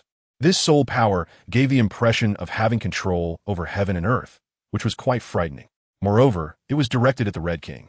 According to Elder Xian's knowledge, there shouldn't be such a powerful being among humans. Thinking of this, he hurriedly turned around, only to witness a scene that would be unforgettable for him in this lifetime. Not far away, a girl holding a long spear and surrounded by crimson flames was walking over slowly. Around her, a hazy 9-colored halo enveloped her, looking very mysterious. Behind the girl was an ordinary-looking boy, and what shocked Elder Xian even more was that he recognized both of them. Yun Ying.However. Chapter 158. The Red King. A good beast does not suffer immediate loss. Yun Ying.However. Xian Lao opened his mouth in disbelief. His expression, one of utter shock. He almost dropped his jaw to the ground. Behind the old man, 3 soul beasts resembling oversized Tibetan mastiffs had their fur bristling. The dark red hair, resembling steel needles, looking from afar like a pufferfish. The 3 large mouths of the Red King simultaneously let out low growls, and 6 eyes stared fixedly at the girl walking slowly towards them. I never expected that among you humans, there would be such a strong individual. But you better think clearly. This is a divine beast, the imperial divine beast that carries the fortune of the Star-Douluo forest. If you want to move it, be prepared to fight the entire Star-Douluo. After saying this, the Red King let out 3 long howls to the sky, its powerful claws striking the ground fiercely. In an instant, a surge of lava erupted from its claws, spreading out at a terrifying speed. Xian Lao furrowed his brows at the sight, not bothering to explore why Yun Ying had become so extraordinary.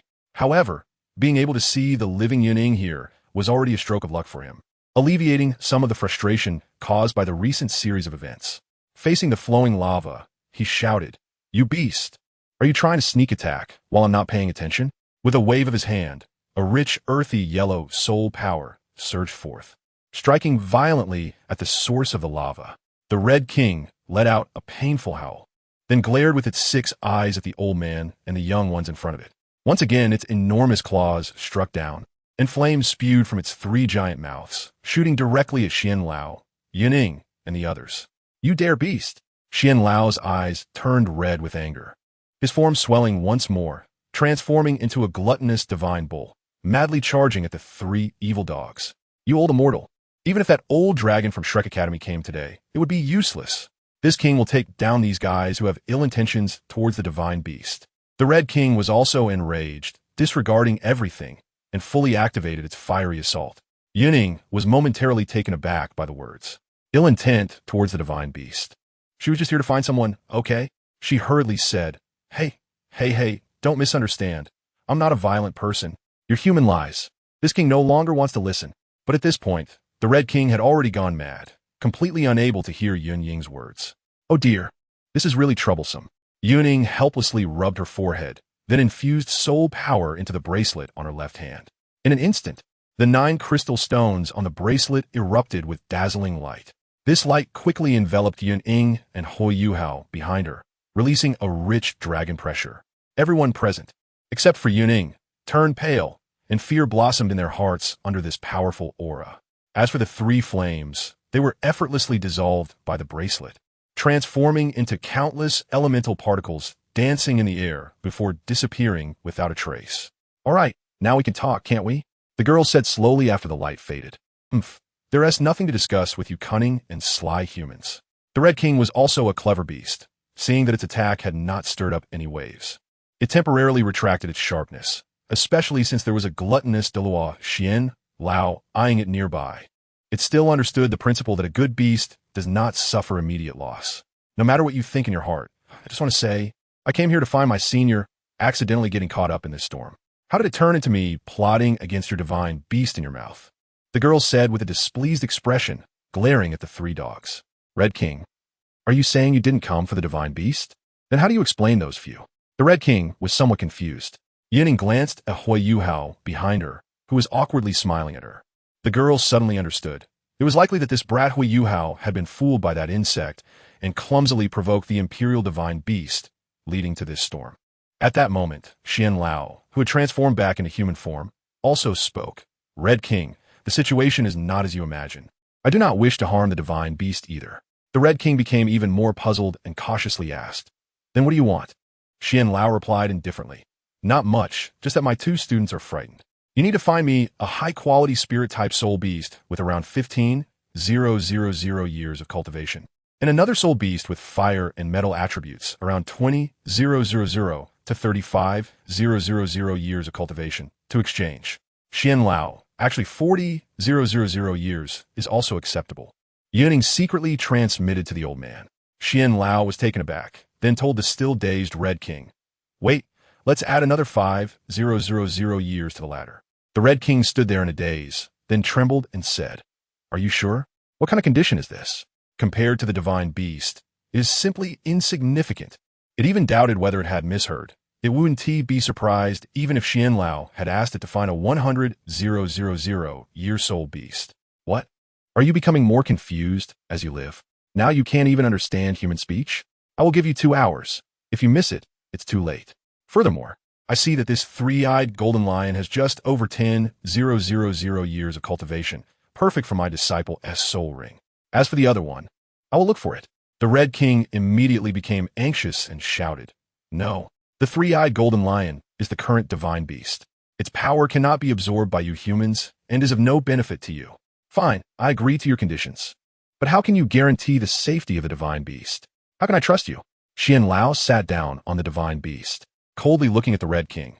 "You must understand that you're not in a position to negotiate conditions right now, and you have no choice. Remember, you only have 2 hours. The only thing I can tell you is that the Douluo Forest and our Shrek City are neighbors, under no absolute necessity. Neither side wishes to see war break out, although we are not afraid of war." The three heads of the Red King shifted their gazes. They wanted to slap Xianlao, but seeing the old man's expression, it didn't seem to be fake. At that moment, Yun Ying stepped forward, slightly activating the green leaf mark on her forehead, releasing a rich life aura that made everyone present feel as if they had entered the Hall of Life.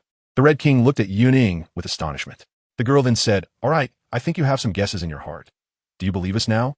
The Red King, who had been hesitant, immediately changed its attitude. "For the sake of IG, I will trust you once. Wait, I'll be right back." After saying that, it transformed into a dark red streak of light and disappeared in an instant. Xianlao stroked his chin, looking at Yun Ying with surprise. He found it increasingly difficult to see through this girl. However, at least she was a member of Shrek Academy, and thinking of this made Xianlao feel much more at ease. Yun Ying then retracted all her power, returning to her previous harmless appearance. Pondering inwardly, it seems that joining the Soul Beast camp isn't such a bad idea. Chapter 159. Different stances. Yun Ying, if I remember correctly, you went to carry out the inspection team mission with that little girl, Ling Luo-chang, right? Old Xian stroked his messy beard, clearly a sign of years without grooming. His murky eyes filled with a hint of confusion. Why did she seem so different after being missing for a few days? Moreover, the powerful aura enveloping the girl was even more outrageous. According to Old Xian's perception, there were at least 3 distinct powers, perhaps even more than he had estimated. Yes, Old Xian. What's the matter?" Yun Ying felt an ominous premonition in her heart. She seemed to know what Old Xian was about to ask next. "Oh no, I might have overdone it. Yun Ying, how could you be so muddled?" The girl secretly scolded herself, suddenly gaining such powerful strength without thinking to stabilize and grow properly, instead revealing it mindlessly like this. Old Xian squinted his eyes, sizing up the girl. At this moment, he felt a sense of strangeness, as if a layer of mist had suddenly enveloped her, adding a bit of mystery to her presence. When Old Xian posed his question, the 3 resting nearby, Liu Hao, Wang Dong, and Xiao Xiao, couldn't help but show envious expressions. After all, this was the Shrek inspection team. Members who could join were undoubtedly powerful individuals. Furthermore, once a member of the Shrek inspection team, it meant most of the Academy's resources would tilt toward them, and their future would be bright. Of course, the premise was that they could survive the missions. Otherwise, all of it would be a fantasy. However, seeing that the atmosphere between Yun Ying and Old Xian seemed a bit off, the 3 of them wisely chose to remain silent, instead slipping away to a large tree far from the 2, no longer paying attention to the matter at hand. "Old Xian, while I was missing these past few days, did anything happen?" Yun Ying braced herself and asked the old man in front of her with a puzzled expression. "Nothing major, but 2 little ones in the inner court were almost frantic." Old Xian took out a chicken leg to gnaw on, deciding to temporarily set aside the strange changes in Yun Ying until they returned to the academy, where Elder Mu would make the decision. Moreover, this wasn't a suitable place for conversation. While thinking this, old Qian glanced at the nearby, three-eyed golden lion, saying, It's good that you can come back. Let's rest for now. Once that guy, Qi Wang, brings back the two soul beasts and absorbs the spirit rings, we can talk again. Human, what are you looking at? The three-eyed golden lion glared at old Qian with an angry expression, as if warning him. What? It's just a soul beast. Is it not allowed for others to look at you? After finishing the chicken leg and taking a swig of wine, old Qian replied, You better not have any bad intentions. The three-eyed golden lion snorted coldly, slowly lying down on the ground, its eyes still fixed on the scruffy old man. Otherwise, the wrath of the Douluo forest will be something you can't bear.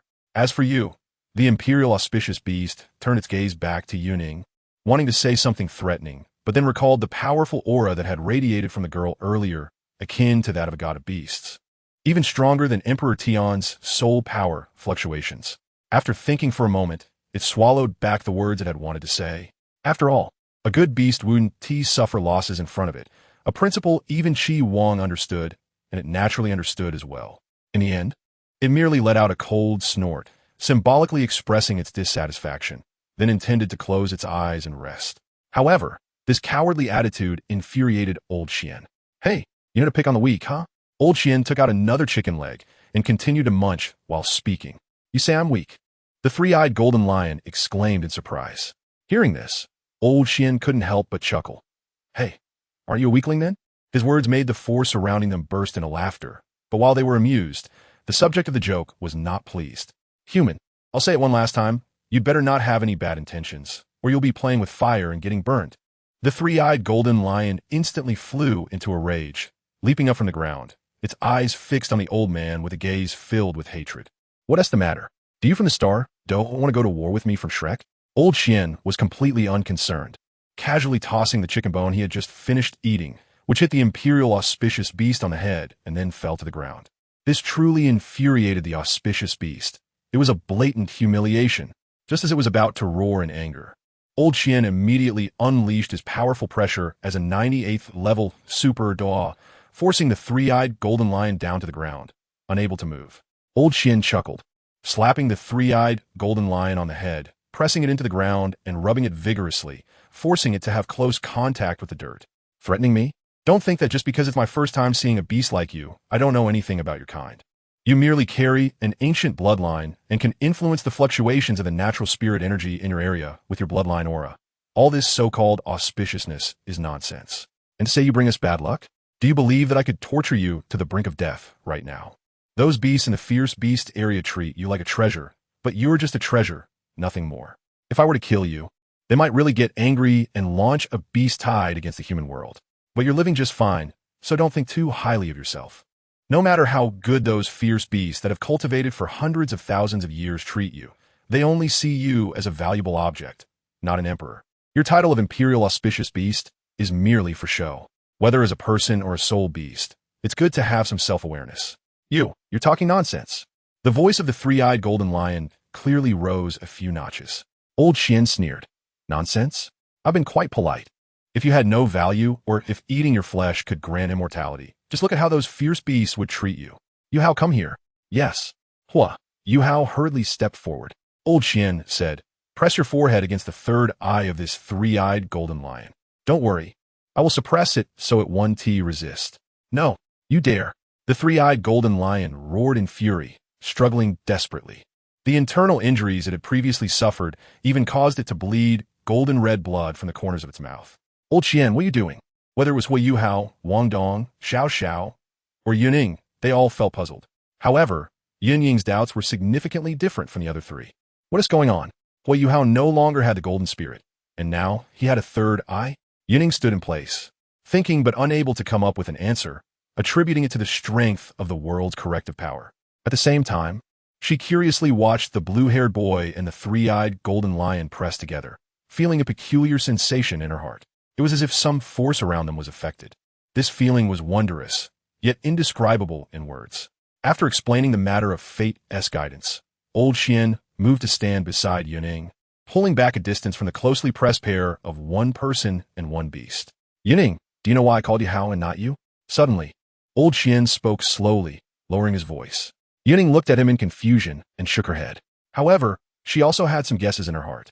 Right now, even I can't see through you. To be realistic, Hui Yuhao's strength is relatively low. I think you understand. Old Xian conveyed this silently, and Yun Ying couldn't help but feel a chill in her heart. Indeed, just as she had suspected. I have grown too fast, and now suddenly possessing such powerful strength has made Elder Xian doubt my future position. Meanwhile, Hui Yuhao's registration information at Shrek Academy indicates he is a special student of Tang Sect with weak strength. At the same time, his identity as a disciple of Tang Sect also shows that he will definitely stand on Shrek's side in the future. Moreover, I had previously stated clearly that I would not join any sect. Although I said this during my enrollment period, the listeners were Tanya and Bei Bei. And what is Bei's identity? This makes things clear. Yun Ying has strong strength and has made a significant leap in a short period. And she is a lone wolf, which is difficult to control. However, Hui Yuhao is different. Are you still part of Tang San's plan? Yun Ying pondered in her heart. She looked down at her bracelet and discreetly glanced at the mark on the back of her right hand, and suddenly understood. In the future, my backing will be the extreme north and Stardo, and I must also take on responsibility for it. She made up her mind. Although she is currently studying as Shrek, the difference between these two is like a chasm. I can't be blamed for focusing on benefits. It's just a different position. In the future, I will also appropriately take on tasks from Shrek Academy. With this thought, her mind became clear, and the bracelet on her right hand and the mark on her left hand seemed to sense the girl's emotions, slightly flickering with fluorescence. Chapter 160. Leaving the Douluo forest, the girl watched as a light blue vertical pupil appeared on the blue-haired creature's forehead, entangling with the third eye of the three-eyed golden lion. She couldn't help but grow more curious. How did it come up with a third eye? Did it get another one from somewhere after losing the golden essence of living beings? Xiao Xiao noticed Yun Ying's puzzled gaze and took the initiative to explain. This is something we obtained while we were at the treasure pavilion with the class leader during our time in the inner courtyard. It's an external soul bone. To be honest, it's also my first time seeing the class leader use it.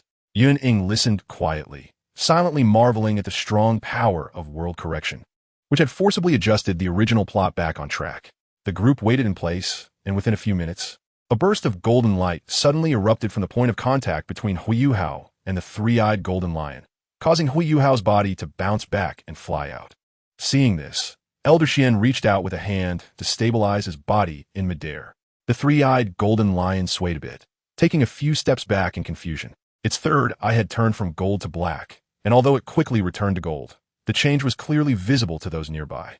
The three-eyed golden lion appeared somewhat weak and did not struggle anymore, staring blankly at Hui Yuhao, who was placed on the ground by Elder Xian. Also with a dazed expression, Elder Xian breathed a sigh of relief when he saw that the three-eyed golden lion was not seriously harmed. A thick circle of yellow light enveloped Hui Yuhao and the others, then released a yellow light to trap the three-eyed golden lion. The flickering light demonstrated the powerful strength of a 98th level super Douluo, swiftly taking the group and the beast into the air, heading towards the northern outskirts of the Douluo forest. It was likely only someone with Elder Xian's power who would dare to fly over the Douluo forest, where soul beasts gathered. For him, a distance of several dozen kilometers was just a blink of an eye. When they landed again, the group had reached the outskirts of the Douluo forest. The reason for choosing the northern area was, of course, that it was closest to Shrek City. If there were any movements from the ferocious beasts in the Douluo forest, Elder Xian will be able to lead everyone to retreat. Yuhao, are you okay? Wang Dong leaned close to Hui Yuhao and asked in a low voice. Elder Xian also looked at him with concern. Even the ancient texts did not detail what effects would occur after a spirit beast with special properties was accepted. Hua. Yuhao shook his head, the massive influx of memories leaving him somewhat dazed. I'm fine. My spiritual power has increased a lot, and it seems to carry a part of its memories. Oh, what memories do you have? Wang Dong asked in surprise. Hua Yuhao smiled bitterly. It's lived for over 10,000 years. Although its life in the Douluo forest is quite monotonous, the memories are still vast. I can't distinguish them clearly all at once. Elder Xian nodded slightly, saying, as long as your spiritual power has been enhanced, that's good. It seems the records in those texts were correct, as long as there are no side effects. It's fine.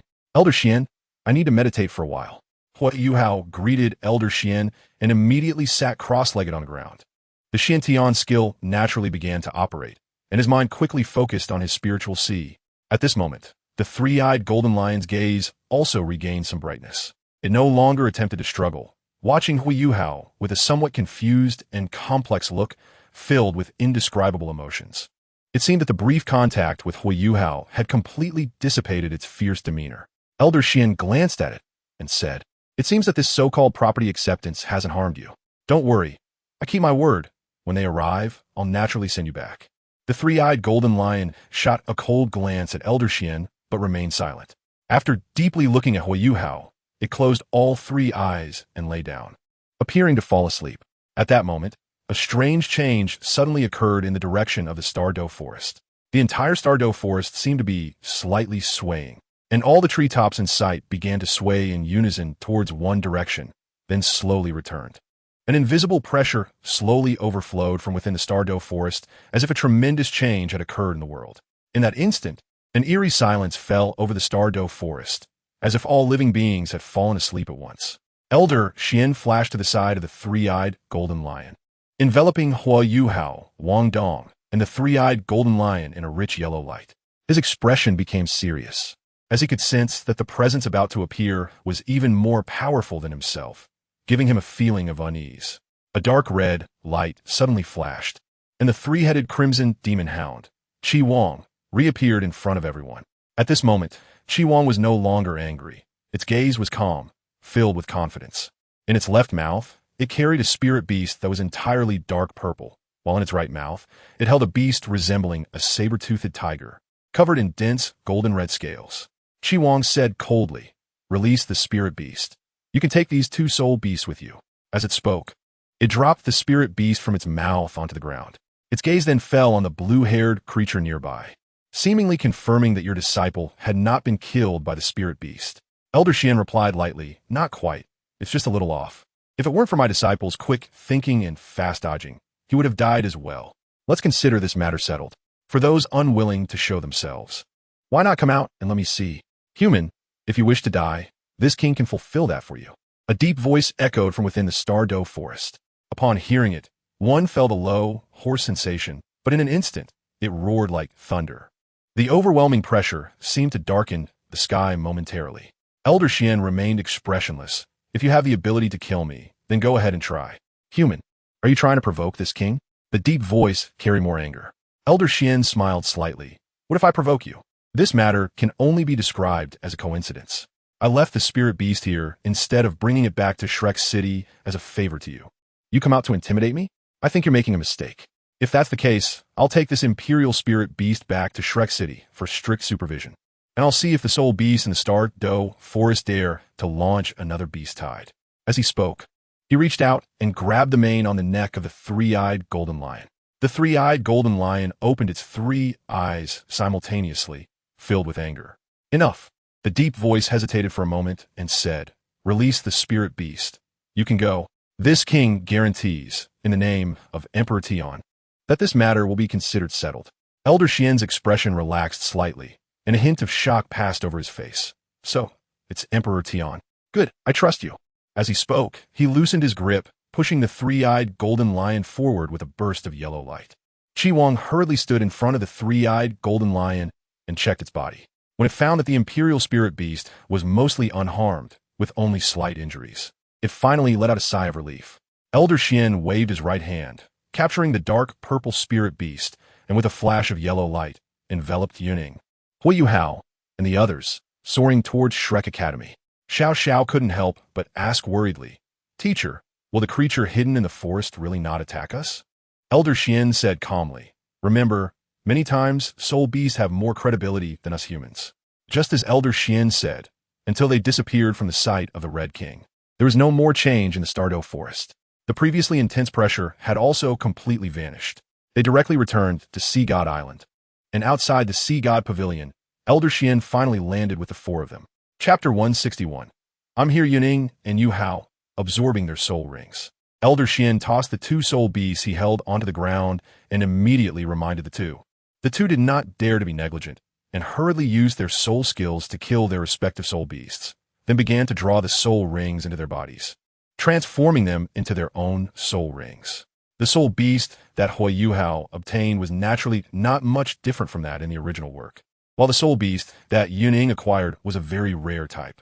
This soul beast was entirely golden red, resembling a saber-toothed tiger at first glance. But upon closer inspection, it looked a bit like a wolf, with claws resembling dragon claws, giving a feeling of being a mix of several creatures. Its body was covered in golden red scales. Even its tail was no exception. The scales extended up to its neck, and some even grew onto its cheeks. Despite the fine and exquisite appearance of these scales, which seemed fragile at first glance, their defensive power was astonishingly high. When Yun Ying stabbed at it several times with her fire lance, she couldn't even break through its defenses. It should be noted that with her current strength, even without using soul power, the sharpness of the fire lance alone was enough to pierce through the flesh of ordinary 10,000-year soul beasts. Yet the soul beast before her caused her to feel a bit stifled. Of course, this was enough to demonstrate the high quality of the soul beast that Qi Wang had found. Otherwise, such a situation would not have occurred. The Scarlet Armored Emperor Tiger, TSK, that three-headed red demon king, is indeed generous. At this moment, Elder Xian, who had seen many things, finally recognized this soul beast. He stroked his beard and expressed his astonishment, saying that this type of soul beast should have gone extinct 1,000 years ago. Yet it was still alive in Douluo. Even a powerful being like Elder Xian could not help but show surprise. Elder Xian, are you saying that this type of soul beast went extinct 1,000 years ago? Yun Ying was also somewhat astonished. If this were true, then the compensation from Douluo would be worth much more. Indeed, Elder Xian nodded, although I don't understand why they would use such a precious soul beast as compensation. Since it was given to us for free, how could we refuse? All right, Yun Ying, quickly absorb the soul ring. Such an opportunity is hard to come by. Elder Xian hurriedly instructed. Yun Ying nodded solemnly, then increased her soul power output and even used a 10,000-year soul skill to kill the beast. A dark soul ring appeared, emanating an incredibly brutal primal aura, seemingly declaring its spirit of refusing to submit to anyone present. Truly a soul beast that could battle for 100,000 years with 10,000-year cultivation. This kind of aura is truly shocking to the mundane world. Elder Xian sighed, while focusing his mind intensely, his face serious as he watched Yun Ying sit cross-legged on the ground, drawing the soul ring into her body. Fearing that any mistake could occur, such a soul beast is indeed hard to come by, but to absorb the soul ring it produces. The soul master must also possess strong strength and willpower. Otherwise, it could easily backfire and lead to death. It should be noted that this type of soul beast was extremely violent in life, mostly solitary, with a very strong territorial awareness and frightening combat power. There was a case 1,000 years ago where a 9-ringed toDouluo encountered such a soul beast in Douluo. The Scarlet Armored Emperor Tiger he faced had a cultivation of 60,000 years. Normally, a toDouluo should be able to defeat a 60,000-year soul beast, but the outcome was greatly unexpected. That toDouluo-level powerhouse was defeated in less than 20 rounds and did not even manage to escape, dying on the spot and becoming the meal of the Scarlet Armored Emperor Tiger. Therefore, Elder Xian was now very worried that Yun Ying might make a mistake. Otherwise, it would definitely be a significant loss for Shrek Academy. However, it was strange that the originally ferocious spirit of the Scarlet Armored Emperor Tiger suddenly lost its intensity in front of Yun Ying, its previously violent aura completely dissipating, becoming as docile as a big cat, obediently allowing its power to be absorbed by the girl. This all left Elder Xian, who was watching from the side, stunned. However, he soon thought of something, and the surprise in his eyes diminished somewhat, replaced by a deeper contemplation. He then looked at Hui Yuhao, who was also absorbing the soul ring. Compared to the relaxed Yun Ying, Hui Yuhao's state was clearly much worse. It was unclear if it was due to the absence of the golden spirit of life from the original work, but Hui Yuhao's face was extremely grim. Large beads of sweat sliding down his forehead, his teeth clenched tightly, and his entire body was slightly trembling. Elder Xian cautiously observed him from the side. A minute passed, and Hui Yuhao's expression remained calm, although his body appeared somewhat swollen, and a purple-black light flickered continuously around him. But Elder Xian could not help but nod secretly, thinking to himself that this level of composure was truly not something a teenager could possess. Even among inner court disciples, not many could achieve this. No wonder he dared to absorb a 10,000-year soul ring. However, with multiple soul bones enhancing him, plus the mental ceiling he mentioned, if no problems arose within a minute, there should not be any issues afterward. Elder Xian furrowed his brows, his gaze constantly sweeping between Yun Ying and Hui Yuhao, secretly calculating something in his heart. No one knows. Wang Dong, Xiao Xiao, you two stay here and watch over Yun Ying and Yu Hao. I need to speak with Elder Mu about something. Understood. Elder Xian then strode into the Sea God Pavilion. To his surprise, Elder Mu, who should have sensed their return, was currently silent. He quickly reached the door of Elder Mu's room and gently knocked. Elder Mu, I brought back for little ones. That child Yun Ying, has she returned as well? Yes, Elder Mu, but Yun Ying now. I can't even see through her. In the extreme north, core area, two stunning women floated in. But the atmosphere between them was not very pleasant. I didn't expect that little guy to use it so quickly. One of the silver-haired, purple-eyed women murmured, while the other white-haired woman looked at her with an unfriendly expression. Speak. What is your purpose in coming to my extreme north? I remember I had already explained the situation to you back in Stardew. The silver-haired woman smiled lightly, then looked around, her expression slightly changing. The god of extreme north, has your power really diminished to this extent? Upon hearing this, the Snow Emperor's expression changed. She opened her mouth, but ultimately only let out a helpless sigh. Indeed, just as you see, the current god of ice and snow is about to dissipate from this world. Hearing the Snow Emperor say this, Guyuna couldn't help but feel a bit emotional. I see. No wonder Yun-Ming-However would be so anxious. Then, she and the Snow Emperor slowly walked into the Ice and Snow Divine Hall. Guyuna looked up at the enormous, empty throne in the center and softly said, Yun-Ming-However, I'm here. Silver Dragon King? Chapter 162, the so-called home. It doesn't matter. As long as that child Yun Ying has a kind heart, we don't need to ask too many questions about the rest. Lying on the recliner, Old Mu gently closed his eyes, waving a fan in his hand lazily, looking particularly relaxed. However, Old Xian in front of him did not think so. Old Mu, do you really not need me to send someone to investigate? Old Xian's voice carried a hint of worry, as he still felt a bit uneasy. The old man on the recliner lifted his eyelids and glanced at him. Xuanzi, let me ask you, has that little one done anything out of line during her time at the academy? Well, not all, Old Xian could not deny. Hearing this, Muin's wrinkled face revealed a faint smile, and he continued, then, during the Soul Master competition across the continent, didn't she play a significant role? Old Xian fell silent, and Muin continued, when you were leading the team on a mission, wasn't it because of that little one that greater casualties were avoided? Old Mu, I understand now. After being thoroughly questioned by Muin, Old Xian pondered for a moment before raising his head again, looking directly at the old man in front of him. Muin slightly nodded, then spoke with a hint of playfulness. Moreover, among this generation of little ones, there are secrets not only with Yun Ying. Xuanzi, I think you should know what to do in your heart, right? Old Xian's heart tightened. Muin's words undoubtedly confirmed his suspicions. After a respectful bow, he turned and left the Sea God Pavilion. Outside the Sea God Pavilion, on Sea God Island, a boy and a girl were currently absorbing soul rings. Unlike the boy next to them, who was trembling and sweating profusely, the girl seemed relaxed and at ease. The once ferocious red-armored Emperor Tiger now behaved like a docile cat, allowing the girl to absorb its power. However, even so, she took a full 5 hours to absorb it. After all, this was a soul beast of 40,000 years, and it was considered one of the stronger ones among soul beasts.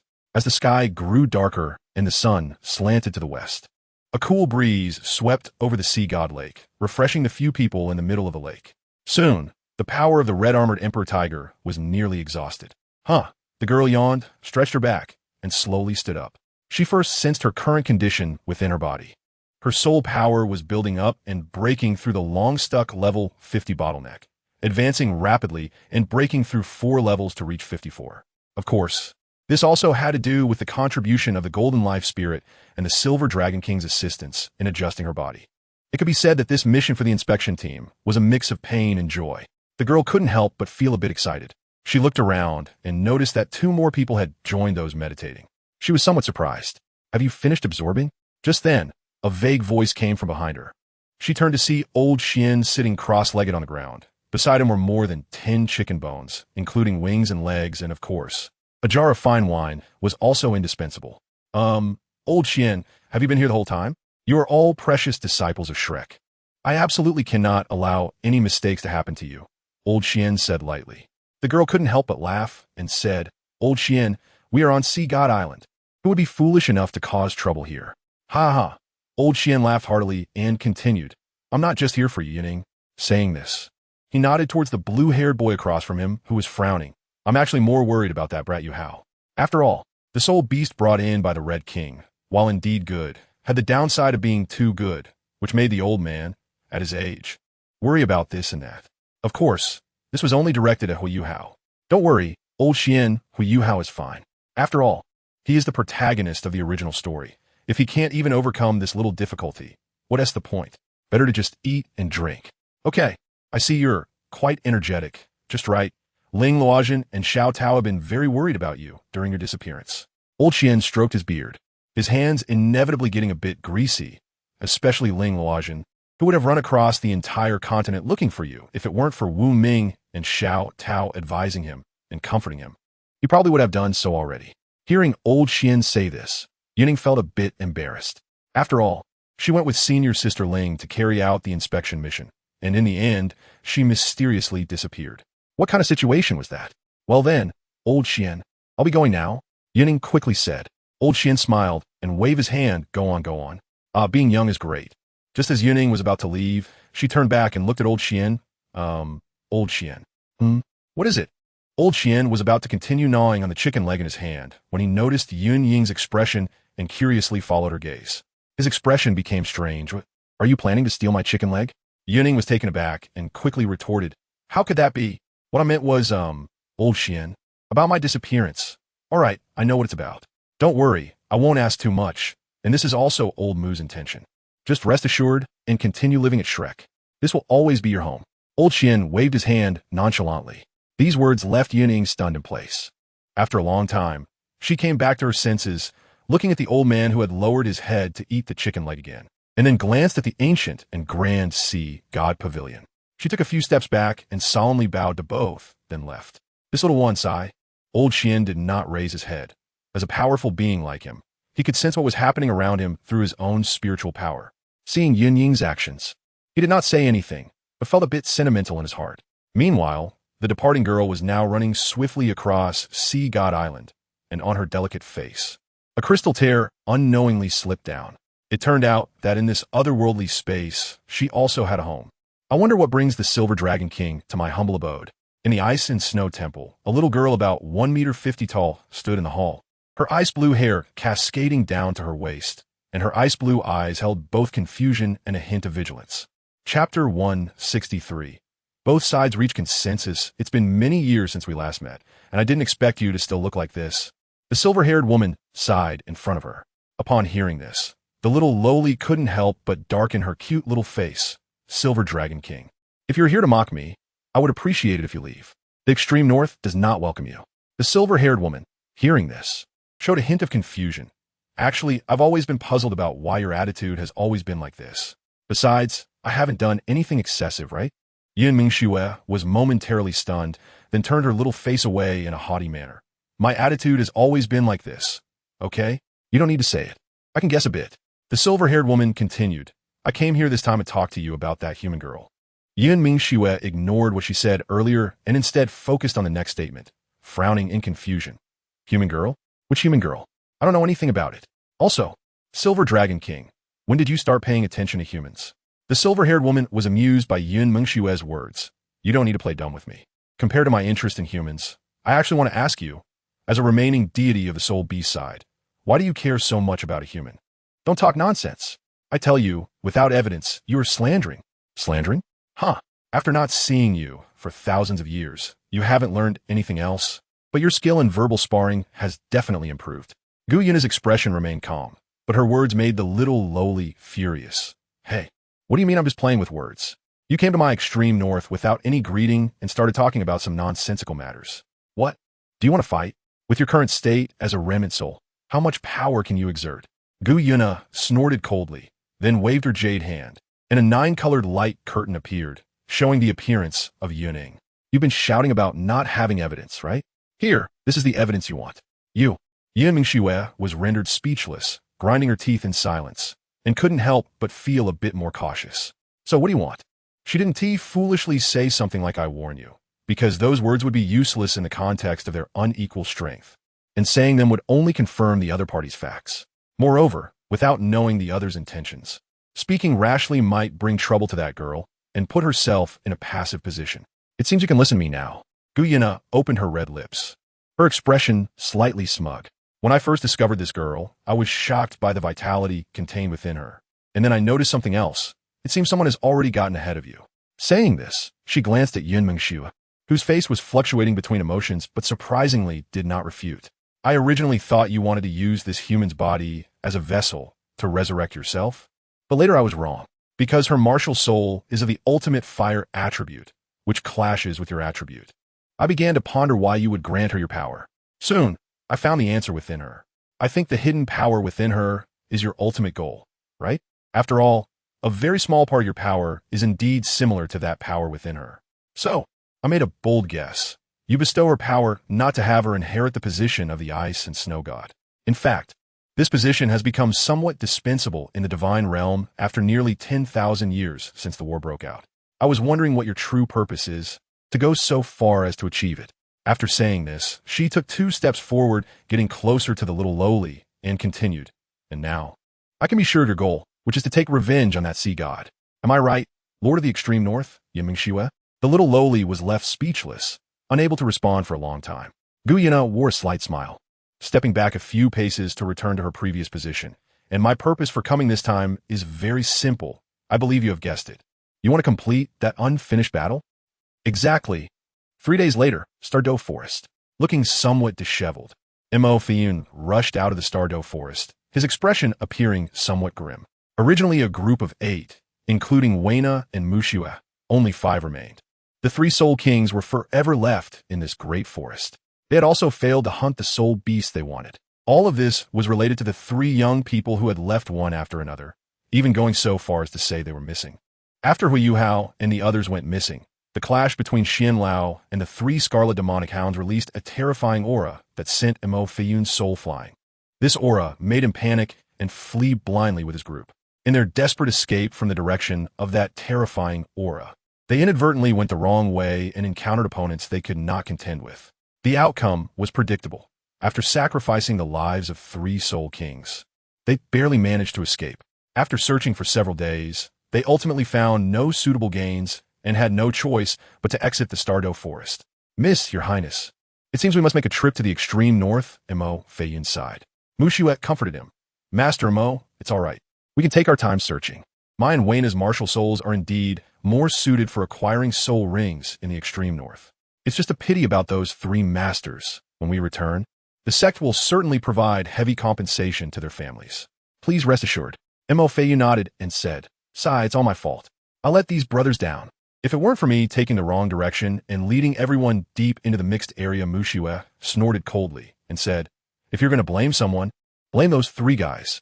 They disappeared, and we haven't seen them since. If they have the ability, don't let me see them again. Weina said, Sister Mushua, we can't blame them either. They didn't do anything to us. They just left suddenly. Mushua replied. Then where did that terrifying aura come from? Although I don't think their strength could attract an aura similar to that of a 100,000-year soul beast, they just happened to go missing at that time. Later, who took away Xiao Dong and Xiao Xiao? If I'm not mistaken, those 3 indeed came to the Douluo Forest to acquire soul rings. But they must have had a master following them, and their master must be very strong. The Douluo National Academy is also the first academy of the Douluo Empire with titled Douluo-level teachers. Perhaps it was that titled Douluo who attracted the strong enemy. Chapter 164. Yuhao's adventure, Weina said with a wry smile. At this point, there's no use in guessing anymore. Let's just take a trip to the extreme north. To be honest, I really don't want to go there. It's too cold. Moreover, crises often hide in the unknown. And what surprises me the most is that little guy who jumped down from the tree. And Mo Yunfei picked up the topic and said, Indeed, that person's strength is beyond my understanding. I can sense that she definitely has the ability to kill all of us. Mushua snorted coldly and said defiantly, How old is that girl? She looks like she's only 14 or 15, maybe even younger than us. The kind of power she displayed could very well be due to a highly skilled mentor hiding in the background, deliberately trying to intimidate us.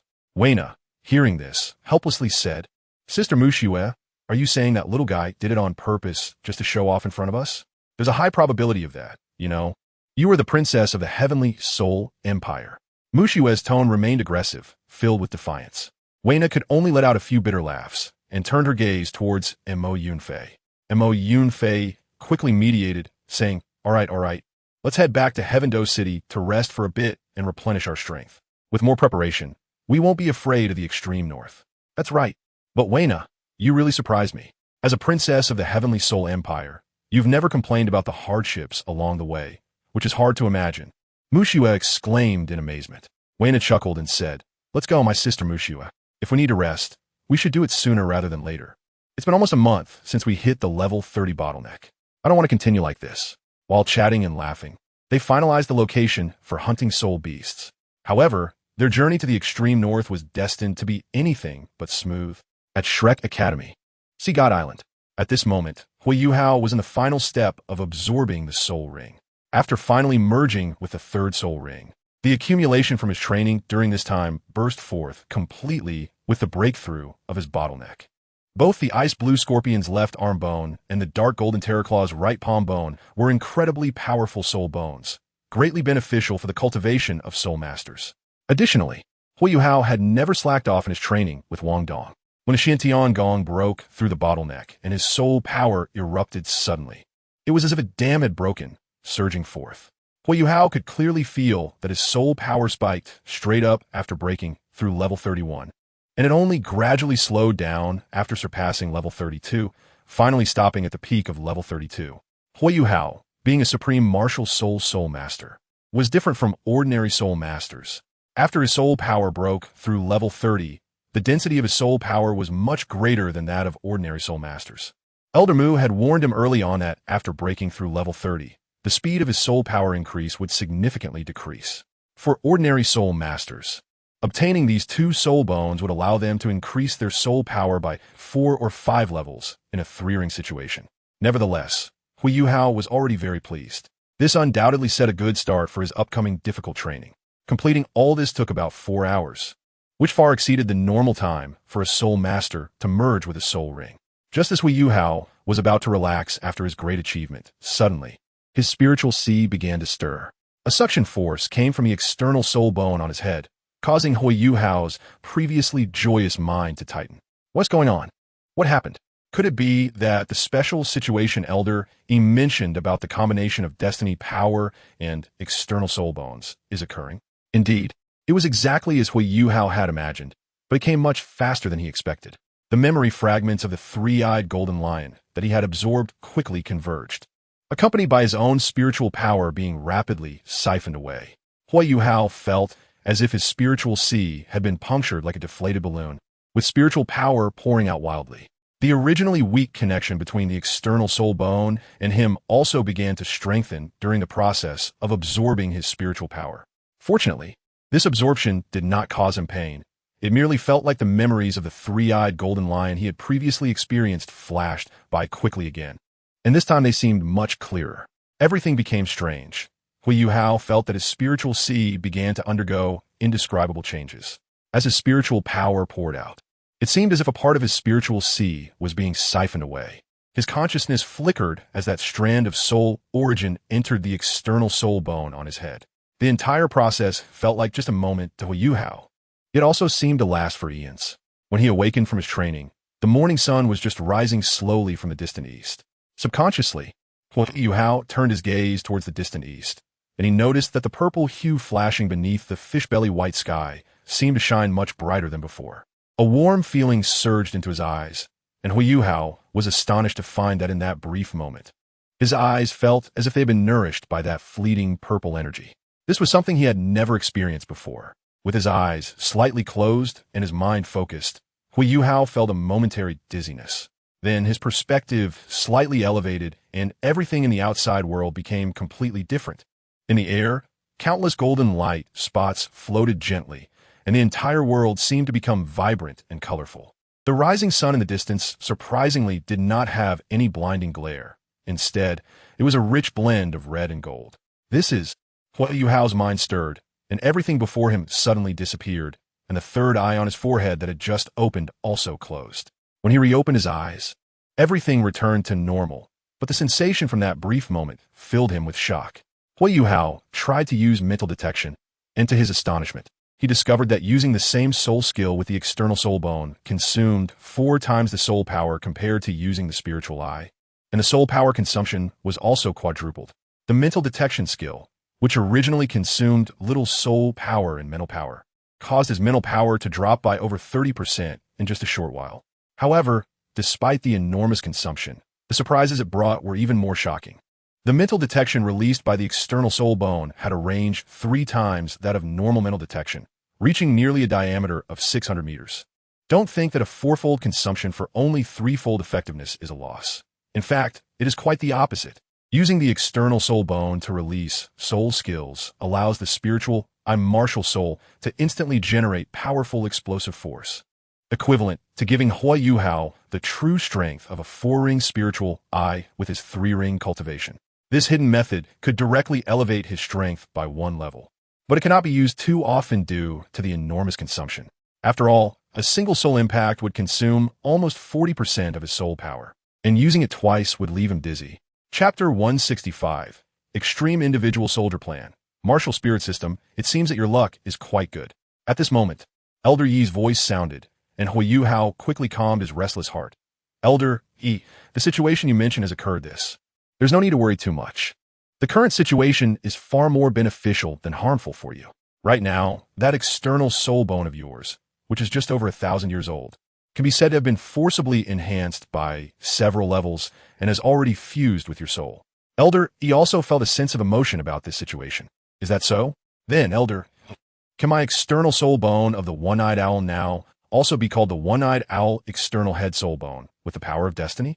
Huayuhao asked in confusion. Elder Yi couldn't help but twitch his face at this. Perhaps you can give it a different name. Huayuhao felt a bit embarrassed and decided to call it the Eye of Destiny.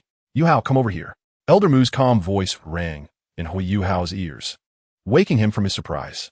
Huayuhao hurriedly walked into the Sea God Pavilion, not daring to delay for even a moment, in the inner courtyard training ground. At this moment, 2 girls were dueling on the large training field, while 2 other girls were watching from the audience seats. Phoenix wings soaring. One of the girls with long red hair suddenly sprouted a pair of huge fiery wings from her back, along with a brilliant phoenix tail appearing. And then she launched a surprise attack on the brown-haired girl who had just landed in front of her. Come on, cloud piercing, the brown-haired girl shouted, and the spear in her hand ignited with flames, the 5th soul ring shining with a black light. The spear was dragged along the ground, igniting fierce flames wherever it went. The 2 clashed, producing huge sounds, and a series of fireballs exploded, causing the red-haired girl to retreat more than 10 steps. Hey, Yun Ying, you're going too far. I'm using a 1,000-year soul skill, and you're directly responding with a 10,000-year soul skill? She said dissatisfiedly. Yun Ying smiled sweetly and said, there's no way. After all, my sister is a 7-ring soul sage level powerhouse, and I'm just a little 5-ring soul king. So I naturally have to use my full strength. Oh, Yun Ying, when did you become so modest? Ma Xiaotao couldn't help but laugh upon hearing this. Then she spread her arms, and her 4th soul ring lit up, followed by a loud shout. Phoenix roaring sky strike. Steadfast intent, stopping war. Resolute intent, destroying cities. Yun Ying's 1st and 2nd soul rings lit up consecutively, and 4 spear shadows appeared, countering the massive columns of fire erupting from the ground. Then, with a sweep of her spear, the spear shadows intertwined with the raging flames, attacking Ma Xiaotao. Not bad. Take my move. It's Sister Xiaotao's good teaching in the audience. The 2 girls exchanged glances, both seeing the confusion in each other's eyes. Why does this Yin Jr. sister seem, so quirky? One of the girls complained. The other girl had a hint of embarrassment on her face. She is actually a good girl, Wu Ming's senior sister. I know, one cannot judge by appearances, and the sea cannot be measured by a bucket. Wu Ming waved her hand, then stared at the training ground with shining eyes. But this Yin Jr. sister is quite strong. I really want to spar with her. Ling Luocheng couldn't help but break out in a cold sweat. Are all fire attribute soul masters this combative? So scary. At that moment, someone suddenly approached from outside the training ground. If it were an ordinary person, the 4 girls wouldn't pay much attention, but this person brought some shocking news. Yun Ying, Elder Mu said he wants to see you. Outside, a blue-haired boy said to the 2 fighting in the training ground. Since the inner courtyard disciples were either out on missions or finding places to train, the training ground was rarely visited, so the 2 didn't activate the protective barrier during their duel, allowing them to hear someone speaking outside. Yun Ying was momentarily stunned, and Ma Xiaotao seized the opportunity to knock her off the stage with a phoenix fire line. I refuse to accept this. You attacked me when I wasn't paying attention. How despicable. Yun Ying sat on the ground in a duck-like position, going crazy. Ma Xiaotao's face was full of pride as she looked at the unconvinced Yun Ying and said, "Even without this unexpected event, you wouldn't be able to defeat me. All right, hurry up and go. Elder Mu must have urgent matters for you. Come on, Wu Ming, let's practice." "Sure, let me see how this phoenix has changed after the big competition." Wu Ming smiled as she walked down from the audience seats to duel with Ma Xiaotao. Yun Ying quickly recovered and walked towards the newcomer, curiously asking, "Hui Yuhao, what does Elder Mu want with me?" "I'm not too sure, but you should hurry," Hui Yuhao said, and after a brief conversation, they parted ways. Hui Yuhao headed to the Soul Guidance Department, while Yun Ying went to the Sea God Pavilion. Before long, the girl arrived there. She walked straight in and saw Elder Mu again. "Elder Mu, you want to see me?" Yun Ying's attitude was very respectful as the old man in the recliner slowly opened his eyes. The reason I called you here is to tell you something." "Elder Mu, please go ahead." "Yun Ying, after this competition, what do you think about the status of traditional soul masters?" Yun Ying's heart tightened. This question was well asked. She dared not hide anything and express some of her views. "In short, I believe that although the current situation shows that the development of soul guidance devices is very rapid, for at least 1,000 years, soul masters will still dominate the entire Douluo continent." "That's right. My thoughts are generally similar to yours," Elder Mu said approvingly. Then he changed the subject. "However, if we only focus on the past, then the future cannot be discussed. Our Shrek Academy has done well in the development of traditional soul masters. To be a bit proud, in cultivating soul masters, Shrek ranks second in the entire Douluo continent, with no one claiming the first place. However, on the side of the sun and moon, it is quite the opposite. In the research of soul guidance devices, they are hundreds of years ahead of us." "Elder Mu, do you mean?" Yun Ying's heart stirred. She suddenly thought of something called the Extreme Individual Soldier Plan from the original work. Could it be used on herself? Of course, I'm not saying this to create panic. What I mean is that the speed of development on the side of the sun and moon has already begun to threaten the original residents of the Douluo continent. Therefore, I want to implement a plan. Elder Mu's voice was still very calm, but it inexplicably gave a sense of impending danger. "I wonder if you have heard of the Extreme Individual Soldier Plan?" "No," Yun Ying quickly denied. Elder Mu was not surprised and continued. "The so-called Extreme Individual Soldier Plan is to pour the vast majority of resources into one person, thereby making that person unprecedentedly powerful. Now, the Extreme Individual Soldier Plan for the Soul Guidance Department on Shrek's side already has a candidate. The Martial Spirit Department does not yet have one, and I want you to join."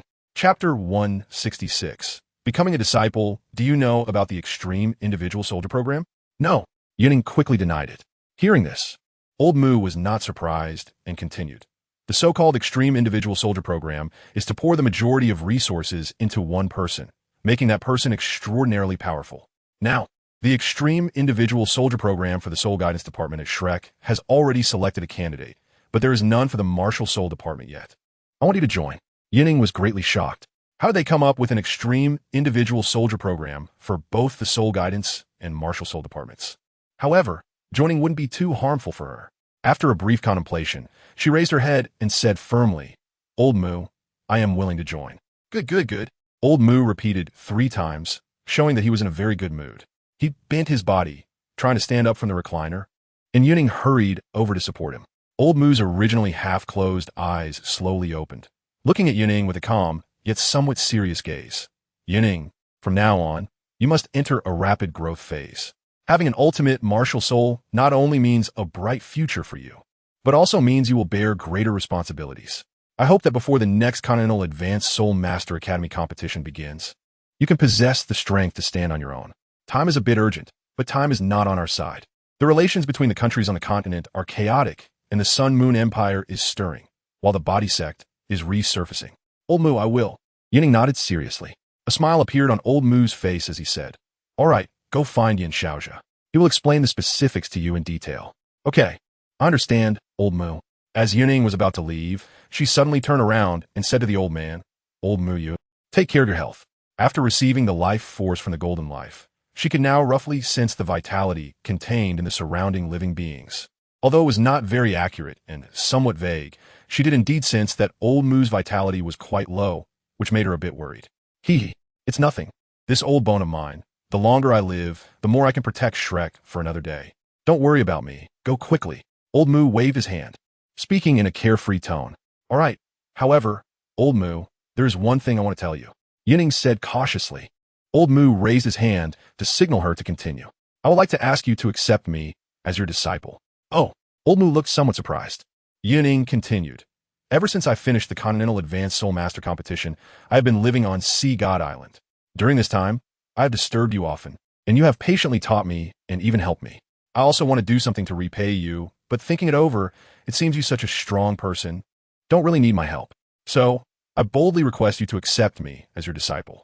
In the future, when my name resonates across the continent, I will surely promote your reputation again. Old Mu. Ha ha ha. Upon hearing this, Old Mu laughed and then said, You little girl are truly quite clever. In this case, you have gained quite a bit. However, I agree. Really? Yun Ying looked up in surprise, seeing the old man looking at her with a gentle smile. What I say is never false. Thank you, Old Mu. Yun Ying hurriedly performed a bow of apprenticeship. Old Mu watched her finish her bow with a smile, and then said, I didn't expect that in my dying years, I could take in such a talented disciple. It's worth it. Mu, master you, I know what you want to say, but regarding life and death, I have long since let go. Now, my greatest wish is to see you all grow up strong.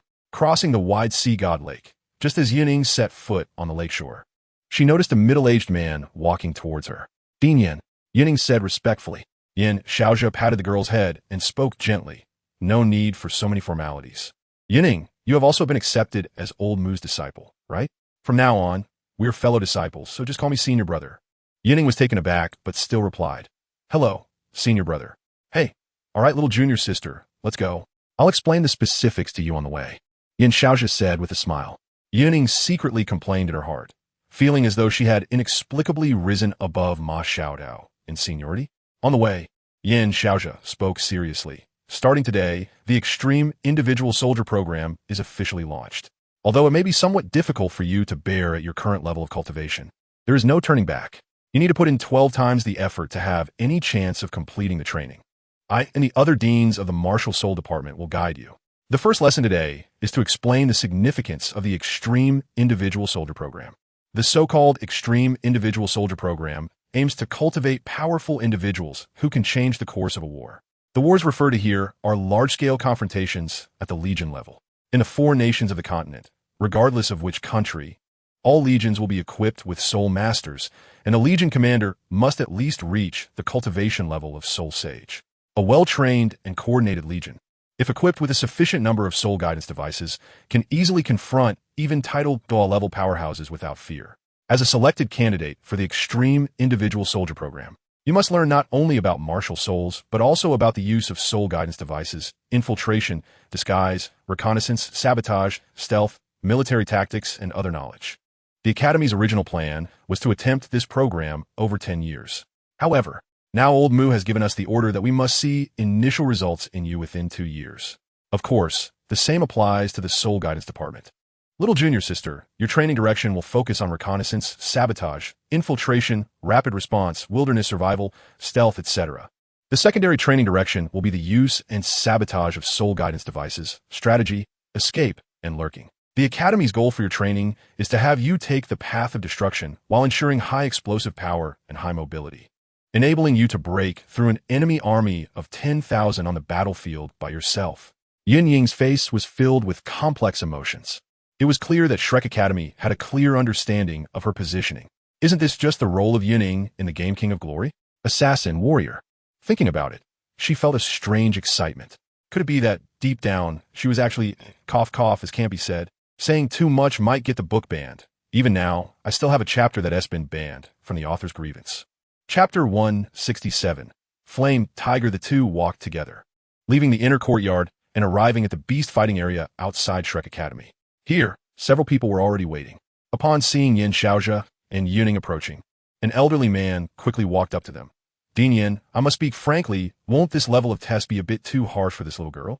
If I remember correctly, she's only 13 years old, right? To be precise, she is not yet 13, Yin-Xiaozhe replied lightly, correcting the elderly man's statement. When the old man heard this, he was taken aback. Not yet 13? That's unacceptable. If something goes wrong, won't it all be over? The old man's voice trembled slightly as he looked at the petite girl behind Yin-Xiaozhe. The last time he saw her, she was just there to take an exam and had defeated a 1,000-year soul beast. This time, according to a brief conversation he had with a few others waiting there, The Martial Soul Department and the Soul Guidance Department seemed to have decided to pull 3 disciples for some extreme test, claiming they wanted to assess their potential. According to a certain Director Du, this test could involve releasing 10,000-year soul beasts. Hearing this, he felt something was off. It seemed like they were trying to push those 3 disciples to their limits. Old Gong, this is also the intention of the Sea God Pavilion. To be precise, it is a plan formulated after careful discussion by the elders of the Sea God Pavilion, Yun-Ying.However said in a deep voice, simultaneously taking out a token as a signal. This small and exquisite token was made of an unknown material, presenting a deep blue color with a faint blue halo swirling within it. Upon seeing this blue token, Old Gong's expression changed, and he stopped speaking, turning to summon the soul beasts. This small and exquisite token was none other than the Sea God token, the highest token of Shrek Academy, which could only be issued by the Sea God Pavilion meetings. It was for temporary use and had to be returned to the Sea God Pavilion after use. The Sea God token had extremely strict and harsh issuance requirements. Its holder could mobilize all resources of Shrek Academy, including calling upon graduated students and mobilizing the manpower, material resources, and financial resources of Shrek City. Once the Sea God token was issued, everyone had to obey, except for the Sea God Pavilion Master, Mu Lao. In special circumstances, only Mu Lao had the authority to retrieve the token before the holder completed their mission. After completing this, Yun-Ying.However turned to Yun Ying, who was waiting at the spot. Junior sister, listen carefully. Before we came, Elder Xian mentioned some of your special abilities to me. It seems you can suppress soul beasts, right? Yun Ying was taken aback for a moment, and then quickly replied, yes, that's generally the case. However, she did not elaborate on whether it was true or the details involved. Nonetheless, knowing this was enough for Yun-Ying.However to feel satisfied, he nodded and continued. Then, in the upcoming test, I require you not to use this ability, relying solely on your own strength to fight those soul beasts. You must engage in this test with all your might. During the test, we will continuously increase the number of soul beasts to push your abilities to the limit. The test will only conclude when you lose the ability to fight. The soul beasts will not hold back in their attacks. We will be prepared for rescue at any time, but we cannot rule out the possibility of accidents. Therefore, during the battle, you must find ways to protect yourself. The longer you last and the more soul beasts you face, the higher your evaluation will be in this test. You can kill the soul beasts during the test without any reservations. The first element of extreme individual combat is to protect yourself as much as possible under any circumstances. You must keep this in mind. Now, go to the center of the arena. The soul beasts will appear from any direction, and there will be no prompt to start. Let's see what you can achieve. Yun Ying understood and nodded before striding confidently into the center of the beast fighting area. Yun-Ying.However then took his place in the audience area at the edge of the arena, his gaze fixed on the girl moving forward. Dean Yen, I've already notified the Soul Guidance Department. At this moment, the director of the Martial Soul Department, Du Weilin, reported respectfully. All right, let Fan Yukal and Hu Hao and Kai Tu as well, Yun-Ying.However replied. Just as his words fell, a hearty laugh erupted, and he felt a strong hand on his shoulder. Without needing to think, he knew who it was. Duo, you got here really fast. This is a major issue regarding whether our Soul Guidance Department will be valued and developed. How could I not come quickly? Duo scratched his head full of white hair while patting Yun-Ying.However's shoulder vigorously. But speaking of which, old Yin, are you really that confident in that little girl? He had long heard that the Martial Soul Department had gained a genius who not only turned the tide during the inspection team mission led by Elder Xian, but also played a crucial role in the Continental Elite Soul Master Competition. This made Yun-Ying.However quite pleased, his mouth almost grinning to the sky. Duo looked on with envy and jealousy, wishing he could immediately bring that genius to the Soul Guidance Department. However, he also knew his limits, having already brought one over. If he tried to take another, Yun-Ying.However would surely be furious. What you said is like you are confident in the 2 disciples from your Soul Guidance Department, Yun-Ying.However said speechlessly. A young eagle raised in a greenhouse will never become an eagle that soars through the skies. She is not a useless scholar. Possessing this talent means that to receive Shrek's solid support, she must endure hardships and sweat. Throughout the history of Douluo continent, which powerful soul master's growth path was not filled with thorns. TSK, just spouting a bunch of grand principles. Duo rolled his eyes. Yun-Ying.However glanced at him without saying much, turning his attention back to the beast fighting area. In the arena, Yun Ying held a spear in one hand, standing tall in the center. From a distance, she seemed to merge with the spear itself. Or rather, She embodied the essence of a long spear. The large door slowly opened not far away, and a soul beast swaggered into the arena. The Flame Tiger, a soul beast known for its speed, strong evasion ability, and terrifying attack power. Even a 100-year-old Flame Tiger could give ordinary 1,000-year soul beasts a headache, making it one of the soul beasts that low-level soul masters least wanted to encounter. Moreover, the Flame Tiger before them had silver-white claws that glimmered like steel, sending chills down one's spine even before the battle began. Chapter 168, Blazing Tiger. Death. This indicates that the cultivation of this blazing tiger has already reached the level of 4,000 years. If it continues to cultivate, its tiger claws will slowly turn golden, and if all 4 claws become golden, it will signify that this blazing tiger has broken through to the level of a 10,000-year soul beast. At that time, its combat power would be such that even some soul beasts of 40 or 50,000 years would fall beneath its claws. Though this blazing tiger has only 4,000 years of cultivation, its combat power is already infinitely close to that of an ordinary 10,000-year soul beast. Starting with such high difficulty? Do you think so highly of me? Yun Ying couldn't help but complain in her heart. However, complaints aside, she still had a fight. Moreover, she was not someone who couldn't handle this blazing tiger. As if sensing that the human ahead was not easy to deal with, the blazing tiger did not act rashly. Instead, it cautiously paced slowly about 50 meters away from the girl, occasionally letting out sparks from its mouth. Since you gave up the initiative, don't blame me. Resolute intent. Cease war. Yun Ying shouted loudly. 5 soul rings rose, and the first soul ring immediately radiated bright light. 4 spear shadows surrounded the girl, and a powerful wave of soul power swept across the arena. The fur of the blazing tiger bristled. It could actually feel a threat from such a seemingly immature human. This truly was a case of a lion being able to endure, but a tiger could not. Do you think I, the blazing tiger, am a sick cat? Unsurprisingly, Yun Ying's action infuriated the blazing tiger. Initially, it intended to observe first, but now it had no choice but to attack. The blazing tiger let out a long roar, and its 2 powerful hind legs pushed off the ground, leaping high into the air and pounced on the girl with its incredibly sharp claws. Yun Ying dodged to the side, her spear slanting as the tip collided accurately with its hind leg claws, instantly sparking countless sparks. Yun Ying immediately used her soul power, merging the 4 spear shadows into a single fiery spear that fiercely pierced through the thigh of the blazing tiger's hind leg. The blazing tiger howled in pain, and then a tiger tail, over a meter long, swept towards her. Yun Ying bent her waist back, her body forming a crescent shape, narrowly avoiding it. As the blazing tiger landed, the intense pain in its hind leg made it question its life. I'm the famous blazing tiger. My species ranks high in the food chain, considered one of the fiercest predators in the jungle. Yet today, I suffered defeat at the hands of a little girl who hasn't even fully grown fur. The blazing tiger was not a simple-minded brute. With over 4,000 years of cultivation, it had developed some wisdom. Although not much, it was sufficient to deal with its kind, but unfortunately, this time it encountered a human. Despite Yun Ying usually appearing a bit dazed, when she became serious, she was calm and composed enough. Faced with this life-and-death test, though she wouldn't actually die, as Yun-Xiaozha was watching, she was still quite clear-headed. Roar! The blazing tiger roared in anger again, this time deciding to take the initiative. Flames ignited on all 4 of its claws, and then it ran towards the girl at a speed of 100 meters per 4 seconds, leaving behind fiery trenches in its wake.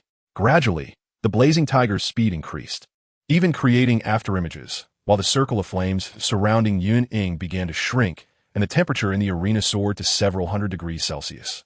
Competing with me in fire? You've really found the right person, Yun Ying thought to herself, a smirk slowly forming at the corner of her mouth. In these few seconds, she had already devised a way to break the deadlock. Next, she just needed to wait for the blazing tiger to deliver itself to her. From the audience's perspective, Yun Ying seemed to have given up resistance, standing dumbly in place with her spear in hand, allowing the blazing tiger to continue shrinking the circle of flames. Yun-Xiaozha's brow furrowed slightly as he noticed that things were not simple. Even Duoluo frowned, seemingly thinking along the same lines as Yun-Xiaozha. "Sigh, old Yin, your disciple." He opened his mouth, only to be interrupted by Yun-Xiaozha. "Don't speak, just watch. I think I understand her intention." Duoluo was filled with questions, wanting to say, "What on earth do you understand? Why can't I comprehend it?" However, this was ultimately a matter for the Wuhuan system, and as a soul engineer, he had no say in it. Meanwhile, in the arena, The blazing tiger was running wildly while also paying attention to the human with its peripheral vision. When it noticed that this human seemed to have given up resistance, it couldn't help but feel pleased. However, to be safe, it did not rashly launch an attack, but planned to gradually consume and encroach upon the human's area of activity. As time passed, even a powerful creature like the blazing tiger began to feel strained from maintaining such high speed and soul power output. Thus, the tiger made a decision to go for it. Worst case scenario, it would just lose and return to working hard. If it won, it would enjoy life. Cough, cough. The blazing tiger seized the opportunity and launched a surprise attack. Just when it thought this human was completely defenseless, the girl, whose eyes had been slightly closed, suddenly opened them wide, flames seemingly burning within. True intent. Conflagration. The girl let out a clear shout, and her third soul ring shone brightly. She stomped her right foot on the ground, causing a large portion of the ground to sink. Yun Ying leaped high into the air, her spear continuously absorbing the rich fire elements around her.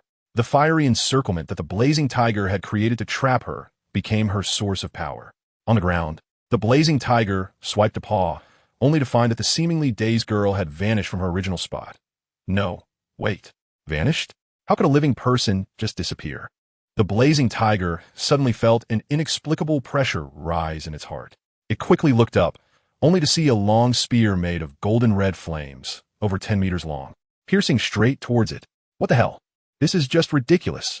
The blazing tiger cursed internally, with only one thought in its mind. I can't win. I need to run. In midair, the fiery spear became even more solid, always locking onto the blazing tiger, sprinting on the ground. Striking down from the sky was simply too satisfying. Go! Yun Ying shouted, the massive spear nearly blocking out half the sky as it rushed straight towards the blazing tiger. Boom! Roar! Accompanied by a violent explosion and a piercingly tragic scream, the blazing tiger ended its life. Yun Ying landed back on the ground, exhaling. With the help of Guyuna, not only had her physical quality improved, but her soul power and meridians had also undergone transformation. Moreover, prior to this, she had also been enhanced by the deity from the extreme north, making her current state quite strong. As for why she had been suppressed by Ma shout-out earlier, Yun Ying stated that it was simply because she hadn't used her full strength, not to mention how much combat experience she had. After all, from a certain perspective, when two individuals are at the same level of strength, the one with superior skills is more likely to win. Chapter 169. The second soul beast. This battle was actually orchestrated by Yun Ying intentionally. After all, on the way here, Yin Xiaozhe had already briefed her on the general situation. Since she wanted to cultivate a high mobility, high explosion route, she needed to show them her current abilities to receive better training. In the audience, Duoluo, Du Weilin, and the recently arrived Xianliner were all dumbfounded. That was a 4,000-year-old blazing tiger. Just like that, it was gone. This wasn't some blue silver grass or a little soul rabbit. It was taken down in just 2 moves. Was it even 3 minutes? I remember when I first met her, she was only a 3-ring soul master, right? Du Weilin's voice trembled slightly, not for any other reason, but purely out of astonishment at Yun Ying's growth rate. Indeed, it was unexpected that in just a few months, she had already become a king-level soul master. Xianliner's tone also revealed a hint of surprise. As the vice dean of the soul guidance department, she had heard of this genius girl from the martial soul department, but she never imagined that a soul master could ignore the limitations of a top-tier martial soul and achieve the rank of soul king before the age of 13. While there were countless soul kings and above in the entire Shrek Academy, those who reached the soul king level at the age of 15 were few and far between, let alone Yun Ying, who was over 2 years younger. Yin Xiaozhe couldn't hide his pride. Yun Ying had just become a disciple of dragon god Douluo II, and he was also a part of that lineage, so when Yun Ying received praise, it reflected well on him as well. Although Duoluo couldn't stand his smugness, he was still pleased because Yun Ying's strength represented a higher feasibility for the extreme solo soldier program. In the arena, just after Yun Ying landed, another soul beast appeared from the large door nearby. This soul beast resembled a fox, but had 3 heads, and its entire body displayed a dark purple color. The smooth fur would occasionally flash with purple light. Its 4 paws were also peculiar, with 3 sharp claws on the front 2 and 5 on the back 2. The claws were entirely black with dark purple patterns, looking extraordinary. A tiny, curled tail reminiscent of a rabbit's was tucked behind it, forming a ball. This old beast was quite small, far less massive than the previous blazing tiger, measuring about 1.3 meters in length and around 50 to 60 centimeters in height. However, despite its small size, if one ignored its 3 heads, it even seemed somewhat harmless. Yun Ying remained on high alert. As someone who had been intensively tutored by Ma Xiaotao on soul beast knowledge for months, Yun Ying naturally recognized this soul beast type. The dark fox, a soul beast known for its speed and attack power, differed from the blazing tiger's close combat style, favoring long-range attacks instead. It often used its high speed to toy with enemies while attacking from a distance with lightning, attribute soul power. In simple terms, it preferred a kite fighting strategy. Clearly, this was not an easy soul beast to deal with. Yun Ying stood ready, gripping her spear tightly, her eyes fixed on the dark fox. Suddenly, the opponent moved. In a flash, the dark fox was enveloped in arcs of lightning, pushing off the ground with its hind legs and darting towards the side and back of the girl. 5 soul rings rose around Yun Ying, but this time she didn't use her soul skills. Instead, she tightened her grip on the spear, gathering her soul power, and then stomped her right foot heavily on the ground. Oos, bang, bang, boom. Yun Ying appeared in the path of the dark fox, sweeping her spear to unleash countless flames towards it. The dark fox's heart tightened.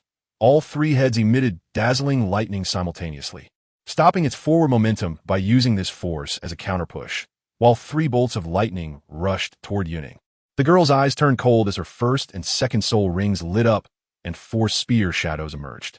3 of those spear shadows met the 3 bolts of lightning head-on, resulting in a deafening explosion, one after another.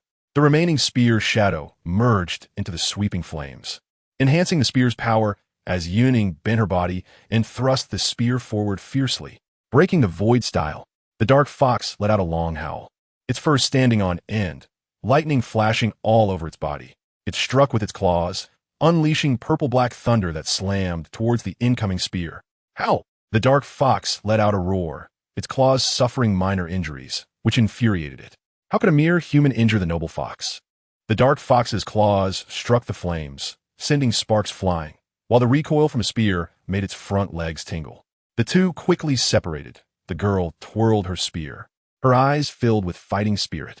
On the other hand, the dark fox not only had more wounds on its claws, but its once smooth and shiny fur was now stained with some flames, continuously clashing with the surrounding lightning and creating a shower of sparks. This made the dark fox uncomfortable. It was already difficult to deal with the enemy, and now it had to expend part of its soul power to counteract these electric sparks. Your fur is tough. Huh? Yun Ying snorted coldly, her 5th soul ring lighting up as flames erupted from her palm and spiraled around the spear's tip. The girl took a bold step forward, while the dark fox crouched and growled low, unwilling to back down. It drew upon the lightning elements in the air, using its own soul power to guide them. A powerful thunderstorm instantly erupted from its body, sweeping across the entire arena. This was the dark fox's signature skill, Dark Flash Explosion. In the audience, Douluo sensed the impending clash and spoke with a hint of anticipation.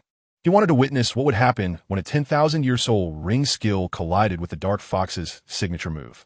Starfall, Yun Ying shouted, her right hand holding the spear diagonally towards the ground, the spear tip tracing a deep flaming trench as she moved across the ground. Facing the terrifying thunderstorm rushing towards her, Yun Ying didn't hesitate. Instead, she charged straight at it. She raised her spear and swept it forcefully, unleashing a fire dragon composed of golden-red flames, which collided with the massive lightning and exploded violently. Upon seeing this, the dark fox sensed trouble. It utilized its speed advantage to quickly dodge to the edge of the arena, preparing to find an opportunity to launch a surprise attack on Yun Ying. At this moment, Yun Ying was right in the explosion zone, yet there was no sign of panic on her face. With the spear in front of her, her first soul ring lit up, and 4 spear shadows absorbed most of the residual energy. Simultaneously, she utilized her soul power to create layers of soul power barriers around herself, completely neutralizing the remaining force. After all, this dark fox was merely a 6,000-year-old soul beast. Even without using her soul power, based solely on her physical capabilities, it couldn't shake her. Chapter 170. Yun Ying. Not following the code of conduct, the dark fox whimpered softly, having sustained some minor injuries from the previous blow, but it was nothing serious. Yun Ying swept aside her wind-blown bangs, holding her gun with both hands and bending forward like a bow, ready to counter the dark fox's attack at any moment. Just as the tension between the human and the beast reached its peak, a A roar suddenly echoed from the entrance of the beast fighting area not far away, followed by two sturdy lions striding in. Yun Ying, Dark Fox. Both the human and the beast were momentarily stunned by the situation. However, after a brief moment of confusion, the Dark Fox's heart quickly filled with joy. Although most soul beasts were generally hostile towards each other, even among the same species, incidents of mutual devouring, fighting, and even bloody deaths were common. But all of this was based on the premise of no external enemies invading. At least most soul beasts had a certain collective consciousness. Now, although the Dark Fox had no significant connection with the two lions and had even fought with this group a few times during their training, it did not hinder them from joining forces to defeat the stinky human before them. Is there a problem? No problem. Owl roar. The two lions let out a series of furious roars. They had long seen the sly Dark Fox hiding in the corner and, upon spotting it, were filled with an uncontrollable rage, eager to tear the fox to pieces. Owl. The Dark Fox shivered all over. Although these two were only at the level of 4,000 years of cultivation. As the saying goes, two fists can't fight four hands. Moreover, these lions were not ordinary breeds, making it somewhat difficult for it to take on two by itself. It quickly shouted a few times, and the two lions immediately understood. They exchanged glances and slowly approached the Dark Fox, blocking the path of the small purple-black fox and glaring at the girl ahead. Yun Ying was utterly flabbergasted. It had just been a one-on-one situation, and now it had turned into a 1 versus 3? This isn't how you play, is it? She cast a resentful glance at the audience, only to see Yin Shaozhe, that old fox, grinning like a blooming flower. There was no other choice. She could only face the battle. Yun Ying muttered, her gaze gradually firming up, and her fighting spirit surged within her. Just right. Let me see where my current limits lie. With a loud shout, the girl launched the first attack. The long spear twirled with crimson flames. The spear tip ignited with fierce fire, and the crimson golden spear light flickered like a swimming dragon. She strode forward, slashing the spear diagonally, and with a thunderous momentum, she aimed to strike down the two wind demon lions. Seeing the fierce approach, the wind demon lions were not willing to show weakness and launch a counterattack. Roar. Starfall. Owl. At Shrek Academy, in the Outer Court Soul Guidance Department, the experimental area was empty, with only Hikaitu working on a soul guidance device. Senior brother, Huiyuhao hurriedly called out to him, quickly running over. Hikaitu put down the medal in his hand, chuckling, and said, Junior brother, you're finally back. How'd it go? Did you finish it? Huiyuhao nodded and replied, I am now a soul Zun. Fanyu said, all right, let's hurry up. Both of you come here. Huiyuhao and Hikaitu rushed to Fanyu's side. Fanyu said solemnly, starting today, the Extreme Single Soldier Program officially begins. Although it might be a bit difficult for you to handle, given your current cultivation, there is no retreat. You need to put in all your efforts to complete the training. I, Dean Xian, and Dean Xian will guide you. For the first lesson today, I will explain the significance of the Extreme Single Soldier Program. After a series of explanations from Fanyu, the two gained a preliminary understanding of the program and also developed a vague idea of their future development direction. However, although Huiyuhao was young, the trials he had faced made him much more mature than his peers. How could he not hear that, according to Fanyu's implication, the entire plan was centered around him, with Hikaitu as a support, and Hikaitu would have to learn so many things, meaning his investment in cultivation would definitely be much less than his own. Fanyu patted Huiyuhao's shoulder and said, Yuhao, you don't need to think too much. Although Kaitu is your backup in the plan, his cultivation will not be low in the future. The Academy will do everything possible to ensure he reaches the level of a title Douluo. The Academy will devote tremendous effort to the Extreme Single Soldier Program, and everything will strive for perfection. What you need to consider is how to improve yourself amidst the arduous study and training. Understood. Well, Yuhao did not say anything more, but he kept this friendship from his senior brother deeply in his heart. Fanyu said, today marks the first day of the program. We'll conduct a test first. Prepare yourselves. I will go make arrangements. In half an hour, you'll come to the beast fighting area. During the test, you can use all abilities at your disposal, including soul guidance devices, except for fixed soul guidance devices. After Fanyu left, Hikaitu immediately became busy, equipping himself with various soul guidance devices. Senior brother, do you know what the test will involve? In the beast fighting area, it should be a battle against soul beasts, right? Huiyuhao asked. Hikaitu replied, I don't know. However, the teacher said that all resources from the soul guidance department will be directed towards us, so it probably won't just be a simple battle with soul beasts. We must be prepared for a tough challenge. If I'm not mistaken, Today's test is meant to assess our limits and then arrange the subsequent training. The Extreme Single Soldier program focuses more on actual combat. In the future, we will have at least one real battle every week. The rest will be for learning and practice. Okay. Yu-Hao clenched his fists, his eyes filled with confidence. Since returning from the Continental Advanced Soul Master Academy's soul fighting competition, his strength had made tremendous progress in these past few months, especially with the gains he just had in the Douluo Forest. His teachers still didn't know about it. In this test, he must strive to give his teachers a pleasant surprise. Yu-Hao did not do much preparation. There wasn't much to prepare for. He hadn't made a soul guidance device in months, and he still had only a few on him. The most powerful one should still be that soul guidance paralysis ray. So he simply sat cross-legged, regulating his soul power to be in the best state. Hikaido's preparations were quickly completed as well. Half an hour later, when Yu-Hao and Hikaido arrived at the entrance of the beast fighting area, classes had already started in the outer court, and the academy felt very quiet. However, the sounds of fierce collisions, beast roars, and a familiar female voice occasionally echoed from within the beast fighting area. The two brothers exchanged glances and saw each other's thoughts reflected in their eyes. Yun Ying is inside? Hikaido said uncertainly.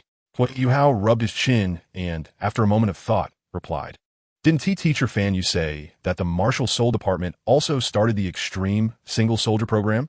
It's possible that Yun Ying is one of the selected candidates." "Oh, I see." Hikaido suddenly understood.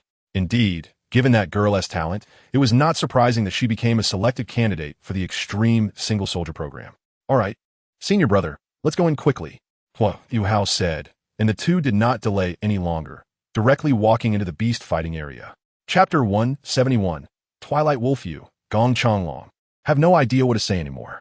It's one thing for the Martial Soul Department to do this, but why is the Soul Guidance Department getting involved too? Elder Gong. This is actually the trend on the continent right now, Xian Liner said in a deep voice. After hearing this, Gong Changlong didn't say much more, just sighed. "I know, but these little guys are at most 13 or 14. They're too young. Elder Gong, as the saying goes, without experiencing wind and rain, how can one see a rainbow? For our Shrek Academy, this extreme individual soldier plan is also a gamble, isn't it? The pressure from the Sun-Moon Empire on the original three countries is becoming increasingly intense. They have already developed soul guidance devices that can threaten a super Douluo. If we give them a few more years, will the traditional soul masters still have their advantageous position? If we don't take measures now, we will really fall behind." Xian Liner said. Douluo nodded repeatedly at this. "Yes, Elder Gong, our soul guidance department is already far behind the Sun-Moon Empire.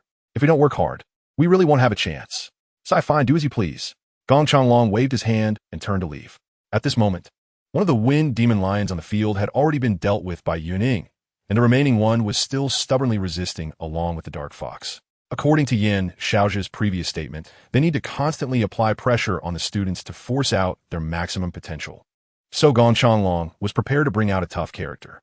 "Dean Xian, what is this?"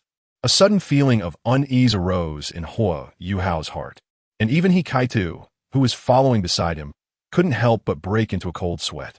"Before coming here, Fanny should have told you all," Xian Liner replied lightly. The two exchanged glances and nodded in unison. Seeing this, Xian Liner continued. "The so-called Extreme Individual Soldier Plan is to cultivate you into talents who can stand alone. Not to say that you will master all skills. After all, that is unrealistic. But at least you should be among the strongest in multiple fields."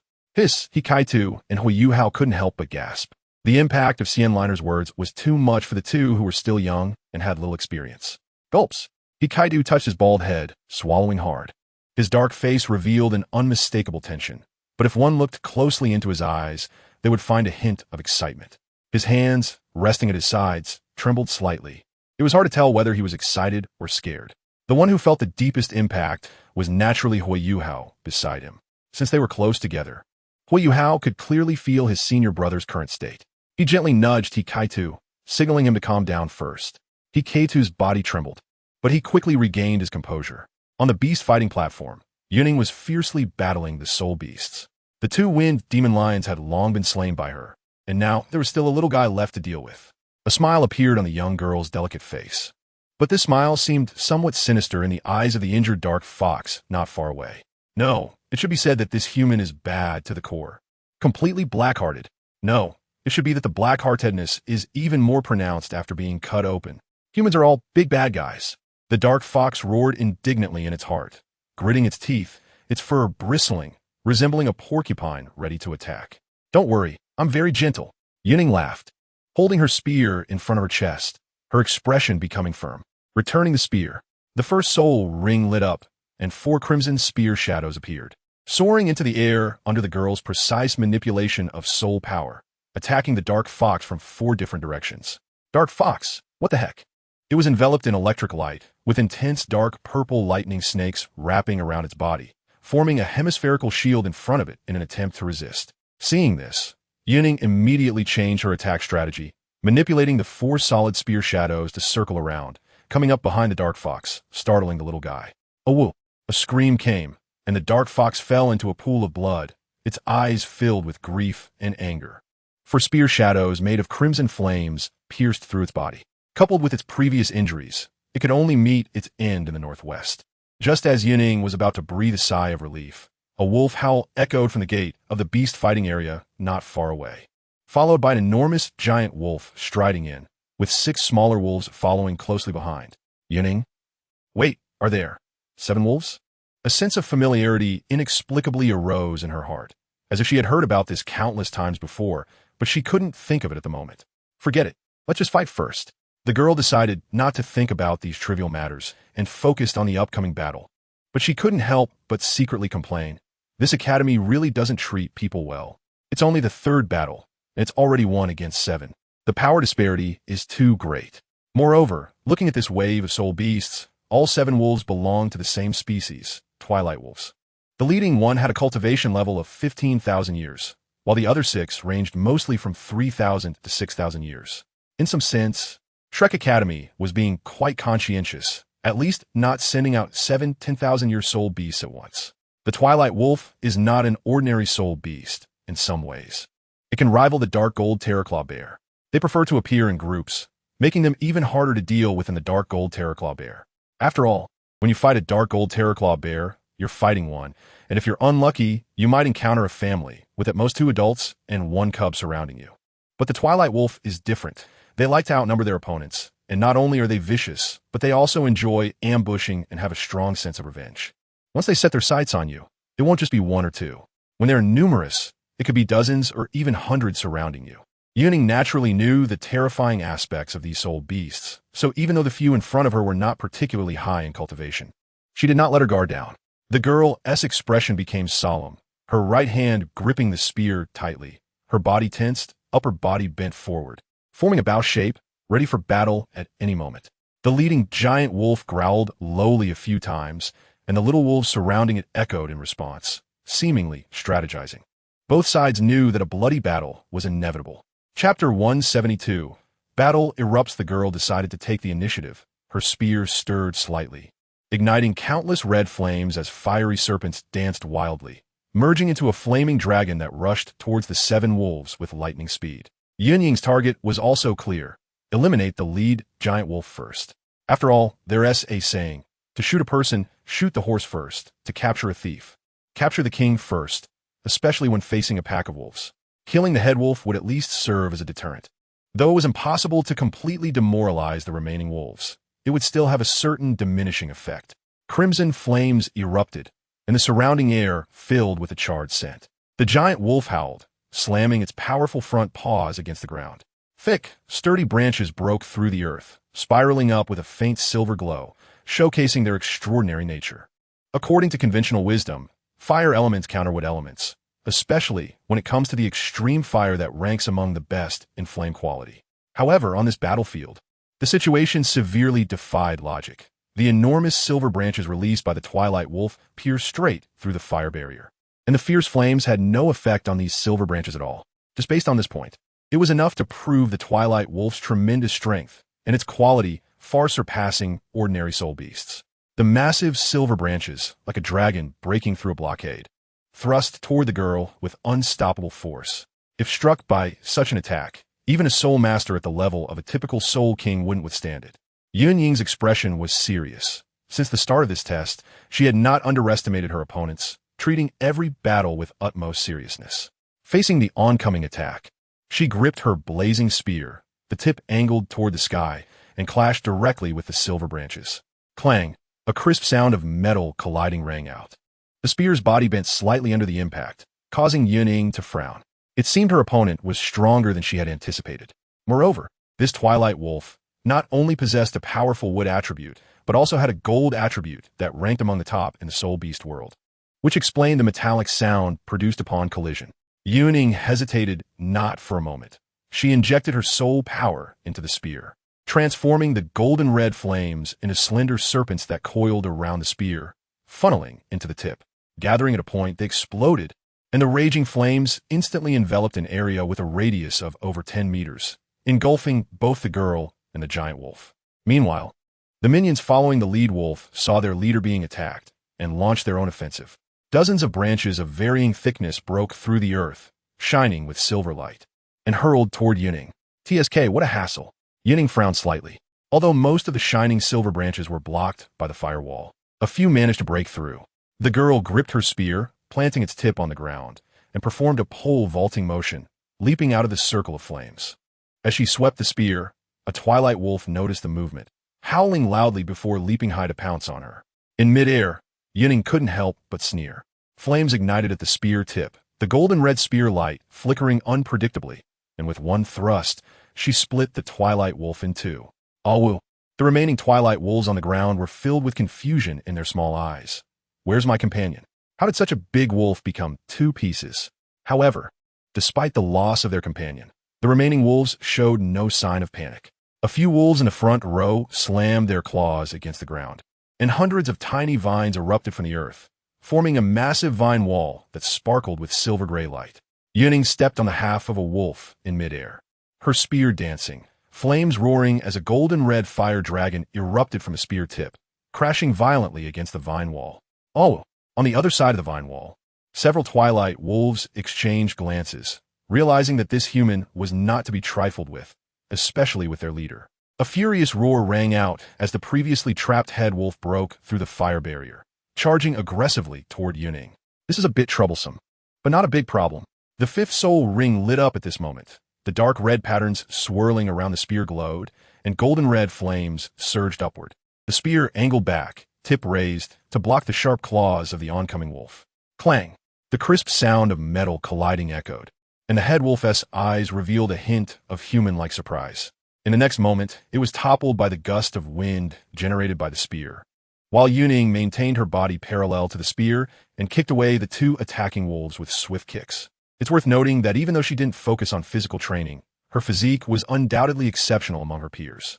On the other side in the stands, Douluo was watching Yan Xiaoxia's smug expression with a face full of black lines. Hey, Yan Xiaoxia, can you wipe that smile off your face? You're about to drool. Douluo couldn't take it anymore, slamming his hand on the chair beside him in anger, causing the newly bought chair to shatter into countless pieces. Yan Xiaoxia, what? How did you know we have a genius disciple in the Wuhuan department? Douluo. Hui Hao and He Kaitu were sitting far away, nervously watching the two big shots, feeling completely unqualified to interject. All right, there was also Fan Yu. At this moment, he looked quite awkward, feeling that the authority of the Shrek Academy heads was about to be undermined by these two, but he couldn't say anything given his status. I'm really, Fan Yu. I don't care how you do it, but get those two little guys trained up quickly. At the very least, they need to be able to stand on their own. Douluo finally couldn't hold back anymore, looking at Fan Yu and speaking earnestly. Yes, Director Qian. Fan Yu quickly nodded in agreement, then turned to He Kaitu. Kaitu, you need to perform well from now on. Show off the excellence of our soul guidance department, understood? Teacher Fan Yu, I understand. He Kaitu hadn't expected to be called out, and quickly agreed, then turned to Hui Yu Hao beside him. Yu Hao, we're not just competing for the sake of it. Senior brother, don't say any more, I understand. Hui Yu Hao nodded heavily, and only then did He Kaitu feel satisfied enough to turn back. Just as Hui Yu Hao was about to continue this topic, he realized he was the last one left. The blue-haired boy fell silent, then looked up at the sky in speechlessness. Chapter 173. Shrek's Night, 3 days later. It has been a while since the last extreme individual test, and during this time, Yun Ying has been systematically learning various public and private knowledge related to soul masters from Yan Xiaoxia. To be honest, having a knowledgeable person as a teacher is indeed a blessing in life, especially when this teacher is also very caring towards her, which is an even greater fortune. After 3 days of intensive knowledge supplementation, Yin.However looked at the girl, sitting among a pile of heavy books, and said, after some consideration, Yun Ying, in this extreme individual program offered by our Martial Soul Department, the trainees need to master the use of most weapons and be able to use them flexibly. Of course, this doesn't mean you need to be as skilled as a master with a spear, but a certain foundation is still required. Hearing Yin.However's words, the girl lifted her small face from the book, looking confused. So, does that mean I still have to train with various weapons? That's right, Yin.However stroked his chin, his eyes smiling. Of course, this includes not only cold weapons, but also various soul guidance devices, the mainstream soul guidance devices on the market. As for the more obscure ones, that's something the soul guidance department needs to handle. But at least, I hope you can master devices like soul guidance cannons and soul guidance rays. Yun Ying made a face of distress, her small hands nervously rubbing the pages of the book, feeling it would be quite tough. Yin.However watched the girl's actions and expressions, and a peculiar feeling surged in his heart, as if he were an elder facing a younger one who was acting cute. Of course, this might also relate to Yin.However, seeing Yun Ying as his junior sister. A smile appeared on his face as he shook his head slightly and said, You, with such good talent, should not waste it, right? But right now I just want to slack off. What should I do? Through these few days of interaction, Yun Ying also discovered that Yin.However was actually quite approachable, exuding a warmth and gentleness unique to his bright attribute. Whenever she talked to him, she always felt as if she were speaking to an older brother, like a seasoned brother gently guiding his younger sister. This feeling was strange yet unique, but Yun Ying didn't dislike it. Thus, the girl's true nature began to reveal itself, and her words and actions became bolder. Have you forgotten your days studying with old Mu? Yin.However smiled slightly. Bring back that enthusiasm from back then and work hard with you, Hao, and the others. For the future of Shrek, for your own future, and for the responsibilities on your shoulders. Yun Ying stuck out her tongue and then stood up from the floor. So, which teacher will I train with? Is it you, the dean? No. Starting tomorrow, you'll train with Xiao Tao and the others. Go prepare various weapons first. I will talk to Xiao Tao later. Yin.However waved his hand. For special training, it's indeed more effective with those you are most familiar with. You will first train with Xiao Tao for a few days, and later I will arrange for other inner courtyard disciples to assist you in completing the special training. In the end, I will personally check the results. Okay, at night, in the Shrek outer courtyard by the Sea God Lake, 2 boys and 1 girl were gathered around a campfire, with one blue-haired boy busily working on something, and a wisp of smoke rose from there, filling the air with a fragrant aroma. I say, it's been a long time since we gathered like this to eat Yuhao's grilled fish, has and tea it. Another boy with delicate features and short pink-blue hair said with a grin. Yeah, Yuhao, the black-haired girl, smiled slightly. Ever since the last holiday, we haven't had such an activity, mainly because everyone has been too busy. Every time I want to gather everyone, we can't manage to get everyone together for various reasons, and it ends up falling through. The blue-haired boy sighed, fiddling with the grilled fish. That's true. By the way, when will Yun Ying arrive? The black-haired girl curiously asked. It's been quite a while since we last saw her, after the Continental Soul Master competition. She must be busy with important matters. Maybe she has forgotten about this. After all, she is quite popular in the academy now. The pink-blue boy muttered. Wang Dong, you two have been at odds since you entered school. Why is it still like this now? The blue-haired boy was somewhat helpless, as this situation had occurred since their first year. He didn't know what Wang Dong was trying to prove. Hey, what do you know about such things, you big man? But Wang Dong, you're a man too, right? What? Cough, cough, of course I'm a man. Wang Dong's face turned red as he hurriedly shouted. Yu Hao and Xiao Xiao exchanged puzzled glances. But since today was a special day, they didn't ask further. Wang Dong, you're so strange, Xiao. Xiao shook her head, and before Wang Dong could react, she turned her attention to the grilled fish on the rack. Yu Hao, when can we eat? I'm about to starve. At least we should wait until everyone is here. Yu Hao smiled, continuing his actions. Just then, a commotion came from not far away, and the few of them couldn't help but look towards the source of the sound, seeing waves rising on the originally calm lake surface, and a figure walking on water. Wait, Yu Hao, don't you think this scene looks a bit familiar? Wang Dong suddenly seemed to recall some unpleasant memory, and his face turned pale. Beside him, Yu Hao stiffened. It can't be, right? I heard that Senior Xiao Tao is already. Yo Xiao Xiao, little Yu Hao, long time no see. At that moment, a youthful and vibrant voice rang out, causing the people present to breathe a sigh of relief. The one speaking in such a tone was undoubtedly the graceful girl.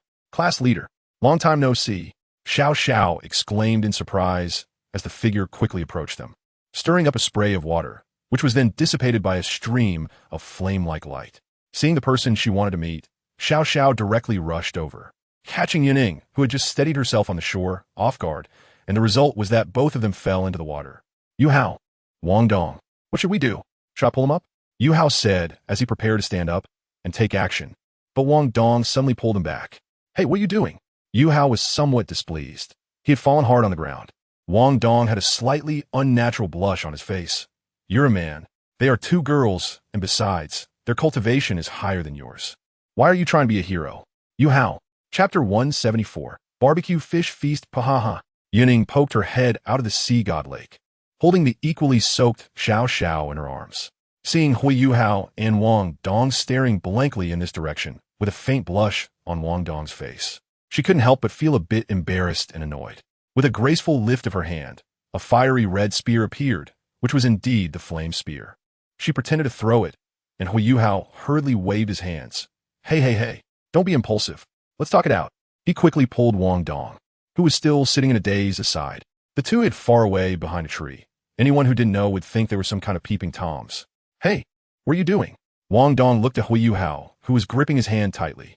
His already slightly red face turned even redder, and he hurriedly shook off Yu Hao, sitting down against the tree like a wronged little wife. "Yu Hao." The blue-haired boy looked completely confused. In his view, both were big men. Holding hands was nothing. Could it be that this guy had a cleanliness obsession?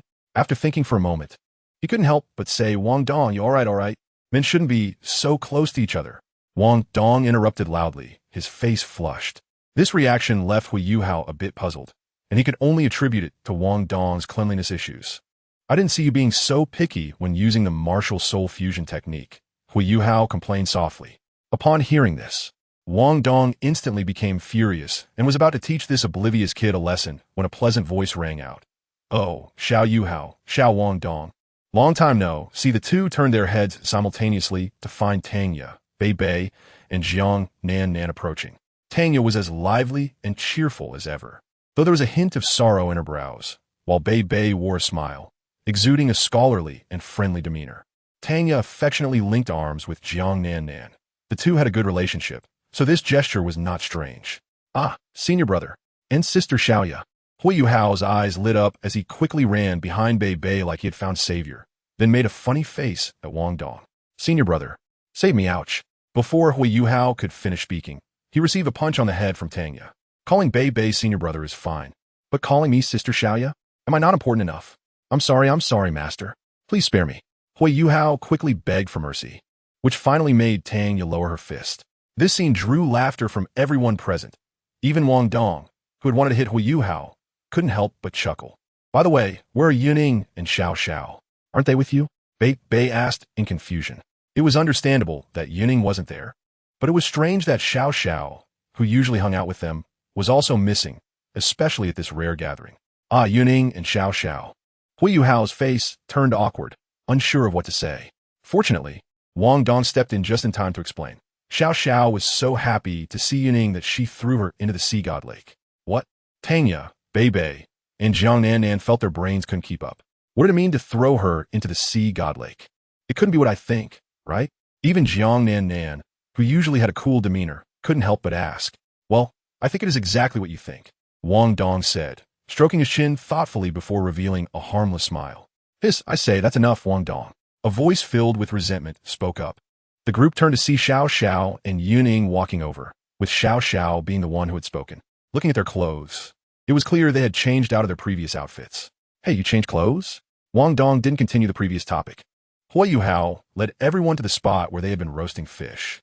The blue-haired boy looked around and noticed something was off. "Senior brother, is there someone missing?" "Missing someone? Oh, you mean that Su Sanshur kid? He has something to deal with and might be late.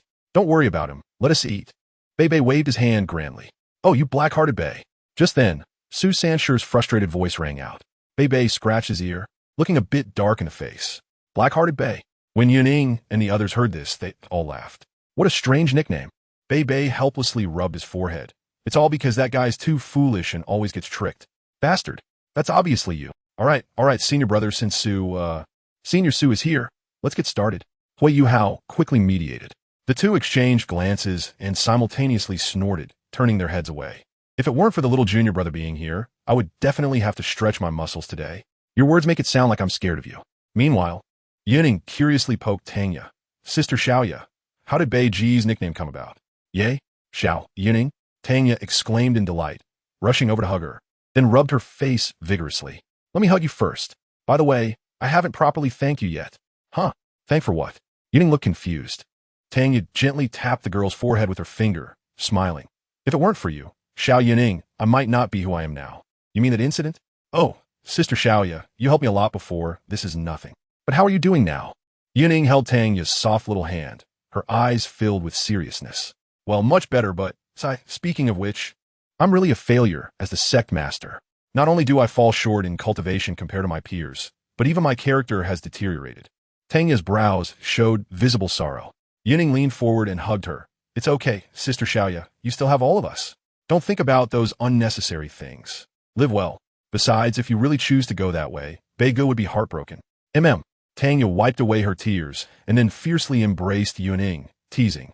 First, let me hug you, little Yun Ying, wait. Beige. Yun Ying was suddenly enveloped by two soft masses, making it hard to breathe. And her face quickly turned red from the fragrant scent filling her nostrils. Huh? Did someone just call me? On the other side, Bei looked around in confusion, seeing Tanya with her back to him, seemingly holding something in her arms, making indistinct sounds. Xiaoya? Tanya ignored him. Here, senior brother. Your and sister Xiao Ya's grilled fish. Hui Yuhao handed 2 grilled fish to Bei. Bei was taken aback and quickly accepted them. Then called out again, Xiaoya, the fish is ready. Coming. Tanya released the already flustered Yun Ying and hurried to eat the delicious grilled fish. Next was Yun Ying's turn. Yun Ying, are you okay? Hui Yuhao looked at the girl who had completely changed in just a short time, feeling a bit dazed. I'm fine. Chapter 175. The duel is ongoing the next day. After a night of revelry, the relationships among the group became more intimate. Chatting with long-lost companions allowed Yun Ying to feel a rare sense of mental relaxation, easing the loneliness of being far from home. Returning to the Sea God Island. After a brief rest in her own little wooden cabin, Yun Ying began to prepare for training. So, first, let's go find Sister Xiao Tao. In the core area of the extreme north, inside the Ice and Snow Palace, a little girl in a light blue long dress sat on the ice crystal throne in the center of the hall, hugging her face with a frown. In front of her, beneath the throne, was the Snow Empress, bowing her head and holding her breath. Little Shuer, how did you manage to become a human again? Yun Ming-Shui looked at the white-haired woman standing straight, her small hands restlessly fiddling with her dress. The Ice and Snow God, All right. There are no outsiders here. After all, we belong to the spirit beast side, so there's no need to be so strict between us. Yun Ming-Shui waved her hand, a faint smile appearing on her delicate face. In her nearly million years of life, she found the Snow Empress's flustered explanation unexpectedly cute. Just call me Sister Ming-Shui. How can that be? The Snow Empress frowned. The other party was the true ruler of the extreme north. How could she act in such a disrespectful manner? Well, little Shuer is unexpectedly obedient. Yun Ming-Shui's previously troubled expression vanished. Anyway, I'm just a remnant soul now, and even my divine power is almost non-existent. I can last, until now, purely relying on the accumulation of millions of years in the extreme north. Now you are the master of the extreme north. So having you call me sister is actually me taking advantage. The Snow Empress felt a mix of emotions. Looking at the haggard little girl in front of her, she couldn't help but feel a pang in her chest. Thinking about how this was all because of humanity, though she was originally a little girl. Then why did you give your power to Yun Ying? Isn't she human? The Snow Empress couldn't bring herself to finish the second half of the sentence, as her interactions with Yun Ying were quite numerous. Well, maybe it's because I find her pleasing to the eye. Yun Ming-Shui showed a little tiger tooth and said with a grin. The Snow Empress's expression stiffened, her mouth twitching slightly. She suddenly felt that this deity in front of her was rather unreliable. All right. I actually just value her potential. Otherwise, why would I pass my power to her instead of you? Yun Ming-Shui stepped down from the throne. At only 5 meters tall, she looked exceptionally small in front of the Snow Empress, who was over 7 meters tall. She pouted unhappily and continued, moreover, my divine position has probably disappeared in the divine realm long ago. Even if I wanted to pass it to you, it would only provide you with some power at most. Perhaps you can rely on this little power to survive this tribulation, but what about next time? In any case, This is an unpleasant reality. The situation for spirit beasts is currently very difficult. A slight mistake could lead to irreversible consequences, and there's a big guy watching closely, making it necessary to do everything secretly. The battle from back then nearly scattered all my power. Naturally, I feel unwilling, but I've been waiting for a good opportunity for over 1,000 years in the extreme north. Now, with a great opportunity in front of me, why shouldn't I fight for it? The Snow Empress listened silently, watching the person who had unknowingly walked to the door of the hall, feeling a ripple in her heart. Is it worth it to put everything on a mere human? Yun Ying.However looked at the silver-haired woman and said solemnly, "How will you know if you don't try?" The silver-haired woman chuckled lightly, raising her jade hand. 9 different colored streams of light gathered in her palm and then dispersed. Moreover, what I value is the power within her. Even if her power is astonishing, she is still human. Don't forget, little girl, she is not the same as the humans of Douluo continent. Yun Ying.However felt she had heard the biggest joke. No matter where she is, her bloodline is always human. Let me ask you, if you were to appear in another world, would you be able to easily deny your identity as a spirit beast? If she cannot be used by me, then I will forcefully take it from her. The silver-haired woman's tone turned cold. Are you crazy? Yun Ying.However's eyes widened, her body trembling, and her ice blue armor made a metallic clanging sound. Of course, that is the most desperate measure. Her expression suddenly relaxed. However, when we mentioned the details of that battle, that little girl's emotions were quite high. Huh? Are you sure? Don't doubt the Silver Dragon King. Mother Fox. We're in the same boat. At Shrek Academy, Inner Court, in the training ground, the sounds of metal clashing echoed continuously, proving how intense the battle currently underway was. In contrast, the scene on the viewing platform was quite leisurely. Yun.However held a cup of steaming tea, taking a sip from time to time, while his gaze never left the 2 figures flashing in the arena. Beside him were Wu Ming, who looked eager to try, the cold and aloof Ling Luocheng, and an unfamiliar male student. Tian, what do you think of Yun Ying's strength? Wu Ming asked the male student who stood beside her, arms crossed. Her strength is very strong. Among her peers, she could be considered top tier. Chu Tian said with interest. It's rare to hear such words from you. Wu Ming chuckled lightly. Chu Tian smiled wryly. Sister Wu Ming, you have wronged me. I have always respected those with strength and potential. Oh, I wonder who it was that shouted they would defeat all opponents as soon as they entered the inner court. TSK, TSK. Wu Ming mocked, while Chu Tian's face turned red with embarrassment. This was indeed a black history he hadn't expected to be remembered for so long. All right, Wu Ming. When Xiao Tao and the others finished practicing, let you go up and try. Yun.However put down his teacup, wearing a gentle smile. Okay, Dean Yen. Wu Ming gave an okay gesture and then quietly stood there watching. Ling Luocheng looked at Wu Ming, then at Ma Xiao Tao, who was energetically fighting with Yun Ying, and couldn't help but sigh inwardly. Truly, they are 2 active volcanoes in the inner court. Chapter 176. Ouyang Fenghua Drink. A sword light flashed across, and the brown-haired girl performed a backflip to dodge it, then held her sword in one hand, thrusting it forward. Clang! The red-haired girl in front also held a long sword, blocking the strike. After the collision, the 2 quickly separated, their movements fluid and graceful. Not bad, Xiao Yunying. I didn't expect you to not only use guns, but also wield a sword, Ma Xiao Tao said with a smile. Of course. Wait, you were the one wielding a sword. Yunying was about to feel proud when she suddenly noticed the oddity in Ma Xiao Tao's words. Ha! The red-haired girl couldn't contain her laughter, which made Yunying grit her teeth in frustration. She swept her long sword towards Ma Xiao Tao. Come on, Ma Xiao Tao shouted playfully, swinging her sword to defend, and the 2 collided once more, locked in a fierce exchange. In Shrek City, at the delicious on the tip of the tongue restaurant.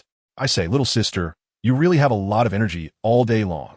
Ouyang Yin looked at the lively Ouyang Yu and couldn't help but rub his forehead in exasperation.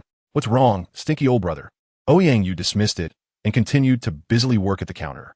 She was currently dedicated to developing a brand new dish. Although with the restaurant's current fame, it seemed she didn't need to do anything else. Her love for food, especially the sense of achievement from creating new dishes and the emotions expressed by customers tasting her meals, was one of the motivations pushing her forward. Father hopes you can go back for a visit, Ouyang Yin said softly. The blonde girl was startled and quickly looked up at him. Why? Didn't I ask you to explain the situation to him? I did explain the situation, but you know, our Ouyang family has a relationship with the other 2 major families and the royal family. Father also hopes you can be safe. Ouyang Yin advised gently. What? Does he not trust the security of Shrek City? Ouyang Yu pouted, and Ouyang Yin waved his hand. No, no, no. Both father and others trust this quite a bit. It's just, by the way, have you learned anything about our boss recently? Our boss? You mean that girl Yun Ying? Ouyang Yu paused her actions, stood up from the counter, and washed her hands. Yes, I heard she's quite the hot commodity in Shrek now. Not only has she entered the inner courtyard, but she's also been valued by the dean of the martial spirit department. Oh, so what's it got to do with you? Ouyang Yu raised an eyebrow, looking at her older brother. Father hopes you can build a good relationship with her, as it would also benefit our Ouyang family's stability in the Douluo Empire. And Ouyang Yin didn't finish his sentence. He wasn't sure how his little sister would react after hearing Ouyang Feng's plan. After all, Ouyang Yu's personality was something Ouyang Yin, who had spent the most time with her, knew to some extent. She had always disliked conflict, and her talent was average. Otherwise, she wouldn't still be at the third ring at 16. Father dotes on this younger sister, but the internal power struggles and the external threats from the other two major families make her situation extremely dangerous. Ouyang-However was essentially Ouyang Feng's Achilles heel. If anything happened to her, who knows what Ouyang Feng would do? And what? Ouyang Yu found it somewhat amusing. Her father was still the same as ever. She was very clear that if it weren't for the enormous interests involved with the people she interacted with, her father would never agree to her working for free in someone else's shop. Though she really disliked the open and secret struggles for power, she could still understand her father's difficulties. You don't need to worry about that. Anyway, father hopes you can interact more with Yun Ying, preferably bring her back for a visit. He has something to say to that girl. Ouyang Yin scratched his head, and the blonde girl sighed helplessly. Well, I have to be able to see her first. From what you're saying, Yun Ying must be quite the busy person. Yes, that is true. Ouyang Yin rubbed his chin and suddenly seemed to remember something. By the way, isn't Ouyang Fenghua in the inner courtyard? She could help facilitate an introduction. Ouyang Fenghua? You mean our cousin? Ouyang Yu lifted her small face, her emerald green eyes filled with curiosity. Yes, I'll find an opportunity to ask her. Ouyang Yin nodded, and the two parted ways. 3 days later, at Shrek Academy. Senior Ouyang, is there something you need? Yun Ying looked at the blonde girl in front of her, her eyes filled with curiosity. You know Ouyang Yu and Ouyang Yin, right? Ouyang Fenghua pondered for a moment before speaking. I know, what's up? Yun Ying thought for a moment and replied, if she remembered correctly. Those two were currently busy dealing with the matters of their shop, right? Could it be that they feel this is a loss of face for the Ouyang family and are here to cause trouble? It's like this. Ouyang Yin and Ouyang Yu are my cousins. This kid, Yin, has something he wants to discuss with you, so he entrusted me to relay it.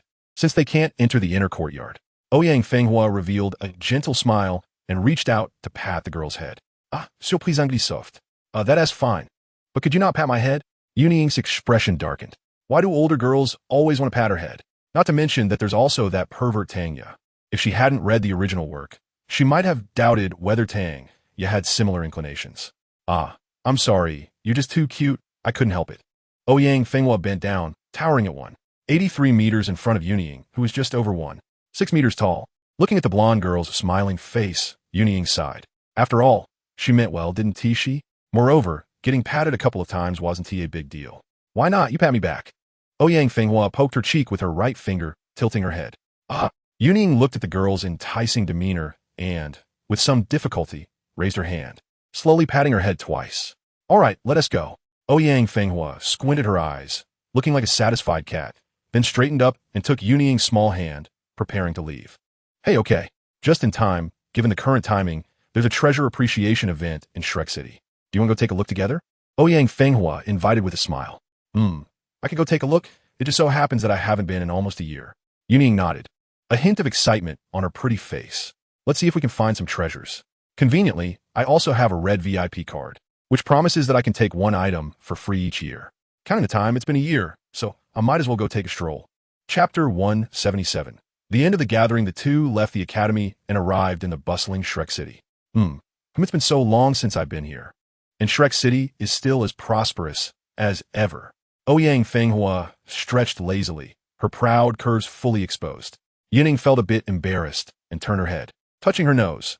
Has Ouyang's senior sister not left the academy for a long time? Well, I can't say that ever since I entered the inner academy. I've spent most of my time cultivating, and the rest of the time is spent on inspection team tasks. Every inner academy disciple is a member of the Shrek inspection team, and this isn't a secret for the two of them. Perhaps they would even carry out inspection team tasks together in the future. I see. Yun Ying nodded. Overall, Ouyang Fenghua's life is similar to that of most Inner Academy disciples. After all, at Shrek Academy, if you don't complete a certain number of inspection team tasks, you won't be able to graduate from the Inner Academy. Alright, it's not a big deal to take a break occasionally. The Academy is quite lenient about such matters. Ouyang Fenghua said with a grin.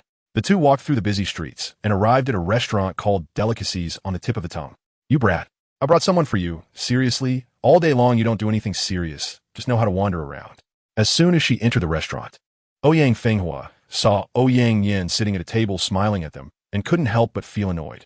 She grabbed his ear and said, Hey, sister, be gentle. Ouyang Yin cried out while standing up from his chair. Sister, I'm here because I have something important to discuss. What important matter could you have? Ouyang Fenghua snorted coldly, showing no mercy in her teasing. Ouyang Yin awkwardly scratched his head and coughed lightly before saying, Fenghua's sister, can we talk privately for a moment? The three of them went to a private room on the second floor, where Ouyang Yu had been waiting, bored and tired of waiting. Ouyang Yin sent the waiter to call the kitchen to prepare some dishes, then seated the two girls. All right, I'm sorry to call you so suddenly today. And for the disturbance, please forgive me. Ouyang Yin poured tea for the three girls present, and Yun Ying waved her hand. No need for that, on the contrary. You and your sister helping here has solved my problem. Ahaha, really? Ouyang Yin chuckled, while Ouyang Yu, who was bored and drinking tea, couldn't help but interrupt. All right, big brother, let's skip the pleasantries and get straight to the point. Seriously, what is so important that even I have to be kept in the dark? You. Ouyang Fenghua coughed lightly, and Ouyang Yu pouted in displeasure, continuing to drink her tea. Ouyang Yin nodded, his expression becoming serious. You is right. So I won't say much more about pleasantries. Yun Ying, before we officially start the discussion, let me ask you first, how much do you know about our family? Your family? Ouyang? Yun Ying propped her chin with one hand, her expression showing some contemplation. I mentioned to you that we are people from the Douluo Empire when we came to this restaurant. The Ouyang family of the Douluo Empire. Yun Ying pondered for a long time. Ever since she crossed over, she hadn't really learned much about anything outside of Shrek City. Moreover, she couldn't even say she was completely familiar with the situation in Shrek City, let alone the power dynamics in other places. Why don't you tell me about it? Yun Ying forced a smile, and Ouyang Yin showed a helpless smile in response. All right, although our Ouyang family is located in the Douluo Empire, we are currently one of the three major powerful families in the Douluo Empire with strong strength and a close relationship with another family, the Murong family, essentially being the dominant force in the area. However, the little-known fact is that the Ouyang family is not a local force of Douluo, but originated from the Xinglua Empire. Historically, our Ouyang family had a glorious century in the Xinglua Empire, but unfortunately, as they say, a famous family must decline eventually. Due to the mismanagement of the family head at that time, we were forced to migrate from the Xinglua Empire and settle in the Douluo Empire. However, the current Ouyang family, while appearing prosperous, is actually weak internally, with power struggles and constant oppression from the Douluo royal family and the Liu family pushing the Ouyang family to seek new avenues. We are well aware of the risks that come with being prominent. If the Ouyang family shows any signs of weakness, it will inevitably attract endless scrutiny, and by then, it will be too late. Ouyang Yin spoke these words with a heavy tone, and Yun Ying observed the reactions of the other two. Ouyang Fenghua remained calm and continued to sip her tea, while Ouyang Yu had been silent since her brother started speaking. Even now, she kept her head down, stirring the tea with a spoon absent-mindedly, seemingly deep in thought. Is that so? But isn't it inappropriate to share such secrets with an outsider? Yun Ying's expression was calm, but she roughly guessed their thoughts. Although this isn't exactly a secret, my father hopes to find an opportunity to meet you. Ouyang Yin crossed his hands on the table, his green eyes filled with seriousness and sincerity. Yun Ying remained silent. Can I think about it first? Of course, after all, we can't force such matters. Ouyang Yin smiled gently. Just then, the door of the private room was knocked on, and a waiter entered with a plate of dishes. All right, the food is here. Let's eat first. Ouyang Fenghua said casually as she put down her empty teacup. The three had no objections to this suggestion, and thus, a strangely tense meal began. Throughout the meal, apart from Ouyang Fenghua and Yun Ying occasionally exchanging a few words about life in the Inner Academy, no one else spoke. Ouyang Yin occasionally managed to join in a few conversations, while Ouyang Yu remained completely silent. The amount of food consumed was noticeably less than usual. After eating and drinking to their fill, Ouyang Fenghua suggested going for a stroll at the treasure appreciation fair. Ouyang Yin smiled and said, I won't go. You guys take a you with you. I still have some matters my father asked me to take care of, so I'll leave first. Have fun. I won't go either. Sister, take good care of our boss. The usually silent Ouyang Yu suddenly spoke up. Ouyang Yin and Ouyang Fenghua exchanged surprised glances, given the little girl's nature. She would usually insist on going, so why was she acting so strangely today? Ouyang Yin exchanged glances with Ouyang Fenghua, who understood. All right, you. Make sure to rest well. I'll head out with junior sister Yun Ying first. I hope you two have fun. Ouyang Yu forced a smile, and thus, this hastily arranged meal came to an end. Chapter 178. Discussion. Yun Ying and Ouyang Fenghua left the restaurant, strolling slowly along the streets of Shrek City. On both sides of the road were shops one after another, with the shopkeepers' shouts ringing out incessantly. The street was bustling with pedestrians of all ages, their faces beaming with smiles, indicating that they were living well in Shrek City. The city's greenery was also well done under the towering trees. Children gathered in small groups to play, occasionally bursting into joyful laughter. In such a tranquil atmosphere, one felt a sense of relaxation, as if the long-tensed nerves had loosened. The Treasure Appreciation Conference officially starts tonight. Before that, shall we take a stroll? Ouyang Fenghua asked. Sure, I have nothing to do anyway, so let's go. Yun Ying nodded in agreement with her suggestion. As they walked and chatted, Ouyang Fenghua looked at the brown-haired girl beside her with a hint of envy. Speaking of which, I really envy you. You have such strong cultivation talent and are valued by the Academy. Unlike me, at 20, I'm still just a six-ring soul emperor. Just a six-ring soul emperor. Yun Ying silently complained to herself, but she didn't show much emotion on her face, instead smiling gently. Sister Fenghua, your talent is quite impressive too. Otherwise, how could you have entered the inner court of Shrek? Moreover, we don't know how the future will unfold. Perhaps you'll have a great opportunity then. Ouyang Fenghua, upon hearing this, revealed a bitter smile. I appreciate your kind words. In fact, my future has basically been planned out. If the relationship between my family and the royal family doesn't improve, I might become a pawn in a marriage alliance with the Douluo royal family, or turn towards the Murong family. Marriage alliance? Yun Ying was surprised. This term was not uncommon in her past life, but she never expected it to appear in Douluo continent, especially not so close to her. Well, after all, I'm just a pawn in the power struggles of those so-called politicians. Ouyang Fenghua said helplessly. Sister Fenghua, you are also a disciple of Shrek's inner court. It can't be that bad. Yun Ying was quite surprised. Generally speaking, most students who graduated from Shrek Academy were doing well, let alone those from the inner court. Alas, because I'm an inner court disciple, that is why I have the value of being a pawn. Otherwise, who knows where I would have ended up? Ouyang Fenghua self-mockingly said.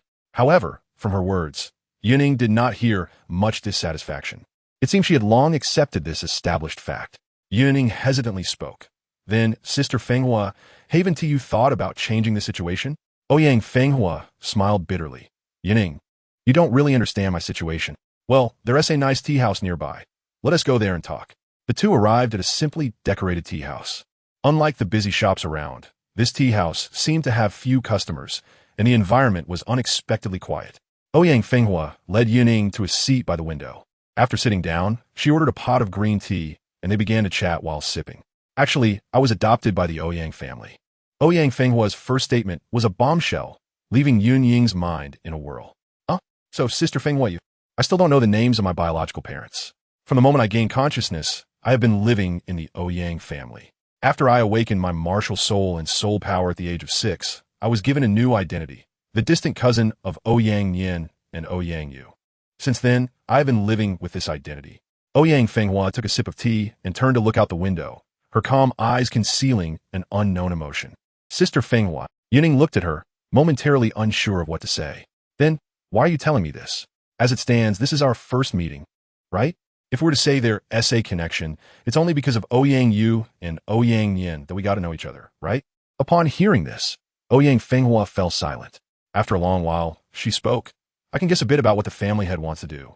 Given the worsening situation of the Ouyang family in the Douluo Empire, they naturally need to rally all possible forces around them, starting with the always friendly Murong family.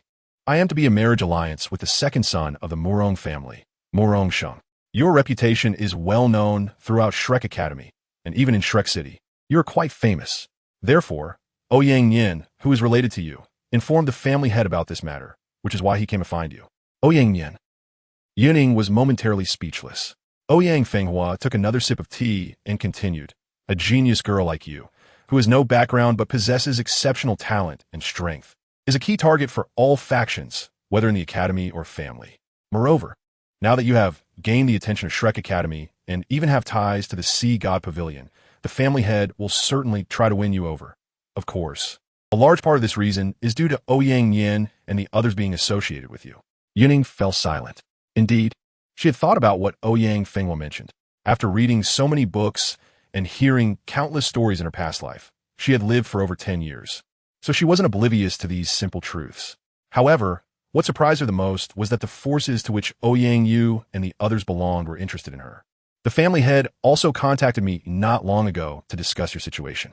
In short, the Ouyang family will maintain a good relationship with you, so you don't need to have too many worries or concerns. The things you don't want to do, the Ouyang family won't force you to do. The family head primarily seeks support from Shrek. Ouyang Fenghua looked at Yun Ying. Sister Fenghua, is it really okay for you to tell me this? Yun Ying asked with concern. Logically, she shouldn't be leaning towards speaking well of the Ouyang family, but her words sounded somewhat like business as usual. Perhaps it's because of my background. Ouyang Fenghua did not delve deeper into this topic. The two then shared interesting stories about the academy until evening, before leaving the tea house. Okay, it's time. The Treasure Appreciation Conference should be starting now. Let's go. Chapter 179. Treasure Appreciation Meeting. The two arrived at the entrance of the Treasure Pavilion, which was bustling with people at this moment. Have you been here before, Yun Ying? Ouyang Fenghua led Yun Ying inside. Since both of them were wearing Shrek Academy's inner court uniforms, the welcoming girls at the entrance quickly showed them in with respectful attitudes. Entering the hall, a welcoming girl with a gentle smile approached and guided them into the venue. I came here once before, back when I had just entered the academy. Yun Ying reminisced, feeling a bit emotional. The first time she visited the Treasure Pavilion, she was still a naive girl, and in the blink of an eye, she was already in the inner court. Time flies. Thinking of the series of events that had happened in just this short year, a hint of maturity appeared on her small face. What are you thinking about? You're still so young. Why act so mature? Ouyang Fenghua chuckled, finding the little girl in front of her incredibly cute, not only for her soft and adorable appearance, but also for her likable personality. Hey, I'm not small. Yun Ying said unhappily. Why does everyone keep saying she's small? How infuriating. Yes, you're not small, Ouyang Fenghua teased after giving her a glance. Yun Ying naturally noticed Ouyang Fenghua's gaze, and when she looked down following the golden-haired girl's eyes, her face instantly flushed. You, how could you be like this, Sister Fenghua? La, we're both girls anyway, so it doesn't matter, right? Ouyang Fenghua waved her hand, proudly puffing out her chest. Yun Ying looked at the two bouncing figures that accompanied Ouyang Fenghua's movement and couldn't help but say angrily, one day, mine will be this big too. Then I'll wait for the day you grow up. Okay, the golden-haired girl smiled and ruffled Yun Ying's hair, only to receive a roll of her eyes in return. What is the use of growing this big? How annoying. The two, led by the welcoming girl, passed through the long corridor and entered the main venue. It looked just as it did when Yun Ying first came, adorned with luxurious golden decorations that showcased the Treasure Pavilion's wealth. All right, little Yun Ying, if you want to buy something, just let your sister know. I have a purple VIP card here. Ouyang Fenghua proudly took out a purple card. Yun Ying rolled her eyes and took out a bright red card from her pocket. Sorry, Sister Fenghua, my card level is just a tiny bit higher than yours. Ouyang Fenghua. The golden-haired girl seemed to momentarily freeze, and after a moment, she responded with a wry smile. I forgot, given your talent and strength. It's only natural for you to have the highest level VIP card. In that case, I'll rely on you, little sister O. Remember to take care of your sister more. Ouyang Fenghua smiled, jokingly saying, All right, let us go shop and see what good things are in this treasure pavilion. Yun Ying shook her head helplessly, and the two walked together, exploring the vast venue. Brother, tell me the truth. Is there something wrong with our family? Ouyang Yu asked urgently, looking at her brother, sitting in front of her. You don't need to worry about this, Ouyang Yin comforted her. Father will handle these matters. Besides, if the sky falls, I'll be there to support you. That's why I'm worried. Ouyang Yu, seeing her brother unresponsive and unwilling to tell her, slammed the table and said, Ouyang Yin, do you still consider me your sister? Of course you are my cutest sister. Ouyang Yin quickly reassured her, but things are far more complicated than you think. Father has clearly stated that he doesn't want you involved. Just focus on studying dishes in Shrek City. Ouyang Yu was furious, but had no way to counter him, so she angrily stormed out. Sigh, it's not that I don't want to tell you, it's just... Ouyang Yin felt exhausted. The family was severely corrupt internally, and externally there were hostile forces eyeing them. He didn't want his sister to get involved. If it weren't for Ouyang Yu insisting on listening in, he would have even wanted her to participate in the recent discussions. Currently, the Ouyang family was divided into 4 major factions. The main faction, currently in control of the family, was led by Ouyang Yin's father, Ouyang Feng. This included Ouyang Ku, a border general of the Douluo Empire, and Ouyang Fenghua, a disciple of the Shrek inner court. Their faction advocated for peaceful coexistence and only resorted to extreme measures when absolutely necessary, striving to maintain relations with the royal family and fend off the Lu family's attacks, making them the peace faction. However, while this faction held power, its actual strength was weak. The only strong combat force was Ouyang Ku, along with Ouyang Fenghua, Ouyang Ku's offspring, and the hundreds of thousands of soldiers he commanded. This was also why the other 3 factions were hesitant to take action. Thus, they began to fight internally. Since they couldn't eliminate Ouyang Feng and Ouyang Ku's faction in the short term, they aimed to strengthen their own power first. The second major faction consisted of Ouyang Feng's 2 brothers, who were the war faction. They believed that the Ouyang family had once been glorious, and now, being bullied while down, was a disgrace to the family. Therefore, they advocated for an uprising from the Ouyang family's stronghold in the royal city, joining forces with the Murong family to overthrow the Douluo royal family, while Ouyang would attack from the outside, creating a 2-pronged assault to give the royal family a little shock from the Ouyang family. However, this proposal was immediately rejected by Ouyang Feng at the family meeting. But when Ouyang Yin thought of what his father had said before, he suddenly realized that perhaps his father wanted to try this path. The third faction consisted of those advocating to return to the Xingluo Empire and revive the Ouyang family. This group mainly consisted of some elders from the Ouyang family, most of whom had strong cultivation, lived long lives, and were highly respected, so the other 3 factions were hesitant to provoke them. As for the fourth faction, it was made up of some branches of the Ouyang family whose strength had risen in recent years. They felt they had some power and started to get carried away, advocating to rely on the royal family or even the Lu family, which Ouyang Feng found intolerable. Relying on the royal family might be understandable, but what did it mean to rely on the Lu family? Thus, the internal strife among these 3 factions led to the current decay within the Ouyang family, causing Ouyang Ku to be gloomy every day with not a hint of a smile on his face. Sigh. I hope you can change the future direction of the Ouyang family.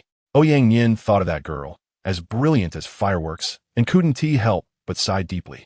Chapter 180, Exchange Student. Let me see. 1,000-year whale gel, 1,000-year black ice grass, a 6,000-year tiger demon cat's left leg bone. A 4,000-year blue water fox's external soul bone? Ouyang Fenghua's eyes showed a look of shock. It seems that this year's treasure appreciation event had a lot of good items. Even the external soul bone is just placed in the first-level exhibition area.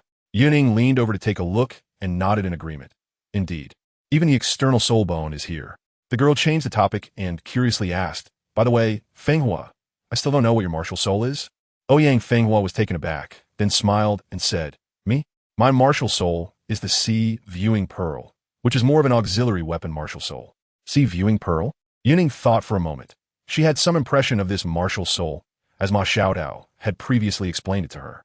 This martial soul combines attack, defense, and amplification, making it quite versatile. However, correspondingly, it does not excel in any particular ability. Nevertheless, due to its rarity, its rank can still be considered above average among weapon martial souls. Otherwise, Ouyang Fenghua wouldn't be in the inner courtyard of Shrek Academy. So, Fenghua, have you considered this external soul bone? Yun Ying pointed to the blue water fox soul bone. The attributes of the blue water fox match well with the sea viewing pearl, and besides, the blue water fox is naturally good at close combat. Perhaps absorbing this external soul bone could yield a soul skill to deal with close-range enemies. I'll pass on it. Although the blue water fox's external soul bone is very precious, it still falls short of my expectations. Ouyang Fenghua smiled and shook her head, and the two continued to walk together, leisurely browsing the venue. 3 months later, Sea God Island, Sea God Pavilion. The large Sea God Pavilion was currently filled with people. Old Mu was still lying on a lounge chair, his eyelids drooping, while beside him were Xuanzi, Yin Xiaozhe, and Qian Duo. In front of the three were Fan Yu, leading 10 students, among whom stood Hui Yuhao and Kai Tu. Elder Xian said, "In 3 days, you will set off." Xiaozhe will personally escort you to Maple Leaf City in the western border of the Heavenly Soul Empire to hand over the students from the Sun and Moon Royal Soul Master Academy. Fan Yu, your task is quite heavy. Fan Yu replied, Elder Xian, are you really not going to let Yu Hao enhance his soul ring first? Since the extreme single soldier plan for the Soul Guidance Department began over 3 months ago, Yu Hao's progress has been remarkable. With previous experience from the Continental Advanced Soul Master Competition, he laid a solid foundation for significant improvement in the 6 months after returning, plus his protagonist's Halo talent. He has raised his soul power to level 40, but he hasn't obtained a soul ring yet. Moreover, after 3 months of extreme single soldier training, he has achieved dazzling results in the Soul Guidance Department. He can now independently create 5-level soul guidance devices, and even 6-level ones are not out of reach. This has made Yu Hao a treasure in the Soul Guidance Department of Shrek Academy, just as Yun Ying is a treasure in the Martial Soul Department. Elder Xian smiled faintly and said, it's better to keep a low profile. There's no rush to enhance the soul ring. Let the opponents underestimate them, and they will learn more easily over there. Learn more. Say less, do less. You must remember these 8 words. Whether you can access the core knowledge over there depends on you. Fan Yu nodded and said, I understand. On this trip, if I encounter a particularly suitable soul beast, I will consider an additional soul ring for him. Otherwise, I will suppress their soul ring enhancement to deceive the opponents. Elder Xian said, Mingda Hall will be the same as us. In order for both sides to access some core knowledge, we will open the inner courtyard, and they will naturally have to open Mingda Hall as well. However, they may not deliberately hinder your teaching, but they will certainly teach some profound knowledge that you will find difficult to understand. Even if you cannot fully comprehend it, try to record it and study it well. You will definitely become a key target of their vigilance. How to protect Kai Tu and Yu Hao is your most important responsibility. Understood. Elder Xian's gaze swept over the 10 students present, and he said in a deep voice, the Sun and Moon Royal Soul Master Academy changed their mind a few days ago. After final negotiations, it was decided to exchange students in Maple Leaf City, and they will be exchanged back 3 months before the next Continental Advanced Soul Master Academy Soul Fighting Competition. Also in Maple Leaf City, relatively speaking, the Sun and Moon Royal Soul Master Academy is still sincere. They're eager for breakthroughs in Soul Masters. After all, compared to us, they're more anxious to have a level 10 Soul Master. Each side will send 10 students. Among the students sent by the Sun and Moon Royal Soul Master Academy, there will definitely be the siblings Xiao Hongshun and Meng Hongshun, and among our Academy's representatives, Old Mu had promised them that Yu Hao would be included. Among the candidates we send, the other 8 must perform their shielding roles well. Kai Tu, you need to attract attention in Mingda Hall as much as possible. Do you understand what I mean? Kai Tu nodded without hesitation and said, Elder Xian, I understand. The other 8 are to cover for me and Yu Hao, while I am Yu Hao's second layer of cover. He keeps a low profile, and my performance needs to be high profile. Elder Xian nodded in satisfaction and said, all right, you all go back to prepare. By the way, Yu Hao, call Yun Ying over. Yes. Shortly after, a lively and energetic girl walked in and shouted as soon as she entered, Elder Xian, I heard that Yu Hao said you were looking for me? Ha ha, it's not me looking for you, but Old Mu. Elder Xian laughed heartily, quite fond of this girl. Huh, Old Mu? Yun Ying's little face became serious instantly. What instructions do you have? I will definitely complete them. Ha ha. This reaction made Mu In also chuckle, while Elder Xian and Yin Xiaozhe exchanged glances, both seeing the helplessness and indulgence in each other's eyes. I'm not looking for you for anything big. A group of exchange students will arrive from the Sun and Moon Empire in a few days. If you're interested in knowledge about soul guidance devices, you can communicate with them more. Also, you are already at level 60, right? Seeing Yun Ying nodding, Mu In continued. In the next few days, let those disciples in the inner courtyard take you to obtain a soul ring. By the way, there's a task from the inspection team that you need to complete. Old Mu, what kind of task requires you to personally issue it? Yun Ying asked curiously. Mu In smiled faintly. You will know in a few days. All right, go. Yun Ying could only set aside her curiosity, obediently nodding, and then turned to leave. Old Mu, if I'm not mistaken, that mark on her forehead is the mark of the Emerald Swan by G, right? How did it appear? Duo hesitated to speak. On Yun Ying's forehead, there was an inconspicuous light green mark composed of 3 small feathers, which was not obvious at ordinary times, but could still be noticed upon closer inspection. It's nothing. That's the child's fortuitous encounter. Muin's tone was calm as he closed his eyes and began to rest. Yes, Duo could only swallow his curiosity. Chapter 181. Exchange Sister Fenghua. Let's go together. Yun Ying looked at the golden-haired woman in front of her, asking with great anticipation. Are we teaming up to the Star Douluo forest to obtain soul rings? Ouyang Fenghua stroked her chin, her eyes filled with hesitation. To be honest, she wanted to carry out a task for the inspection team. However, since it was Yun Ying who spoke, she felt a bit embarrassed to directly refuse. If it were someone else, she would have rejected them outright. The reason for this was naturally due to their interactions over the past 3 months. Thanks to the connection made by the Ouyang siblings, Yun Ying and Ouyang Fenghua's relationship had become increasingly harmonious. If their affection could be quantified, it would be evident that Ouyang Fenghua's fondness for Yun Ying was rising sharply. This time, it will be led by senior sister Zhang Lishuan from the inner courtyard, along with senior sister Wu Ming and senior Chu Qing Tian, among others, Yun Ying explained. After pondering for a moment, Ouyang Fenghua smiled and said, all right, I'll go too, considering it a training exercise. Great, this time the team consists of 7 people, and Sister Fenghua, you will be the support. Yun Ying tiptoed and patted the golden-haired woman's shoulder, her face beaming with joy. When are we setting off?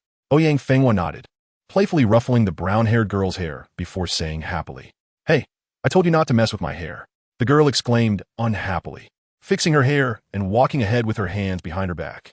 Haha, Divider, Shrek Academy is located in the southeastern part of the Heavenly Soul Empire, while Maple Leaf City is in the southwestern part.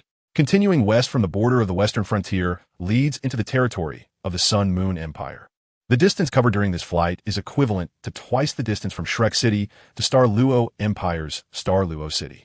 Considering the sole power of the students, they had a rest for a while after flying for an hour. Yin Xiaozhe did not fly with them like Elder Xin did. It was only in the afternoon that they arrived at their destination.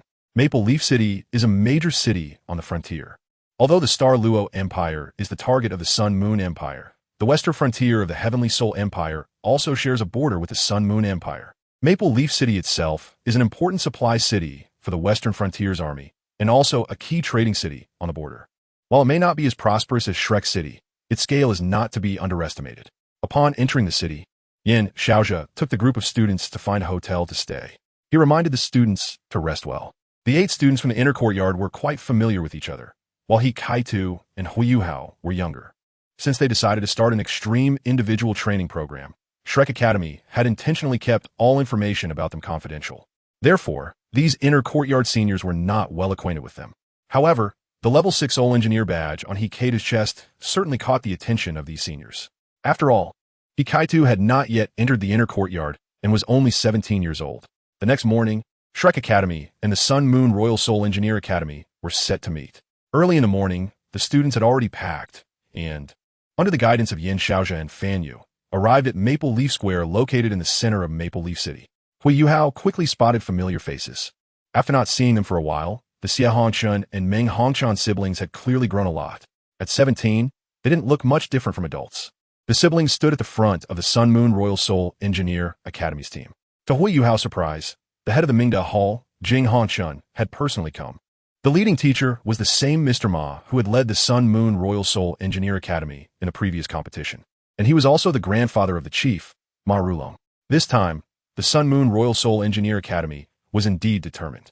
Not only did the Xie Hongchan siblings attend, but among the 10 students, 3 were also reserve members from the last competition. As the 2 sides met in the center of Maple Leaf Square, the gazes of the Xie Hongchan siblings immediately found Hui Yuhao, who was standing at the back of the line.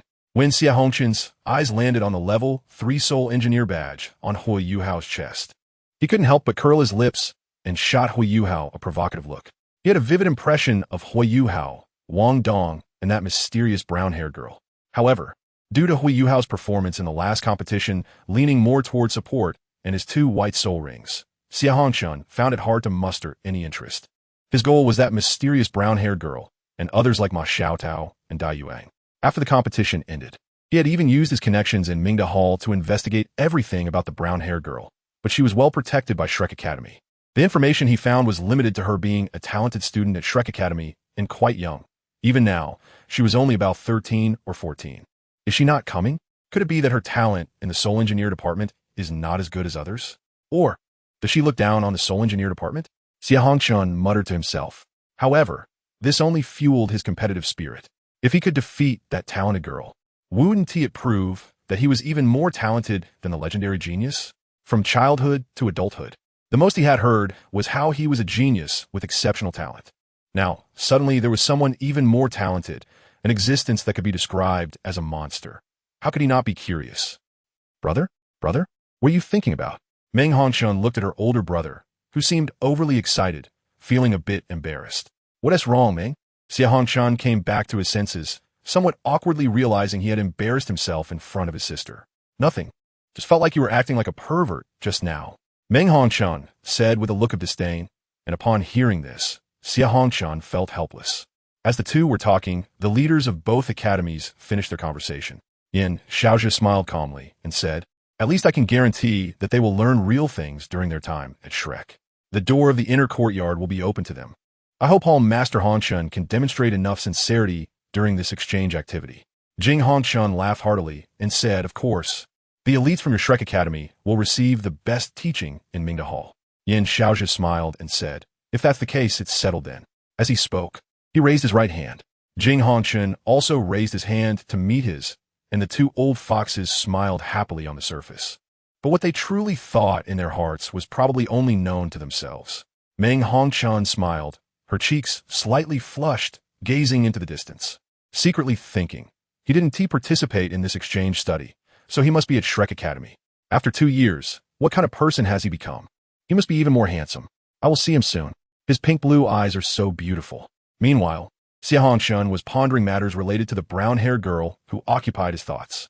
The two sides parted ways, leaving only Yin.However and Jing Hongshun standing still.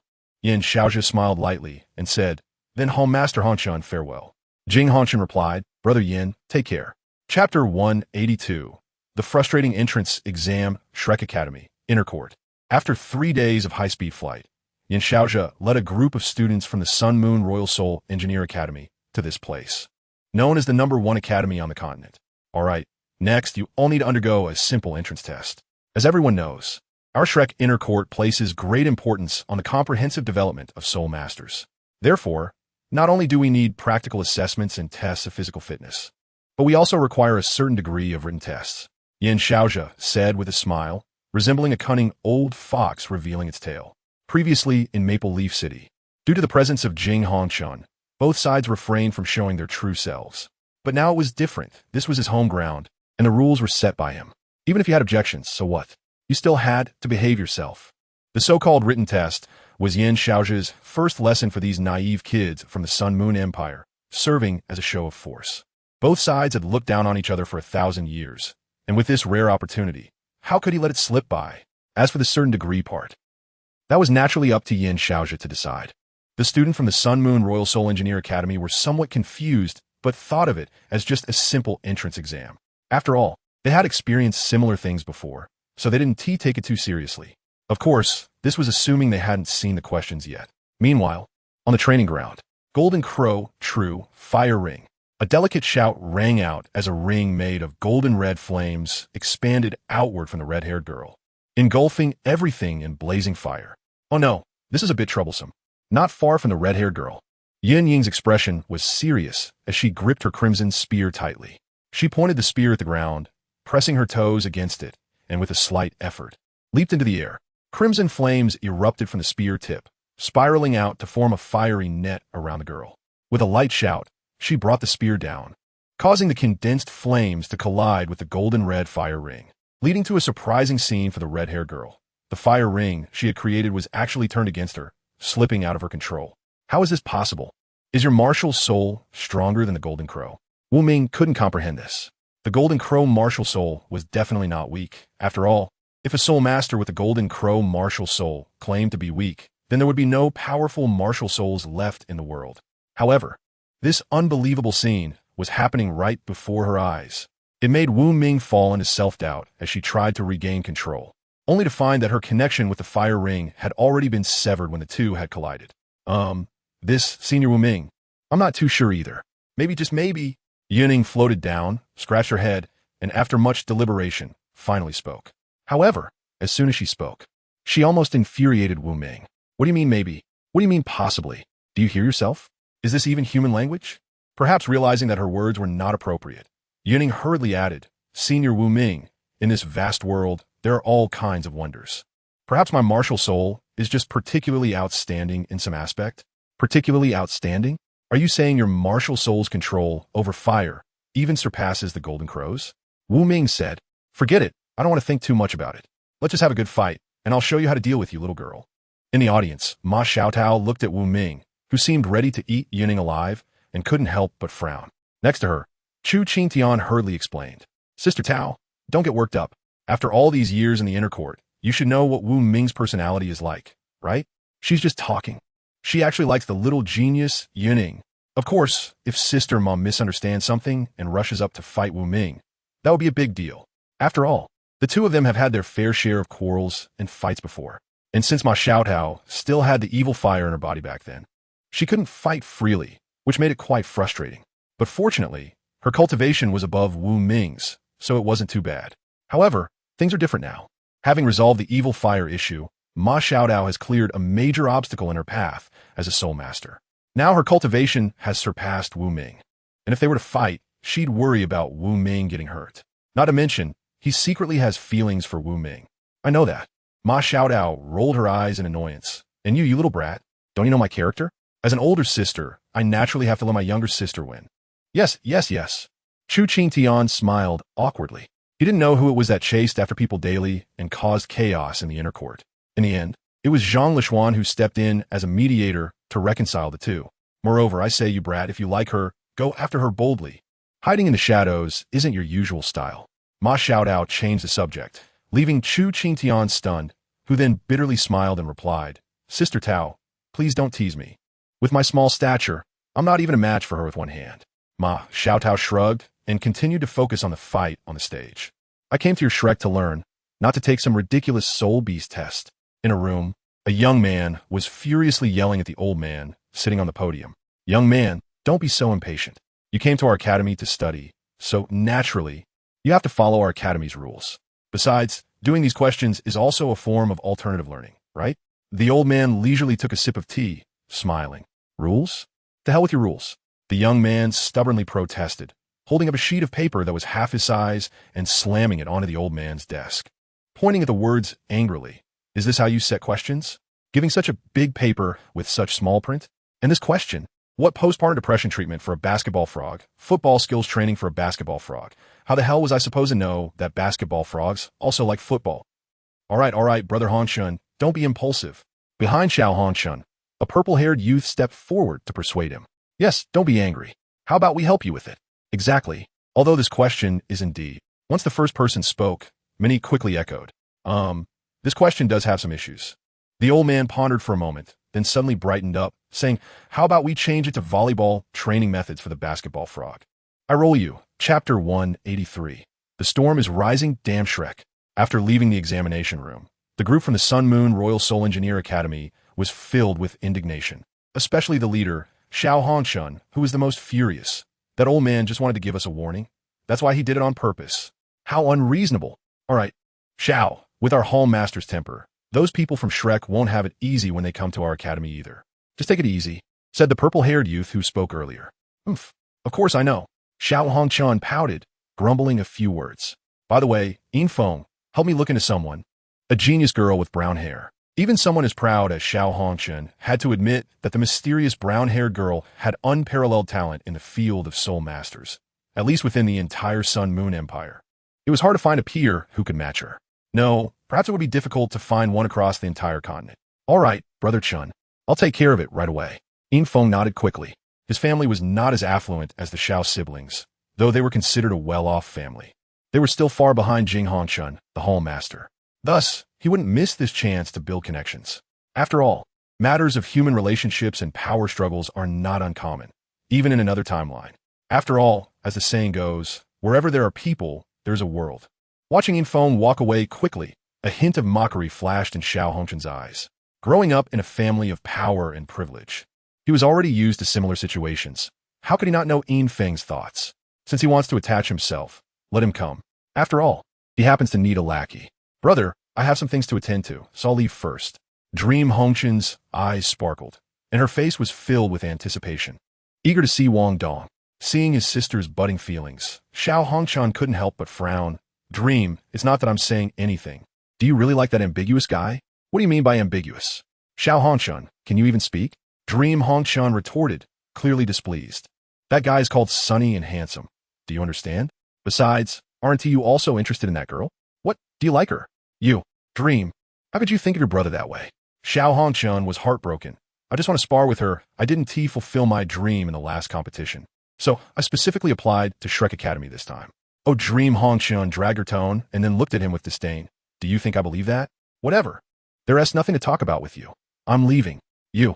Xiao Hongshun was furious and could only leave in anger. The series of lessons arranged by Yin-However for the students of the Sun Moon Royal Soul Engineer Academy regarding soul beasts, martial souls, and soul masters would take place in the afternoon of the next day, while the morning would be dedicated to practical assessments.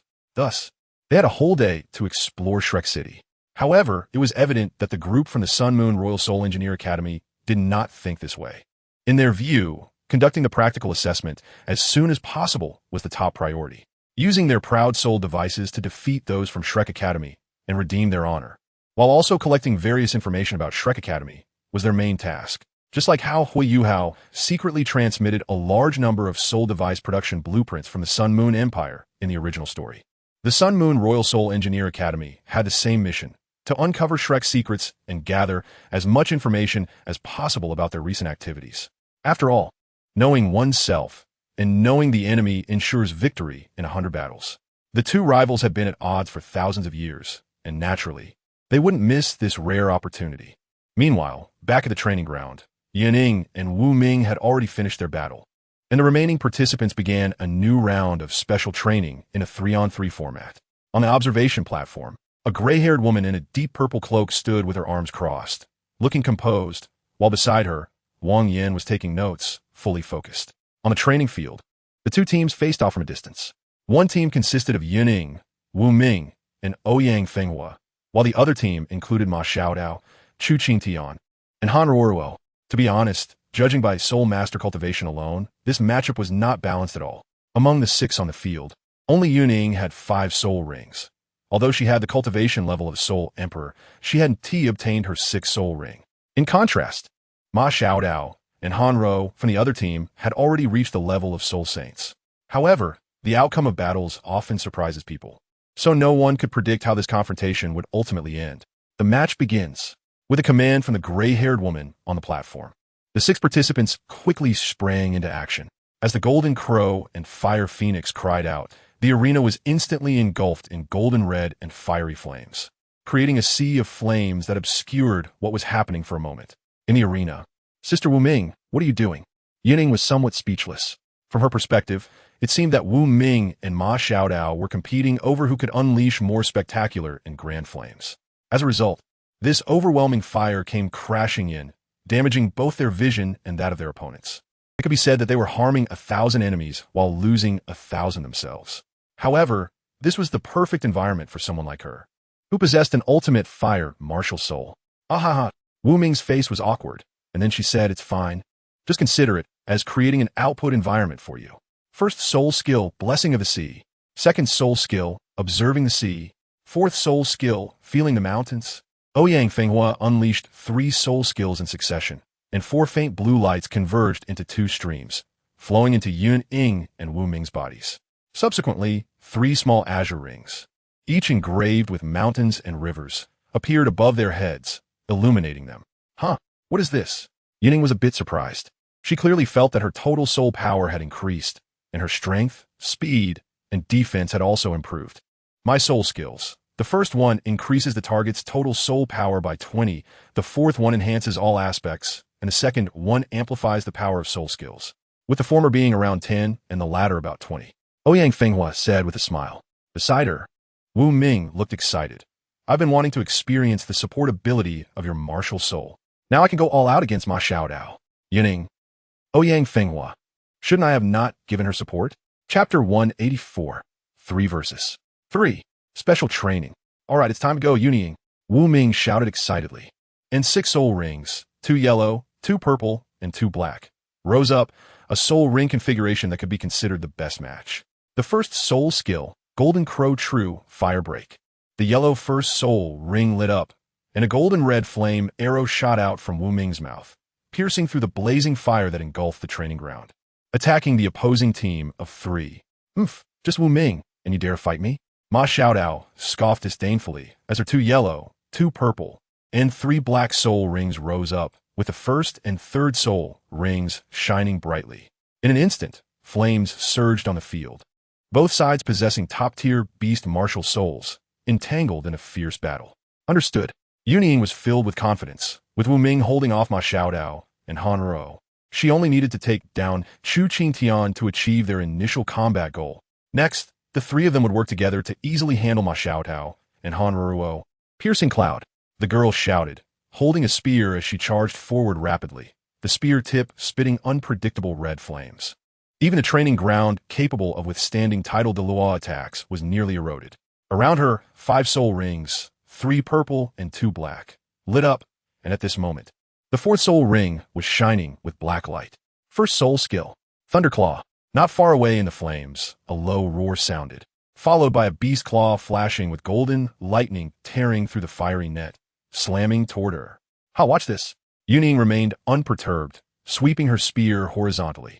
The tip of the spear collided with the beast claw, and when fire met lightning, a huge sound erupted, instantly clearing the flames in that area. Good kid, you got some skills. Opposite her, Chu Qingtian's hands formed into claws, golden electric arcs swirling around them, and around him, 6 soul rings, 2 yellow, 2 purple, and 2 black, moved rhythmically. Then, the 3rd and 4th soul rings shone with brilliance. 3rd soul skill, Thunder Shield. 4th soul skill, Electric Flash.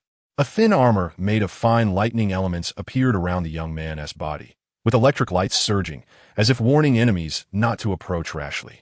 Immediately after, Chu Qingtian's body burst with electric light, and he suddenly vanished from his original spot, leaving behind traces of afterimages in his wake. An agile attack type? Yun Ying gripped the piercing fire spear tightly, the spear intent resonating within her. The experience accumulated from numerous battles told her where the opponent was at this moment. Determined, City Destroyer. The 3rd soul ring lit up. The girl lightly tapped the ground with her toes, leaping high into the air, narrowly dodging Chu Qingtian's sudden attack, followed by dazzling fire erupting at this moment, momentarily suppressing both Ma Xiaodao and Wu Ming's martial souls. At this moment, only this red-long spear was the protagonist on the field. A magnified shadow of the piercing fire spear emerged, fiercely stabbing toward Chu Qingtian. 3rd soul skill, Golden Ring. At this moment, a calm voice rang out, and strands of dazzling golden ropes transformed into circles of light, wrapping around the massive spear shadow one after another. Then, they simultaneously contracted, unexpectedly halting Yun Ying's soul skill.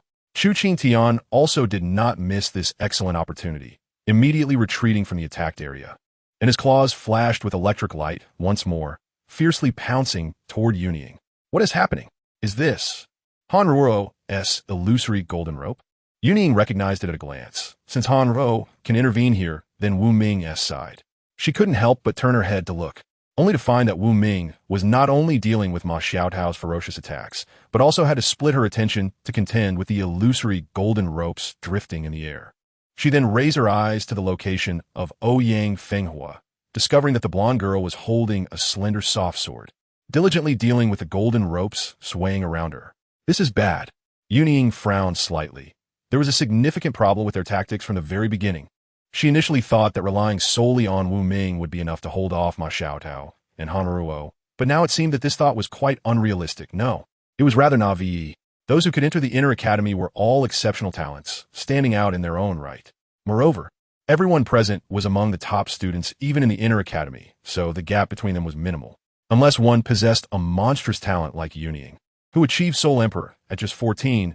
Otherwise, the talents of everyone present could be said to be nearly on the same starting line. This was akin to today as society, where there are so many university students, with over 10 million graduating. You are a university student, and so am I. Rounding it down, it's like there are no university students at all. Such a small gap made it unrealistic for Wu Ming, as a strong attack type, to single-handedly restrain both a strong attack type and a control type. I was careless. Yun Ying secretly regretted, but now was not the time to dwell on other matters. Chu Qingtian's attack was already imminent. Facing this close-range attack, the girl could only raise her spear to defend, but even so, She was still forced back 3 to 4 meters. The powerful energy backlash knocked her to the ground. Good, then let's begin the real battle. Yun Ying got up from the ground, a smile curling at the corners of her mouth. The warrior within her had been ignited, and she was now eager for this battle. To be fair, I have to admit that Shrek's scenery is quite nice. By the sea god lake, Xiao Hongchun looked at the vast blue lake. His expression filled with emotion. I see. Her name is Yun Ying. Very good. I'll remember that. He listened to Yin Feng reporting every detail beside him, and a smile couldn't help but appear on his lips. He had always been someone who admired the strong.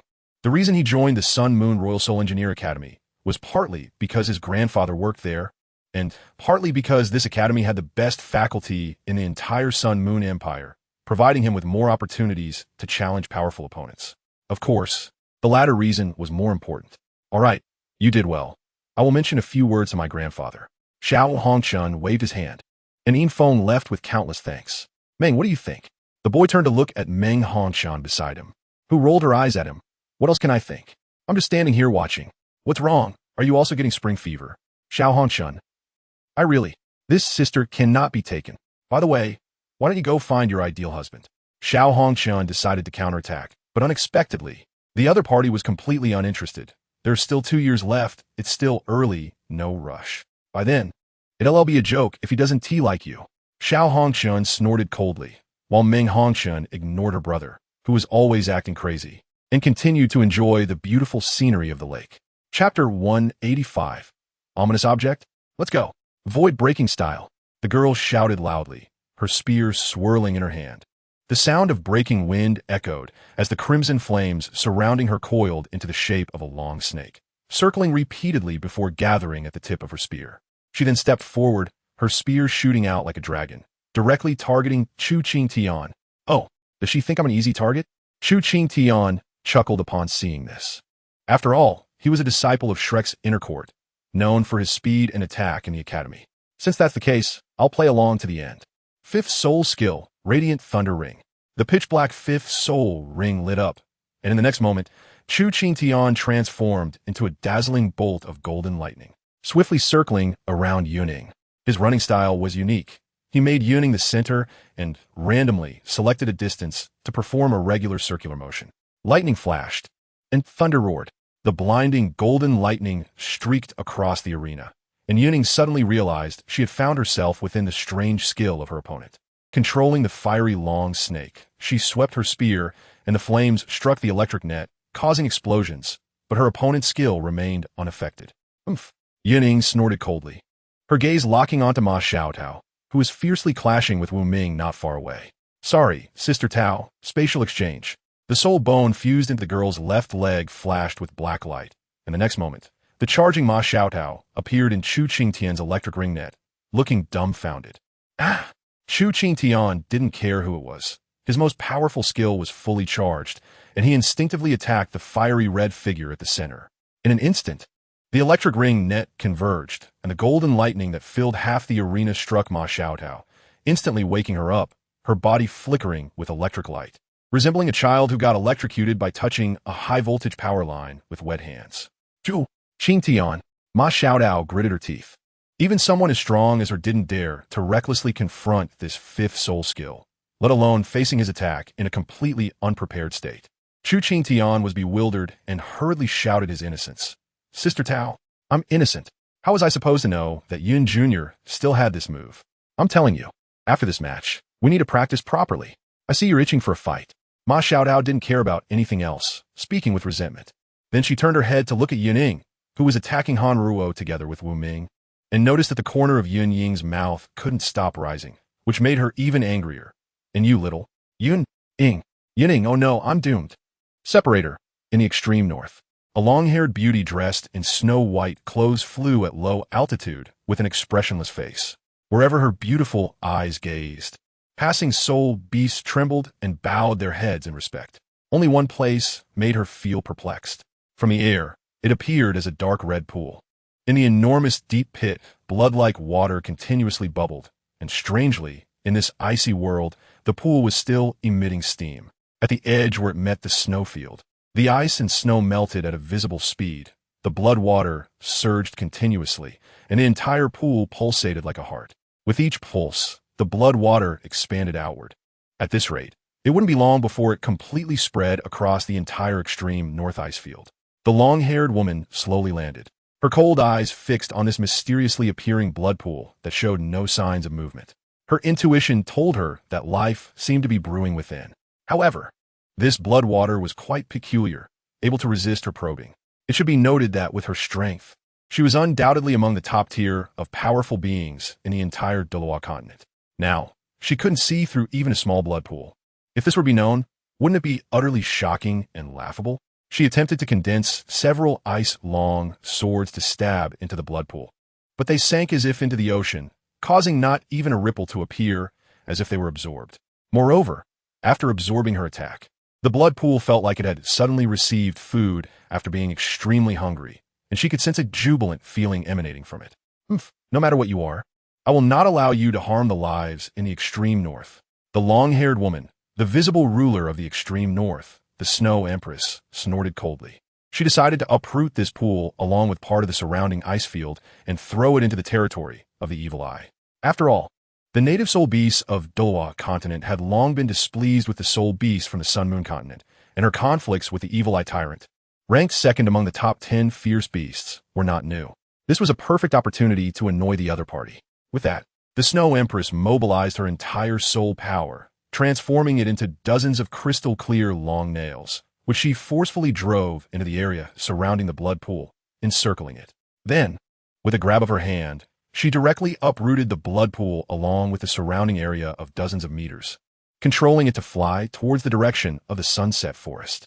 Separator, the next day, the people from Shrek's inner court packed their things and flew towards the toDouluo forest. Today, they rarely practiced or executed inspection tasks. After all, this time was to help an important figure of Shrek Academy, Yun Ying, obtain a soul ring, which was highly valued by the Academy, especially since there were others obtaining soul rings as well, namely Chu Qingtian and two other inner court disciples, Hanro and Wu Ming. Every student in the inner court was highly regarded by Shrek Academy, as they not only represented the Academy's face, but were also an indispensable backbone force. Moreover, those who could enter the inner court were all top talents, elite among soul masters, not to mention the ever-watchful rival, the Sun Moon Royal Soul Master Academy. Therefore, the Academy tried its best to meet the needs of inner court disciples. Otherwise, why would there be events like the Sea God Fate Blind Date? Wasn't it because of the demands of the Academy's disciples? Let's go, everyone. The girl at the forefront of the 7-member team, full of vigor, spoke after everyone had gathered. Hanro was the first to take her hand and stated, "Let's go, Lishuan, you have to help me get a good soul ring this time." Okay. Seeing the close bond between the two, the remaining 5 exchanged glances, all recognizing the helplessness in each other's eyes. Then let's follow along. Wu Ming tidied her long hair, took Yun Ying's hand, and turned to leave. "Hey, wait for me." Ouyang Fenghua, not willing to be outdone, quickly chased up and took Yun Ying's other small hand. Thus, the bewildered Yun Ying was sandwiched between the two beautiful girls, moving forward surrounded by them. The remaining Chu Qingtian awkwardly looked at another male student, Lu Xiaofeng. "How about we?"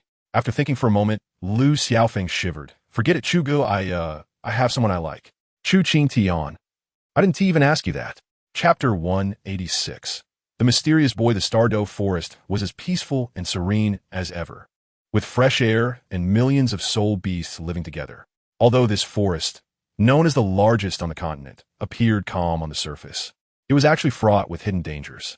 A moment of carelessness could lead one to a place of no return. Over time, it had become a paradise for the strong and a hell for the weak. The group from Shrek Academy chatted and laughed along the way, creating a harmonious atmosphere. By the time the 7 of them arrived at the toDouluo forest, evening had already fallen. However, they were not concerned about the time. An extra day or 2 didn't matter to them. As inner court disciples, they were used to the high-intensity training and task execution every day and cherished this rare leisure time. Life in the inner court was monotonous. The teachers in the academy no longer managed their affairs, and everyone followed their own pace of life. The rules of Shrek Academy were clear to every student: survival of the fittest. It could be said that the competition here was as fierce as natural selection. And to put it bluntly, the academy resembled a smaller version of the toDouluo forest. "All right, everyone, since it's getting late, shall we set up camp and rest for the night?" Hanro clapped her hands, drawing the attention of the group. Chu Qingtian was the first to express his agreement. "I agree. Douluo, it's been a long time since we've gathered like this. How about we have a barbecue? On the other side, as Wu Ming set down the tent, she rolled her eyes and said, eat, eat, eat. That's all you think about. I think you should stop calling yourself Electric Frenzy Leopard and just go with Electric Frenzy Pig. As soon as Wu Ming finished speaking, laughter erupted around them. Chu Qingtian felt embarrassed and had a cough to cover it up. After all, it was Wu Ming who said it. Not only was her strength superior to his, but she was also the girl he had liked for a long time. Men should be magnanimous. Chu Qingtian comforted himself in his heart. After all, it was just a harmless joke, perfect for lightening the mood. All right, Senior Wu Ming. I think Senior Chu's suggestion is great. Yun Ying nudged Wu Ming, her eyes sparkling. In her previous life, she loved barbecues and hot pots, mainly because they were lively with many people eating together, which she enjoyed. So upon hearing Chu Qingtian's suggestion, she couldn't help but raise both hands in agreement. You. Wu Ming sighed, turning to Ruo, what do you think? Ruo was busy packing the things needed for camping with Zhang Lishuan. Hearing the conversation between Wu Ming and Yun Ying, she turned around and smiled lightly. I don't mind. Anything is fine. Since it's rare for us sisters to gather together, we might as well make do and prepare some food. After speaking, she looked at the gray-haired girl setting up the tent. Lishuan, I remember you aren't interested in barbecues. So how about I keep you company with dry rations? No need. Since everyone agrees, I will eat with you. Zhang Lishuan put down her work and said calmly. Her persona among the inner court disciples was that of a quiet and aloof senior sister, and unless Bebe was around, it was rare for others to see her true self. Seeing that his suggestion was accepted, Chu Qingtian couldn't help but feel excited. He quickly volunteered to gather ingredients and then pulled Lu Xiaofeng along, leaving the 5 girls looking at each other in confusion. After a satisfying meal, the group assigned night watch duties. Since they were still on the outskirts of the Douluo forest, guarding the camp was simple. Thus, Lu Xiaofeng, who had just entered the inner court, voluntarily took on the task, and the others had no objections. All right then, Senior Ro and Senior Sister, good night. Yun Ying stood up, dusting herself off, and waved goodbye to Han Ruo and Zhang Lishuan. After receiving a smile in return from Han Ruo, she entered the tent with Wu Ming and Ouyang Fenghua. It is worth mentioning that to avoid making the camping area too large and causing unnecessary trouble, they had already decided on sleeping arrangements before coming. Chu Qingtian and Lu Xiaofeng shared one tent. Han Ruo and Zhang Lishuan shared another, while the remaining 3 shared the last one. After Zhang Lishuan made the arrangements, everyone agreed, and it was settled happily. After witnessing the 6 enter their tents, Lu Xiaofeng summoned his martial spirit, the Qilong battle halberd, then leaned against a nearby tree with the halberd in his arms and pretended to doze off. A night of silence followed. The wind was calm. Divider line, imperial sword. Ice extreme, unmatched. The azure long sword sliced through the air, striking fiercely toward a nearby boy who was covering his head and looking in pain. The deep blue chill was overwhelming, freezing everything in its path into ice blocks, which eventually shattered and dissolved into dust in the world. Ugh.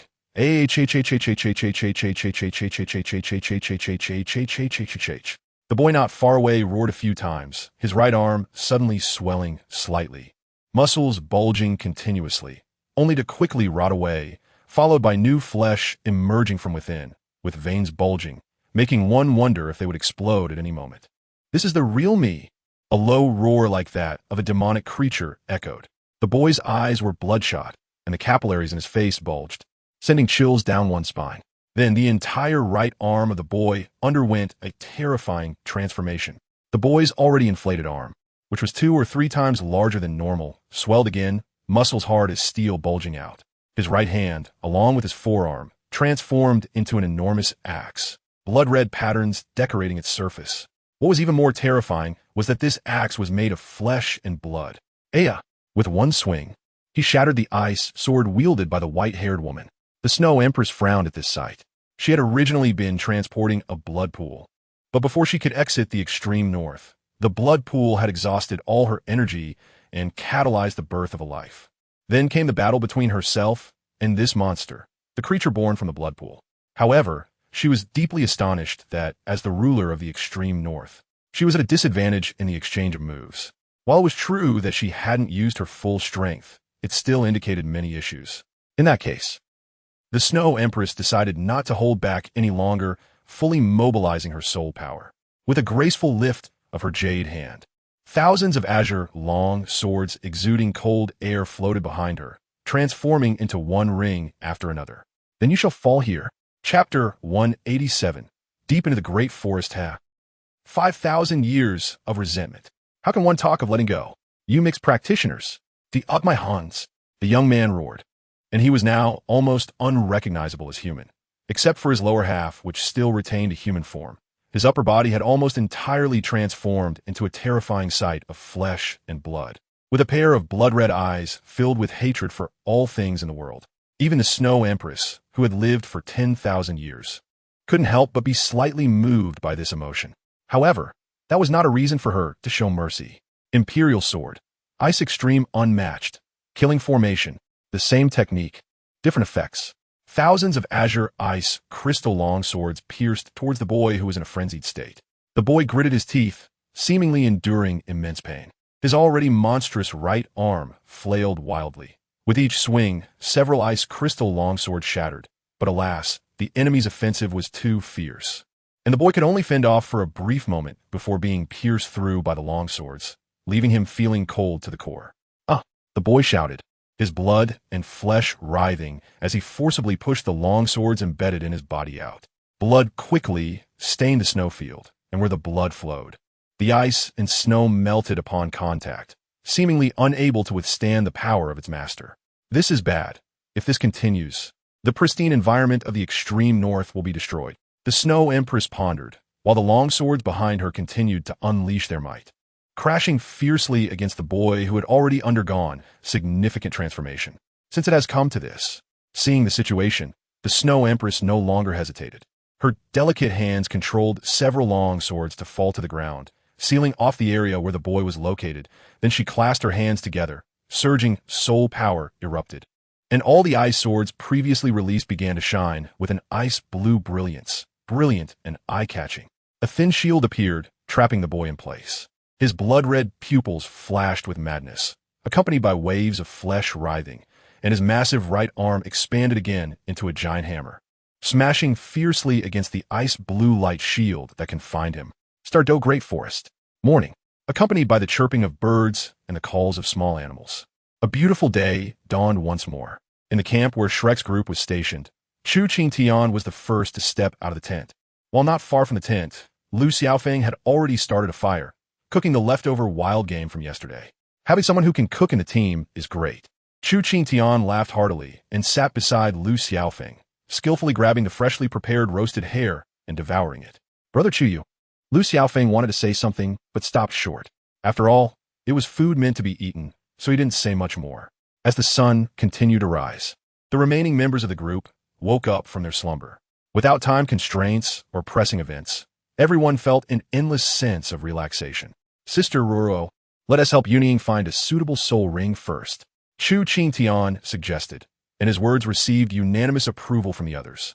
One reason was Yun Ying's exceptional talent, and the other was that she was backed by the current Sea God Pavilion Master, Muin, so everyone naturally centered around Yun Ying, prioritizing her opinions in almost everything. Even though Yun Ying was only 14 years old, even though their cultivation levels were significantly higher than Yun Ying's. At this point, even if Yun Ying had low emotional intelligence, she could see through it. Moreover, the girl herself was not foolish.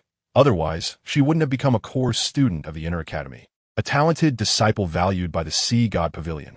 On the way, while also helping Qingtian obtain a soul ring, if they didn't encounter a suitable soul beast, they could wait until they finished obtaining soul rings for Ro and Ming'er before looking again on the way back, right? Zhang Lishuan thought for a moment and quickly made a decision. Senior sister, I have no objections. Chu Qingtian was the first to express his stance. He was well aware of his position and usually wouldn't go against the Inner Academy's big sister's words. Moreover, among the four needing to obtain soul rings, only his hard power was the weakest.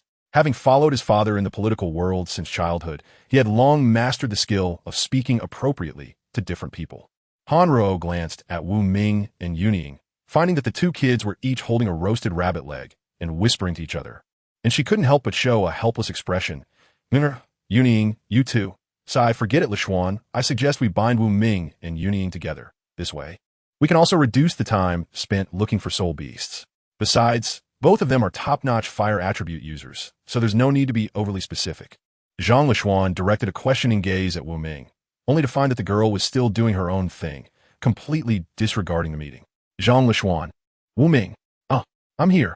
Wu Ming was startled, quickly bouncing up and standing straight, then revealing an awkward smile.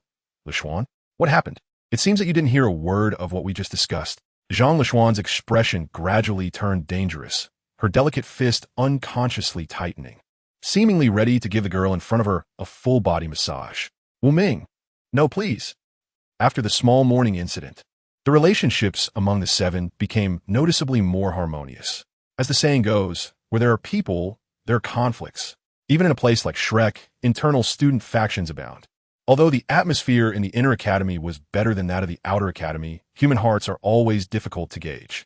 This time, their group of 7 traveling together was actually Zhang Lishuan's idea, primarily because she wanted to take this opportunity to improve the relationships among the inner academy disciples.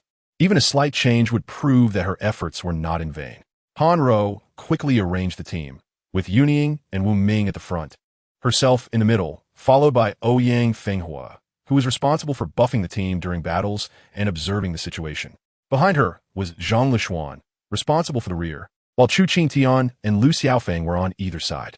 Everyone had no objections to this arrangement, so after finishing breakfast, they proceeded deeper into the Star-Do Great Forest. Goo! In the mixed zone of the Star-Do Great Forest, although it was not as peaceful and harmonious as the outskirts, it was also not as silent as the central area. The occasional chirping of insects and birds seemed to indicate that this place was very peaceful and safe. As they walked, they bypassed most of the soul beasts they encountered on the way, but there were still a couple of foolish creatures wanting to test the waters. And thus they gloriously became fertilizer for the plants, buried underground. Maintaining an S-shaped route for about 2 hours, the surroundings suddenly fell silent. The lush flowers and grasses on the ground gradually became sparse and wilted. Further in, strange purple-black plants grew, resembling indescribable monsters that made one's sanity drop. Zhang Lishuan's expression turned serious. She had already summoned her martial spirit. Everyone, prepare for battle. We are encountering something tricky. Chapter 188. The evil light demon vine. What appeared before everyone's eyes were enormous ferns, but unlike ordinary ferns, each one exhibited a purplish-black hue, with blood-red flesh tumors emitting a foul odor growing from their roots. Just looking at them gave one goosebumps. As Zhang Lishuan's voice fell, the bizarre plants not far from Shrek's group also noticed the intruders and began to move. Their thick roots wriggled rapidly, sending waves of a purplish-red stench that enveloped the surroundings, instantly reducing everyone's visibility. Wu Ming summoned her martial soul, the 3-legged golden crow. With her red hair flying, she raised her right hand, and golden-red flames surged, instantly burning away the encroaching mist. Evil light demon vine. It seems we have encountered a formidable opponent. Blessing of the sea. Observe the vast sea. Feel the mountain. Meanwhile, on Shrek's side, Ouyang-Fenghua had already summoned the sea-observing pearl, and with a wave of her hand, 3 major amplification soul skills were activated. Instantly, everyone felt a surge of power, especially those with higher cultivation levels, who felt it most profoundly. Although Ouyang-Fenghua's amplification ratio wasn't large, she amplified it according to a fixed ratio. Even if a limit Douluo were present, the amplification would remain the same, though the consumption of her soul power would far exceed the current situation. Amplifying 6 people besides herself at once was a bit taxing for Ouyang-Fenghua, despite her being a soul emperor, since the lowest cultivation level among them was 60, and the highest was nearly reaching the threshold of 80.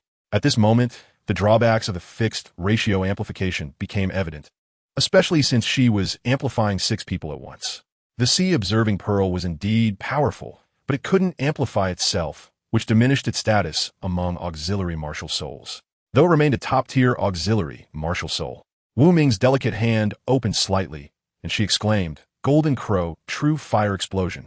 The purple 3rd soul ring lit up, and clusters of golden-red flames formed around Wu Ming, the powerful soul power fluctuations intimidating the group of evil light demon vines. Most plants are inherently afraid of fire. This is an indelible nature engraved in their DNA, and even a peculiar soul beast like the evil light demon vine is no exception. However, they were not ordinary plant soul beasts. After a brief moment of contemplation, the evil light demon vine group launched a counterattack. Dozens of purplish-black branches burst forth from the now blood-red, darkened earth, dancing wildly and instantly neutralizing Wu Ming's assault. Xiaofeng, Yun Ying, let's go. Zhuqing Dian Sao Det, immediately summoning his martial soul.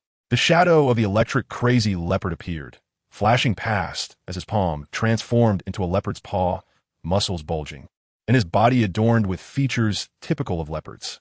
Golden lightning flashed in the area as Chu Qingtian's third and fourth soul rings lit up, a layer of dense lightning armor covering his body. He then transformed into a streak of light, cutting into the battlefield from the side. Yun Ying revealed her fighting spirit.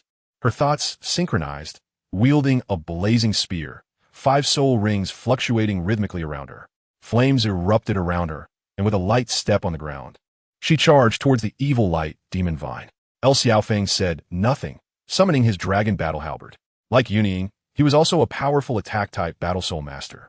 The three launched their attacks almost simultaneously, and in the rear, Hanvo also summoned her martial soul, dozens of golden yellow threads transforming into one trap after another, enveloping the group of demon vines. The evil light demon vine did not sit idly by. After one strike failed, it quickly adjusted its tactics. The blood-red tumors on its thick roots emitted a sound wave that was mind-shattering, immediately rotting away and flooding the area with blood within a few miles. The reason the evil light demon vine is so bizarre is not only due to its variable attack methods, but also because, as a plant-type soul beast, it requires the essence blood of other beings as nourishment. Moreover, the stronger and more gifted the essence blood of the being, the more useful it is to it, akin to an evil soul master in the soul beast world. Furthermore, this type of soul beast prefers to live in groups shortly after birth, and once their strength reaches a certain level, they begin to isolate themselves. The reason for their preference for group living is simply that they are unable to defeat other soul beasts when newly born, thus turning their aggression towards their own siblings. Though the evil light demon vine has no gender distinction, these points alone illustrate the terrifying nature of such a soul beast. Not to mention, after absorbing the essence blood of other beings, they store their voices within, transforming them into a means of attack. If a 10,000-year-old evil light demon vine were to absorb these voices, the sound wave attacks alone could severely damage a soul king-level expert's brain, turning them into a puppet. The evil light demon vine now, before Shrek's group, clearly aimed to turn them into puppets under its control. Observing the battlefield from the back, Zhang Lishuan quickly guessed the evil light demon vine's intentions and warned, "Everyone be careful, block your hearing. They want to control us with mental power." Upon hearing this, the branches of the evil light demon vine, which had been wildly dancing, froze momentarily and then became even more frenzied, wanting to tear the woman who spoiled its plans into 1,000 pieces. "Understood, boss." Chu Qingtian smiled wickedly. His lightning leopard claws pierced fiercely through one of the demon vine's branches. Immediately, he mobilized all his soul power, unleashing a surge of lightning that penetrated the entire branch before swiftly retreating. Woo woo woo woo. The evil light demon vine emitted a sound reminiscent of a baby's cry, the sound wave almost becoming tangible, instantly severing dozens of towering ancient trees in half, causing them to crash down. Whoosh! One branch lashed out like a divine whip. Seeing this, Yun Ying activated her soul bone skill, swapping her position with Chu Qingtian, then thrusting her spear upward to block the branch. The flames engulfing her spear, instantly evaporating the opponent. First soul skill, Dance of the Dragon. Second soul skill, Fury of the Dragon. On the other side, Xiaofeng remained expressionless, swinging his battle halberd with fierce momentum. The evil light demon vine had to deal with Yun Ying and the others' attacks while also fending off Xiaofeng, making it overwhelmed. Although it was a 70,000-year level soul beast, and its species belonged to a top-tier category in the soul beast world, fully capable of cross-level challenges. As the saying goes, 2 fists cannot defeat 4 hands. Even with its countless branches and dozens of sub-branches, it struggled against the terrifying onslaught of the group. Chapter 189. Silver Steel Unicorn. Finally, even the exceptionally powerful evil light demon vine could not withstand such torment. On its thick stem, several nauseating blood-red tumors rapidly sprouted, and then these tumors split open like blooming flowers, revealing humanoid beings with only their upper bodies exposed inside. Oomph, oomph, ah! Seeing that the humanoid being opened what looked like a mouth and emitted piercing screams while also releasing dense mist, the Shrek team hurriedly used their soul power to seal off their hearing and sense of smell. Then, Lu Xiaofeng swung his battle spear. The 2-meter-long giant Chulong battle spear gradually lit up with each of his movements. Crescent-shaped shock waves were released from the spear blade, severing the black hands of the evil light demon vine that were hidden in the mist. This was a unique skill of the Lu family, the Chulong dance. Combined with their inherited unique martial soul, the Chulong battle spear, capable of making a soul king stand firm against ordinary soul saints. Moreover, this was executed by Lu Xiaofeng, a rare genius of the Lu family in 100 years, making it even more powerful. His Xiaofeng has finally used his full strength. Next, it's his personal showcase. Chu Qingtian rushed back from the front line, still crackling with blue-gold electric light, and eagerly squatted down to fish. On the other side, Yun Ying also finished her battle. All the branches of the evil light demon vine were eliminated. Hearing Chu Qingtian's words and seeing Lu Xiaofeng, who was pressing down on the half-dead evil light demon vine on the battlefield, she felt quite emotional. It seems that the inner academy of Shrek is truly a place where hidden talents abound. Regarding Lu Xiaofeng, Yun Ying had heard some rumors. It was said that he was low-key and very reticent, and his daily routine consisted of cultivating soul power and honing martial skills, making him a complete martial enthusiast. There were also rumors claiming he was not worthy of the title of a once-in-a-century genius, and that the Lu family had no successors, resulting in the one who spread this rumor being severely beaten by Lu Xiaofeng. Furthermore, there were rumors that he favored men over women and had no interest in ordinary women, advising all male students to preserve their chastity. Yun Ying shook her head. Why did her thoughts keep going off track? Before long, Lu Xiaofeng completely subdued the evil light demon vine. However, looking at his pale face, it was clear that this battle was not easy. After all, the evil light demon vine was a soul beast over 70,000 years old. At its peak, it could stand undefeated even against ordinary 10,000-year soul beasts, let alone Lu Xiaofeng, whose current cultivation level was only 60. Fortunately, a large part of the evil light demon vine's combat power came from its numerous scattered branches. Once only the main stem remained, its combat effectiveness would be significantly reduced. Sister Master, what do you say? After Lu Xiaofeng knocked the evil light demon vine down, his spear pointed diagonally at its main stem, which had already collapsed on the ground, showing a large wound that revealed rotten, foul-smelling pink branches inside. Indeed, the most peculiar aspect of this type of soul beast lies here. Although it belongs to a type of fern, it also possesses branches and stems like ordinary trees, which grow internally. It is said that this is something similar to a complex neural network within the human body. It is precisely because of the existence of these branches that the evil light demon vine possesses almost limitless vitality and vigorous life force. Keeping such a soul beast would be a disaster, especially since it was already over 70,000 years old. If spared, it could grow into a 100,000-year soul beast, posing an even greater threat. Zhang Lishuan frowned and frankly admitted that she did not like this type of soul beast.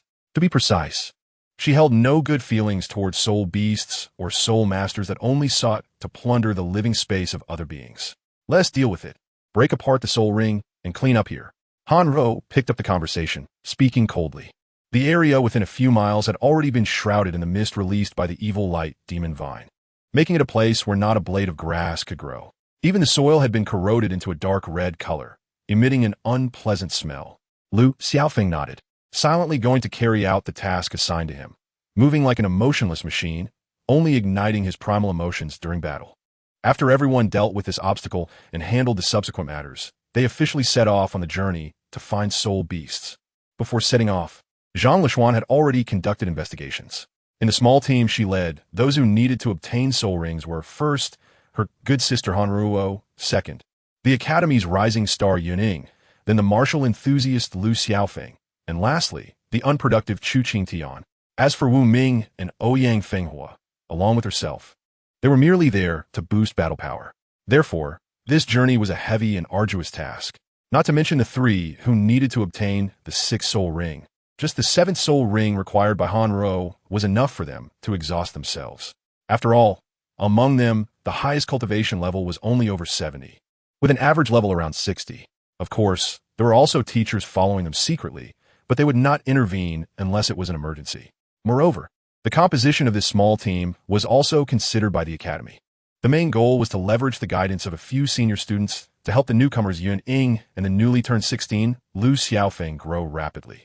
Aiming to become the new generation leaders of the Academy, ideally to participate as team leader and vice leader in the next major competition. The 7 of them traveled in a Z-shaped pattern through the Douluo forest, making it less likely to miss any soul beasts. After 3 hours of searching, during which they avoided several powerful soul beasts, they finally found a suitable soul beast. Looking at the soul beast not far away with its fur bristling, Zhang Lishuan's gray eyes sparkled with surprise. A 46,000-year silver steel unicorn. Xiaofeng, Qing Tian, this soul beast is quite suitable for both of you, especially for Xiaofeng. The silver steel unicorn not only possesses a body that can be described as indestructible, significantly enhancing your martial soul's armor-piercing ability and toughness, but also carries the ancient inherited silver steel unicorn King Jin, making it a perfect match. As for Qing Tian, absorbing this old beast can also enhance the sharpness and armor-piercing ability of your martial soul, the electric crazy leopard claw, and greatly improve your endurance in battle. In short, if you absorb it, although it doesn't quite align with your main attribute of lightning, it can enhance your sustainability. You don't want to lack endurance, do you? Han Ruo and Zhang Lishuan chimed in. Chu Qing Tian. Sister Ruo, why do I feel like something's off with what you're saying? Chu Qing Tian helplessly complained. Is it? Han Ruo was taken aback, and then she seemed to realize something, her pretty face slightly flushed, but she quickly returned to her cold demeanor. Just say whether you want it or not. I want it. Chu Qing Tian hurriedly took the opportunity, looking at the silent Lu Xiaofeng, whose eyes had already sparked with a desire for battle. Brother Xiaofeng, what do you think? Chapter 190. Crisis lurking, I don't really mind. As long as I can have a good fight with it, I'll be satisfied. Lu Xiaofeng summoned the Chulong war halberd, gripping it tightly with both hands and pointing it at the ground, his dark red eyes filled with eagerness.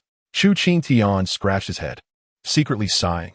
I really can't understand the mindset of these martial enthusiasts. But the more he thought about it, the more he felt it was inappropriate to speak up. After thinking for a while, he shook his head and said, Forget it, Brother Xiaofeng. Go ahead and absorb the soul ring of this soul beast. Just right. You don't have to hold back and can go all out. That's great.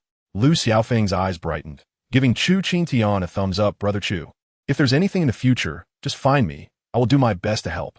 Then I thank you, Brother Xiaofeng. Chu Qing Tian laughed heartily, clasping his fists. As soon as he finished speaking, Lu Xiaofeng's entire demeanor changed. A wild and unrestrained aura was released, and from the halberd he held, a faint dragon's roar could be heard. His originally dark red eyes now seemed to flow with magma. The next moment, Lu Xiaofeng shouted and initiated the attack. The silver steel unicorn on the opposite side was equally unwilling to back down and retaliated. Through their previous conversation, it understood that it had been underestimated. Although it couldn't defeat those 7 humans together, could not deal with such a small Kalami. Although Lu Xiaofeng's martial soul was the Chulong war halberd, empowered by the ancient red dragon strength, it could be said to be a dimensional reduction against most soul beasts. But who was the ancestor of the silver steel unicorn? That was the silver steel unicorn king. In its prime, it could contend with pure-blood dragon clans without losing ground.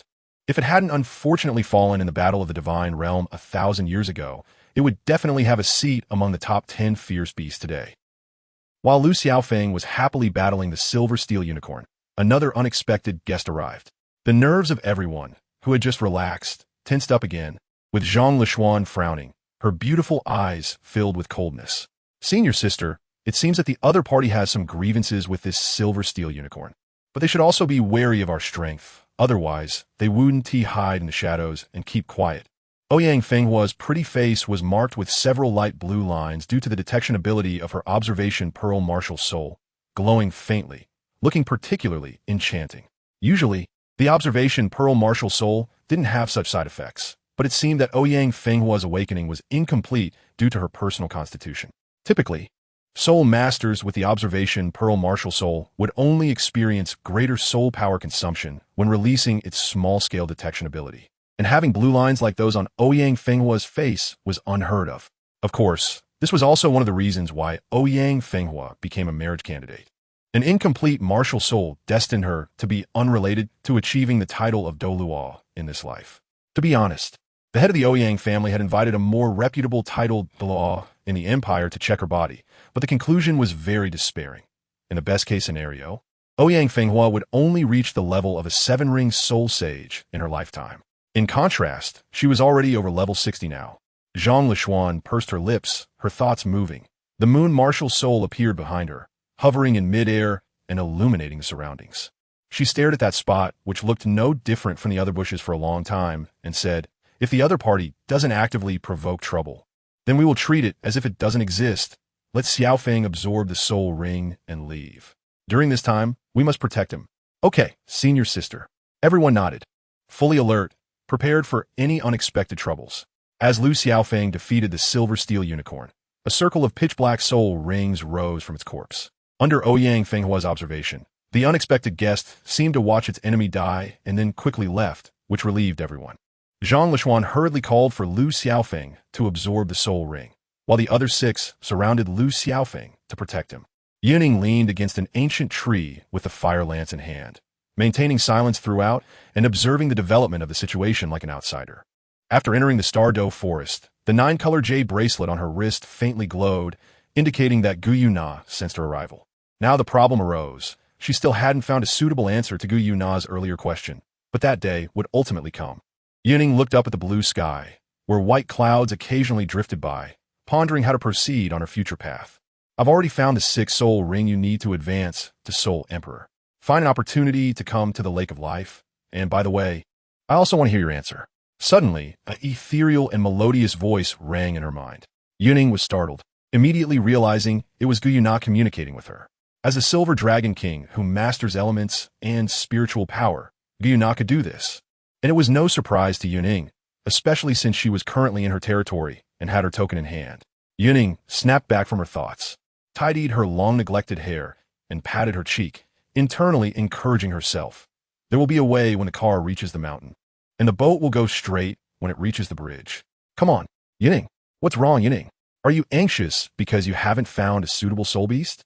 On the other side, Wu Ming looked at Yun Ying's strange behavior, curiously leaning in and whispering. Yun Ying was startled and hurriedly replied, "Oh, no, of course not. Sister Wu Ming, maybe a little bit." Yun Ying gave a vague answer, and Wu Ming stroked her chin, her fiery red twin tails bouncing, and leaned in closer, almost face to face.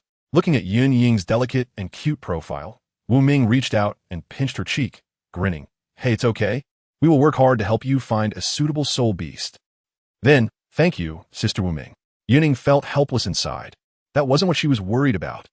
After about 3 hours, Lu Xiaofeng happily opened his tightly closed eyes. He now felt that he was filled with endless power, and the pitch-black 6 soul ring appeared on the Chulong war halberd, moving up and down with the first 5 soul rings, exuding a terrifying aura. "Congratulations, Brother Xiaofeng." Chu Qing Tian was the first to congratulate him. Zhang Lishuan looked at the sky. It was already evening, and she shook her head, saying, "Not good. The mixed area is complex, and the number of soul beasts increases significantly at night. Relying solely on the 7 of us, it will be difficult to move in such a place." "All right. What Lishuan means is that we should rest for the night and set out again tomorrow morning. Everyone, let's leave the territory of the silver steel unicorn. That previous guy may still come. So to be safe, we should move away from here," Han Ruoruo said. Everyone nodded, agreeing with her words, and just then, Ouyang Fenghua's expression changed. "Senior sister, we might not be able to leave." "What?" Chapter 191. Fierce Battle, what did you say? Zhang Lishuan exclaimed in surprise, as the blue patterns on Ouyang Fenghua's face became increasingly enchanting, seemingly extending towards her neck. Sweat beads appeared on her forehead, as if she sensed something terrifying. "Senior sister, Ruoruo, everyone, please prepare for battle. The soul beast that left earlier has returned with its pack." Everyone was taken aback. Han Ruo's expression grew serious as she asked, "Can you sense how many there are? What types of soul beasts and how far are they? Can you do that?" Ouyang Fenghua wiped the sweat from her forehead.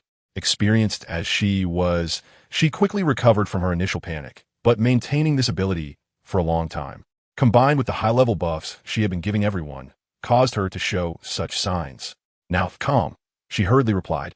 "The number of soul beasts is approximately between 170 to 200, mostly around 4 to 5,000 years of cultivation, with a small portion being 10,000 years. The leader we saw earlier is around 56,000 years old, and it has 2 followers with fluctuating cultivation around 30,000. Little brother? Everyone." The previously tense atmosphere was instantly lightened by Ouyang Fenghua's words, and a few of them couldn't help but show a wry smile. However, even the talented students from Shrek Academy, upon hearing that there were nearly 200 soul beasts with at least 4,000 years of cultivation, still did not dare to let their guard down. Everyone, be careful. They're coming. Yun-Ying.However's eyes flew open, a blue glow swirling within them, and the patterns on her fair face became even more striking. When the students saw the approaching figures, they all gasped in shock, contributing to the greenhouse effect. The arriving soul beasts were entirely transparent, allowing them to see their bones, blood, and even nerve lines through their skin. Upon closer inspection, one would find that these soul beasts had no hair at all, but their transparent skin was remarkably tough. Even among soul beasts known for their physical attacks, like the dark gold fearsome bear or the silver steel unicorn, none could easily break through their defenses. Zhang Lishuan's previously relaxed expression turned serious again. It's actually the illusion spike silver wolf. This could be problematic, although the name contains wolf. The illusion spike silver wolf had no relation to the wolf family. Its appearance resembled a giant rat more than anything else. Nonetheless, its strength was not to be underestimated. In terms of defense alone, it ranked among the top 10 in the mixed area. Furthermore, with nearly 200 of them arriving at once.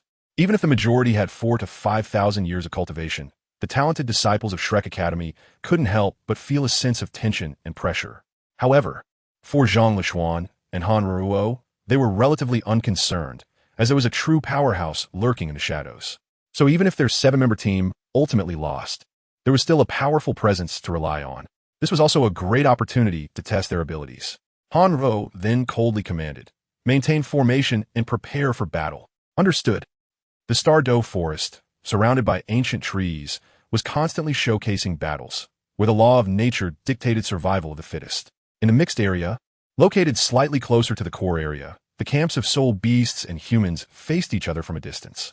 This might not be the largest scale conflict between the two camps in recent years, but it was certainly the one with the highest combat power. Zhang Lishuan raised her hands, and a bright moon appeared in the sky, transforming the surrounding area into a night sky, where the moonlight shone. Both the soul beasts and the humans received different boosts. However, one was negative and the other was positive. This was the terrifying aspect of Zhang Lishuan's martial soul. It had high attack power and defense, while also possessing the coveted ability to transport, with slight modifications. One could say that her moon martial soul was among the top-tier martial souls in the entire continent. However, due to the scarcity of soul masters with such martial souls, even in a place like Shrek Academy, which gathered the continent's talents, there were only 2. Apart from Zhang Lishuan, the only other soul master with a moon martial soul had just enrolled and was still quite young. In the next moment, the first, second, and third soul rings surrounding Zhang Lishuan lit up simultaneously. Her silver-gray eyes sparkled as the full moon in the sky suddenly emitted a dazzling light. Countless silver rays shot out from the center of the moon, indiscriminately attacking the surrounding illusion spike silver wolves that surrounded everyone. Roar! Awu! The illusion spike silver wolf pack, which was still engaged in a psychological battle with the humans, instantly erupted into chaos.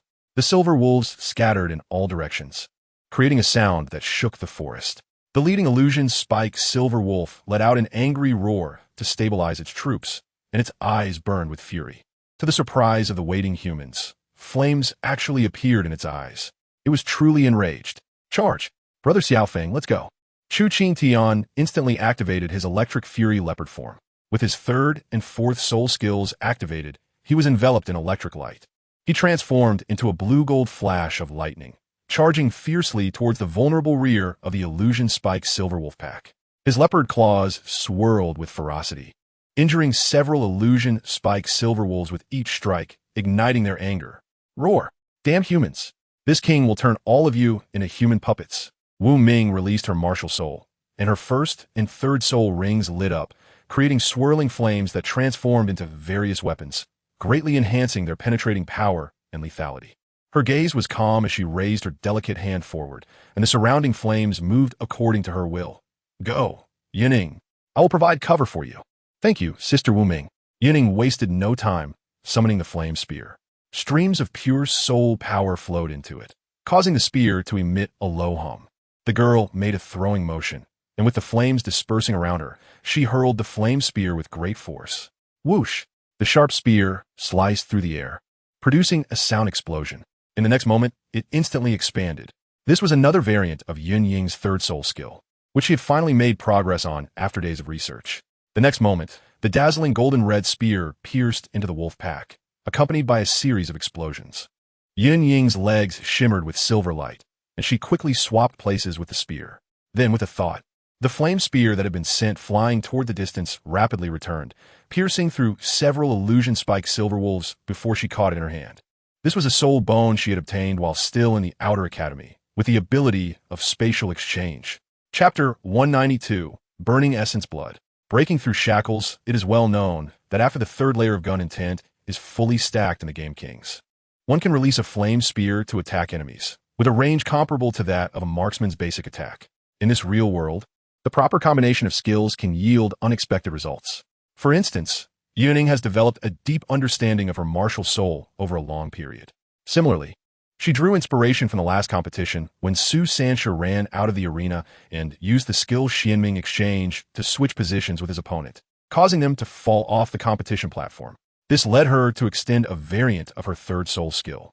People typically perceive her third soul skill as being able to unleash a flame spear shadow forward. But she never said it couldn't take the form of a real spear. Thus, a new extension emerged.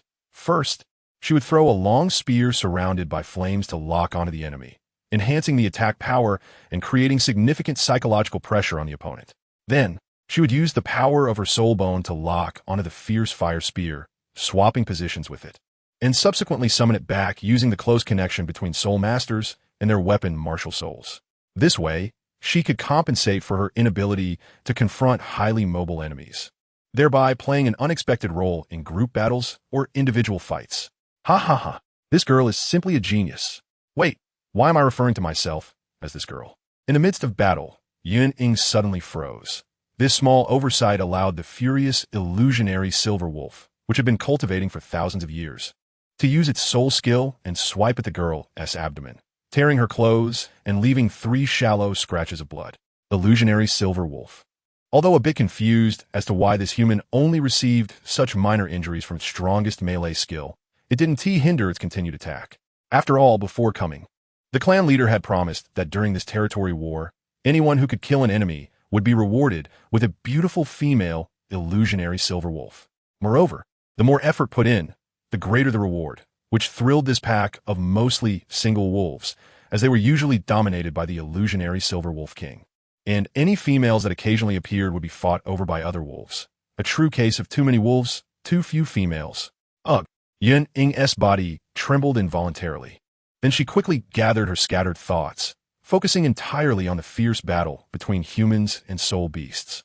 As for her torn clothing, she had no time to care. Those who achieve great things do not sweat the small stuff, especially in such a critical situation. Although she knew that venturing deep into the Douluo forest would inevitably attract powerful enemies, she dared not gamble, no matter if the probability was 99.9. There still existed that 0.1 chance, and she couldn't risk her life on it. She was not arrogant enough to believe she was the protagonist of this world, thinking she could always turn a dire situation around. Despite having the protection of the extreme north and the Douluo, what if these were false? In fact, ever since the mysterious ice and snow goddess in the extreme north exposed her identity as a traveler, she had become wary of this world. The previously smooth sailing had gradually led her into complacency, but this time it undoubtedly struck her with a wake-up call. Moreover, the ambiguous attitude of the Silver Dragon King, Gu Yuna, also left her unsettled. Although she had read many Douluo fanfics before traveling, where most protagonists were cool and effortlessly handled various powerful figures, the reality was that she was now living in this world. Thinking of this, Yun Ying's previously restless heart gradually calmed down. She would take every battle seriously, whether against soul beasts or humans, as she was not strong enough to flip the table at will, nor did she have the determination to do so. Therefore, she would be cautious before everything, all for the sake of becoming stronger. The fierce fire spear emitted a buzzing sound, seemingly pleased with its master's improved mindset, and the flames that erupted began to burn everything around, forcing the surrounding illusionary silver wolves back several meters. Yun Ying looked at the spear in her hand, her heart stirring slightly. It seems you also change with my state of mind. Does the divine spear have a spirit? The battle raged on against hundreds of illusionary silver wolves. The earth cracked, and flowers and trees vanished under such fierce combat. Dozens of soul beast corpses lay on the ground, making the scene extremely brutal. In the distance, aside from the illusionary silver wolves, Other Soul Beast factions were also eyeing the situation, seemingly preparing to take advantage of the two sides injuring each other. The magnitude of this commotion was beyond common reasoning. As for why those soul beasts came to attack the people of Shrek, that remained unknown. However, the people present were not foolish.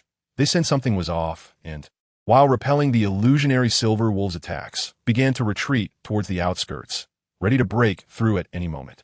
Yuehua! Zhang Lishuan's cold voice rang out as the bright full moon erupted with a terrifying radiance. Wherever the white light reached, everything melted away, and even the illusionary silver wolves caught in it could not withstand the onslaught. Those with higher cultivation fared slightly better, but those with only around 4,000 years of cultivation were left as nothing but a mass of flesh and blood, turning them into transparent wolves. The leading illusionary silver wolf king was furious, its eyes nearly bursting with rage. It would not allow its kin to suffer such harm. A piercing long howl erupted from its mouth, creating a powerful wind that knocked down the front line, including Chu Qingtian and El Xiaofeng. And Yun Ying was also significantly affected. Is it the illusionary wave? Zhang Lishuan's gaze was icy. This kind of attack was soundless and invisible, possessing a strong hallucinatory effect. And what was worse, it struck at the soul. The weak or those with wavering wills could be annihilated on the spot by such an attack. However, using this level of attack was also a considerable consumption for the illusionary Silver Wolf King. If it weren't for the heavy casualties among its kin, it would resort to using its trump card. The illusionary Silver Wolf King howled again, and its transparent body ignited with pale flames. Though the fire was not particularly fierce, it made witnesses feel dizzy. The most noticeable effect was that Chu Qingtian's speed significantly decreased, while El Xiaofeng barely held on due to his years of hardened will. Yun Ying, possessing various protections and a strong connection with the fierce fire spear, had a high resistance to such an attack. As for Ouyang Fenghua, she was in a worse situation. She had been providing buffs to everyone, and even with the recovery from the milk bottle, it barely made up for the consumption since she also had to withstand a small portion of the illusionary Silver Wolf's attacks. Now facing the illusionary Silver Wolf King, whose strength surged to nearly the level of 10,000 years by burning its essence blood, she could not help but tremble, blood flowing from her ears and nose, causing the buffs she provided to dissipate. Chapter 193. Capture Yun Ying after Ouyang Fenghua's amplification was forcibly interrupted. The confrontation between everyone and the Phantom Silver Wolves fell into a stalemate. If Ouyang Fenghua had provided assistance earlier, Shrek's side might have had some advantages. But after the Phantom Silver Wolf King used secret techniques and the amplification disappeared, the battle was completely at a standstill. Strange, according to records. The Phantom Silver Wolf doesn't have the skill to temporarily activate its own potential. Zhang Lishuan's face was serious as she controlled her martial soul to attack the enemy while thinking about how to break the deadlock. Ouyang Sr., can you hold on? Yun Ying leaped over to the blonde woman and asked with concern. I'm okay. Ouyang Fenghua covered her forehead, a painful expression appearing on her face. Blood flowed from her mouth, nose, and ears, her complexion pale, and her body trembled continuously, making people's hearts ache. Fifth soul skill, True Fire, 9 Heavens Fall. A delicate shout rang out, and dozens of golden red flames fell from the sky, crashing into the Phantom Silver Wolf pack, causing countless silver wolves to roar in anger and wail in pain. A striking figure leaped to the side of the two, her fiery red twin tails bouncing as she arrived. Wu Ming. Yun Ying, go support Lu Xiaofeng and the others. Leave Fenghua to me and Ruoruo for protection, and Lishuan will handle the crowd control. Wu Ming said urgently. Yun Ying nodded and jumped to the side of Chu Qingtian, who was surrounded by the Phantom Silver Wolves, using her fire gun to clear out a space. Currently, there were still 103 Phantom Silver Wolves alive on the battlefield, and among the 20 ancient-level Phantom Silver Wolves that had followed earlier, 12 were still alive. Not to mention, there was the temporarily enhanced Phantom Silver Wolf King, whose combat power could rival that of ordinary 10,000-year soul beasts. It could be said that the current situation was extremely unfavorable for Shrek. Lu Sr., I'm here. The brown-haired girl jumped to Lu Xiaofeng's side, who was surrounded by the Phantom Silver Wolves, her long spear dancing as she deflected several attacking wolves. Lu Xiaofeng still wore his usual indifferent expression, but upon seeing that the newcomer was Yun Ying, whose strength far surpassed his own, his expression relaxed slightly. For someone like him, who was a martial arts fanatic. Being able to fight alongside a powerful soul master or compete together was a great fortune in life. Let's go. Yun Ying, the man said in a low voice, wielding his massive battle spear, a powerful dragon's pressure radiating from him. However, the opponent was the phantom silver wolf pack, which could match ancient dragon species, so this pressure didn't have much impact on them. Moreover, Lu Xiaofeng's martial soul, the Qi dragon battle spear, only contained a trace of dragon's soul aura. If his martial soul underwent a second awakening, the effect would be significantly enhanced. Okay, piercing cloud. Yun Ying held her spear and charged forward alongside Lu Xiaofeng. Although it was their first time cooperating, they gave the impression of having been partners for many years. The long spear and great spear complemented each other, with rolling flames and soaring battle intent intertwining, causing many phantom silver wolves to hesitate to advance. They were not machines. They had flesh and blood, being living beings born of heaven and earth. Naturally, they could feel emotions like fear and terror. The famous director of the meat processing plant, Mr. AIC, once said, whether human or monster, they all feel panic when attacked, but super beasts do not have such emotions. Clearly, the phantom silver wolves were not super beasts, so they could experience such feelings. And now, they were facing a combined assault from two of the top soul masters under 20 at Shrek Academy, which would be terrifying. In the deepest part of the Douluo forest, the Lake of Life, the stunning silver-haired woman looked at the image reflected in the glowing orb in her hand and couldn't help but sigh. I clearly wanted that little one to take this opportunity to come see me. But instead, she's playing around. Xiong-jun, standing nearby, said ominously, Master, should I go and knock her out and bring her over? While saying this, Xiong-jun was weaving a sack from vines with his hands, not knowing how this burly bear could manage such a task. Before the silver-haired woman could speak, Tian noticed the oversight in Xiong-jun's words and hurriedly bowed to apologize. Master, Xiong-jun's brain is a bit slow. Please do not blame him. After saying this, Tian kicked the hefty Xiong-jun more than 10 meters away, then used his soul power to create a layer of black light, suppressing Xiong-jun in place, forcing a 5-meter deep pit into the previously lush grassland. It seemed Tian was truly angry. Usually, Xiong-jun's shatter could be overlooked, but this time, in front of the master, he was being so reckless. Not beating him to death, right? There was already showing mercy based on their past relationship. Xiong-jun, if you can't speak properly, then please keep quiet. The master's thoughts are not something your bare brain can comprehend. A person in a dark purple traditional dress, with light purple dragon patterns winding around it, and adorned with small purple gemstones, looked stunning.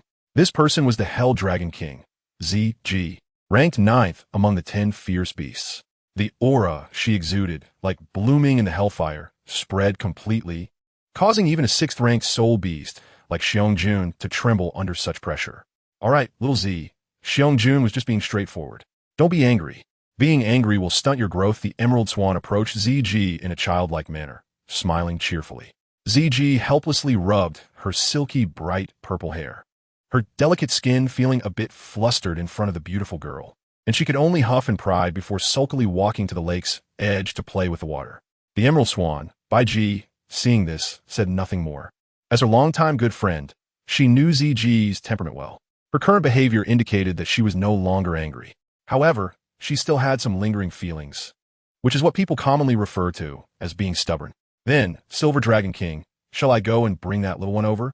It just so happens that we get along quite well, Bai Ji proactively offered. As for whether they actually got along, it can only be said that the two were not familiar with each other, and Bai Ji's words were clearly nonsensical. In the silver-haired woman's beautiful eyes, waves of light flowed as she expressionlessly watched the disputes among her subordinates, as if watching a farcical show. However, when Bai Ji's words were spoken, her expression shifted slightly. Her red lips parted, and as they moved, they exuded endless temptation. All right, let her cool down her playful thoughts. Understood, Silver Dragon King.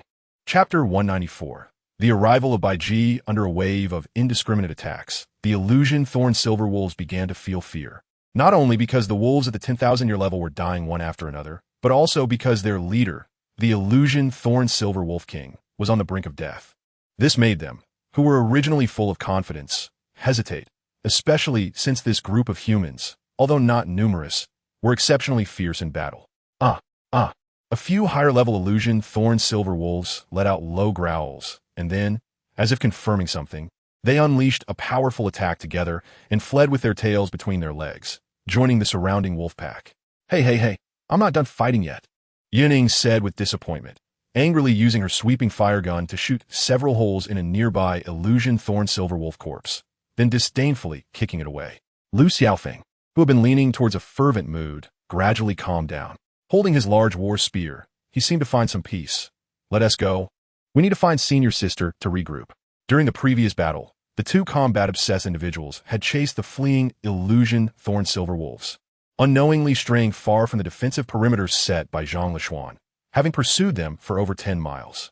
Due to the wolves fleeing in fear for their lives, the two had managed to kill several but still failed to deal with all the illusion thorn silver wolves, even letting about 70% escape, which made Yun Ying fume with anger, even though she had no beard to puff out in frustration. Let us go, Yun Ying, Lu Xiaofeng said, casually carrying his war spear, his tone calm, as if the bloody battle just fought was nothing worth mentioning. Even when facing difficulties, he still fought to the end, unafraid. I've long heard of your strength, even being considered unbeatable among your peers. Today, seeing it for myself, it truly matches what the rumors say. Given time, you will surely be able to walk the path that is almost a dream for all soul masters. Why are you saying this? Yun Ying, who was preparing to head back, paused and looked at Lu Xiaofeng in confusion. The latter was calmly leaning against a tree, fiddling with a piece of dogtail grass he had plucked from the ground, rolling the fluffy part into a ball and flicking it away. It's nothing. Our Lu family has always had a tradition of being single-minded, respecting and admiring the strong. This action is actually my father's intention. He hopes I can get closer to you, and it would be best if I could marry you back home. As Lu Xiaofeng said this, a hint of shyness crept onto his otherwise calm face. Yun Ying. Dude, do you want to listen to what you're saying? The girl struggled to speak. Lu Senior, is this also your father's idea? Lu Xiaofeng stroked his chin, thinking carefully for a long time before replying. Pretty much, after all, my father never taught me how to pursue a girl. Moreover, what I aspire to is the supreme martial way. Trivial romantic feelings are not worth half of it. Yun Ying was still in a state of mental shutdown, and at that moment, an unexpected figure arrived at the scene. Dressed in a light green off-shoulder long dress with wide sleeves and tassels, draped in a semi-transparent light yellow shawl adorned with sparkling patterns, the woman was barefoot. Her toes, sculpted like a work of art, were painted with the same light green nail polish. A portion of her smooth white calf was exposed, with skin so smooth it could make many women envious. I'm sorry to interrupt your confession, young man, but I have something important to discuss with this girl. The beautiful woman parted her red lips, and her words made Yun Ying's heart tremble. Sure enough, the one who was meant to come has arrived. Yun Ying was not unfamiliar with the identity of the woman. She was Bai Ji, the sole beast that had given her the natural mark, and also the first male to kiss her forehead besides her family in her 2 lifetimes. So her impression was extremely deep. Yun Ying was about to speak when she suddenly noticed Lu Xiaofeng beside her was on high alert, and her heart sank. She quickly moved closer to him, then waved her hand in front of him, forcing herself to calm down. Lu Senior, this is my distant cousin. I still have some matters to attend to, so I'll go ahead. And can you not tell Senior Sister? Just say I discovered a soul beast suitable for me and want to hunt it, or you can come up with some excuse on the spot. A distant cousin? Lu Xiaofeng was taken aback. The materials his father provided didn't mention that she had a distant cousin. More importantly, her enrollment materials stated she was an orphan. Where did this distant cousin suddenly come from? However, Lu Xiaofeng didn't say much. To him, everyone had their own secrets, and seeing the girl's expression, it seemed she had something important to deal with. After pondering for a while, he spoke. Then how will you handle your 6th soul ring? If you take too long, Senior Sister 1T wait for you, and if she reports to the academy, neither of us can bear the responsibility. What he said was very straightforward, and everyone present could understand. Just as Yun Ying was about to speak, the green-haired woman gracefully moved closer to the girl, wrapping her arm around her fair neck with a gentle smile. You don't need to worry about that. I will help her obtain a suitable soul ring. Now, hurry back to your senior sister. Lu Xiaofeng awkwardly said, What do you mean by my senior sister? Senior sister is the common senior sister of all disciples in our inner court. Relax, no matter how you say it. She yes from your side, right? Seeing the boy nod, Bai Ji continued. So what I said isn't wrong, all right. Let us go, my dear Yun Ying. Wait, what s with that strange nickname? Don't mind it watching the two take to the air and leave in the blink of an eye. Lu Xiaofeng simply didn't rush to return. He sat down cross-legged on the spot, a trace of contemplation in his black eyes. For the boy, he didn't know whether this action was right or wrong. But seeing the green-haired woman and Yun Ying so close, practically shoulder to shoulder, he thought she probably wouldn't be in danger. No, he definitely should tell senior sister about this. Lu Xiaofeng completely forgot about what Yun Ying had said earlier, even though he hadn't explicitly agreed to it. Chapter 195. Declaration. Bai Ji used her soul power to envelop Yun Ying, and within a few breaths, they arrived at the lakeside of the Life Lake located in the center of the toDouluo forest. Here, Yun Ying encountered several soul beasts she had met before, as well as a mysteriously appearing pit. Lord Silver Dragon King, Yun Ying has been brought here. Bai Ji respectfully bowed slightly. After receiving a nod from the silver-haired woman, she quietly retreated to the side, leaving the space to the representatives of humans and soul beasts. The brown-haired girl with red eyes looked up at the Silver Dragon King, who was a head taller than her. One of the Silver Dragon King's arms was crossed over her chest, while the other supported it. Her slender fingers pointed at Yun Ying's chin. Then, she turned to Tian and the others standing nearby and said, "You all can leave for now. By the way, the Emerald Swan stays here." Tian and the others naturally treated the Silver Dragon King's words as a decree, bowing and leaving. Before departing, Tian made sure to fish out the Bear King, who had fallen into the pit, dragging it away as they disappeared into the ancient forest surrounding the Life Lake. "Little one, we meet again." Gu Yuna's demeanor remained as cold and aloof as ever, like the bright moon in the sky. Under such an aura, even Yun Ying, who had been smoothly supported along her journey, felt a bit intimidated and didn't know how to respond.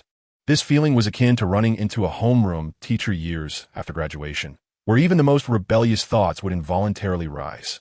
"There's no need to be afraid. I am here regarding the previous matter." Gu Yuna noticed the girl's anxiety, releasing her grip on Yun Ying's chin. With a wave of her hand, 4 stone benches and a stone table appear by the lakeside. She then sat on one of the benches and gestured for the girl to come over.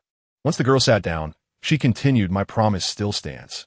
If you refuse, I will let you go as agreed, and I will assist you in times of trouble. Additionally, if you refuse, the blessings you receive from the toDouluo will be taken back, but the toDouluo will still maintain a friendly attitude towards the extreme north, which will not change due to a minor incident." After saying this, Gu Yuna glanced at the 9-color bracelet Yun Ying was wearing. The girl immediately understood and fell into deep thought.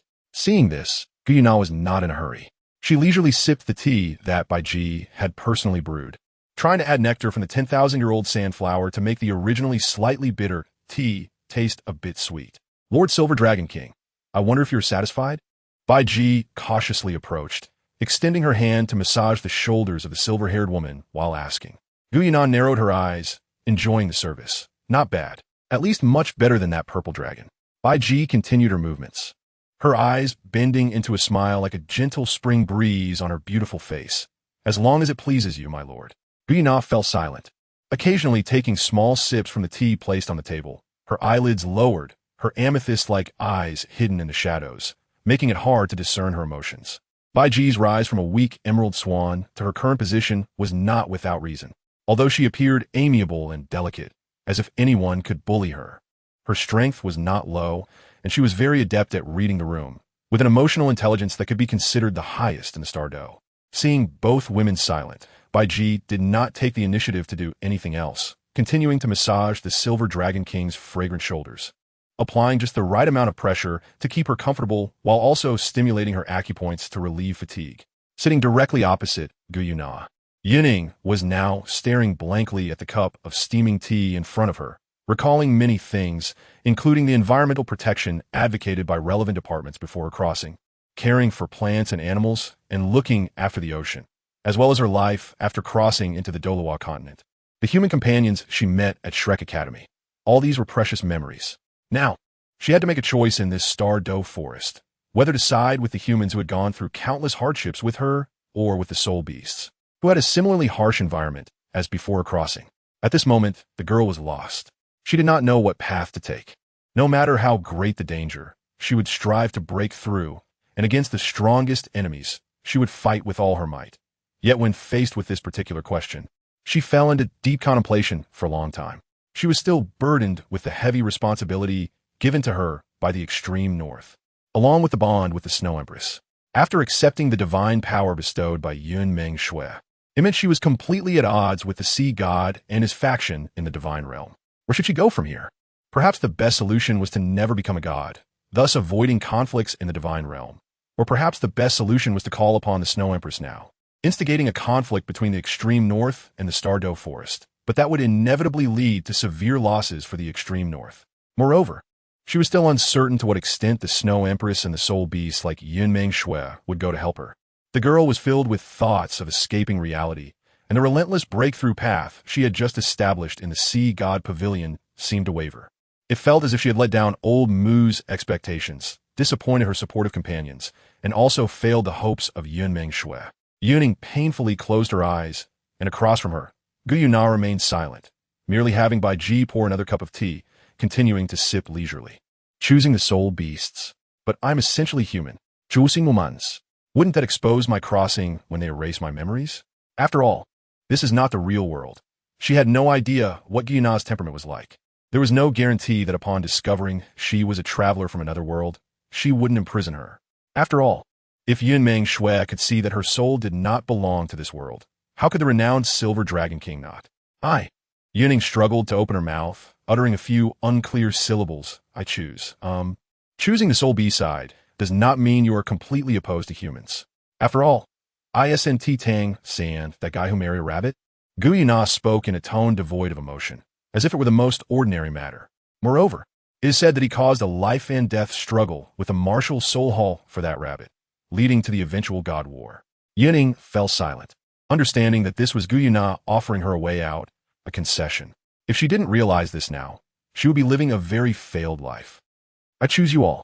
After a brief contemplation, the girl raised her head, her gaze gradually becoming resolute. Guyuna seemed to have anticipated this outcome, her deep purple eyes fixed on her, a slight smile curving her lips, making her already stunning beauty even more captivating. Good choice. Now, let me formally introduce myself. I am Guyuna, also the Silver Dragon King who governs elements and spiritual power, representing the soul beast side. Welcome to join us. She extended her long, pale right hand. Yuning was momentarily taken aback, but then placed her hand on it. I am Yuning, and thank you. Chapter 196, The Sixth Soul Ring. By the way, you haven't obtained your sixth soul ring yet, right? Just in time. Let BG take you to find a suitable soul beast. Guyuna turned her head and signaled the green-haired woman standing nearby. The latter understood and slightly released her soul power, causing a wave of emerald green ripples to surge in the air. Countless green light spots gathered, forming a pair of pure white swan wings. BG stepped forward and took Yun Ying's little hand, then flapped her wings lightly, soaring into the sky. Guyuna then returned to her stone circular seat, resting her delicate hand on her chin. Her eyes, as translucent as amethyst, shimmered with light, while her exquisite face remained calm as water, making it hard to discern her inner emotions. After a long while, she finally spoke. Daitian, how is the cooperation with the evil eye tyrant in the Sunset Forest going? The black-haired man who had been waiting outside strode over, then knelt on one knee, a strand of golden hair fluttering in front of his forehead, resting at the corner of his eye, complementing his dazzling golden gaze, reporting to the Lord. The current progress is not optimistic. The other party seems to have reached some agreements with humans, and many humans have been traveling back and forth to the Sunset Forest recently. A considerable number of them even worship the evil emperor, believing that he is the supreme ruler of the soul beast realm. As Daitian said this, his eyes were filled with flames of anger. In his view, the Lord's majesty was not to be infringed upon. Oh, interesting. Guyuna changed her hand to support her face, her gaze deepening as she fixed her eyes on the black-haired man kneeling before her, slowly speaking. That evil eye tyrant hurt you before, right? Since he is so oblivious to the times, then don't blame us for being impolite. Yes, my lord. Daitian suddenly raised his head, his expression fervent. He was ready to move, at Guyuna's command, to pacify the Sunset Forest. Divider. BG was leading Yun Ying on the way to obtain the soul ring. Along the way, the beautiful and stunning green-haired woman did not treat humans with hostility like most soul beasts. Instead, she enthusiastically shared various wonders of the Douluo Great Forest with Yun Ying, occasionally telling a few jokes that made the latter laugh uncontrollably. So, although their pace was not fast, most of the time BG accompanied Yun Ying to admire the scenery. This did not become an excuse for her to dampen other spirits. despite having seen these things for over 10,000 years. From this, one could see BG's high emotional intelligence and her way of dealing with people. All right, the soul beast I prepared for you is right there. A dragon roarbone beast, aged 130 for 180 years. Happy times are always short, and soon, the two arrived at a basin. In the basin, a strange soul beast composed entirely of skeleton was napping, perhaps sensing the approach of living beings. Its hollow body suddenly erupted with bursts of crimson flames, and then, supported by dozens of long bones, it slowly stood up. Its massive body was nearly 100 meters tall and over 500 meters long. Just the bones supporting it were 40 to 50 meters high. At first glance, this soul beast could hardly be described as an animal. It resembled a terrifying undead creature that had not yet gone extinct. The burning flames and mottled skeleton seemed to tell the world about the suffering and hardships it had endured. No. Ying was a bit dumbfounded. As a top student of Shrek Academy, she naturally recognized this type of soul beast. And it did not surprise her that it could have such a massive size. The starred Douluo Forest was, after all, the largest forest on the Douluo continent and a habitat for countless soul beasts, covering an area of hundreds of billions of square kilometers. It was not an exaggeration to give birth to a soul beast of this size. Moreover, the territorial consciousness of various powerful soul beasts could infinitely extend the covered area of this forest. However, what left her dumbfounded was that the soul beast BG found for her was actually a dragon roarbone beast, and such a high-level one at that. Didn't she consider whether she could handle it at all? BG's sister, won't this be a bit? Yun Ying cautiously looked up at the green-haired woman with a gentle smile. After all, the latter was over 7 meters tall, while she was only 68 meters. I don't mean to complain about this old beast, but I feel like I might not be able to absorb it. How about we change to another one? Are you kidding? Her fifth soul ring was only around 30 to 40,000 years, and the sixth soul ring jumped directly to 130,000 years. That's a leap of 100,000 years. As for whether she could defeat the dragon roarbone beast, that was not even in Yun Ying's consideration since BG was here. Even if she couldn't defeat it, she could call for help. No, you must absorb this one. To her surprise, upon hearing this, BG frowned and then spoke with undeniable authority. Don't worry, Lord Silver Dragon has already instructed everything. When you stand in front of the dragon roarbone beast, I will protect you, and it will willingly sacrifice itself to you. What? Yun Ying's face was filled with shock. Truly, the Silver Dragon King was generous. All right, what does it think? Thinking this, Yun Ying shifted her gaze to the massive skeletal structure in the basin. Roar the Old Bones have no objections. This old bone pledges loyalty to Lord Dragon God. The Silver Dragon King is the embodiment of the Dragon God's will, and this old bone will definitely obey the orders of Lord Silver Dragon. The dragon roarbone beast exclaimed, looking up to the sky and roaring a few times, then spoke human words, its tone filled with uncontrollable excitement. Yun Ying. BG. All right, I get it, you're a fanatic. Hurry and sacrifice. I'll protect you. BG rolled her eyes. She had no good attitude towards such a single-minded and brainless fan. The dragon roarbone beast said nothing more. It seemed to have been reprimanded by BG many times. Moreover, in terms of influence, BG was light years ahead of it. It was not easy to finally get a task, although it was to sacrifice to a human. The dragon roarbone beast heard from its master that this little girl was the main force for future large-scale counterattacks and also a bridge between humans and soul beasts. Receiving such a task was enough to show how much Lord Silver Dragon valued it. In its opinion, thinking of this, the dragon roarbone beast couldn't help but dance with joy, while the two above the basin watched the giant skeletal structure dance, all covering their faces. All right. This old bone can't wait any longer. Hurry up and let me merge with you. After dancing, the dragon roarbone beast lowered its head under BG's murderous gaze, its fiery eye sockets fixed on the young Yun Ying, excitedly shouting, You, behave yourself.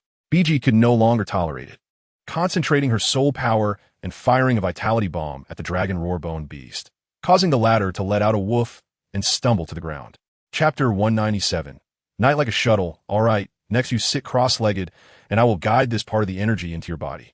BG's expression was unusually serious, completely contrasting with her usual ease, which made Yun Ying feel a wave of pressure. As for the longing bone beast, it remained blissfully ignorant, rolling around in the mud like a silly fool. The bones clashed against each other, producing a harsh, scraping sound, while the eerie flames roasted the originally damp earth until it became dry and brittle, crumbling to dust at a light touch. Several black lines appeared on BG's pristine forehead as she used her soul power to form a binding net to cover the longing bone beast. Speaking with an unfriendly tone, "Be quiet, stop bouncing around like a weaned baby." Oh, oh, oh, oh. The longing bone beast's proud howl was abruptly transformed into a whimpering sound like a small dog. It obediently stood still, and the flames that once filled its skeletal frame suddenly shrank down to a small black-red orb, quietly hovering above its head. BG felt a bit of a headache. She helplessly rubbed her temples and then turned around to speak kindly to Yun Ying, who had already settled into a cross-legged position. "Yun Ying, now clear your mind. I will guide the power of the longing bone beast to merge with your body, striving for maximum absorption. You don't need to worry about the part that isn't absorbed. I will store and seal it in the soul ring, and when your cultivation improves in the future, the seal will automatically lift." "Okay, Sister BG." After careful consideration, Yun Ying nodded, then closed her eyes, attempting to empty her mind and body. At the same time, the fire spear appeared involuntarily, and a wave of heat surged forth. But BG merely raised her hand slightly, and the heat was contained within a meter around Yun Ying, no longer leaking out. Next, she began to guide the power of the longing bone beast to merge with Yun Ying. Due to the longing bone beast's overly carefree nature and its occasional strange thoughts, BG was skeptical about allowing it to control the sacrificial process entirely, which is why she took over the task. At least if something went wrong, she could ensure Yun Ying wouldn't be harmed.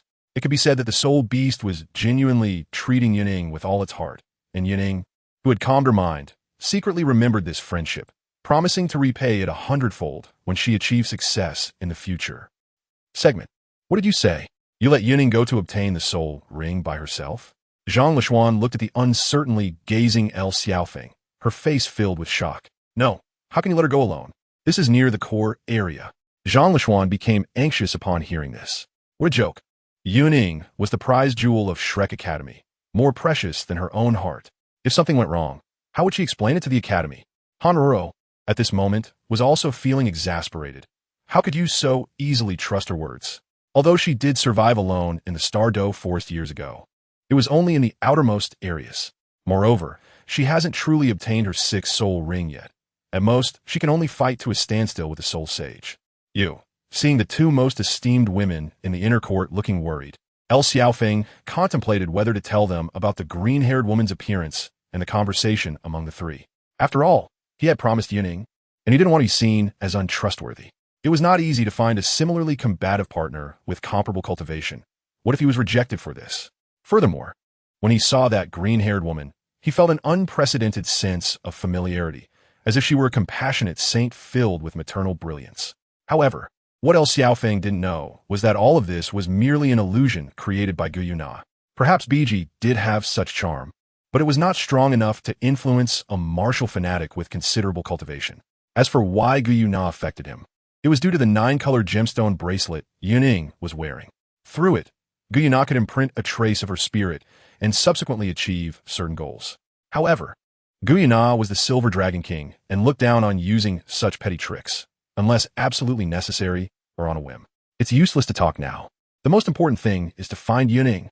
Zhang Lishuan's expression was serious as she paced back and forth, her delicate hands supporting her chin while her other arm crossed over her chest. The senior sister of the inner court was now in a panic. There was no choice but to call Elder Yi for help. Moreover, there were still people in the team who had not obtained their soul rings. Thinking of this, she glanced at Chu Qingtian and Wu Ming, who were chatting and laughing in the distance, her brows knitting together. Just as she was about to take action, a dark purple figure suddenly appeared in front of the three. The figure was draped in a dark purple robe that was large enough to envelop her entirely. She wore a black hat, and a light purple veil clung to her face, revealing only a pair of enchanting and seductive fox-like eyes.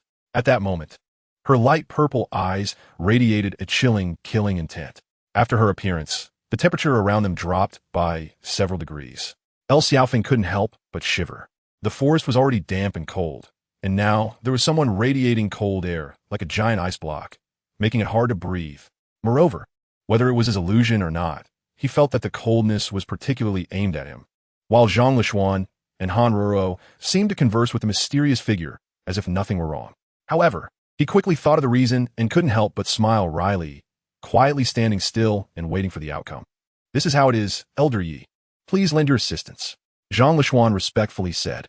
The mysterious elder before her was naturally the protector of the soul beast hunting team, whose real name was Yi-Rushuo. She was the guardian of the Shrek Inner Courts Library, a super Douluo at level 96, titled Night Kill.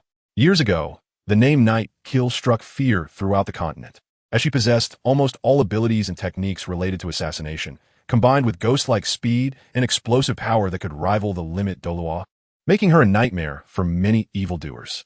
Countless unworthy souls had already perished at her hands. At this moment, the renowned Night Kill Douluo was filled with killing intent. She had already sensed that Yun Ying and El Xiaofeng had wandered far away, but just as she intended to follow and protect the two, a sudden mental daze forced her offline for 5 minutes. 5 whole minutes. Who was behind this? Could it be the ferocious beasts deep in the Douluo forest? What were their intentions in finding Yun Ying? Yi-Rushuo couldn't bear to imagine. She briefly instructed Zhang Lishuan and then disappeared from her spot in a flash. Chapter 198. Long Night, the purplish-black shadow swiftly traversed through the forest, and the worries in her heart intensified as time passed. Although Elder Mu had warned the members of the Sea God Pavilion that Yun Ying possessed an extraordinary opportunity obtained from a soul beast, and that they should comply with her wishes unless absolutely necessary, it was evident that this voluptuous figure, cloaked in darkness, had already deemed the current situation as absolutely necessary. Moreover, the vast majority of soul beasts were cunning and treacherous, harboring a deep-seated hatred and resentment towards humans, emotions that could be traced back to the birth of the first soul master tens of thousands of years ago. Therefore, the elder was concerned that Yun Ying might encounter misfortune. She circulated her soul power, filling her veins with it, and a dark purple wave enveloped her body, exuding an aura of killing intent that spread invisibly around her, causing countless ancient soul beasts to tremble in fear. Although she might not be the strongest in the Sea God Pavilion in terms of cultivation, her murderous aura and ruthlessness could certainly rank among the top 3. As she entered a dark forest, she suddenly stopped, her face full of vigilance as she scanned the towering black trees around her. You've been discovered. Ethereal and eerie voices echoed, with sound waves almost taking on substance, desperately attempting to invade the sea of her consciousness. Yet, she remained unmoved. Only a tattoo resembling a flower appeared on her forehead, followed by a dazzling red light that erupted, instantly intimidating the source of the strange voices. Poof! A groan sounded, and a figure slowly emerged from behind a thick tree, revealing a human head. The pale and handsome face wore a strange smile, but upon closer inspection, one could see a heavy trace of hatred in the depths of its eyes. It's you. It seems that old fool from Shrek is quite fond of this little girl. The head spoke resentfully, its tone full of displeasure. Night Rushing, whose brow was covered by a hat, frowned tightly at this bizarre scene, feeling somewhat puzzled. What is going on? This guy seems to know me? Seeing that the black-robed figure had fallen silent, the head became enraged. Damn it. How could you forget me? That old bastard is truly despicable. As he spoke, the figure fully emerged from the trees, standing nearly 2.5 meters tall, yet not imposing, instead giving off an impression of being somewhat ghostly.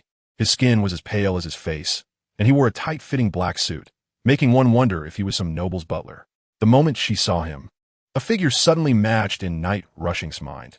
17 years ago, when she led her inner courtyard disciples to hunt for soul rings, they encountered this terrifying soul beast. Had it not been for another elder sacrificing himself to buy time, their entire team would have been wiped out, becoming fodder for countless soul beasts. Yao Ling, it's you. Night Rushing's expression turned grave. Later, she learned that he was ranked 10th among the 10 ferocious beasts, and for over 10,000 years. Almost no one had seen his true form. Those who had were usually followed by death, so no news ever leaked out. Now, he stood in her path, adding unprecedented pressure on her.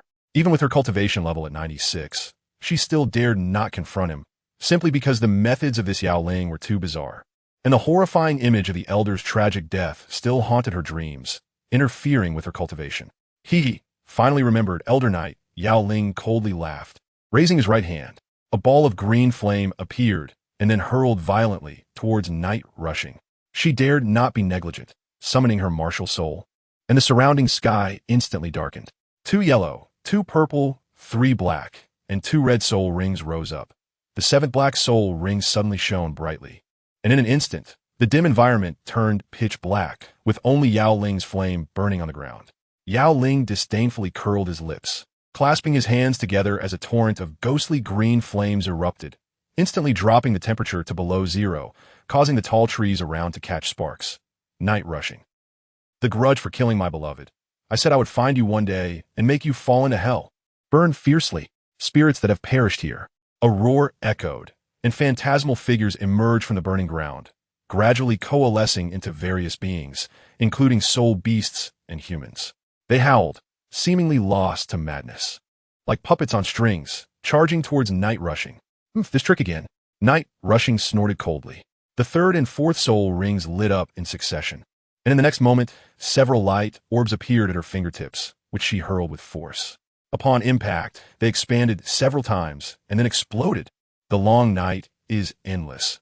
No matter how powerful you are, you cannot escape the need to endure day and night. And my martial soul is this endless night. Night rushing spoke fiercely, her right arm glowing with a blood-red light, reflecting the flower tattoo on her forehead. An illusory dagger appeared in her hand, and then her legs also glowed. Along with the first and second soul rings, her speed surged to an unprecedented level, gripping the dagger and fiercely attacking Yao Ling. First soul skill, Night Blessing. Second soul skill, Dark Spirit. Shared unique soul bone skill, Acceleration. With a sharp slash, it was blocked by a beast soul that suddenly appeared before Yao Ling, failing to land a hit. Night rushing quickly evaded, waiting for the right moment to launch another attack. Clang! The sound of metal clashing rang out as Yao Ling raised his arm, which glowed with a silver-gray light. But it was of no use. When Night rushing retreated, a feeling of pain from bursting veins engulfed Yao Ling's entire body, and his arm exploded, flesh and blood scattering everywhere. Even as powerful as Yao Ling was, he could hardly withstand such a fierce and rapid assault. I want to see how much soul power you have to support such attacks. Yao Ling's eyes widened with rage, as the blood-red dagger and the ability to ignore defenses, along with the flower tattoo on her forehead, were all powers related to his beloved beast. Using the power of Yao Ling's beloved to attack him, it had to be said that this was something only Night rushing could do. What is wrong? Thinking about your beloved who died tragically? Night rushing's cold and mocking voice came from the darkness. If you want to blame someone, blame it for being too weak. I don't even know what attracted you to her. It's only been over 20,000 years. If it weren't for her excellent ability, I would even bother absorbing her soul bone. Shut the hell up. Yao Ling was enraged, almost having his eyes pop out.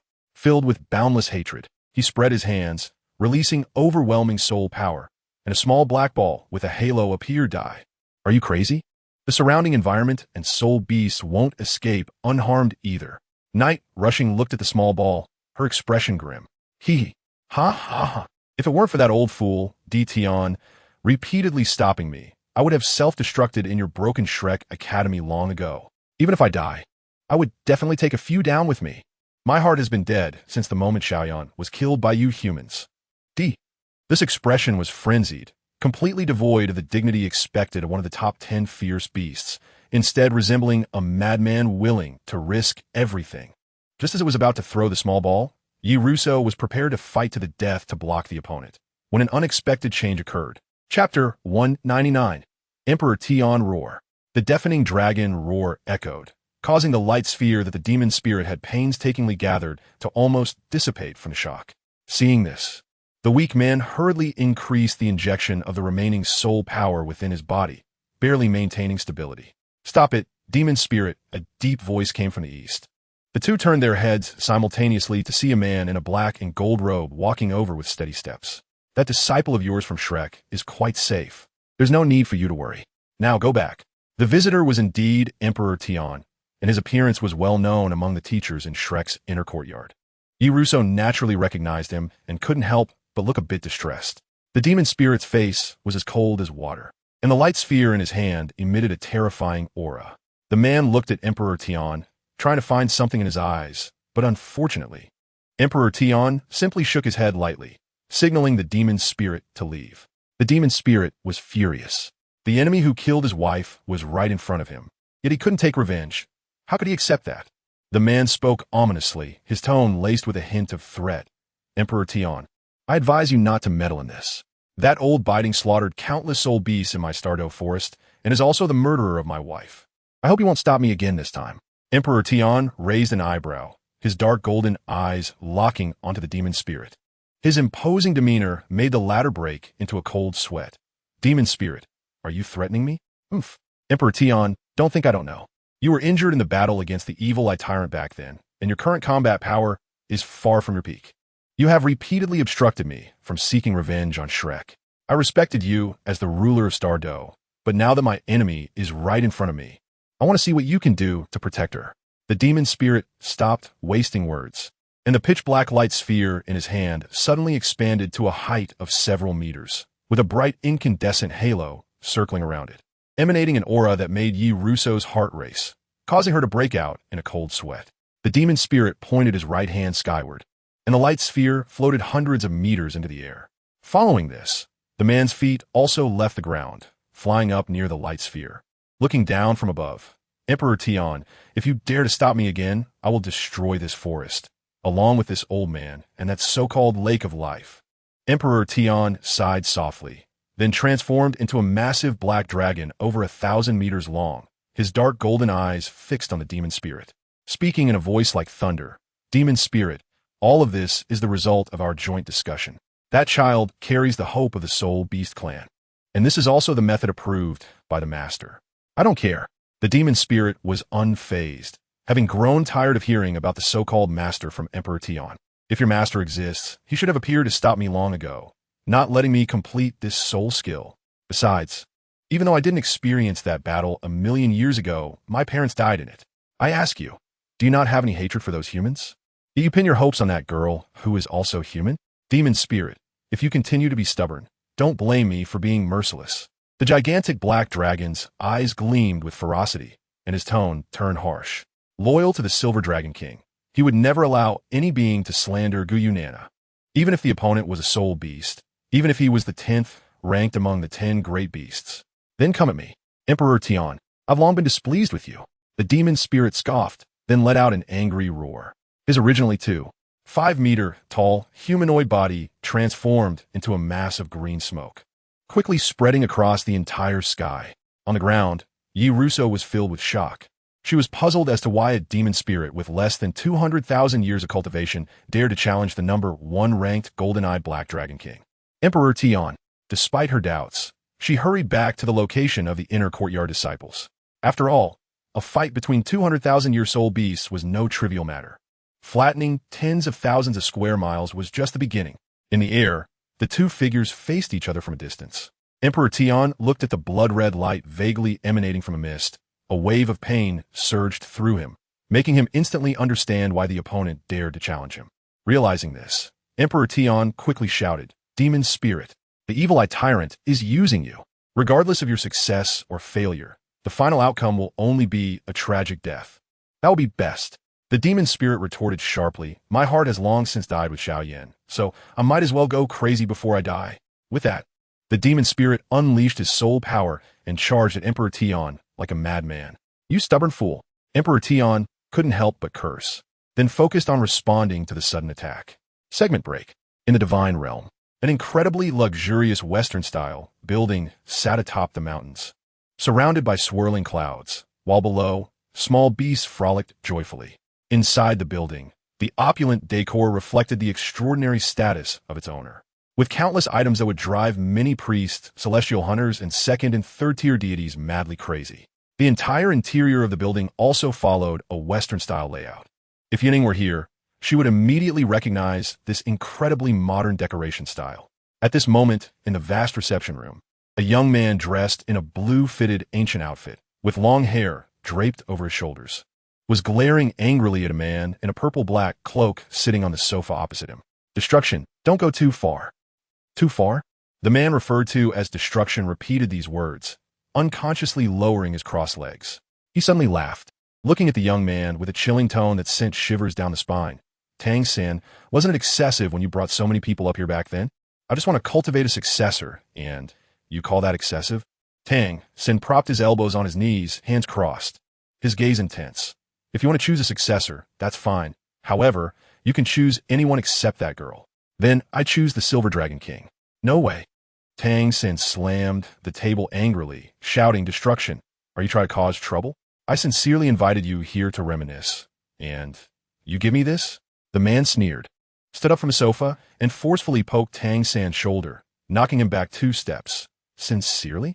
You probably just wanted to show me who's boss. Don't worry. The situation you desire, I will deliberately not let it happen. Do you think you are the biggest in the divine realm? Let me tell you, the god of destruction, have not placed you in my eyes. Regardless, I'm still the successor of the Azura god. I'm also a member of the Divine Realm Council. Then let's wait and see, the god of destruction said with a cold smile, slowly disappearing from the scene, leaving Tang San, who looked as heavy as water. Yun Ying, Shukai, who on earth are you? No matter what, this Douluo star is still my Douluo star. This divine realm is also my divine realm. P.S. From this chapter onwards, the pace picks up. If anyone has any opinions, feel free to leave comments, and I will read them all. Chapter 200. Yun Ying with a dark expression. Tang San turned around and happened to lock eyes with a brown-haired girl with scorpion braids, causing him to freeze in place. Sengu, what does the god of destruction want with you? The brown-haired girl looked worried as she stepped forward and gently wrapped her arm around his. You look unwell. Do you need me to give you a massage? Feeling the warmth from her arm, Tang San's originally tense and dark face melted like ice in hot water. He forced a gentle smile, lightly touching the girl's long hair, and said softly, Xiao Wu, it's fine. It's just that I had a little friction with the god of destruction. He still holds some grudges about the time I took Mu Bai and Hong Jun to ascend to the divine realm. Trust me, everything will pass soon. Xiao Wu lowered her head, her big black eyes filled with worry. She had actually been lingering outside the reception room for a long time, eavesdropping since the god of destruction arrived. She was clear about what they had discussed, but she didn't want to reveal it herself. She wanted Tang San to say it first, but now it seemed the girl's silence made Tang San feel a bit flustered. He gathered his thoughts and quickly reassured her, Don't worry, Xiao Wu. Everything will be all right. Right now, the god of destruction is eyeing me, and his intention to seize control of the divine realm is obvious. He even intentionally pushed the 2 great kings of good and evil away. So at this moment, we need to stay calm and wait for him to show a flaw. Sengu, who is that girl? Before Tang San could finish, Xiao Wu interrupted him. He was taken aback, not expecting Xiao Wu to know about this matter. Countless thoughts flashed through his mind, and he ultimately pinned the informant on the god of destruction. As it seemed, they were the only 2 gods who had noticed Yun Ying. God of destruction, don't let me catch your weakness. Tang San's expression gradually turned cold, and anger burned uncontrollably in his heart. Xiao Wu, who had ascended to the divine realm, had never seen Tang San like this before. Her tearful eyes suddenly narrowed, and her expression changed to one of shock. Is this still my Sengu? Xiao Wu, wait for me at home. I need to handle something, Tang San said coldly. After saying this, he was about to leave, but seemed to remember something. He turned to give Xiao Wu a kiss, but she instinctively dodged. Both of them froze for a moment. Tang San remained silent and didn't say more. Before Xiao Wu could urgently explain, he pushed the door and left. Sengu. Xiao Wu was stunned, not understanding why she had to dodge. Her body trembled for an unknown reason. Perhaps she was afraid of the current Tang San. No fear? Why should I be afraid of Sengu? Sengu. Xiao Wu sat in place, hugging her slender white legs, staring blankly at the door. Suddenly, she felt a chill all over. It seemed she was like a canary raised in captivity. Cut line, in the starred Do Great Forest. Bai Ji looked seriously at the distant sky, which was shrouded in a green mist. A massive black dragon occasionally appeared within it, and each low rumble of the dragon was accompanied by violent explosions and tremors of the earth. Not far from her, Yun Ying was sitting cross-legged on the ground, reaching a critical moment in absorbing her spirit ring. Although the 6th spirit ring was offered voluntarily by the spirit beast, it was still a powerful dragon race that had fought in various battles, and the immense energy and occasional cold, killing intent emanating from it made Yun Ying frown slightly. What should we do now? Bai Ji sighed lightly. As a 10,000-year level spirit beast, her senses were extraordinary, and she could see through the thick green mist. Understanding the 2 sides of the battle, the golden-eyed black dragon king Di Tian and the demon spirit, Bai Ji naturally had an impression of the demon spirit. But in her memory, although the demon spirit was a bit temperamental, it wouldn't fall out with Di Tian. Moreover, his beloved was killed by humans. Wait, killed by humans? Bai Ji suddenly understood the reason for the falling out between the demon spirit and Di Tian. It was simply because of the girl beside her. Not long ago, the Stardo and the extreme north nearly went to war because of this girl. The green-haired girl suddenly felt speechless. Where did Lord Silver Dragon King find such an active ancestor? Like a rare treasure, attracting countless people to fight over. Sigh, because of you, little one. Stardo has been through a lot of disasters recently. Bai Ji sighed deeply but quickly adjusted her state. But that's okay. At least in this era, we still have the auspicious beasts, and besides, you are also a great treasure to us. Before she could finish her sentiment, Bai Ji suddenly noticed that the girl in front of her had completed the absorption of the spirit ring. Her bright eyes were filled with anticipation as she looked at Bai Ji. Be ahem, little one, you've finished absorbing it. The woman cleared her throat, attempting to cover her embarrassment. Yun Ying pouted, looking a bit displeased. If you don't want to praise me, then don't. With a deadpan expression. Bai Ji didn't argue, but gently squatted beside her and smiled. How was it, little one? Was the absorption process smooth? It was a very nice experience, Yun Ying nodded. Noticing the distant battle, she was about to stand up but was stopped by Bai Ji.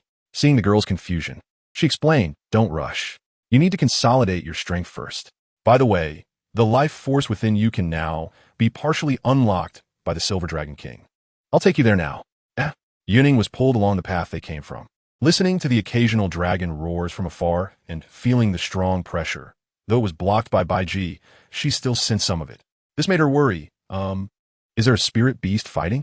I feel like it's Senior Tion. Aren't you going to help with the battle?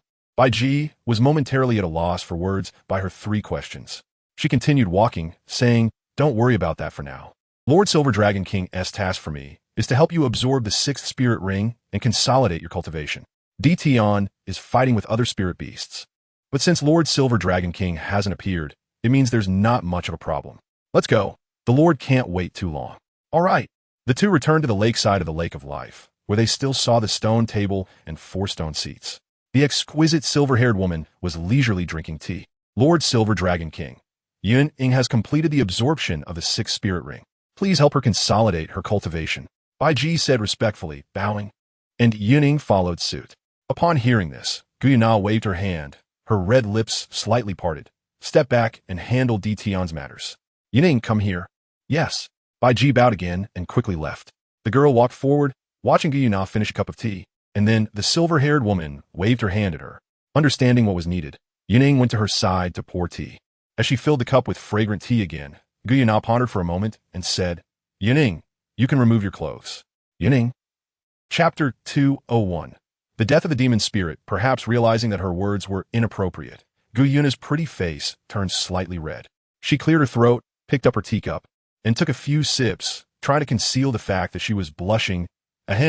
Consolidating your cultivation doesn't actually require removing clothing. But I need to lift a bit of the seal I placed within you earlier, and removing clothing is the most effective way to do that so. As Guyuna spoke, her voice grew softer. She had her own plans in mind, which involved transferring a portion of the life force within the other party to help herself recover from her injuries. The best way to transfer a life force was through a mutual connection of minds, a balance of yin and yang. However, Guyuna believed that she and Yun Ying could not achieve such a connection.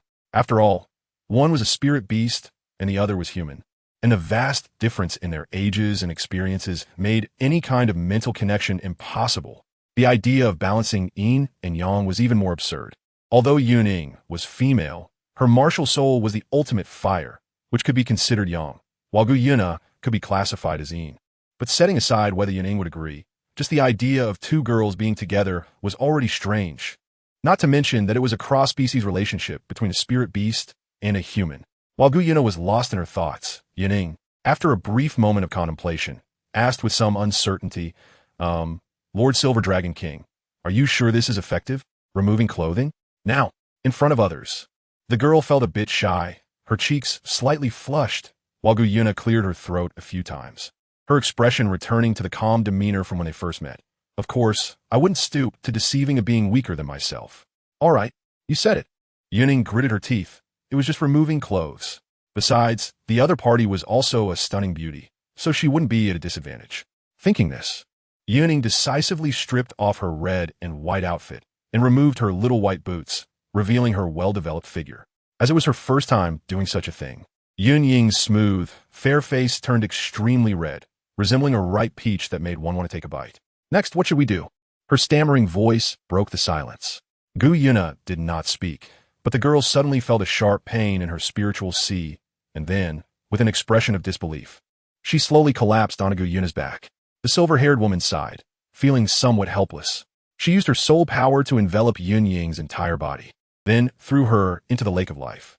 After channeling the vast amount of soul power and mental energy within her to firmly seal the lake of life, she followed suit and jumped into the water, finding Yun Ying, who was radiating silver soul power in the center of the lake. Gu Yuna quickly swam over with the aid of water elements. She then wrapped her arms around the girl's waist, holding her in an embrace. Unbeknownst to them, Gu Yuna's clothing had also quietly slipped away, and the two embraced each other, slowly sinking to the bottom of the lake. On their bodies, silver and gold-red energies intertwined. And between the two forces, a brilliant green light radiated a warm aura. Separator, outside the Douluo forest. Luxion, take the team back to the academy as quickly as possible and inform any Sea God Pavilion elders you can find, and have them notify the Pavilion Master to make a decision. As soon as they left the Douluo forest, Douluo II urgently assigned tasks to Zhang Lixian, who immediately understood and decisively led the remaining students away. Douluo II, not caring about anything else, turned around and returned to the place where the two spirit beasts were battling. I must catch up. Douluo II swiftly maneuvered through the forest. After all, her speed and attack power ranked among the best at Shrek Academy, so she was not just a name without substance. On the other side, the battle between the golden-eyed black dragon King Ditian and the demon spirit had already reached a fever pitch. Ditian, who had been renowned on the Douluo continent for a millennium under the name of Beast God, naturally possessed unfathomable strength. Surprisingly, his opponent was clearly just a spirit beast of less than 200,000 years, but had fought for a full hour. This led to some spirit beasts, hidden in the shadows and far stronger than the demon spirit, harboring some ill thoughts, but that was a story for later.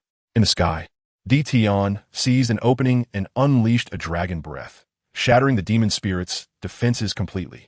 The originally expansive dark green mist that filled half the sky was now reduced to a range of just 1 meter around the demon spirit. The crimson power that did not belong to him had also been completely exhausted. Demon spirit, I didn't expect that the evil emperor would actually grant you source power. Ditian's dark golden eyes showed shock. This was completely different from the cowardly evil tyrant he knew. It seems you have paid a great price. However, all of this is over. To dare to offend the master, death is inevitable, and living punishment cannot be escaped. Ditian let out a long roar.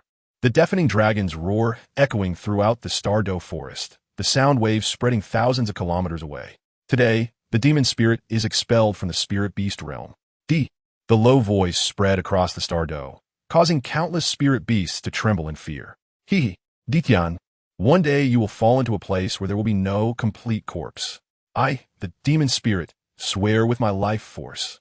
I will bring you future tribulations, filled with my anger and hatred. Ha ha! The demon spirit's words were filled with unwillingness as he let out his final roar, causing the heavens and earth to change color. Ditian's heart tightened. This was a path taken with one's life to sever his future. Now, he could only hope for that human girl.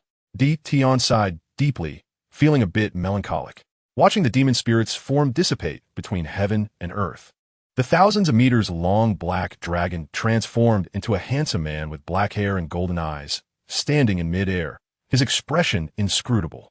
Ditian at that moment, a gentle female voice sounded. The man turned his head and found Bai Ji stepping through the air.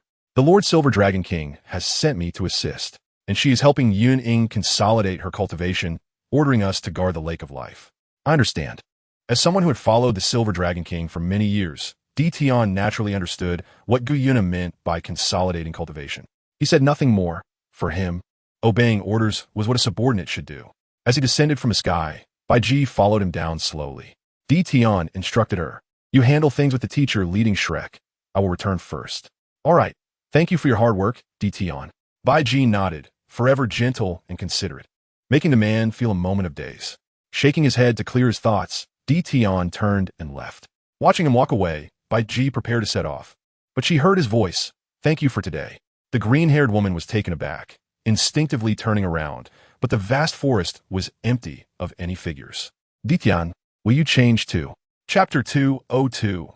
Evil Emperor, Lord of Destruction, is supreme. In the divine realm, within the forest of destruction, a figure exuding a terrifying aura stood amidst the towering trees, clad in a purple cloak that obscured his face. Only 2 red lights flickered within the depths of the hood, rendering his facial features indistinct.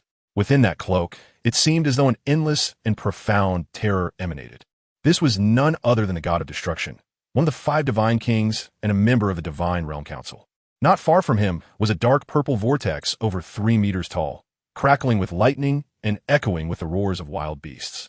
Occasionally, a terrifying pressure surged forth. However, all of this seemed to have no effect on the god of destruction, who maintained his indifferent expression while watching the vortex before him. Buzz. Crackle. A chilling sound of friction emerged from within, causing the god of destruction to furrow his brows in displeasure. He shot a dark purple energy arrow into the vortex. And soon after, a pained scream echoed from within. Ugh. Lord of Destruction, I know I was wrong. Please, have mercy and spare me. Oomph. If you dare to pull such tricks again, don't blame me for being ruthless. The god of destruction snorted disdainfully. After all, he was merely dealing with a bug from the lower realm, daring to flaunt its power so brazenly before him. In the Moon and Sun Empire, within the forest of evil spirits, a man with a blood-red mask covering his face knelt on the ground in agony, clutching his eyes as blood slowly trickled from them. Clearly, the recent attack from the god of destruction had severely injured this infamous evil emperor, known for his mental attacks on the continent.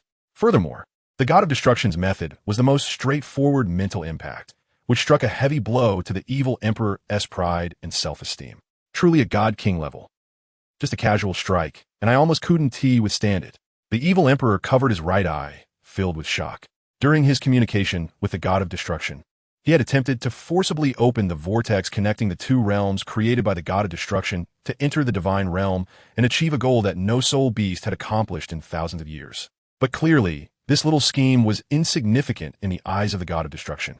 Despite his lingering resentment towards the god of destruction's actions, the evil emperor understood that the other party was not someone he could provoke.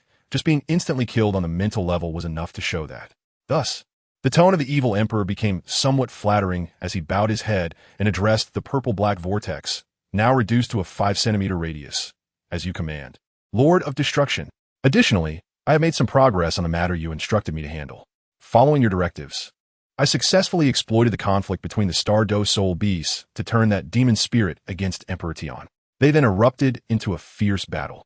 Although the demon spirit was killed, it was of little concern, as it successfully weakened a portion of Emperor Tian's power. Not bad. You are indeed a perceptive fellow. On the other side, the god of destruction casually praised him, but his handsome face, obscured by the hood, remained cold, showing no signs of emotional fluctuation regarding this matter. Upon hearing this lukewarm compliment, the evil emperor's heart soared with joy, and he quickly continued, My lord, also, the human girl you instructed me to keep an eye on has some peculiarities that I have discovered. Oh, the god of destruction finally showed interest, removing his hood to reveal a handsome face marked by the passage of time. His red eyes burned like ghostly flames in the night sky, exuding a fierce aura. Go on.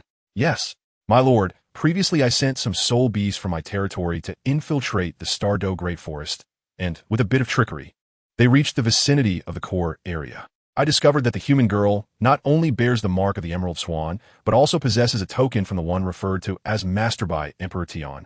Furthermore, according to the information I gathered, she previously contained an immense life force within her body, but it suddenly vanished one day. However, she still appears lively and vigorous, so I suspect she must have been sealed by someone, and the number of individuals capable of achieving this across the continent is no more than 5. As for the perfection of this sealing, I suspect it was the existence behind Emperor Tian who intervened. The god of destruction chuckled, a cold smile forming. The existence behind Emperor Tian? The Silver Dragon King, perhaps. The mention of the Silver Dragon King sent a shiver down the evil emperor's spine, as he felt he was hearing something extraordinary. Just as he held his breath to listen further, the god of destruction in the divine realm interrupted his musings. Any other discoveries? Of course. Of course. The evil emperor sighed inwardly, thinking this was pointless. Damn god of destruction. Too cautious. However, at least knowing who the existence behind Emperor Tian was could be considered a gain. Collecting his thoughts, the evil emperor continued his report. From a human girl, I detected the aura of the ice goddess from the extreme north, and it seems her power is quite formidable. At the very least, I believe that even Emperor Tian would surely lose against the original owner of that power. The god of destruction listened quietly, suddenly developing a strong interest in the girl closely watched by Tang San. Who could possess power from the extreme north? Decades ago, the dragon god fell into chaos, and the deities of the divine realm united to slay him, only to cause him to split into the golden and silver dragon kings. Now, the golden dragon king was sealed in the divine realm, and the silver dragon king fled to Douluo II, with many divine beasts either dead or crippled. And now, in the extreme north of Douluo II, there was still a force exceeding that of Emperor Tian. Interesting, truly interesting. Tang-san, I wonder how much you understand about this situation. The god of destruction's lips curled into a slight smile. He increasingly wished to meet the girl named Yun Ying to analyze what she contained within her. If possible, it wouldn't be out of the question to grant her a divine position from his ranks. You've done well. This is a reward for you. The god of destruction, in a good mood, casually released a wave of destructive energy into the evil emperor's body through the vortex. The latter's eyes widened in shock as he felt the overwhelming power within him, quickly lowering his stance and repeatedly expressing his gratitude. The god of destruction rubbed his ears, growing impatient with the flattery, and was just about to retract the link between the two realms when he suddenly realized there was still something he hadn't conveyed. By the way, keep a close watch on that imperial divine beast from Douluo. If necessary, eliminate her. The evil emperor stopped his flattery, immediately kneeling on one knee, though the other party might not see him, and shouted loudly, willing to go through fire and water for Lord of Destruction. I, the evil tyrant, shall not decline. That's for the best. The god of destruction waved his hand and closed the link, then prepared to seek out his wife, the goddess of life, because he had a hypothesis that needed verification. Chapter 203, Turbulence in the Wind and Clouds. Tang-san, you think you have acted flawlessly, but in reality, I have long since sensed your little schemes. Whether it is allowing your daughter to descend to the lower realm or maintaining close ties with those two beasts, I know everything. Do you think I don't know the tricks you've played on that so-called imperial beast on Douluo II? You underestimate me too much. The god of destruction swiftly traversed the forest, a cold smile tugging at the corners of his mouth. At this moment, the battle for dominance in the divine realm between him and Tang-san has officially begun. Separator, in the depths of the Sun and Moon Empire, an evil forest, the evil tyrant, dressed in a blood-red robe, watched as the dark purple vortex gradually transformed into particles of light, dissipating into the air. His mind deep in thought. It seems that the god of destruction is plotting something. But why would a god king go to such lengths to target an incredibly weak human girl? No. While that is possible, the probability is too low. So, is he targeting the silver dragon king he mentioned? The more the evil tyrant thought about it, the more likely it seemed. He had fought a great battle with Emperor Tian in his early years. Although he was defeated, he managed to escape unscathed. The reason his escape went so smoothly might be due to the guidance of the silver dragon king behind him. After all, with Emperor Tian's character, being humiliated by him would surely lead to revenge. It would be very uncharacteristic for him, as a dragon, not to destroy the evil forest he ruled. Unfortunately, I initially thought I had made him feel wary and fearful, but thinking back, wasn't I just a clown in his eyes? With the Lake of Life and by Ji's presence, the fierce beasts of the Douluo are recovering quickly from their injuries. However, I wonder if the Lake of Life can heal mental injuries. It seems I also need to expand my influence. After pondering for a long time, the evil tyrant suddenly remembered that there's a forest within the Sun and Moon Empire called the Sunset Forest, which is said to contain a peculiar place. After much deliberation, he decided to incorporate the Sunset Forest into his domain and accelerate the corruption of the Holy Spirit sect, with the aim of controlling the Sun and Moon Empire through these lowly, evil soul masters. However, this decision would ultimately bring trouble to Huiyuhao and others, who were obtaining their fourth soul ring in the Sunset Forest. Of course, that is a story for later. 3 days later, in the core area of the Douluo Great Forest, near the Lake of Life, poof, suddenly, a massive wave surged up in the calm center of the lake, reaching nearly 1,000 meters high, piercing the clouds and transforming into a fine rain that fell to the ground, nourishing the entire core area. On the wide lawn, the 4 individuals who had been sitting on the stone seats, created by Guyu Na, chatting and drinking tea, suddenly stood up, their expressions shocked as they watched this scene. They were all beings at the top tier of cultivation on this continent, so they naturally sensed the immense vitality contained in the wave of water and the fine rain that began to fall. It is not an exaggeration to say that the life energy contained in these water elements is comparable to the entirety of the past Lake of Life. This was an astonishing discovery, leaving the 4 standing there looking at each other, unsure of what to say. Emperor Tian, what is Lord Silver Dragon doing? Schultz Yun asks, puzzled. For him, who was simple-minded and strong, he did not understand what was happening. He had only heard Bai Ji mention that the Silver Dragon King was helping the human girl solidify her cultivation. Thinking of this, Xiong-jun felt a bit indignant. Why would the noble and aloof Silver Dragon King personally help a human girl solidify her cultivation, lowering himself to a human's level? How could you, a foolish bear, fathom the intentions of our master? A woman with a voluptuous figure and long, purple hair sneered, speaking disdainfully. Upon hearing this, Xiong-jun's face immediately fell. He glared at the woman angrily and said, Hell Dragon King, don't think that just because you have Emperor Tian backing you, I, Xiong-jun, will be afraid of you. If you have the ability, come out and duel. Afraid of you? You're just a stupid bear. The purple-haired woman hugged her ample bosom, speaking with a proud tone, her demeanor reflecting the arrogance of the dragon race. Emperor Tian frowned, clearly displeased with their constant bickering and fighting. Enough. What are you two doing? If our master wakes up and sees us fighting among ourselves, what will she think of us? ZG, go over there and reflect by the tree. Xiong-jun, you also keep your mouth shut. Don't pry into matters that don't concern you.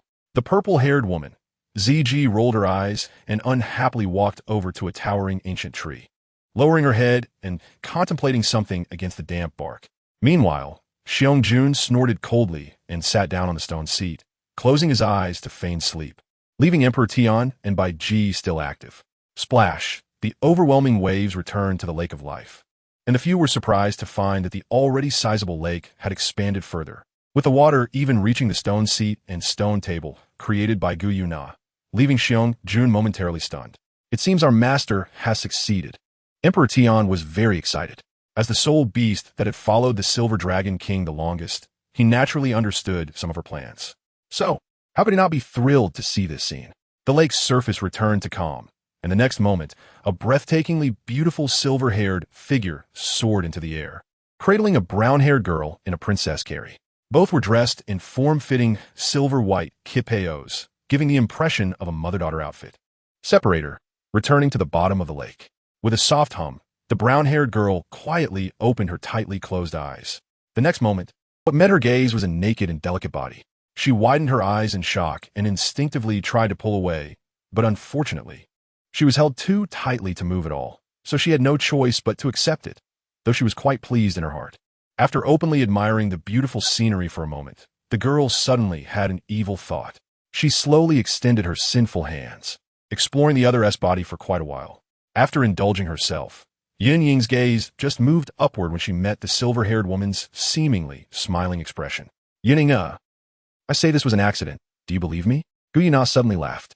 Since entering the Douluo Great Forest, she had never encountered such a bold being, which inevitably gave her a sense of absurdity. Looking at the girl's flushed face and her hands with nowhere to go, the silver-haired woman was unfazed. Your value to me far exceeds this, so I want to mind, but please keep your hands to yourself. Otherwise, I will use some unconventional means to eliminate your thoughts. Yes. Chapter 204. Wait. Shrek Academy. In the Sea God Pavilion. With a crisp snap of her fingers, the cloak on Yi Russo fell to the ground, revealing her anxious expression. At this moment, she was pacing back and forth like an ant on a hot pot. Meanwhile, the old man with white hair was leisurely reclining in a rattan chair, swaying gently. Beside him was a solid wood table intricately carved from millennium-old peach tree, adorned with vivid dragon and phoenix patterns. At the same time, another old man, also with a head full of white hair, displayed a completely different demeanor. He was completely focused on a roasted chicken in his hands, seemingly indifferent to everything around him. Old Xian, Pavilion Master, I think we should immediately send troops to demand the return of people from the Douluo Forest, instead of just sitting idle in the academy. After much deliberation, Yi Russo finally voiced her thoughts, her stunningly beautiful face filled with killing intent.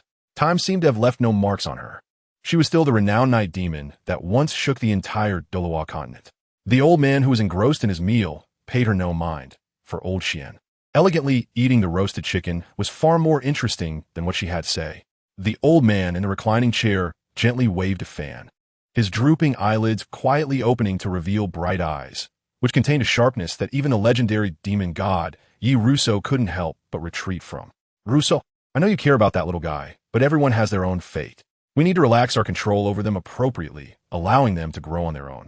What Shrek needs is not fragile flowers in a greenhouse. His tone became somewhat serious as his gaze turned to the vast sea god lake outside the window. Moreover, the situation on the continent is no longer what it used to be. We need to nurture not only students, but also Shrek's future position on the continent. We cannot let Shrek's reputation built over thousands of years be ruined in his hands. Mu-Un's eyes narrowed slightly. After being treated with the golden healing, he was already much better than before.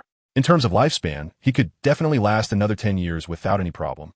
Therefore, he wanted to use this remaining time to deal with the pressure from the Sun-Moon Empire, ensuring that even if he couldn't eradicate the ambitions of those madmen, at least the future generations would live more comfortably. Yeruso beat her lip lightly. Her eternal youth was largely related to the soul beast she hunted, the beloved of the spirit beast, a more than 10,000-year-old other shore flower. Pavilion Master.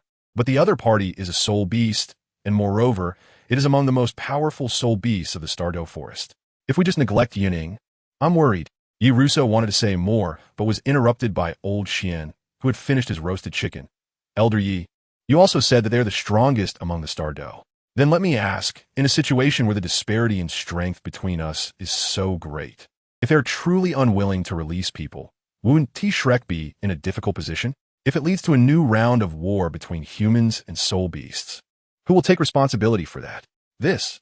Yi Russo fell silent. She had actually considered this situation, but this beautiful woman, whose thoughts were still somewhat naive compared to the old foxes in the Sea God Pavilion, felt that not taking some action might disappoint the disciples. Old Xian finished the entire roasted chicken and took another one from his spatial ring to continue eating, his tone deep. Little Yi, I understand your feelings. After all, I made a big mistake back in the day, and just recently, it was thanks to that little guy that my guilt has lessened a bit. Therefore, I can understand your current thoughts. However, I hope you can also understand the difficulties faced by the Academy. First, the pressure from the Douluo is too great, and it is very difficult for us to find forces that can match them. After all, this is an internal issue of our Academy, and those countries will not help us. Big countries are like this, not to mention those small countries that follow closely behind them. Moreover, once the Sun-Moon Empire learns of this news, it will be very unfavorable for our Academy in terms of public opinion on the continent. However, haven't the inner court disciples been complaining about the lack of suitable inspection team tasks? If after 3 days, the Douluo still does not release people, then treat this as an emergency mobilization and distribute it. Those who complete it can offset 10 regular inspection tasks. Old Qian took a big gulp of wine, then heavily smashed the wine gourd onto the wooden table. With a crisp sound, a crack appeared in the perfectly rounded gourd, spilling some fine wine onto the ground. Old Xian. Yeruso. Muen. The atmosphere suddenly fell into an awkward silence. Yeruso kilirit herteroat. Breaking the deadlock. I heard that not long ago, the body sect sent several disciples to ask our Shrek for people, saying that their sect master is not particularly satisfied with his current successor and plans to cast a wide net across the continent. The previously outstanding Yun in the Continental Soul Master competition has also been considered. Mu-In calmly shook his fan and snorted. That old guy can't die from poison? This behavior doesn't match his usual style. By the way, I remember that our academy sent people to the Sun-Moon Empire for exchanges and studies, right? That little Yun should be among them, right? Yes. And he had an unexpected encounter in the Douluo not long ago, shaking the foundation of the Douluo's revival. Perhaps this is also part of the reason why those soul beasts are unwilling to let Yun Ying go. Old Xian analyzed gravely. Then his eyes sharpened, inadvertently carrying a hint of killing intent in his tone. If that is the case, then Yun Ying is in great danger. Pavilion Master, why don't I take Shrek as high-level combat forces to negotiate with those soul beasts? Calm down, Xuanzi. Mu-In remained lighthearted, with his wrinkled face showing no emotion. Long before, when Ling Luocheng was frozen into an ice block by the Snow Empress and thrown into Shrek Academy, he had already sensed something was off. Therefore, despite his frail body, Mu-In went alone to the extreme north and met the Ice Empress transformed into a human form, the Snow Empress. His shock at that time was beyond words, completely uncontrollable, and at that time, the Snow Empress had no good feelings towards humans except for Yun Ying. Thus, the two engaged in a fierce battle in the cold extreme north, nearly exhausting Mu-In's remaining lifespan. If it weren't for Yun Ying's later involvement, he might have perished in the snowfield.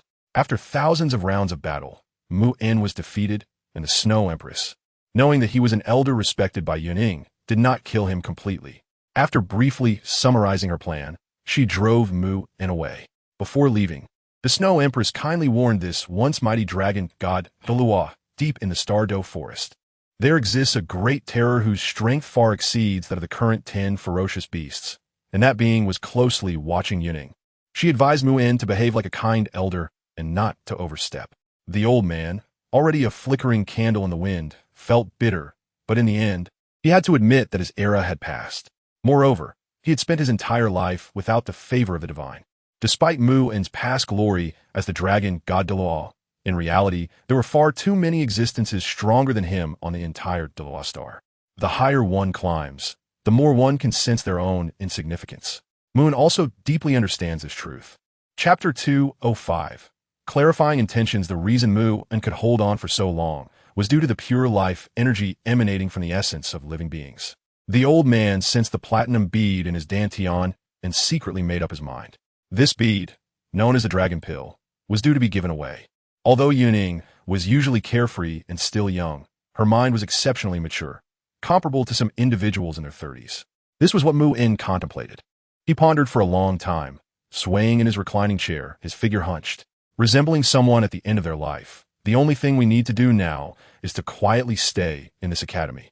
The outside world is turbulent, and this is not the era when we use to dominate. Yiru clenched her fists tightly, gritting her silver teeth, her beautiful and captivating face showing confusion.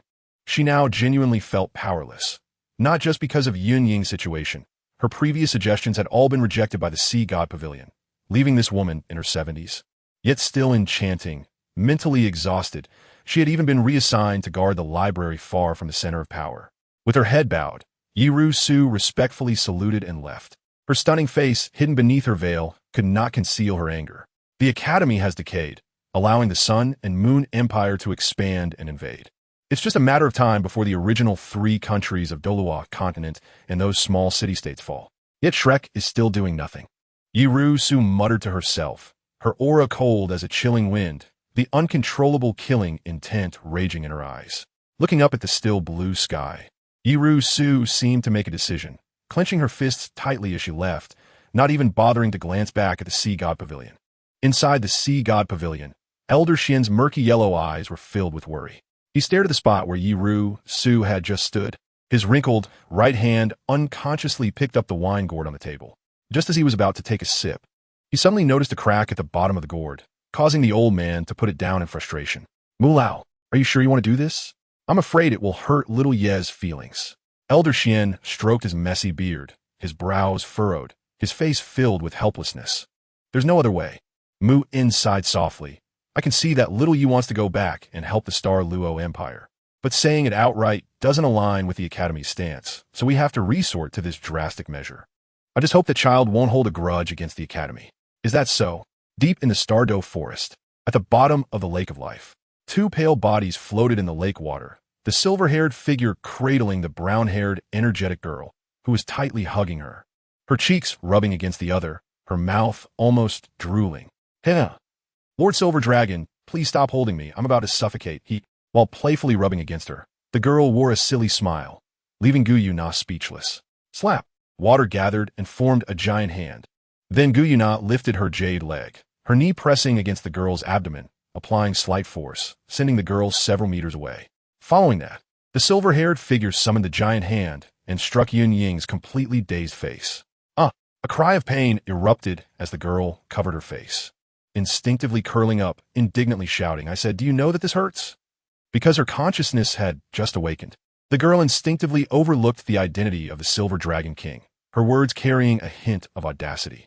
Yuna, furious yet amused, retorted, "Now you know it hurts when the hand hits your face? Who was it that was clinging to me so tightly and even fantasizing about me in their mind?" Despite her words, one could see that Yuna didn't actually harbor much anger. On the contrary, she found it quite amusing. After all, considering her limited contact with humans, this might be a form of expressing closeness and friendliness. At least, her immense spiritual power indicated that the other party harbored no malice and genuinely appreciated, even liked, her. Although this kind of liking was hard for Yuna to understand, it didn't stop her from casting more glances at the energetic girl. "Oh, these Yun Ying was momentarily at a loss, filled with indignation and confusion. How did Douluo know about her actions? No, the other party was the Silver Dragon King, and being renowned for her mental prowess and elemental control, it shouldn't be too difficult for her to know what was on her mind. This is so annoying. That means I have no secrets left. Watching the girl spiral into a frenzy for no apparent reason, Douluo crossed her arms and patiently waited, quietly observing as the latter flailed about in the lake. After a while, perhaps bored or growing impatient, Douluo once again manipulated the water elements, conjuring chains to bind the girl nearby. Then she turned around, and a flawless silver dress automatically appeared on her body, accentuating her stunning beauty. After dressing herself, Douluo effortlessly conjured a similar outfit for Yun Ying. Meanwhile, Yun Ying was still struggling hard, trying to break free from the water element chains restraining her limbs, and just as she was about to summon her soul power, she was astonished to discover a pure wind element and a thunder element had unexpectedly appeared within her body, both quietly residing in her dantian without any signs of rebellion. Even the notoriously volatile thunder element was behaving as gently as a kitten. What is this? Yun Ying was stunned, filled with confusion and disbelief. She once again used her mental power to scan her entire body. Her meridians were fine, her cultivation method was correct, her soul power circulation was normal, and her soul power was intact. Wait, why is there a hint of dark purple mixed in with my soul power? Douluo maintained her proud demeanor, looking at the girl who had sensed something was off, and chuckled lightly.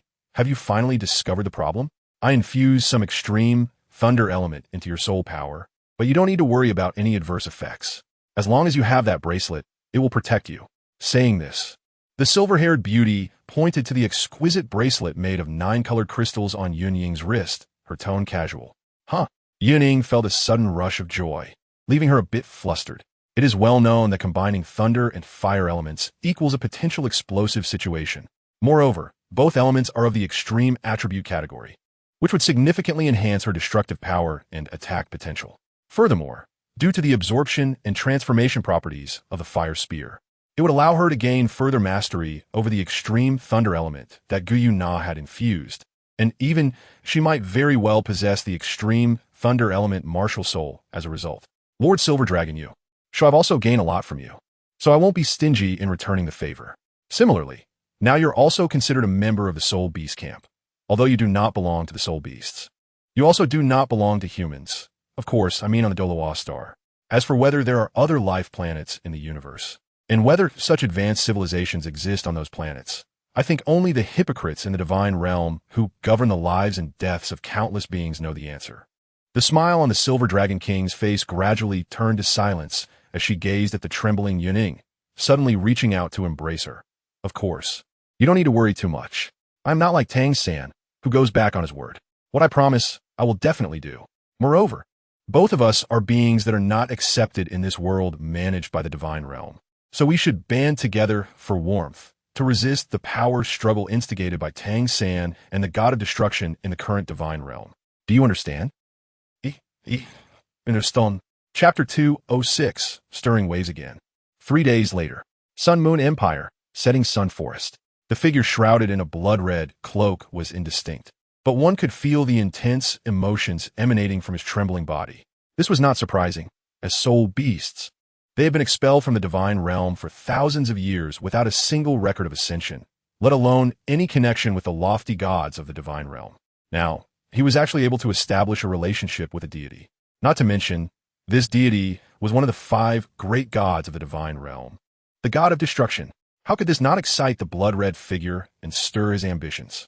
Just moments ago, the god of destruction had sought him out again and delivered an extremely important message. There was a being born in the extreme north, one that embodied destruction and devouring by nature. Therefore, the god of destruction specifically commanded the blood-red figure to cultivate this being to at least a level where it could contend with the Silver Dragon King. Although this requirement was quite challenging, the blood-red figure remained unperturbed because the god of destruction subtly hinted that he was indifferent to who possessed the authority of destruction. After all, no matter how powerful the other party was, they could never surpass him as the god of destruction.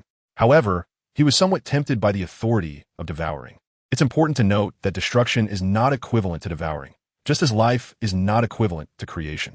Thus, even if the other party only possessed a trace of devouring authority, the god of destruction was still immensely intrigued.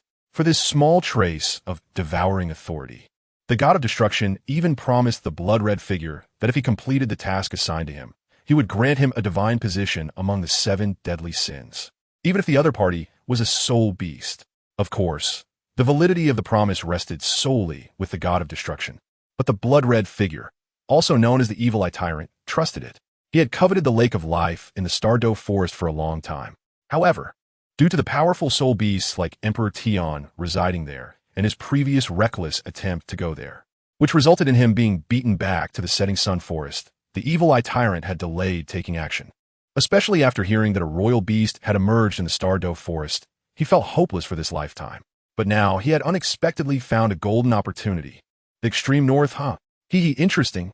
From within the blood-colored cloak, a pair of scarlet eyes flickered with light, and a tremendous killing intent was released from him, causing the setting sun forest to tremble, with birds and bees scattering in all directions.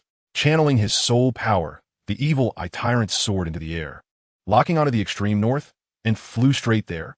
I am the emotionless dividing line. Shrek Academy. Inner Court. Xuanzi, release the inspection team mission. Yes. What? Yun Ying still hasn't returned. A pale hand slammed down on the table, instantly turning the seemingly sturdy wooden table into a pile of wood shavings, creating a cloud of dust that caused people to cough. However, the owner of the voice seemed oblivious to this, continuing to suppress her anger. Wu Ming, what have you been doing? Didn't I tell you before we set off to take good care of Yun Ying? What does that have to do with me? Yes, I admit you did tell me, and I followed your instructions. But 100,000-year soul beast suddenly appeared on the way. If you can beat it, then go ahead. Wu Ming, who also had a quick temper, did not back down, pointing at the fiery red-haired woman and scolding. Hey, my temper enough. What are you two making such a fuss about? Finally, Hanro couldn't hold back any longer, springing up and stepping between the two, using her soul power to push them apart. We all share responsibility for Yun Ying's abduction, but the main fault cannot be entirely blamed on us. The fact is, even if we swapped Ming-Er for you, Xiao Tao, you wouldn't have been able to stop that demon spirit. So what we need to do now isn't to argue meaninglessly, or even escalate into fighting. The only thing we can do now is to trust the Academy. We all know how important Yun Ying is, and the Academy will surely do everything possible to bring her back. Douluo, while that may be true, I still can't calm my anger. The fiery red-haired woman, also known as Ma Xiaodao, calmed down a bit, breathing heavily, her chest rising and falling, continuing. Why does Yun Ying encounter all sorts of crises every time she goes out? Hanruo fell silent for a moment. As a disciple who had been in the inner court for several years, she naturally understood this rapidly rising junior. But even so, she couldn't explain why Yun Ying was always in danger or on the brink of danger. All right, geniuses always need various kinds of tempering to grow. At that moment, a gray-haired woman and a refined middle-aged man walked over slowly. The gray-haired woman, looking at the few who had just been arguing until their faces were red, said sternly, Douluo is right. Instead of wallowing in self-pity, it's better to complete a few more inspection team tasks to help the Academy alleviate worries, allowing the Academy to free up more manpower to rescue Yun Ying. Senior sister, Dinyan, Lixian, you finally made it. I was about to have a headache. Honruru hurid over to gritar. Ming-Er, Xiao Tao, you two go do the tasks first, and Ruo, you go as well. The rest will be left to us. Yin Xiaozhe, standing beside Zhang Lishuan, spoke gently. Wu Ming and Ma Xiaotao exchanged glances, although they could see the unwillingness in each other's eyes. They did not dare disobey Yin Xiaozhe's orders, only able to snort coldly and leave. Din Yin, can you tell me what the Academy thinks about Yun Ying's abduction? Once the three left the room, Zhang Lishuan eagerly inquired of the middle-aged man. Yin Xiaozhe sighed helplessly. Even with his high status, he didn't know the Academy's arrangements. Elder Xian had only given them these teachers' tasks, requiring them to do their utmost to assist the disciples in exterminating evil soul masters and stabilize the disciples connected to Yun Ying. As for the outer court and the Sun Moon Empire, that was another matter. After all, news spreading would take some time. But for the inner court, they had to provide an explanation and reasoning. Lishuan, the Academy has already dispatched the Sea God Pavilion elders to the Douluo forest, and I believe we will know the results soon, so there's no need to worry. Yin Xiaozhe could only deflect, passing the ball back to the Sea God Pavilion. Zhang Lishuan, brother, I'm not an idiot. Zhang Lishuan had achieved the position of inner court master sister not only because of her solid strength, but also due to her high intelligence. so she naturally understood that Yin-Xiaozhe was deflecting. However, she had no way to counter it. After all, she was at the 99th level limit, invincible in the world, so she could only wait anxiously. On the other side, however, Ma Xiaodao had arrived at the Soul Guidance Department, borrowing a complete set of 8th level Soul Guidance devices from Fan Yu, and even purchased several fixed Soul Guidance bombs in her own name, ranging from 7th to 9th level. Although Fan Yu was not very willing to sell them to her, he had no choice but to believe her words about going to take down the evil Soul Master stronghold. However, this sale turned out to be problematic. Chapter 207. The Snow Empress battles the evil emperor. 2 hours later, in the extreme north, a blood-red figure arrogantly swept across half the continent, arriving at this frozen snowfield. Looking at the blizzard-swept expanse, the evil tyrant couldn't help but feel a sense of nostalgia. Upon reflection, this was his first visit to the extreme north, the territory of the ice goddess, ranked 3rd among the top 10 ferocious beasts. However, while the evil tyrant scoffed at the so-called top 10 ferocious beasts ranked by humans, he was quite pleased with his own rank of 2nd. At the very least, these humans were not completely blind and recognized his immense strength. Not long after the evil tyrant arrived, a graceful figure descended from the sky, slowly landing not far in front of the blood-red figure. Fixating her gaze on the pair of crimson eyes beneath the hood, the Snow Empress dared not be careless. Evil Emperor, why aren't you staying in your sunset forest? What brings you to my extreme north? Ha ha ha. I heard that the Snow Empress recently captured a being born from the heavens in the extreme north. I have come to take him back to my sunset forest and restore the immortal glory of my evil tyrant clan. The evil tyrant laughed heartily, appearing gentle. But his killing intent had long been locked onto the stunning figure before him. As soon as she made a move, he would stop at nothing to seize that being. A being born from the heavens? The Snow Empress frowned, realizing that the situation was not simple. As for who this being was, she already had the answer in her heart. But the problem was that the evil tyrant was far away in the sunset forest, crossing half of the Douluo continent. How did he know that she had imprisoned this being? Could it be that some soul beast had reported to him? In an instant, the Snow Empress's powerful spiritual energy swept across the entire extreme north, but she did not sense any unusual spiritual fluctuations, which made her even more suspicious. Furthermore, she had suppressed that evil being in a desolate area with no other soul beasts around, so what was really going on? The Snow Empress couldn't figure it out, but she knew she could not hand that evil being over to the evil tyrant. For that was what Yun Mingxiu had informed her. She still held great admiration and faith in this former ice goddess. So her words were equivalent to an imperial decree in the eyes of the Snow Empress. Well, have you thought it over? As one of the soul beasts most adept at using spiritual power, how could the evil tyrant not be aware of the Snow Empress's thoughts? However, he did not expose her, instead letting her play her part, maintaining an air of mystery. The Snow Empress coldly replied, I'm sorry, evil emperor, but I cannot hand over that evil being to you. Please leave.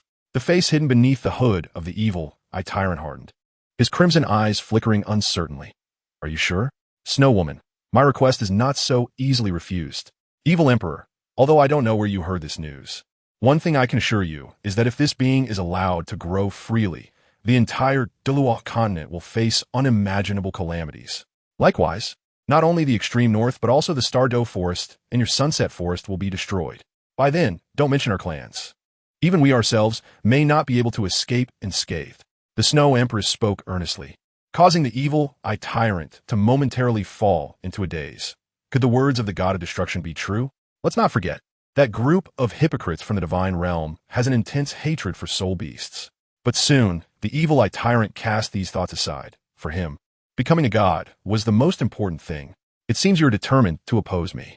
The evil tyrant's words were filled with chilling malice, causing unease in the hearts of those who heard him. At the same time, his over 800,000 years of powerful cultivation was instantly unleashed, suppressing the entire extreme north outside of the core area. Oh, interesting. It seems this extreme north is not simple at all. The evil tyrant noticed this and chuckled lightly, feeling intrigued. Evil tyrant, if you want to fight, then let us fight. My extreme north is not a place you can come and go as you please. The Snow Empress was now enraged, raising her hand to summon a chilling ice sword, pointing it toward the blood-red figure with a cold tone and a surge of killing intent. Ha ha, Snow Woman, as a soul beast with nearly 700,000 years of cultivation, You actually fear the heavenly tribulation and chose to reincarnate as a human. From this point alone, you have already betrayed the soul beasts. And now, you shamelessly claim the extreme north as your territory. Don't you fear being laughed at? Today the evil eye tyrant, will have that being. Even if the God Emperor comes, it won't matter. Touluo II.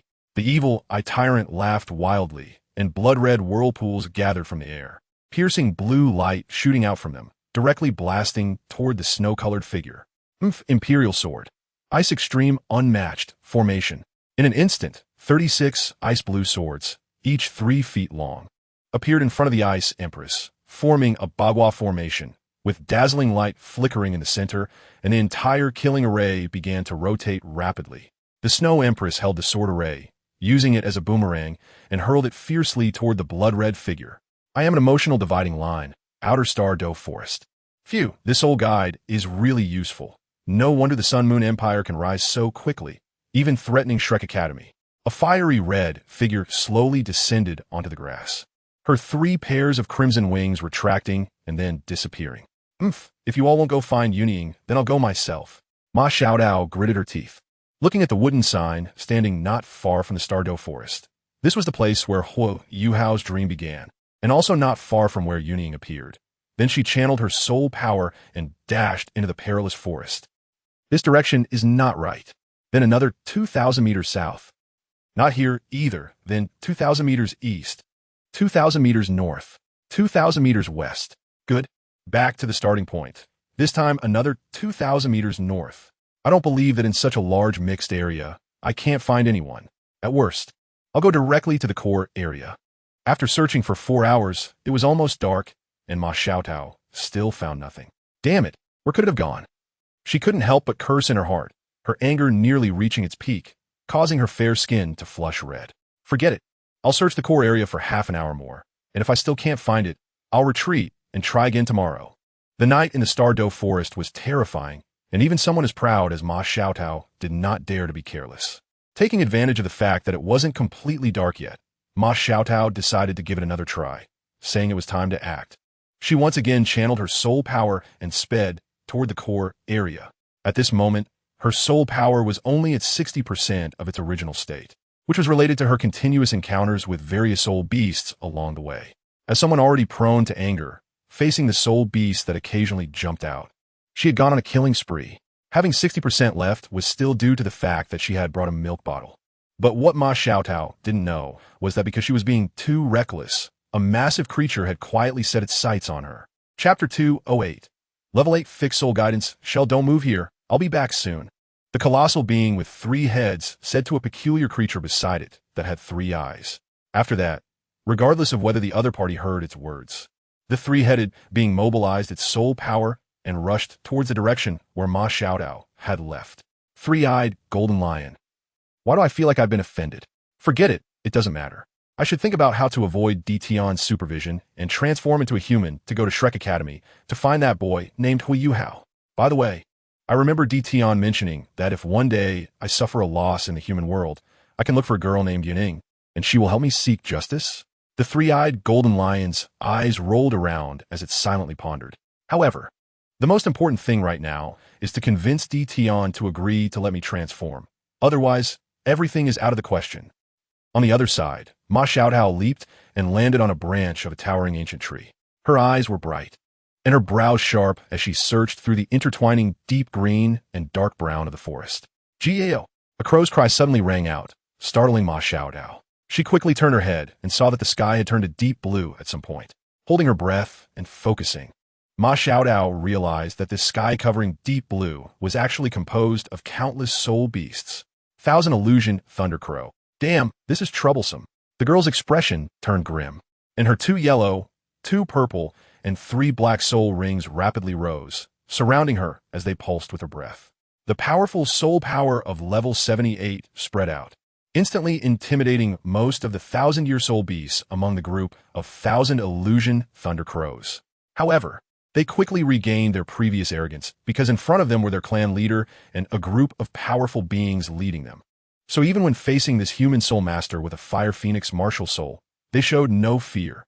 Gao, seeing this human soul master being so arrogant, the leader, The 6,000-year-old Thousand Illusion Thunder Crow King couldn't help but roar angrily. Then, over 10,000 Thousand Illusion Thunder Crows behind it simultaneously howled, and deep blue thunderbolts were released from the flock, with each deep blue feather of the Thousand Illusion Thunder Crows becoming incredibly bright and dazzling, like water snakes of lightning climbing up, giving a strong sense of oppression. 7th Soul Skill, Phoenix True Body. 6th Soul Skill, Phoenix Meteor Shower. Facing such a formidable enemy, Ma Xiaodao dared not be careless. The black 7th and 6th soul rings flickered alternately, and a gigantic fire phoenix appeared in place, engulfing everything around it in raging flames. For several miles around her, it turned into a sea of fire, with crackling explosions ringing in her ears. Gaiyang! The fire phoenix, with a wingspan of over 20 meters, let out a long cry to the sky, then with a flap of its wings, soared into the air. Following that, hundreds or even thousands of fireballs erupted from the phoenix's wings, crashing towards the Thousand Illusion Thunder Crow group with tremendous force. Bang! When the deep blue lightning met the golden-red flames, a shocking explosion ensued, and an incredibly powerful wave of soul power swept across several kilometers of forest, causing weaker soul beasts to tremble in fear, not daring to approach even a bit. If the lightning released by the 10,000-year Thousand Illusion Thunder Crows could still be resisted, the lightning released by those 1,000-year or even 100-year Thousand Illusion Thunder Crows was somewhat inadequate. Not long after the collision, dozens of fireballs struck the 1,000-year and 100-year Thousand Illusion Thunder Crows, resulting in deaths and injuries among the flock. The leading Thousand Illusion Thunder Crow King was furious upon seeing this. Its deep blue feathers instantly turned dark purple, and feathers shot out from its wings, each carrying immense, thunderous power. For a moment, it was evenly matched against the Phoenix Meteor Shower unleashed by Ma Xiaodao in her martial soul true body state. This greatly surprised the Thousand Illusion Thunder Crow King. It knew that the soul masters it usually encountered, let alone a 7-ring soul sage, even an 8-ring soul Douluo, or even a 9-ring, would not dare to confront its Thousand Illusion Thunder Crow flock head-on. How could there be a situation like now, where its soul skill, released in a fit of rage, was still resisted by the opponent? End the battle quickly. There's no time to delay. On the opposite side of the Thousand Illusion Thunder Crow, the Fire Phoenix transformed by Ma Xiaodao showed some impatience.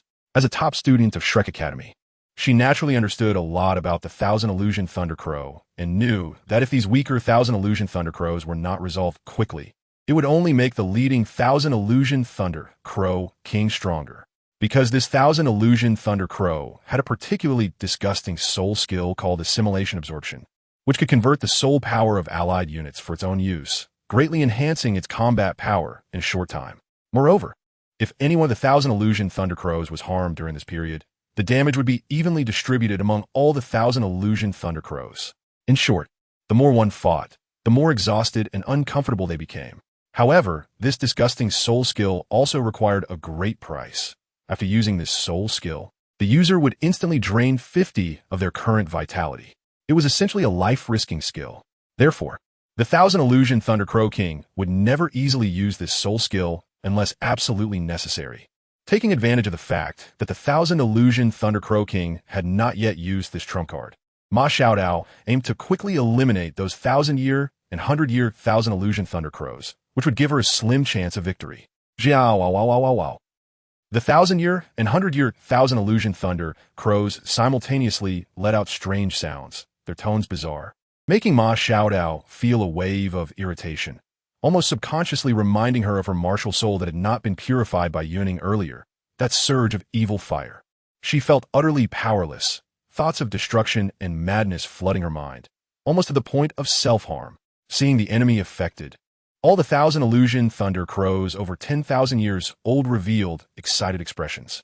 Their deep blue lightning simultaneously transformed into dark purple, then intertwined, forming a massive lightning net, seemingly about to suppress the fiery red phoenix. Ugh.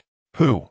A harsh sound echoed in her spiritual sea, and Ma Xiaodao felt a heaviness in her chest, a metallic taste surging in her throat. She was forced to exit her martial soul true body state, transforming back into human form and collapsing onto the burning ground, her red lips parting as a stream of bright red blood spilled out, staining the soil.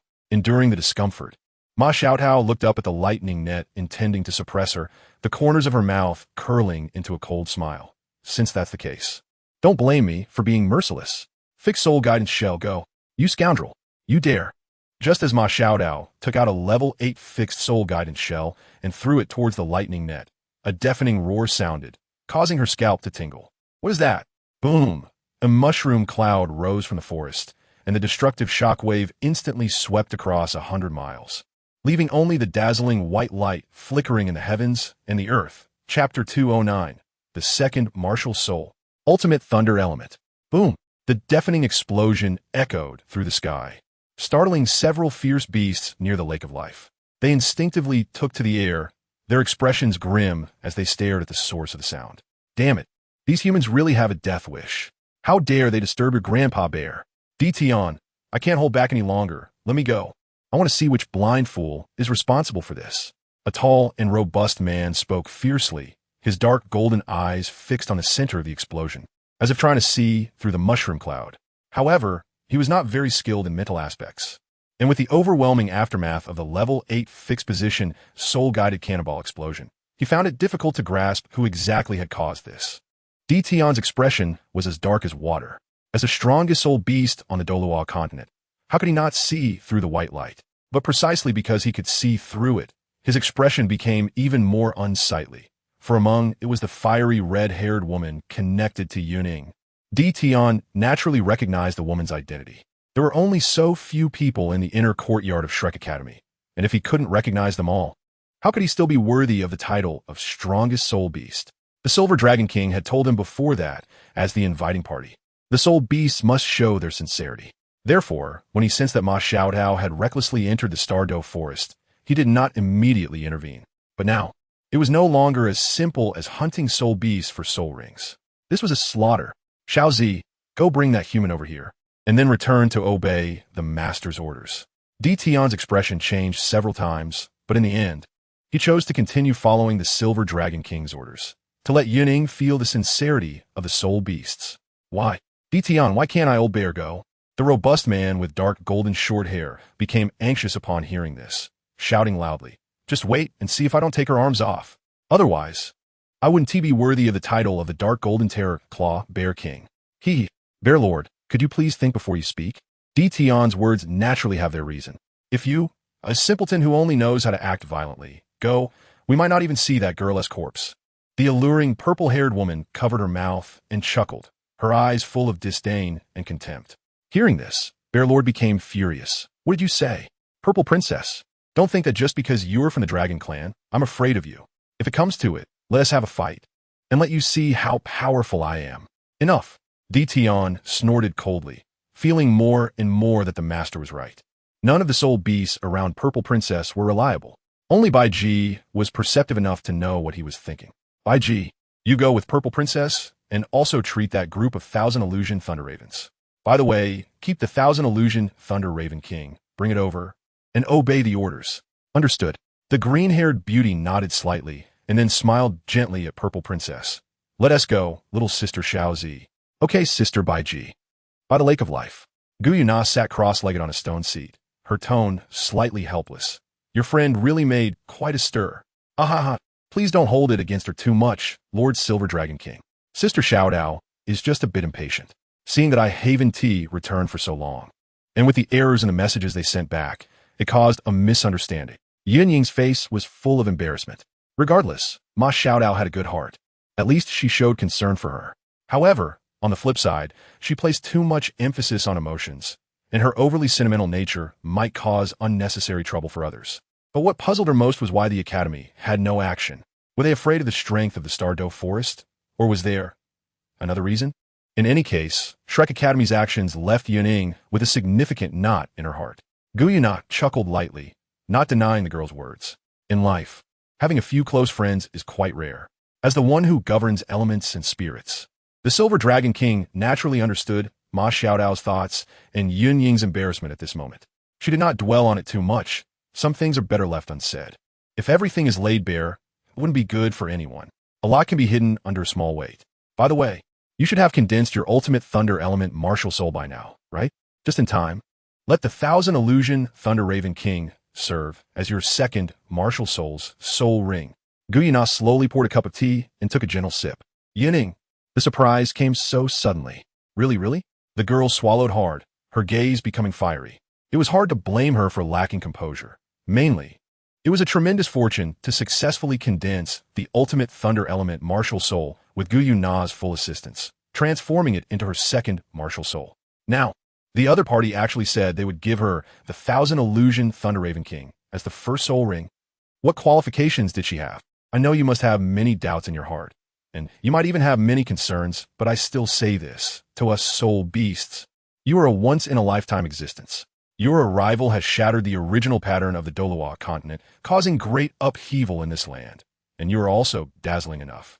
The value you possess cannot be compared to 1,000 Illusion Thunder Raven King or an ultimate thunder element, second martial soul. The power sleeping within you, to be honest. I don't even know how it operates. I won't hide it from you. When you and I sank to the bottom of the lake to cultivate, I recklessly probed it. However, to my shock, I couldn't analyze this power at all.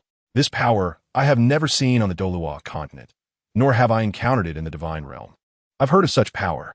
Its might even far exceeds any of the 5 great divine kings of the divine realm at that time. Perhaps only the dragon god at its peak could rival it. The deity of the extreme north once told me about the term illusion light. I think this might be a key clue to awakening the power sleeping within you. Now that you have confirmed your alliance with the soul beasts, I should also pay the price. So, you don't need to have too many concerns. Just treat this as a salvation for our world, for the soul beast side. After Gu Yuna finished speaking, she gently embraced the girl, who had been left in a daze. Yun Ying felt a fragrant breeze rush over, and the next moment, 2 white figures infinitely magnified before her eyes, followed by a fragrant scent that made her want to immerse herself in it. Cough, cough. Could you support my new book? Hee. Chapter 210. You are. The three-headed Crimson Demon Dog. Crimson King. Ma Xiaotao's golden red eyes were fixed on the suddenly appearing three-headed giant dog, her soul power surging wildly. She held an 8th-level milk bottle in her hand, continuously absorbing soul power to replenish her consumption. You human have some insight, but that doesn't absolve you of the unforgivable sins you committed in the Douluo forest. The Crimson King roared to the sky, its 3 large heads showing fierce expressions, and its tone was filled with killing intent. Its powerful cultivation of over 300,000 years firmly locked onto the fiery red woman, as overwhelming soul power transformed into crimson demon flames that surrounded her. Damn it, I actually disturbed this guy. Ma Xiaotao felt a bitter pang in her heart. She had only acted out of a desire to save someone, but now that she thought about it carefully, the actions of the academy did have their own reasons, though it was quite uncomfortable.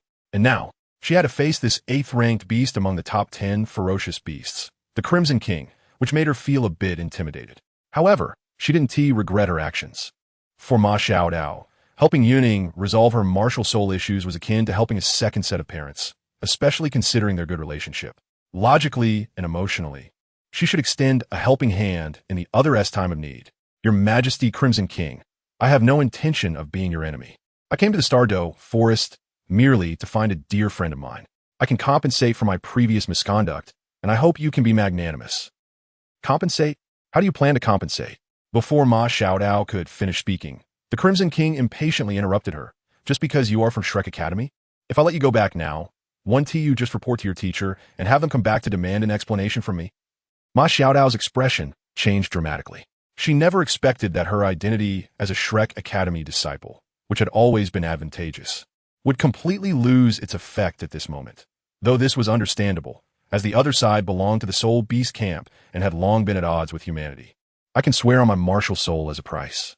If I return and commit such unethical acts, I will never be able to cultivate even a fraction in this lifetime. I shall not possess a martial soul. Ma Xiaotao gritted her teeth and raised 3 fingers to the sky, making her vow. The Crimson King looked at her actions and couldn't help but feel a bit shaken. After all, swearing on a martial soul was one of the highest forms of vows in the Douluo continent.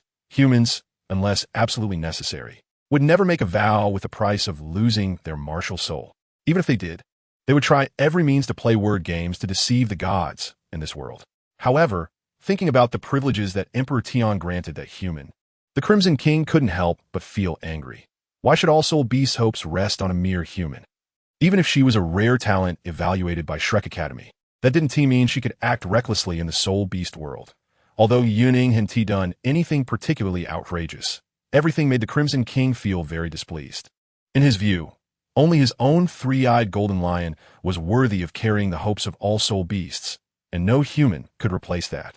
Thus, under this influence, the Crimson King vented all his dissatisfaction towards Yun Ying and the pent-up anger he had accumulated over time onto the unexpected intruder, Ma Xiaotao.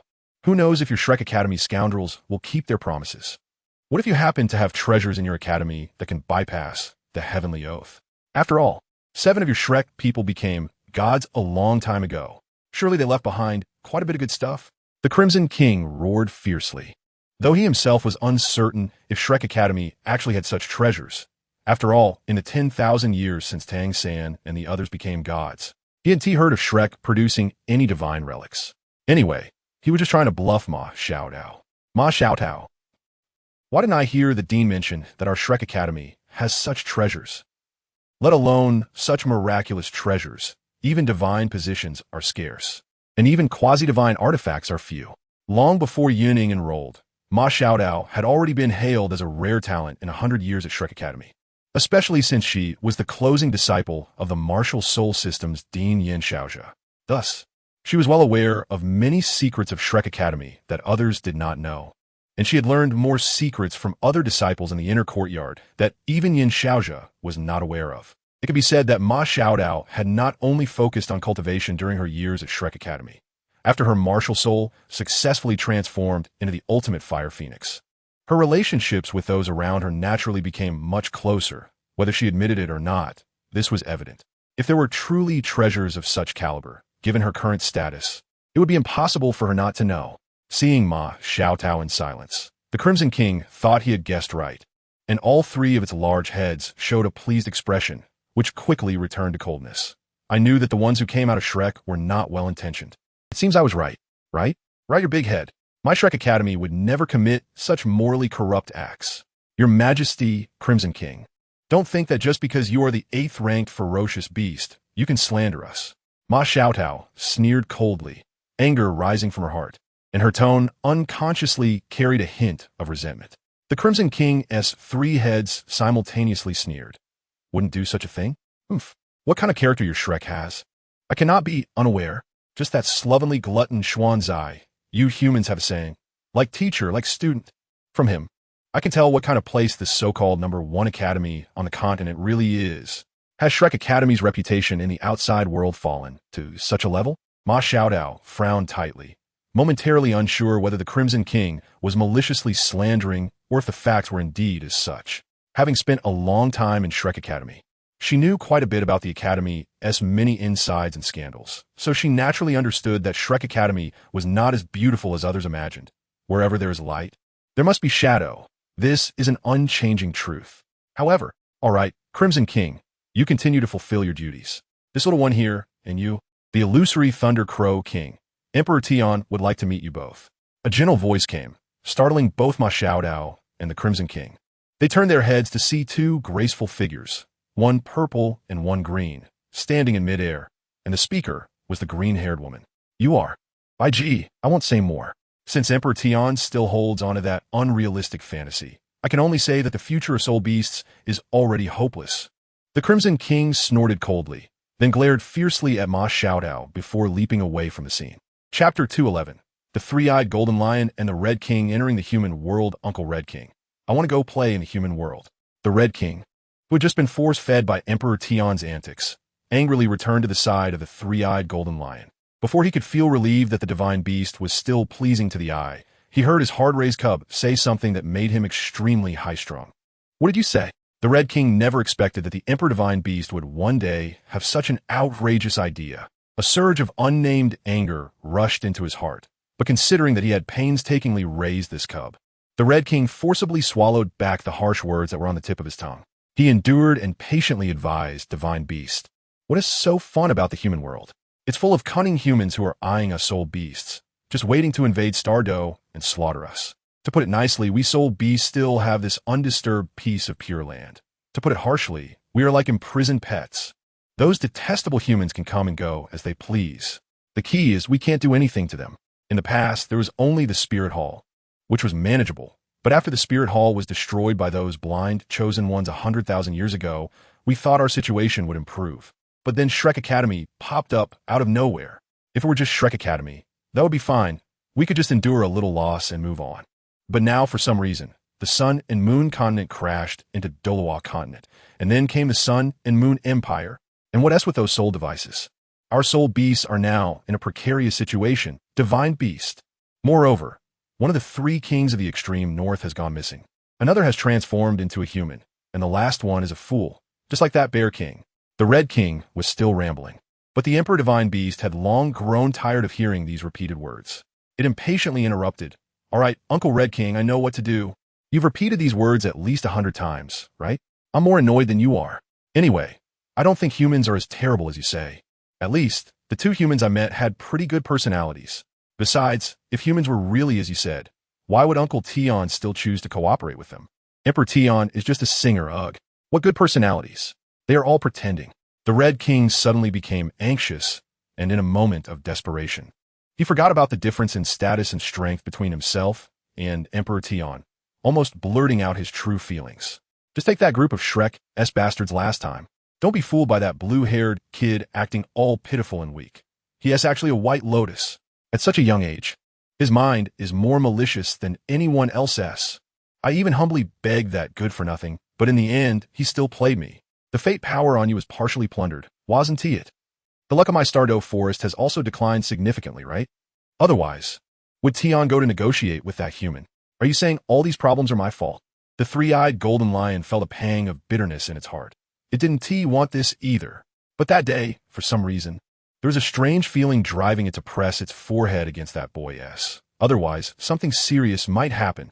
It was also out of its control. But now, listening to the Red King, it seemed all the blame was being placed on itself. The Red King was taken aback and hurriedly explained in a fluster. Divine Beast, that is not what I meant. I just want you to keep your distance from those cunning human monkeys. You carry the great hope of our entire Douluo forest. No, the entire soul beast world. Didn't Emperor Tion find a human to replace me? Then you might as well put all your hopes on her. The 3-eyed golden lion felt a bit self-destructive. After all, its cultivation was only around 10,000 years. And it was only because of its special status as an Emperor Divine Beast that it possessed such high intelligence. But having high intelligence didn't equate to having a mature mindset. To give a simple example, today's internet is incredibly developed, and it is precisely because of this that we can see the diversity of life. Even if humans pride themselves as highly intelligent beings, considering themselves above all, there are still immature individuals within the human community. Moreover, it was just a little soul beast like the Emperor Divine Beast, which could only be considered a small fry in the soul beast world. Previously, it had been so carefree because its status was above countless soul beasts. Even the 10 great ferocious beasts were no exception. They would still be influenced by its words and actions. However, now it faced new troubles. Emperor Tion and the others had somehow found a human. And according to the Red King's embellished descriptions, it seemed that this human was shouldering the hope of the soul beasts. This was ridiculous. Damn it. Now you found someone stronger than me. What the hell have I gone through all these years? Ever since this human reached some undisclosed agreement with Emperor Tion. The good Aunt by G, Aunt ZG, Uncle Bear King, who I used to see almost every day, I can't see any of them now. Only Uncle Red King has been with me from the beginning. How infuriating. The Red King fell silent. Honestly, with what Emperor Tion did, even he, the 3-headed red demon hound, ranked 8th among the 10 ferocious beasts, had no clue. One could say that Emperor Tion's actions were a case of cutting first and asking questions later, though that might not be quite right. Anyway, that was the general idea, and it was quite the spectacle. Watching his longtime companion, Uncle Red King, fall silent as well, the 3-eyed golden lion let out a bitter smile, and a tinge of sadness arose in its heart. All right, Uncle Red King, you don't have to persuade me anymore. I made up my mind. Let it be this way. After saying that, the 3-eyed golden lion leaped a few times and disappeared into the forest. Wait, the Red King wanted to stop it, but it was too late. Red Demon Hound, let it go. Let it experience the dangers of human society. At that moment, a tall man with black hair and golden eyes appeared beside the Red King, his gaze sharp. By the way, here are some gems that can conceal your aura. Take them with you, and also give one to the Divine Beast. From now on, I'll trouble you to take care of the Divine Beast. He took out 2 small silver stones and handed them to the Red King, who was filled with confusion.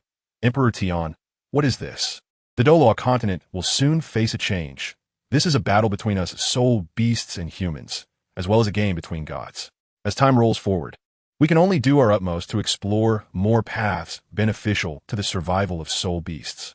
Likewise, I don't want us soul beasts and humans to reach a point of mutual destruction one day. After all, if we trace back to the source, weren't humans once soul beasts? Chapter 212. Turmoil in the Far North. In the Far North, the great battle has entered a white-hot stage.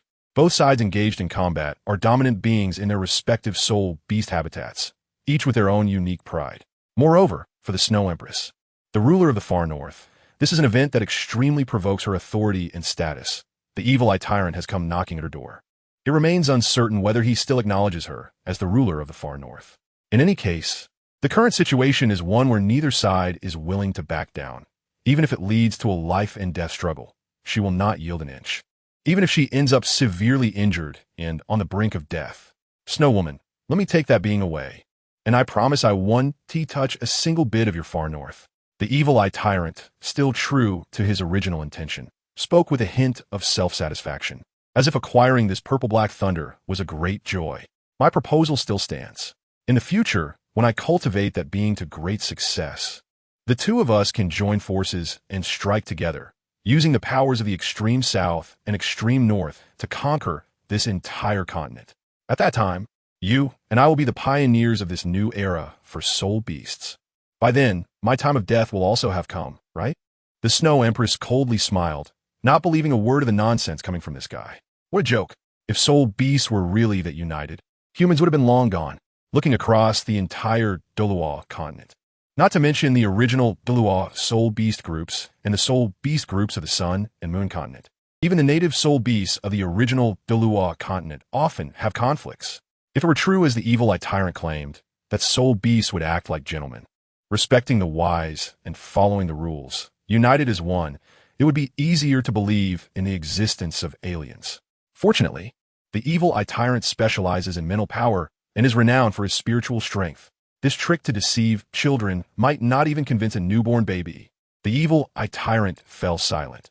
He originally harbored certain prejudices against the Snow Empress, thinking that she must have become foolish from eating snow and ice all day in the Far North. Otherwise, how could she come up with such an outrageous idea as transforming into a human form? You foolish Snow Woman. Originally, the situation for the Soul Beast clan was deteriorating rapidly, becoming increasingly difficult. Yet this ice-cold Snow Empress was still playing with transformation. Thus, part of the reason the evil eye tyrant came to the Far North so aggressively and openly was not solely for the benefits promised by the God of Destruction. He was indeed puzzled by the God of Destruction's actions. But as the saying goes, others were much stronger than him, so he had to be cautious and compromise. Haha, since you know this, then I can't let you go.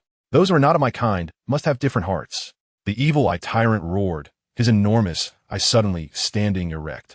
A mysterious aura spreading invisibly, quickly enveloping a radius of several kilometers. Then, a series of incomprehensible whispers and moans echoed, disturbing the heart. Fortunately, no beings around dared to approach. After all, this was a clash between the top-tier powerhouses of the continent, who would want to risk their life by getting involved. However, the Snow Empress, ranked third among super fierce beasts, did not show any signs of cowardice in the face of such overwhelming momentum and was not too affected by the mental disturbance. She waved her hand, and a 3-foot ice blade appeared, engraved with exquisite and mysterious patterns. The Snow Empress gently grasped the hilt and pointed it towards the enormous eye. Since words are useless, let us fight. If you lose, you must withdraw from my Far North and guarantee not to invade for 1,000 years. If I lose, then that being will be at your disposal. The Snow Empress's cold voice rang out, as chilling as the frost of midwinter. Yet the evil eye tyrant across from her dismissed her with a scoff. Ha! If I lose, what is the harm in making a promise not to invade for 10,000 years? After all, the evil forest and the Far North have always kept their distance. This time, I came looking for trouble purely out of necessity. All right, then as you say, if you lose, you must fulfill the promise of never invading for 10,000 years. Imperial Sword. Ice Extreme unmatched, the Snow Empress shouted, gripping the 3-foot ice blade and slashing through the air.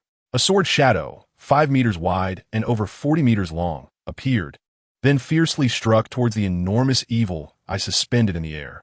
Oof, just a trivial skill. The evil eye tyrant sneered, dozens of slender, elongated tentacles flashing with purple-black lightning extending from the edge of the eye, then splitting into 4 streams, 2 entangled with the ice sword, while the other 2 shot directly towards the Snow Empress. The latter did not dare to be careless. She twisted her body, switching her grip from right to left, and her right palm turned as white as jade, lightly pressing against the rapidly extending tentacles. The tentacles twitched as if electrocuted, and layers of mist spread from her palm, enveloping several tentacles and instantly freezing them. This was the second of the Snow Empress's 3 ultimate moves. Imperial Palm, Great Coal without snow. Just as the Snow Empress was about to further channel her soul power, a sudden wave of mental disorientation caused her figure to sway.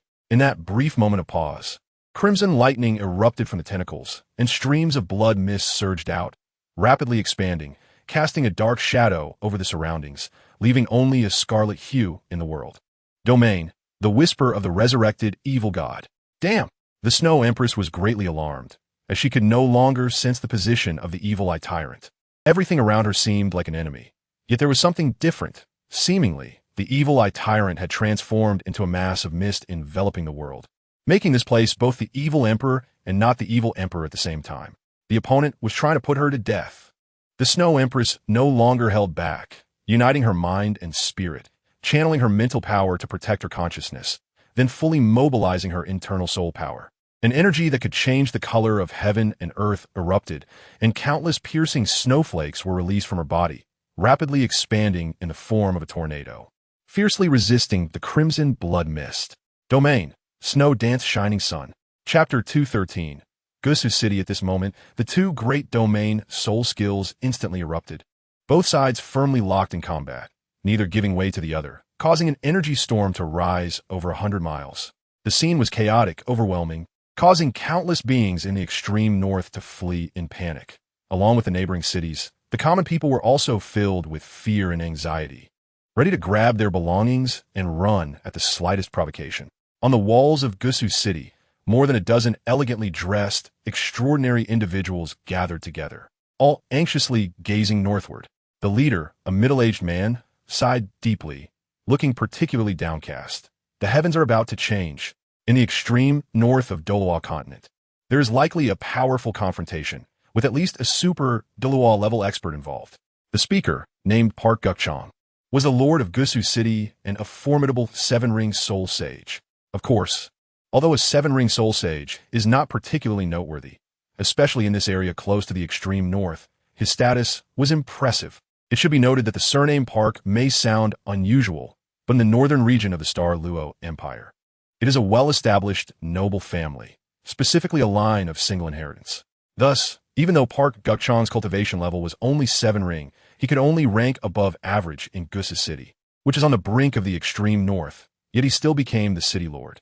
When Park Gukchang spoke these words, the nobles around him were all taken aback. Did he just say what they thought he said? At least a super Douluo level expert? Super Douluos, even across the entire toDouluo Empire, number only a handful. And even among top powers like Shrek Academy, there would be no more than 10. Yet such a powerful presence had actually arrived in the extreme north and seemed to be locked in fierce battle. How could this not shock the nobles, most of whom were only at the 4 or 5-ring level? City Lord, could it be that those seniors from Shrek Academy have come to deal with the extreme north? One young noble cautiously suggested, recalling that travelers had mentioned the powerful soul beasts in the extreme north causing trouble in Shrek City. Although it had ultimately come to nothing, but that was undoubtedly a slap in the face for Shrek Academy. So it was likely that Shrek Academy had dispatched super Douluo level experts to demand an explanation in the extreme north. This conjecture was also agreed upon by most of the nobles present, for after all, Shrek Academy is known to be protective and value their reputation. Not to mention that it is the #1 academy on the continent. To put it frankly, Shrek Academy is simply a gathering place for the continent's top rogues. Although no one openly stated this, they all understood it well.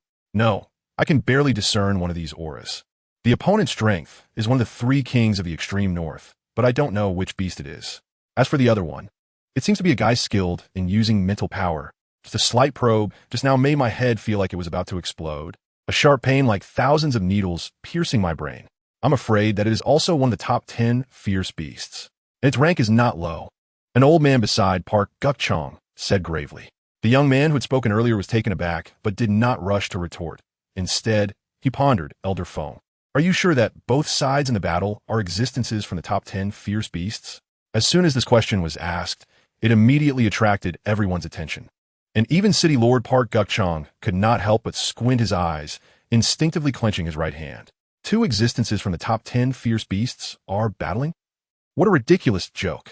Such existences could easily destroy their small Gusu city, let alone 2 of them. However, although 2 super fierce beasts were in battle, everyone present was sharp-minded. Not to mention the nobles. Even the young man who spoke earlier could not help but have some peculiar thoughts at this moment. At this time, the human side, with very few exceptions, was unaware that the 10th-ranked fierce beast, the demonic spirit, had already been killed. Otherwise, they would be even more reckless, further squeezing the living space of soul beasts. The old man naturally saw that everyone present had their own ulterior motives, and he coughed heavily, his tone filled with disappointment. Did you not hear what I said? At least one of the combatants is among the top 5 of the top 10 fierce beasts.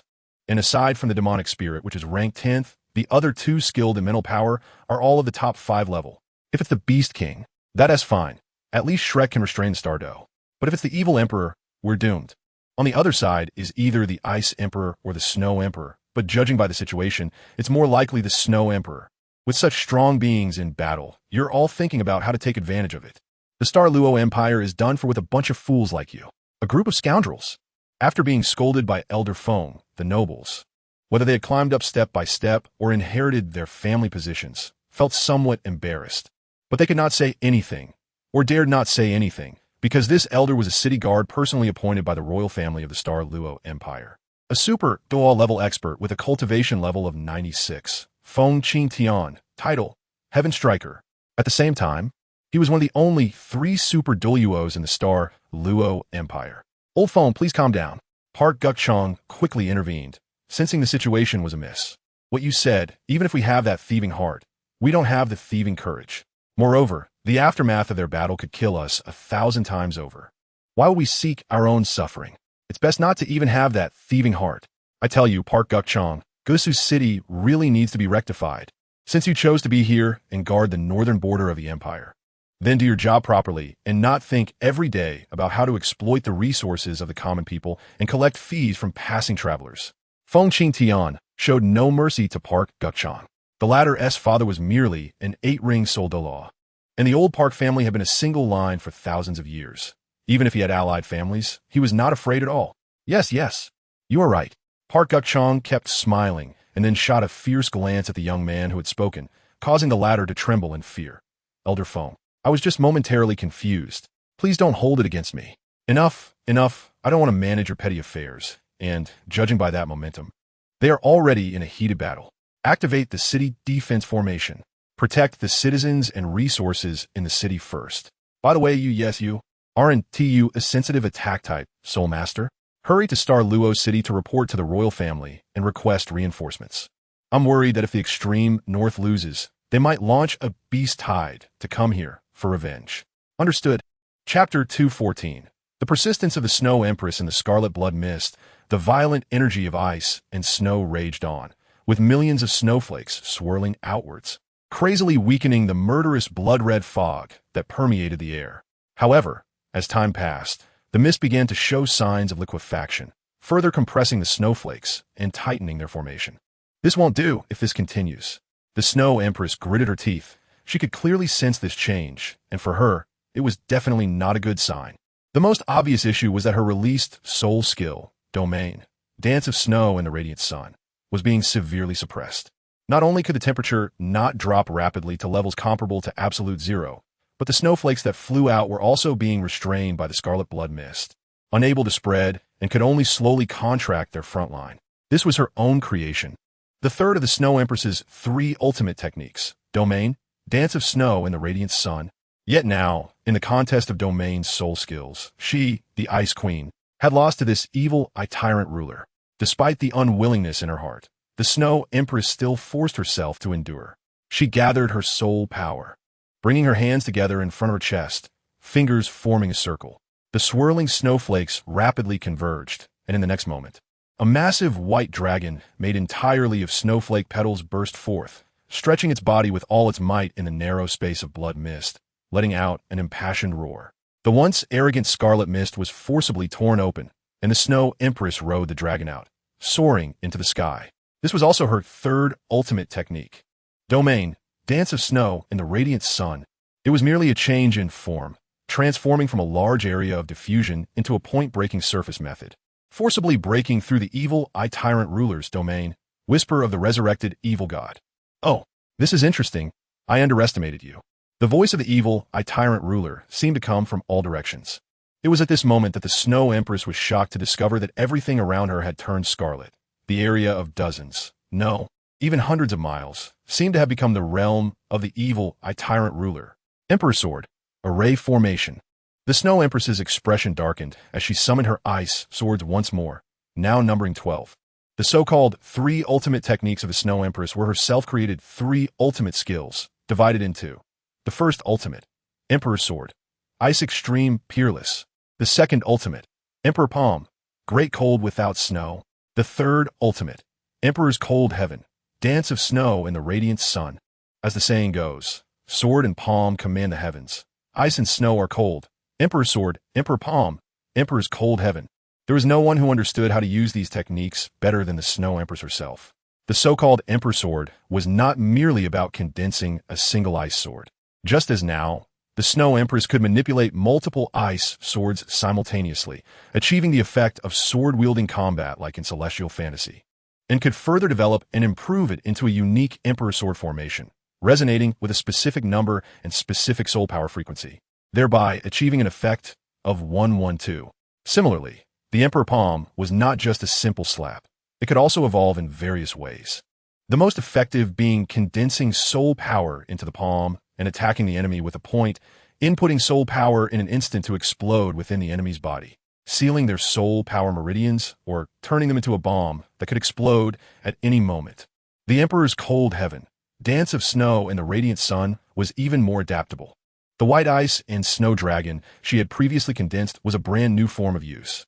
Just like breaking a surface with a point, compressing, and condensing, a soul skill could be played in countless variations, catching the enemy off guard. Thus, when it comes to soul skills, quality is more important than quantity, of course. Excluding genius prodigies. Emperor Sword, Ice Extreme Killing Formation. Go, the Snow Empress said solemnly. In an instant, 12 ice swords arranged themselves in a circle, their sharp blades aimed firmly at the scarlet substance that had gradually transformed from liquid to solid. Then, with lightning speed, they struck down upon it. Clang! The sound of metal clashing rang out, shaking the very heavens and earth, as the still solidifying substance cracked open several fissures, and the cold soul power rushed in like bears to honey.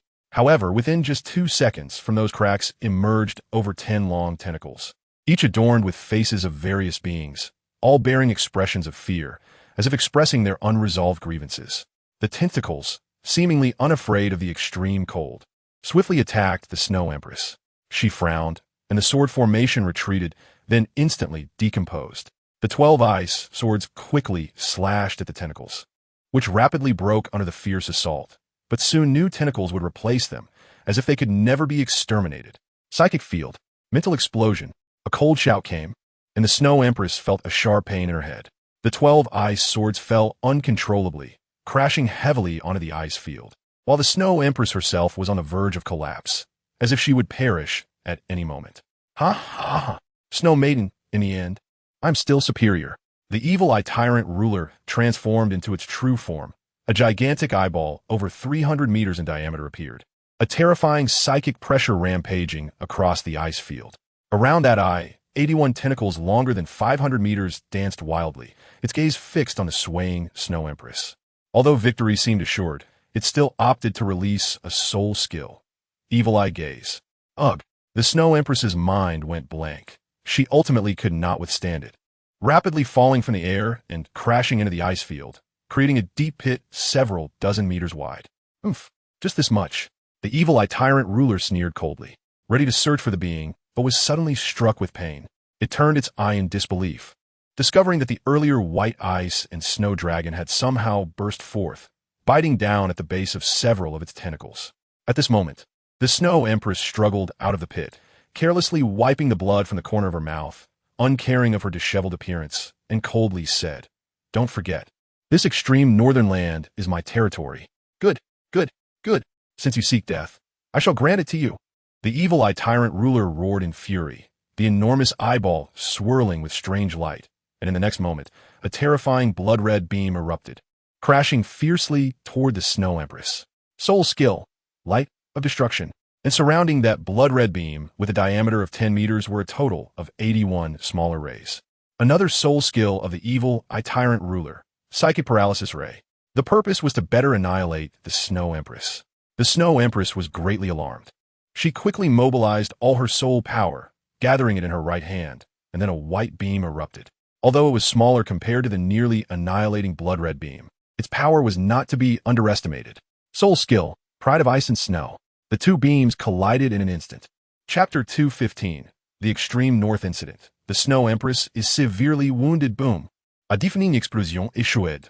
And the point where the two beams of light collided instantly collapsed and shrank into a single point. Immediately after, a powerful pulling force surged from the center, tearing apart the dissipating energy around it, continuously gathering until it exploded with a deafening roar. A dazzling halo swept across hundreds of miles, causing the heavens and earth to change color. The blinding light illuminated this space, stunning the nearby beings who could not open their eyes. As for those on the city walls of Gusu City, their situation was even more tragic. The shockwave from the explosion reached 100 miles away, even stirring up an energy storm, catching the onlookers off guard. Quick, notify the citizens to take refuge. With me here, Gusu City will be fine. Feng Qingtian's expression changed as he soared into the air, channeling his soul power and releasing his martial soul. A gigantic celestial crane appeared, flapping its wings to create a protective shield that enveloped the entire city. In the next moment, the intense energy waves crashed against the shield, causing it to ripple continuously. Did you hear that? Hurry up. Park Wuchang was the first to come to his senses. He shouted at the dazed nobles who were still frozen in place. The latter finally woke up like a dream, hurriedly leaving the city walls to mobilize the guards to evacuate the citizens to shelters. Park Wuchang did not idle either. He led the way, rushing straight towards the barracks. To him, the soldiers in the barracks were far superior in quality compared to the lazy guards. This spiritual impact? Could it be the evil-eye tyrant ruler? The more Feng Qingtian resisted this storm, the more shocked he became.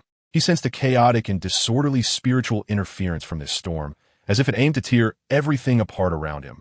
This aura, in his reckless youth, he had followed the toDouluo Royal Soul Master Academy to the Sun Moon Empire for exchange studies and had been to the Evil Spirit Forest, where he had sensed a similar spiritual field from the evil-eye tyrant, the totem soul beast of the Sun Moon Empire. He was certain that this visitor to the extreme north must be from the evil-eye tyrant clan. Moreover, to come so openly and exude such a powerful sense of oppression, it was likely the clan leader, the evil-eye tyrant ruler. It is said that the evil-eye tyrant clan is brutal and warlike, so it is likely that this evil emperor is not far behind. Gusu City, no. The entire northern border of the toDouluo Empire is likely to face a great disaster today. Feng Qingtian's face was grim as he muttered to himself. He once again channeled the soul power within him, and 9 soul rings, 2 yellow, 3 purple, and 4 black, rose around him. Among them, the 9th black soul ring faintly revealed a trace of blood-red color. It was not hard to see that Feng Qingtian's 9th soul ring came from a powerful soul beast close to 100,000 years of age. Following that, the 7th and 6th soul rings lit up in succession, and the once elderly man instantly transformed into a gigantic white celestial crane. This was Feng Qingtian's martial soul true form, the Tianxian crane. This type of soul beast, the Tianxian crane, is a derived branch of the Tianxian crane clan from thousands of years ago, a powerful soul beast particularly adept at spiritual power. And its physical defensive capability is also extremely impressive. However, it is precisely because of this that the Tianxian crane clan faced extinction, and its branch, the Tianxian crane species, became rare. Given the special nature of the Tianxian crane soul beasts, they should not have appeared as martial souls in human soul masters. However, Feng Qingtian was an exception. The reason for this was purely that his mother was a pure, Tian Xian Crane Soul Beast, and his father was a powerful human soul master. Unfortunately, after giving birth to Feng Qing Tian, his mother quickly passed away, and for many years, it was his father who raised him. However, unforeseen events occurred. A few years ago, during a nationwide crackdown on evil soul masters, his father was ambushed by 3 evil soul masters of the toDouluo level and tragically fell. Therefore, Feng Qing Tian harbored a deep hatred for the evil soul master group. After achieving the Super Douluo rank, he also came into contact with many matters that ordinary people could not. He learned that the Sun Moon Empire had been secretly conducting plans with evil soul masters. However, knowing was one thing, wanting to stop it was another, and being able to stop it was yet another matter. Thus, even though Feng Qing Tian was aware, he felt powerless, wishing he could directly become an ultimate Douluo and break through the Sun Moon Empire. But unfortunately, even achieving ultimate Douluo would still be of little use. Didn't Shrek Academy seem so powerful? Yet in the end, they still turned a blind eye to the rampant expansion of the Sun Moon Empire. After transforming into the giant white celestial crane, Feng Qing Tian unleashed his 6th soul skill. His 2 wings instantly spread wide, forming a barrier that protected Gusu City. The once tall and sturdy city walls looked like small toys in comparison. But this action gave the citizens inside the city an unparalleled sense of security. Feng Qing Tian's actions undoubtedly deepened his image in the hearts of the people. When the sky falls, there is still a tall figure to support it. In the extreme north, the explosion continued. At this moment, the beings closest to the explosion had their ears buzzing, as if there were no other sounds in the world, only the continuous buzzing resonating. Intense spiritual interference ravaged wildly, shaking countless beings living on the ice plains as if they had been randomly beaten, leaving some dead and others injured. The scene was chaotic, blood staining the blue and white earth, and the sky was hazy, with rare snowflakes drifting down in this summer, seemingly to cover the tragic scene of suffering souls. On the surface riddled with deep ravines, a terrifying chasm emitted waves of evil and destructive energy. This chasm was dozens of meters wide and stretched across the entire periphery of the extreme north, extending into the inner circle with a depth of nearly 1,000 meters. Enough to instill fear in countless powerful beings, whether from the soul beasts or the human side. This chasm would later be referred to as the extreme North Great Rift Valley, and as the story spread, it grew increasingly sinister, eventually involving a deep bond of love and suffering between a deity and soul beasts that lasted for thousands of years.